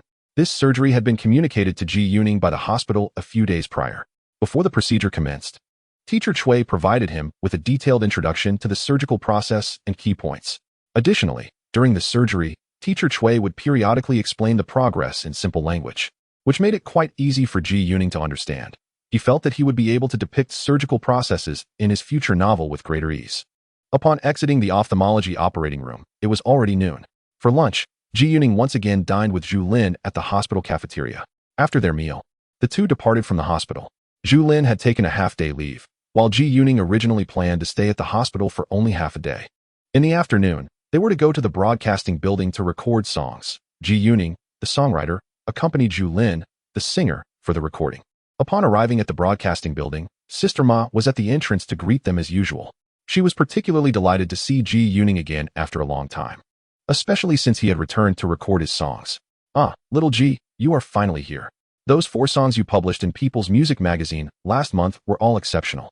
It's a pity that during this period, you have been busy filming with the crew, and after returning, you have to prepare for the college entrance examination. So we haven't been in touch. A few days ago, teacher Wang mentioned to me that you had written a new song titled Beautiful Taihu, which he adores. Well, Sister Ma, Later in the recording studio, let Zhu Lin sing Beautiful Taihu for you. I visited teacher Jin's home yesterday and asked for his guidance on this song. He also found it particularly melodious. Furthermore, let us first record a few of Zhu Lin's songs during this time. Of the 4 theme songs for the movie, 2 are sung by Zhu Lin and the other 2 by me. When it comes time to produce the program, it would be best to mention that these are theme songs from a certain film, which is set to be released next year by the Beijing Film Studio. Ji Yuning felt that it would be advantageous to mention in the radio program which movie the song belongs to.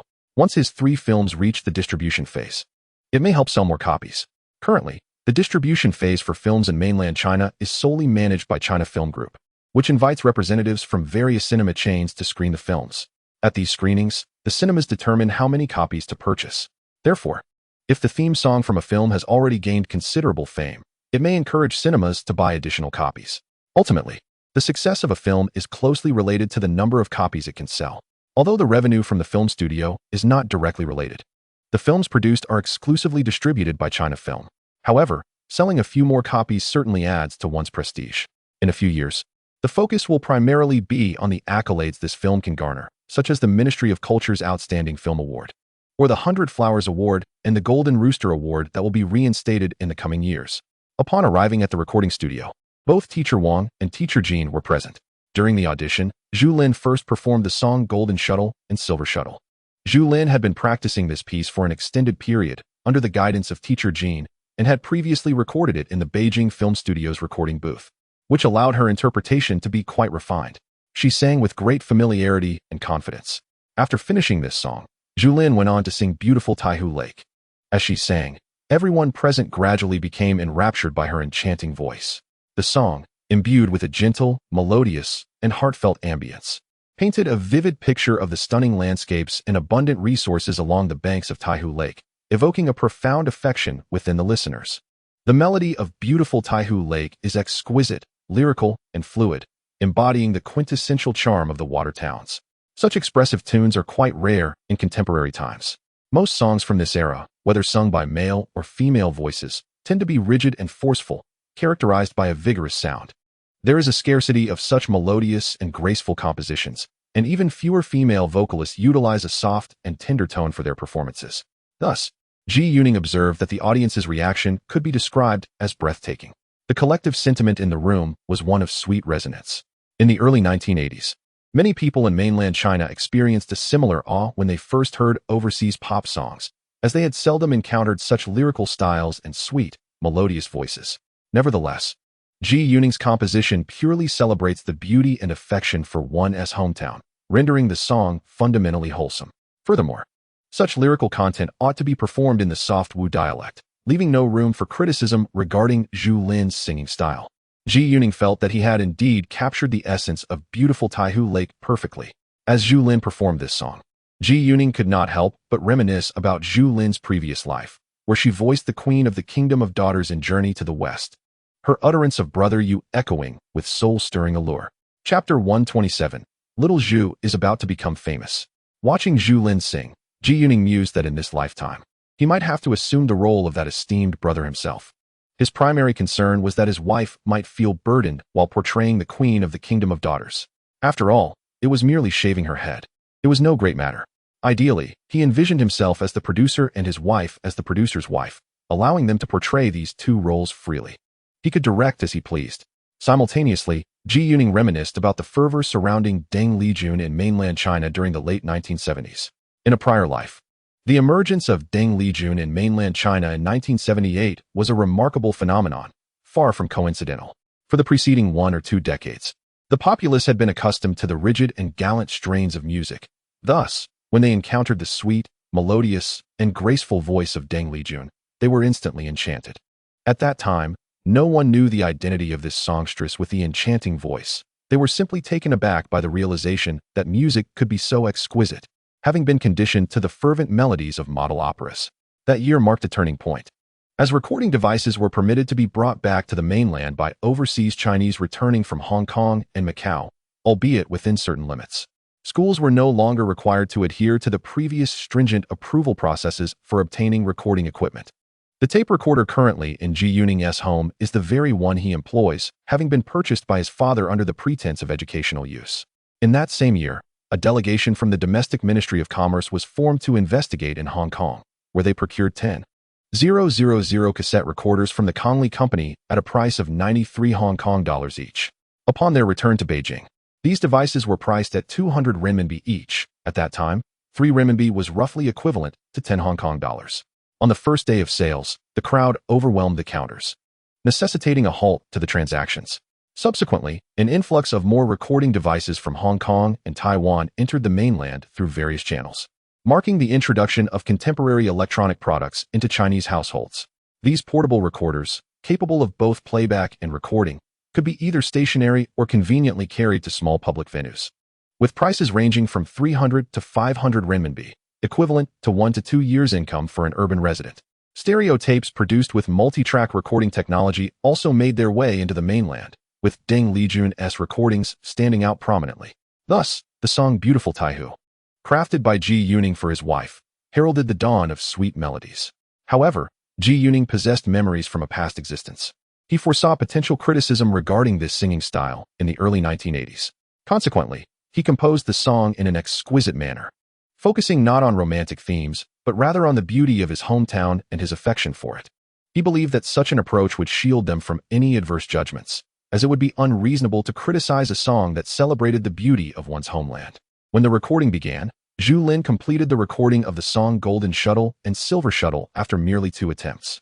The station's leadership and the arts department promptly arranged a general recording schedule for Beautiful Taihu, as they needed to prepare arrangements and accompaniment in advance. Upon exiting the broadcasting building, Ji Yuning observed his wife radiating exuberance and pride, animatedly discussing her feelings about the day's recording with Teacher Jean. Whenever she felt elated, her words flowed freely. He recalled the previous experience of bringing Zhu Lin to audition, which had ended in disappointment, leaving her disheartened for several days afterward. As they approached the entrance of the broadcasting station, Ji Yuning steadied the vehicle, turned to Teacher Jean, and inquired, "Teacher Jean, do you have any engagements this evening?" Teacher Jean pondered for a moment and then shook his head. "It's nothing, Xiao Ji, what's the matter?" "Teacher Jean, how about my wife and I treat you to dinner this evening?" Ji Yuning suggested. "We've invited you several times, but you never come. Since we're near Xidan today, there are plenty of dining options here, especially many time-honored establishments." Ji Yuning exchanged a glance with his wife, Zhu Lin, who immediately joined in the invitation with enthusiasm. Despite Teacher Jin's repeated refusals, he could not withstand the persistent insistence of the couple and ultimately acquiesced. "How about we go to Hongbin Lu at the Xidan intersection? They serve a delightful dish of sautéed mushrooms with steamed duck that is both soothing to the throat and nourishing. Since you sing daily and practice your voice, I believe this dish will be perfect for you." "All right, I will defer to your arrangements," Teacher Jean replied, his character being quite open and forthright. The trio rode their bicycles eastward, and upon arriving at Hongbin Lu, they found that dinner had just begun, and the crowd was still sparse. They settled at a table in the first-floor hall. "Waiter, we would like an order of sautéed mushrooms with steamed duck," Ji Yuning said. "Also, please add diced fish and braised beef strips." Ignoring the server's eye-rolling disapproval, he continued, "Xiao Ji, don't order too much. 1 duck is already quite sufficient." "Teacher Jean, these 2 dishes are not overly large. The sautéed mushrooms with steamed duck takes about an hour and a half to prepare. Besides, when treating you to dinner, it's proper to have at least 4 dishes on the table. Waiter, let us also have some sweet and sour cabbage, 3 bowls of rice, and a pot of floral tea." Ji Yuning was aware that Teacher Jean, being of Manchu descent, adhered to many traditional customs. Hence he insisted on ordering 4 dishes. The waiter promptly brought a pot of hot tea, and the dishes arrived swiftly. In no time, the diced fish, braised beef strips, and sweet and sour cabbage were all on the table. "Teacher Jean, I first tasted this diced fish in Tianjin, where they use freshly caught sea bass weighing around 6 pounds. The first time I had it, I truly appreciated the sheer delight of devouring fresh fish. Here at Hongbin Lu, they use perch instead, which is slightly smaller in size, but equally delightful. Perch is one of the finest freshwater fish, and their preparation method is what I later understood to be a slow simmer over low heat. Yes, this technique is commendable. The fish is fresh with a hint of creaminess. This is indeed a signature dish of Hongbin Lu Xiao Ji. You have quite the talent for ordering. These selections are very appropriate. The braised beef strips here are also among the best in the capital's halal restaurants. It seems Teacher Jean has quite the discerning palate as well. Xiao Ji, the poem Beautiful Taihu that you wrote is reminiscent of that unforgettable song you sang earlier. Your wife, Xiao Zhu, is particularly suited to perform this piece. I suspect once Beautiful Taihu is recorded, and aired on the radio. Xiao Zhu will become quite famous. You two are quite the interesting couple. You write songs, and you both sing together. As they toasted with tea instead of wine, they chatted and ate. And by the time they had nearly finished the fish, beef strips, and cabbage, the sautéed mushrooms with steamed duck was finally served. As the wrapping paper was peeled away, an exquisite aroma enveloped the air, igniting an insatiable appetite. The three individuals hastily savored the soup, which was remarkably delectable. The succulent duck meat, rich in broth, was equally delightful when paired with rice. Together, they diligently polished off nearly an entire platter of duck. Upon completing the meal, Mr. Jean was thoroughly pleased, while Ji Yuning and Zhu Lin radiated joy. The gathering was a harmonious celebration between hosts and guests. Chapter 128. An opportunity to purchase a home on Tuesday, December 20th. Ji Yuning returned to the Beijing film studio. In the editing room, he collaborated with director Wang and the editing team, engaging in both the editing process and discussions. Director Wang, Zhu Lin recorded the song Golden Shuttle and Silver Shuttle at the radio station yesterday. It is expected to air within the next few days. I have informed the arts department at the radio station to mention that this is the theme song from the film set to release next year from our studio. Ji Yuning relayed Zhu Lin's recording endeavor to director Wang. Ah, splendid.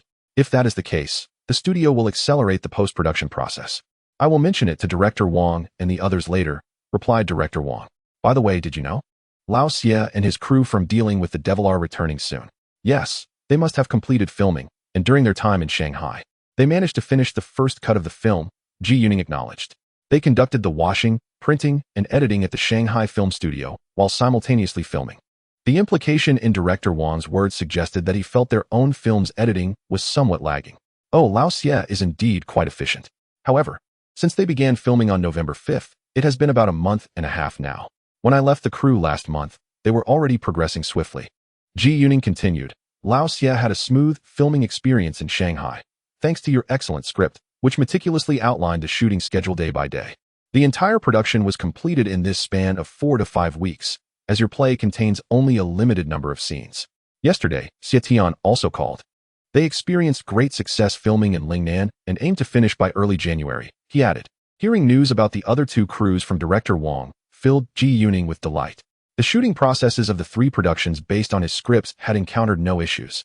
In the afternoon, upon returning home, Ji Yuning found his father, who had been coming home late these days, seated at the dinner table in the living room. This marked the first time in recent days that his father had come home for dinner. His father appeared radiant and invigorated. Today, at the preparatory meeting for the National Overseas Chinese Affairs Conference, Mr. Liao personally addressed the assembly. The essence of his speech was to implement policies regarding overseas Chinese affairs. Mr. Liao emphasized that maintaining overseas relationships is beneficial to the country, especially during these times. Beginning in early January, following the establishment of the National Overseas Chinese Affairs Office, interactions between domestic and overseas Chinese, including communication and visits for family reunions, will be normalized and scaled. Not only will the entry and exit of overseas Chinese be regularized, but their relatives in the mainland will also have normalized opportunities to visit abroad for family reunions. It appears that I may now reconnect with those relatives at home. Although we have all resumed our work this year, we remain hesitant to reach out to the outside world. The prior overseas relationships have instilled a sense of unease. After all these years, I am uncertain how those relatives have fared, and I suspect they are equally curious about our well-being. My mother, upon hearing this, became quite animated, and Ji Yuning, too, felt a stirring within him. With the Overseas Chinese Affairs Office set to officially open next year, which is merely a fortnight away, communication and family visits between domestic and overseas individuals will be normalized. This will undoubtedly lead many with overseas connections to seek to arrange travel abroad, while some expatriates will return to manage their assets, including real estate. He recalled from his past life that during the same period, some owners of the overseas Chinese apartments in Huayuan village would apply to travel abroad, including both those seeking to visit family and those wishing to settle permanently, the latter being the majority. Many individuals have endured experiences over the years that have left them with psychological scars. In this process, their primary focus will be to manage their assets, chiefly the properties within the overseas Chinese apartments. He remembered that in his previous life, many struggled to navigate the sale of these properties, as spending tens of thousands of yuan, if not more, on a home was a significant burden in that era, with few capable of affording such expenses. Even if someone could muster the funds, the reluctance to purchase was prevalent, given that housing was often allocated by work units. making the prospect of paying for a home seem unnecessary. Consequently, property transactions frequently languished without buyers. However, for Zhu Lin, this presented a unique opportunity to acquire a home. Individuals of this era tend to possess a limited understanding of the future. Whether buying or selling, their focus remains on immediate concerns. Yet, Zhu Lin retained memories from his past life, granting him insight into the impending economic development and the soaring housing prices that would follow. Thus, investing a mere 20,000 yuan for a residence exceeding 100 square meters in a prime educational district was an exceptional opportunity. Presently, he could secure this space for less than 100 yuan per square meter, a sum that would appreciate exponentially in the years to come. Such an investment promises substantial returns and would not impede his and Zhu Lin's living arrangements during these years. The living conditions at the Huayuan Village overseas Chinese apartments are comparable to those afforded to senior officials. In fact, it is conceivable that his future residence may surpass the accommodations of his father's vice-ministerial-level dwelling. This implementation of overseas Chinese policies has been underscored by Liao Gong, who emphasized the protection of the lawful economic rights of expatriates. In addition to the extensive recovery of confiscated personal deposits, precious items, and other private assets, the policy will restore the homes of overseas Chinese that have been occupied or seized. For the overseas Chinese and returned overseas Chinese, it is imperative to treat them equally while also catering to their specific needs. The protracted duration of this preparatory meeting can be attributed to the complex issues surrounding the restitution and compensation of private properties belonging to earlier overseas Chinese, as well as the return of private residences. These matters are indeed quite cumbersome. As for the valuable possessions from our family that have remained unaccounted for over the years, they must be compensated. Virtually all of our family's valuable items have no trace. The few items returned in the first half of this year were of little worth. Should this policy be enacted, the amount to be compensated could be substantial. For our family alone, it is not a trivial sum.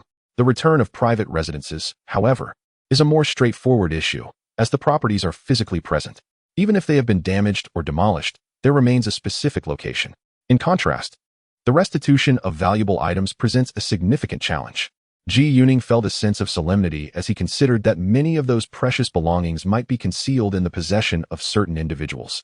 Nevertheless, the return of private residences could serve as an opportunity. Once the overseas Chinese obtain their properties, they might be inclined to sell them, although real estate transactions remain problematic. He recalled that housing reform trials did not commence until 1980, encompassing 50 cities in the mainland, wherein the housing authorities sold surplus properties at full price, making it an opportune time to purchase real estate. Chapter 129. Overseas Connections of the Family. After pondering the matter of purchasing a house, Zhu Lin suddenly realized he had overlooked a crucial aspect: his family's overseas connections. Father, mother, what specific relatives do we have abroad?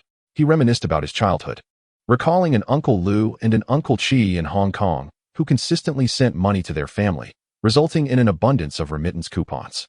Additionally, he remembered two uncles from North America who frequently corresponded. However, by the time he reached the 4th grade, his family ceased to mention their overseas relations. Since then, they had lost contact with those relatives abroad for nearly 11 years. When he was assigned to the countryside, he filled out his personal file, only listing his parents' names, noting that his grandparents had long since passed away. In the section regarding overseas connections, he simply wrote, "Yes, but there has been no contact for many years." Specifics are unclear. He filled out his college entrance examination registration in a similar manner. Zhu Lin was cautious not to elaborate further, fearing complications with the political review. Indeed, Ning, your approach to filling out the examination registration is correct.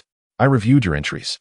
Your father is currently preparing as a counselor for the Overseas Chinese Affairs Office of the State Council, while I serve as the general manager of the Overseas Chinese Hotel. This documentation is appropriate, as both your father and I have undergone rigorous political scrutiny due to our positions, especially your father, whose role as a counselor is akin to that of a senior official. In January of next year, the People's Daily will announce the formal establishment of the Overseas Chinese Affairs Office. Individuals like Mr. Liao and your father will certainly feature in the principal leadership section. At that time, your father will also hold the title of Secretary General. After a brief pause, I exchanged glances with your father and continued, Ning. Our relatives at home were hesitant to speak much in previous years. It was not appropriate, and we had lost contact during those times. However, this will no longer be an issue. By early next year, I anticipate that our family members will begin to reconnect. In the past, you may not have been well acquainted with those relatives, but all of them are familiar with you and your father. You and your father are the only descendants of your grandfather's lineage.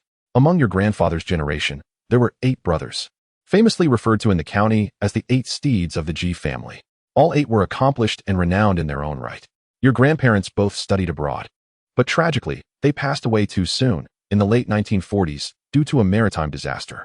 When they departed, your father and I had only been married for a few years, and you were not yet born. Your grandfather was the 5th of his siblings, sharing the same mother with your 6th and 7th uncles. The bond among these 3 brothers was exceptionally strong.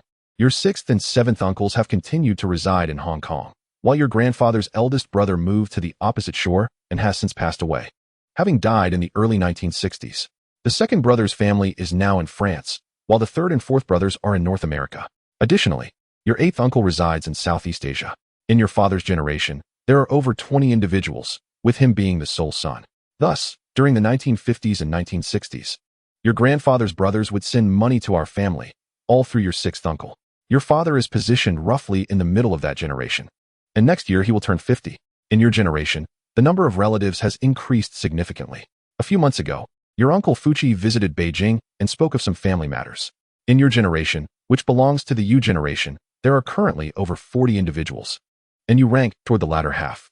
Your grandfather's family was a blend of officials, scholars, and merchants, but several of your grandfather's brothers had their own businesses, all of which flourished significantly.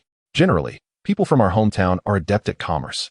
Hearing this, Ji Yuning silently nodded in agreement.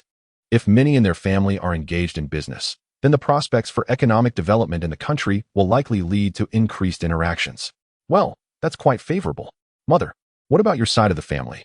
Your maternal grandfather was an official of considerable rank. He once served as the secretary of the supervisory yuan, a position quite distinct from that of a modern secretary, as he was the 3rd person after the vice president. This role is akin to that of a current secretary general. He later became the president of the High Court and a Supreme Court justice. By the late 1940s, your maternal grandparents had all moved to the opposite shore, leaving only me to accompany your father. Your maternal grandparents passed away in the early 1960s. You also have 2 uncles, who are my elder and 2nd brothers. Both of your uncles are currently residing in North America. Your eldest uncle is a renowned physician in California, while your 2nd uncle is a professor on the East Coast. The children of both uncles are considerably older than you. They used to correspond frequently in the early 1960s, but communication has since ceased. Alas, over the past decade, I have lost touch with their current circumstances. My dear, in our lineage, you belong to the U generation. What designation will the next generation hold? Noticing her mother's melancholy, Ji Yuning swiftly shifted the conversation. Your next generation will be the Yong generation. The Ji family has already welcomed several members of the Yong generation. As she spoke, she glanced at Zhu Lin, who is still pursuing her studies and plans to delay having children until after her graduation next year. Ning Ning, I believe you are indeed among the more distinguished of your generation, perhaps even the most exceptional. It seems that Uncle Fuchi will visit Beijing at the end of the year. He can bring back some copies of your published work. He is well acquainted with your 6th uncle. He graduated from St. John's University in Shanghai. Your father was first in the entrance examination for Xuanmu University, but regrettably missed the opportunity to study abroad. Should Ning Ning have the chance in the future, she may attend some of the world's prestigious institutions. Early next month, we will reach out to your 6th uncle in Hong Kong, as well as your 7th uncle. Once we establish contact with them, it will be much easier to connect with others. Mother, in fact, once the announcement of the establishment of the Overseas Chinese Affairs Office is published in the People's Daily next month, and your father's name appears among the leadership list, I believe our relatives overseas will take notice and may even initiate contact with us. Ji Yuning recalls that in March 1978, the National Tourism Administration was elevated from an administrative department under the Ministry of Foreign Affairs to an economic management department under the State Council, and its name was changed accordingly. This news was prominently featured on the front page of the People's Daily. Uncle Lu was the inaugural director of the National Tourism Administration. The king of charter boats in Hong Kong saw this news immediately and recognized Uncle Lu's name. He is a distant cousin of Uncle Lu's wife. Upon learning of this familial connection, the king of charter boats felt compelled to return to the mainland. In this era, overseas Chinese are indeed very attentive to developments in the mainland. Remarkably, Ji Yuning's final remarks today would come to fruition a month later. Chapter 130, Reprints and the Village Teacher Wednesday, December 21st. Ji Yuning visited the editorial office of the People's Literature magazine to submit his manuscript. The piece he submitted is a short to mid-length science fiction story titled The Village Teacher. Upon entering the fiction department's office, Zhu immediately spotted him and greeted him with delight. "Ah, you've come at just the right moment. I have wonderful news. Our November issue of People's Literature has already gone to press 3 additional times, all thanks to your science fiction story, The Wandering Earth. These days, many people have been inquiring about our latest magazine issue, particularly eager to read your piece on The Wandering Earth. Last month, your article on the Wrangler topped the charts and was reprinted twice. The previous month also saw 2 reprints of your piece Scars, with a significantly larger print run. Furthermore, just yesterday, I encountered Sister Xing from the Humanities Publishing House, who informed me that your recently released poetry collection will be available at Xinhua Bookstore on the 15th of this month and was sold out by the 17th. The first print run consisted of 200,000 copies, and it flew off the shelves. At that time, there were long queues at the bookstore to purchase your book. As for your novel, the standalone edition was printed in 150,000 copies and sold out in less than 4 days. Sister Xing mentioned that they are planning another print run imminently. Jia Yuning, do you consider this good news? What kind of good news is this? Hearing this, Jia Yuning felt utterly disheartened, for the reprints had no bearing on him whatsoever. Neither the publishing house nor the magazine would pay him a single penny more due to the reprints. All the benefits of these additional print runs accrued solely to the publishers and magazines. At most, it merely brought him some fleeting prestige as the author. Jia Yuning thought to himself how profoundly unfair this situation was. Sister Zhu, what is there to celebrate? What does this reprint mean for me? Will it increase my royalties? Hearing this news makes me want to weep. I am tempted to cry right here in our editorial office and then proceed to the Humanities Publishing House to weep again. Sister Zhu and Wang Qiaoyin, upon hearing this, burst into laughter. Little G, aside from this piece of good news, there is yet another, Sister Zhu chuckled, pointing toward the door behind her. Jia Yuning followed her gesture and saw 3 large burlap sacks behind the door. These are letters from your readers. Upon seeing the readers' letters, Jia Yuning's brow furrowed. This was not merely bad news, it was a veritable disaster. It seemed Sister Zhu was intent on teasing him today. Yet, Jia Yuning resolved to set aside the letters for the moment and share some good news with Sister Zhu. Sister Zhu, I am here to submit my manuscript, the science fiction story you requested a fortnight ago. You've submitted it so quickly. It's only been a few days since your college entrance exams concluded. Your speed in writing novels is indeed remarkable. Sister Zhu expressed her surprise, quickly followed by delight as she took the manuscript Jia Yuning offered and began to read. Jia Yuning's piece, Rural Teacher, featured slight modifications compared to the earlier work by De Liu. The primary alteration occurred during the Interstellar War in the latter half of the narrative, where he expanded the testing content involving several students from a destitute village on the Lus Plateau. While De Liu's narrative depicted a student merely reciting Newton's 3 laws, Jia Yuning enhanced the scene. The 4 students involved in the testing were faced with 4 distinct questions. The first child tested articulated the Pythagorean theorem, a geometric principle invented by the Chinese mathematician Shang Gao during the 11th century BC at the dawn of the Western Zhou dynasty. This theorem, also referred to as the Shang Gao theorem, was first enumerated by the ancient Babylonians, while the earliest comprehensive proof was provided by Pythagoras in the 6th century BC. The esteemed Chinese mathematician Hua Luoging once suggested that a diagram illustrating the numerical and geometric relationship of the Pythagorean theorem could serve as a universal language for communicating with extraterrestrial beings. He posited that if our spacecraft were to land on a planet inhabited by beings as advanced as humanity, what medium could we utilize for communication? A painting would be inadequate due to unfamiliar scenery, and an audio recording would fail to convey meaning. He concluded that the best approach would be to present 2 figures, one numerical and one illustrating the relationship, the Pythagorean theorem. This theorem is historically significant as it was the first to establish a connection between numbers and shapes, bridging geometry and algebra. Not only is the Pythagorean theorem an ancient and venerable principle, but it is also one of considerable utility. In the realm of Euclidean geometry, this magnificent, renowned, and practical theorem shines like a pearl. The astronomer Kepler likened it to the gold among geometric principles. The extraterrestrial assessment confirmed that this geometric theorem, conceived 3 millennia ago, is a testament to the ancient civilization of this planet. The second child tested recited the value of pi derived by the mathematician Zhu Chongzhi during the northern and southern dynasties, including its approximation to 7 decimal places, as well as its upper and lower bounds. Around 480 AD, Zhu Chongzhi arrived at a precise value of pi, providing both an insufficient approximation of 3,141,5926 and an excess approximation of 3,141,5927, along with 2 fractional approximations known as the upper and lower bounds. This result was a full 8 centuries ahead of Western discoveries, and its utility was so remarkable that it astonished the extraterrestrial evaluators. The third child tested was adept at writing oracle bone script from 3 to 4 millennia ago, capable of recognizing nearly 1,000 characters. The aliens determined that this ancient script was highly sophisticated, with practical applications still relevant today, leading them to conclude that the civilization on this land must have a history of at least 8,000 years. The fourth and final child tested recited Newton's 3 laws of motion verbatim. It was the responses from these 4 impoverished elementary students that enabled the extraterrestrials to ascertain the level of civilization on Earth, prompting them to immediately cease their plans for Earth destruction. The stark contrast throughout this narrative serves as a notable feature. When Ji Yuning observed the astonished expression on Sister Sue's face, he realized she had already perused the latter half of the story. Ah, Xiaoji, your science fiction novel is truly captivating, evoking a sense of reluctance to part with it. I believe it stands on par with your previous work, The Wandering Earth, perhaps even surpassing it. It gives me the sensation that extraterrestrials are remarkably close to us.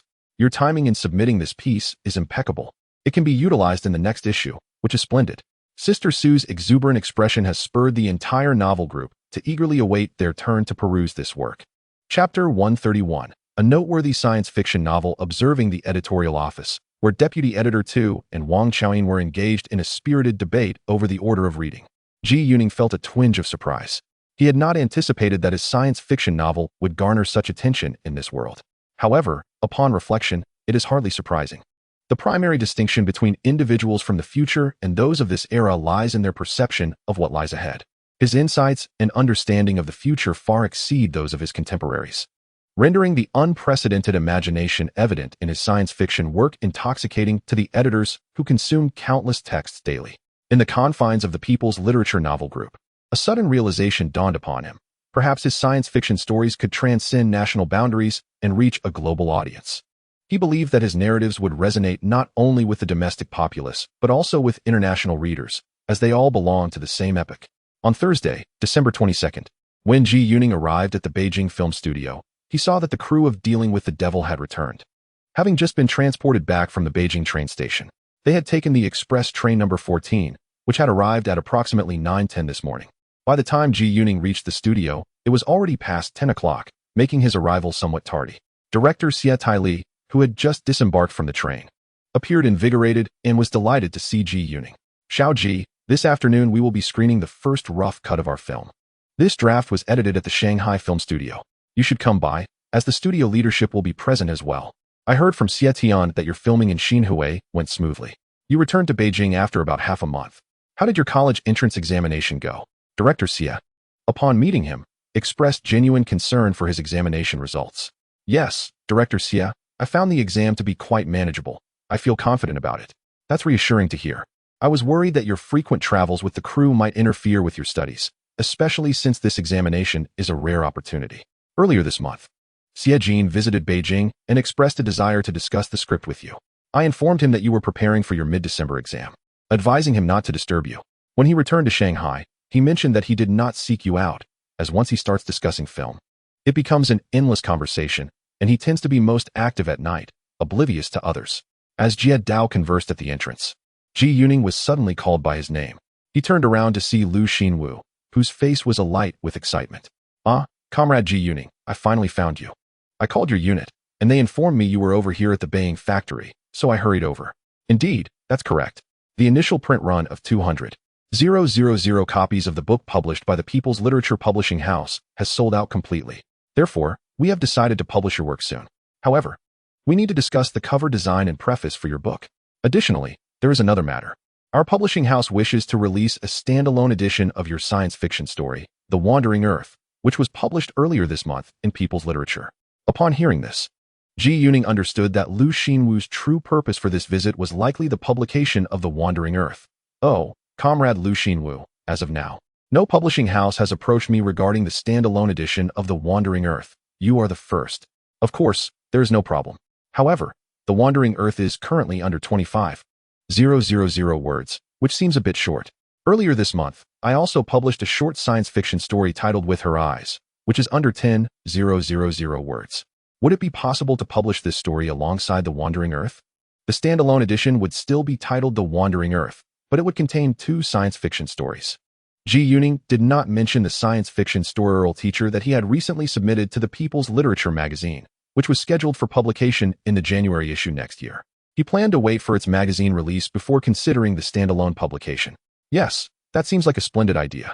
I believe that works quite well.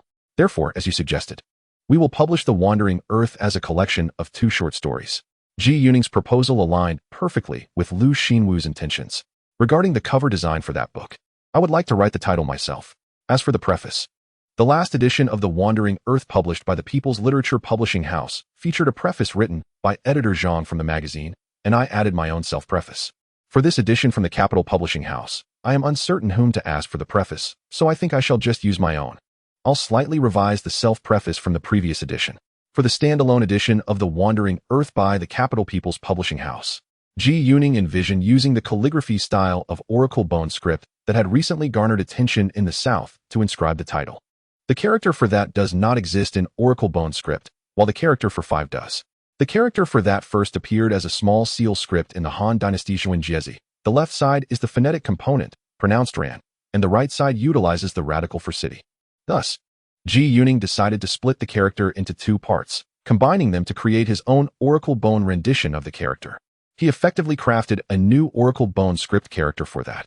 The creation of characters is not an issue. For instance, the oracle bone script crafted by Pan Zhu Lin includes certain characters that are absent from the tortoise shells and ox bones. Additionally, Wang Juchong, who penned his own cursive script, also invented characters, provided that they are reasonably constructed. Furthermore, he directly utilized the preface from a previous work published by Renwen Press, making slight modifications to serve as the preface for this edition released by the Beijing People's Publishing House. With the cover inscription and preface finalized, he informed Liu Xinwu that he would send these to the publisher.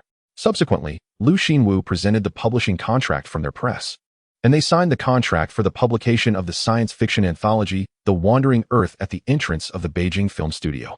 Likewise, the remuneration from this publishing contract would be directly remitted to him by mail. The payment for this book amounted to less than 230 yuan. Having resolved these matters, Liu Xinwu departed in high spirits. Unbeknownst to both Ji Yuning and Liu Xinwu, this brief collection of 2 science fiction stories would eventually garner significant acclaim. Ji Yuning was unaware that he had benefited from Liu Xinwu's literary fortune. Conversely, Liu Xinwu, as the editor, had facilitated the publication of his collection of short and medium-length science fiction stories, which would later provide him with substantial support. Chapter 132. Xie Jin arrives after bidding farewell to Liu Xinwu. Ji Yuning had just turned around when he heard someone calling his name again. Upon looking back, he saw Xie Jin. Xie Jin had arrived, still wearing that familiar, beaming expression. His eyes remained as bright as searchlights. "Ah, Director Xie, I thought you had returned to Shanghai. What brings you back?"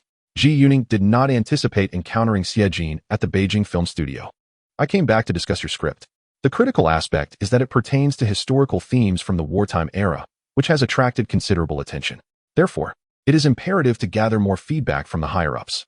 The last time I visited, I spoke with the General Political Department about the script. This time, I am here to discuss it with the Film Bureau in the Ministry. Has there been any feedback from above regarding the script?" Ji Yuning inquired eagerly. "It's quite good. We can essentially proceed with filming according to this script. However, there are some suggestions regarding certain characters and their emphases," Xie Jin replied with a chuckle. "Come on, Xiao Ji, let us visit Lao Xie. I heard he returned this morning." When they arrived at Xie Tieli's home, he had just finished tidying up. Upon seeing Xie Jin, he was equally surprised. "Lao Xie, I just finished discussing the script in Director Sidhu's office this morning. Hearing you had returned, I thought I would come by the Beijing Film Studio to see you." "That works. I just got back and don't feel like cooking lunch. Let us head to the canteen at the studio. Today, I shall treat you well." Just as Xie Tieli was about to leave, he paused, turned back, and retrieved 2 bottles of fine liquor. "Xie Jin, this is the excellent wine Xiao Ji gifted me. Today, I shall let you, the connoisseur of spirits, have a taste." At that moment, Ji Yuning understood why Xie Jin had come here. The 3 of them had dined on Peking duck at the Northern Film Academy's canteen earlier that day. Xie Tieli, the director, was a senior figure in the studio, capable of arranging such a hosting meal. After indulging in a few drinks, Xie Jin began to address the main topic. "Xiao Ji," he said, "the current script has faced minimal issues from the General Political Department and the Film Bureau. Those in authority have expressed their opinions, and there are no objections. The studio plans to commence filming next spring. This narrative, based on a true story, has been in preparation within the military for an extended period. They have dedicated years to the script alone. It has now been confirmed that we will be filming at the Shanghai Film Studio. Furthermore, the release is scheduled for 1979, as this film serves as a tribute to the International Year of the Child. The crew has already been established, and I have commenced the casting and location scouting. Xiao Ji, I have come to seek your insights as a screenwriter regarding the casting and locations for this film. Xie Jin remarked that the primary actors in the 3 scripts written by Xiao Ji were predominantly his recommendations. Xiao Ji possesses an exceptional eye for casting, Xie Tieli noted. Hearing this, Xie Jin's eyes sparkled with excitement. Director Xie, since you have begun the casting and location selection, do you have any plans in mind for the main roles? Are there any candidates you have already identified? Ji Yuning inquired. Regarding the character Li Nan, during my recent trip to Beijing, I selected an actress from the military art troupe. She starred in a film adapted from the novel Fisher Island's Wrath, which was released earlier this year. The actress, named Shi Jianlan, hails from Zhejiang province, and I believe she would be quite suitable. In a previous life, Xie Jin had chosen Shi Jianlan to portray Li Nan in this film. She was also a principal actor in Xie Jin's 1980 film Legend of Tianyan Mountain. However, Shi Jianlan was unable to ride horses. Unfortunately, prior to the commencement of filming, she suffered an injury while training, necessitating a last-minute replacement. The role of Li Nan was then assumed by Zhu Shijuan, who played Wu Qianghua in the Red Detachment of Women. Director Xie, I am familiar with Shi Jianlan. However, in my mind, the ideal actress for the role of Li Nan is not her. I had a particular actress in mind while writing the script, and you are quite familiar with her as well. She is someone you discovered in the past. Xie Jin blinked in surprise. You mean the Wu Qianghua from the Red Detachment of Women? Director Xie paused, contemplating. Would she not be a bit too old? Zhu Shijuan is nearly 40, while Shi Jianlan is only in her early 30s. Director Xie, I believe it does not pose an issue. Zhu Shijuan possesses a distinct temperament, one that is visibly fiery, making her particularly suited for the role of Li Nan. Shi Jianlan, on the other hand, exhibits a gentler demeanor, lacking the masculine qualities typically associated with female cadres from wartime. Li Nan, after all, is a battle-hardened character. Furthermore, Zhu Shijuan is a renowned actress, having starred in the Red Detachment of Women, which I believe will make her more readily accepted by the audience. After a moment of contemplation, Xie nodded and said, well, Xiao Ji, I shall deliberate further. Ji Yuning understood that Director Xie was resolute in his casting choices, often relying solely on his own judgment and not easily swayed by others. So, Xiao Ji, where do you think would be the most suitable location for the primary filming of this movie? In a past life, Ji Yuning knew that Director Xie later assembled his own team for filmmaking, with both casting and location directors being relatively fixed. However, at this moment, he had recently resumed directing after a considerable hiatus, thus taking on many responsibilities himself. I believe the primary filming location should be in the mountainous regions of Jinbei or Shanbei, particularly near the Yellow River. In my previous life, the film was shot in Hekou County, Jinbei Province, lasting around 7 to 8 months. Hekou County is situated along the banks of the Yellow River. During the filming, to better depict the era's atmosphere, Director Xie led the crew and actors to several outdoor locations. Moreover, Director Xie, once the cast is finalized, the script will undergo certain modifications and adjustments. The same applies once the filming location is determined. However, I believe if the actors and location align closely with the script, the modifications will be minimal. Take, for instance, the 3 productions I've recently been involved with, aside from the script by Xie Tian, which experienced some revisions after confirming the filming location in Xinhui, a region in Lingnan. The others remained largely unchanged. Ji Yuning implied his reluctance to remain with Director Xie's crew for an extended period. He was aware that during the filming of Cradle in his past life, the conditions were quite arduous, with the entire crew residing in local farmers' homes for over half a year. He could hardly endure such a situation, especially since he would be starting school next year and would not have the time to remain with the crew. Chapter 133. The lengthy end credits during this communication. Ji Yuning could distinctly sense Director Xie's unwavering conviction regarding his film direction. In fact, he ultimately cast Shi Jianlan in the role of Li Nan. However, as in his past life, Shi Jianlan sustained an injury while training to ride before the filming commenced, necessitating a last-minute replacement with Zhu Shijuan. Zhu Shijuan, much like in the previous life, re-established herself among the ranks of top domestic actresses due to this film, Cradle. During lunch, Xie Jin consumed an entire bottle of Wutai liquor alone, leaving one behind. Ji Yuning drank more than half of his bottle, while Xie Tieli only had a small portion. as he needed to meet with other studio leaders in the afternoon to review the first draft of the initial cut. After witnessing Xie Jin finish a bottle, his eyes sparkled even brighter, and he appeared increasingly spirited. Ji Yuning couldn't help but recall the moment last month when Xie Jin made a guest appearance as a judge. It dawned on him that the most valuable asset Xie Jin possessed was undoubtedly his pair of glasses, likely modified from a spotlight. To capture Xie Jin's current visage, one would require high-speed filming, such as shooting at 36 frames per second. Ji Yuning's remark elicited laughter from both directors, who understood the reference to the 36 frames. His comment suggested that the emotions reflected in Xie Jin's eyes behind those glasses were always profoundly vivid, a unique trait of his. In his previous life, Xie Jin was widely regarded as a passionate director, consistently stirring the emotions of those around him during filming. After the meal, Xie Jin took his leave, requesting Ji Yuning's contact information before departing. In the afternoon, as soon as work commenced, Ji Yuning and director Xie Tieli arrived at the editing room in the post-production building. Everyone gathered to review the initial cut of the film dealing with the devil. The editor for this film, Fu Jingyi, was the finest editor at the Beijing Film Studio and served as the chief editor. At this time, Fu Jingyi was in his early 50s and had recently completed editing the film Black Triangle, having previously worked on Little Soldier Zhang Jie and Storm. In his past life, he had garnered the highest honors in domestic film awards, including the prestigious Best Editing Award for Film Morning and the Film Connoisseur.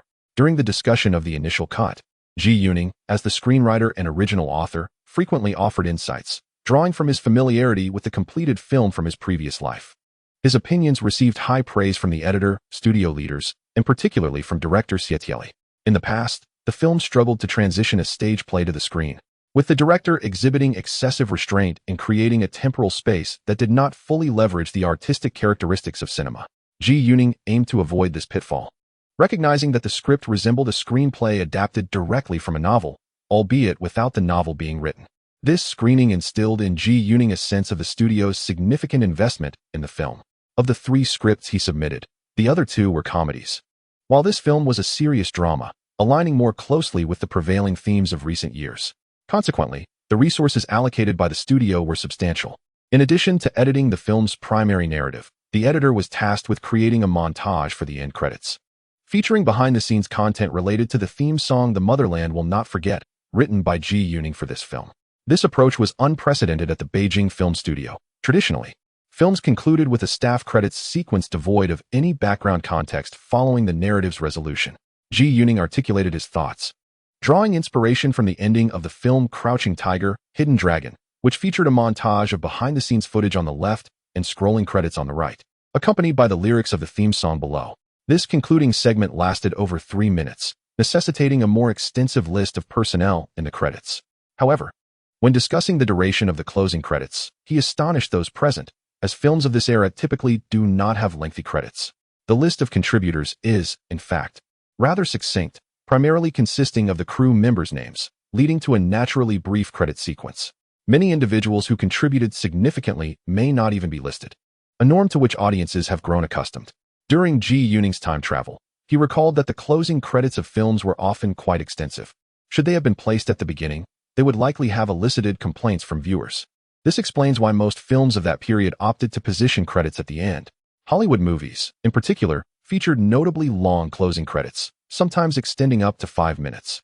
In truth, the content of these credits was unremarkable, merely listing the names of the actors, crew, assisting personnel, and sponsors.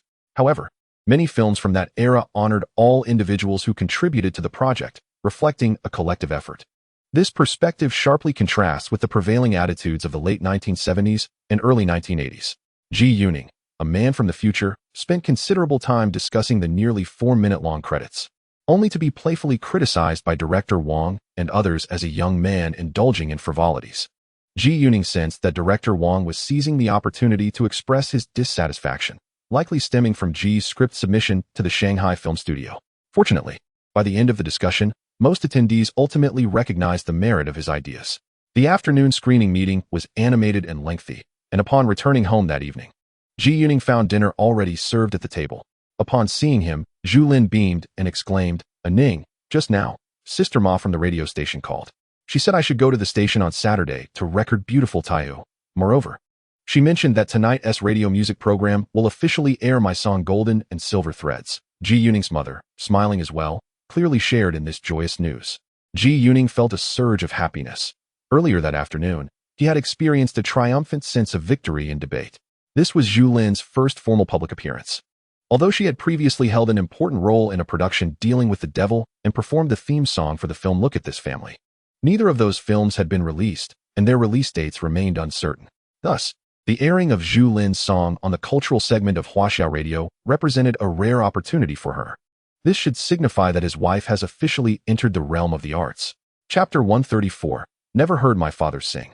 Zhu Lin cherishes this opportunity greatly.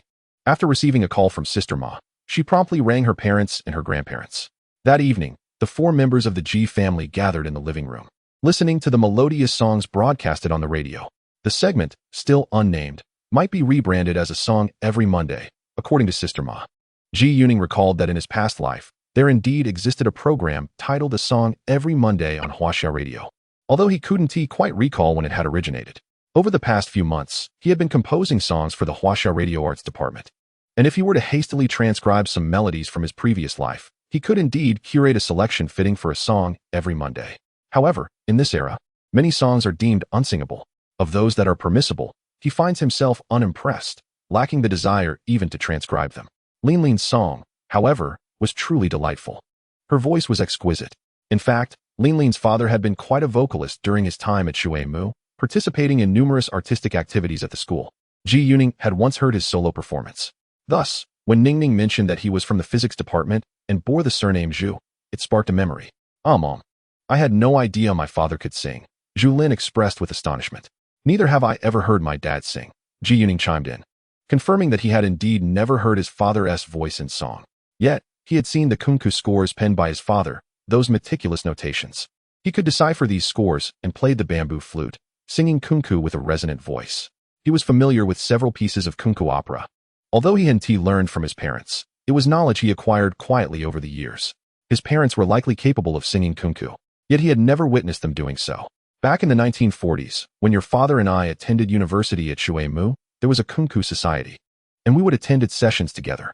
We were able to sing, albeit rather modestly. I studied the role of the Jingdan, while your father took on the role of the Guanxing, and we performed with lighter voices. However, after Ningning was born, around the late 1950s and early 1960s, we essentially ceased singing. During those years, we were reluctant to speak much, let alone sing, fearing that our voices would go unheard, she reflected, her words tinged with a sense of regret. I have seen my grandfather and my mother transcribe their own scores in small script at home, yet I have never heard either of them sing. I, too, do not know kunku, as no one ever taught me, Zhu Lin added. A moment of silence enveloped the room. Currently, these traditional kunku excerpts have yet to be revived. Yes, this song, Golden Shuttle and Silver Shuttle, is quite well written. Not only is the melody cheerful and pleasing, but the lyrics also possess great significance. The songs Ningning has composed over these past months are all truly delightful. Once again, it was the elder's voice that shifted the topic, praising Ji Yuning's songwriting prowess. The song Golden Shuttle and Silver Shuttle, broadcasted that day on the radio, garnered significant attention, and Zhu Lin quickly became a household name among listeners, as her singing style markedly differed from that of contemporary female vocalists. She eschewed the prevalent breathy techniques and did not overly rely on resonance, instead emphasizing the unique qualities of her voice. From that day forth, Zhu Lin gradually carved out her own niche in the music industry, which was precisely what Ji Yuning had hoped for. Possessing the memories of a past life, he was confident that in this lifetime, he would secure his own place in the realm of arts.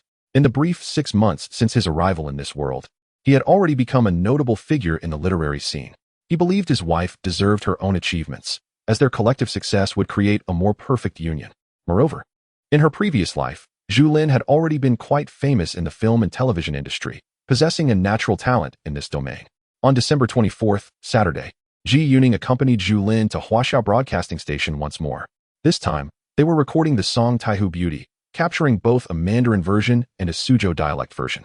The arrangement was not crafted by their usual collaborator, Teacher Wang from the Music Academy, but by Teacher Peng, the conductor of the Broadcasting Ethnic Music Orchestra, affiliated with the same media system.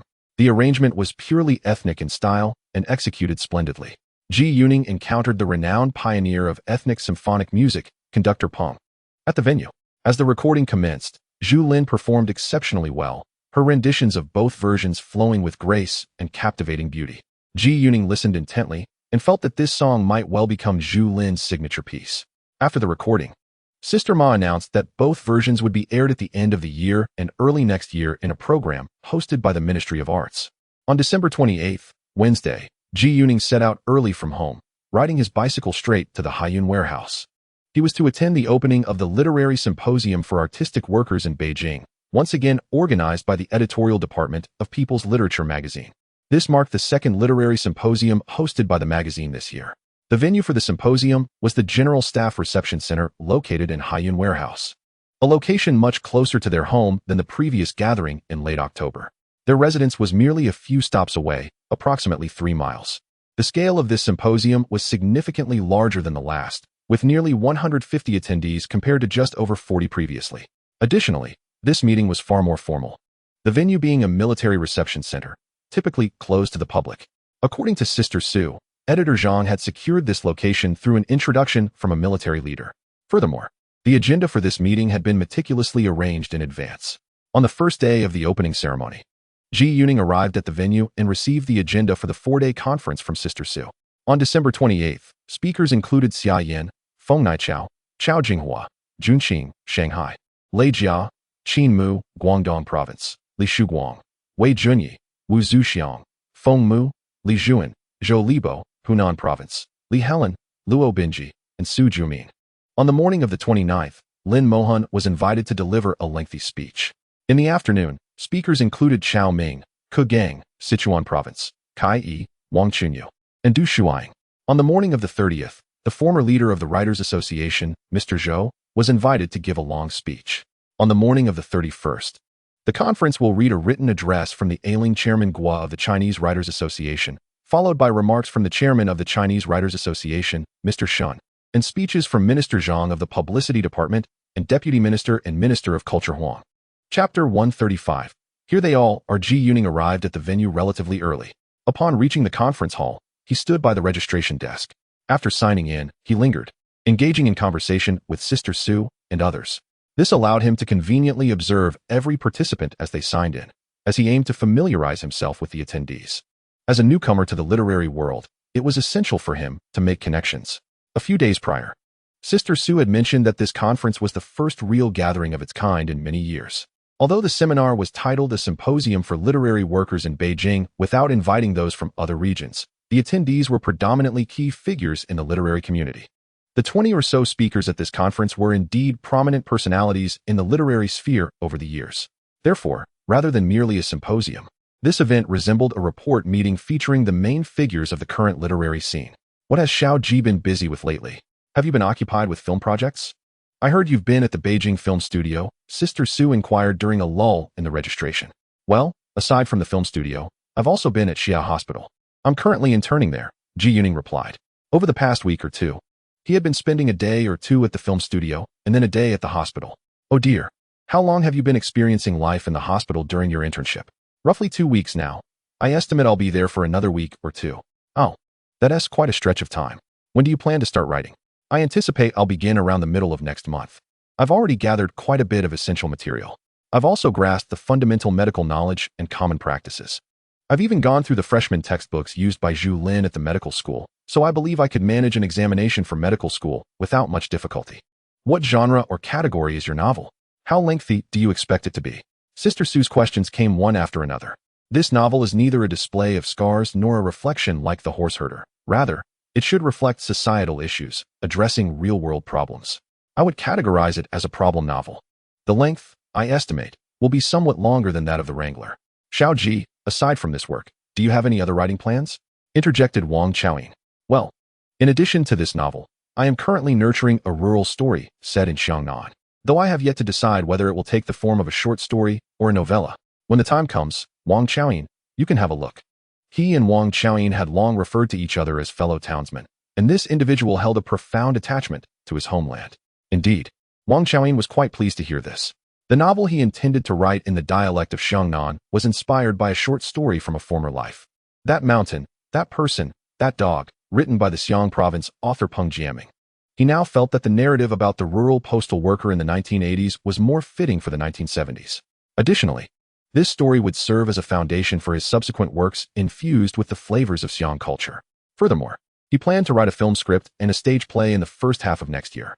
The stage play, dealing with the theme of engaging with the devil, was a promise he made to the People's Art Theater. The film script was based on the screenplay for Joyous Door, which began its creation in October 1978 in his previous life. Xiao Ji, I heard that you recently wrote another film script for the Shanghai Film Studio. You've already penned 4 scripts. Those 4 scripts alone must have earned you 4,000 to 5,000 yuan in fees. With your writing this year, I reckon you've become quite affluent, Sister Su exclaimed, her surprise giving way to curiosity. However, his remarks left Ji Yuning somewhat astonished. Sister Su's calculations were indeed accurate. In addition to nearly 10,000 yuan in wedding gifts, he realized that his writing had recently brought in sufficient income to amount to 10,000 yuan, making him a double millionaire. The most substantial earnings came from the script fee from the Shanghai Film Studio, which awarded him 100 yuan for a cradle script, surpassing the 800 yuan offered by director Wang from the Beijing Film Studio by a full 300 yuan. Thus, competition proved beneficial. In response to Sister Su's astute deduction, Ji Yuning feigned ignorance. What? I cannot admit to this. In this era, flaunting wealth was a serious taboo. His acting skills had now reached a commendable level. Fortunately, Sister Su was merely teasing him. Upon seeing him play the fool, she dropped the subject. The morning meeting commenced, with editor Zhang as the host delivering the opening remarks. His speech was imbued with emotion, leaving many of the senior comrades in the audience teary-eyed. Ji Yuning sat in the back row with Sister Su and Wang Qiaoyin, part of the novel group. The minutes for this meeting were to be recorded by the critique team from the People's Literature magazine, thus excluding the novel group from any involvement. The first speaker of the morning was the venerable Elder Xia, who had served as the Deputy Minister of Culture in the 1950s and could be considered the most seasoned figure in the Chinese film industry. Elder Xia ascended the stage with the aid of a cane, having suffered a leg injury in previous years, rendering one of his legs disabled. I observed the venerable Mr. Xia leaning on his cane, and now I find myself hesitant to write anything. I am contemplating dedicating myself solely to composing children's rhymes. Otherwise, I fear I may be rendered incapacitated one day. Ji Yuning discreetly conversed with Sister Su beside him, feeling a tightening in his heart as he beheld the frail Mr. Xia. Today, it seems you've finally come to understand fear, Sister Su remarked with a smile, clearly skeptical of Ji Yuning's fanciful words. Indeed, little Ji's courage is as vast as a watermelon, or perhaps as substantial as a cabbage, chimed in Wang Qiaoyin, who was known for his penchant for interjecting, making amusing comparisons, one summery and the other wintry. You, my dear boy, are quite slippery. Even if someone sought to find fault with you, it would be a challenge. Moreover, the most crucial point is that there are numerous individuals looking out for you, many of whom are quite influential. Sister Su subtly revealed some insider information. There were approximately 15 speakers that day, with 6 or 7 presenting in the morning. Most speakers were exceedingly cautious, their voices low and subdued. Luncheon was held at the military reception center, where the atmosphere was rather subdued and conversation sparse. Ji Yuning felt a sense of oppression in the dining hall and quickly finished his meal, stepping outside. Upon reaching the courtyard, he spotted Lu Xinwu, accompanied by several editors from the novel and poetry departments of the People's Literature Publishing House. Ji Yuning quickly approached them, assuming they were also attendees of the conference. Lu Xinwu promptly clarified, "Comrade Ji Yuning, we are here to connect with authors. Today presents a fortuitous opportunity, as all the authors we wish to engage with are present." Chapter 136. I endorse young Ji's perspective. Lu Xinwu's explanation illuminated Ji Yuning's understanding, evoking a chuckle from him. Indeed, the gathering was a symposium for literary figures in Beijing. Over the past few days, nearly all renowned writers, poets, playwrights, and literary critics from the capital were in attendance. Truly a comprehensive assembly. We are waiting for all attendees to finish their meals before we approach them. This midday break does not disrupt the afternoon's proceedings, Lu Xinwu continued. Your standalone book is about to be published, likely within these few days. Additionally, our publishing house's leadership expressed interest in publishing your poetry collection. I attempted to reach you by phone yesterday, but was unsuccessful, so I thought it fortuitous to come to the venue today, as I have several authors to connect with. Lu Xinwu added, the poetry collection is certainly no issue. It seems that the People's Literature Publishing House has noted the remarkable success of the poetry collection published by the Humanistic Publishing House, and is eager for a similar venture. Ji Yuning remarked. His poetry collection was already set to be published by a second publishing house, and the collection from the People's Literature Publishing House would include over 200 poems, surpassing the previous collection recently released by the People's Literature Publishing House, which contained 10 fewer poems. The two stood in the courtyard, finalizing the publication contract for the poetry collection. Indeed, Comrade Zhu Lin, while we were conversing in the courtyard, several editors from various publishing houses mentioned that two editors from Shanghai People's Publishing House were seeking you. They have just entered and may be looking for other authors as well. Ah, those two comrades. With Lu Xinwu's introduction, Zhu Lin became acquainted with the two editors from Shanghai People's Publishing House. Both editors hailed from Shanghai and spoke with a distinct local dialect. Comrade Zhu Lin, we have come to Beijing to connect with authors, and you are one of the most significant among them. Our publishing house is highly eager to publish your poetry collection as well as your novel compilation. President Song places great importance on this matter. Furthermore, our publishing house has gathered the essays you have published in various domestic literary magazines over the past few months, many of which reflect the lives of educated youth. We also aspire to compile these essays into a collection. President Song believes your essays are rich in thought and beautifully written. This compliment brought joy to Zhu Lin. The poetry collection was already prepared. This would be the third publishing house intending to publish his poetry. As for the novel collection, it was the first time a publishing house had expressed interest in compiling his novels. This year, he had written several pieces, both short and medium length, totaling 5 or 6 works, which indeed could coalesce into a novel collection. If he included the 2 science fiction stories he had already published, the total would rise to 7 or 8. In the past, his essays had been scattered across various literary magazines throughout the country, often characterized by an artistic flair. Although these essays were typically a few thousand words each, he had written a considerable number, so if they were compiled into a collection, it would be advantageous, effectively doubling his remuneration for those writings. Thus, with his poetry, novels, and essays each poised for separate publication, alongside the science fiction collection The Wandering Earth produced by a literary press in Beijing, he would have 4 different works published. The only remaining pieces were 4 or 5 screenplays that had yet to be compiled. Zhu Lin did not anticipate such fruitful outcomes from his participation in this symposium. By noon on the first day of the conference, he was set to receive a substantial payment from 2 publishing houses.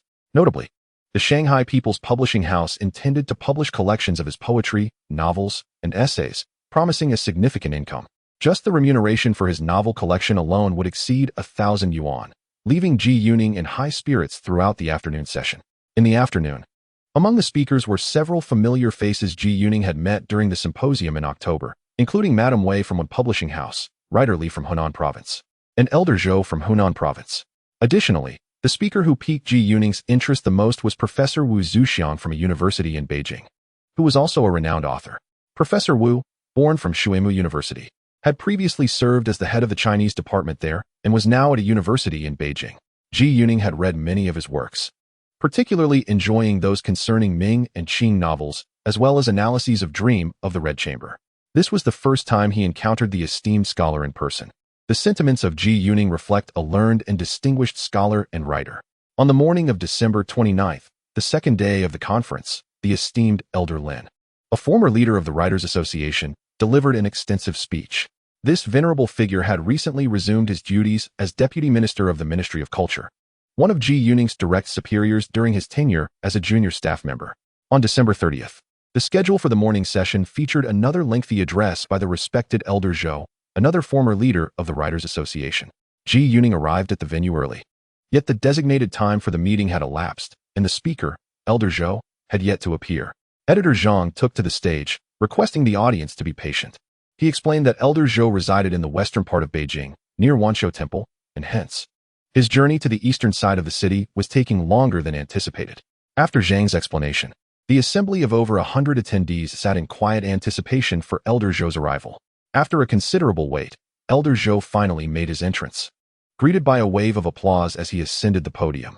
This marked Zhu Lin's first encounter with the venerable elder, who had long been a prominent figure within the literary community. Zhu Lin's initial impression was exceedingly positive. He perceived Zhou as one of the most graceful figures he had encountered in the arts. Although Elder Zhou had not fully resumed his duties, Zhu Lin was aware that in the coming 2 years, he would ascend to the position of chairman of the National Writers' Association. Zhou's voice was deep and resonant, similar to that of Elder Lin the previous day, as he recounted stories from the past. To Zhu Lin's surprise, Elder Zhou mentioned him during his address. Zhi had thought he would merely be an observer at the conference, a passive spectator.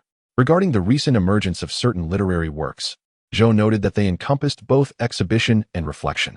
While some criticized the focus on exhibitionist literature, he believed this was merely a matter of literary inclination. It was fundamentally a literary issue. If given the choice, he would prefer to write reflective pieces. Furthermore, he recalled that during the last symposium hosted by People's Literature, Ji Yuning had expressed that his exhibitionist novels were sufficient after a single iteration, preferring instead to delve into themes of reflection. I concur with young Ji's perspective, Zhou stated. Indeed, once is enough for exhibitionist novels. One cannot perpetually exhibit.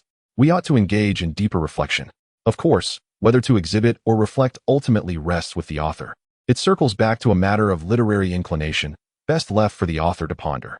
Chapter 137. The Overseas Chinese Affairs Office officially opens as Ji Yuning felt the collective gaze of the audience upon him. He sighed inwardly.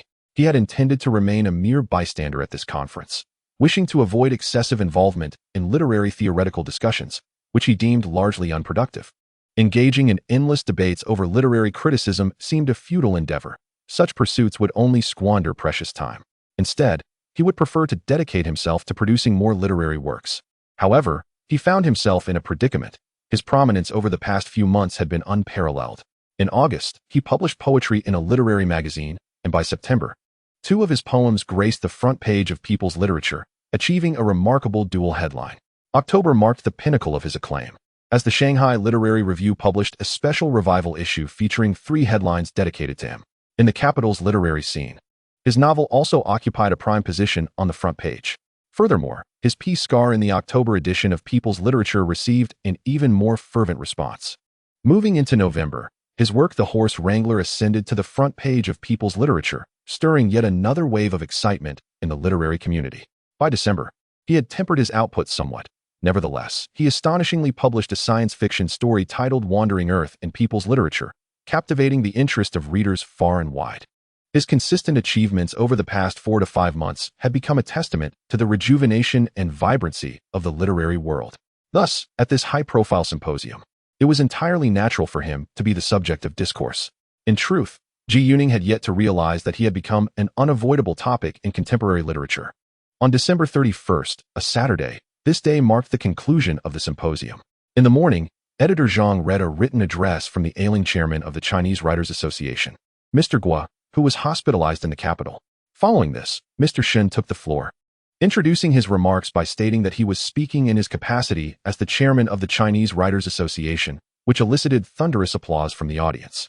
After Mr. Shen's address, Minister Zhang from the Propaganda Department and Minister Huang from the Ministry of Culture delivered their speeches.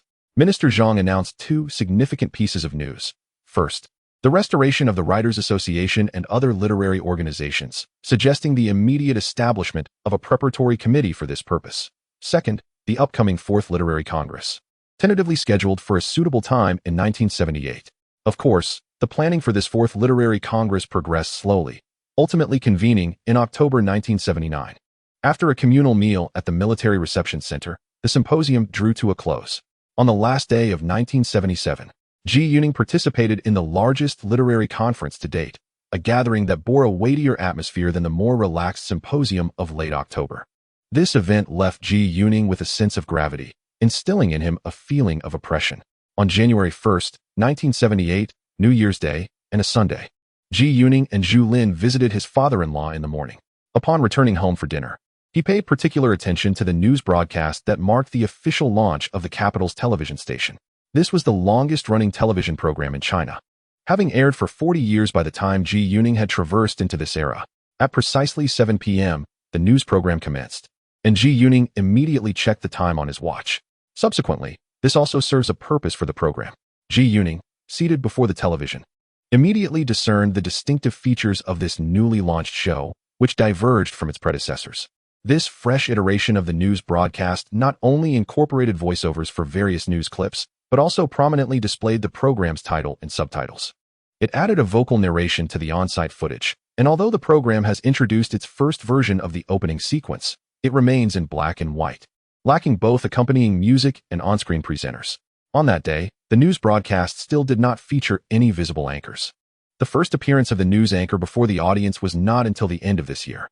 Moreover, Ji Yuning noted that the broadcast continued to suffer from audiovisual desynchronization. Having now acquired a foundational understanding of filmmaking, he recognized that this issue stemmed from the use of film reels.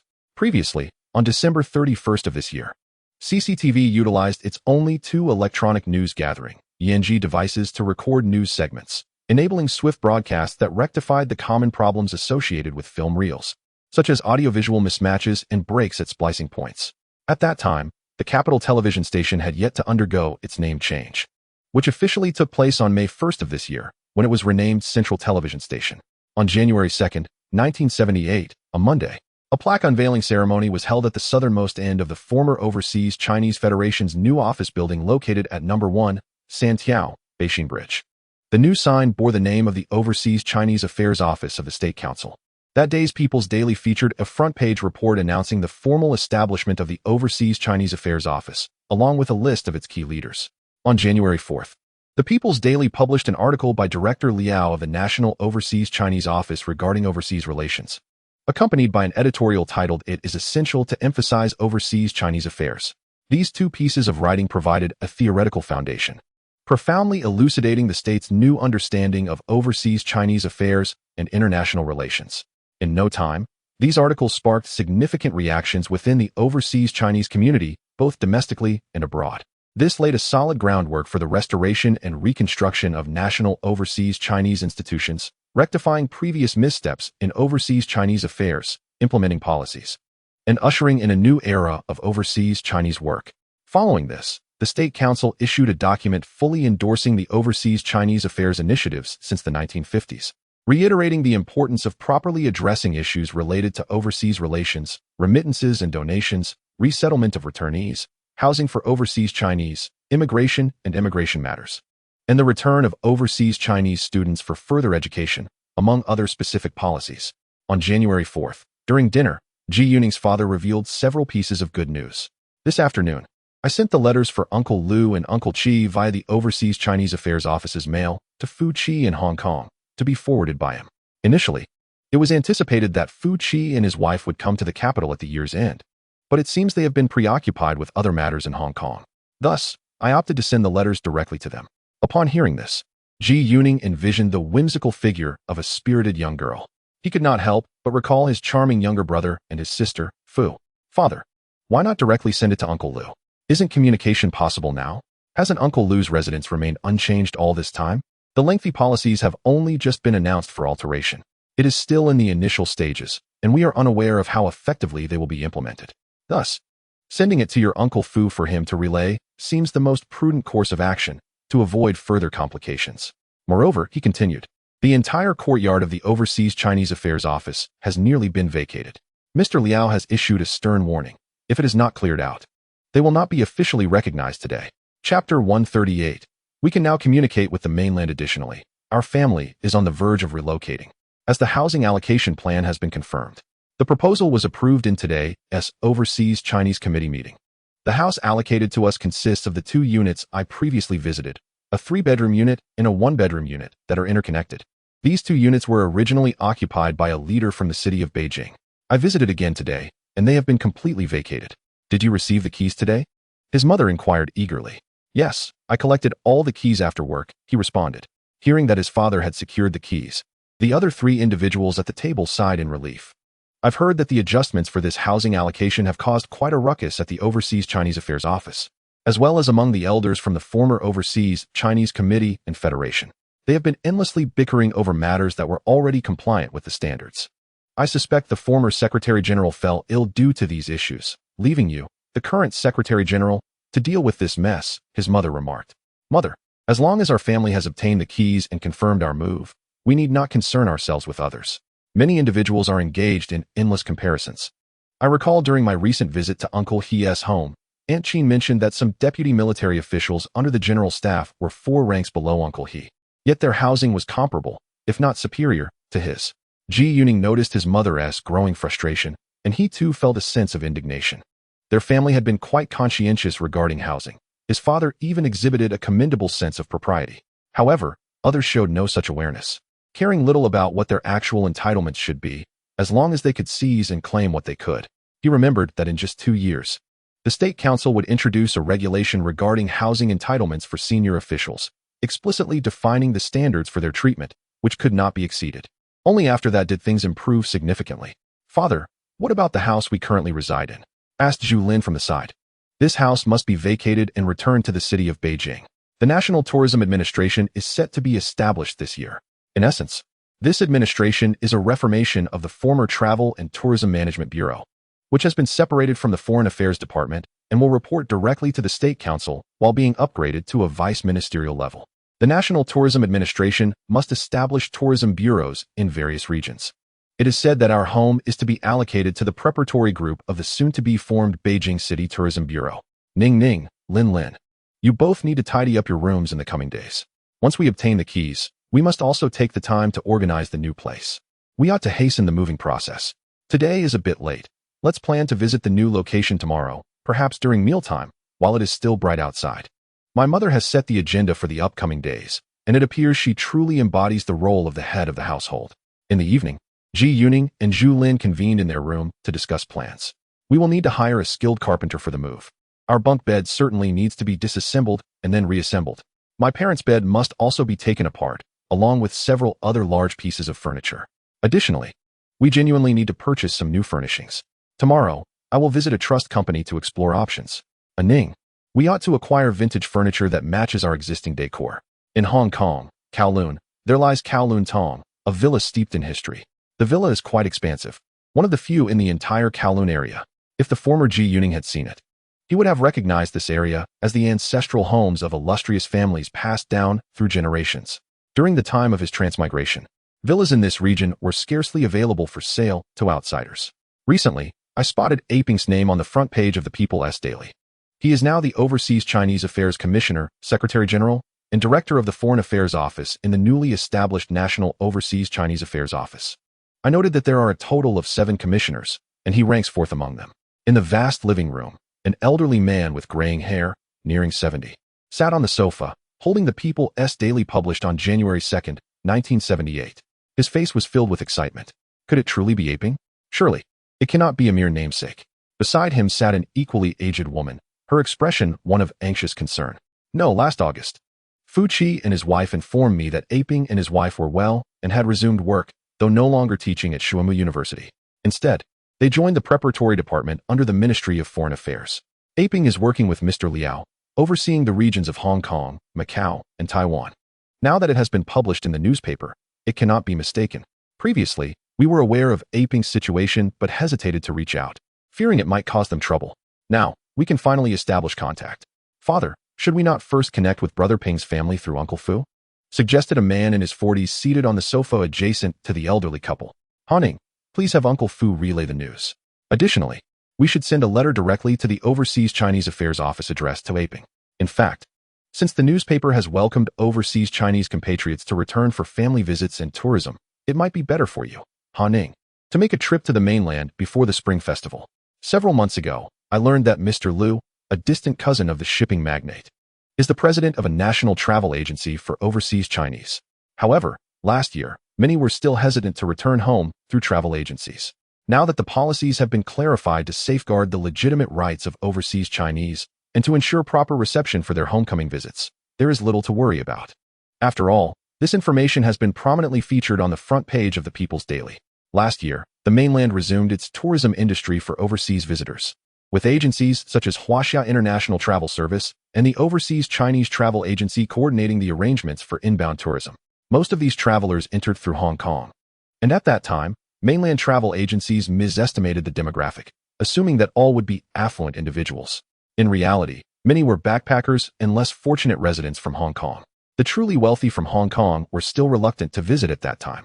Ji Yuning also inquired of his mother last year, noting that these travelers from Hong Kong generally stayed in budget accommodations such as the Overseas Chinese Mansion or Overseas Chinese Hotel, often sharing rooms designed for 3.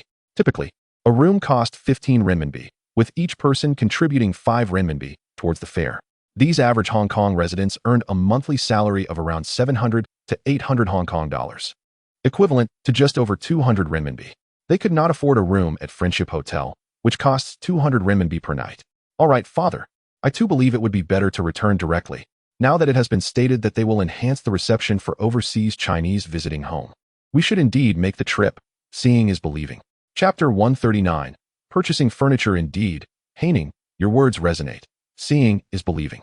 After all these years, it is time to return and take a look. Painting, is the bank busy for you at the end of the year? If you truly cannot spare the time, perhaps you could send Yuan and Yuchen back instead. At their age, they could join a tour group. Father, the securities department at the bank should be manageable at year-end. There are generally fewer matters to attend to. I will see if I can arrange my schedule to make a trip back before the little new year. After all, once it arrives, the stock market here tends to quiet down. Perhaps I should go back instead. The last time Uncle Fuchi returned, he mentioned meeting Ah Ping's son. Who is Yuning's child? I heard from the Fu couple that the boy is quite handsome, resembling my fifth brother in his youth. Sure, Hui remarked that he possesses an elegant demeanor, as if destined for the silver screen. Regrettably, they did not bring back a single photograph. I had hoped they would travel to the mainland again soon, bringing back a picture of Yuning for me to see. However, for some reason, they never made the trip. I recall that boy was born 6 years ago, and now he is 21. It is time for him to consider marriage. Indeed, my fifth brother married for 8 years before having Haiping. Similarly, Haiping and his wife also waited 8 years before welcoming Xiaoning. Alas, my fifth brother's lineage has truly faced challenges in procreation. The elderly man sighed, unaware that by the following year, the nephew he often contemplated would indeed come to fruition. At that moment, Ji Yuning had yet to grasp that the 6 years he spent indulging in eel were not in vain. Meanwhile, thousands of miles away in Xianjiang, his elders were concerned for him and missing him. He was wandering through the capital, exploring trust companies and furniture shops. On the morning of December 5th, Ji Yuning chose not to visit the Beijing Film Studio or Xiao Hospital. Instead, he intended to thoroughly explore the trust companies in the capital to procure some furniture. After all, the room he currently resided in was less than 20 square meters, while the new place would expand to around 40 to 50 square meters, comprising 2 rooms. Thus, he truly needed additional furnishings. Furthermore, his parents required a 3-bedroom apartment, which necessitated further furniture acquisition. Even if they returned some of the previous furnishings, they still needed to acquire more at present. Otherwise, the new home would appear stark and uninviting. In a past life, Ji Yuning had heard a renowned figure recount a story about someone in the 1970s who purchased a Wang Wali chair for 10 yuan, which later fetched millions at auction. This occurrence was genuine, and such instances were not uncommon. From the 1950s until the late 1970s, Ming and Qing furniture had never been regarded as antiques or art in China. In the 1980s, influenced by Western home decor styles, people began to replace their old tables and chairs with sofas and modern cabinets. Consequently, a vast amount of hardwood furniture was sold at low prices or repurposed into scales and musical instruments. At that time, homes were extremely cramped, and square tables took up valuable space. No one wanted to buy them, as everyone preferred folding tables and chairs. Generally, hardwood square tables were priced at less than 10 yuan.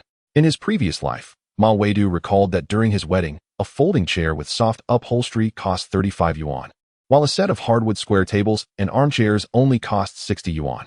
In 1979, a hardwood furniture factory in the capital faced financial difficulties and attempted to sell its collection of classical furniture amassed over 30 years, yet it attracted no interest. A pair of Wang Wali armchairs was sold for merely 10 yuan at that time. Ji Yuning remembered that a second-hand furniture market would take shape in the Chaowai area later that year, attracting many expatriates in Beijing. Once established, chairs that sold for 10 yuan would command 50 yuan in that market. In his previous life, the value of classical Chinese furniture skyrocketed in overseas markets after the 1990s, with growth rates surpassing those of ancient books, paintings, and Ming and Qing porcelain. Ji Yuning understood that the future appreciation of classical Chinese furniture was inevitable, given the factors of quantity, culture, craftsmanship, and material. However, acquiring exquisite pieces was not an easy endeavor. He recalled Wang Shixiang, an expert on Ming and Qing furniture, who expended considerable effort to amass a mere 79 pieces of Ming-style furniture. Ji Yuning first visited the nearest trust company located at Baixinkyo. This establishment primarily dealt in bicycles and was the last trust company in the capital in his previous life. When Ji Yuning traversed into this time, this trust company still existed. However, essentially, it was merely a matter of selling old bicycles. Ji Yuning swiftly traversed the trust shop and noted a few pieces of second-hand furniture, yet they left him unimpressed.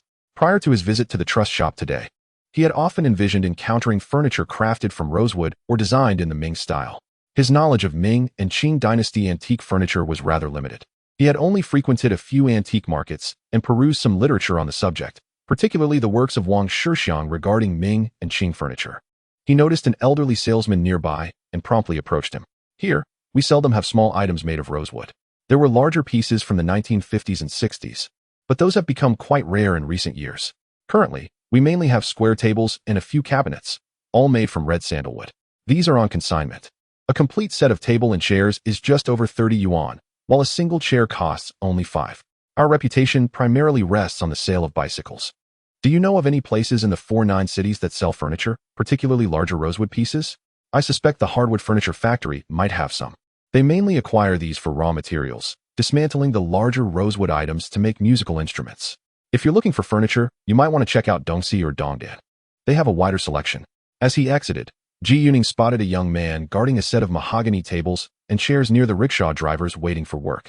On the table, there was a fragrance stand that appeared to be made of boxwood. How much for this fragrance stand? He inquired. 8 yuan. No, 7 yuan. Upon hearing this, Ji Yuning turned to leave. What about 4 yuan? Would 3 yuan work? The young man grew anxious. Fine, 3 yuan it is. Just give it to me. Ji Yuning purchased the boxwood fragrance stand for 3 yuan, which was quite low, but it seemed to have some age and exquisite carvings. Though he was not well versed in the craftsmanship of hardwood furniture, he had a keen appreciation for its form and intricate carvings. Spending 3 yuan was akin to the cost of a lunch for him and Zhu Lin, making it undoubtedly worthwhile. He did not summon any rickshaw drivers. Instead, he secured the fragrance stand to the back of his bicycle and headed home. This was the first piece of furniture he had acquired. And while boxwood may not hold significant value in the future, its craftsmanship was commendable. He resolved to use it as a plant stand. Chapter 140. Full marks. Upon returning home with the fragrance stand, Ji Yuning refrained from venturing out again, feeling as though his workday had concluded. He prepared a modest meal for himself at noon, and in the afternoon, he began to organize his belongings. Over time, his accumulation of items had grown, necessitating an orderly arrangement, especially as he was preparing to move. At around 5 in the afternoon, Zhu Lin returned home, coinciding almost perfectly with their mother entering the house. The three of them promptly set out for their future new residence, with their mother holding the keys and Ji Yuning carrying the fragrance stand he had purchased that day. 3 individuals passed by the newly established office building of the Overseas Chinese Affairs Office, traversing through the back of the Haitang courtyard.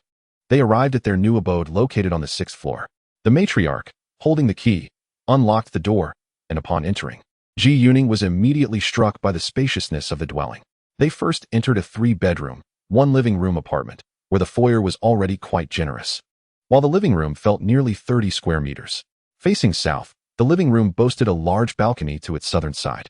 Each of the 3 bedrooms exceeded 20 square meters, with 2 oriented southward and 1 to the north. Although the kitchen and bathroom were situated on the northern side, they were impressively large. Ji Yuning felt particularly satisfied with the kitchen, believing that as a chef, he would thrive in such an environment. The bathroom's dimensions were twice that of their previous residence, complete with a bathtub. Ji Yuning then accessed their 1-bedroom, 1 living room apartment through an adjoining door. Upon entering the living room, which also exceeded 20 square meters and faced south, he noted that it too had a balcony, closely adjacent to the one in the larger apartment. The bedroom, similarly exceeding 20 square meters, was oriented southward. Once again, the kitchen and bathroom were located on the northern side, slightly smaller in area than those in the previous apartment. After a moment of admiration, the father arrived, and the family of 4 expressed their satisfaction with their new home. In the following days, Ji Yuning ventured to numerous trust companies throughout the capital, purchasing various pieces of furniture, which were promptly delivered to their new residence. Among these acquisitions were a treasure cabinet, an intricately carved cabinet, bookshelves, a Ming-style cabinet, a grand redwood painting table, and a round redwood table accompanied by chairs, all crafted from rosewood with commendable workmanship and materials. He also procured 2 early Qing Dynasty Wangwali official hat chairs, several Wangwali armchairs, and a coffee table. The total expenditure was approximately 200 yuan. He had not encountered any furniture made from rosewood. The 2 Wangwali official hat chairs were likely the most valuable finds. He speculated that within a year, he might be able to obtain rosewood furniture from the capital's hardwood manufacturers as they cleared their inventory. He recalled from his previous life in 1982, when Ma Wei brought the renowned director Li from Hong Kong to purchase a considerable amount of redwood furniture, including a rosewood painting table costing 4,000 yuan, likely due to the seller's perception of him as a Hong Kong native, thus inflating the price. He mused that if he were to make such a purchase then, he could probably acquire it for around 1 or 2,000 yuan. In the western suburbs of the capital, a tranquil location, the grading for the 1977 college entrance examination was conducted here. By the first 5 days of January, the grading for nearly 160,000 candidates had been largely completed.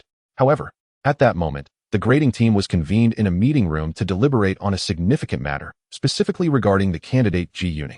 The director remarked, "Concerning the examination paper of this candidate, we have conducted inquiries during this period. Firstly, there should be no issue of omitted questions. Our investigation into Zhu Lin's connections revealed no interaction with the personnel responsible for the examination's question formulation. Throughout the entire question-setting process, we have not identified any discrepancies.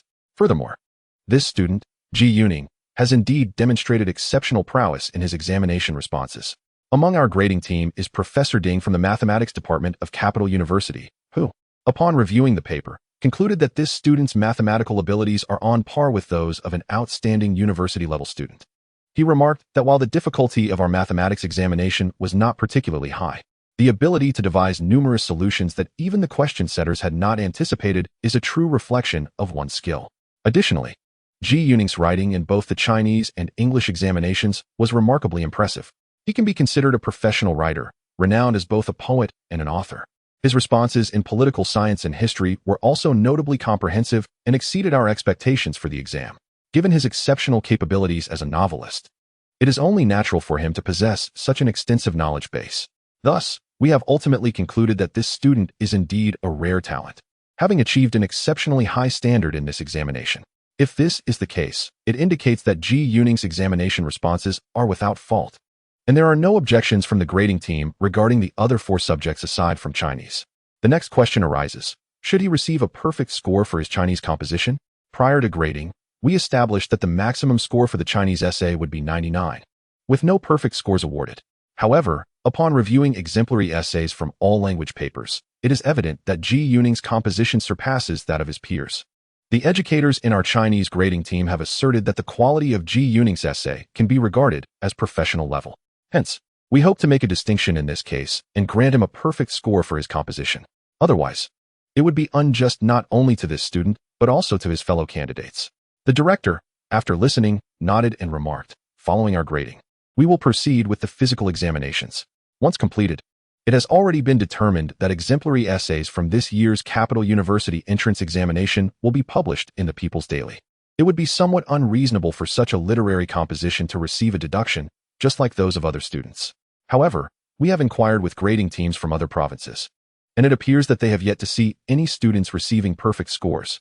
If we award Zhu Lin a perfect score for his essay, it would mean that all 5 of his examination subjects would be flawless. This could lead to the emergence of a perfect scoring student among the hundreds of thousands of candidates in our city, while students from other provinces may not have anyone achieving such a score. Is this appropriate? Some have expressed reservations. We have thoroughly investigated this candidate's situation and found no issues. Thus, it is clear that he is exceptionally gifted. He exhibits excellence both within and beyond the examination hall. Given this, what harm is there in granting him a perfect score? Since the Chinese grading teachers are willing to endorse this decision, I, as the director of the admissions office, also concur." At that moment, the director, previously solemn, suddenly broke into a smile. One must ponder the remarkable journey of an individual who once graced the front page of the People's Daily under the esteemed titles of poet and singer, whose verses once adorned the dual headlines of people's literature, and whose novella achieved the same honor within its pages. This individual, who has triumphed with 3 articles featured in the revival issue of Shanghai Literature, and whose novella also claimed the headline in the capital's literary realm, merits no less than a perfect score for his written endeavors. Is there any room for doubt? Chapter 141. A new home at this juncture. Zhu Lin remained blissfully unaware that his examination paper had etched a historic milestone. In the realm of candidates from the capital, it was not uncommon for students to achieve perfect scores in mathematics and foreign languages, and while history and geography saw a few attain the same, perfect scores in politics were quite rare. Yet, in the realm of Chinese literature, Zhu Lin stood alone, having achieved the coveted full marks. In a previous life, no student in the humanities had achieved a perfect score in the National College entrance examination, although a remarkable feat was recorded in the sciences back in 2000, when a girl from Hunan province scored 750 points, subsequently opting to pursue a medical career. Thus, Zhu Lin's accomplishment during the 1977 examination has become an unparalleled achievement, perhaps destined to remain unmatched. At this moment, Zhu Lin was blissfully ignorant of this splendid news, yet his heart brimmed with joy. He was eagerly anticipating the move to his new residence, which far exceeded his expectations in size and spaciousness. This building was designed for the esteemed returnees from abroad. Thus, its layout was generous, and the amenities were remarkably comprehensive. Ji Yuning mused that even if the country were to construct new buildings for high-ranking officials, they might not surpass the grandeur of this residence. Hence, his delight in relocating was genuine and heartfelt. Moreover, another source of elation came from the meteoric rise of Zhu Lin. In the early days of January 1978, the Huaxia Broadcasting Station began airing Zhu Lin's song Beauty of Taihu, featuring both Mandarin and Suzhou dialect versions. Upon its release, the song resonated widely across the nation. During his recent wanderings through various trust banks in the capital, Ji Yuning frequently heard the melodies of this song being hummed by people of all ages. This was a rarity in the previous year, and he sensed a burgeoning appreciation for such sweet and melodious tunes among the populace. This marked a significant shift in aesthetic tastes and pursuits, as people began to embrace what resonated with their hearts. Zhu Lin's fame skyrocketed upon returning home. His wife proudly proclaimed her newfound recognition throughout the Concord Hospital and the healthcare system of the city, blissfully unaware that her influence had already spread nationwide. Additionally, the first issue of People's Literature for the year, published on January 3rd, contained Ji Yuning's science fiction novella Rural Teacher. The attention garnered by this work even eclipsed that of his previous piece, The Wandering Earth, published the month prior. This science fiction novel seems to resonate more closely with reality, evoking vivid imaginings of the future and fostering hopes for the development of the Chinese civilization. In the first half of the narrative, concepts such as common prosperity, poverty alleviation, and environmental protection are introduced, captivating the interest of many high-ranking officials. These ideas have yet to emerge in contemporary discourse. Indeed, they have not even been contemplated by many. When 4 elementary students from a remote western region articulate the Pythagorean theorem, the value of pi, and oracle bone script during an evaluation by extraterrestrial beings, numerous domestic readers are taken aback with astonishment. These elements reflect the pride of all Chinese people. The assertion by the aliens that the history of Chinese civilization extends beyond 8,000 years brings smiles to many faces. A statement attributed to the aliens rather than to Ji Yuning. The patriotic sentiment, national pride, and the reverence for educators portrayed in this novel evoke deep emotions, even considering its classification as a work of science fiction.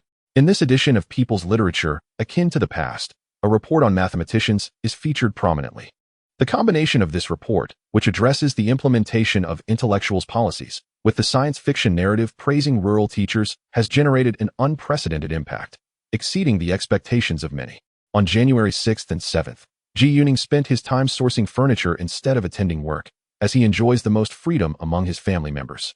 After purchasing the furniture, he had it transported to the new residence via tricycle, subsequently commencing the cleaning process with soapy water to eliminate mold and odors. Concurrently, he began tidying the new home, employing soapy water for cleaning the floors and windows as well. During this period, he also interned in the surgical department at Xiao Hospital, where surgeons similarly commenced their duties with a thorough cleaning using soapy water. While managing the cleaning, he ensured that both the southern and northern windows were opened for ventilation. On the evening of those 2 days, after dinner, 2 doctors from his household, Dr. Fong and Dr. Xiao Zhu, would come over to assist with the cleaning, while also ensuring the new home was adequately disinfected, particularly focusing on the bathroom. January 8th, Sunday, marked a day of rest and the day of Ji Yuning's family move. As his mother often remarked, moving should be swift, never languid, for time is of the essence. Ji Yuning wholeheartedly agreed, understanding that only by occupying the new residence does it truly become home. Early in the morning, before 7:30, the hired movers arrived at their doorstep, including a dedicated carpenter tasked with disassembling and reassembling their antique furniture. The packing of their belongings had largely been completed the day prior. The moving process spanned the entire morning, primarily due to the time-consuming nature of dismantling and assembling the furniture. The classical pieces, made of high-quality, heavy materials, posed a significant challenge during the move. At noon, the kitchen of their new home remained unorganized, making it impossible to prepare a meal. Everyone was exhausted, so Ji Yuning rode out to purchase ready-made food. They all gathered to enjoy takeout together at the Songsan restaurant. Located at the intersection of Dongzheimen North Street and Dongzheimen Inner Street, he acquired 8 freshly baked beef and scallion pastries. The aroma of the piping hot pastries was delightful, and they were still warm to the touch upon arriving home. Zhu Lin brewed a large pot of steaming floral tea, and the family of 4 happily savored the pastries alongside the hot tea. In the afternoon, they continued tidying up, managing to achieve a rough organization before dinner. This was the first time they cooked in their new home, with Ji Yuning preparing the meal. After a busy day of cleaning, they decided to retire early. Ji Yuning and Zhu Lin sat together in their combined living room and study, the excitement of the day still lingering in the air. They perched on two red rosewood scrollback sofas, reminiscent of Ming Dynasty designs, likely crafted in the late Qing Dynasty or the Republic era. These scrollback sofas were a bargain at 15 yuan each. The chairs featured a comfortable scroll-like headrest. Lin, we still need to have the cushions and armrest pads custom-made for these chairs, Ji Yuning remarked. Why did we purchase so many chairs? Zhu Lin mused. Initially, they had wished for more furnishings, but now that they had moved, the quantity seemed excessive. Ji Yuning had procured a variety of chairs, including 3 distinct styles of the Nongguan hat chair, totaling nearly 10 types. The key was that they had been quite inexpensive, typically costing around 5 yuan each, with some even at 3 yuan. Chapter 142. The screening time that evening, they were playfully engaged in bed, unbothered by the creaking of the bed frame. His bedroom was situated far from his parents', separated by 2 living rooms and 3 doors. They no longer needed to worry about being overheard. After a brief pause, they snuggled together and chatted. Zhu Lin's spirits remained high. Ji Yuning turned to gaze at his wife, recalling a poem by Li Qingzhao. While he couldn't remember the exact lines, the essence conveyed the beauty of a woman whose skin resembled jade, smooth and tender, sharing laughter with her beloved. This sentiment was a modern interpretation by Ji Yuning himself. He mused that this moment mirrored the scene depicted by the poet Li Yan. Additionally, he reflected on a modern phrase, a confident, cheerful, and joyful woman is the most beautiful. He believed that at this moment, Zhu Lin was even more radiant than in his previous life. On January 9th, Monday, Ji Yuning once again accompanied Zhu Lin to Xia Hospital. This would be his final day experiencing life there. He intended to conclude his over 3-week stint at the hospital, feeling that he had gathered ample experience and knowledge. In fact, he had made significant progress on his novel middle age. Throughout these 3 weeks, he had confirmed the medical jargon, specialized terms, and various clinical and surgical scenarios with relevant doctors and experts. As noon approached, he bid farewell to his guiding physician, Dr. Cui, expressing his gratitude, and presented him with a collection of his poetry. Subsequently, he sought out the head of ophthalmology, Grandma Zhang, as well as the hospital director, Dr. Cui, primarily to express his appreciation. He also gifted each of them a copy of his book. Concluding his experience at the hospital, he indicated that his novella was nearing completion, as he intended to publish it in the March issue of People's Literature, with the National Science Conference commencing in mid-March. He deemed it most appropriate for his work to appear in the magazine on March 3rd. Had it been published in the February 3rd issue, it would have likely caused inconvenience to many during the festive season of the Spring Festival. Thus, he aimed to submit his manuscript to People's Literature by the end of January or early February. This year's Spring Festival fell on February 7th. With the Little New Year on January 31st and the Lantern Festival on February 21st, meaning that most of February would be during the festive period. He believed it prudent not to submit his work during this time. On January 10th, a Tuesday morning, after a 4-day absence, he reappeared before Director Wang, who was somewhat agitated. Xiaoji, where have you been these past few days? I called you yesterday and the day before. What is wrong with your phone? I couldn't get through. Ji Yuning paused, suddenly recalling that after moving 2 days prior, he had arranged for his phone to be transferred, and the device had been taken away. Director Wang, we moved on Sunday, and the phone was scheduled for transfer. It hasn't been completed yet, but should be resolved shortly, as our new home is equipped with a phone line. This transfer process, being a special case for leaders of ministries, should be expedited. Xiaoji, our film has reached its final draft. I intended for you to review it yesterday, but I couldn't locate you. Today, let us head to the editing room to view the finalized version. Director Wang was particularly invested in this film, his first solo project, and greatly valued Ji Yuning's feedback. In the morning, the two of them watched the final version of the family film in the editing room. Ji Yuning found no issues. The final cut was indistinguishable from the vision he had held. During the recent fine editing, he had provided numerous suggestions, all of which were embraced by the editor and director. Xiaoji, next, we will proceed with the sound recording. The score has long been decided, and samples of the music, along with the theme song, have been prepared. I was initially concerned about some voice actors not returning, but the voice work for the fine cut has already been completed. The design for the credits is also underway, so I anticipate that the film will be finished before the Spring Festival, allowing for screenings post-holiday. Finally, we have completed this film, although the post-production has been sluggish, and the studio does not prioritize our youth production team. Indeed. Xietian's crew will return tomorrow after completing the initial cut of their first draft at the Pearl Film Studio in Yanqing. Their filming proceeded quite smoothly. Adhering to the original 2-month schedule without any rush, they progressed methodically. Upon hearing that Xie Tian's team had concluded filming and wrapped up their equipment, Ji Yuning felt a sense of relief. The 3 scripts he has been involved with, corresponding to 3 different crews, have all entered the post-production phase. It can be said that the filming process has been remarkably seamless. Director Wang, once our film passes the studio's review, it must then be submitted to the Film Bureau for further examination. When might we anticipate its official release? Ji Yuning estimates that among the 3 films he has scripted, this family is likely to be the first to hit the screens. The review process at our studio should be relatively swift, but the timeline for the Film Bureau's review is uncertain. However, as our film is a comedy and presents no significant issues, the review should proceed efficiently. Once the review is approved, we will move on to distribution, which involves China Film Group organizing a screening for representatives from provincial cinema chains to determine the number of copies and subsequently set the release schedule.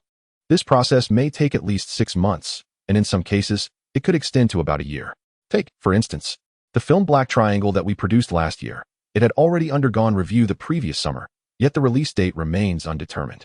In fact, Black Triangle was screened internally in various locations in the capital during the summer of last year.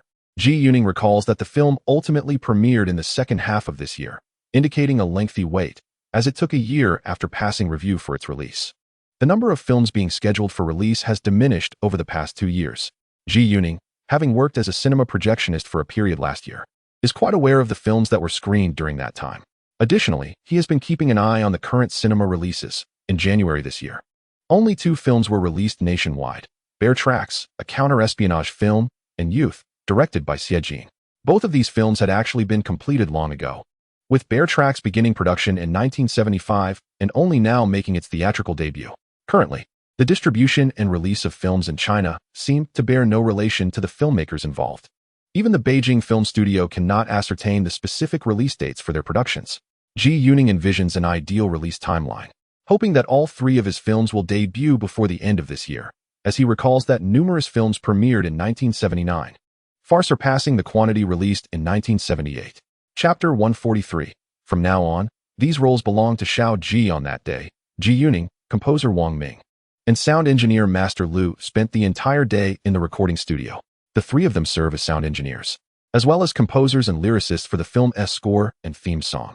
Should they secure an Oscar, the corresponding categories would be Best Sound, Best Original Score, and Best Original Song. Regrettably, the domestic awards currently available are rather simplistic. In the forthcoming years, when domestic film awards are reinstated, the accolades corresponding to the 3 individuals will merely encompass Best Sound and Best Music. He observed the ongoing production of the subtitle design, where he was credited as the screenwriter, assistant director, and composer, positioned behind Wang Ming in the credits. Furthermore, Zhu Lin is acknowledged as the performer. Yet there are no sections for theme song lyrics or composition. He feels that the domestic film industry still exhibits a certain roughness in this regard, leaving creators of original songs like himself without an opportunity to showcase their talents. On the evening of his return home, Ji Yuning visited the concierge of his former residence and, as anticipated, found a letter awaiting him. It was correspondence from an editor at a magazine.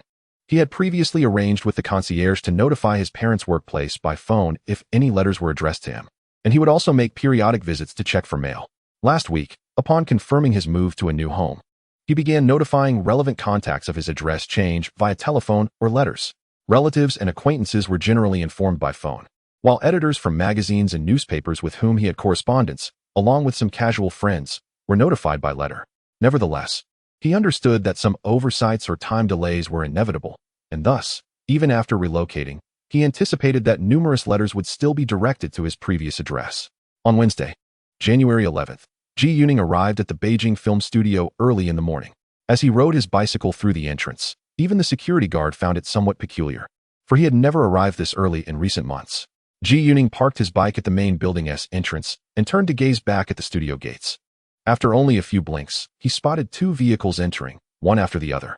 These were from the production team of the delightful drama series coming to pick up Xie Tian. The vehicles drove directly to the main entrance, and Ji Yuning was the first to step forward, warmly greeting everyone who disembarked from the cars.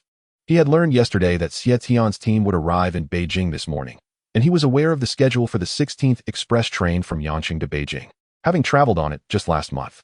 His early arrival was meticulously timed. Once all the crew members had exited the vehicles, Ji Yuning found himself with a large bag of freshly picked Xian Hui oranges, a gift from many. Numerous people, upon seeing Ji, were particularly affectionate, insisting on giving him a few oranges to taste, which resulted in him producing a net bag from his satchel. Thus, it was clear that Ji Yuning was not incapable of arriving early at the studio. Such an early arrival must yield its benefits. He had accurately predicted that the crew members would certainly bring back oranges, for who could resist such delightful sweetness? Carrying the bag of Xian Hui oranges, he followed closely behind Xie Tian, delighting in the moment. Last month, upon his return to Beijing, he had also brought back a large bag of these oranges, which were adored by both his mother and his wife.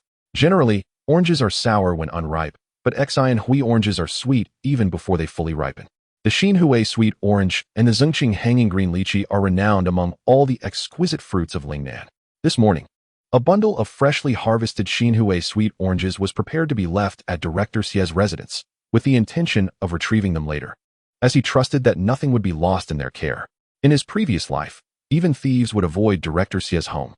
During his journey, Director Xie informed him that this afternoon, the initial cut of the sweet venture would be screened at the editing building, with the factory's leaders and relevant crew members in attendance. He, as one of the screenwriters and lead actors, was also invited to join. Leaving the oranges at Director Xie's home, he refrained from disturbing the director's preparations, as he had matters to attend to that morning. Upon departing from Director Xie's residence, he headed directly to the editing building, where he had planned to discuss the film's score with Wang Ming. The style of the film's music had long been established, including the theme song. At this stage, they were refining details based on the final cut. Recently, he had developed a good rapport with Wang Ming, noting that despite being from the south, his straightforward character resembled that of a northerner. On occasion, Ji Yuning would seek Wang Ming's guidance, and the latter was always eager to explain aspects of composition to him, even providing additional resources. Thus, Wang Ming had become something of a mentor to him.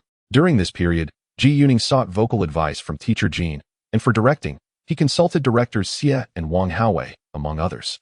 In terms of performance, he turned to Xie Tian and his uncle Ying for guidance, while for composition and arrangement, he relied on Wang Ming's expertise. His efforts in these areas yielded considerable rewards. As the afternoon commenced, Ji Yuning and Wang Ming arrived at the editing room to view the initial cut of the film Sweet Venture. Both were credited as composers, with Wang Ming taking on the composition role, a recommendation from Ji Yuning to Xie Tian. Originally, the composer for this film was not Wang Ming, but rather the lyricist and composer of the Song of Caramel, whose surname was Liu. The two theme songs for Sweet Venture were also penned by this individual. But now Ji Yuning had taken on the role of lyricist and composer. A significant number of individuals attended the screening of the initial cut, including most of the factory's leadership. This was Ji Yuning's first opportunity to witness his performance in its entirety on screen, marking his debut appearance in a film. He felt that his acting came off as somewhat foolish, particularly in his scenes with Li Xiaoming, where he displayed a rather silly expression. This expression had originally been suggested by director Xie. Yet now, watching that expression on screen, he felt it did not represent him at all. When the scene played featuring him and Li Xiaoming holding hands and spinning before tumbling to the ground, Wang Ming beside him could not help but chuckle. Following that, the scene shifted to the traditional chase, girl pursuing boy, captured in slow motion. Ji Yuning felt a twinge of embarrassment watching his own slow-motion portrayal. Laughter erupted in the editing room, and at that moment, he regretted taking on the role of Tian Wu Bao, as it contrasted too starkly with his true self. It was no wonder others found amusement in his performance, as even he found it laughable. After the initial cut was screened, those present offered various opinions, primarily regarding ideas for the subsequent fine-tuning.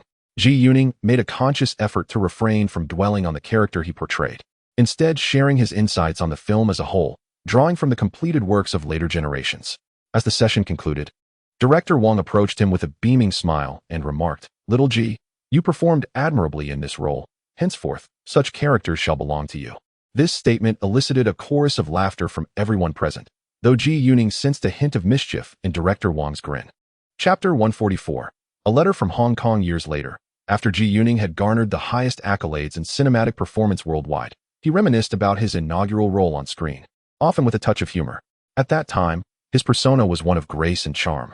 Yet he found himself cast as the somewhat bumbling Tian Wu Bao, a stark contrast indeed. Nevertheless, the characters he portrayed subsequently spanned a wide array of types, reminiscent of the versatile acting style of his mentor, the venerable Master Xie, who had introduced him to the craft. After viewing the first cut, it was time to return home. He accompanied Master Xie to his residence to collect oranges. Throughout the journey, the elder praised him, expressing admiration for his performance. Upon arriving at Xie's home, he found that the bag of oranges not only remained intact, but seemed to have increased in quantity. He surmised that the surplus was a generous gesture from Master Xie. Although both directors Xie from the Beijing film studio had taught him and treated him kindly, it was this more easygoing and unrefined Xie who had truly shown him warmth. That afternoon, as he returned home with the sweet oranges from Xinhui, both his mother and wife were delighted. These sweet oranges were far superior to the slightly tart tangerines. During dinner, Ji Yuning surveyed the walls of the living room, feeling they appeared somewhat bare. It seems we need to adorn the walls with some artwork, he mused. Presently, the spacious living room displayed only a large painting of a camel by Mr. Wu's Warren. Dad, our living room and the adjoining rooms lack sufficient calligraphy and paintings.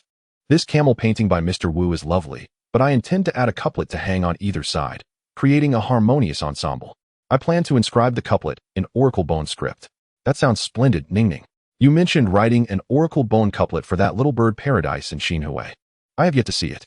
Why not compose one for our home as well? Since we have recently moved in, the larger space indeed feels a bit empty. I had also considered inviting a few renowned artists to create some pieces. His father, eager to see Ji Yuning's oracle bone calligraphy, was naturally delighted to hear this. Additionally, for the other rooms, Ji Yuning planned to create several landscape paintings in the style of his previous works, believing that such art would provide a sense of grounding. Alongside some calligraphic scrolls, the banner of oracle bone script allows me to craft dozens of characters into an article. All right, Ning Ning, please express your thoughts freely. Father nodded. Ning Ning, when guests arrive, I shall proudly introduce this as my son's masterpiece. A smile illuminated Mother-S face, while Zhu Lin's expression radiated even more joy. Let us mount it similar to Wu Zuoren's camel painting, with a uniform mounting style. We shall use beige silk for the top and bottom, as it harmonizes beautifully with our dark classical furniture. Ji Yuning's suggestion was met with nods of agreement from the others at the dining table. That evening, in her own quarters, Ji Yuning noticed the newly hung shower curtain in the bathroom, which also featured a bathtub. Suddenly, an idea struck her. Alan, did you see the article I published in this month's People's Literature about rural teachers? She inquired while savoring the orange slices Zhu Lin fed her with a toothpick. Yes, I read it. What about it? In my article, I described one of the poorest villages on the Lus Plateau in western China, a place severely lacking in water. The residents must collect rainwater in cellars beneath their homes to survive. Therefore, we must heed the national call and conserve water together. Zhu Lin's eyes widened in surprise at this. My dear, when we shower tonight, let us advocate for water conservation by sharing the bath. Upon hearing this, Zhu Lin blushed instantly, shooting her husband an incredulous glance.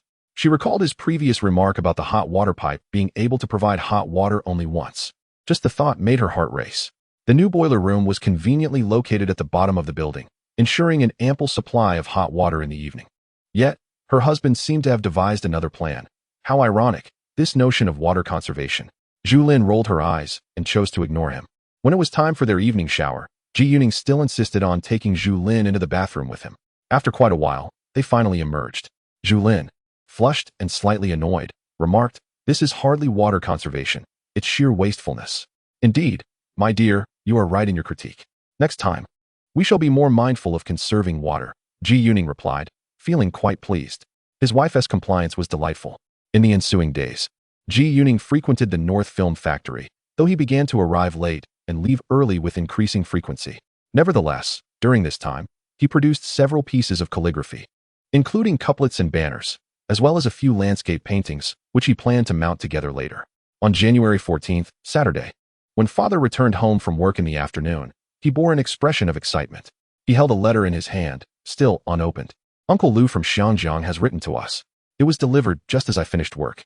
The three individuals at the dining table immediately gathered around to witness father as he opened the letter. Father tore open the envelope, took out the letter, and unfolded it. As he held the letter, the four characters at the beginning instantly brought moisture to his eyes. In the letter, Uncle Lu mentioned that he had seen the announcement of the establishment of the National Overseas Chinese Affairs Office on the front page of the People's Daily on January 2nd, which included his father's name, Ji Yuning. Ji Yuning's formal name is Ji Haiping, belonging to the high generation. Subsequently, on January 4th, he came across another article on the front page of the People's Daily regarding the national adjustments to overseas Chinese policies, which convinced him that domestic policies particularly those concerning overseas affairs, were indeed evolving. The mainland had permitted communication with overseas relatives and was encouraging familial visits and tourism, ensuring the legal rights of overseas Chinese. This prompted him to write directly to the National Overseas Chinese Affairs Office. Prior to this, Uncle Lu, Uncle Chi, and several other brothers had been deeply concerned about their relatives back home and were continually attentive to the situation in the country. Through the Fuchi couple, they had gleaned some information but were apprehensive about initiating direct contact, fearing it might cause inconvenience or trouble for their family in the mainland. Thus, they could only gather information indirectly. The recent policy adjustments regarding overseas relations excited Uncle Lu immensely, leading him not only to write a letter but also to request Fuchi to make indirect contact on his behalf. In his letter, he inquired about Ji Yuning's mother with great concern, though his primary focus remained on his grandnephew, Ji Yuning. Furthermore, Uncle Lu mentioned his intention to have his son, Ji Haining, return home for a visit before the upcoming Minor New Year, so they could converse in person. Upon completing the letter, Ji Yuning sensed that Uncle Lu had been somewhat restrained in his expression, adhering to a traditional letter format and language commonly used during the Republican era. The overall tone of the letter was earnest and profound, flowing seamlessly. Additionally, Uncle Lu's calligraphy was elegant and vigorous, showcasing his scholarly prowess. It was no wonder his mother had remarked that his grandfather's generation, consisting of 8 brothers, was referred to as the 8 steeds. Ji Yuning also noted that the date on the letter was January 5th, coinciding with the date of the letter his father had sent to Xianjiang, suggesting that both his father and Uncle Lu had corresponded simultaneously, perhaps indicating a spiritual connection despite the thousands of miles separating them. This thought moved Ji Yuning deeply. After reading the letter, his parents felt a sense of calm and began discussing their response. Although the content to be included in their reply had already been addressed in the letter sent to Fuchi in Xianjiang, this response would be directly addressed to Uncle Lu, marking a significant step in their communication. They also awaited the arrival of Uncle Lu's son, Ji Haining, who was expected to come to Beijing around the end of January. It was likely he would arrive in the latter part of the month. This year, the Minor New Year falls on February 1st. Yet many places in Hong Kong still adhere to the Minnan customs, hosting a tail-end banquet on the 16th day of the 12th lunar month. The 16th of the 12th month is January 24th, suggesting that the most likely period for travel from Haining to Beijing is between January 25th and January 31st. Alas, it has been 21 years since I last saw Haining. Ji Yuning observed the mixture of excitement and nostalgia on his father's face. Indeed, it was during Ning Ning's birth that Haining made a special trip back, then returning as a student from abroad. Unfortunately, he has been unable to return since. Ning Ning, he said, your uncle Haining has seen you when you were born. Back then, he remarked that apart from the different generational characters, your names are quite alike. Truly, it is fate, his mother chimed in with a smile. She was right. In the future, Ji Yuning and his uncle Ning would indeed share a special bond. On January 15th, a Sunday, Ji Yuning ventured out to Rongbaozhai to mount his paintings. He carried a large tube on his back containing 7 of his own works, alongside a complete rubbing of the Ziyuan temple steel that he had brought back from Xinhui. Although the local artisans had used rice paper for the rubbing, it remained unframed. So he brought it along as well. In this era, places for mounting calligraphy and paintings are rather scarce. Most artists typically rely on acquaintances who frame their works at home. However, Ji Yuning did not have a familiar framer, leading him to ultimately choose Rongbaozhai. In this contemporary age, Rongbaozhai stands as the foremost establishment in Beijing for the trade of calligraphy and paintings. They not only sell stationery and artworks, but also offer mounting and restoration services. Rongbaozhai boasts a unique business in woodblock color printing. Their woodblock prints are nearly indistinguishable from genuine pieces, and they sell remarkably well. Consequently, they have their own framing workshop dedicated to these woodblock prints. Furthermore, the level of skill in restoration and mounting at Rongbaozhai is exceptionally high, especially concerning ancient paintings and vintage books. Thus, the proficiency of their craftsmen is commendable. Rongbaozhai's mounting service is also available to the public. Upon arriving, Ji Yuning proceeded directly to the mounting counter to inquire about prices. Upon inquiry, even the most economical single-color mounting was not inexpensive. Nevertheless, Ji Yuning decided to leave his 8 pieces there, primarily due to his confidence in their mounting quality and the assurance of timely retrieval. Once the mounting arrangements were completed, he began to browse the artworks available for sale at Rongbaozhai. This visit proved fruitful, as he discovered a piece by Liu Yanxiao. While Liu Yanxiao's landscapes are renowned, Ji Yuning was not particularly fond of his style in that genre. Rather, he had a deep appreciation for his calligraphy, finding it infused with vibrant vitality and an ethereal aura. Comrade, how much is this piece by Liu Yanxiao? Why is there only a price per square foot and no specific price for this calligraphy? Oh, my dear comrade, I must apologize. The calligraphy and paintings of Mr. Liu were just brought to us by another party. We merely provided a standard for his works. The paintings are priced at 12 yuan per square foot, while the calligraphy is at 7 yuan per square foot, and this does not yet account for the final price. Ji Yuning examined the dimensions of the calligraphy and estimated the cost in his mind.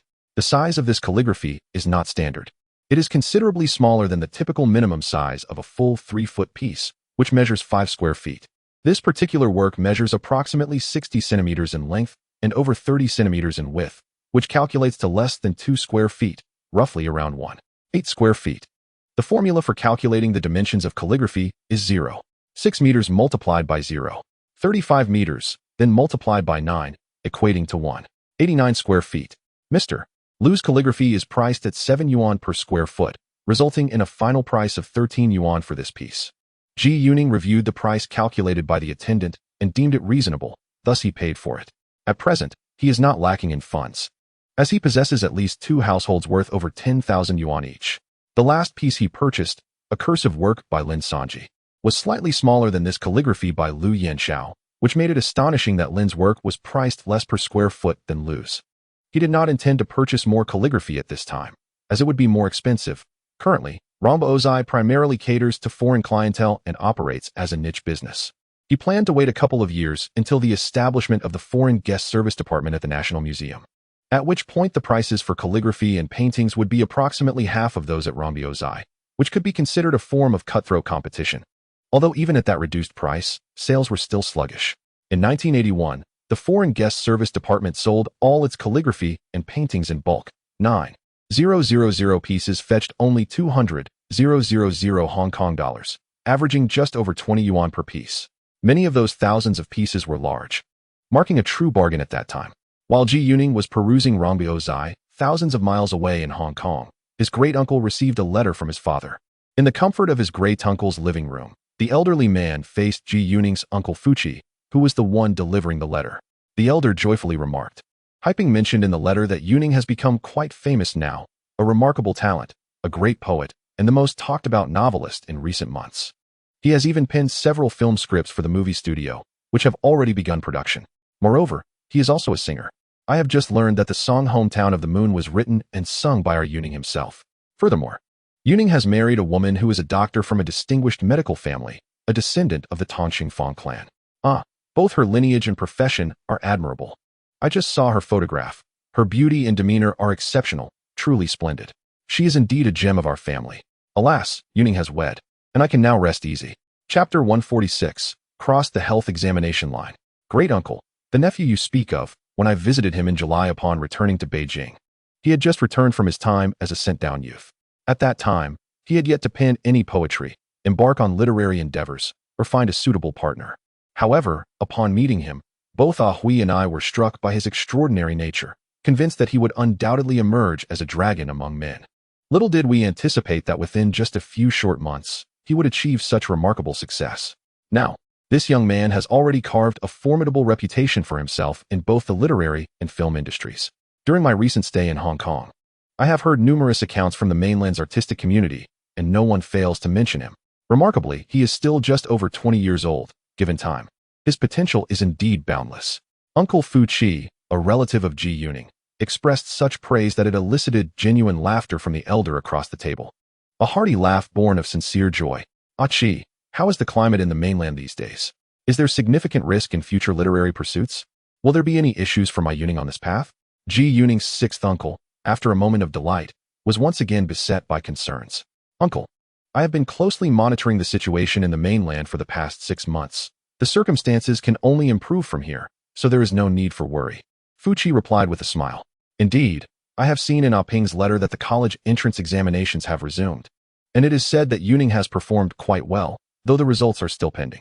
This year at the start, the Overseas Chinese Affairs Office and related institutions have also resumed operations, with some changes in policies regarding overseas relations. It truly seems to be as you mentioned. Things are improving. Sighing, he added, those years made everyone quite anxious. Whenever your Aunt Lu and I thought of the Haiping family, we were filled with unease. Uncle, things are much better now. Haiping is currently in the Overseas Chinese Affairs Office, enjoying significant recognition, especially from Director Liao. He is now responsible not only for all overseas Chinese affairs, including Hong Kong, Macau, and Taiwan, but he also serves as the Secretary General of the office, effectively acting as its chief steward. Thus, Haiping's prospects in his career are equally limitless. Indeed, the Haiping family has endured considerable hardships over the years, but they have finally emerged into the light. The elder paused before continuing. Chi, in these first few days of the new year, some of our fellow townsfolk from Mingzhou have been observing the changes in the mainland. Whenever we meet or converse over the phone, these matters come up. However, to speak candidly, we are still far from a point of complete assurance. The term Dixing Gao Qi Luo, as mentioned by the elder, signifies a sense of certainty and reassurance. Ji Yuning's sixth uncle, with decades of life experience, understood that it was not yet time to be fully at ease. Nonetheless, Ji Yuning was aware that the end of the year was approaching. On January 17th, a Tuesday morning, many newspapers in the capital published an important announcement. Today, the list of candidates who had passed the physical examination for the college entrance examination in Beijing would be revealed at various registration points. The college entrance examination of 1977 consisted of 3 stages. The first stage was the cultural exam, which took place over 3 days in mid-December. The second stage involved political review, and the third stage was the physical examination. Those who have passed the medical examination line have successfully navigated both the cultural examination and the political review. If the medical examination is also deemed satisfactory, it signifies the completion of all 3 essential hurdles. Surpassing these 3 stages largely guarantees admission. Ji Yuning learned of this news while at the Beijing Film Academy, and in his excitement, he skipped lunch and hurried home. Upon reaching the Revolutionary Committee of Beijing Bridge, he discovered that the office was still open for a short while. He rushed to the list posted at the entrance to check if his name was among those who had passed the medical examination line. To his delight, he found his name at the very top of the list. He quickly confirmed with the admissions office that he had indeed passed the medical examination line. The staff informed him to report for the medical examination on January 20th at the 6th Hospital of Beijing City, conveniently located near their home. That evening at dinner, he shared the joyous news of his successful passage of the medical examination line with his parents and wife. He presented the examination notice and related documents he had obtained from the Revolutionary Committee. Ningning, you have crossed the medical examination line, which indicates that your score in this college entrance examination has surpassed the admission threshold, and your political review has also been approved. As long as you pass the medical examination, you will enter the admission phase.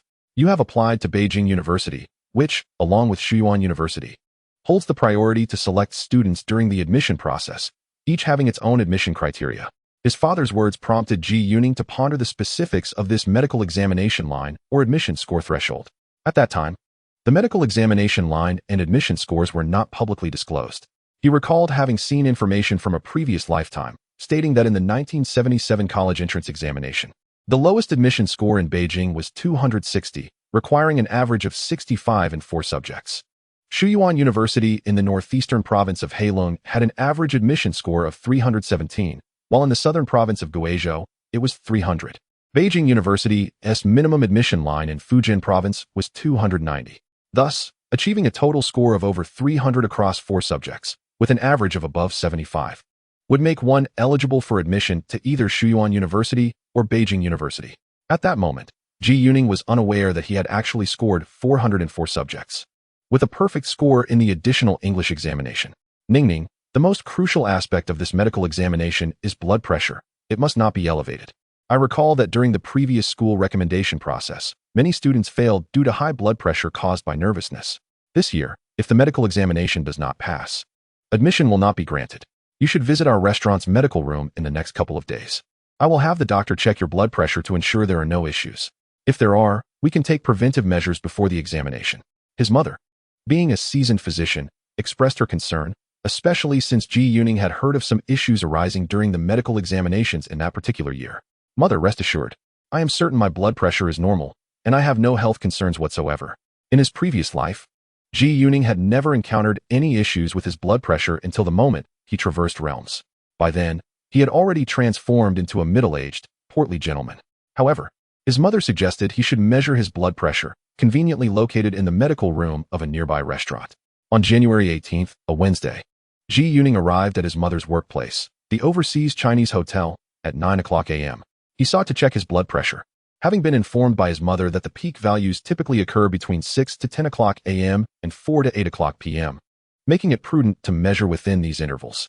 His mother escorted him to the medical office, where she personally took his blood pressure. The readings were 112 for systolic and 75 for diastolic, remarkably normal, quite standard, and devoid of any issues. As he contemplated lowering his sleeve, he obediently followed his mother's advice to measure twice more. The subsequent results remained consistently normal, affirming that his blood pressure was indeed unproblematic.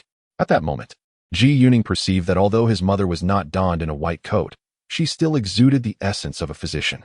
He felt a twinge of regret that she had abandoned her profession and forsaken her former expertise.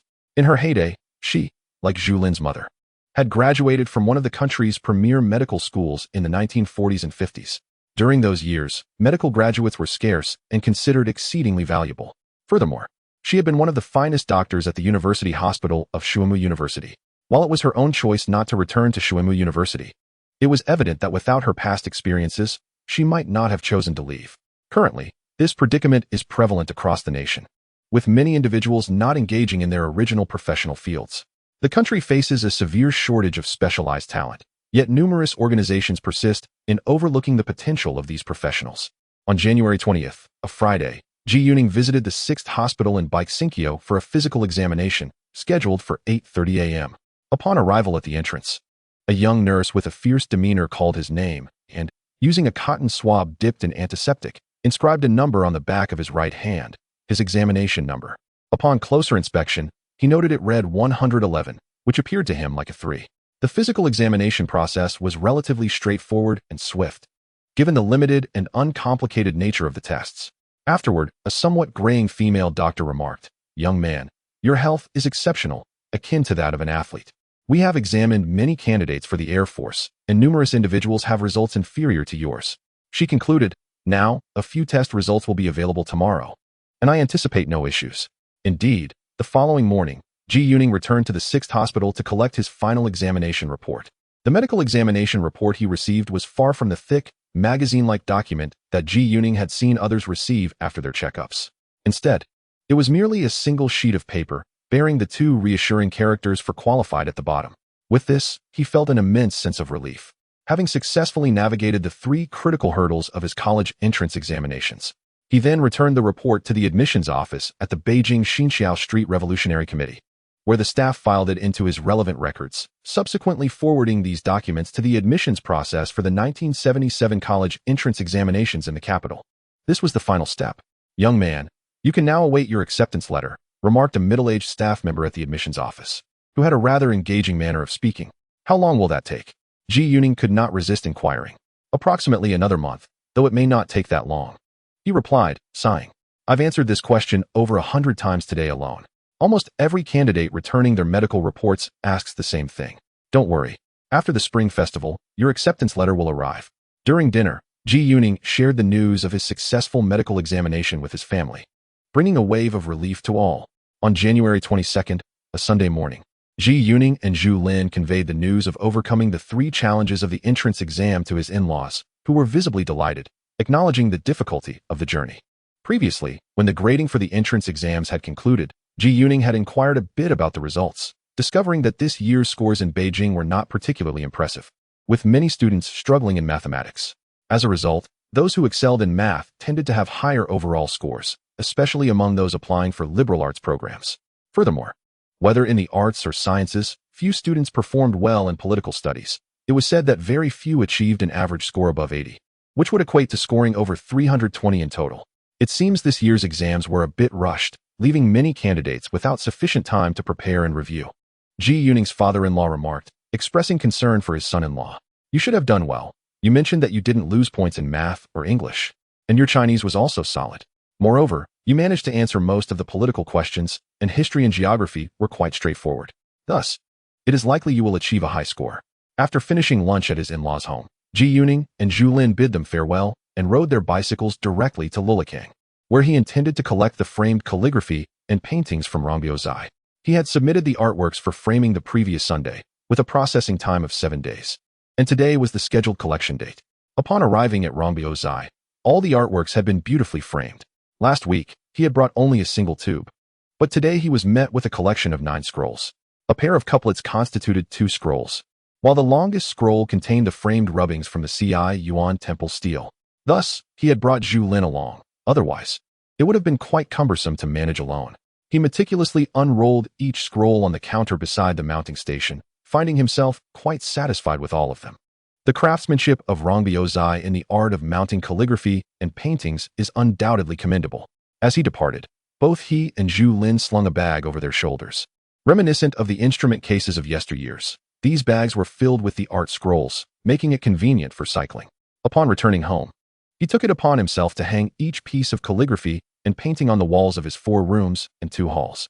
The longest scroll, depicting the Yuan temple stele, was proudly displayed in his study-cum-living room, nearly occupying an entire wall from top to bottom.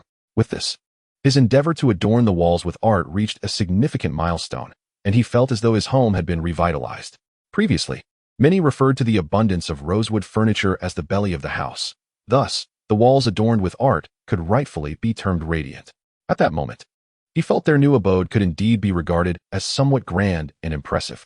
On January 23rd, a Monday, Ji Yuning continued his morning routine at the editing studio of the Beijing Film Academy. After the final version of their film was edited on January 10th, most of the production team had remained in the recording studio. As noon approached, Ji Yuning and Wang Ming exited the studio, heading straight for the cafeteria. "Brother Ji," he heard someone call out as he walked towards the dining hall. Turning around, he found it was Zhao Xiuxiu, her face beaming with joy, accompanied by the equally cheerful Chen Xiaoyi. "Brother Ji," Chen Xiaoyi chimed in, omitting the honorific big that typically preceded Ji Yuning's name, despite Ji recalling that Chen Xiaoyi was 2 years his senior. During their time on set, Chen Xiaoyi had always addressed him respectfully, never once referring to him as brother. What could possibly be the reason for this sudden shift? Chapter 148. You have become the top scholar observing the affectionate exchange between Zhao Xiuxiu and Chen Xiaoyi. A significant question loomed in Ji Yuning's mind. Had these two, who portrayed a romantic couple in the film, inadvertently developed genuine feelings for one another?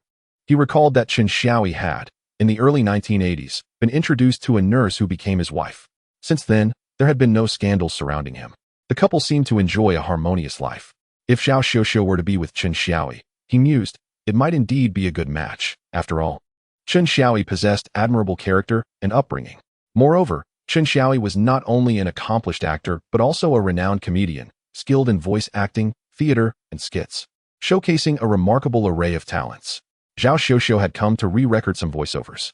Her temporary assignment for filming appeared to be 3.5 months long, and it had yet to conclude. Furthermore, it was rumored that upon returning to her original position, she would not resume her role as a sales clerk, but rather be transferred to the higher authority at the Dongdan Vegetable Market, where she would engage in cultural promotion work. At this point, she had merely completed 1 film, and the Beijing Film Academy was unlikely to consider hiring her full-time just yet. During a break from filming in October, Ji Yuning advised her that if she truly aspired to enter the artistic realm as a film actress, it would be prudent to enroll in specialized training. Back in the early 1970s, particularly around 1973, the domestic film industry faced a shortage of young actors, prompting various studios to establish training programs for youth actors. For instance, Chen Xiaoyi was recruited by the Bai Studio in 1973 and was part of that inaugural training class. However, it seems that in recent years, major film studios have ceased to offer such training programs. Consequently, Ji Yuning suggested Zhao Xiuxiu consider participating in this year's college entrance examination, particularly for artistic institutions like Beijing Film Academy. Nevertheless, throughout October and into November, Zhao Xiuxiu was occupied with filming, and the production team did not transition into post-production until early December. Thus, Zhao Xiuxiu ultimately concluded that she lacked sufficient time to prepare for the examination, deeming her chances of passing exceedingly slim. By the end of October, she decided against registering, expressing her intent to prepare for the 1978 college entrance examination instead. Ji Yuning concurred with Zhao Xiuxiu's reasoning. The 1977 examination had been fraught with immense pressure and fierce competition, yielding the lowest acceptance rates. Conversely, the 1978 college entrance examination was characterized by a nationally standardized curriculum and unified testing schedule, which he recalled took place from July 20th to 22nd, 1978. Moreover, for the 1978 examination, the liberal arts were divided into 2 separate subjects, history and geography, while foreign languages remained optional.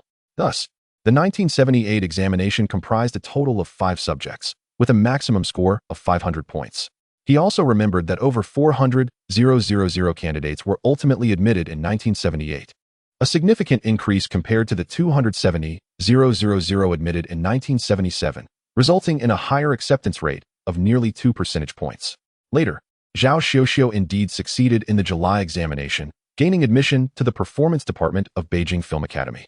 Remarkably, as a classmate of the actor who portrayed the character of Little Radish Head. In her previous life, this very role had been played by her classmate. On January 24th, Tuesday morning, Ji Yuning arrived at the Beijing People's Publishing House, located at number 51, Dongxinglong Street, outside Chongwenmen. The previous afternoon, upon returning home from work, he received a call from Lu Xinwu. Lu informed him that the proofs of Ji Yuning's poetry collection and the science fiction novel The Wandering Earth, published by the Beijing People's Publishing House, were ready and would soon be released. He hoped Ji could find time to collect the proofs. Additionally, Ji had not yet retrieved the proofs of his standalone novel, which had been released earlier in the month. Therefore, this marked Ji Yuning's inaugural visit to the Beijing People's Publishing House to collect proofs of his 3 works. On the top floor of the 3-story building facing the street at number 51, he met Lu Xinwu. "Ah, comrade Lu Xinwu, I did not anticipate that your publishing house would produce the books so swiftly. This poetry collection can be considered the most comprehensive compilation of my poetry to date. You managed to publish it in just over 3 weeks." Ji Yuning felt a surge of joy as he gazed upon the 3 sample books before him. "Comrade Ji Yuning, when we signed the publication contract for this poetry collection at the end of last year, our publishing house had already begun preparations. Thus, it is set to be released almost simultaneously with your science fiction anthology. I have heard that the People's Literature Publishing House is releasing 2 of your standalone works, one titled The Horse Herder and the other The Rural Teacher. Our publishing house is also eager to publish these 2 volumes. Seeing Lu Xinwu's beaming smile, Ji Yuning readily agreed and promptly signed the publication contracts for both standalone works. For the 3 books he has already published, the Beijing People's Publishing House provided 15 sample copies each, 5 more than the People's Literature Publishing House. This discrepancy prompted Ji Yuning to silently criticize the latter. He decided not to purchase additional copies of the 5 books, instead acquiring 10 copies of the poetry collection and 35 copies of The Wandering Earth, bringing his total to 50. At the publishing department, Lu Xinwu assisted him in mailing out over 20 copies. The remaining 70 copies were securely wrapped in craft paper and tightly bound to the sides of his bicycle's rear seat. Ji Yuning rode home with these books. He spent the afternoon at home, choosing not to venture out again. At the end of the workday, his father returned home punctually, an unusual occurrence, and his face radiated uncontainable joy. The 3 family members entered the house almost simultaneously. By this time, Ji Yuning had nearly finished preparing dinner. In their household, aside from his father, who does not cook, the remaining 3 take turns based on their availability. At the dinner table, Ji Yuning sensed that his father's gaze was filled with warmth and delight. "Ning Ning, do you know how many points you scored on this college entrance examination?" His father's words brought the other 3 at the table to a halt. "You scored full marks. For subjects, 400 points. And you also achieved full marks in English, which is not counted in the score. You are not only the sole student in the Beijing region to score full marks, but you are also the only one in the entire nation. You've become the top scholar, the first in history to achieve a perfect score in the National College Entrance Examination." Both his mother and Zhu Lin, along with Ji Yuning, were momentarily stunned.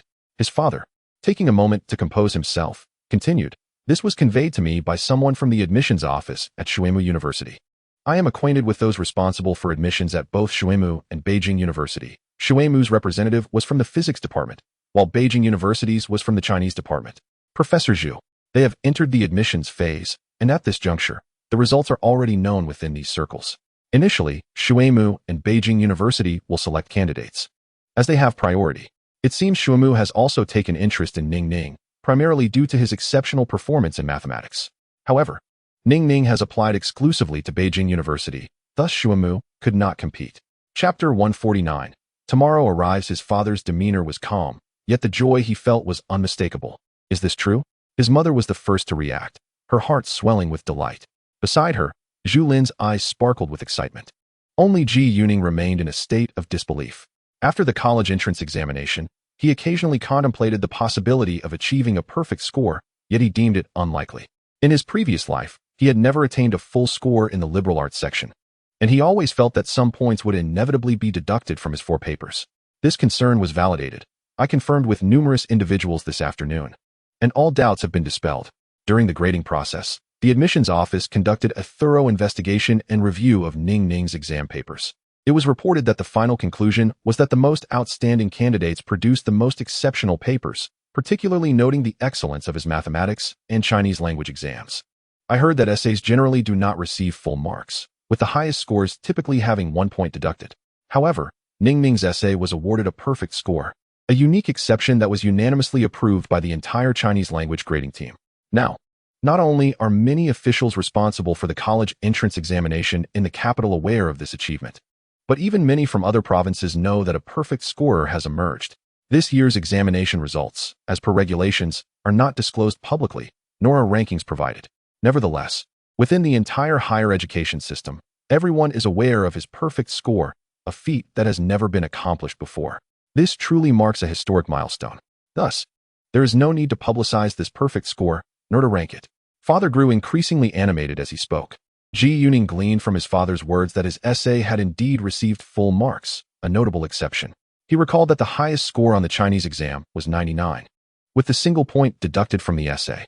The candidate who achieved 99 had their essay published as a model composition in the People's Daily that year and later enrolled in the Chinese department of a prestigious university in the capital. Dad, how did the others perform? Were there any with notably high scores? This time, since the results are not publicly disclosed and no rankings are provided, the scores of others are not readily remembered. Only his perfect score is widely known. It seems that very few candidates achieve scores above 380. Indicating that it is rare to average over 95 across the 4 subjects. Ji Yuning recalled that in the 1977 college entrance examination, the top liberal arts candidate in the capital, surnamed Gua, only discovered decades later that he was that year's top scorer, yet he never learned his exact score. Ji Yuning was puzzled as to why the results were not made public, considering that examinations are typically transparent. However, the lack of public scores ultimately enhanced his notoriety, making him a prominent figure. Why, then, was the admissions office of Shuimu University interested in Ning Ning, especially since he had not applied to any of their programs? His mother, initially elated, suddenly recalled his father mentioning that Shuimu University was keen on their son. She promptly inquired, as she was not keen on her son attending Shuimu University. Well, when Beijing University or Shuimu University selects students, they do not necessarily follow the order of the students' applications. They may even choose students who did not apply to their institution. Their selection process is entirely based on the institution's needs to find the best candidates. However, for exceptional students like Ning Ning, the school typically honors their preferences and respects their choices. Consequently, it is highly probable that Ning Ning will be admitted to the Spanish department of the capital university, possibly being the very first freshman to secure one of the limited spots in the English program. The joyous news shared by his father at the dinner table left the family somewhat distracted, unable to savor their meal. After finally finishing, his mother and Zhu Lin set aside their chores and immediately picked up the phone to make calls. They reached out to relatives and friends, including his in-laws and Uncle Ing, taking turns to spread the good news. Meanwhile, Ji Yuning, the newly crowned top scholar, retreated to the kitchen to wash dishes alone, remaining the most composed among them all. Later that evening, upon returning to his room, he found his wife glowing with excitement, her cheeks flushed with joy. "Ning," she exclaimed, "I just spoke to my father, and he was absolutely thrilled, repeatedly exclaiming how wonderful it is. I suspect he has quite a bit to boast about now."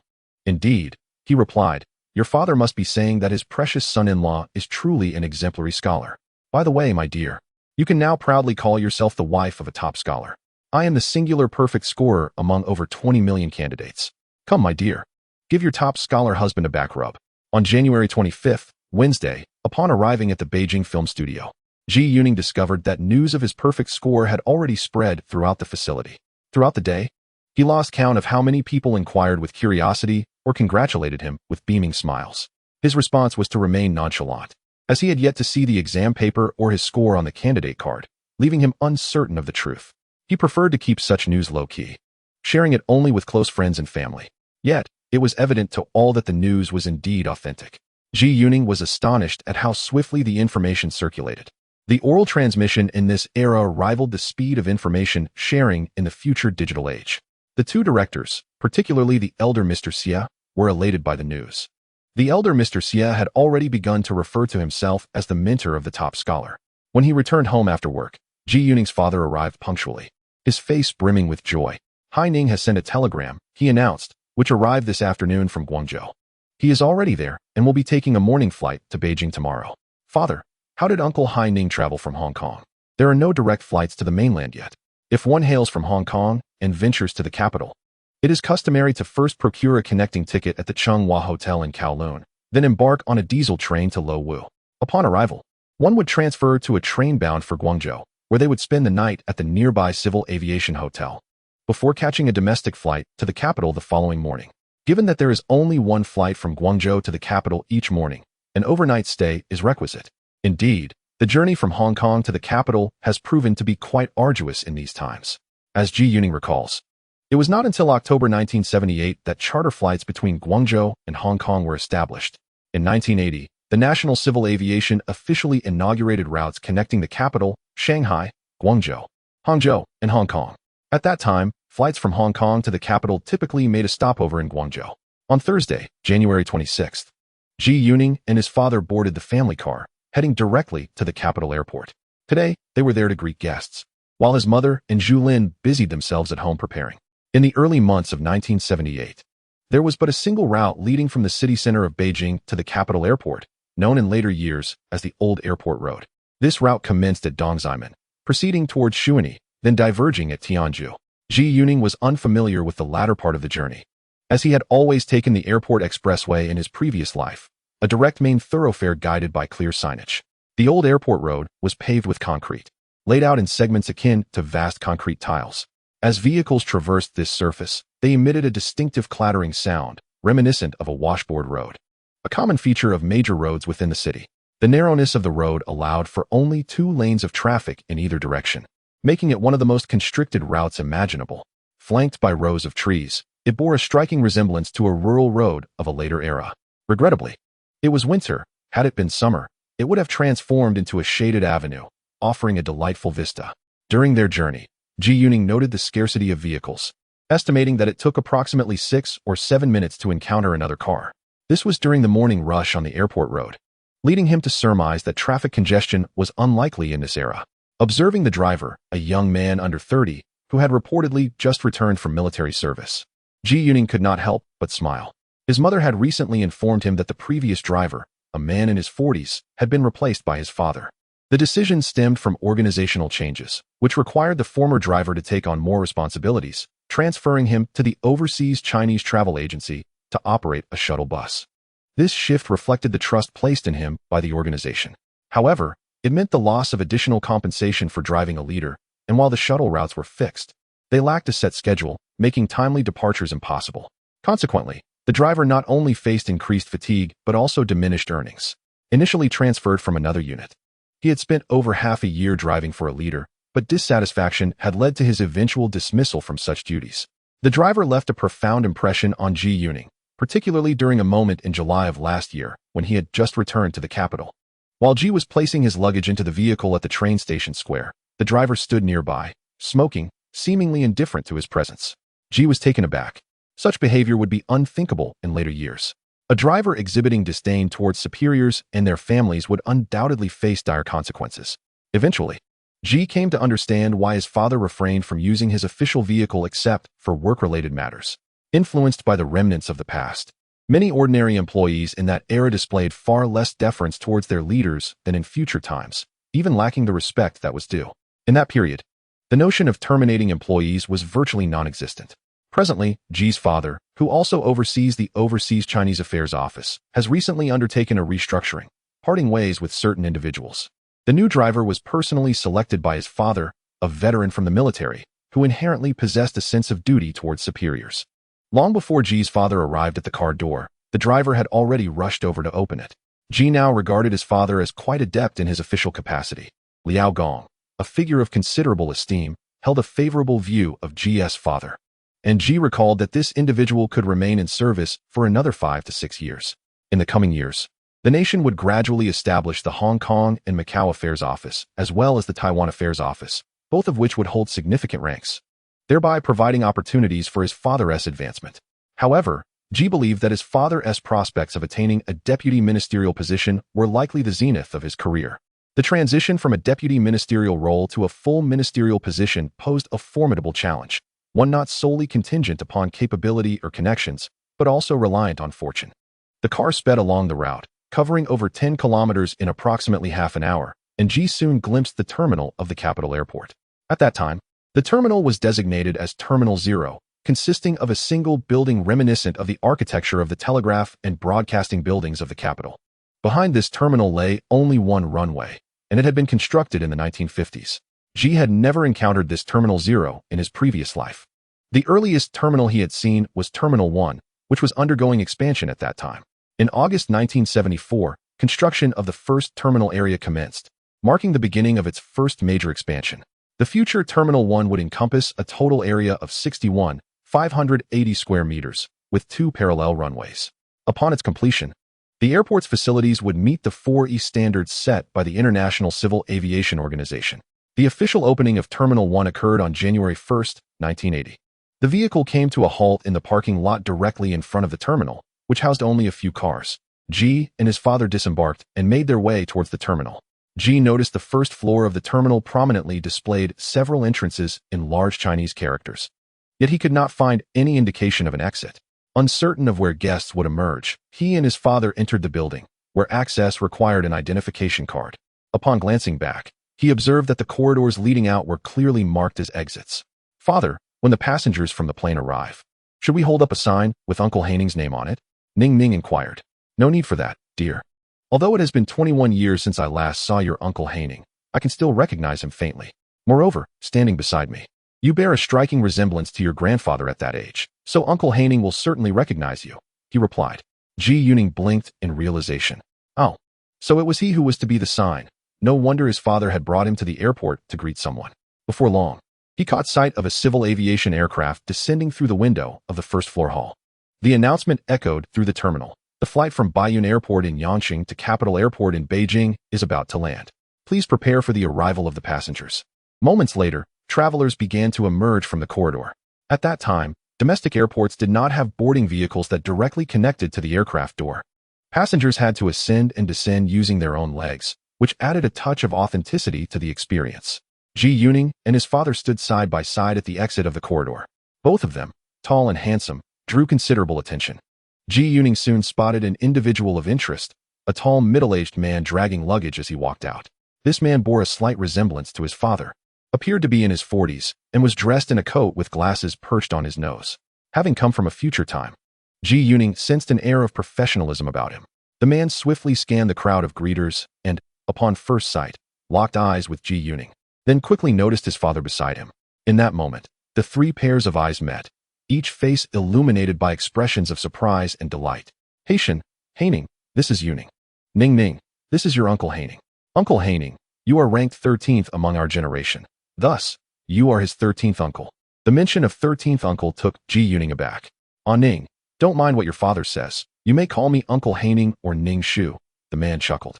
It seemed his father had a sense of humor after all. Indeed, due to British influence in Hong Kong, the number 13 was often regarded with superstition.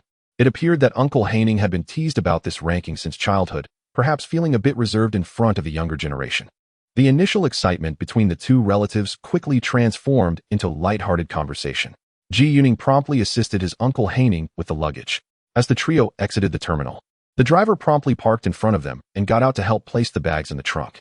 Throughout the ride, the two elders refrained from discussing family matters in front of outsiders, instead reminiscing about their old friends and sharing sentiments about their lives over the years. Ji Yuning listened intently, reminded of a line from a Tang poem, "Visiting the old friends half are ghosts, exclaiming warmth in the heart." By the time they arrived home, it was still before 11 o'clock, and his mother and Zhu Lin were busy preparing lunch.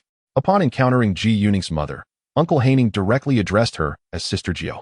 At that moment, Ji Yuning realized that his father held the rank of the 9th among his siblings. The order of his father's ranking was rather unflattering. As soon as Uncle Haining set down his luggage, he eagerly began to explore Ji Yuning's new home. "Sister Jiao, hi Ping. I have heard numerous stories from those who traveled to the mainland last year about how extremely tight housing conditions are there. Many prominent figures live in quite cramped quarters. I must say, I am pleasantly surprised by your living situation. It appears to be quite comfortable," he remarked. "Ah, Haining, we only moved in earlier this month. We just finished tidying up a few days ago. Your timing for this visit is impeccable. The place we resided in before was significantly smaller than this one.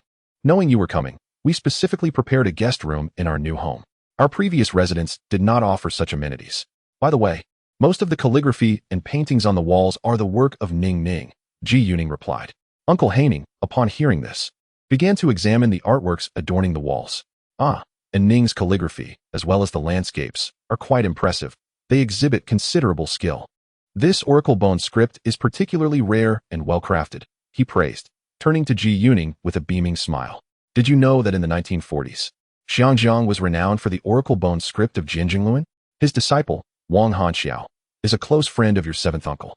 Our family possesses some oracle bone script calligraphy and seals. During my return, I intend to bring back several of your artworks for your sixth and seventh uncles to admire. Furthermore, your father mentioned in a letter that you have published several books, including poetry collections and novels.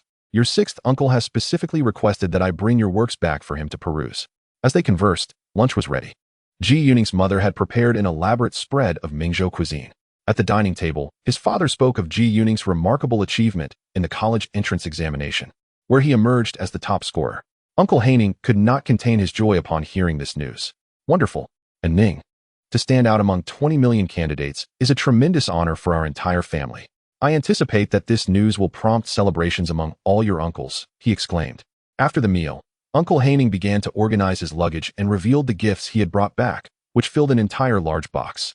He had brought along some precious nourishing products traditionally favored by the people of Mingzhou, such as various dried seafood. Additionally, he included some electronic products, cosmetics, clothing, and watches, which are popular among those from Xiangjiang visiting the mainland.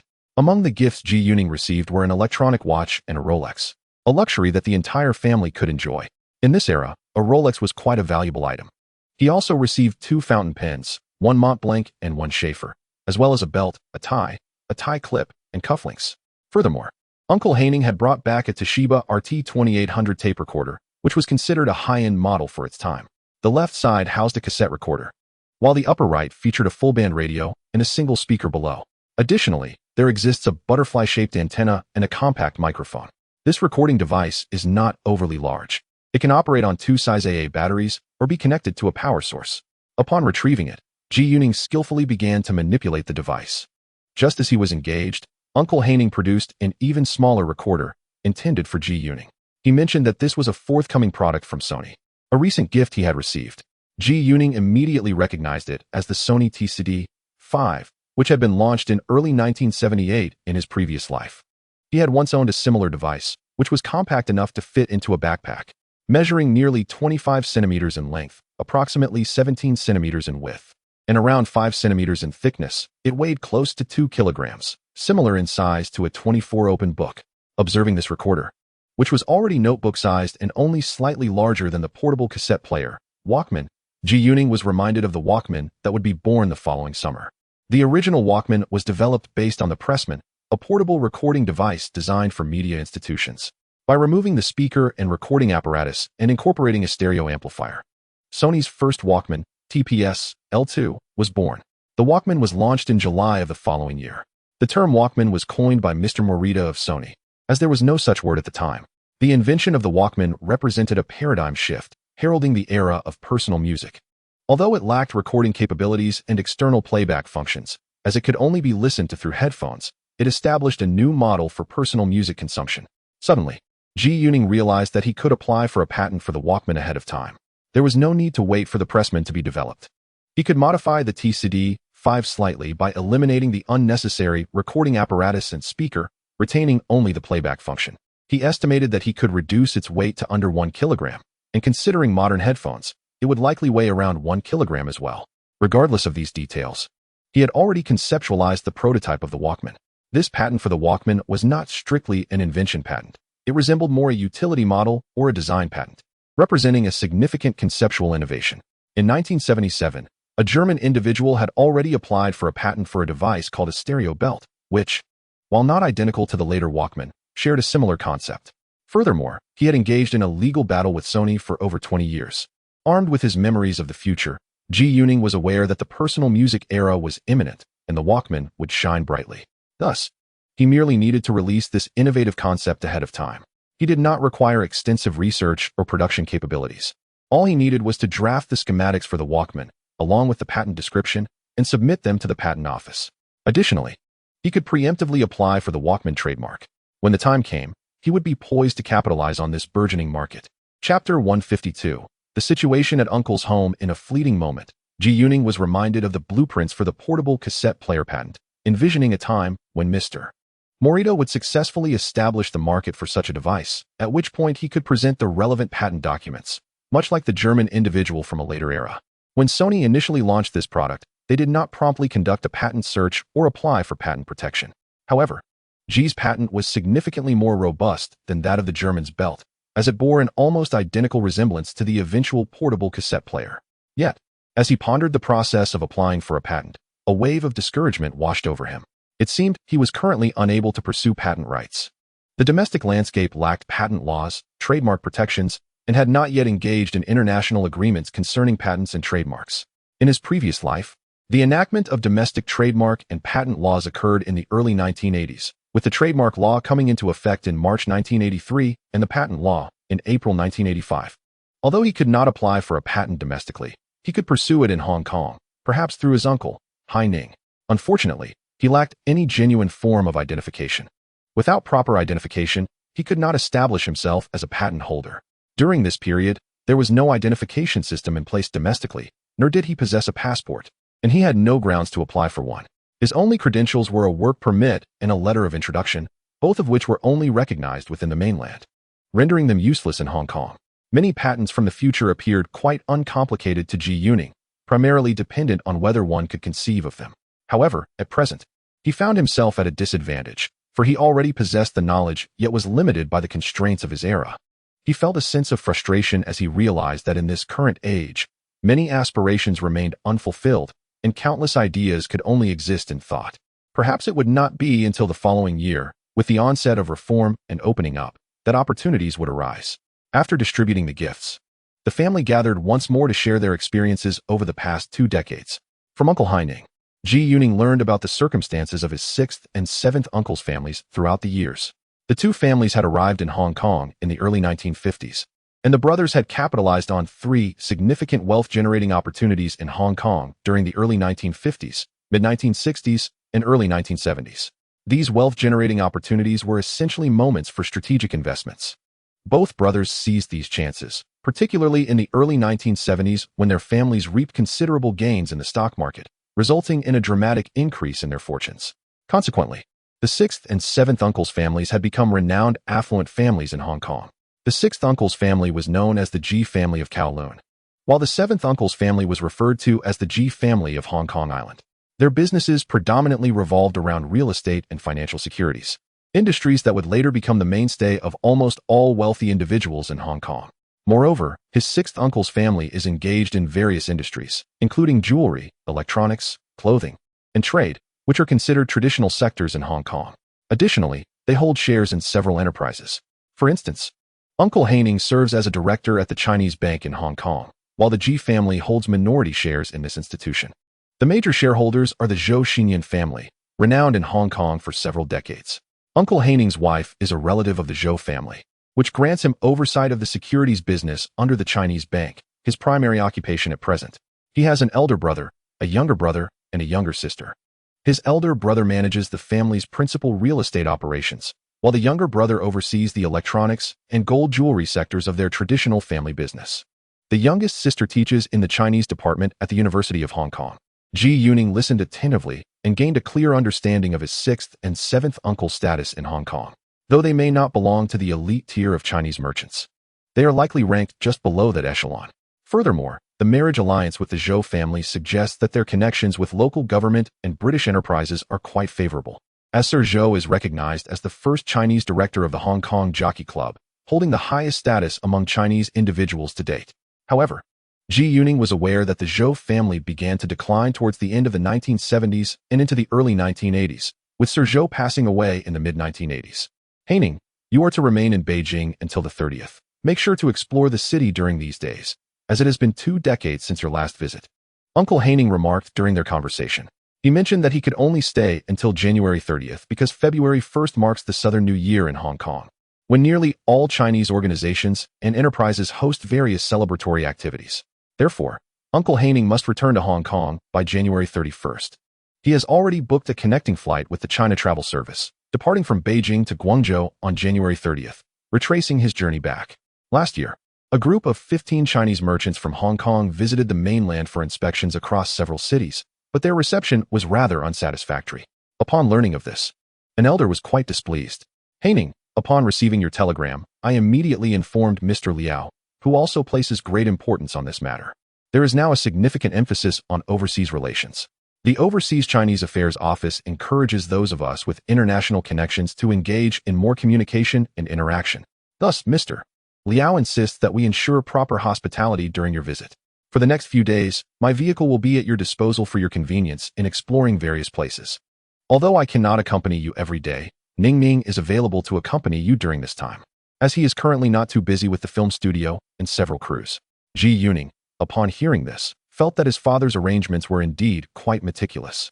Fortunately, there was a dedicated vehicle. Otherwise, there would be a scarcity of taxis in the capital, and squeezing onto a bus would certainly be unfeasible.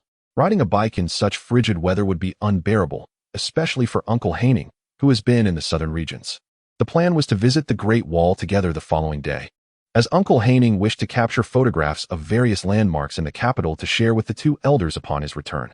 After dinner, Uncle Haining intended to peruse the 5 published books by Ji Yuning, along with the magazines containing his articles, while engaging in conversation in the living room.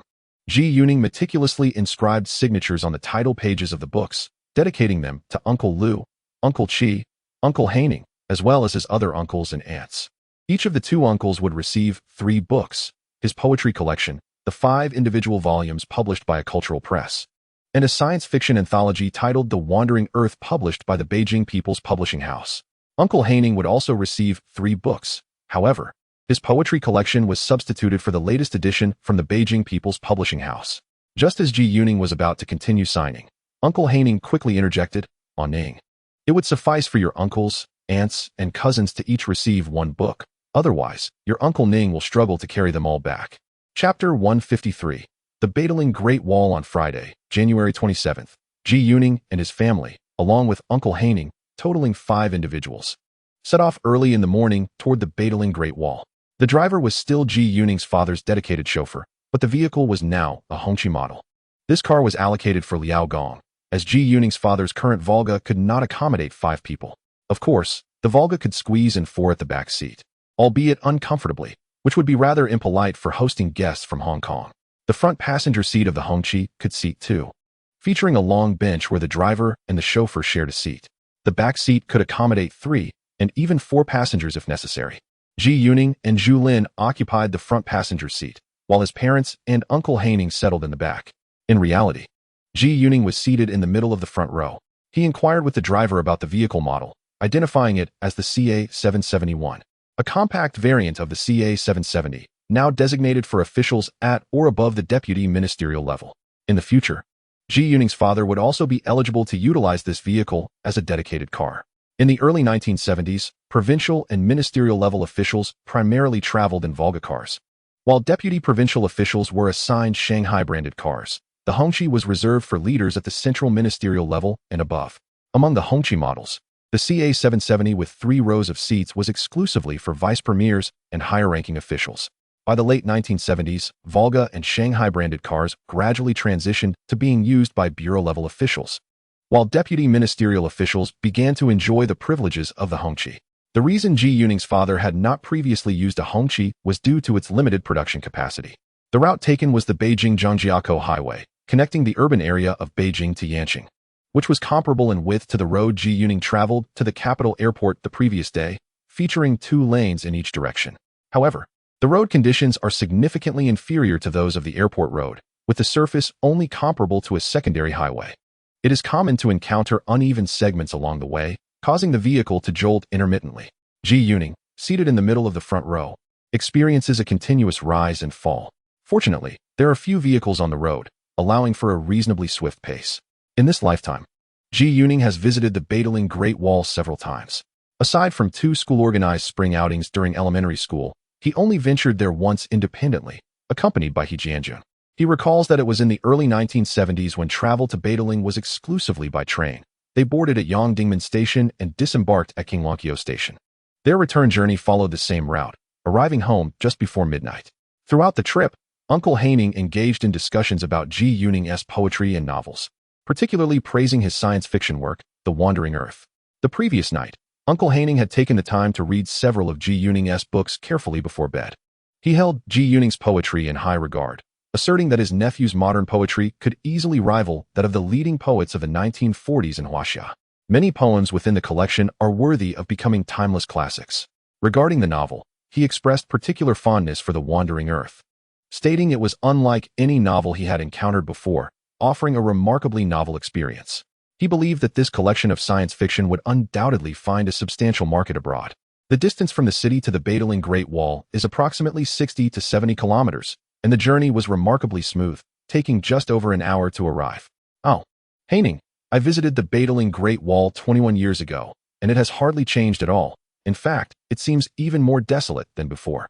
Uncle Haining reflected as they reached the entrance of the scenic area.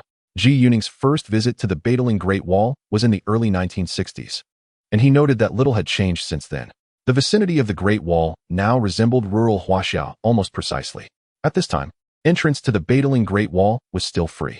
He recalled that in 1979, ticketed access was instituted, costing merely a dime per person. They arrived before 10 a.m., and the number of visitors at that hour was not substantial, lacking the overwhelming crowds that would later characterize the site. Moreover, the Great Wall at this time was quite dilapidated. They climbed until they could faintly see the North 6 and North 7 watchtowers before pausing. Beyond that point, the wall extended for 100 meters in a state of disrepair, with much of the structure and foundation collapsed, and the stairways reduced to piles of rubble. The group possessed commendable stamina, yet by the time they descended, it was nearly 1 o'clock in the afternoon. Ning, does this scenic area have restrooms? Uncle Haining inquired discreetly. Uncle Ning, there are no public toilets here. Typically, one must resolve such matters on-site or visit the homes of nearby villagers, where facilities are rather rudimentary and often outdoors. Haining uncle chuckled wryly for a moment, glancing around before pointing towards a small grove. Zhu Lin understood and followed suit. Assuming the role of lookout, Zhu Lin felt a sense of helplessness within. At that time, the inland regions were indeed quite underdeveloped. Many tourist attractions lacked even the most basic sanitary facilities. It was said that just in the past 2 years, Mr. Hua from Hong Kong brought his family back to their ancestral home in Panyu, Guangdong, for a visit. His eldest daughter-in-law inquired about the location of a restroom, only to be met with a warm offer of a basin of water from the reception staff. As for the absence of restrooms at the Badaling Great Wall, that predicament was not expected to persist until at least the mid-1980s. He recalled that in April 1984, when Ronald visited Beijing and toured the Badaling Great Wall, the domestic reception had constructed only one modern standard restroom, designated as the VIP restroom, which was usually locked. During Ronald's visit, it was exclusively provided for him and Nancy, promptly locked afterward, denying access to accompanying officials and female guests. Beyond the VIP restroom, the only other options were the open-air toilets at nearby villagers' homes. Reluctantly, the female guests had no choice but to seek relief at these rural facilities. The hygiene conditions of traditional rural open-air toilets were quite poor, consisting merely of a pit covered by wooden planks. Such toilets posed risks even for the elderly, and the odors were rather overwhelming. By the time Zhu Lin traversed into this era, decades had passed since the mid-1980s, rendering that narrative a mere joke, yet it had once been profoundly embarrassing. In truth, even in this impoverished era, it would have been entirely feasible to construct public restrooms at tourist sites. It could only be said that there was a complete lack of such awareness, showing little regard for the sentiments of ordinary people. From Zhu Lin's contemporary perspective, many aspects of this time were difficult to comprehend and accept. Chapter 154. The exceptional service of restaurants in the capital after departing from Badaling. The group drove to Chongping County, where they found a relatively large restaurant. It was already past 1:30 p.m. The establishment still had patrons, as lunch was not yet concluded. Perhaps due to their arrival in an upscale Hongqi vehicle, the restaurant staff greeted them with notable warmth despite their late arrival. The chef promptly set to work, preparing dishes with remarkable speed. Even the simplest of meals elicited praise from the diners. The ingredients, chicken, fish, eggs, and napa cabbage, were exceptionally fresh. One dish, stir-fried napa cabbage, earned even Zhu Lin's admiration as a skilled chef. I never expected the cabbage in the capital to be so delectable, Uncle Haining remarked between bites. Haining, you usually indulge in meat too much. If you had stir-fried napa cabbage every day, you likely wouldn't find it so delightful. His father chuckled in response. Indeed, meat in Hong Kong is cheaper than vegetables. Chicken, duck, and seafood are all remarkably affordable, and rice is also inexpensive. It's only the vegetables that are particularly costly, as they are transported from the northern inland regions. Uncle Ning nodded in agreement. The group consumed their meal rapidly, driven by hunger. Originally, they had brought along some cold dishes, pastries, and beverages for the day. Concerns arose about missing lunch. However, the prospect of enjoying a warm meal compelled them to take their bento boxes home. After dining, the restaurant manager graciously escorted them to the door, watching as they boarded their vehicle. The exceptional service in the capital's eateries was indeed unexpected and heartwarming. Uncle Ning observed the manager's receding figure with a sigh, his remark in standard Mandarin eliciting puzzled glances and silence from the 5 others in the car. Ji Yuning found it amusing, as Uncle Ning seemed unaware of the prevalent slogan displayed on the walls of most state-run restaurants, which warned against the beating of customers, often phrased as no beating customers without cause. This suggested to Ji Yuning that staff could strike patrons given any pretext. His experience in the restaurant had shown that the staff were amiable only because they had noticed the car and its occupants. During their meal, his keen ears caught several servers whispering about the arrival of a prominent vehicle, the CA-771 Hongqi, affectionately referred to as the Great Red Flag. Their journey continued directly to the Summer Palace, where they parked at the East Palace Gate, the main entrance. The 6 of them strolled through the long corridors of the palace. Leaning against the railing, they gazed westward. Kunming Lake lay still, devoid of boats, its surface reflecting the sky like a vast mirror. The cloudless expanse above was a brilliant blue, and the warm afternoon sun cast a gentle glow upon them, enveloping them in a sense of comfort. The 3 elders led the way, sharing jovial tales from their youth, as if transported back in time. Ji Yuning and Zhu Lin trailed closely behind, attentively listening and smiling at the delightful anecdotes of their parents' younger days. The driver maintained a respectful distance of 4 or 5 meters behind them.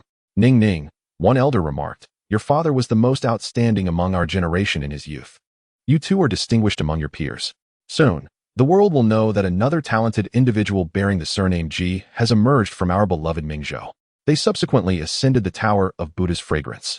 From this elevated vantage point, they gazed out over Kunming Lake, their spirits lifted by the expansive view. Parks in Hong Kong were notably small, constrained by the surrounding environment, lacking the vastness and cultural richness of this place. Uncle Chi often reminisced about the Moon Lake of their hometown, his voice tinged with affection. As evening approached, they drove to Donglishan in Wangfujing, which at that time still bore the name Minzu Restaurant as its sign had yet to be restored. This season was ideal for indulging in hot pot lamb. Ji Yuning felt a surge of joy at the sight of the beautifully arranged slices of lamb, reminiscent of satin, on the table, his first experience savoring hot pot at Donglishan in this life. The tender lamb, paired with dipping sauces, sweet garlic, and freshly fried sesame pancakes, whetted everyone's appetite. Haining, he proposed, on the day after tomorrow, which is Sunday, let us explore the Forbidden City, Beihai, and Jingshan Park. We should also reserve a table at Quanjude Roast Duck Restaurant in Xianmen. The date was set for January 28th, a Saturday. Today, Ji Yuning accompanied his Uncle Ning through the bustling streets of the capital, as the rest of their companions were occupied with work. Uncle Ning expressed a desire to explore the city, which translated to a leisurely drive to take in the scenery. They traveled in the same red flag car from the previous day. Their first stop was outside Fuxingmen, where they passed the newly constructed overpass at Jiangwemen from last year, as well as the small overpass at Fuxingmen. After a brief turn, they meandered past the Shidong intersection before proceeding to Qianmen Dazzlin. Subsequently, they arrived at Dongdan, a place Uncle Ning was quite familiar with, where they strolled through several alleys before finally reaching Wangfujing. In this day and age, parking seemed effortless wherever they drove. They could simply stop, which Ji Yuning found quite delightful. As they approached the Wangfujing bookstore, they encountered a queue stretching several hundred meters, people waiting to purchase books. Uncle Ning found this quite novel. They made their way to the front of the line, where a poster was affixed to the bookstore's entrance, announcing the arrival of Ji Yuning's new works, The Wrangler and Rural Teacher, along with a reissue of his poetry collection. The notice requested patrons to queue for the books, limiting each person to 2 copies of each title. Just as they were processing this information, a voice called out from behind, admonishing against cutting in line. Ji Yuning turned to inquire of those ahead, when did you start queuing? Before dawn, came the response. I haven't even had breakfast yet. I've been waiting for the books to arrive. Ji Yuning then asked if they would be able to purchase the 3 titles. Almost certainly, but I believe this poetry collection is in its 5th printing. I already bought one for myself. This is for someone else. As for the other 2, I estimate half of us in line today won't be able to get them. Glancing at his watch, Ji Yuning noted it was just past 10 in the morning, and the books had likely not yet been delivered from the distribution point. He hadn't expected that the two titles from Wenhua Publishing, The Wrangler and Rural Teacher, had already been released. Perhaps Sister Xing had tried to reach him but failed. Suddenly, he realized he had a vehicle at his disposal, presenting an opportunity to collect sample copies. Without hesitation, he and Uncle Ning hopped back into the car and headed straight for Wenhua Publishing. Upon meeting Sister Xing, it became evident that she had attempted to contact him twice without success. They had managed to prepare 50 copies each of The Wrangler and Rural Teacher, sending nearly 20 copies to various distribution points. The remaining 60 or so copies were loaded into the trunk of the red flag car. Next, the car made its way to the courtyard of the Film Research Institute across the street, where Ji Yuning intended to retrieve several copies stored in his office to take home. Although Director Ma was not present, several individuals from the institute observed him descending from the grand red vehicle, only to see him depart shortly thereafter. At noon, he drove to the south gate of Xia Medical College to pick up his wife for lunch. They chose to dine at Chunyuan's Hao, her favorite restaurant, which always seemed to have available seating, no matter the time of day. The four of them ordered a selection of dishes, including oil-simmered tripe, braised pork tenderloin, sweet and sour yellow fish, and spicy kidney. To his surprise, Uncle Ning expressed considerable admiration for the braised pork tenderloin. Chapter 155. A heart-to-heart between uncle and nephew. After finishing their meal, Uncle Ning accompanied Zhu Lin back to school, but expressed his desire to return home, feeling somewhat fatigued. Upon arriving at the courtyard of the Overseas Chinese Affairs Office, the car drove directly to Ji Yuning's residence, where the driver assisted in bringing nearly 100 books from the trunk into the room before concluding his shift. Ning, Uncle Ning remarked. Seeing all these alley names fills me with unease. They have all been renamed, what with Leap Forward, Sunshine, and Oriental. Throughout the journey, Uncle Ning had been taciturn, hesitant to speak due to memories from years past. However, as soon as they entered the house, he began to voice his grievances to his nephew. Back in our day, we called it Anti-Repair Road. I remember when Xiangjiang was renamed to Tsuti City in the mainland. In truth, it ought to retain its original name. Just yesterday, we dined at Donglishan, and the locals still refer to it as such, though the sign has been removed and it has been renamed Minzu Restaurant. No one recognizes that name. I suspect it won't be long before things revert to normal. Everyone will soon engage in economic development and cease the upheaval. Many aspects will align with global standards in due course. Ji Yuning, the nephew, felt compelled to offer solace to his uncle. Indeed, upon hearing this, Uncle Ning refrained from further discussion on the topic. Ning, you've released 2 new books today. How many books have you published in total? Uncle Ning. There are currently 7 books in circulation, with 3 more from Shanghai People's Publishing House set to be released shortly. Among these, the poetry collection published by Wenhua Press has the highest circulation. It has reached its 5th printing and is nearing 1 million copies. Such an impressive number. How much have you earned in royalties? Is the remuneration for authors in the country substantial? Well, the current standard for royalties in the country is a maximum of 7 yuan per 1,000 characters, and this is a one-time payment, whether from publishers, newspapers, or magazines. There are no additional royalties for reprints, nor is there an implementation of the international royalty system. For my poetry collection, which sold nearly 1 million copies, my earnings amounted to only a few hundred yuan. Regardless of how many times the publisher reprints it, I receive no further compensation. Altogether, for these 10 books, my total royalties barely exceed a few thousand yuan. Ji Yuning's tone was laden with resignation. Each mention of royalties felt like a dagger to his heart. A single book could yield the publisher tens of thousands, even hundreds of thousands, yet the author received a mere few hundred in return. Such a paltry sum. This is utterly outrageous. Uncle Ning exclaimed, his eyes widening in disbelief. This is profoundly unjust. Ning, if you were in Xiangjiang, selling over 1 million copies of a book, your 10 books would surely earn you several million, perhaps even tens of millions. Uncle Ning's words ring true. In Hong Kong, if a book can earn him a royalty of 1 or 2 yuan per copy sold, with such sales figures, it could easily amount to millions, even tens of millions. Alas, Uncle Ning, the situation on the mainland does not honor the individual as it does in Hong Kong. For instance, in Hong Kong, when something arises, people inquire about your name and identification card. Meanwhile, on the mainland, the question is often, "Comrade, which unit are you from?" We rely on our work permits and unit recommendation letters to establish our identities. Similarly, our daily sustenance, healthcare, and housing are all contingent upon our unit support. These units are state-owned, hence reliant on the nation. Consider my current foray into filmmaking. Renowned stars at the Beijing film studio receive salaries that may not differ significantly from those of ordinary workers there. In today's world, the only aspect truly connected to the individual may well be the manuscript fee. This fee is an additional income beyond the national wage standards. It's fortunate if one receives anything at all, yet one is still expected to contribute to the state through royalties. As individuals, this is deemed entirely justifiable. There is a persistent push for equality, ensuring no one becomes excessively wealthy. However, this, in turn, diminishes personal motivation, leaving only a flicker of resolve. Uncle Ning listened, bewildered, unable to fully grasp the complexities, yet he could sense his nephew's underlying discontent. Ning, why not allow me to assist in publishing your book in Hong Kong? Once published there, it could also reach other regions. Your aunt, Hai Qing, serves as the deputy editor at the Hong Kong University Press and is also an associate professor in the Chinese department. Your works, including poetry and novels, fall within the realm of serious literature, which is quite distinct from the popular literature of Hong Kong, making it quite fitting for publication under the Hong Kong University Press. However, your science fiction novels may not be as suitable for their catalog, yet your aunt is well acquainted with publishers in Hong Kong and even those in Southeast Asia. She could certainly recommend some suitable publishers. While the book market in Hong Kong is somewhat smaller, the royalties tend to be more stable. Furthermore, once published in Hong Kong, other regions' publishing markets would likely express interest. Ji Yuning nodded, acknowledging that apart from the domestic market, his works could primarily find a home in Hong Kong and Taiwan. However, the current state of affairs on the mainland complicates matters concerning publishing contracts and the payment of royalties from foreign publishers, presenting considerable challenges. With the ongoing revolutionary discourse and the lack of reforms, such actions carry significant risks. In truth, Ning, there exists a solution. I could arrange for you to obtain an identity card in Hong Kong. This is entirely feasible. We have relatives within the Hong Kong police force, including a senior officer at the level of inspector.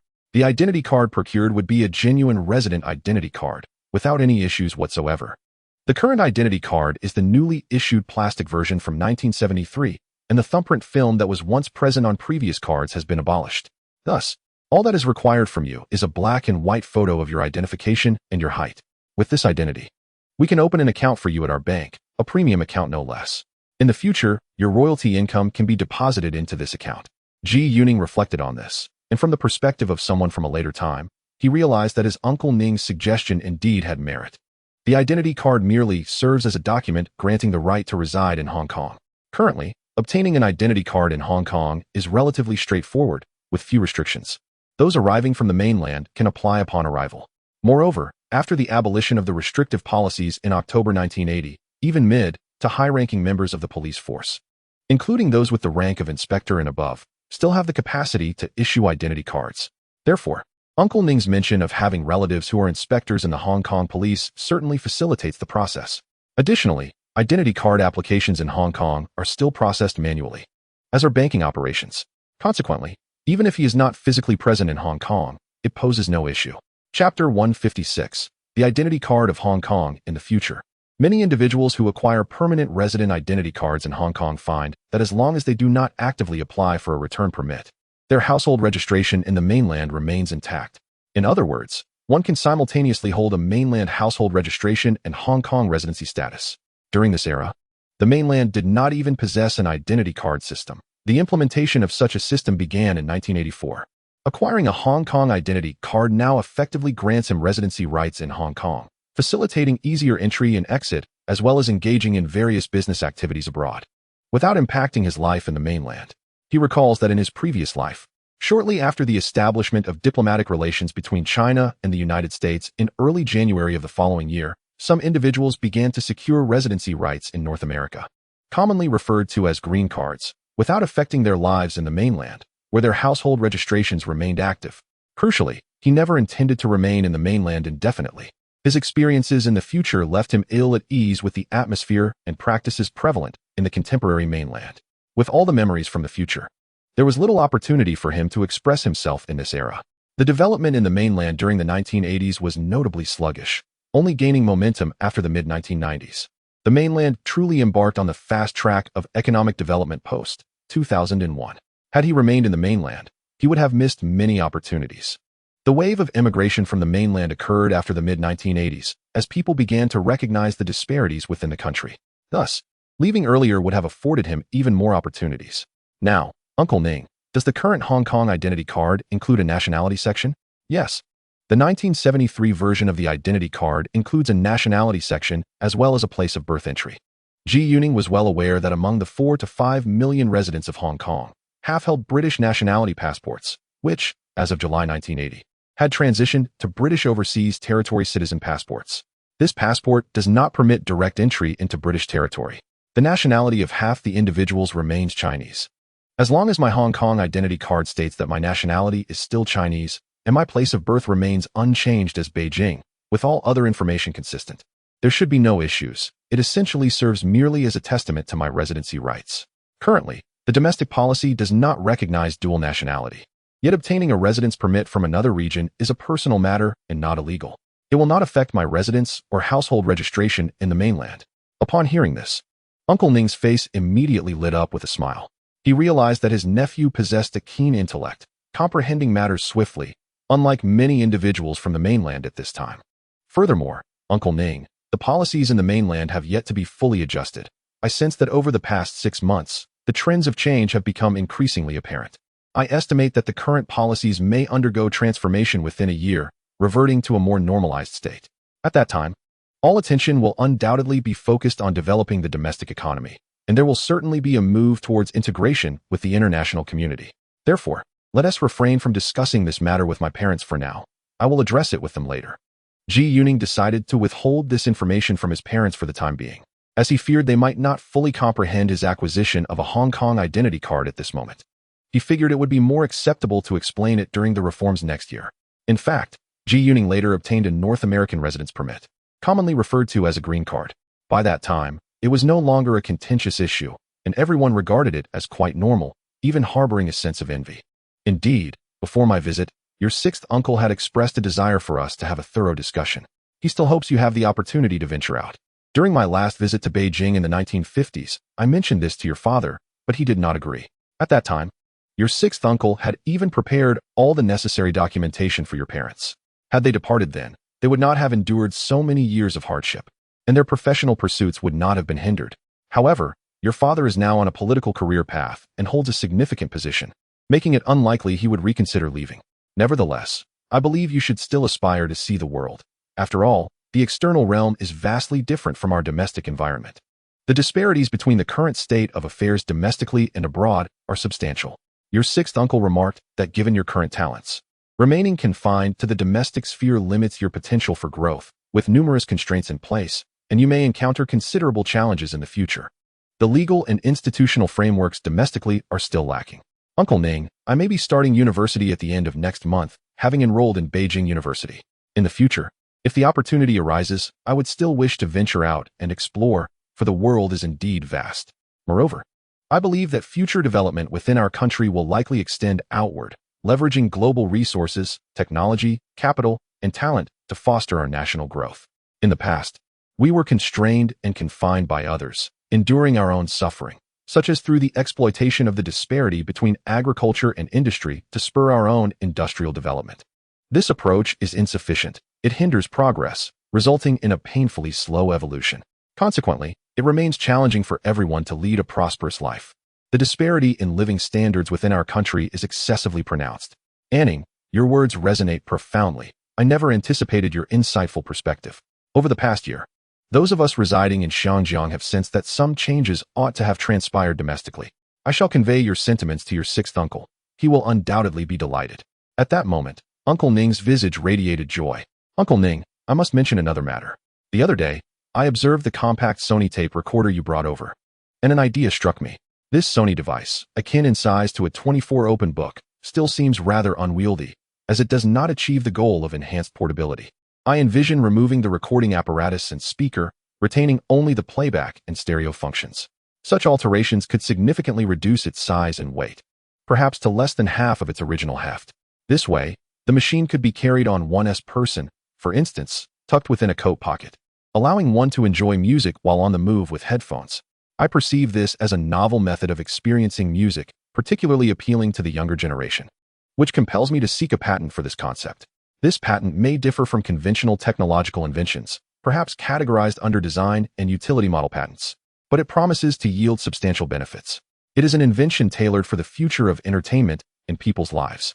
Currently, our country lacks patent laws, and it is uncertain when they will be enacted.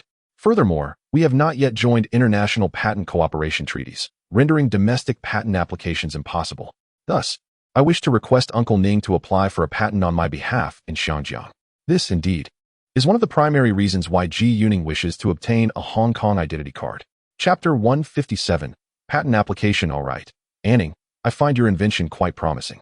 However, I have a lingering sense that wearing headphones while walking may appear somewhat peculiar.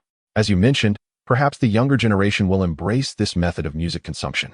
That Sony device was a gift from a friend at Sony, but your idea is indeed ahead of its time. Your Uncle Hyan might appreciate such an invention, as he oversees our family's electronics factory, which primarily produces electronic watches and radios, boasting the highest output globally in Xinjiang. Additionally, we also manufacture tape recorders. So, Anning, do you have any specifications or drawings related to this patent? Uncle Ning, I will draft the relevant documentation and create a three-dimensional diagram for the patent in the coming days. Very well, Anning. I will return with the patent descriptions and drawings you prepare. Furthermore, please provide me with a patent application authorization, and you need not concern yourself with anything else. Soon after, in the living room, Ji Yuning unfurled a sheet of paper and began to sketch the three-dimensional diagram for the patent of his portable cassette player. In his previous life, Ji Yuning was not only a certified public accountant and a partner at an accounting firm, but had also obtained a lawyer's qualification. Thus serving as a lawyer, albeit not practicing in a law firm. He had encountered numerous patent applications before. When applying for a patent, one must first submit a patent request along with a set of claims. The request must clearly state the name of the invention, the inventor's name, address, and several other key details, while the specification must elucidate the abstract of the patent and define the scope of protection. Additionally, patent drawings are required, typically in three-dimensional form. As Uncle Ning observed, Ji Yuning completed the three-dimensional diagram in a short while, as the patent was quite simple, akin to a design patent in North America. The diagram he created resembled the style of the Iowa portable cassette player from Sony in 1981, which was the very first portable cassette player he had owned. After finishing the three-dimensional diagram, he proceeded to draft the patent abstract. At that time, the Chinese script in Hong Kong was still written vertically, from right to left. Using traditional characters, Ji Yuning adhered to the customs of Hong Kong, naming his patent portable cassette player and headphone device. The term portable cassette player in Chinese evolved from Sony's Walkman. It later came to signify a compact, lightweight media player, encompassing more than just cassette tape devices. Over the 2 decades following the introduction of the cassette player, the Sony Walkman reigned supreme in the portable audio market. However, with advancements in electronic technology, formats like CD and MP3 began to gradually dominate the market. Thus, Ji Yuning contemplated registering Walkman as a trademark. He penned the trademark name and sketched the logo. Is this term Walkman already in use, Ning? Uncle Ning inquired curiously. This term is one I have coined. I find it quite evocative, and in Chinese, it is even more vivid, called Si Shen Ting, Ji Yuning explained. After a moment's reflection, he added, the trademark registration should encompass all electronic products.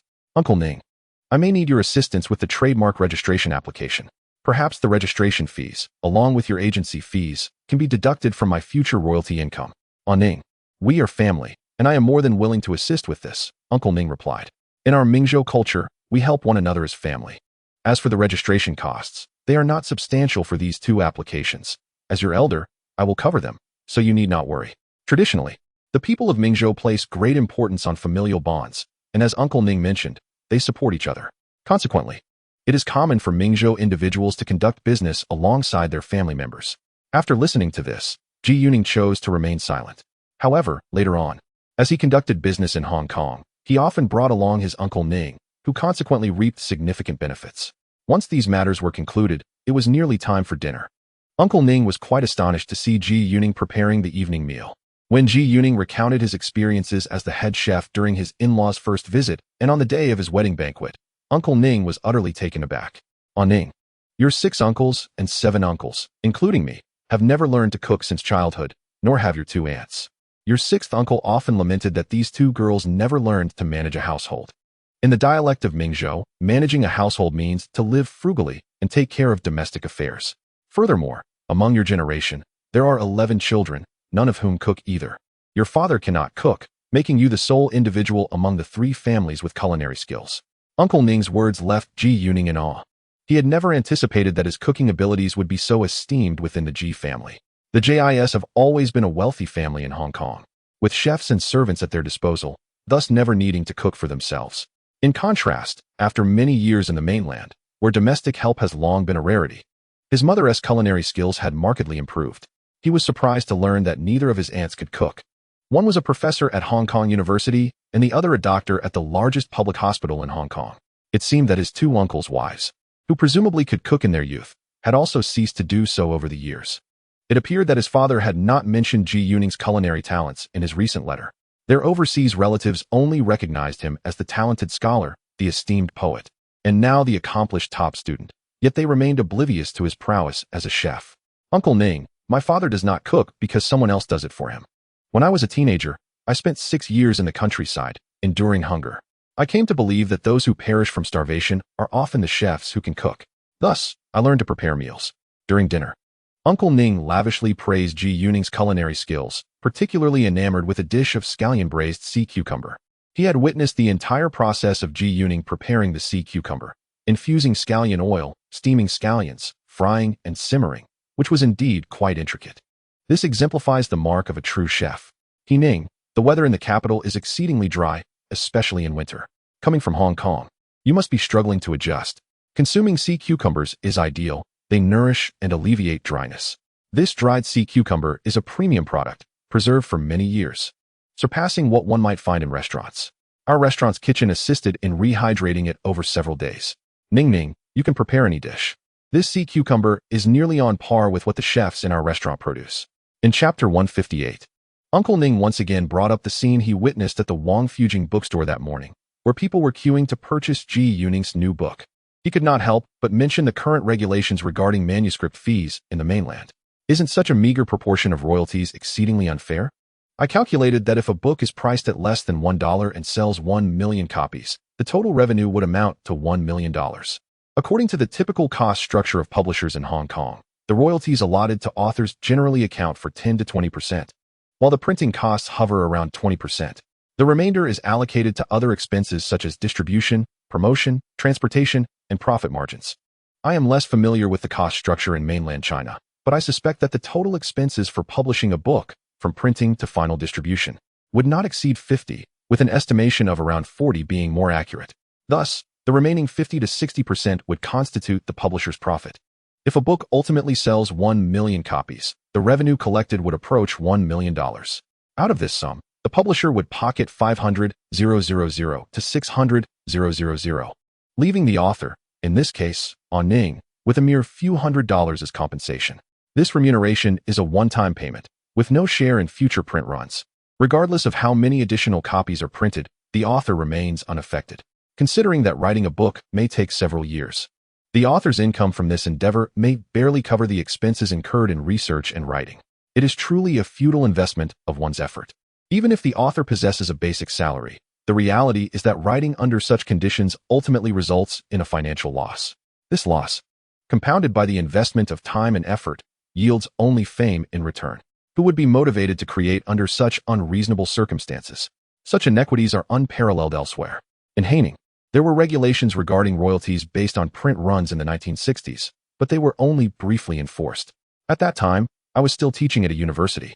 Subsequently, even royalties were abolished, and writing books or articles garnered no compensation. This elimination of royalties persisted for 11 years until the first half of last year, when royalties were reinstated. Although the current royalty levels are dismally low, merely 1/3 of what they were in the 1950s, the revival does provide some additional income. Ning fared well. In the latter half of last year, he produced a considerable amount of work, earning significantly more than the average income of ordinary citizens in the mainland. Perhaps the system of royalties based on print runs will gradually be restored, as such injustices are destined to be rectified over time. Presently, many matters are indeed changing, albeit at a sluggish pace. Sigh. Observing Uncle Hai Ning's expression of disbelief and indignation, my father could only sigh in resignation. Last year, a delegation of 15 Chinese businessmen from Hong Kong visited the mainland for an investigation, organized and led by Mr. Zhuang. However, upon their return, there was little follow-up. I inquired privately, and the consensus was rather bleak. One notable issue is the work ethic within companies.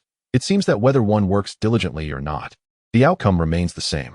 Everyone primarily receives a basic salary, and incomes are relatively similar. Perhaps most perplexing to these individuals is the absence of the concept of dismissal within companies. If a business cannot even manage the dismissal of an employee, it fundamentally lacks any semblance of management. Thus, how can such an enterprise operate efficiently? It appears that everyone is merely passing time together. Uncle Haining then expressed his bewilderment regarding another matter, his countenance darkening further. You are right, Haining. Presently, everyone's income is nearly the same, and the gap cannot be widened. We are all just enduring this impoverished existence. This is what we call fairness, interjected the matriarch, her words laden with resignation. However, Uncle Ning, I believe that if everyone perceives this situation as untenable and unjust, then change is not far off. Just as one observes a market that has nearly bottomed out, a rebound is imminent. Ji Yuning was aware that significant changes were on the horizon within less than a year. His Uncle Ning, during this visit, was filled with joy upon reuniting with the family, yet he found much to question regarding the circumstances in the mainland. He felt compelled to offer his uncle a glimmer of hope. Let us hope so, Uncle Ning responded, a smile gracing his face at his nephew's words. On Sunday, January 29th, the family enjoyed a day of rest. Ji Yuning and his family accompanied Uncle Haining to the Forbidden City early in the morning. They traveled in a Hongqi car, arriving at the Meridian Gate Square. After the five of them alighted, the driver proceeded to wait for them at the North Gate. At this time, the Forbidden City required an entry fee of 20 cents, and Ji Yuning recalled that in his previous life, this fee was set to rise to 30 cents in 1979. Inside the Forbidden City, visitors were sparse, giving the space an expansive feel. Many palaces were open for exploration, and visitors could freely enter the accessible areas, contrasting sharply with Ji Yuning's memories of his previous life, when most palaces were off-limits, marked by signs prohibiting entry. While purchasing tickets at the entrance, Ji Yuning noticed brochures about the Forbidden City being sold for a few cents each. This price seemed unchanged for many years. He opted not to buy the brochure, choosing instead to provide commentary throughout the tour, much of which stemmed from his recollections of the future. This opportunity to view areas that would not be accessible in later times was a unique chance for him. Their group managed to nearly complete a circuit of all the open areas within the Forbidden City. Upon reaching the North Gate, the Shinshu Gate, it was already 11:30. They had spent 3 hours exploring. Subsequently, they ventured to Jingshan Park across the street, which had just reopened this month. After a brief ascent of 10 minutes, they reached the pinnacle of Jingshan at the Wanshan Pavilion. Gazing southward, the entire Forbidden City they had just visited appeared within reach. Looking upward, the sky was an immaculate blue, the clear heavens beautifully reflecting the rows of yellow glazed tiles of the Forbidden City. Surveying the surroundings, it was evident that the skyline of the capital was still largely unadorned by high-rise buildings, rendering the silhouette of the Forbidden City exceptionally picturesque. After taking in the breathtaking views of the central axis of the capital, they finally descended the hill. They took the original route to the South Gate, boarded the vehicle, and headed to the Quanjude Roast Duck Restaurant at Qianmen. Today's banquet was prearranged by the Overseas Chinese Affairs Office, accommodating 6 individuals per table. Upon their arrival at the renowned Beijing roast duck establishment, it was nearly 1 o'clock in the afternoon. The first-floor dining hall was bustling with patrons, fully occupied. As it was a Sunday, the restaurant was exceptionally crowded. Fortunately, they had made a reservation in advance, which granted them a private room. The feast comprised 4 cold dishes, 4 hot dishes, and the signature roast duck. The cold selections included marinated duck feet, braised duck gizzards, salted duck liver, and crystal duck tongues. The hot dishes featured crispy fried duck breast, flambéed duck hearts, duck delicacies in a rich sauce, and a medley of duck treasures. For desserts, there were walnut tofu and almond tofu, while the staple accompaniments were lotus leaf pancakes and sesame seed pastries. This marked the first occasion for Ji Yuning to savor the complete duck banquet at Quanjude. Naturally, this assortment of cold and hot dishes, alongside desserts and staples, merely represented a portion of the entire duck feast, which was exclusively available for banquets, with no individual seating offered. They opted not to order the ordinary Maotai liquor priced at 15 yuan a bottle, but instead brought along 3 bottles of a special Maotai, previously acquired by Uncle He and Aunt Qin. Among the 5 attendees, including his mother and wife, Zhu Lin, all were able to indulge in white spirits, with only the driver opting for a Northern Ice Ocean soda. As Ji Yuning poured the liquor, he noted the large sunflower emblem on the Maotai bottle. Feeling a pang of regret, this vintage was produced only that particular year and had since skyrocketed in value, fetching hundreds of thousands per bottle. Fortunately, they managed to consume only 2 bottles, leaving 1 for later. The first hot dishes to arrive were the crispy fried duck breast and the flambéed duck hearts, which were presented ablaze, infused with the aroma of Mao Dai. Uncle Ning, this flambéed duck heart cannot be replicated at home. The oil must reach nearly 280 degrees, approaching its ignition point, requiring 3 rounds of flambeing. Hence, this delicacy can only be enjoyed here. At this moment, the duck hearts were marinated in Mao Dai before being ignited at the table. This dish served as an exquisite accompaniment to the liquor, enhanced by the addition of shredded scallions and cilantro. Ji Yuning recalled that since the 1990s, this dish had ceased to utilize Mao Dai, opting instead for other aromatic liquors.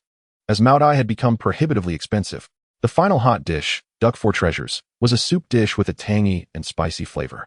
The so-called duck for treasures included duck tongues, feet, pancreas, and breast, with the breast occasionally substituted by duck kidneys. Following this, the freshly roasted duck was served, expertly sliced by the chef right before them. The staples included lotus leaf pancakes and hollow sesame seed pastries, the latter of which were not available on the general menu in the dining hall, reserved exclusively for banquets. Ji Yuning favored the hollow sesame seed pastries, as they were more adept at cradling the succulent duck slices. He observed that Uncle Ning particularly relished the Beijing roast duck, dining with great delight. At this juncture, the Quanjude establishment at Qianmen was unique, as one could not find authentic Beijing roast duck elsewhere. He recalls that next year, Quanjude will open its second branch at Heapingman, which will once again proudly display the Quanjude sign. In 2 years, a third branch will emerge at Wangfujing. After their meal, it was already past 2 o'clock, and the group directly took a car home. In the afternoon, Uncle Haining began to pack his belongings in preparation for his return journey the following day. The group disembarked from the vehicle at the foot of their building and first made a stop at Heitanjuan to collect the photographs that had been sent for developing. Heitanjuan serves as the office of the Huaxia news agency.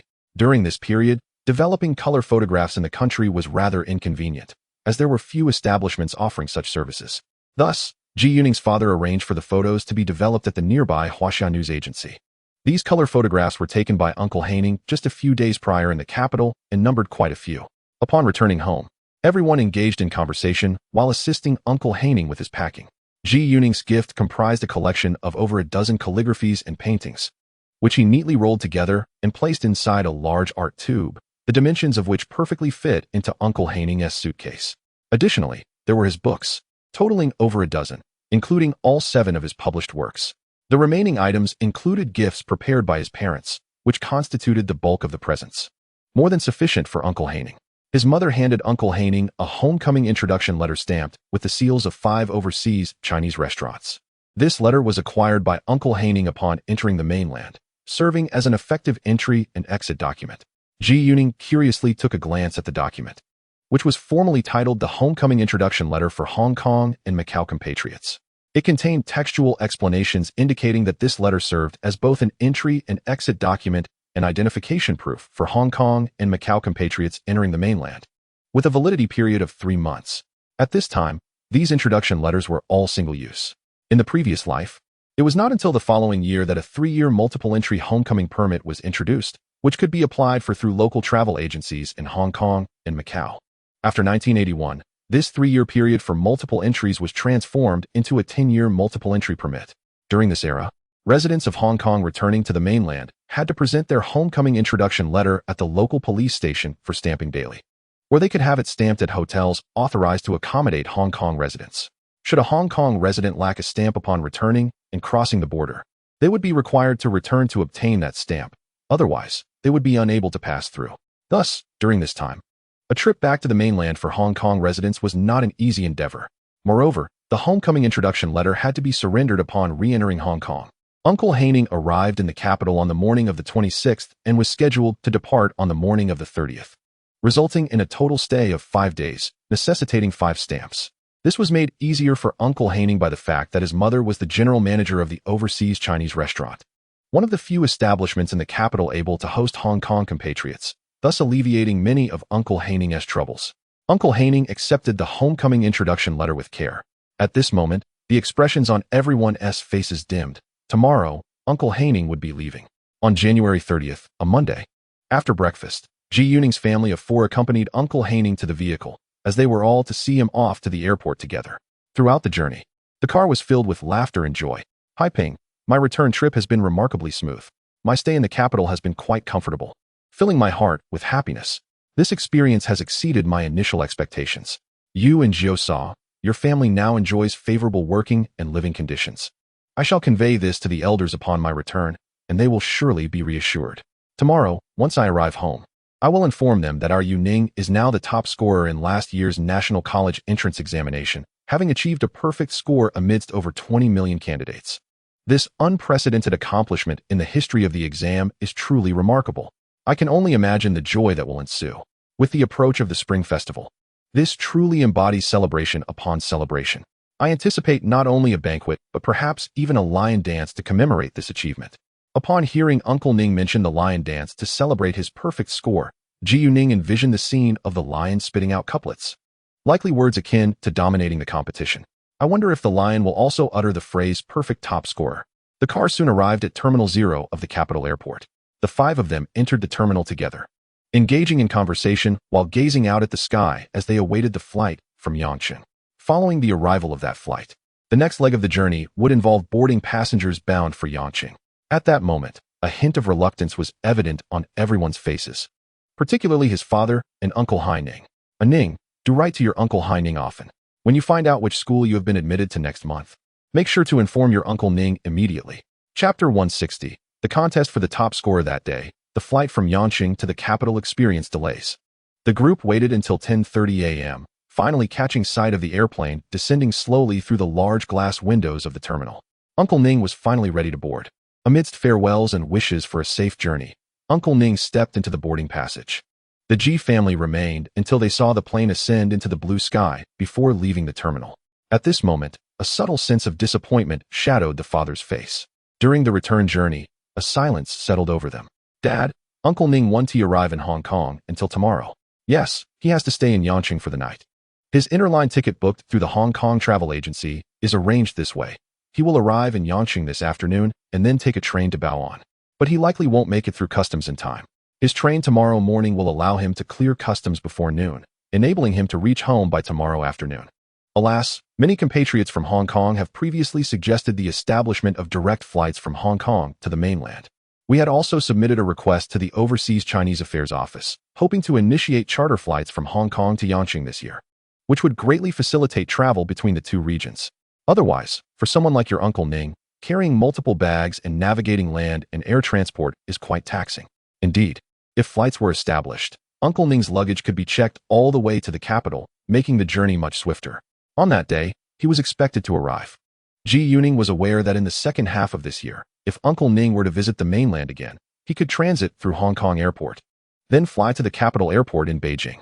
By the time everyone returned home, it was already noon. After having lunch at home, his father, mother, and wife all departed for work. In the afternoon, Ji Ning remained at home, completing the final section of his novel Entering Middle Age. On January 31st, Tuesday morning, Ji Ning arrived at the editorial office of the People's Literature magazine to submit his manuscript. He had intentionally chosen the last day of January to deliver his work, ensuring that it would not be published in the upcoming February 3rd issue of the magazine, as time was insufficient. His intention was to have this novel featured in the third issue, scheduled for release in early March. Oh, our top scorer has arrived. With your presence, our humble editorial office is truly illuminated, Zhu Lin exclaimed, clearly delighted to see him, knowing that Comrade Ji was there to submit his manuscript. Ji Ning immediately understood that news of his accomplishment had already reached them, likely some time ago. Little Ji, I heard that you recently visited the People's Literature Publishing House, driving there in a Hongqi car to collect your new book. Why didn't you stop by our magazine to pick up those reader letters? Zhu Lin inquired teasingly. Dear Sue, I am here to submit my manuscript, which is the result of my recent internship at the hospital, as I mentioned earlier, Ji Ning replied, choosing to disregard Su Yi's remarks about the reader letters, directly handing the manuscript to her. Ah, this is indeed a remarkable piece. I must admit, I feel a bit nervous now, Su Yi remarked, eliciting laughter from the entire fiction team in the room. Now, we at the editorial office are tasked with revising a top-tier manuscript. That is indeed impressive. Ji Ning's words brought joy to everyone. They took pride in his achievement.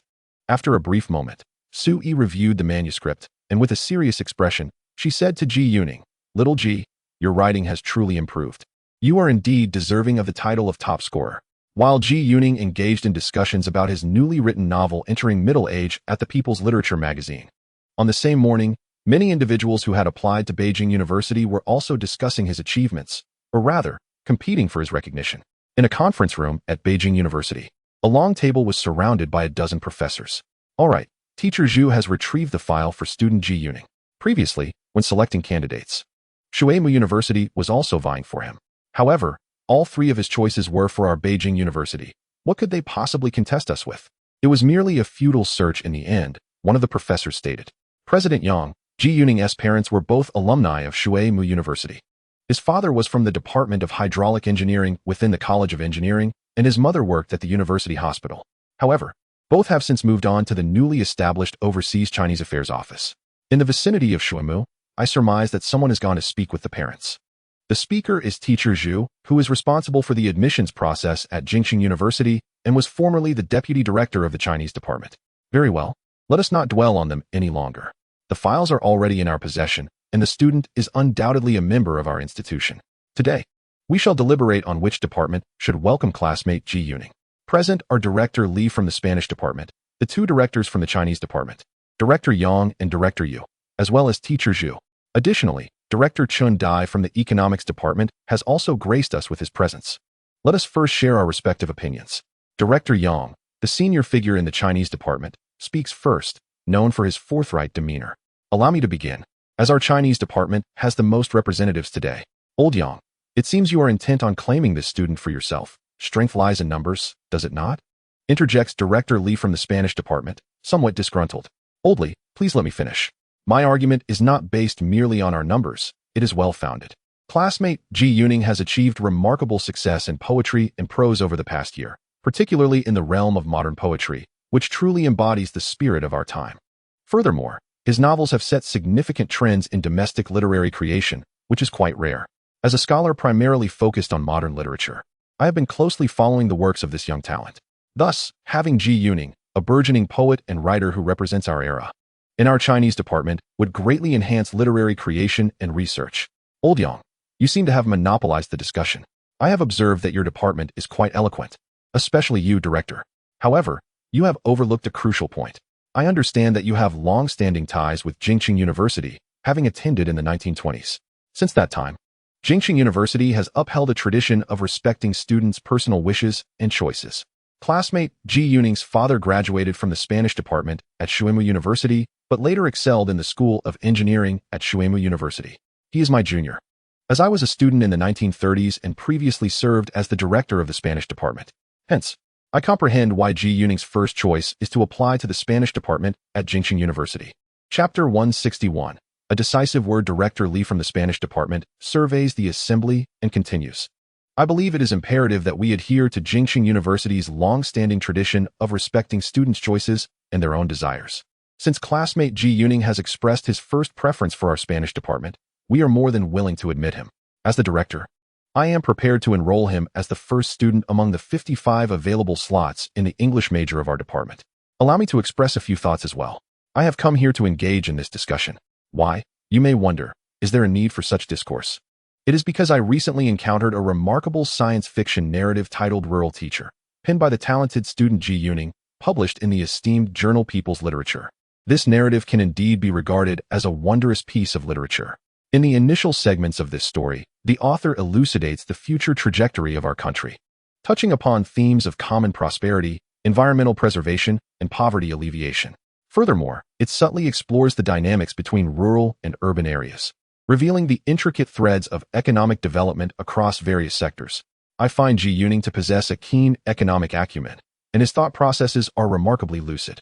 What our nation currently lacks is not individuals proficient in English or Chinese, but rather those well-versed in economics. This assertion comes from the esteemed Director Chun Dai, a highly respected figure among the faculty at Jingxing University, often referred to affectionately as Old Chun. Additionally, just a few days ago, Director Ding from our mathematics department remarked upon Ji Yuning's exemplary performance on his mathematics examination, suggesting that his mathematical prowess is nearly on par with that of their mathematics students. He lamented the unfortunate circumstance of this year's mathematics department not enrolling new students, which is a misfortune of their own making. Proficiency in mathematics is indeed a significant asset for the study of economics, as many economic analyses and microeconomic theories necessitate a solid foundation in advanced mathematics and its various branches. Thus, I believe Ji Yuning is exceptionally suited for the study of economics, possessing both intellect and capability, why not pursue this field? At this juncture, the venerable Director Yang, who embodies the essence of a poet, also interjected with fervor. His credentials are comparable to those of Director Chun, and he is even a year his senior. Old Chun, I must respectfully disagree with your perspective. I assert that Ji Yuning has already achieved remarkable accomplishments in literature, whether in the present or the future. He is destined to traverse the path of literature, be it poetry, prose, or literary criticism. Yet, you wish to divert him towards economics, steering him into an entirely different realm. Does that not seem misguided? Ji Yuning's talent lies firmly within the literary domain.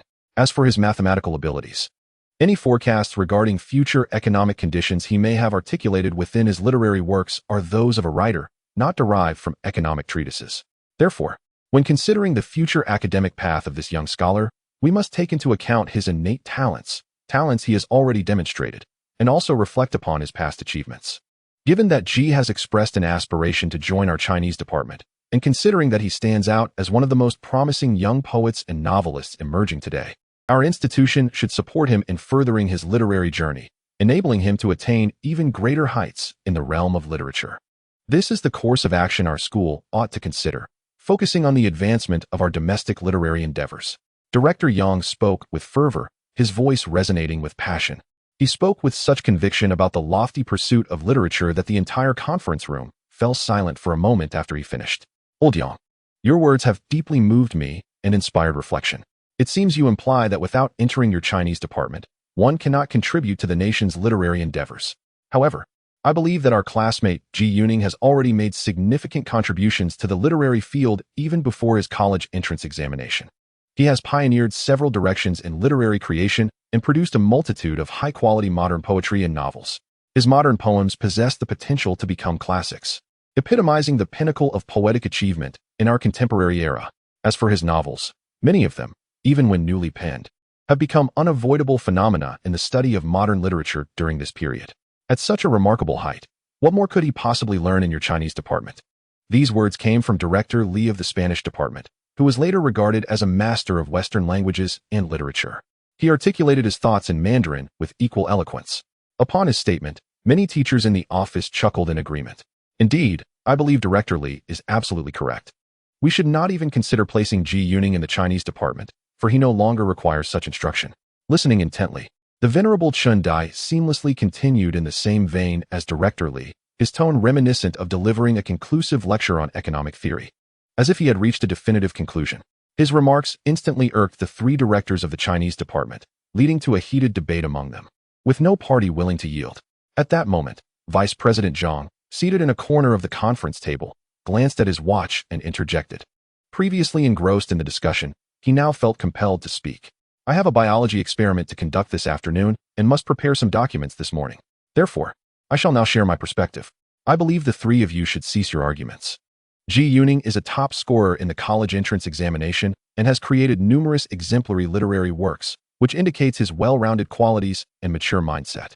Since Ji Yuning has already submitted 3 applications, with his first choice being our university's Spanish department, majoring in English language and literature, it is clear that he has given this considerable thought, along with his own plans for the future. Why should we impose our ideas upon him? Ultimately, we should respect Ji Yuning's preferences. If the Spanish department does not admit him, then he should be considered for his second choice, the modern literature program in the Chinese department. Should Director Yang of the Chinese department decline his application, he ought to be transferred to his third choice, the economics department. If Principal Chen Dai does not admit student Xiao Ji, then we shall discuss his placement within a specific department and major. Vice Principal Zhang, hailing from Zhejiang province and specializing in biology, has grown somewhat impatient with the quarrel among the 3 humanities department heads. He is reluctant to engage further in discourse with them, recognizing that he would struggle to prevail in argument. Thus, he decided to settle the matter decisively. As the executive vice principal, he is poised to become the 20th president of Capital University in the coming years, and thus, his resolute decision leaves little room for dissent. At this moment, the one most elated is Director Li of the Spanish department, as he has emerged victorious. Chapter 162, A Moment of Great Joy. At this juncture, Ji Yuning remains unaware that the 3 humanities department heads are fervently vying for his favor, engaging in lofty rhetoric, only to be quelled by a single pronouncement from Vice Principal Zhang. Indeed, his future at Capital University has been determined. As the conference room door swung open and the meeting concluded, attendees filed out in succession.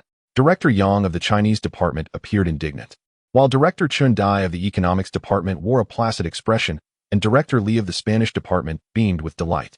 Director Li reflected on the clarity of thought exhibited by the biologist, recognizing the efficacy of decisive action in resolving complex disputes. Just moments prior, the representatives of the Chinese department had been quite aggressive, and it was only through the collaboration of Yang and Chun that they managed to hold their ground against the 2-to-1 odds. However, Vice Principal Zhang's singular declaration abruptly silenced the contention, leaving Yang with an unsatisfied yearning for further debate. Ji Yuning remained at the People's Literature magazine until nearly noon. His prolonged presence in the editorial office was due to the unanimous acclaim his piece, reaching middle age, received from all factions, novelists, poets, and critics alike. Not a single dissenting opinion was voiced, marking the first instance in months that he had encountered such unanimous praise. His narrative reflects the implementation of intellectual policies, resonating deeply with the editorial staff, all of whom are intellectuals eager for the prompt realization of said policies. Ji Yuning's work effectively articulates their collective sentiments. Deputy Director Liu Jianqing remarked that the societal issue highlighted in Ji Yuning's story is one urgently in need of resolution, emphasizing that the implementation of intellectual policies cannot suffer any delay. Thus, Ji Yuning is recognized as possessing a profound sense of social responsibility and making significant contributions. After receiving accolades from the editorial team, Ji Yuning took his leave. He stopped by the Film Research Institute for lunch, making another appearance at his workplace. Since his last visit in the red flag car, he sensed a notable increase in the courtesy extended to him by everyone in the building. Today, bearing the distinction of being a top scorer, he felt not only greater respect, but also heightened enthusiasm from his colleagues. When Director Ma inquired about his achievement, he expressed considerable delight at having a top scorer emerge from his department. After dining, Comrade Ji Yuning tidied up his office for a while, wiping his desk, which had accumulated a layer of dust. Contentedly, he then departed, and to everyone's eyes, this was entirely normal. After all, he was a scholar of distinction. Privileged even to ride in a red flag car, he could do as he pleased and go wherever he desired. Ji Yuning went straight home.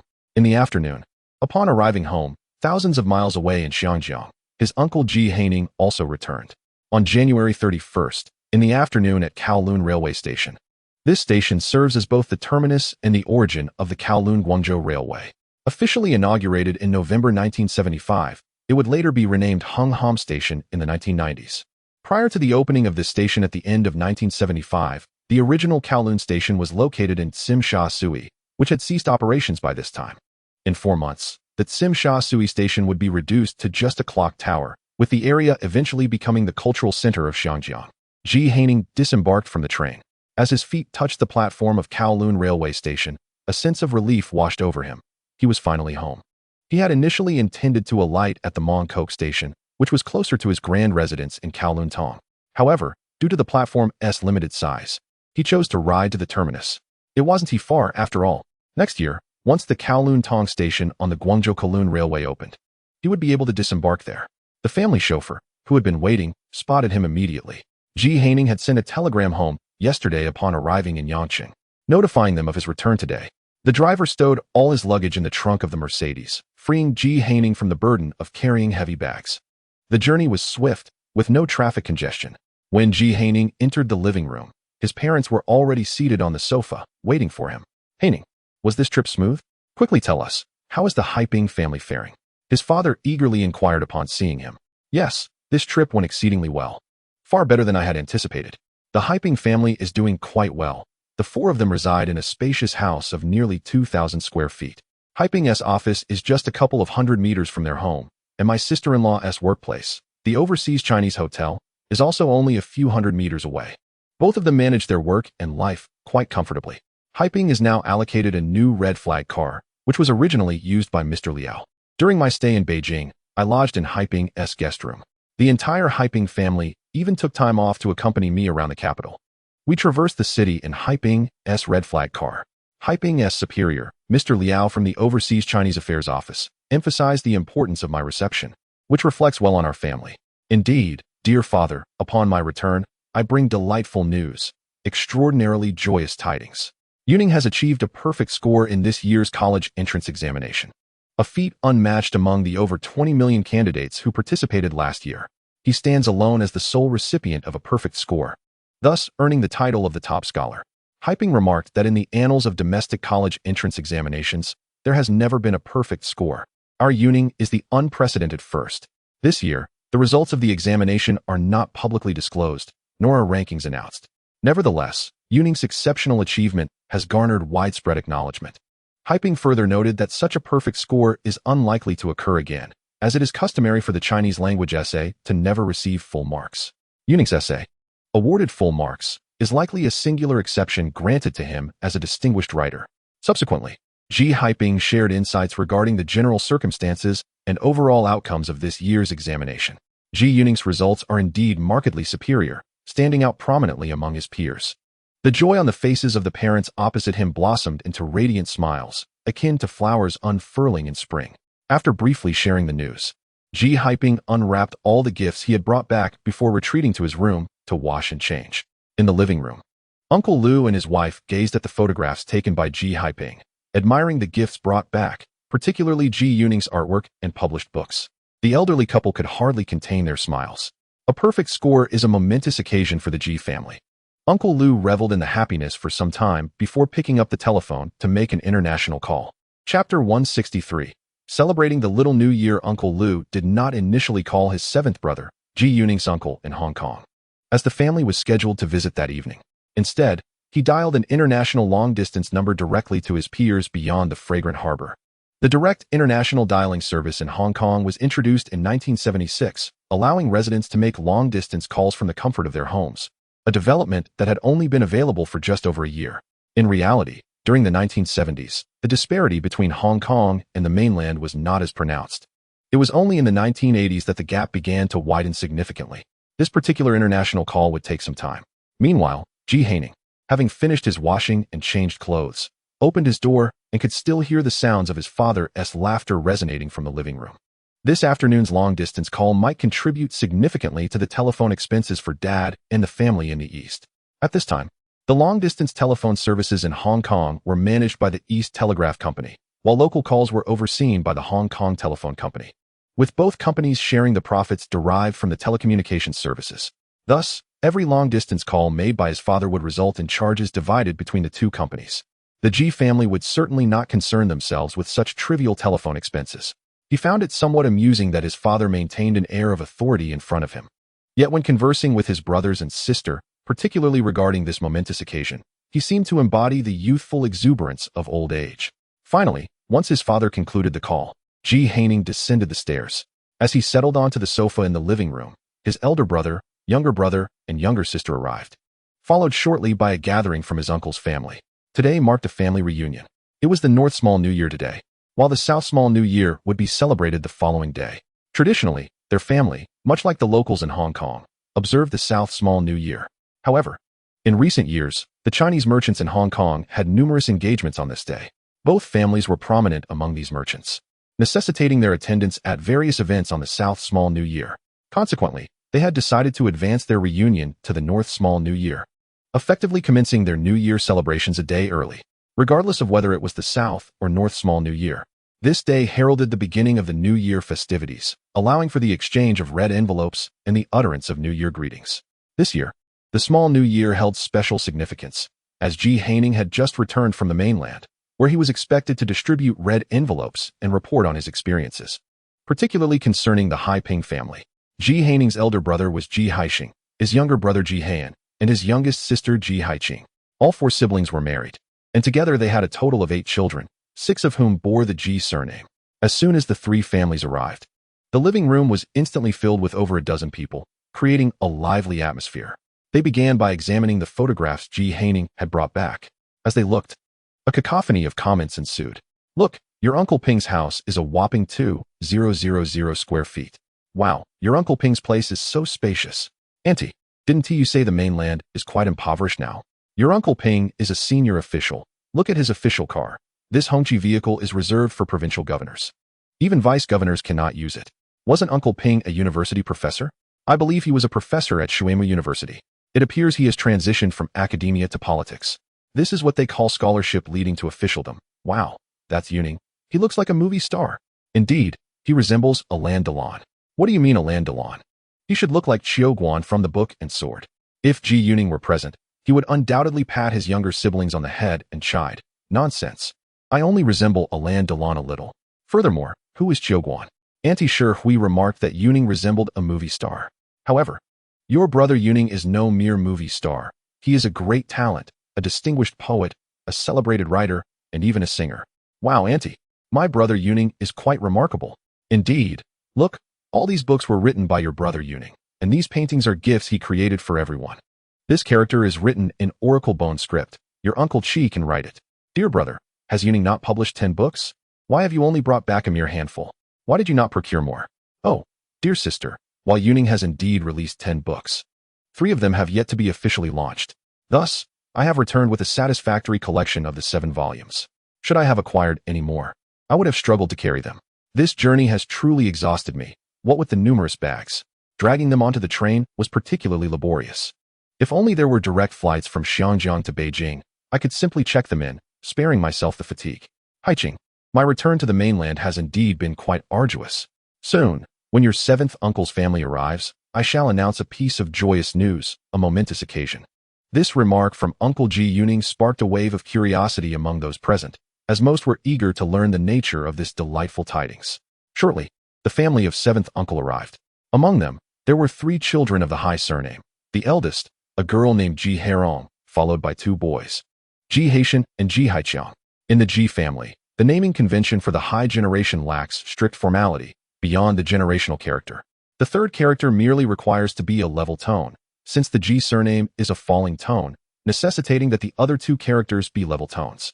In the 3rd generation of 7th uncle's lineage, there are a total of 7 children, 5 of whom bear the Ji surname. Thus, among these 2 families, the 3rd generation of the Yu surname comprises 11 individuals. 7 of them were present today, while the remaining 4 were studying abroad in North America or Europe and had not yet returned.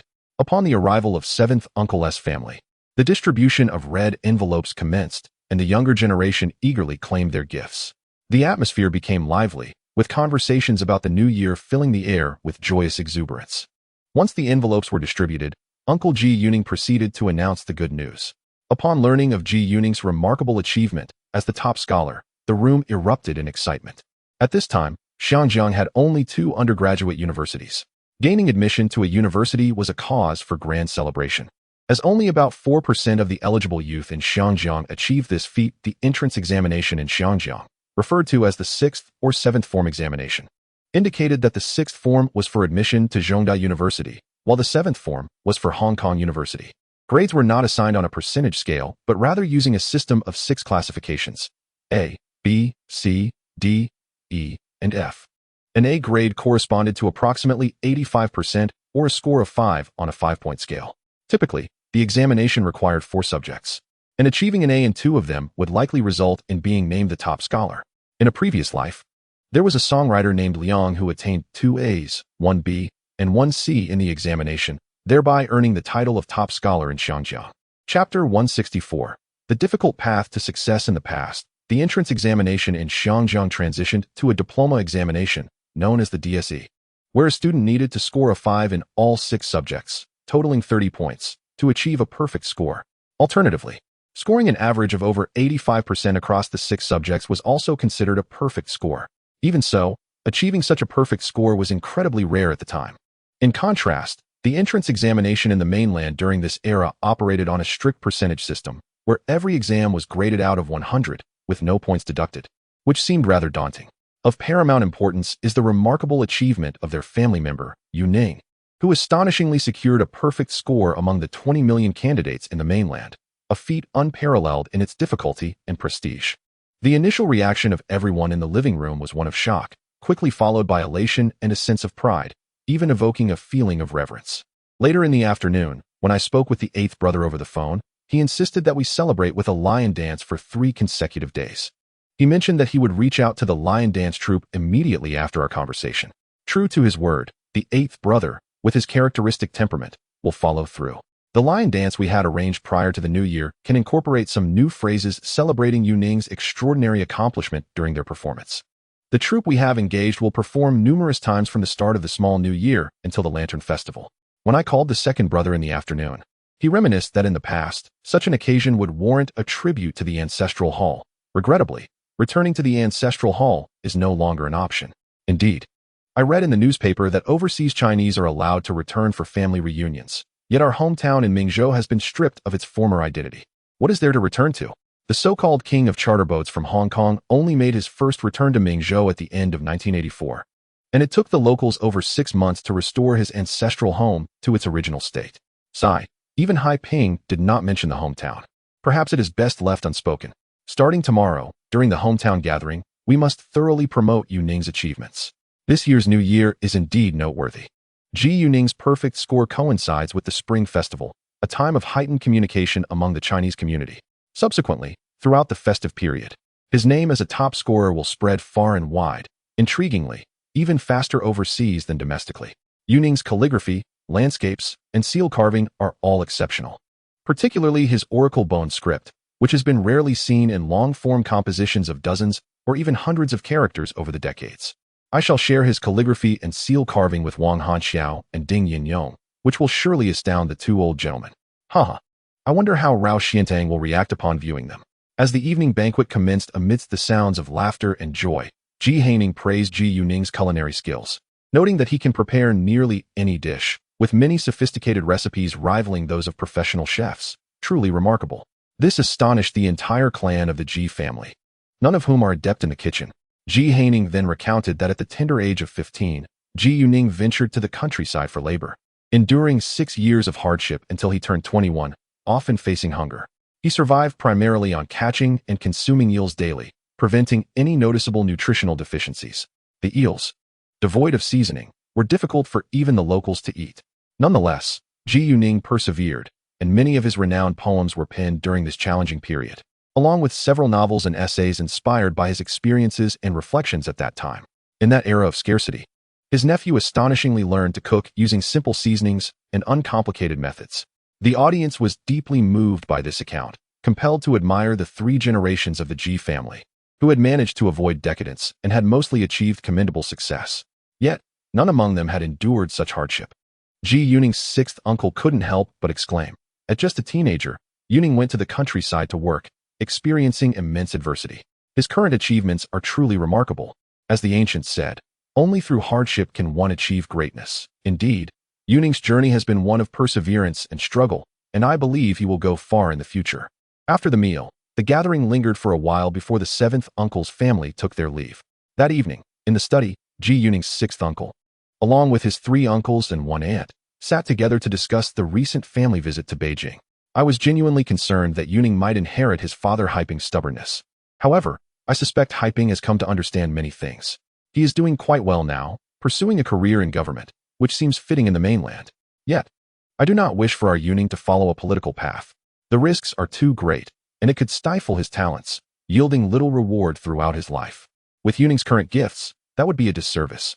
He possesses intellect, capability, and exceptional talent, and he could forge his own path like us Minzhou people. Moreover, the circumstances now differ vastly from Hai Ping's time.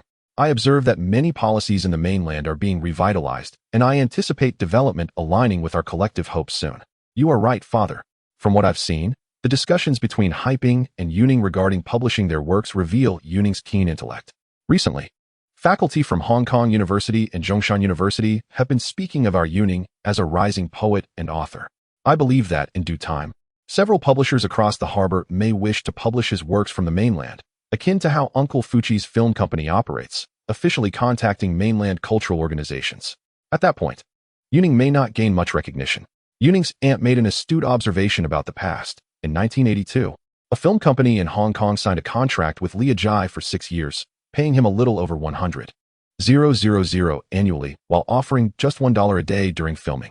At that time, Hong Kong actors merely playing supporting roles earned $50 daily. Consequently, when the contract expired in 1988, Lia Jai departed immediately, as many people were seeking opportunities abroad, driven partly by the unreasonable nature of such arrangements. Brother, let us keep these books here for a moment while I contemplate the publishing process. The poetry collection is feasible. Some novels can also be published, particularly that piece titled 5, along with the science fiction stories, which our Hong Kong University Press could also consider. I will take them back for further examination. I shall negotiate the highest possible royalty rate for him, and rest assured, he will not suffer any losses regarding the copyright. Very well, dear sister. The matter of publication will be entrusted to you. Yu Ning has stated that his aunt shall have the final say. Chapter 165. Film Review Meeting Haiyan. What are your thoughts on Yu Ning's portable cassette player patent? After discussing the publication of the book, Ji Hai Ning turned to Ji Haiyan, who had been intently examining the patent description and three-dimensional diagrams pertaining to Ji Yu Ning's invention. Indeed, Yu Ning possesses an innovative spirit, yet regrettably, this patent lacks practicality. He may not be aware that the lightest headphones currently weigh at least over 2 pounds. Such weight, while manageable for brief use at home, would be quite uncomfortable for prolonged wear during travel. Ji Haiyan's observations about his younger brother are correct. In 1979, when Mr.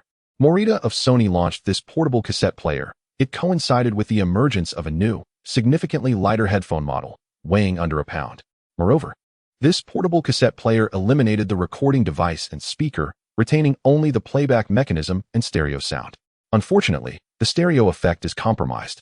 When used outdoors amidst various noises and disturbances, the listening experience suffers greatly. I find it hard to believe that anyone would enjoy music in such a manner. The invention of Ji Yu Ning's portable cassette player is, in essence, a conceptual innovation. In his previous life in 1979, Mr. Morita initially introduced a mere 3,000 units of the portable cassette player, which sold poorly at first. Subsequently, he mandated that company employees utilize the device during their commutes, thereby drawing public attention. Gradually, this led to imitation among the youth.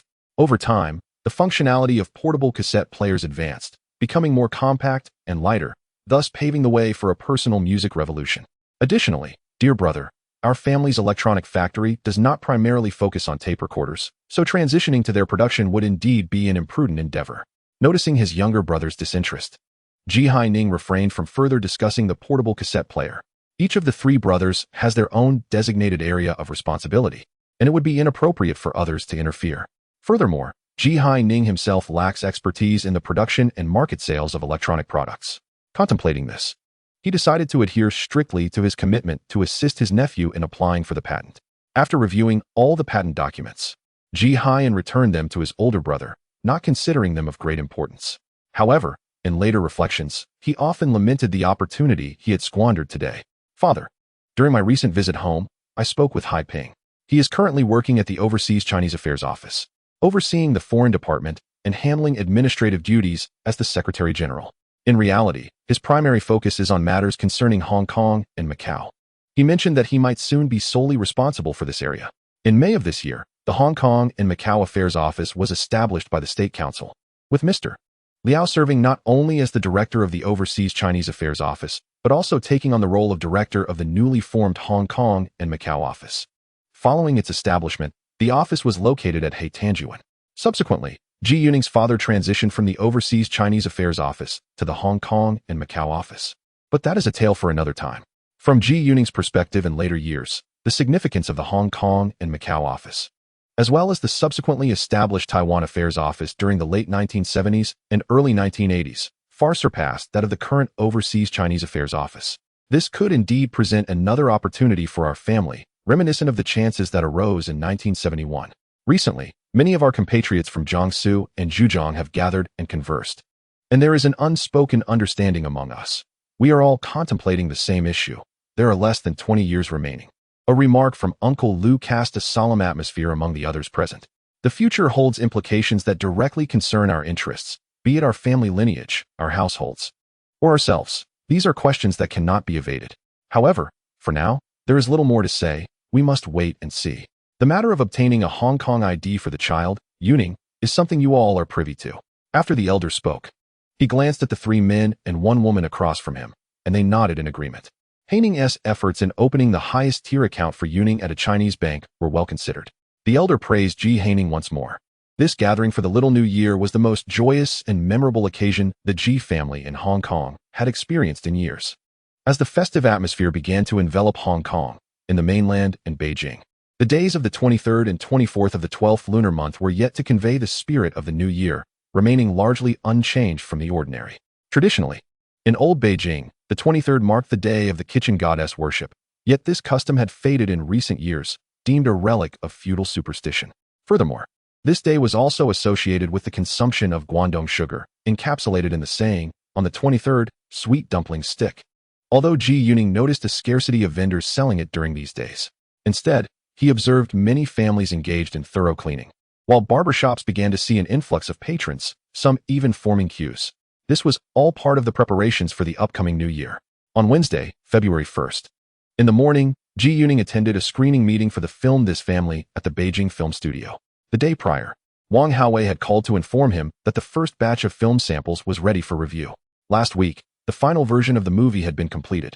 The screening took place in a designated viewing room at the studio, overseen by the members of the film review committee. By the time Ji Yuning arrived, the room was nearly filled with attendees. He spotted director Wang and director Xia Taili among others already present. It seemed he had arrived a bit late again, so he quickly took a seat beside Wang Haowei. He and Wang Haowei had yet to exchange but a few words when the lights in the factory's technical department dimmed, signaling the commencement of the film screening. Throughout the screening, the audience remained utterly silent, their attention riveted to the screen, with hardly anyone moving. An hour and a half later, as the final scenes concluded, the lights flickered back on. At that moment, a voice resonated through the room. The film is quite good. It was the voice of director Wang, a declaration that signified the film had essentially passed the factory's review. This affirmation struck a chord with Ji Yuning, who genuinely felt the film was commendable. He recalled that in his previous life, this film had garnered a rating exceeding 8 on Douban, a rarity for films of the late 1970s. In this life, the most significant distinction of the film was the addition of a theme song, his composition, Golden Shuttle and Silver Shuttle. He felt that with the inclusion of this thematically resonant song, the film achieved a heightened perfection. The song served to embellish the narrative, emphasizing its themes and deepening the emotional undertones. He believed that in the future, this theme song would evoke a stronger resonance among viewers, effectively conveying the film's psychological essence and enriching the overall viewing experience. Chapter 166. A collective salary increase after the film A Family Watching Movies successfully passed the factory's review meeting. The next step was to submit it to the Film Bureau of the Ministry for approval. From Wang Haowei and others, he learned that the Cultural Ministry's Film Bureau was still referred to as the Film Review Group at this time. In his previous life, it seemed that this Film Review Group was only renamed back to the Film Bureau in the latter half of the year. However, major film studios in the country continued to refer to it as the Film Bureau out of habit. Once the ministry's Film Bureau approved the film, it would then proceed to the distribution phase. The submission to the Bureau was expected to occur after the Spring Festival, as it was unlikely that a review meeting could be organized so close to the holiday. With only a few days left until the festival, everyone's minds were preoccupied with preparations for the new year, and all units were busy organizing festive benefits while individuals were curious about what perks their workplaces would offer. As the review meeting concluded, it was nearly noon. The joy was palpable among Ji Yuning and Wang Haowei as they celebrated the film's approval. Upon arriving at the cafeteria with the crew of A Family Watching Movies, Ji noticed an unusual atmosphere.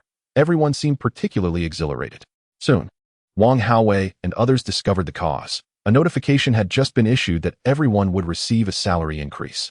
Employees who had not seen a pay raise in over a decade were finally set to receive a boost.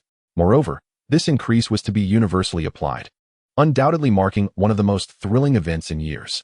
The cafeteria buzzed with excitement, smiles gracing every face. Even the usually sullen Kai Ming, who often pouted upon seeing Ji Yuning, was smiling at everyone. "Xiao Ji, look how fortunate you are. You just started working last year, and within a few months, you're already getting a raise. Look at us. I have been working for over a decade without a salary increase. Alas, I have finally awaited a raise." Wang Haowei, filled with joy, chattered beside Ji Yuning. "So, Director Wang, how much have you received in your salary increase?" "I have been promoted by 1 level. A raise of 7 yuan. Most of us are similar, with some receiving only 5 yuan for a level increase." At that moment, Hao Jingyuan, the art designer from their crew, turned to Ji Yuning and remarked, "Xiao Ji, I began working in the factory as a designer in 1959, and my initial salary was 31 yuan. In the second year, I was confirmed as a permanent employee, and my salary increased by 2 yuan to 33. Later, after attending a training course, my salary rose to 45 yuan and 6 jiao, but for nearly a decade, it remained unchanged. Today, it has finally increased to 52 yuan and 6 jiao, a notable rise of 7 yuan. In 1978, the minimum monthly living expense in Beijing was 7 yuan, sufficient to purchase 538 jin of rice or 824 jin of pork. If one were to allocate half of this aid for rice and a quarter for vegetables, It would be adequate for a month's sustenance. Thus, 7 yuan represented a significant amount. No wonder everyone was so jubilant. Ji Yuning suddenly recalled his own salary. Last year, when he visited the Film Research Institute of the Ministry of Culture, the personnel department assigned him a salary grade of 24, amounting to 43 yuan monthly. If he were to receive a 7 yuan increase, his salary would reach 50 yuan. However, he felt little excitement about this increase. As a double 10,000 yuan household, no, he was already a 25-fold 10,000 yuan household. He couldn't care less about this 7 yuan. But I only received a 5 yuan increase, interjected Xiao Kai-ming, who stood in line ahead of Hao Jingyuan, smiling broadly. This young girl was no fool. When she began working at Beijing Film Studio, she was the youngest actress in the troupe, having just entered junior high. Her tenure ahead would be extensive, and now that she received a salary increase, she could benefit from this standard wage for decades to come. Kai-ming, your 5 yuan increase is remarkable. You are only 16. You could work for 40 years. Just think. A 5 yuan increase each month translates to 60 yuan a year, 600 yuan over a decade, and 2,400 yuan over 40 years. Wow. You could buy 6 televisions with that. As Ji Yuning teased her, he noticed the sparkle in her eyes at the mention of 6 televisions, her eyelids fluttering excitedly. Yet, that sparkle quickly dimmed. Ji Yuning, are you teasing me again? Will a television still cost 400 yuan in 40 years? Xiao Kai-ming soon caught on. What she did not realize was that, 40 years hence, a regular television might cost only a few hundred yuan, and by then, many would have shifted to watching on their mobile devices. The collective exuberance did not last long. By the time they sat down to eat in the large dining hall, Ji Yuning's keen ears picked up on the murmurs of discontent amidst the joy. So-and-so comes to work half-heartedly, fishing for 3 days and sunbathing for 2. Often absent from sight. Every day, I leave home early and return late, only to receive a meager raise of 7 yuan, while he, with no justification, also enjoys the same increase in salary. This individual spends his working hours with a cup of tea, perusing newspapers, and indulging in naps. After lunch, he resumes his slumber, leaving his assigned tasks unattended, which I inevitably end up completing in his stead. Indeed, I can only catch a fleeting glimpse of him during lunchtime. Otherwise, he remains a distant figure. It is utterly unjust that his salary increase mirrors mine. Ji Yuning was momentarily taken aback, realizing that this description could very well pertain to him. He pondered whether his colleagues at the Film Research Institute might also be discussing him during their meals. For he too only made sporadic appearances at the institute, primarily during lunchtime.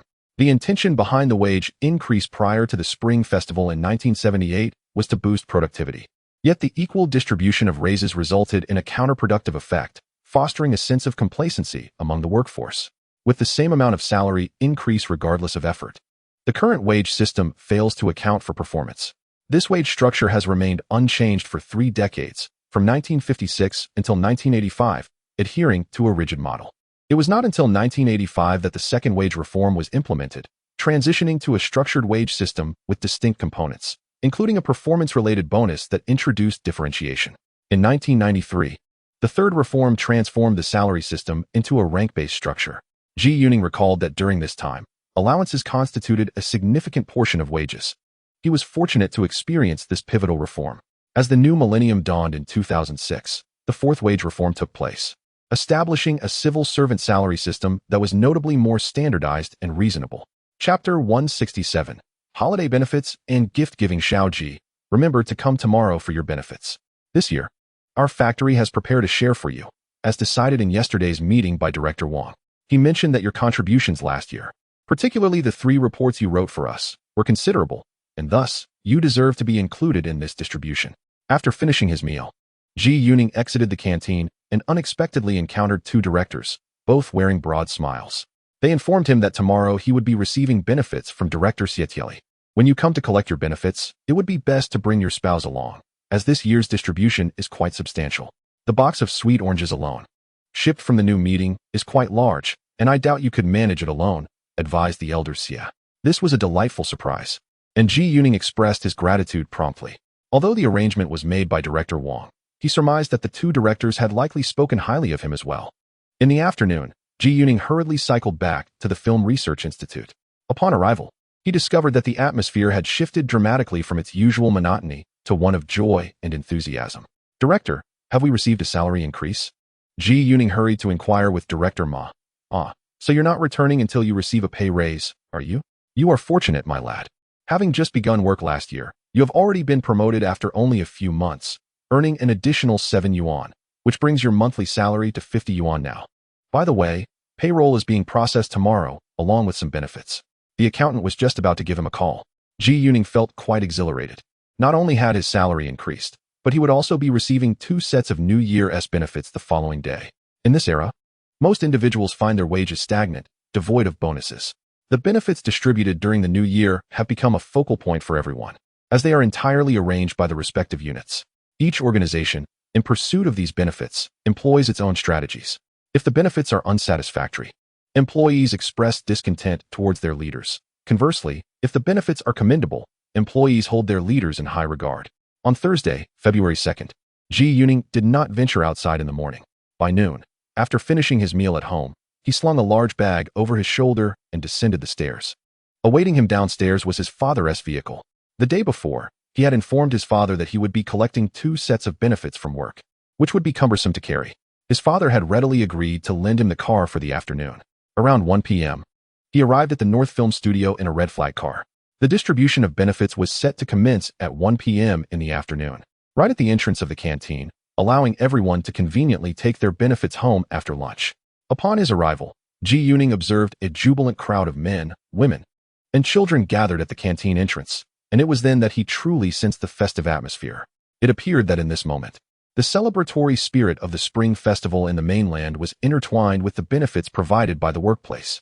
This year, the benefits at North Film Studio were quite generous, largely due to the various production teams having sourced goods while filming outside throughout the year. For instance, when Ji Yuning and his colleagues were filming in Xinhui, Guangdong Province, they had procured local sweet oranges. This time, Director Wang leveraged his connections to arrange a train carload, allowing each person to receive a large box of sweet oranges, weighing approximately 25 pounds. In addition, there were chickens, ducks, seafood, cooking oil, and various mountain goods, ensuring substantial quantities for everyone. Ji Yuning estimated that even if he and Zhu Lin had ridden bicycles to collect their goods, it would have been quite a challenge. Fortunately, he had arrived in his father's dedicated vehicle. He and the driver promptly loaded their share into the trunk of the red flag car, and then Ji Yuning, with his large bag slung over his shoulder, made his way to the main building to find Director Wang. As luck would have it, Director Wang was alone in his office. Ji Yuning knocked and entered, pulling out a hefty piece of Xianwei ham from his bag. The rich aroma wafted through the air, a delightful blend of meaty, spicy, and smoky scents that was utterly enchanting and mouth-watering. This was a New Year's gift intended for Director Wang. Last summer, he Jianjun brought a splendid Xianwei ham, which was recently processed by the chef in my mother's entrusted restaurant kitchen. After a series of meticulous steps, including boiling and trimming, nearly 30 pounds of ham were ultimately sliced into a dozen or so pieces.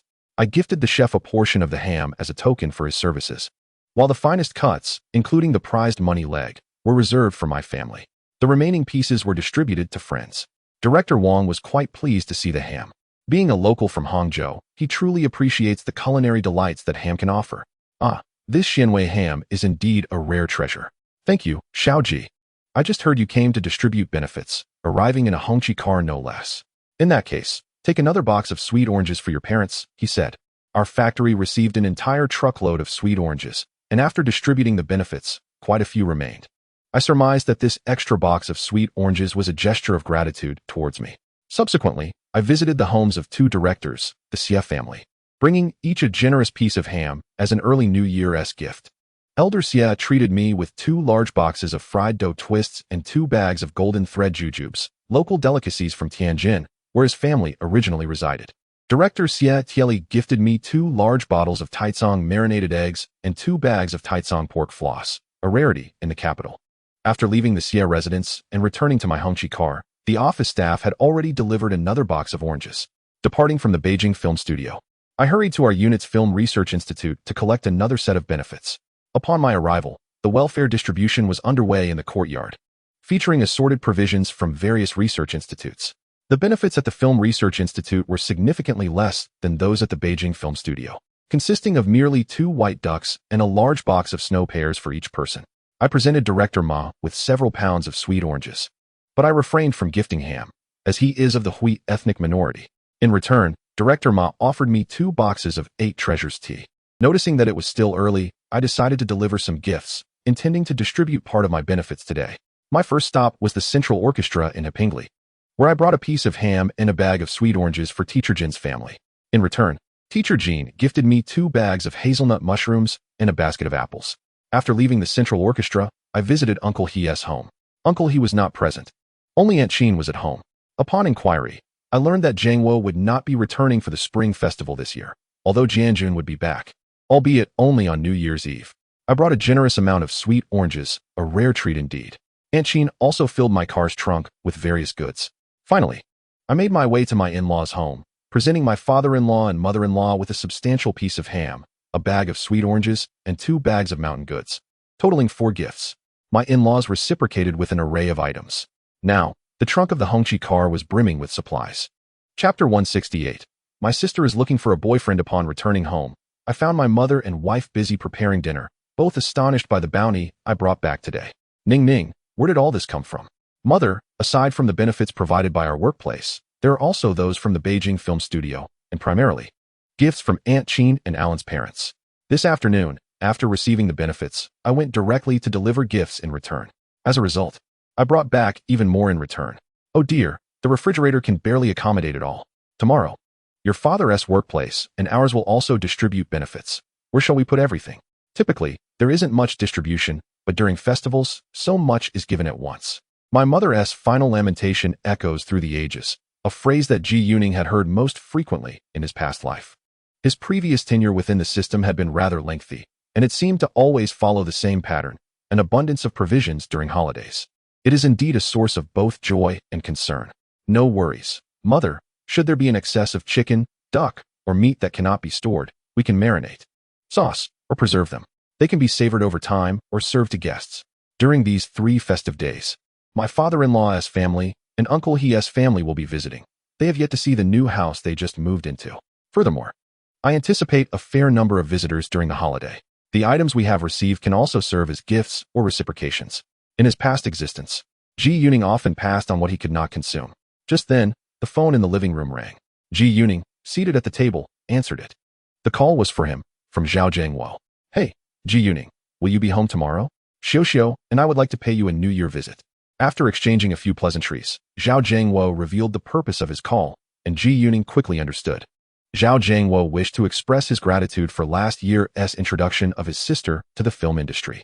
Ji Yuning indeed rendered significant assistance, and it was only natural for Zhao Jiangwo to come by to thank him during the festive season. Their relationship was quite amicable. After a moment's reflection, Ji Yuning acquiesced. Jiangwo, I recently heard from Xiao that you've made progress at the Dahua Cinema. You're no longer in the projection room, but managing the office administration now. Your work should be far more comfortable. Indeed, today I am on the evening shift, and I am currently in the office, the former office of Manager He. Ji Yuning. Did you know? After the holidays, Manager He might be transitioning to the Cultural Bureau in the city, likely as the director of the film department. That is quite a promotion. Manager He aspired for advancement while wishing to maintain ties with Ji Yuning's family.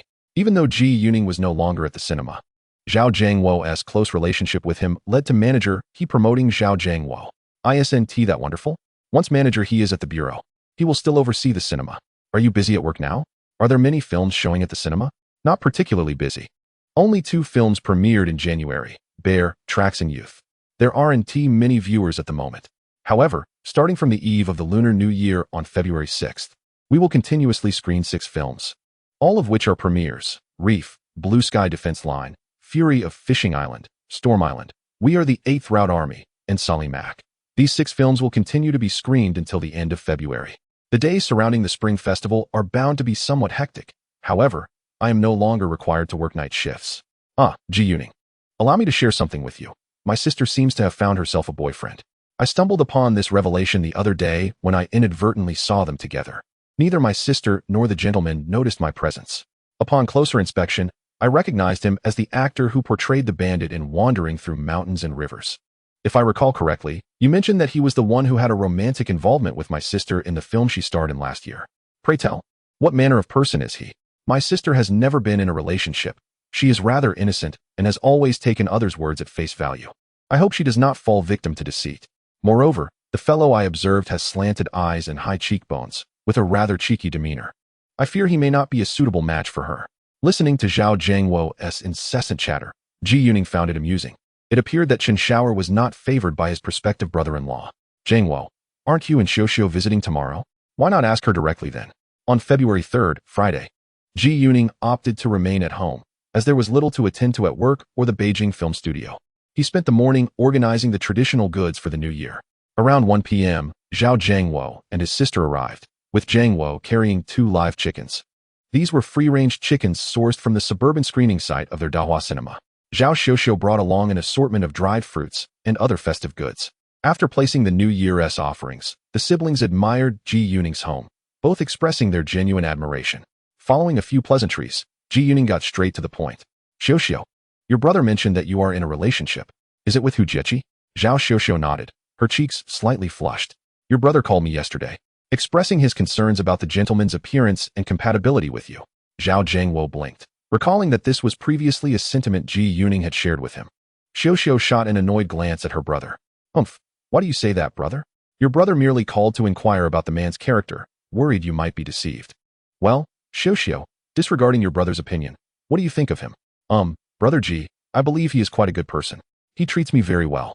Oh, Xiaoxiao, as far as I know, he possesses commendable character and considerable talent.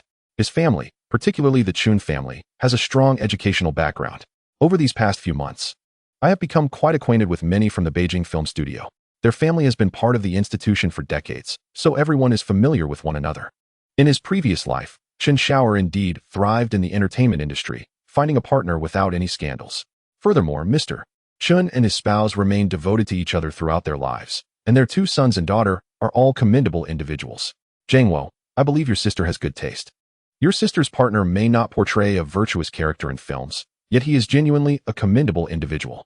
Although his father has played notorious roles, such as that of Nan Batian and Huang Shiren, he is well regarded within the Beijing Film Academy's acting troupe, known for his impeccable character. In the entertainment industry, it is paramount to seek a partner with good moral integrity, which often stems from a commendable family background. Hence, your sister's choice indeed reflects well. Brother Ji, you are truly kind. Before Zhao Zhangwo could respond, Zhao Xiaoxiao expressed her heartfelt gratitude. The young girl felt quite elated upon hearing this. At that moment, Zhao Zhangwo was left speechless, sensing a slight dissonance. How was it that all the misdeeds were attributed to him, while all the virtues belonged to Ji Yuning? He was the one who genuinely cared for his sister. Chapter 169. A new beginning. The Zhao siblings did not linger long at Ji Yuning's residence. As they departed, Zhao Zhangwo felt a sense of relief wash over him. He was reassured by his sister's words that Ji Yuning maintained close relationships with numerous leaders, renowned directors, and esteemed actors from the Beijing Film Academy. Thus, he placed his trust in Ji Yuning's assurances regarding the character and family values of Teacher Chen's family, believing that perhaps his sister's boyfriend was indeed a worthy choice. As Zhao Xiaoxiao left, her spirits were even higher. She mused about how wonderful Brother Ji was, for he spoke highly of her boyfriend, whereas her second brother was less favorable in his remarks. She scoffed at his criticism of her boyfriend's appearance, considering his own chubby demeanor. While descending the stairs, Zhao Xiaoxiao intentionally wore a stern expression towards her second brother, planning to maintain a sour disposition on their journey home. They departed with an abundance of goods, having received a generous share of New Year's supplies from Ji Yuning's family.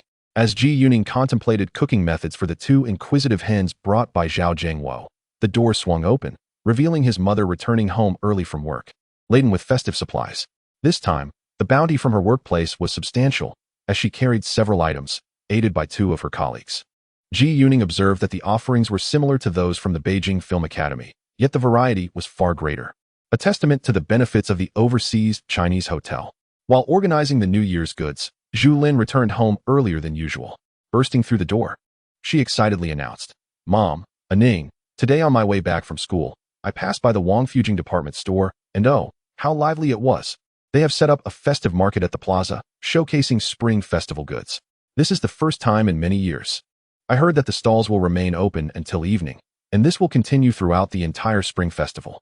When I rode my bicycle there, I couldn't even make it through. The street was completely packed with people.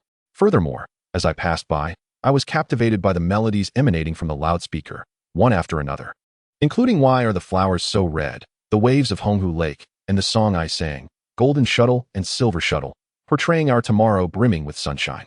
Indeed, I also recalled the tune you sang, and Ning, our tomorrow is sweeter than honey. I noticed the department stores selling kipeos, with individuals emerging from the stall.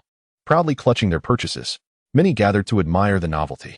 Zhu Lin's conversation stirred the memories of Ji Yuning's previous life. During the Spring Festival of 1978, the department store inaugurated a festive market in the square for the first time, adorned with colorful flags by day and resplendent lights by night, while each floor of the store was festooned with decorations. The Grand Hall even displayed a massive Spring Festival couplet, featuring garments that included traditional kipayos and a variety of children's clothing. This marked the department store's first foray into holiday marketing in over a decade. "How about I buy you a qipao, Alan?" Ji Yuning pondered, curious to see his wife in such attire. "You mustn't purchase one. How could it be worn in public?" Yet, they planned to visit grandmother's house the following day, which provided an opportunity to leisurely explore the department store. Lin, I suspect those who buy kipayos may not dare to wear them out. They might just don them at home. This year's Spring Festival indeed felt different. Last year, many institutions did not grant holidays.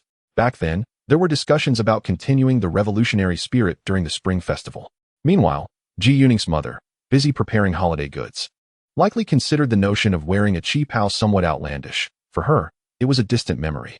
As they spoke, Ji Yuning's father received a delivery of holiday goods from his workplace, sent by an administrative officer from the Overseas Chinese Affairs Office. The benefits provided by Ji Yuning's father's unit were considerably more generous than those from his mother's, with the packaging of the holiday goods being notably more exquisite. This led Ji Yuning to perceive that the Overseas Chinese Affairs Office was significantly better off than the Ministry of Culture. The distribution of benefits during the Spring Festival was a clear indicator of their affluence. In contrast, the Film Research Institute under the Ministry of Culture issued the same meager offerings as the main office and all affiliated departments, merely a paltry 2 items, a duck and a pear. The Ministry of Culture was indeed impoverished, verging on being a mere shell of a government entity. On Saturday, February 4th, the morning brought a noticeable drop in temperature compared to the previous day, and the skies began to darken. During breakfast, Ji Yuning's mother predicted snowfall in the coming days, suggesting that this year might see snowflakes drifting on New Year's Eve once more. Ji Yuning found himself in agreement with her assessment. He recalled that throughout his life, New Year's Eve often coincided with snowfall. After Zhu Lin finished her meal, she donned her military coat and wrapped a scarf around her neck before heading off to school for a half-day of classes before the holiday break. Observing her bulky attire, Ji Yuning found this era rather intriguing. As winter descended, nearly everyone in China, irrespective of class, gender, position, or age, seemed to wear a military green cotton coat. In the morning, Ji Yuning remained indoors, but by noon at 11 o'clock, he too dressed in his military coat and rode his bicycle to Xiahe Medical College to pick up his wife. This afternoon, the two of them planned to visit Zhu Lin's grandparents and present the elderly couple with some festive goods. After enjoying lunch at their grandparents' home, they bid farewell and excitedly made their way to Wang Fujing department store. Even from a distance, before they reached the store, they could hear the melodious strains of lyrical songs emanating from loudspeakers. These were the very songs Zhu Lin had mentioned to him yesterday.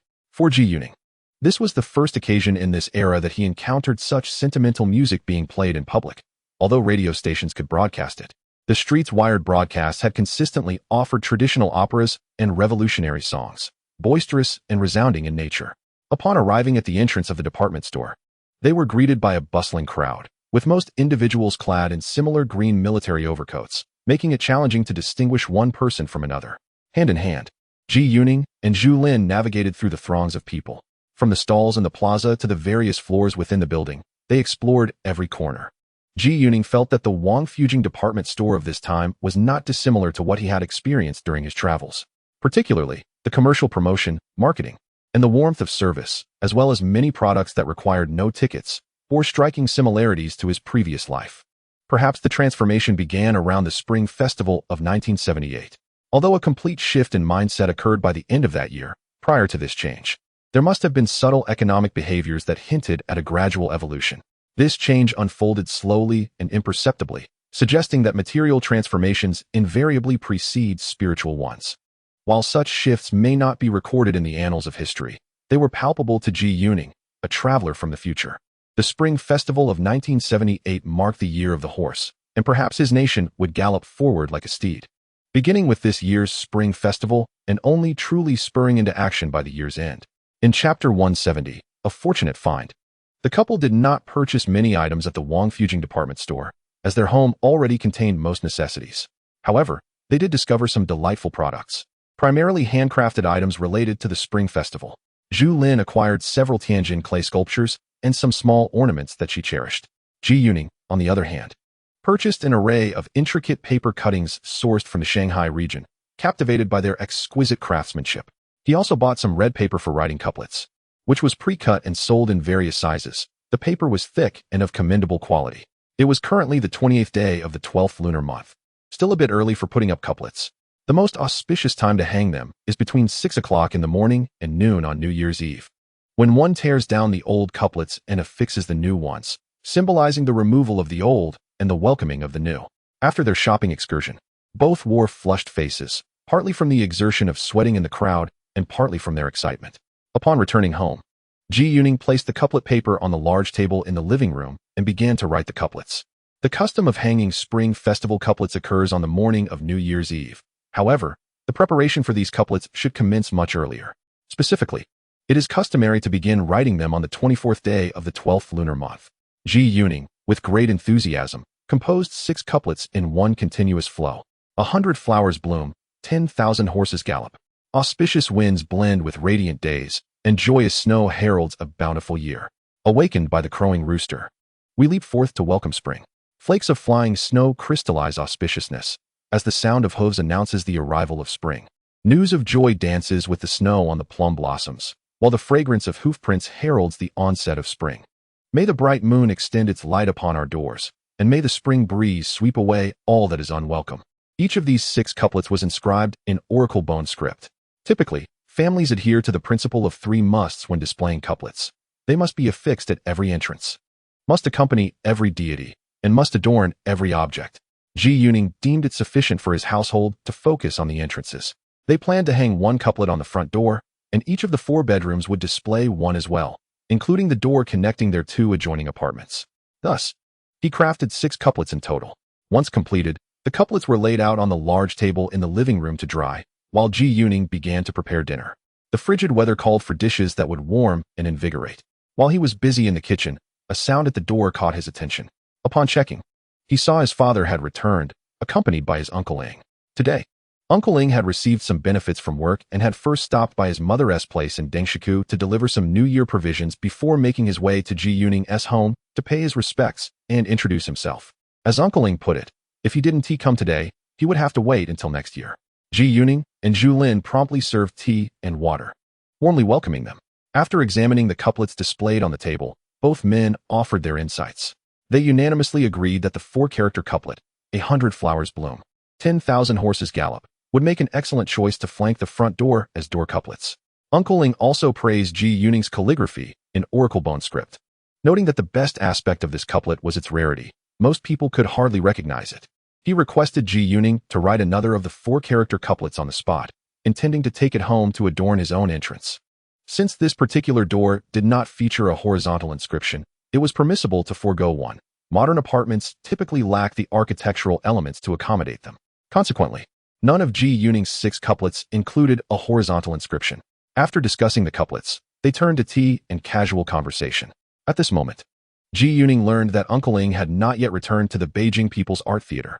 Instead, he was working as an English editor at a magazine under the National Foreign Languages Bureau. As a result, he resided in accommodations assigned by the Bureau, located in the eastern suburbs, while his workplace was situated in the western suburbs, necessitating a lengthy commute across the city each day. This undoubtedly made for a laborious routine, and Uncle Ing humorously remarked that he owed gratitude to Ji Yuning for recommending him for the film Dealing with the Devil, as it allowed him a temporary reprieve from the daily grind. In his previous life, Uncle Ing would not officially return to the theater until 1979, as he still cherished the craft of acting. After enjoying tea for a while, Uncle Ing rose to tour Ji Yuning's new home.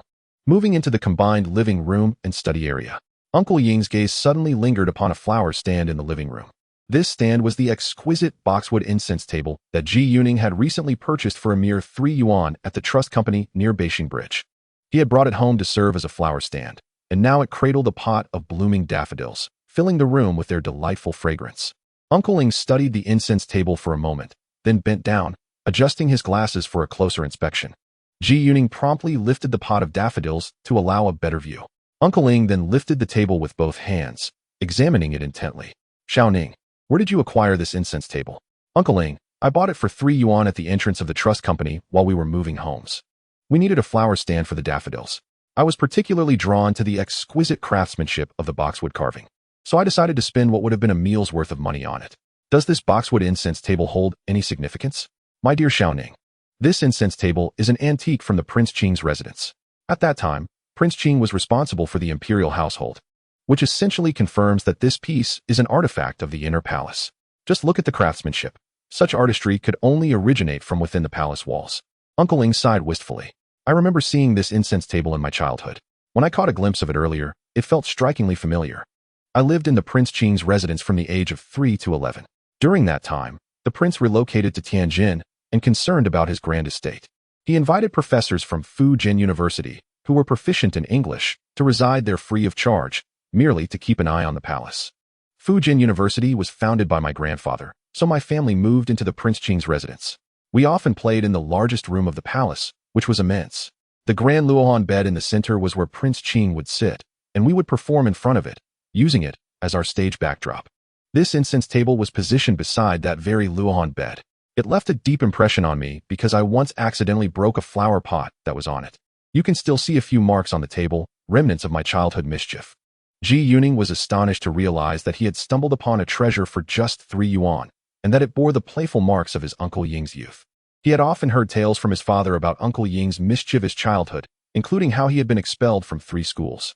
Thus, the incense table was not only a finely crafted artifact from the royal palace, but also a piece imbued with the legacy of a cultural luminary. This was indeed a remarkable object with a story to tell. Xiaoning, you have struck gold with this find. It is a splendid item, so cherish it well. Uncle Ing, upon seeing this relic of his childhood, was filled with joy. Chapter 171. Photographic memory. Ji Yuning was elated to realize that he had indeed made a significant discovery. He understood that such serendipitous finds were rare and that encountering one was a moment worth savoring for a long time. The occurrence of serendipitous finds suggests that one's fortune is indeed quite favorable. Upon his return to this life, it appears that good luck consistently accompanies him. After a brief respite, Uncle Ing rose to take his leave, as he was expected for dinner at his mother's place in Dengshiku that evening. Before departing, his father bestowed upon Uncle Ing a generous supply of sweet oranges from Xinhui, a rare delicacy in the capital during this era, especially as a gift for the Spring Festival. During dinner, Ji Yuning personally prepared a substantial pot of shredded radish with braised lamb tenderloin, a dish that garnered unanimous praise from the family. Indeed, Ningning's culinary skills shone through, as the broth was rich and the meat tender. The radish, known for its ability to promote digestion and clear heat, harmonized beautifully with the lamb, making it an ideal dish for the frigid weather, leaving everyone feeling warm and satisfied. Dr. Fong, the matriarch, certainly understood the principles of dietary therapy. After the meal was cleared away, Ji Yuning brewed a pot of ripe pu'er tea, which not only complemented the lamb, but also warmed the stomach and aided digestion. The family gathered around the television, sipping tea and engaging in light-hearted conversation. At this point in the evening, all had relaxed, with work responsibilities winding down as they awaited the festivities of the new year. Ningning, I heard you applied to the Spanish department at the capital university, but you did not take the oral examination for foreign languages, did you? His father inquired over his tea. No, only the written examination for English on December 12th, the 3rd day of the college entrance examination last year, Ji Yuning responded. I have heard that candidates applying to the Capital Foreign Languages Institute had a unified oral test arranged by the institute. Additionally, some candidates from outside the city applying to foreign language programs may have undergone oral examinations locally. However, we candidates from the capital region did not have to take an oral test.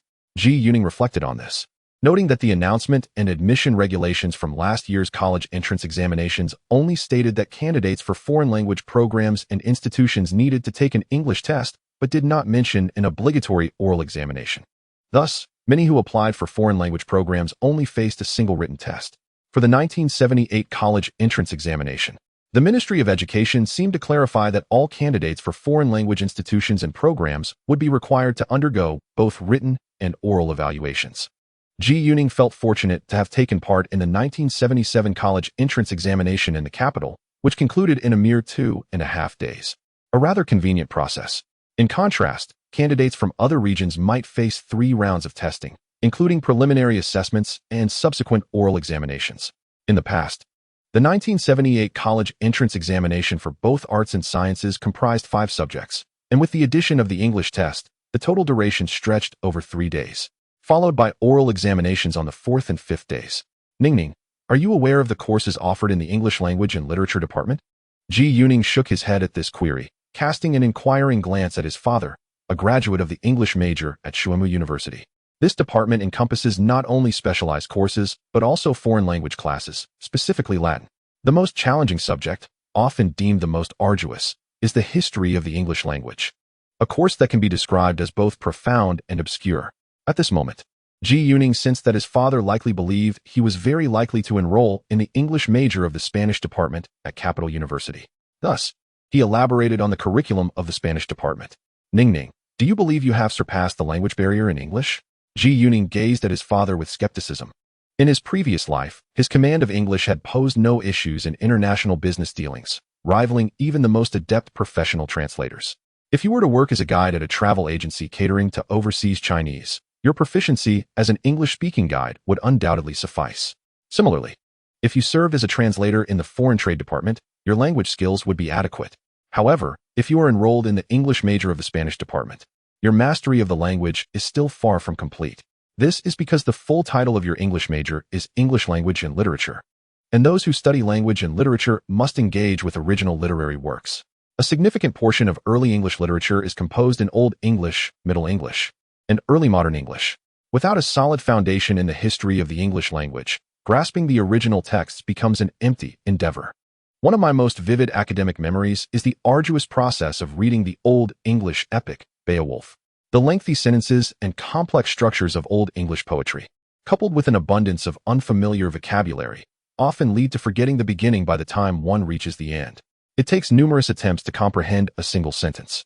Spending half a day just to read a few dozen lines is not uncommon. Yet, on the flip side, the inherent challenge of Old English makes its study immensely rewarding, often guiding learners into new realms of understanding. Upon finally completing this Old English epic, it feels as though a veil has been lifted, rendering the previously daunting works of Chaucer, Shakespeare, and Milton suddenly accessible. His father then rose and retrieved some materials from the bookshelf against the living room wall. These were copies of the initial pages of the epic, unearthed from a collection of old books I had once perused. Ningning, you may take a look, he said.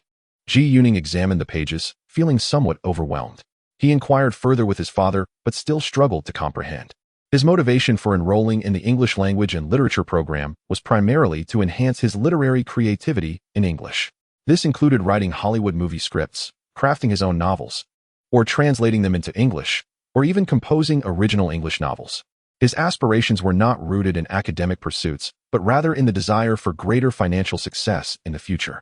Father, who was the most esteemed figure in the Spanish department back in the day? Ji Yuning pondered before asking. The consensus was that Mr. Qian, the author of On Art and the Fortress Besieged, was the most distinguished, possessing a photographic memory. His father stated this without hesitation. Is memory the most crucial aspect of learning a foreign language? Yes, certainly, but beyond that, one must also possess determination and perseverance. However, the foremost requirement is to have a strong memory. If you possess a memory akin to Mr. Qian's, with the ancient capacity to remember and recite effortlessly, you will find yourself achieving remarkable results with minimal effort. In the evening, Ji Yuning returned to his room, where he meticulously reread the ancient English poem his father had given him.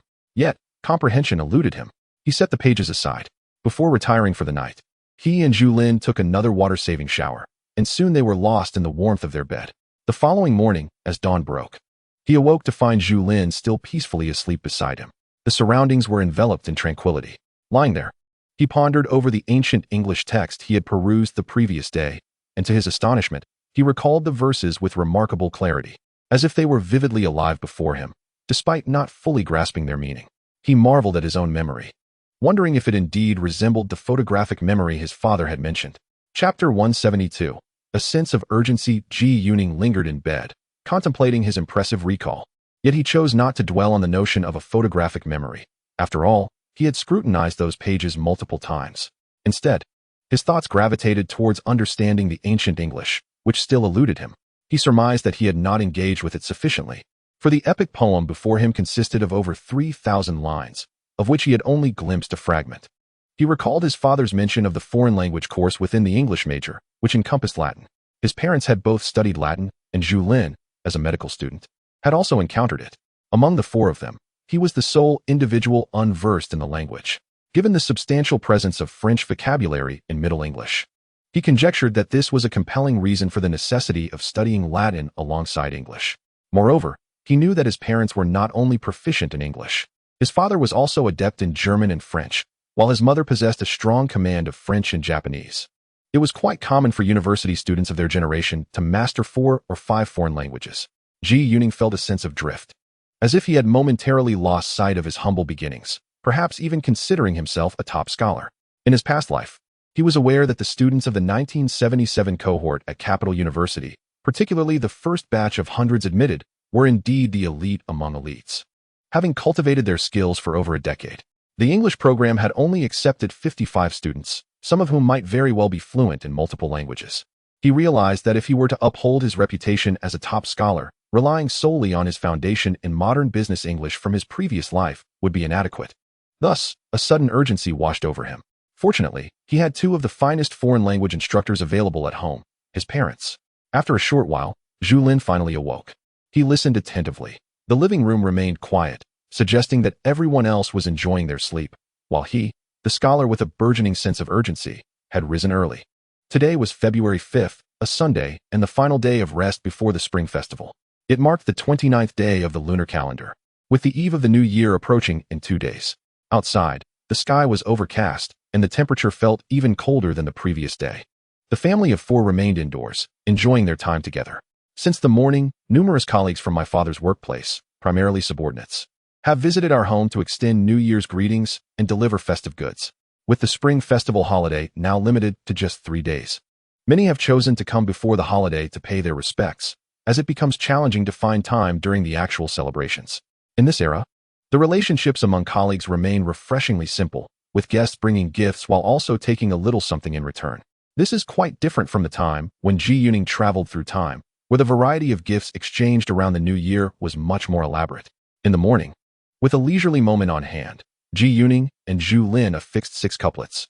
The couplets at the entrance were placed on either side of the door, while the 5 inside were directly affixed to the door itself, as adhering them to the wall would complicate future cleaning.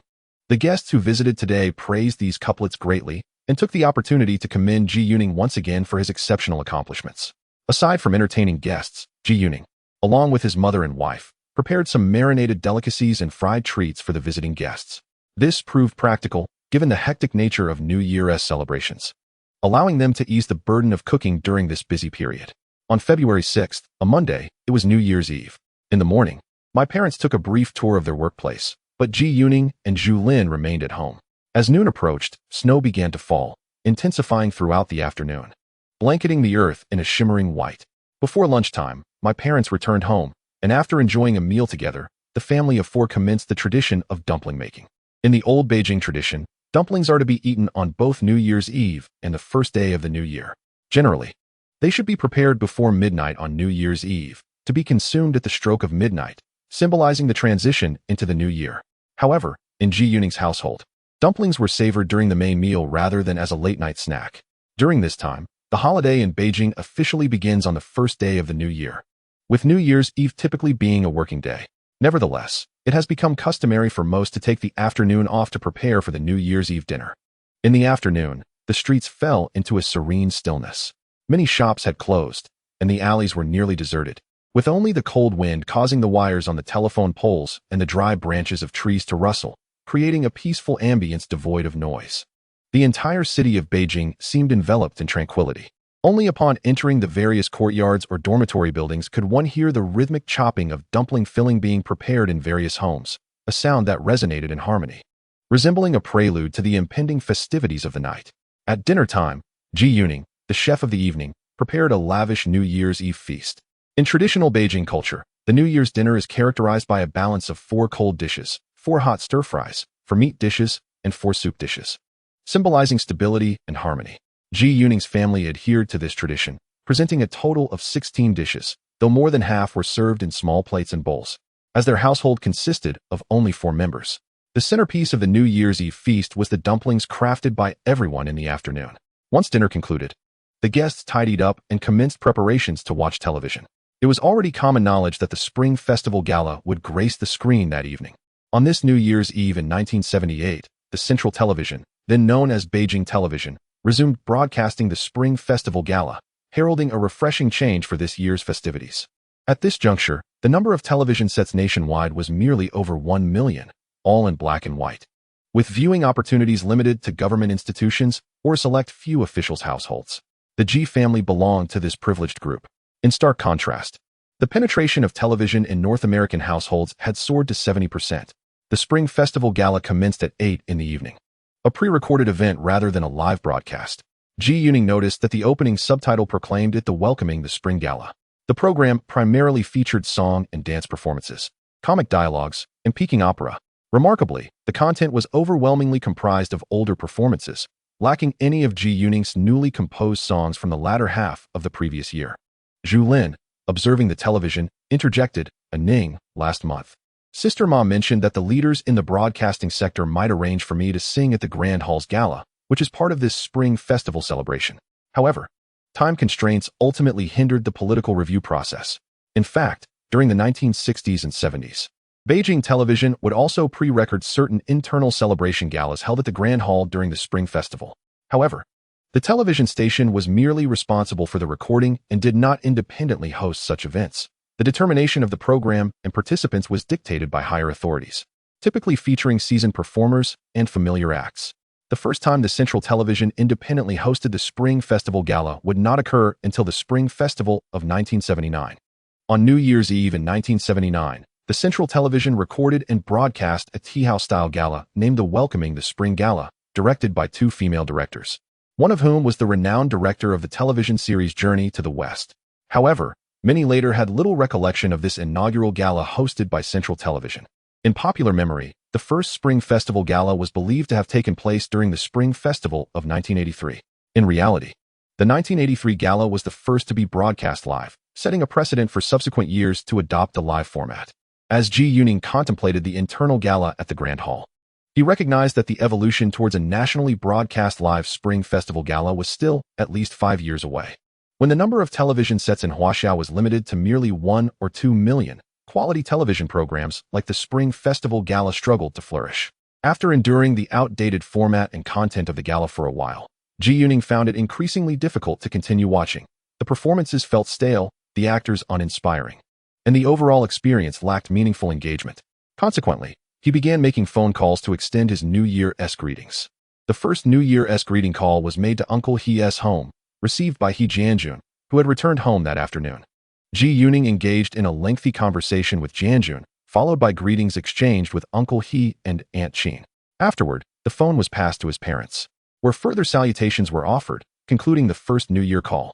The second greeting was directed to Zhu Lin's grandparents, where her parents were also celebrating the New Year.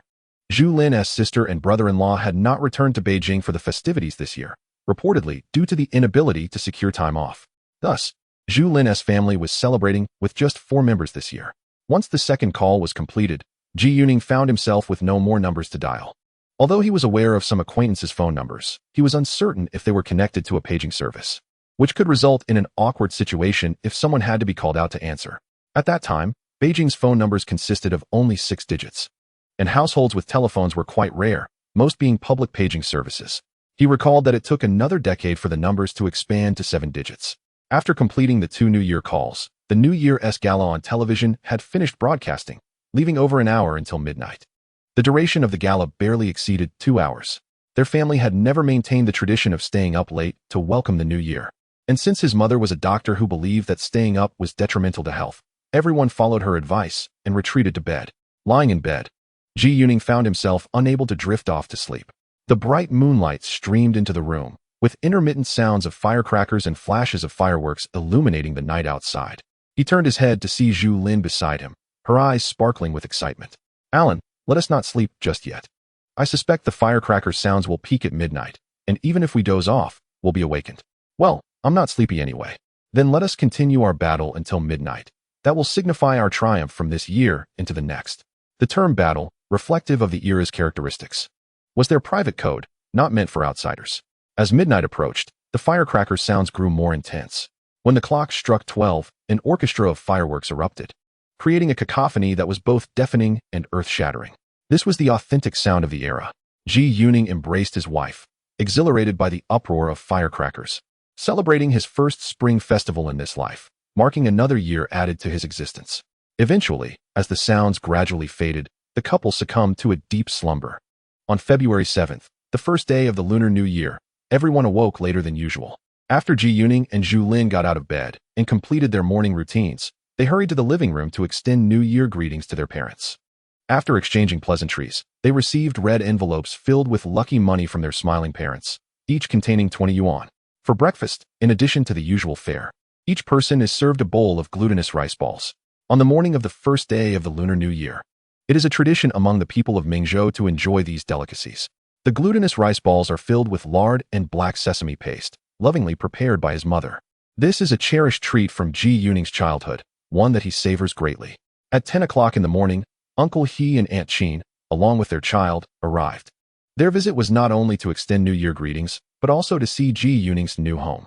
Lacking elders in the capital, Uncle He and Aunt Qin chose to celebrate the new year with Ji Yuning's family. In truth, it was a chance for both families to gather and enjoy the festive spirit. Upon meeting, Uncle He and Aunt Qin couldn't help but lavish praise on Ji Yuning. Their prodigious godson, Ji Jianjun, expressed both joy and envy at Ji Yuning's status as a top scholar. During their casual conversation, Uncle He revealed that starting this year, military academies would open their doors for the first time to candidates from both within and outside the military. Half of the admissions would be reserved for outstanding military personnel, while the other half would be filled with students from civilian universities. The examination questions for military candidates would be organized by the General Logistics Department. Last year's college entrance examination saw some active military personnel pass through multiple levels of scrutiny to participate in civilian exams. Though such opportunities were rare and often involved fields not offered by the military. However, individuals like Ji Jianjun and his brother can still pursue education through military recommendations. In the afternoon, after Uncle He and his family departed, Ji Yuning discovered the newspaper delivered that day. Among its pages, an article on the front page of the reference news piqued his interest. On this first day of the new year, the publication began serializing the work of West German scholars Bienhauser and Schmack, titled The World in the Year 2000, originally published in the early 1970s. The serialization is divided into sections exploring humanity's relationship with the future, labor, and information technology. According to the article's forecasts, by 1985, new modes of transportation would be widely adopted. Planes could reach any destination in the world within 6 hours. Satellites would transmit hundreds of television programs over long distances. Telephone costs would decrease by 80 to 90%, and people would live up to 150 years. Many who read this article on the first day of the new year were filled with aspirations for the future. However, Ji Yuning found the content of the article particularly engaging, as he was one of those individuals who lived around the year 2000 mentioned within it. Having experienced the 20 years leading up to 2000, as well as the over 20 years that followed, his understanding and imagination of the future surpassed that of anyone else. This realization filled him with an overwhelming sense of confidence as he read the article. On the first day of the new year, while everyone else was speculating about the future, he alone held the answers. This feeling was undeniably gratifying. Chapter 174. All letters arrive. Ji Yuning, a person from a future era, had never contemplated altering the course of this world. He merely lived once again, accepting that the world would evolve as it was meant to. He remained an ordinary individual, lacking the power to change the overarching trends of development in the world. The prevailing trends dictate that he must inevitably conform to such currents. However, endowed with memories from his past life, he is certain he can transform his own destiny, thus ensuring a better life for his family. On February 8th, the second day of the Lunar New Year, Ji Yuning accompanied Zhu Lin back to her parental home. In the customs of the capital during this era, it is customary not to return to one's family on New Year's Eve or the first day of the new year. Rather, the return home is traditionally made on the second day, a practice cherished by the old residents of Beijing. This time, they returned not to the home of Zhu Lin's in-laws at the Industrial Institute, but directly to her grandparents' residence. During this festive season, Zhu Lin's in-laws were also staying with her grandparents, allowing Ji Yuning, as the new son-in-law, to pay his New Year respects to all the elders on Zhu Lin's side of the family in one visit. The snow along the way had yet to melt, and many areas remained icy, prompting Ji Yuning and Zhu Lin to ride cautiously. As they passed by the bus stop for Route 106, they observed a throng of people waiting, a sea of black coats. Ning, look. Thank goodness we took the bike. If we had listened to you and squeezed onto the bus, we'd be waiting for who knows how many buses, Zhu Lin remarked while pedaling. Alas, the buses are far too scarce nowadays. If only we had a little car. I can drive, after all. What are you thinking? Even if you could drive, you wouldn't be able to own a car. Those belong to the workplace, and only the leaders get to ride in the small vehicles. Zhu Lin's assessment was spot on. In these times, private ownership of cars was virtually impossible, as the limited number of small cars was reserved solely for the leadership. At this moment, Ji Yuning longed nostalgically for the days of his past life, when every household possessed a private vehicle. They rode into the family courtyard of Xia Hospital, located at 59 Weijiabu Street. This courtyard was far more bustling than during Ji Yuning's last visit, teeming with children setting off firecrackers. The four elders were particularly delighted to see them, and in the parlance of old Beijing, Ji Yuning's visit could be likened to that of a distinguished relative. While his wife Zhu Lin was akin to a beloved daughter returning to her family, such an occasion warranted a grand reception. Upon entering, they found Ji Yuning's mother-in-law busy in the kitchen preparing lunch. It was then that he understood why his in-laws had chosen to stay here during the festivities. The housekeeper at Zhu Lin's grandparents' home had returned to her own family for the new year. In reality, the housekeeper was a distant relative of Zhu Lin's grandfather, residing here under the guise of kinship. In this era, it was uncommon for typical families in the mainland to employ housekeepers or servants, as such practices were remnants of a bygone era. The elders remained most interested in Ji Yuning's accomplishments as a top scholar. No sooner had he settled in the living room than his father-in-law joyfully proclaimed, "Xiao Ning." Everyone at the Industrial Institute now knows that Professor Zhu's son-in-law achieved a perfect score in the 1977 college entrance examination. Lately, whenever anyone at our school sees me, they mention this. Indeed, now even our colleagues at Xia are aware that Lin Lin's husband is not only a great poet, but also a top scholar, added Ji Yuning's mother-in-law. Yesterday, many who came to pay New Year respects to Lin Lin's grandparents remarked that our family truly embodies a scholarly lineage. Beside him, Zhu Lin's face radiated pride, her delight palpable. In this moment, Ji Yuning was reminded of the time he interned at Xia Hospital, when his wife had taken him to the cafeteria. Wearing the same expression, his grandparents, though not overly talkative, cast glances at Ji Yuning that conveyed their satisfaction with their granddaughter's husband. At noon, Ji Yuning, the devoted son-in-law, showcased his culinary skills by preparing 2 exquisite dishes from Shandong cuisine. The remaining dishes were prepared by his mother-in-law, embodying the flavors of Tongqing. After the 6 of them finished their meal, they engaged in conversation, at which point Ji Yuning's father's driver arrived. This afternoon was designated for Zhu Lin's family to visit Ji Yuning's new home to celebrate the new year, a plan made prior to the holiday. Due to the biting cold and treacherous roads, his father had arranged for a dedicated car to pick them up. Typically, in his previous life, a leader's driver would only enjoy the new year at home on New Year's Eve and the first day of the new year. The rest of the time, they would be at the beck and call of their superiors. The 4 elders traveled in the car, while Ji Yuning and Zhu Lin rode their bike back. The elders lavished praise on Ji Yuning's new residence, noting the south-facing layout and spaciousness, which surpassed that of a typical villa. Furthermore, Ji Yuning had decorated the home beautifully, with classical furniture and walls adorned with calligraphy and paintings.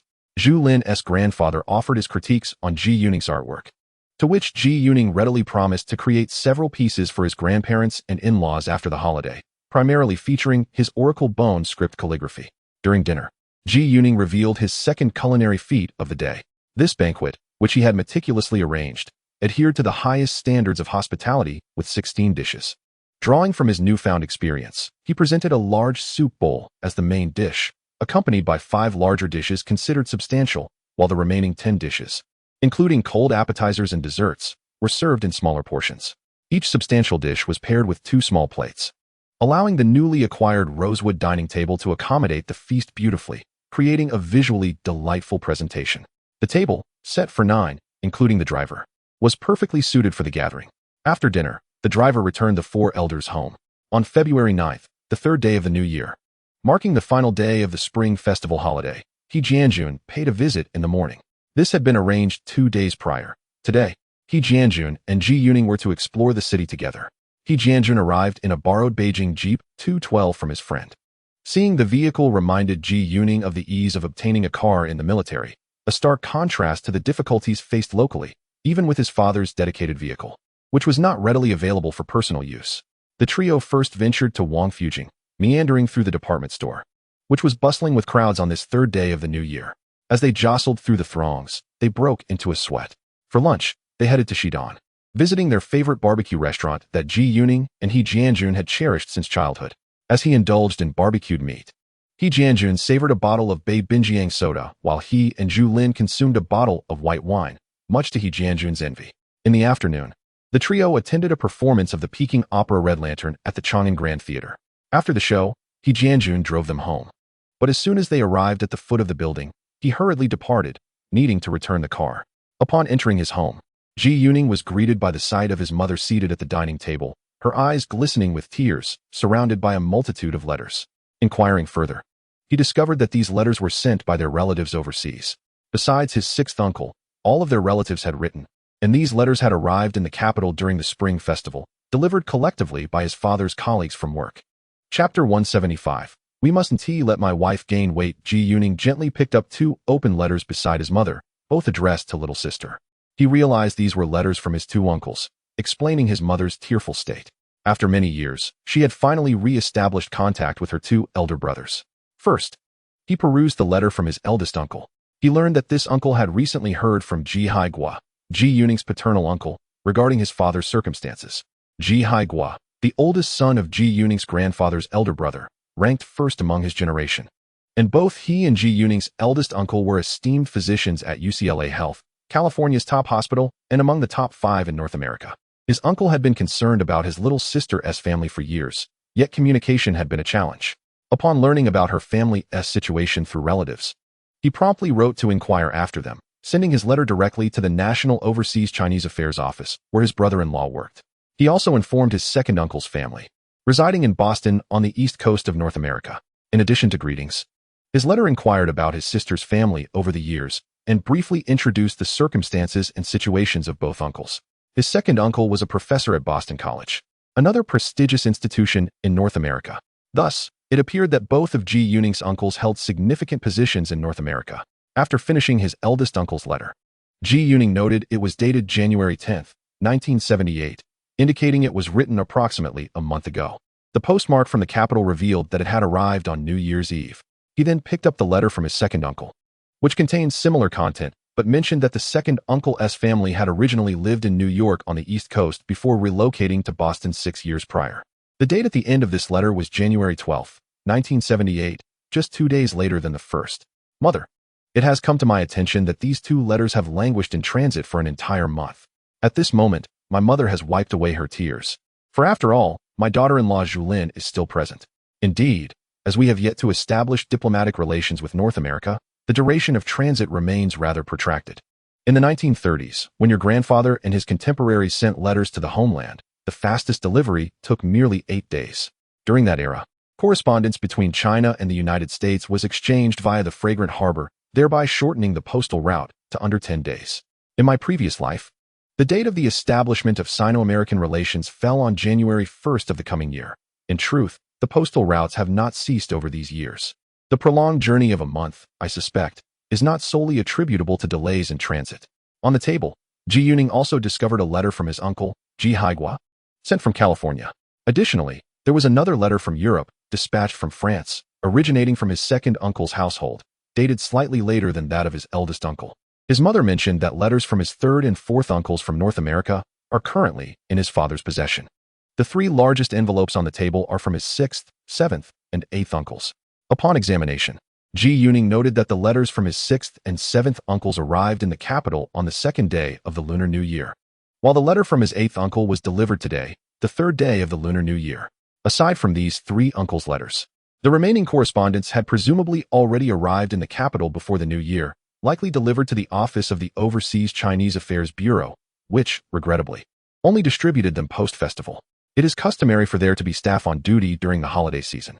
Yet the whereabouts of this duty officer during the Spring Festival remains a mystery, and one cannot simply dismiss him from his post.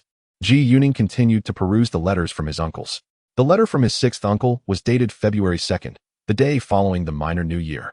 Within, it not only praised Ji Yuning for his remarkable achievement of scoring full marks as the top scholar, but also included photographs from the lion dance celebration on the Minor New Year, which contained phrases like standing out among the rest. The sentiments expressed in the letters from the other 2 uncles were similar, also accompanied by photographs from lion dances held on Hong Kong Island and in the Star City. Particularly the 8th uncle's letter, which contained the most photographs, showcasing the grandest scale of lion dance festivities. Upon closer inspection, the postmarks on these 3 large envelopes indicated they were registered letters sent from Yangqing.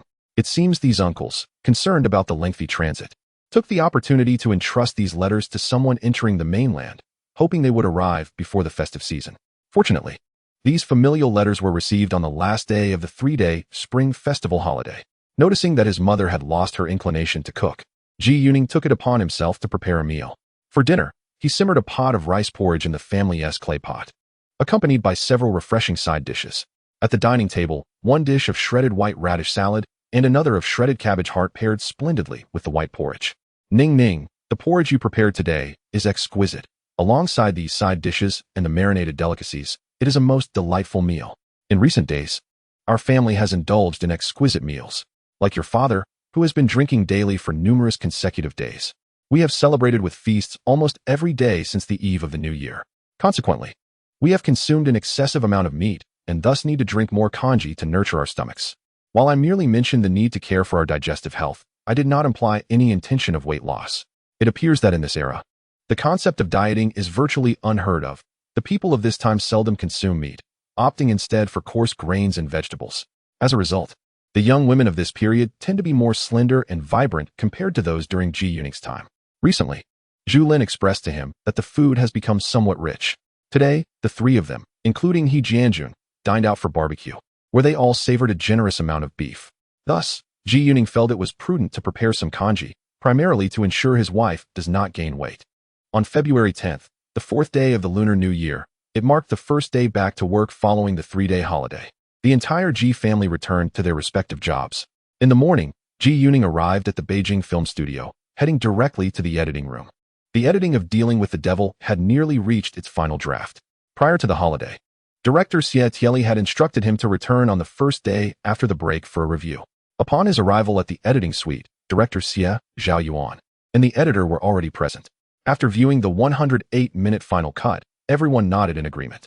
Well then, our crew has no objections. Tomorrow, the studio leadership will also review this final version that we endorse. If there are no issues, this will be the definitive version, and we can proceed to sound recording. Chapter 176. Admission notice on February 11th, Saturday.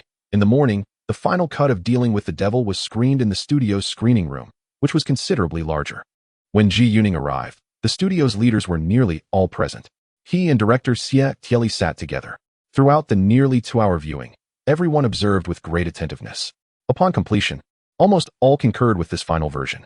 This outcome was anticipated, as both the film's editor and director are members of the studio's screening committee.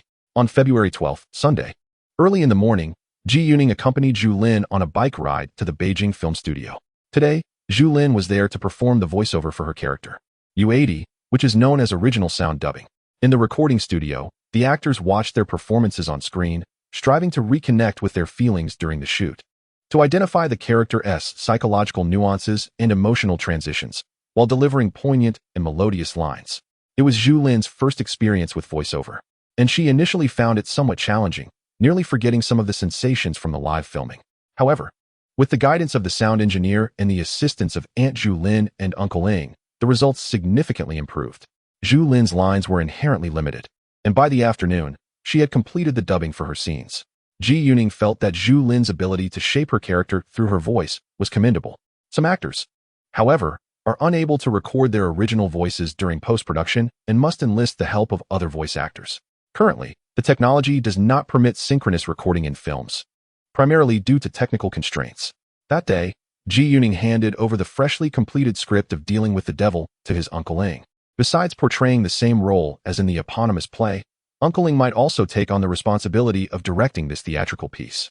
In a previous life, he had directed the play Neighbors, albeit without his name listed in the director's credits. Subsequently, Uncle Ing took the script to consult with the leaders of the People's Art Theater. On Monday, February 13th, in the afternoon, Ji Yuning recorded the theme song for the film Dealing with the Devil, titled The Motherland Will Not Forget, in the recording studio at the Beijing Film Studio.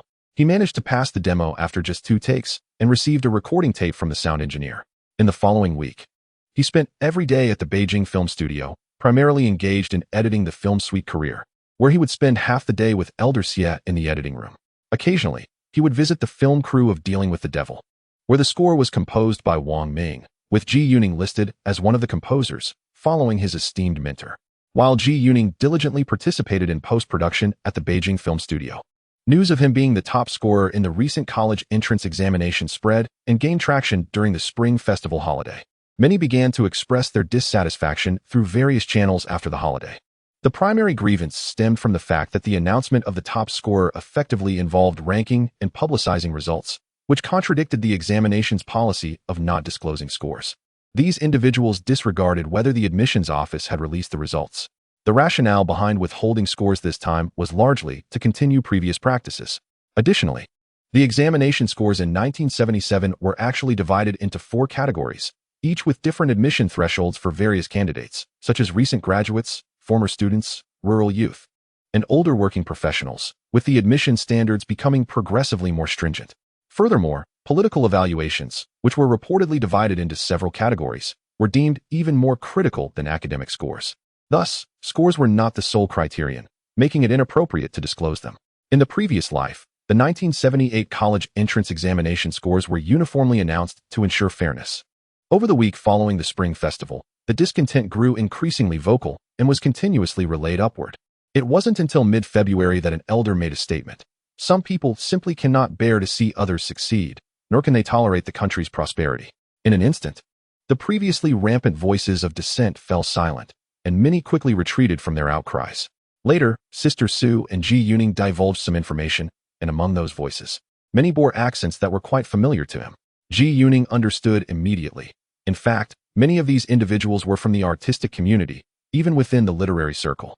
Their feelings of jealousy and dissatisfaction towards Ji Yuning's achievements since the latter half of the previous year had prompted them to seek an excuse to vent their frustrations. Ji Yuning also recognized that these people within the circle were truly the most despicable. On February 17th, Friday, at the admissions office of Capital University, the school began issuing admission notices for the class of 77. The head of the admissions office, Mr. Zhu, stated that once the comrades had filled in the forms accurately, they would be sent out today. Mr. Zhu, the communication address for student Ji Yuning, number 001 in the files, is his home address. I see yo. This address is that of the Overseas Chinese Affairs Office's residential compound, so there's no problem. You may simply strike out the words Revolutionary Committee on the front of the notice and write his name directly. Soon, the first admission notice was prepared. On February 19th, Sunday, which was a day of rest, Ji Yuning's entire family was at home relaxing. As it was a day off, he noticed it was already past 7:30 when he got up, and by the time he finished his morning routine and had breakfast, it was already past 8 o'clock. At 8:30, the family habitually began to listen to the daily news and newspaper summary program, which was a replay at that hour. On regular weekdays, they tuned in at 6:30 in the morning for the first broadcast of the news and summary. On this day, the People's Daily published an outstanding Chinese essay written by a candidate from the Capital Region's class of 77, entitled My Year of Struggle. The author was the candidate Ji Yuning. The 4 family members in the living room were momentarily stunned upon hearing this. This must be Ning Ming's essay. If Ning Ming's essay appeared in the People's Daily, it meant he had surely been admitted. Father's reaction was swift. Ning Ming, after hearing the news, quickly go grab today's People's Daily and see if it's your article. Mother was quick to respond as well. After the news, at 9 o'clock, Ji Yuning hurried downstairs. He retrieved the newspaper from the mailbox, and, indeed, it was his essay. Just as he was about to head back upstairs, a thought crossed his mind.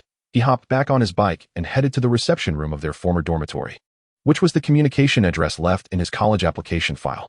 Upon seeing him, the elderly gentleman at the reception exclaimed, Ji Yuning, you have a letter. The postman just delivered it, and it appears to be from Capital University. Ji Yuning cautiously opened the envelope and found the admission notice from Capital University. Chapter 177. A family heirloom. Ji Yuning carefully reviewed the admission notice once more. Comrade Ji Yuning, with the approval of the school and the Capital City Higher Education Admissions Committee, you are admitted to the ordinary class of the English Language and Literature program in the Department of Western Languages. Please report to the school from February 27th to 28th, 1978, as per this notice. The Revolutionary Committee of Beijing University, February 17th, 1978. Ji Yuning glanced at the brown paper envelope, and indeed, it bore the inscription 001. With one hand pushing the cart and the other holding the newspaper and letter, he walked along, reading intently. His heart was aflame, rendering the coldness of the day negligible. Upon returning home, it was already 9:20. His mother, upon seeing him, anxiously inquired, Ning Ning, Did your essay make it to the newspaper? Why did you take so long with that paper? Mom, I brought back the admission notice. It was sent to our old address. The mailman knocked, but found no one home. He later sought out the old gentleman at the reception, who recognized me and was about to call our house when I arrived. I had written that address on my application, so after getting the newspaper, I thought to check with the reception there. Today was indeed fortuitous. Is it the English major in the Spanish department at Beijing University? His father quickly interjected. Yes, it's my first choice that I got admitted to. His mother took the admission notice, and Zhu Lin leaned in to see it. Both of them wearing expressions of delight. His father glanced at it, and then grabbed the envelope again. Ning Ning, look at the 001 on this envelope. It signifies that you are the first candidate, which means you are the top scorer in the college entrance examination for our city. His father's words drew everyone's gaze back to the envelope, their eyes gleaming with excitement. Previously, it had been said that Ji Yuning was this year's top scorer with a perfect score, but such claims had merely circulated through word of mouth. Everyone believed it to be true, as these rumors had spread within the higher education and cultural systems, hence they could not be false. However, this envelope with the 001 could serve as tangible proof. Having been a teacher at Shuimu University for 20 years, his father was well acquainted with the intricacies of the college entrance examination and the admissions process. He affirmed that the 001 candidate was undoubtedly the top scorer. Father, this envelope must be preserved carefully. In the future, it will be a treasured heirloom for our family. And we must also keep this admission notice. In fact, Ji Yuning's most direct evidence of being the top scorer lies in the candidate card kept in his file, which contains all his examination scores. However, this card is in the archives, and ordinarily, he wouldn't have the chance to see it, let alone take it out. After examining the envelope and admission notice, everyone turned their attention to Ji Yuning's essay published in the People's Daily. Ning Ning, who set this essay topic. It feels like it's meant to be a year-end summary. Such a topic is quite challenging to write. His mother frowned upon reading the college entrance examination essay prompt. I've heard it was set by a teacher from Beijing Normal University. Indeed, it leaves much to be desired. Ji Yuning recognized the author of the examination question. In his previous life, he had observed this individual's calligraphy and perceived a lack of genuine scholarship, masked by a facade of erudition. In his past existence, he encountered numerous so-called experts who, despite their studies in classical poetry, possessed no true talent for composition. Similarly, those researching traditional arts often lack proficiency in calligraphy or painting, even struggling to wield a brush. As Ji Yuning prepared for this essay, he found himself ruminating extensively on the topic, having internally criticized it countless times. In truth, the essay prompts for this year's college entrance examination in certain provinces were quite commendable. For instance, the prompt in Zhejiang province was simply a character, road. Meanwhile, in Heilongjiang province, the prompt was, whenever I sing the East is red. Such topics allowed candidates to easily commence writing and develop their ideas fluidly. However, if last year's essay prompt in the capital was deemed inadequate, this year's was even less inspiring. Centered on the so-called issue of speed, a topic that would be particularly awkward for someone like Ji Yuning, who had experienced life before. Ning Ning was on the verge of starting university as a civil servant, and the years spent in school would count towards his service tenure. His father began discussing educational matters, noting that during the years of 1977 and 1978, civil servants pursuing higher education could indeed have their work tenure acknowledged. However, in his previous life, starting from 1979, civil servants enrolling in university ceased to have their tenure counted. Thus, Ji Yuning's admission this year was rather advantageous, though regrettably, his tenure amounted to merely 6 months, rendering him ineligible for paid study. His mother, observing her son's confusion, continued to elucidate, Ning Ning, under current regulations, official employees with 5 years of service can attend school with pay. Those who have not met this threshold must have their tenure calculated during their studies, albeit without remuneration. As the head of a hotel, she was well versed in these matters. Then, mother, does my 6 years of rural service count towards my tenure? He inquired. Alas, it does not. The Labor Bureau no longer recognizes the period of youth sent to the countryside as valid service tenure. In reality, there was no explicit directive from the central government regarding the recognition of tenure during the rural service period. In 1977, the relevant regulations from the National Labor Bureau excluded those youth from salary adjustments, effectively disregarding their rural service as valid tenure. But our rural service was orchestrated by the state. We were assigned to specific locations for this purpose. The labor I performed was strenuous and demanding. Surely it should be acknowledged as work? Ji Yuning expressed his indignation. Following 1978, the state subtly acknowledged this period of service in various documents, though though no definitive regulations were established until the mid-1980s, when the central government formally recognized labor performed by youth during their rural service as valid tenure, allowing it to be combined with subsequent employment time. Ning ning. As the National Labor Bureau does not issue documents regarding this matter, the accountant at your workplace cannot process your salary, which means you will not be receiving any wages during your studies. My words are rather pragmatic. The accountant will not issue you a paycheck, and you have no right to complain. Alas, after much anticipation, your salary has finally increased to 50 yuan, only for it to vanish entirely, leaving me in a state of poverty, lamented Zhu Lin. However, after he spoke, he noticed his wife regarding him with an amused expression, while his mother also looked at him with a hint of humor in her eyes. Chapter 178. The difficulty of pretending to be poor in truth. Zhu Lin's earlier lament about becoming impoverished due to the lack of wages was intended for external ears. He expressed his dissatisfaction through such statements, feeling that if the 6 years spent in rural service were not counted as work experience, then it would have all been in vain. He earned no money and endured daily hunger, despite the substantial amount of labor he performed. In the end, all that remained was the suffering. Over the past 6 months, Zhu Lin's monthly earnings averaged over 500 yuan, which is equivalent to 50 times his current salary, surpassing his father's earnings for 10 months and exceeding his mother's annual salary. Thus, whether or not he received wages during his university years was of little concern to him. His family was well aware of his financial situation and did not mind his lack of income during his studies. In reality, his family did not place significant emphasis on money. They were not short of it, as everyone in the household earned well. They had always been financially stable, except during the years when his parents were sent down to the countryside. Moreover, with Zhu Lin being their only child, there was no need for concern, as all would ultimately belong to him. When it came to daily expenses, it was like preparing dinner each night. Whoever was responsible handled it. Zhu Lin did not contribute financially to the household each month, and his parents did not expect him or Zhu Lin to do so. This differed greatly from most families nowadays. Consequently, Zhu Lin found great comfort in marrying into Zhu Lin's family, managing his finances while also receiving her own monthly allowance, allowing her to worry little about money. In this era, most familial conflicts revolved around financial matters, a situation that did not exist in their household. Ning ning. Your registration at Beijing University is scheduled for the Monday and Tuesday of the week after next, which leaves you with 8 days.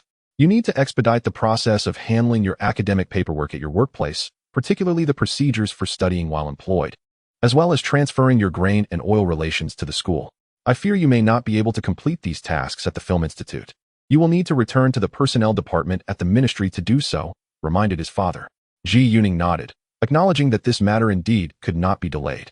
That evening, he penned a letter to his uncle Haining, likely anticipating its arrival.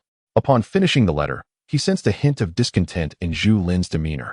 Ning, once you begin your studies, you won't be able to come home often, she remarked. The two had spent every evening together recently, and the impending change to seeing each other weekly naturally left her feeling a bit unhappy. Not only is Zhu Lin discontent, but also the mere thought of it makes Zhu Lin feel utterly unwell. Indeed, it seems he must reside on campus, and I suspect he will only be able to return home on weekends. Zhu Lin believes this may well be the sole displeasure he harbors about attending university. He must live on campus, which means he cannot spend every evening with his beloved wife. On Monday, February 20th, Zhu Lin, rather unusually, arrived at the office promptly in the morning. Upon noticing him, Director Ma blinked in surprise. Director, I received my admission letter yesterday. I am here today to complete the enrollment procedures. Director Ma accepted the admission letter from Zhu Lin, glanced at it, and felt a wave of joy. He had actually been mentally prepared for this. This young man had scarcely been present at work over the past few months, constantly off on various assignments, whether for film shoots or literary meetings. Now, he would be formally embarking on his academic journey. Well done, Xiao Ji. Pursuing education is commendable. This is indeed a rare opportunity. After signing the necessary documents with Director Ma, he proceeded to the finance department to meet with accountant Sister Wang, where his salary would be calculated up until the day he reported for school. Xiao Ji, it's a pity your work experience is somewhat lacking. Otherwise, you could have attended school with a salary. Sister Wang brought up the topic of paid schooling once again. Alas, Sister Wang, my 6 years of rural service are considered wasted. They do not count as work experience. Indeed, during that rural period, the Labor Bureau deems it agricultural experience, not work experience. The term agricultural experience seemed utterly absurd to Zhu Lin. It bore no rational basis whatsoever. Agricultural experience? They are equating agricultural experience with work experience. The work experience does not pertain to industry or factories. It signifies labor. My rural service was a state-mandated assignment to engage in agricultural work. Agricultural work is indeed labor. Thus, it should count towards work experience, not this nonsensical agricultural term. Sister Wang's mention of agricultural experience reignited the frustration simmering within Zhu Lin. He had long been dissatisfied with the Labor Bureau's regulations regarding the work experience of educated youth sent to the countryside. And now he had a reason to vent his frustrations. Xiao Ji, you truly are a top scholar. Your explanations are quite compelling. If I were the head of the Labor Bureau, I would amend that regulation based on your reasoning. Sister Wang, amused by Zhu Lin's ramblings, teased him with a smile. He shared a comfortable rapport with Sister Wang, having spent many years in government institutions in his previous life, rendering him somewhat of a seasoned veteran. He understood well the dynamics of office politics and knew whom to avoid offending. The accountant in their office was among those who must not be slighted. Hence his amicable relationship with Sister Wang. Unfortunately, concerning salary matters, Sister Wang, as a mere accountant, could only adhere to the regulations. Oh dear Sister Wang, I just received a raise, and now that it has increased to 50 yuan, it will soon be non-existent. For the next 4 years while I attend school, I shall find myself without a salary. I have suddenly become impoverished. Enough, Xiaoji. You continue to feign poverty in my presence. Setting aside the 10 books you have published, your 4 film scripts alone would fetch you several thousand yuan. Everyone in our department, including those in this courtyard, is well aware of your status as a little tycoon. Sister Wang astutely unveiled Zhu Lin's true nature. After concluding the formalities with Sister Wang, he rode his bicycle to the Ministry of Culture. The paperwork remained incomplete. He still had to visit the personnel division of the ministry. Upon arrival, Zhu Lin first met with Deputy Director Wang, who has since been promoted to Director Wang. Zhu Lin expressed that he had come specifically to see the director, which delighted the already warm-hearted Director Wang even further. During their conversation, Zhu Lin recounted his educational experiences and reiterated the principle he had shared with Sister Wang regarding the equivalence of agricultural years to work years. As they were engaged in conversation, Minister Huang and Minister He appeared at the open office door, smiling at him. This little scholar, Ji, makes a valid point, but regrettably, my position as minister does not extend to the Labor Bureau. Ji, with your studies, you no longer receive a salary, Minister He interjected. I believe the ministry should consider providing some form of assistance in such cases. Zhu Lin felt a surge of joy upon hearing this unexpected news. As Minister Huang departed, he added, Ji, I have heard from your uncle He that you are quite the little tycoon now. In these times, pretending to be poor is indeed a challenge. Chapter 179. Reporting to Capital University, the remarks Zhu Lin made about agricultural years equating to work years at the ministry were not taken lightly. Many returning educated youth later referenced his words, especially since they originated from someone of his academic caliber. That same day, he completed all necessary enrollment procedures at the ministry. Subsequently, from Tuesday, February 21st, Zhu Lin spent entire days at the Beijing Film Studio. In addition to his ongoing post-production work in sound and music for films, he was also engaged in the editing of Sweet Career. He informed director Xie that he would be reporting to Capital University next week, thus leaving unfinished post-production tasks, such as the theme song and score for Sweet Career, and his voiceover for the character Tian Wu Bao, to be completed during his upcoming Sunday breaks. On Monday, February 27th, the day Zhu Lin was to report to Capital University, he set off early in the morning, riding his bicycle with his belongings. His luggage primarily consisted of bedding and some daily necessities, as he intended to secure a spot in the dormitory before returning home for the next couple of days until classes commenced. The journey spanned nearly 15 kilometers, taking him an hour to reach the southern gate of Capital University. The student dormitory buildings were situated near the southern entrance, making this the location for his reporting. A banner welcoming the new students of the class of 77 adorned the gate. Upon entering, Zhu Lin glanced at the large sign for new student registration, but chose to ignore the so-called senior students who were there to welcome newcomers. Possessing memories of a previous life, he was acutely aware that many of those piercing gazes were not driven by good intentions. He recalled that the location for new student registration was the Grand Dining Hall, and thus he followed his memory, riding his bicycle directly there. In his former life, he resided next to Shuanan University, adjacent to Jingxing University, where Zhu Lin had also spent over a year as a part-time graduate student. Consequently, he was intimately familiar with the intertwined histories of both institutions. Upon arriving at the triangular area, he spotted the unmistakable Grand Dining Hall. This hall stretched from east to west, with a smaller dining hall connected to its western side. As Zhu Lin entered, he was greeted by a cacophony of voices. The reception for new students from various departments of Jingxing University was bustling within. Almost every department and major had its designated table. The dining hall was filled with numerous large tables, devoid of fixed seating, allowing for flexible arrangements during events. Ji Yuning swiftly located the table for the Spanish department's new student reception, where he was attended to by two strikingly beautiful senior students. Upon seeing Ji Yuning, their eyes lit up with excitement. "Ah, you must be Ji Yuning. Our department head, Director Li, specifically mentioned you to us yesterday." They continued. "As for your cohort of new students, a nationwide policy has been enacted to waive all fees. Students will not be required to pay tuition and accommodation, textbooks, and miscellaneous fees will all be covered at no cost. Families with an average income of 30 yuan or less per capita are eligible for national scholarships." Ji Yuning mused that this standard was quite reasonable. At that time, families in Jingxing deemed impoverished earned less than 8 yuan per capita. This indicated that many families, who were relatively well off, could still benefit from the scholarships, thereby ensuring that the education of children from average households would not impose an additional financial burden. Those wishing to apply for scholarships were required to submit a document from their parents' employer verifying their income and family composition. Only those whose economic circumstances fell below the threshold would qualify for assistance. Currently, the salaries of ordinary university teachers ranged between 60 to 70 yuan, while the monthly wages of secondary workers varied between 38 to 42 yuan, depending on regional disparities. Thus, it was anticipated that the majority of students in Ji Yuning's cohort would come from families with an average income below 30 yuan per capita, thereby qualifying for national scholarships. The scholarships provided ranged from 17 to 23 yuan per month. "Oh, senior sister," he interjected, "prior to my registration, my department provided me with a stipend for my studies, amounting to over 20 yuan each month, so I will not be applying for the national scholarship." Ji Yuning contemplated that he currently lived with his parents, whose combined earnings exceeded 400 yuan, resulting in an average income of over 100 yuan for their family of four. This was several times the income of an average household today. Thus, applying for a scholarship would be inappropriate, and he cleverly used the stipend from his department as his rationale. The monthly assistance of 25 yuan he received surpassed the highest standard of the national scholarship. The dining hall operated on a meal ticket system, distributing provisions according to a set plan. Each student received a monthly allocation of 7 kilograms of rice, 12 kilograms of corn, with the remainder consisting of flour. 3 types of meal tickets have a monthly purchase limit of 36 pounds. The school distributes different meal tickets according to the departments. Currently, there are 4 cafeterias on campus, along with a halal cafeteria.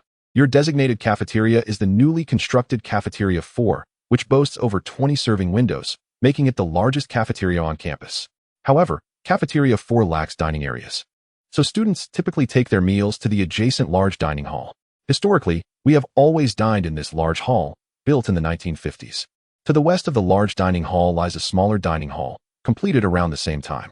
In the 1960s, Cafeteria 1 was established, and now Cafeteria 4 stands as the 4th edition. There are no restaurants within the school premises.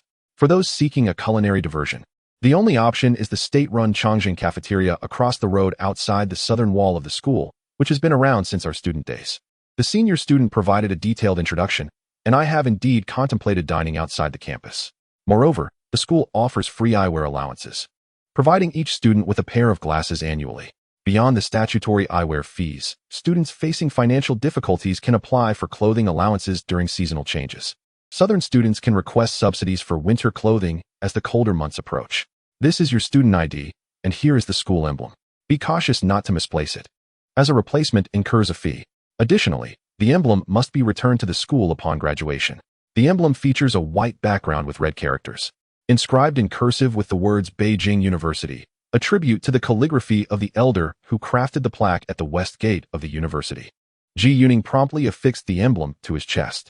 "This is your dormitory key. You have been assigned to the 32nd floor, room 334, located at the west end of the 3rd floor. Each dormitory accommodates 6 students, and room 334 is the largest on the entire 32nd floor.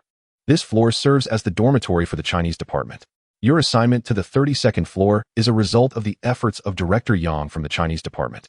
They could not secure your transfer, so Director Yang insisted that you reside in the Chinese department's dormitory. The office of the Chinese department is located on the 2nd floor of the 32nd floor, directly beneath your dormitory." Chapter 180. Roommates listening to the softly shared insider information from the senior student, Ji Yuning couldn't help but find it amusing. The Chinese department at Beijing University certainly carries a formidable reputation, and Director Yang's personality is quite remarkable. Senior, ascent, the Chinese department office located in the 5th courtyard? How did it end up in the 32nd dormitory building?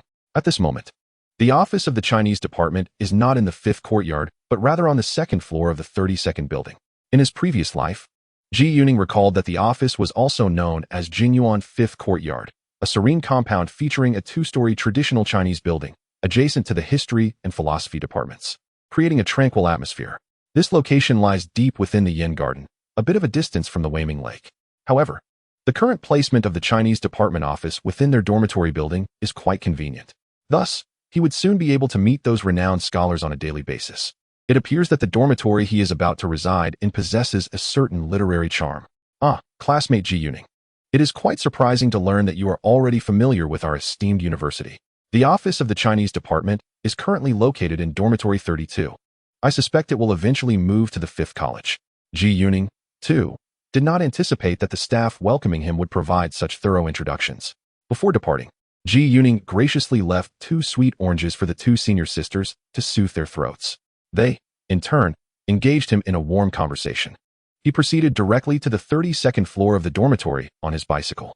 Along the way, he took a moment to admire the Yannan Garden located to the west of the dining hall. This garden is a significant site within the university. A considerable portion of the university's accolades emanates from this very place. The 32nd dormitory is situated towards the eastern side of the dormitory complex. As Ji Yuning pedaled past Building 28, he soon arrived at Building 32. This particular dormitory is among the closest to the dining hall, a feature that greatly pleased him. Upon reaching the 3rd floor with his luggage and preparing to retrieve his key, he noticed the door to room 334 ajar, indicating that he was not the first to arrive. As the saying goes, do not assume you are the earliest. There are always earlier arrivals. I inquired yesterday, and it seems that each of us will receive a scholarship of approximately 18 yuan per month. I also observed the canteen prices yesterday. They are quite reasonable, with the lowest dish priced at 5 cents, followed by 10 cents and 1 yuan 50, while the most expensive is 2 yuan. Thus, a monthly expenditure of around 15 yuan for meals seems quite feasible, allowing for a small savings of 2 or 3 yuan for personal use or to send home. Before he even reached the threshold, his keen ears picked up the voices of 2 individuals conversing inside, their accents suggesting they hailed from the southern region of Jiangsu. Upon entering, he greeted them, and they promptly stood up, responding with warmth. After inquiring, he learned that both had arrived the day before, brought to the university by the reception staff at the Beijing train station. One was named Su Qihua, born in 1952, with a distinctly Shanghai accent, while the other, Zhu Xiaojin, born in 1956, was merely a few months younger than Ji Yuning, speaking in a dialect reminiscent of the Suzhou vernacular. Both were majors in modern Chinese literature within the Chinese department. This year, the department offered 3 programs: modern literature, journalism, and ancient literature, with modern literature attracting the largest cohort of over 80 students. Both recognized Ji Yuning's name, having learned of his fame long ago, more than half a year prior. When Ji Yuning first published his poetry in a literary journal, they had already been aware of his prominence. After exchanging a few words, Ji Yuning began to assess the dormitory that would be his home for the coming years.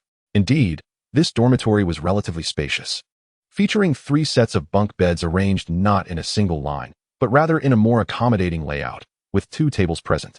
He observed that the lower bunks of the 2 beds by the door and the wall were already made up, while the lower bunk by the window remained unoccupied. Without hesitation, Ji Yuning claimed this last available lower bunk for himself. As Ji Yuning tidied his bed, he rummaged through his mind for information about his 2 roommates. He recalled a book written by an alumnus of a prestigious university in the capital, which had mentioned these individuals. They were noted as the 2 most diligent students of their cohort.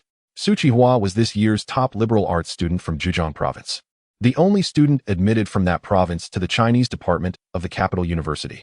Subsequently, he appeared in the Wenhui Bao, and it seemed he was among the first to travel to North America, where he had served as editor for numerous Chinese newspapers before passing away at a relatively young age, in his early 50s, having attended elementary and secondary school in Shanghai. His features unmistakably reflected his origins. Zhu Xiaojin hailed from Jingjiang, a city in Jiangsu province, where the local dialect closely resembled the Wu language of southern Jiangsu. He spent his career teaching in Jiangsu, eventually rising to the position of vice president at a university. When Ji Yuning traversed time, Zhu was already regarded as a figure of deputy ministerial rank. In his previous life, among the students of this cohort, many had achieved similar statuses. Having finished arranging his belongings, Ji Yuning observed that the room was already quite tidy. He felt a certain fondness for his two roommates. The three of them began to engage in casual conversation, and Ji Yuning surprised them by communicating in both the Shanghai dialect and Wu language, which elicited astonishment from his companions. Although both were literary youths, they had yet to produce notable works. Eventually, one would become a professor of literature, while the other would focus on journalistic writing. Su Qihua's college entrance examination essay had also been published in a local newspaper in Zhujiang. As they conversed, two more roommates arrived together. Both were candidates from the capital region, possessing square faces and striking appearances. One was Chun Jianggong, who later gained fame as a writer. He had worked as a miner in the coal mines of western Beijing for a decade during the 1960s and 1970s, which endowed him with a robust physique. Born in 1949, he shared a birthday with the Republic. The other was Liang Zhua, the author of the well-known work I Love My Family, born in 1957, making him the youngest in the room. Ji Yuning regarded Liang with a peculiar expression, unable to suppress thoughts of their mutual connections.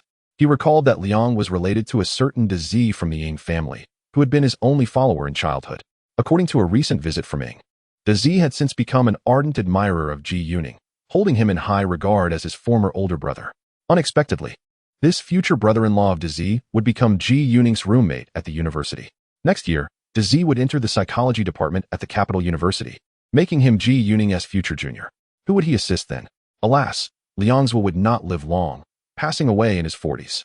Among Ji Yuning's four roommates, two would meet untimely ends in middle age.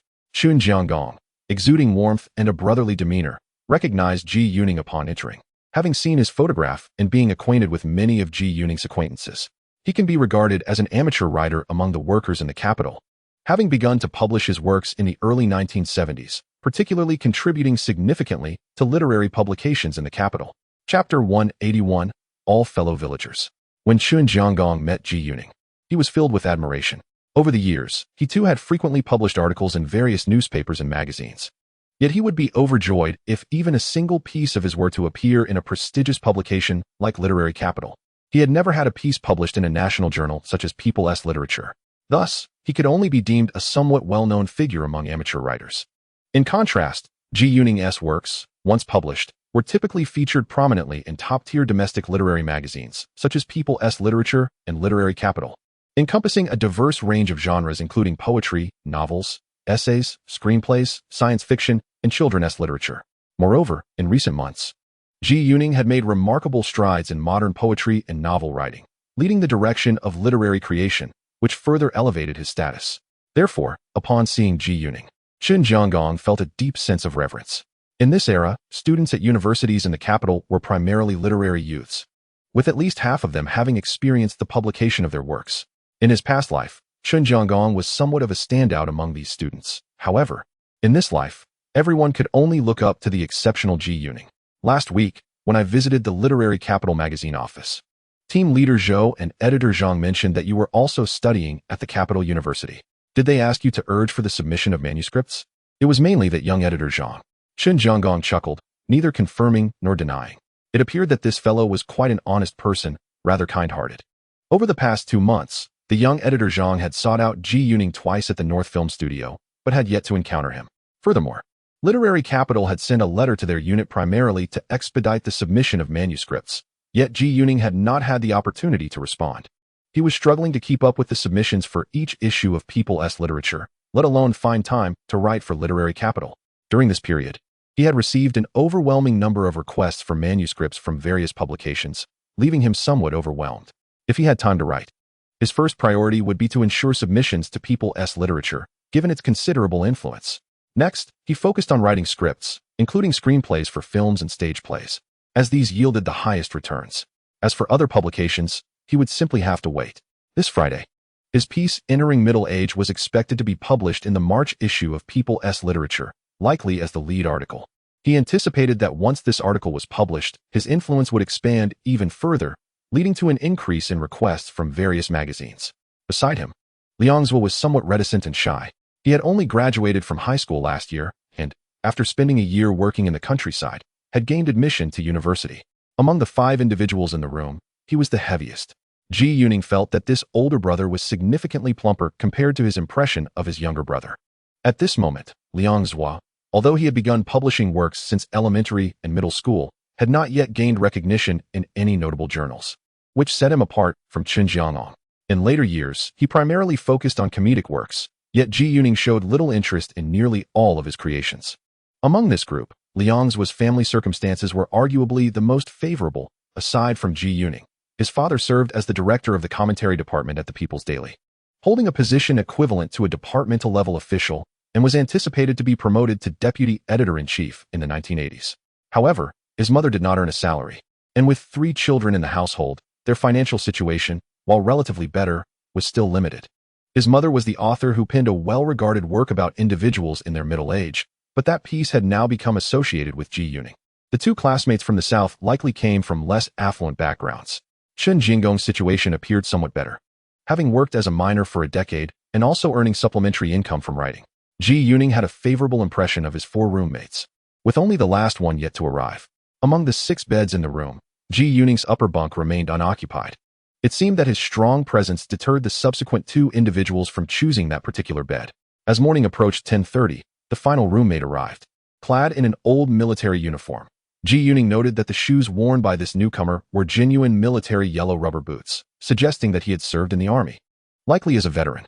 Upon entering, he greeted everyone with a cheerful smile.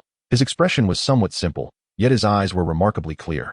However, his words were somewhat difficult to comprehend, as he spoke with a heavy local dialect. Ji Yuning discerned that it was likely a dialect from Hunan province. His familiarity with the regional dialect came from the southern part of Hunan, a blend of accents from the Xiang and Gan language areas. And he noticed that this new roommate's accent bore similarities, infused with characteristics of the Gan dialect. From him, they learned that he was named Jiang Mingyan and was a member of the law department from the class of 77. The remainder of Jiang's speech was somewhat incomprehensible to everyone, prompting Ji Yuning to take the initiative to translate. "Ah, Ji Yuning, you are from our Hunan province as well?" Jiang exclaimed upon hearing Ji Yuning's Hunan accent, his face lighting up with a joyful smile.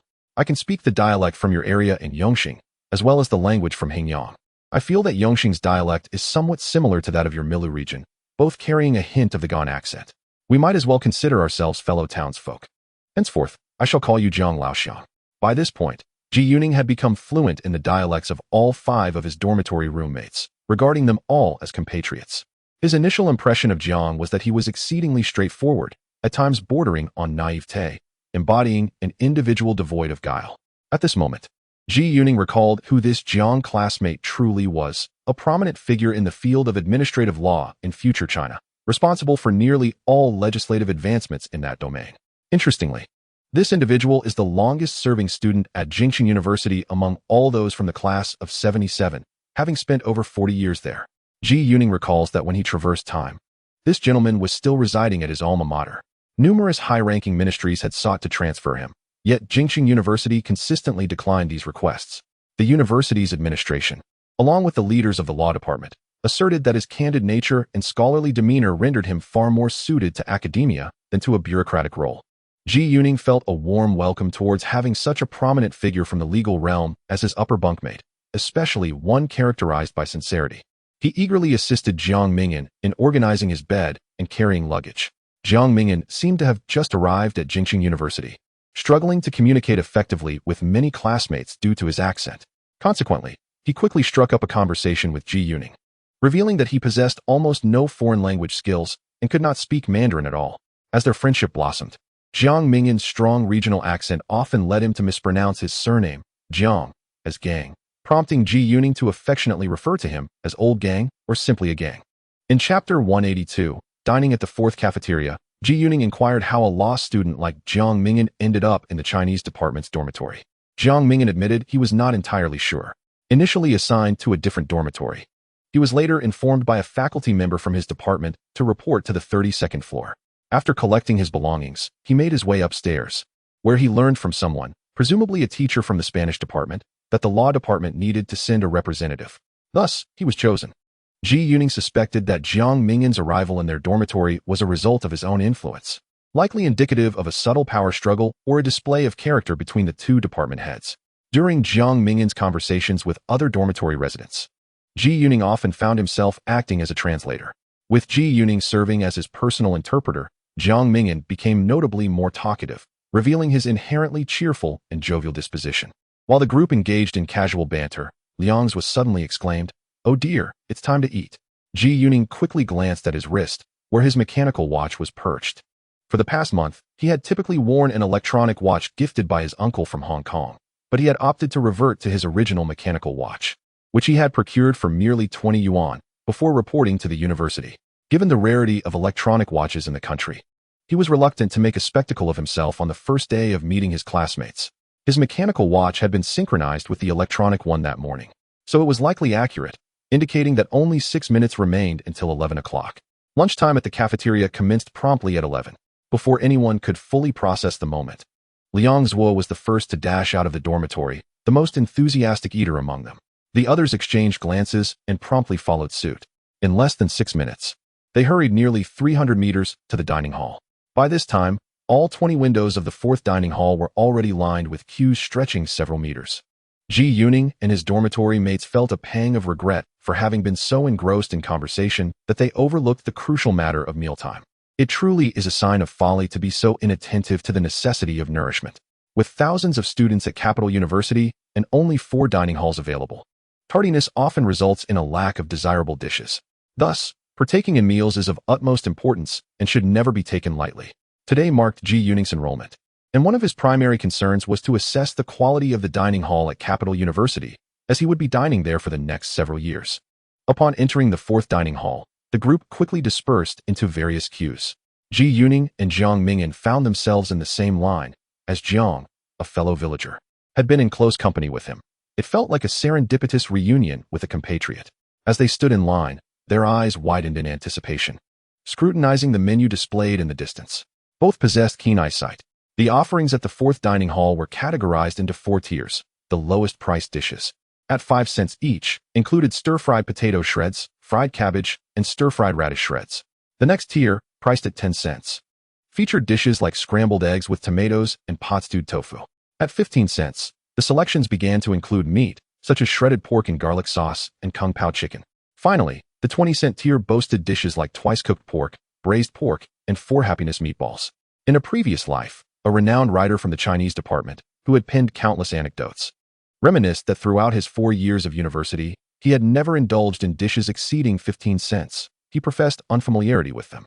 His favorite was pot-stewed tofu, praised for its greasiness, which he relished pouring over rice. He noted that the greatest fortune during his university days was not merely obtaining pot-stewed tofu, but being the last one to acquire it, as the chef would ensure to scrape the remaining broth into his bowl.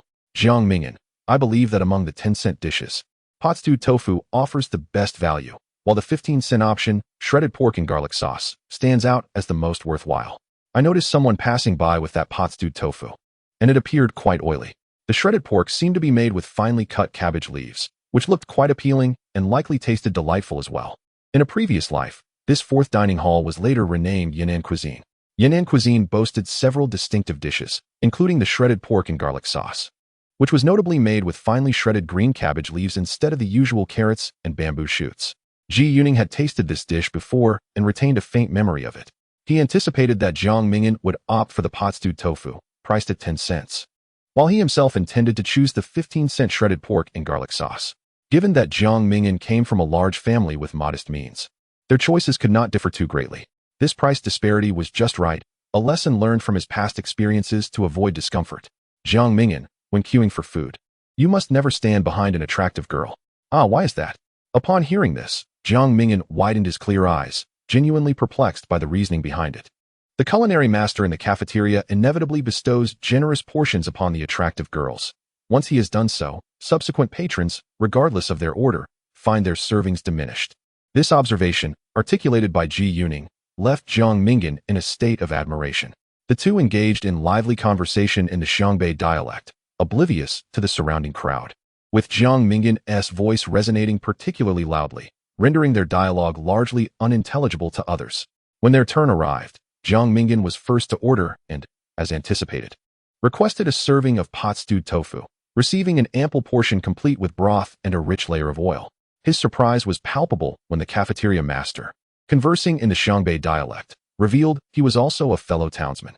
Subsequently, Ji Yuning, adopting the same dialect to name his dish, was likewise rewarded with a generous serving of shredded pork and garlic sauce. Upon exiting the cafeteria, they made their way to the large dining hall adjacent to the south.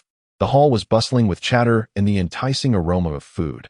However, most patrons were standing at the tables to eat.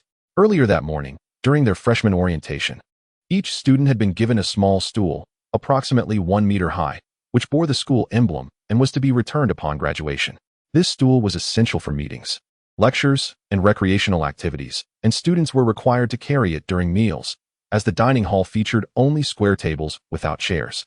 Yet, when they had dashed out of their dormitory, they had neglected to bring their stools, as they had not yet developed the habit of carrying them. Standing while eating was a familiar practice for everyone. Ji Yuning and Jiang Mingan stood at the edge of a table, eating and conversing. Ji Yuning exchanged a large portion of shredded pork for a piece of pot-stewed tofu from Jiang Mingan, both finding the dishes surprisingly delectable. They did not expect that the large iron pot, wielded in the cafeteria, could produce such appetizing fare.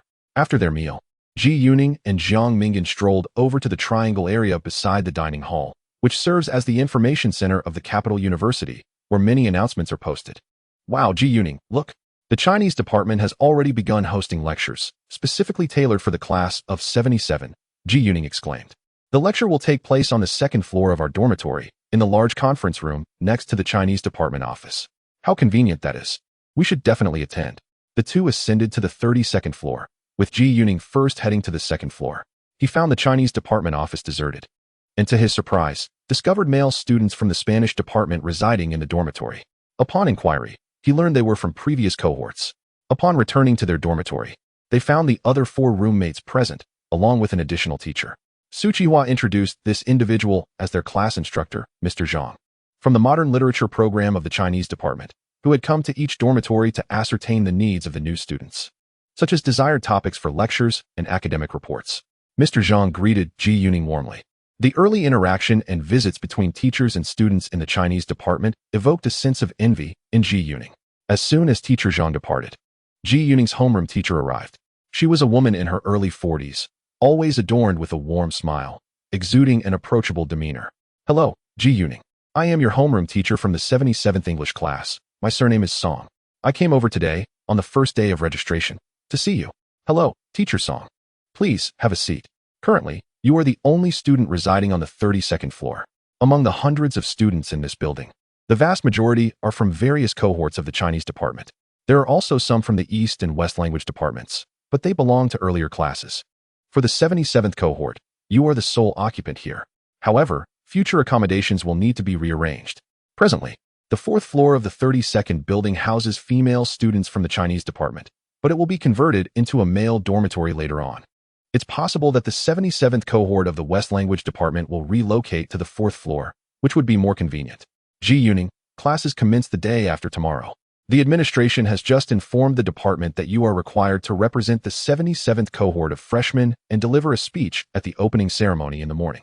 I came today to notify you to prepare. It would be best if you could show me your speech draft in advance, as the administration may wish to review it. Ji Yuning nodded. For a distinguished writer such as himself, delivering a speech as a freshman felt rather trivial. Additionally, the English class of the 77th cohort has decided to appoint you as the academic representative. Initially, Director Li suggested that you, being the top student, should assume the role of class monitor, but since you are not yet a party member, it would not be appropriate. Ji Yuning promptly expressed his desire to decline this representative position, explaining that he has numerous extracurricular activities outside of school, including film and literary events, which might hinder his ability to manage class responsibilities effectively. Nevertheless, Teacher Song insisted that he should give it a try. After Teacher Song departed, Ji Yuning found himself with some free time and decided to visit the library. Jiang Mingan was also eager to accompany him, as he had never been to the library before. The library is located just north of the 4th dining hall. This time, they rode their bicycles, with Ji Yuning leading the way. The library, established in 1975, is, in my opinion, comparable to the top 10 architectural marvels.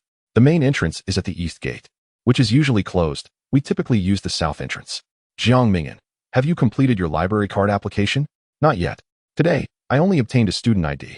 The library card, I believe, will be issued by the department in a couple of days, possibly on the first day of classes. Oh, I received my library card this morning. However, it's fine. You can use your student ID to read in the reading room. The two ascended to the second floor, where they first encountered a large room, room 201, known as the Humanities Reading Room. By simply presenting their student IDs, they could borrow books and read as long as they wished within the reading room. However, the books in room 201 are not allowed to be taken outside. They must be returned upon leaving. Oh dear, we can't take them home. What if we don't finish reading them? Once the library closes, the classrooms and dormitories will also dim their lights, rendering it impossible for you to continue reading. Observe that the reading room offers an array of reference books, such as English dictionaries, which may be directly accessed without the need for borrowing procedures. When you come to seek books in the future, it is advisable to first acquire a dictionary, otherwise, it may be unavailable shortly thereafter. Additionally, after 5 p.m., the lending of books ceases, which conveniently coincides with dinner time. The two individuals meandered through the Chinese reading room before ascending the staircase. The third floor houses the science reading room, while the fourth floor is dedicated to periodicals, boasting a vast collection from across the nation. This reading room particularly piqued the interest of Zhu Lin. Furthermore, the fourth floor contains a humanities internal reading room, which is not accessible to freshmen. It primarily features overseas and Hong Kong-Taiwan publications. After exploring several floors, they returned to the second floor, where the library's lending section is centrally located. This area is likely the busiest in the library, with a constant stream of individuals registering to borrow books, creating an atmosphere of diligent activity. The most prominent feature of the lending section is the rows of cabinets lining the hall. These cabinets resemble those found in traditional Chinese medicine shops. Jiang Mingan observed with curiosity, intrigued by everything he encountered at Beijing University. These are for retrieval purposes. I have utilized them before. Each cabinet comprises numerous small drawers filled with index cards detailing book titles, authors, and cataloging information. To borrow a book, one must first locate the desired title and book number from the index cabinet, then fill out a request form and submit it to the librarian at the lending desk.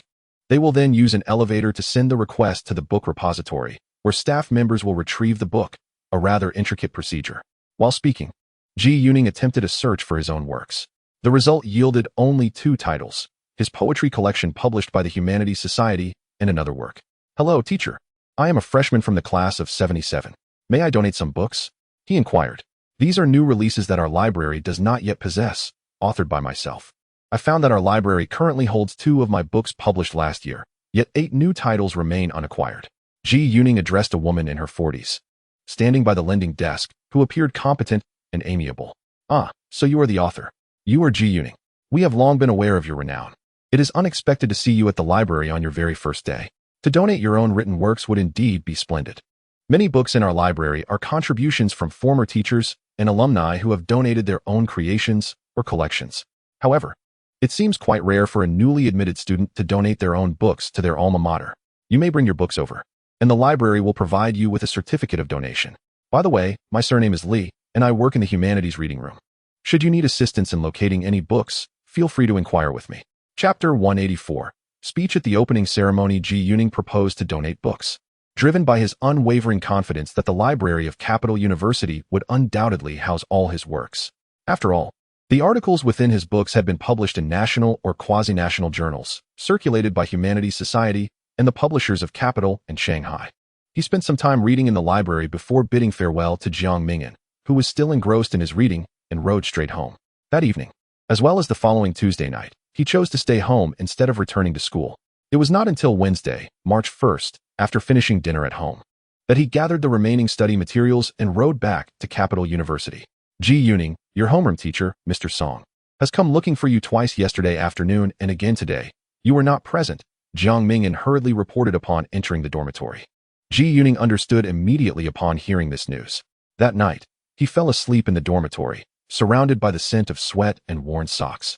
Reminiscent of his days during the work team, March 2nd, Thursday, marked the official start of classes for the new students of the 1977 cohort at Capital University. The opening ceremony was scheduled to take place in the grand dining hall in the morning. While having breakfast, Mr. Song approached Zhu Lin. Zhu Lin, you weren't at school yesterday or the day before. I searched for you several times. Have you prepared your speech for the opening ceremony? Yes, Mr. Song. I have prepared it, Zhu Lin replied, but only in outline form. The speech is still in my head, and I cannot present it physically. Be careful, my boy. You must ensure that you do not make any mistakes during your speech, Mr. Song urged with concern. At 8:30, the opening ceremony for the 1977 new students commenced grandly in the dining hall. Zhu Lin and his fellow freshmen entered the hall, carrying small stools, heads held high, and lined up in an orderly manner. Above the stage on the west side of the hall hung a banner announcing the opening ceremony for the new students of 1977. Centrally displayed on stage were the portraits of two distinguished figures. Flanking them were 5 flags arranged at identical angles, with several tables set before them for the school leaders, who could not sit directly beneath the portraits. A podium stood prominently at the front, with seats behind it for speakers.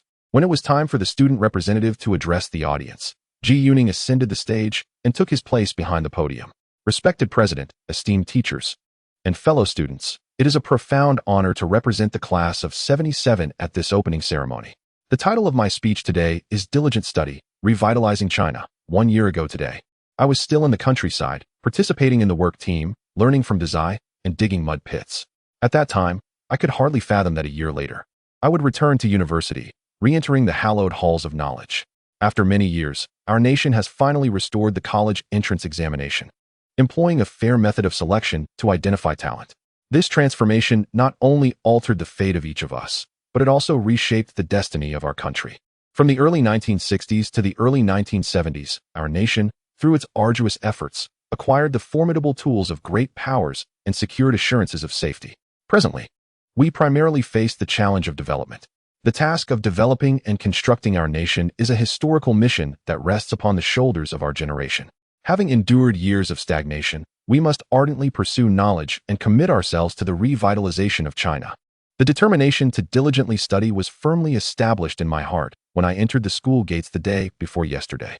From the summer of 1971 to the summer of 1977, I devoted a full 6 years to rural service. During this time, I had little opportunity to engage in earnest study. As I picked up my books again before last year's college entrance examination, it felt akin to grasping a hoe once more. Upon witnessing the grand library within the campus, my immediate thought was encapsulated in the phrase, "The path to knowledge is paved by diligence." I sense that in the days to come, both I and my fellow classmates will tread a singular path, traversing from dormitory to dining hall, to library, and to classroom, a journey marked by hard work. In our youth, when we should have been studying, we let our education falter. Now, only through diligence can we honor the efforts that brought us to this institution. Only through hard work can we repay the support provided by our nation and the myriad of free benefits we receive. Only through diligence can we meet the earnest gazes of our parents and our esteemed teachers. In the coming years, we will not only walk the path of diligence, but also embark on a quest for truth. The pursuit of truth embodies sincerity and pragmatism. When I see the words Beijing University at the school entrance, the first thought that arises is the principle of seeking truth from facts. This is precisely what the venerable elder, who inscribed our school's name, imparted to us. The pursuit of truth is indeed a righteous path. Truth is rooted in practice, and only through practical engagement can we explore and validate the essence of truth. The path of seeking truth is one that countless predecessors have traversed since the inception of our institution, and it remains the only correct path for our future endeavors. Beyond the pursuit of truth, we must also embark on a journey of innovation. Regardless of our fields of study, be it the humanities or the sciences, all disciplines necessitate innovation. The exploration of scientific pathways is inherently a journey of innovation. For our nation, this journey must be underscored by 2 crucial words: independent innovation. Our path of innovation fundamentally embodies the spirit of self-reliance. In the realm of science, for a nation, the journey entails learning, surpassing, and leading. It is only through independent innovation that we can genuinely achieve advancement and prominence. This is a challenging road. Whether it be the path of diligence, the pursuit of truth, or the road of innovation, the journey ahead is long and arduous. Regardless of the time or place, I shall never forget the historical mission of rejuvenating China. I trust that all my fellow students present here will, like me, remain steadfast in their original aspirations and unwavering in their commitment to this mission. The future and fate of our nation are inextricably intertwined with our personal destinies. I firmly believe that a bright future awaits our country and our people, where we will achieve the 4 modernizations, reclaiming our nation's and our people's pinnacle. The revival of the Chinese nation is inevitable. Our generation is destined to immerse itself in this grand endeavor of rejuvenation. At this point, Zhu Lin's words were drowned out by thunderous applause in the grand hall. My speech today is impromptu, and though I am unable to express all that I wish to convey, I would like to articulate my aspirations through song. I have composed an impromptu song titled "The Rivers Flow Through the Ages." The title symbolizes my unwavering belief in the revival of the Chinese nation. Ji Yuning then recited the lyrics before performing them on stage. The Yangtze flows, the Yellow River flows. Endless years roll on without end. The rise and fall of the world, how many tales, across my vast homeland they blend. Emotions linger, thoughts linger, the descendants of Yan and Huang strive unfulfilled. China possesses a mighty spirit, the rivers flow through the ages. Chapter 185. No more vinegar with dumplings. Ji Yuning's speech was remarkable, and I was deeply moved by it. Today's remarks from the new students will undoubtedly be etched in the annals of Jingqing University. This was the final summary and evaluation from Vice President Zhang at the new student orientation. The elderly biology professor was quite animated as he spoke, emphasizing the significance of Ji Yuning's address. Though brief, Ji Yuning's speech was rich in meaning, filled with resonant phrases and many terms that are novel in this era. For instance, the phrase rejuvenating China had been uttered before, but it was the students of Jingqing University who famously proclaimed, "Unite and rejuvenate China," in March 1981. Ji Yuning's call to study diligently and rejuvenate China is precisely what this era requires, and it resonated deeply during the orientation. He also stated, "Only through practice can we explore and verify the truth," a sentiment that aligns closely with the discussions that followed 2 months later. He has thus opened a dialogue. Moreover, phrases like the great rejuvenation of the Chinese nation were introduced later, and he proposed innovative terms such as independent innovation and remain true to our original aspirations and keep our mission in mind. The term remain true to our original aspirations, originally from Buddhist scripture, when coupled with keep our mission in mind, garnered nods of approval from the erudite scholars present at Jingqing University. His adept use of allusion and language is indeed commendable, proving him worthy of the title of top scholar. By the afternoon of that day, the fervent exhortation to strive for the revitalization of China, to remain true to one's original aspirations, and to remember one's mission had been transformed into slogans adorning the walls of the grand dining hall. The following day, his speech, delivered as a freshman, was published in the university's journal. Soon thereafter, the essence of his address appeared in internal news references, capturing the attention of numerous high-ranking officials. In addition to his speech, the song he performed at the conclusion, "The Rivers Flow Eternal," swiftly gained popularity among students.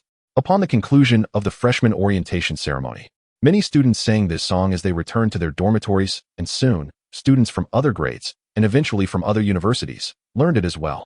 During the live performance, Ji Yuning sang the piece twice, as its structure inherently comprised 2 repetitive segments. By the second rendition, many in the audience had already joined in the chorus. The song, succinct and melodious, passionately extolled the eternal flows of the Yangtze and Yellow Rivers, celebrating the indomitable spirit of China with heartfelt admiration. Its lyrical delivery, employing a bel canto technique, resonated beautifully with the aesthetic sensibilities of the era, while the lyrics ignited fervor and ambition within listeners. Originally composed in 1984 as the theme song for the television program 9 Provinces and 8 Regions, this rendition in the late 1970s garnered even greater acclaim than its predecessor.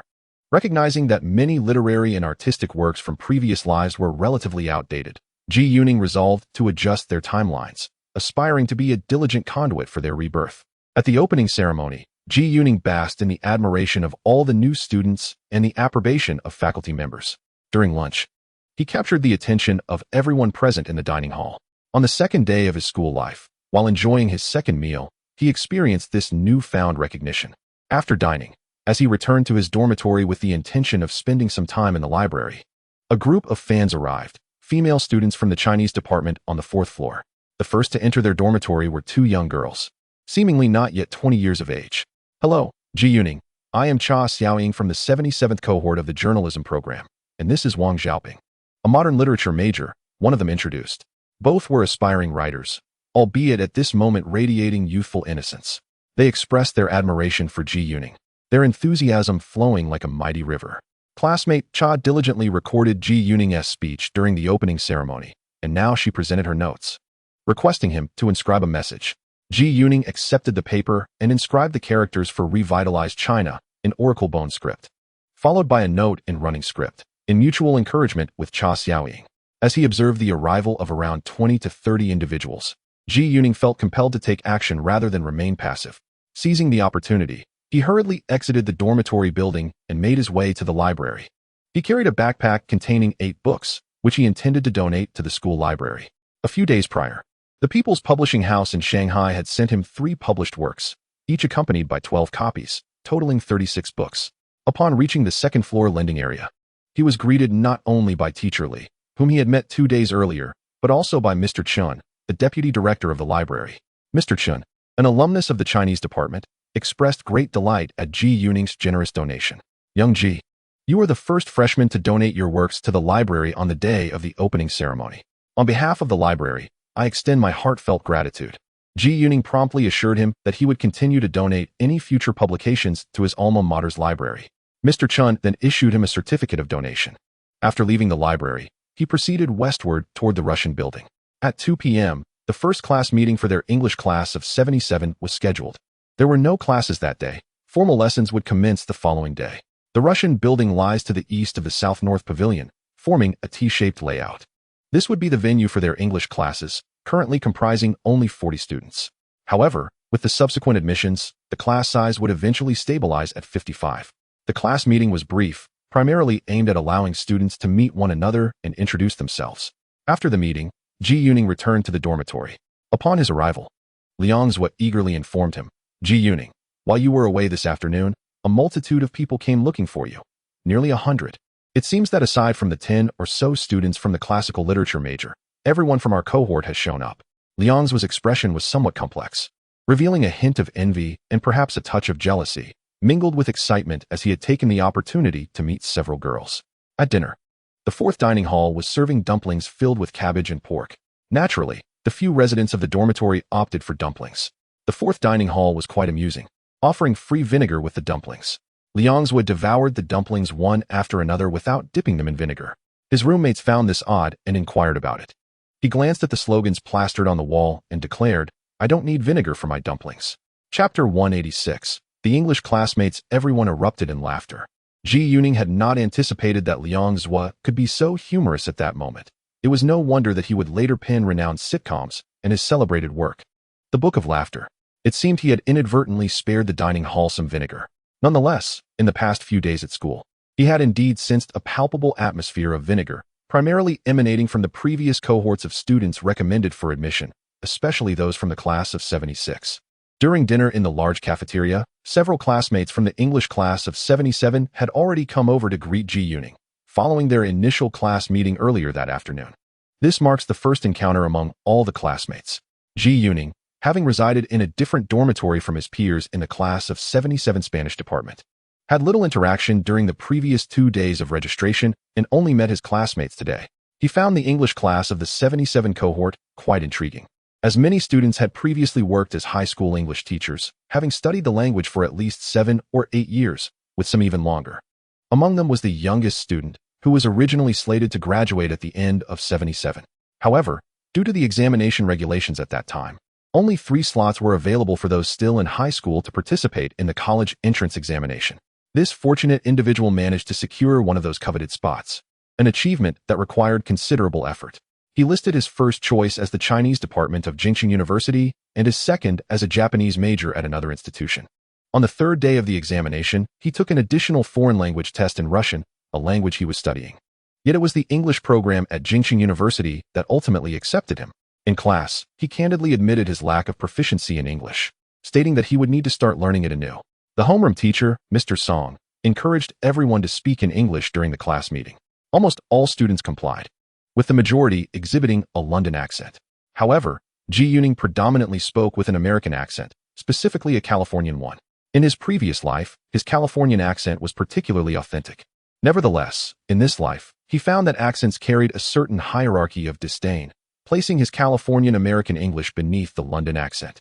Interestingly, Ji Yuning was also capable of speaking with a London accent, having learned standard pronunciation during his middle school years, primarily through New Concept English. Yet, after entering the workforce and predominantly traveling to North America, he naturally adapted to the local accent. Although he could still employ a London accent, he often reverted to American English out of habit. He had always felt that the British accent conveyed a sense of formality, while American English seemed far more relaxed and natural.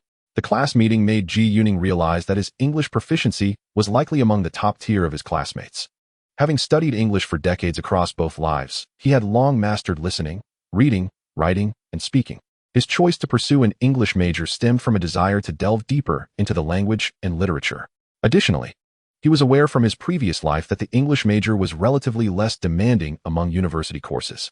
In contrast, medical students faced a lifetime of endless exams, while those in the sciences contended with an unending stream of assignments. Apart from the English major's lighter workload, he had heard that many students in his cohort reached a graduation level of proficiency within their first or second year, and some had even arrived at that level upon enrollment. However, these individuals had not participated in the equivalent academic ability examination for graduate studies that coincided with the college entrance examination. Zhu Lin harbored a notion that pursuing an English major might allow her to conclude her undergraduate studies ahead of schedule and gain admission to graduate school, thereby affording her greater freedom in her graduate studies. In her previous life, upon her transmigration, the curriculum for first-year students in the English department at Capital University included intensive English reading, audiovisual English, and spoken English, taught by foreign instructors, all of which were compulsory. Electives comprised courses such as English syntax, newspaper reading, North American short stories, Greek and Roman mythology, and biblical interpretation. However, in this life, many of the courses for the class of 77 were prepared rather hastily, with some majors lacking even the necessary textbooks.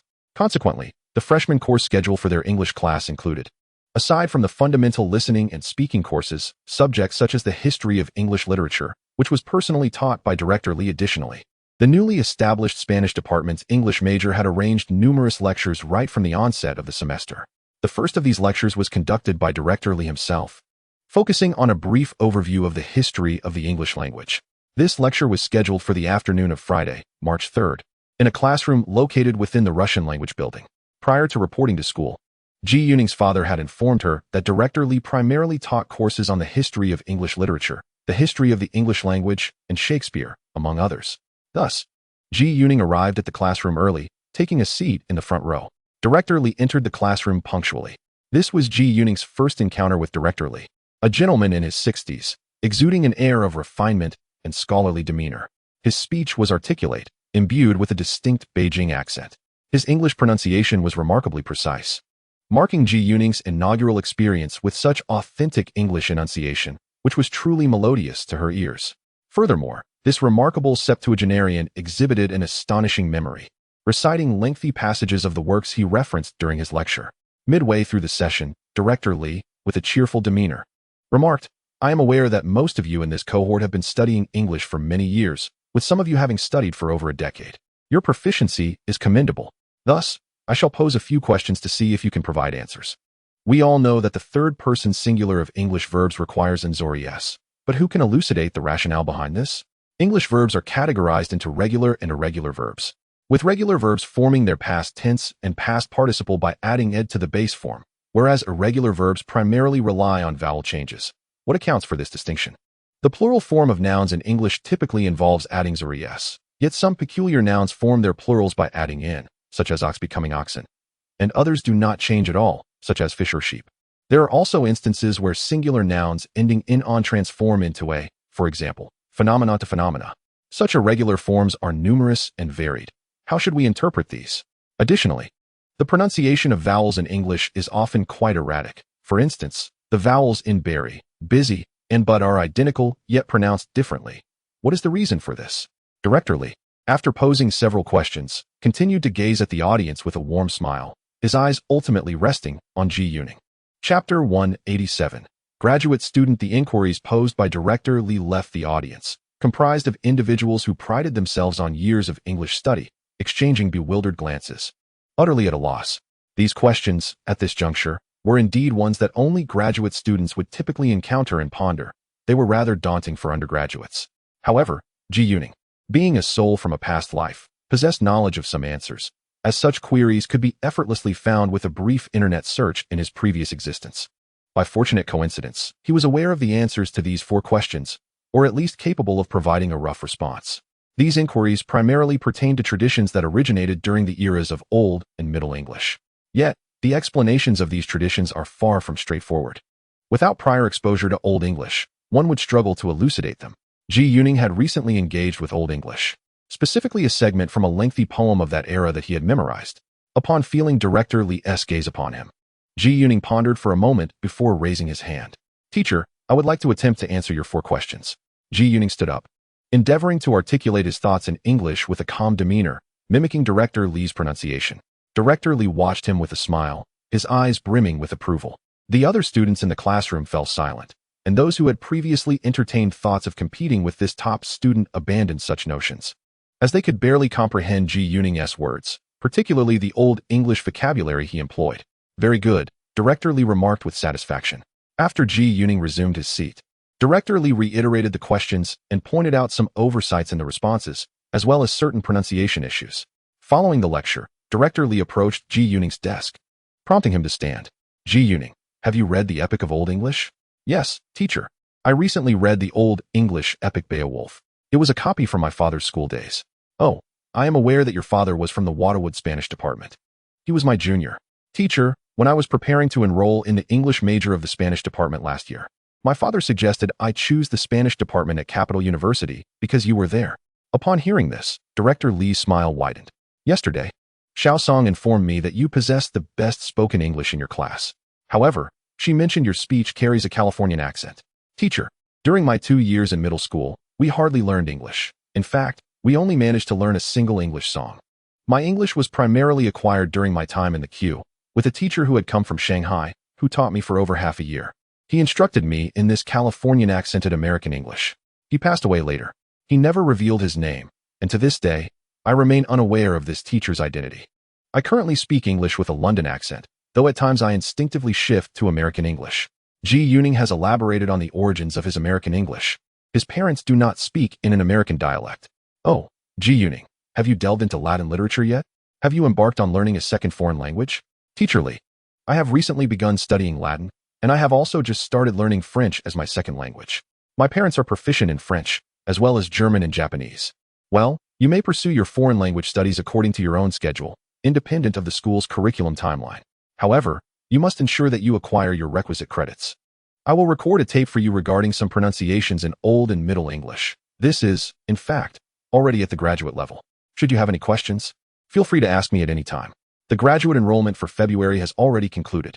This time, only Professor Yang Zhohan from our department is recruiting graduate students. In the future, should there be further recruitment, you may also strive for a position. Ji Yuning is aware of the graduate admissions mentioned by Teacher Li. In October of last year, almost simultaneously with the establishment of the college entrance examination rules, the higher authorities decided to reinstate graduate admissions. Initially, they intended only to allow enrollment at the Huaxiao Academy of Sciences, but soon more ambitious plans emerged. By January 10, 1978, the Ministry of Education decided to expand the graduate enrollment to a significant number of approved universities. And the eligibility criteria were broadened to include not only graduating university students, but also those with equivalent academic qualifications who had not attended university. While the qualifications for application were made quite expansive, the number of admissions remained exceedingly limited. The ratio of graduate to undergraduate admissions was merely a fraction of what Ji Yuning experienced during his time travel. Graduate examinations require passing both preliminary and re-examinations, thus allowing self-taught individuals to participate in the exams and competition under stringent admission standards. The Ministry of Education also decided to conduct admissions for both the 1977 and 1978 graduate cohorts, collectively referred to as the 1978 graduate class. Following this decision, the enrollment arrangements were swiftly implemented. Registrations were completed in February 1978, admission notices were issued in March, and the National Unified Examination took place on May 15th. At that time, students from the class of 77 had only been on campus for 3 months, with just 5 months having passed since the 1977 college entrance examination. Consequently, some individuals participated in both examinations consecutively. These students were those who, after the December 1977 entrance exam, failed to meet the physical examination standards for various reasons or were dissatisfied with the schools during the readmission process in February 1978. Ji Yuning was particularly resonant with Director Li's suggestion regarding future graduate examinations, feeling encouraged by the prospect. Upon returning to his dormitory, Ji Yuning found only Liang Xiaoping present.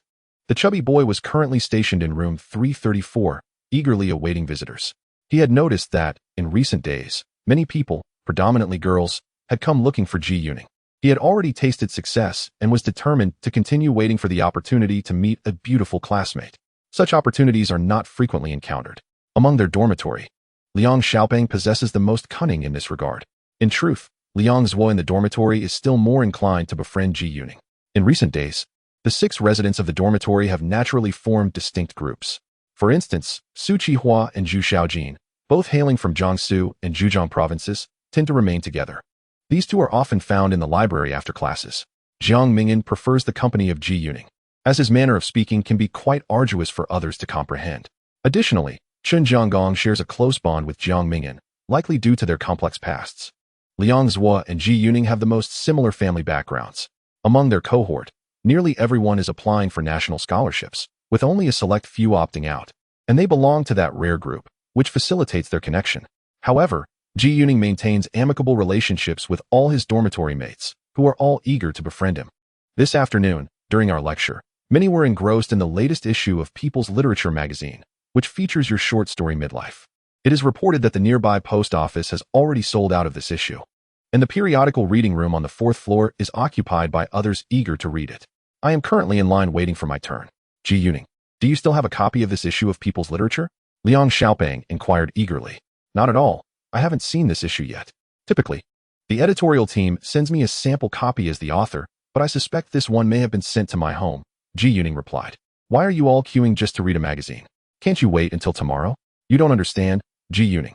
Just this afternoon, during our general studies lecture, Chun Jianggong and Huang Beijia were discussing your story Midlife, which they had just finished reading. Chun Jianggong remarked that it was the most moving piece he had encountered in years. Huang Beijia claimed that this story would undoubtedly become a great work. She believes your story surpasses the horse trader Ansgar. Even our instructor, Xiamian, was so moved that he shed tears after reading it. This caused quite a stir in the lecture hall, and everyone began forming lines, akin to queuing for food in the cafeteria, resulting in 8 lines for the 8 copies of the magazine. I am 7th in line, and the 6th person promised to pass it to me once done. A girl from the Chinese department is behind me. I promised to pass it to her after I finish reading. We are all keeping a close watch on each other. Later, Cha Xiaoying and Wang Xiaoping dashed out to search for the magazine, and they didn't return until after class. Xiaojia reported that she had scoured all the post offices in Haidian, nearly reaching the city center, but this issue has completely sold out.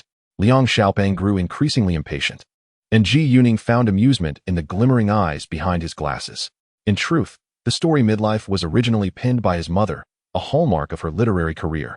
Published in the January 1980 issue of Harvest magazine, the novel narrates the tragic tale of an ordinary middle-aged ophthalmologist, Lu Wenting, who ultimately succumbs to exhaustion after enduring prolonged overwork. It boldly unveils the stark societal realities of the time, highlighting the discord between the value and contributions of intellectuals and their inadequate societal treatment. It sharply critiques the previous indifference and discrimination towards intellectuals, issuing a fervent call for the respect of talent and knowledge. This narrative resonated profoundly within the intellectual community. The author, who is also Liang Xiaoping's mother, remarked that some have likened Lu Wenting to a star in the sky, quietly illuminating our lives. I find this metaphor apartment. It is indeed the countless stars like her that compose the resplendent night sky of our socialist motherland. They seek no fame, offering their blood and toil selflessly for future generations and for our beleaguered nation. They represent a remarkable generation, akin to their predecessors. Elder Ba once expressed a heartfelt wish to craft a novel akin to reaching middle age. Consequently, an increasing number of readers discern their own reflections in the narrative. Indeed, doctors like Lu are ubiquitous. They are all around us. They work, suffer, struggle, and advance, achieving accomplishments or withering away. The novel authentically mirrors our lives. It is through these countless middle-aged individuals who persist in their silent labors that our nation can progress. At that time, the novel's emergence came over 2 years after the state proposed the implementation of policies for intellectuals in the latter half of 1977. By then, many intellectuals had begun to see improvements in their treatment. However, in this life, Ji Yuning advanced the novel's timeline to March 1978, when the conditions for intellectuals were still dismal, with little sign of improvement. He sensed that the response to this novel would be even more fervent than before.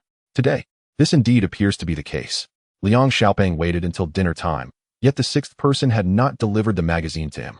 When Ji Yuning finished his meal and entered the dining hall, many approached him excitedly to discuss the novel reaching middle age.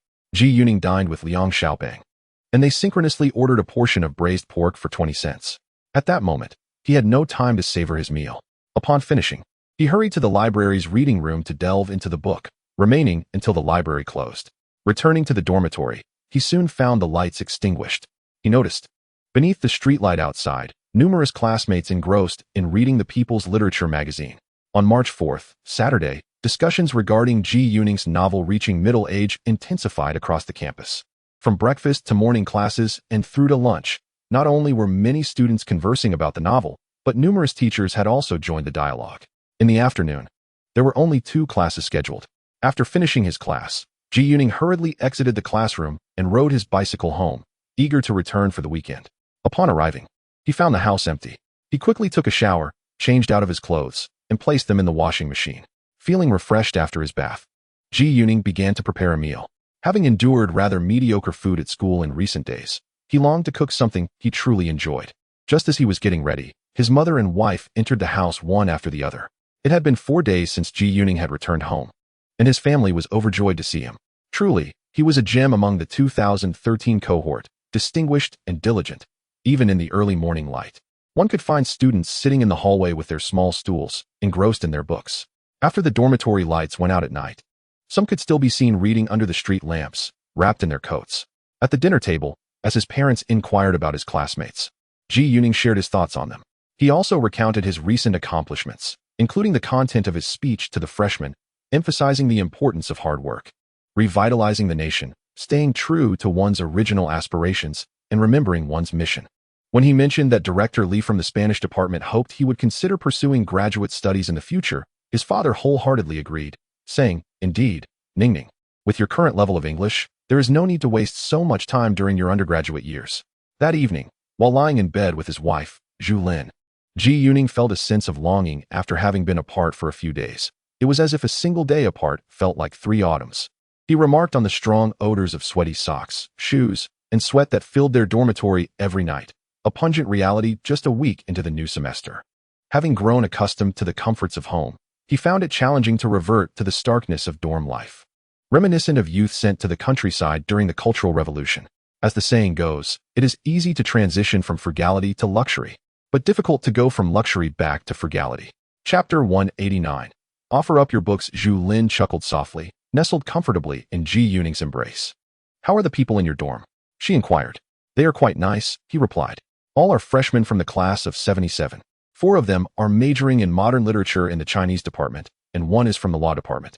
The law student lives in the bunk above mine and has a straightforward personality. Among the other 4, 2 hail from Beijing, while the other 2 are from Jiangsu and Zhejiang. They are all quite down to earth. In our liberal arts class of 77, the Chinese department has the largest number of students, followed by our Spanish department. By the way, I heard that the Chinese department's modern literature program is planning to expand its enrollment, aiming to take in about 10 more students from Beijing, all commuting students. Currently, there are only 6 dormitory buildings, and they are insufficient for the student population. Once the weather warms up, I can visit home more frequently. Right now, the journey is quite long, 15 kilometers, and it takes me at least an hour to bike. Plus, I have to leave home early to reach school by 8 a.m. I must set off before 7 a.m. The cold weather makes it even more challenging. As the new semester has just commenced, it is imperative to adopt a diligent approach. Once I familiarize myself with the school environment and streamline my courses, managing my time will become considerably more feasible. Are you truly considering pursuing graduate studies? Well, I believe my current capabilities are already at a level that meets graduation requirements. It is quite challenging to graduate early from our institution due to stringent criteria regarding credits. However, applying for graduate studies within the same school is significantly more accommodating. Presently, there are fewer graduate students, which permits current undergraduates to directly apply for graduate programs this year, and it is likely that this will continue in the coming years. If I pursue a graduate degree, I will enjoy a much more flexible schedule. In my previous life, the qualifications for graduate applications were not revised until 1981. Alan, do you remember our discussions about the overseas Chinese apartments in Garden Village? If given the opportunity, it would be splendid to purchase a unit there. Garden Village is merely 7 or 8 kilometers from our school, making it a mere half-hour commute, and it is approximately 10 kilometers from your medical college. Oh, we would have to relocate, wouldn't we? Yet, it is notably close to my parents' home.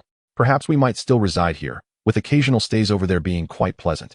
In my previous life, many students preferred renting an apartment near the university rather than residing in dormitories.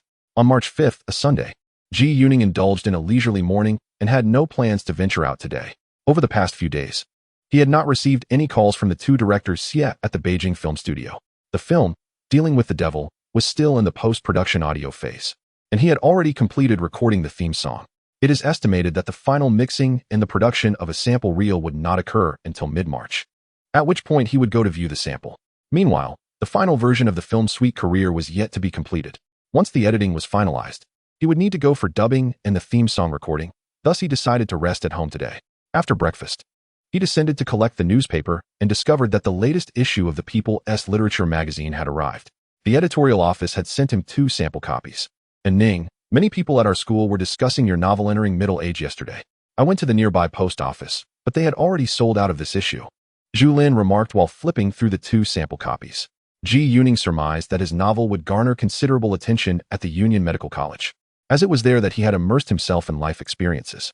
At noon, a letter arrived from Hong Kong via the reception office. It was from Uncle Haining, addressed to Ji Yuning's father.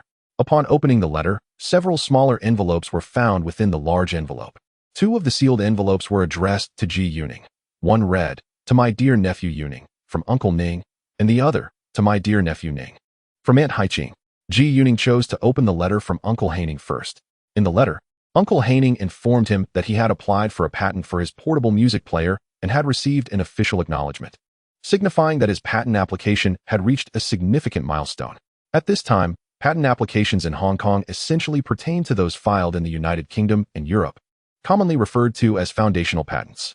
Hong Kong currently lacks its own patent examination system and adheres to the patent laws of London. Inventors in Hong Kong must first apply for a patent through the British Patent Authority. Upon obtaining the British patent and completing the registration process, the patent will be legally protected within Hong Kong. At this juncture, Hong Kong has yet to establish a localized patent system, a development that would not occur until the 1990s. The registration of the trademark for Ji Yuning's Walkman, however, proved to be considerably more convenient. The Trademark Ordinance of Hong Kong was enacted in 1873, directly importing the trademark registration system from France, predating the British system by 2 years. Subsequent amendments have, however, been modeled after British trademark law. The Trademark Registry of Hong Kong was established in 1974. Uncle Haining directly submitted his application to the Trademark Registry and received the relevant trademark acceptance documents. Following the application, in accordance with the international treaties and organizations related to intellectual property that Hong Kong has joined, his trademark application, once approved, will also enjoy global protection. He then opened a letter from his aunt, who informed him that the publication process was progressing smoothly. She provided an overview of the current state of the book publishing market in Hong Kong. Since 1975, the book publishing sector has begun to revive, and from 1976 onwards, it entered a phase of rapid development, producing a multitude of high-quality literary, artistic, and academic works, alongside the emergence of several large-scale bookstores. Since the late 1960s, the sources of books from the mainland have been cut off. Presently, the Chinese books in Hong Kong's market are primarily local publications and those from across the strait. Books from the mainland remain quite appealing to the people of Hong Kong. Prior to studying the publication of Ji Yuning's works, the Hong Kong University Press communicated with the major book distribution companies in the region. Currently, the principal book distributors in Hong Kong are Li Tung Book Company and Yi Mei Book Company. In her letter, his aunt mentioned that the local book distributors believe they can leverage Ji Yuning's distinction as the sole perfect scorer from the mainland to facilitate the book's release in early March. The Hong Kong Diploma of Secondary Education examination occurs from early March to May, with results announced in June. The initial examination in March is the Form 5 examination, which is essentially equivalent to the domestic high school graduation exam. Obtaining the Form 5 graduation certificate allows one to seek employment in Hong Kong, as many companies require this level of education. Upon passing the Form 5 examination, students may subsequently sit for the Form 6 and Form 7 examinations, with Form 6 primarily assessing entry to Chinese university, while Form 7 pertains to entry at Hong Kong University. Many residents of Hong Kong purchase his books not necessarily to read them, but rather to keep them, hoping to imbue their children with the scholarly fortune associated with the top scorer during the examinations commencing in March.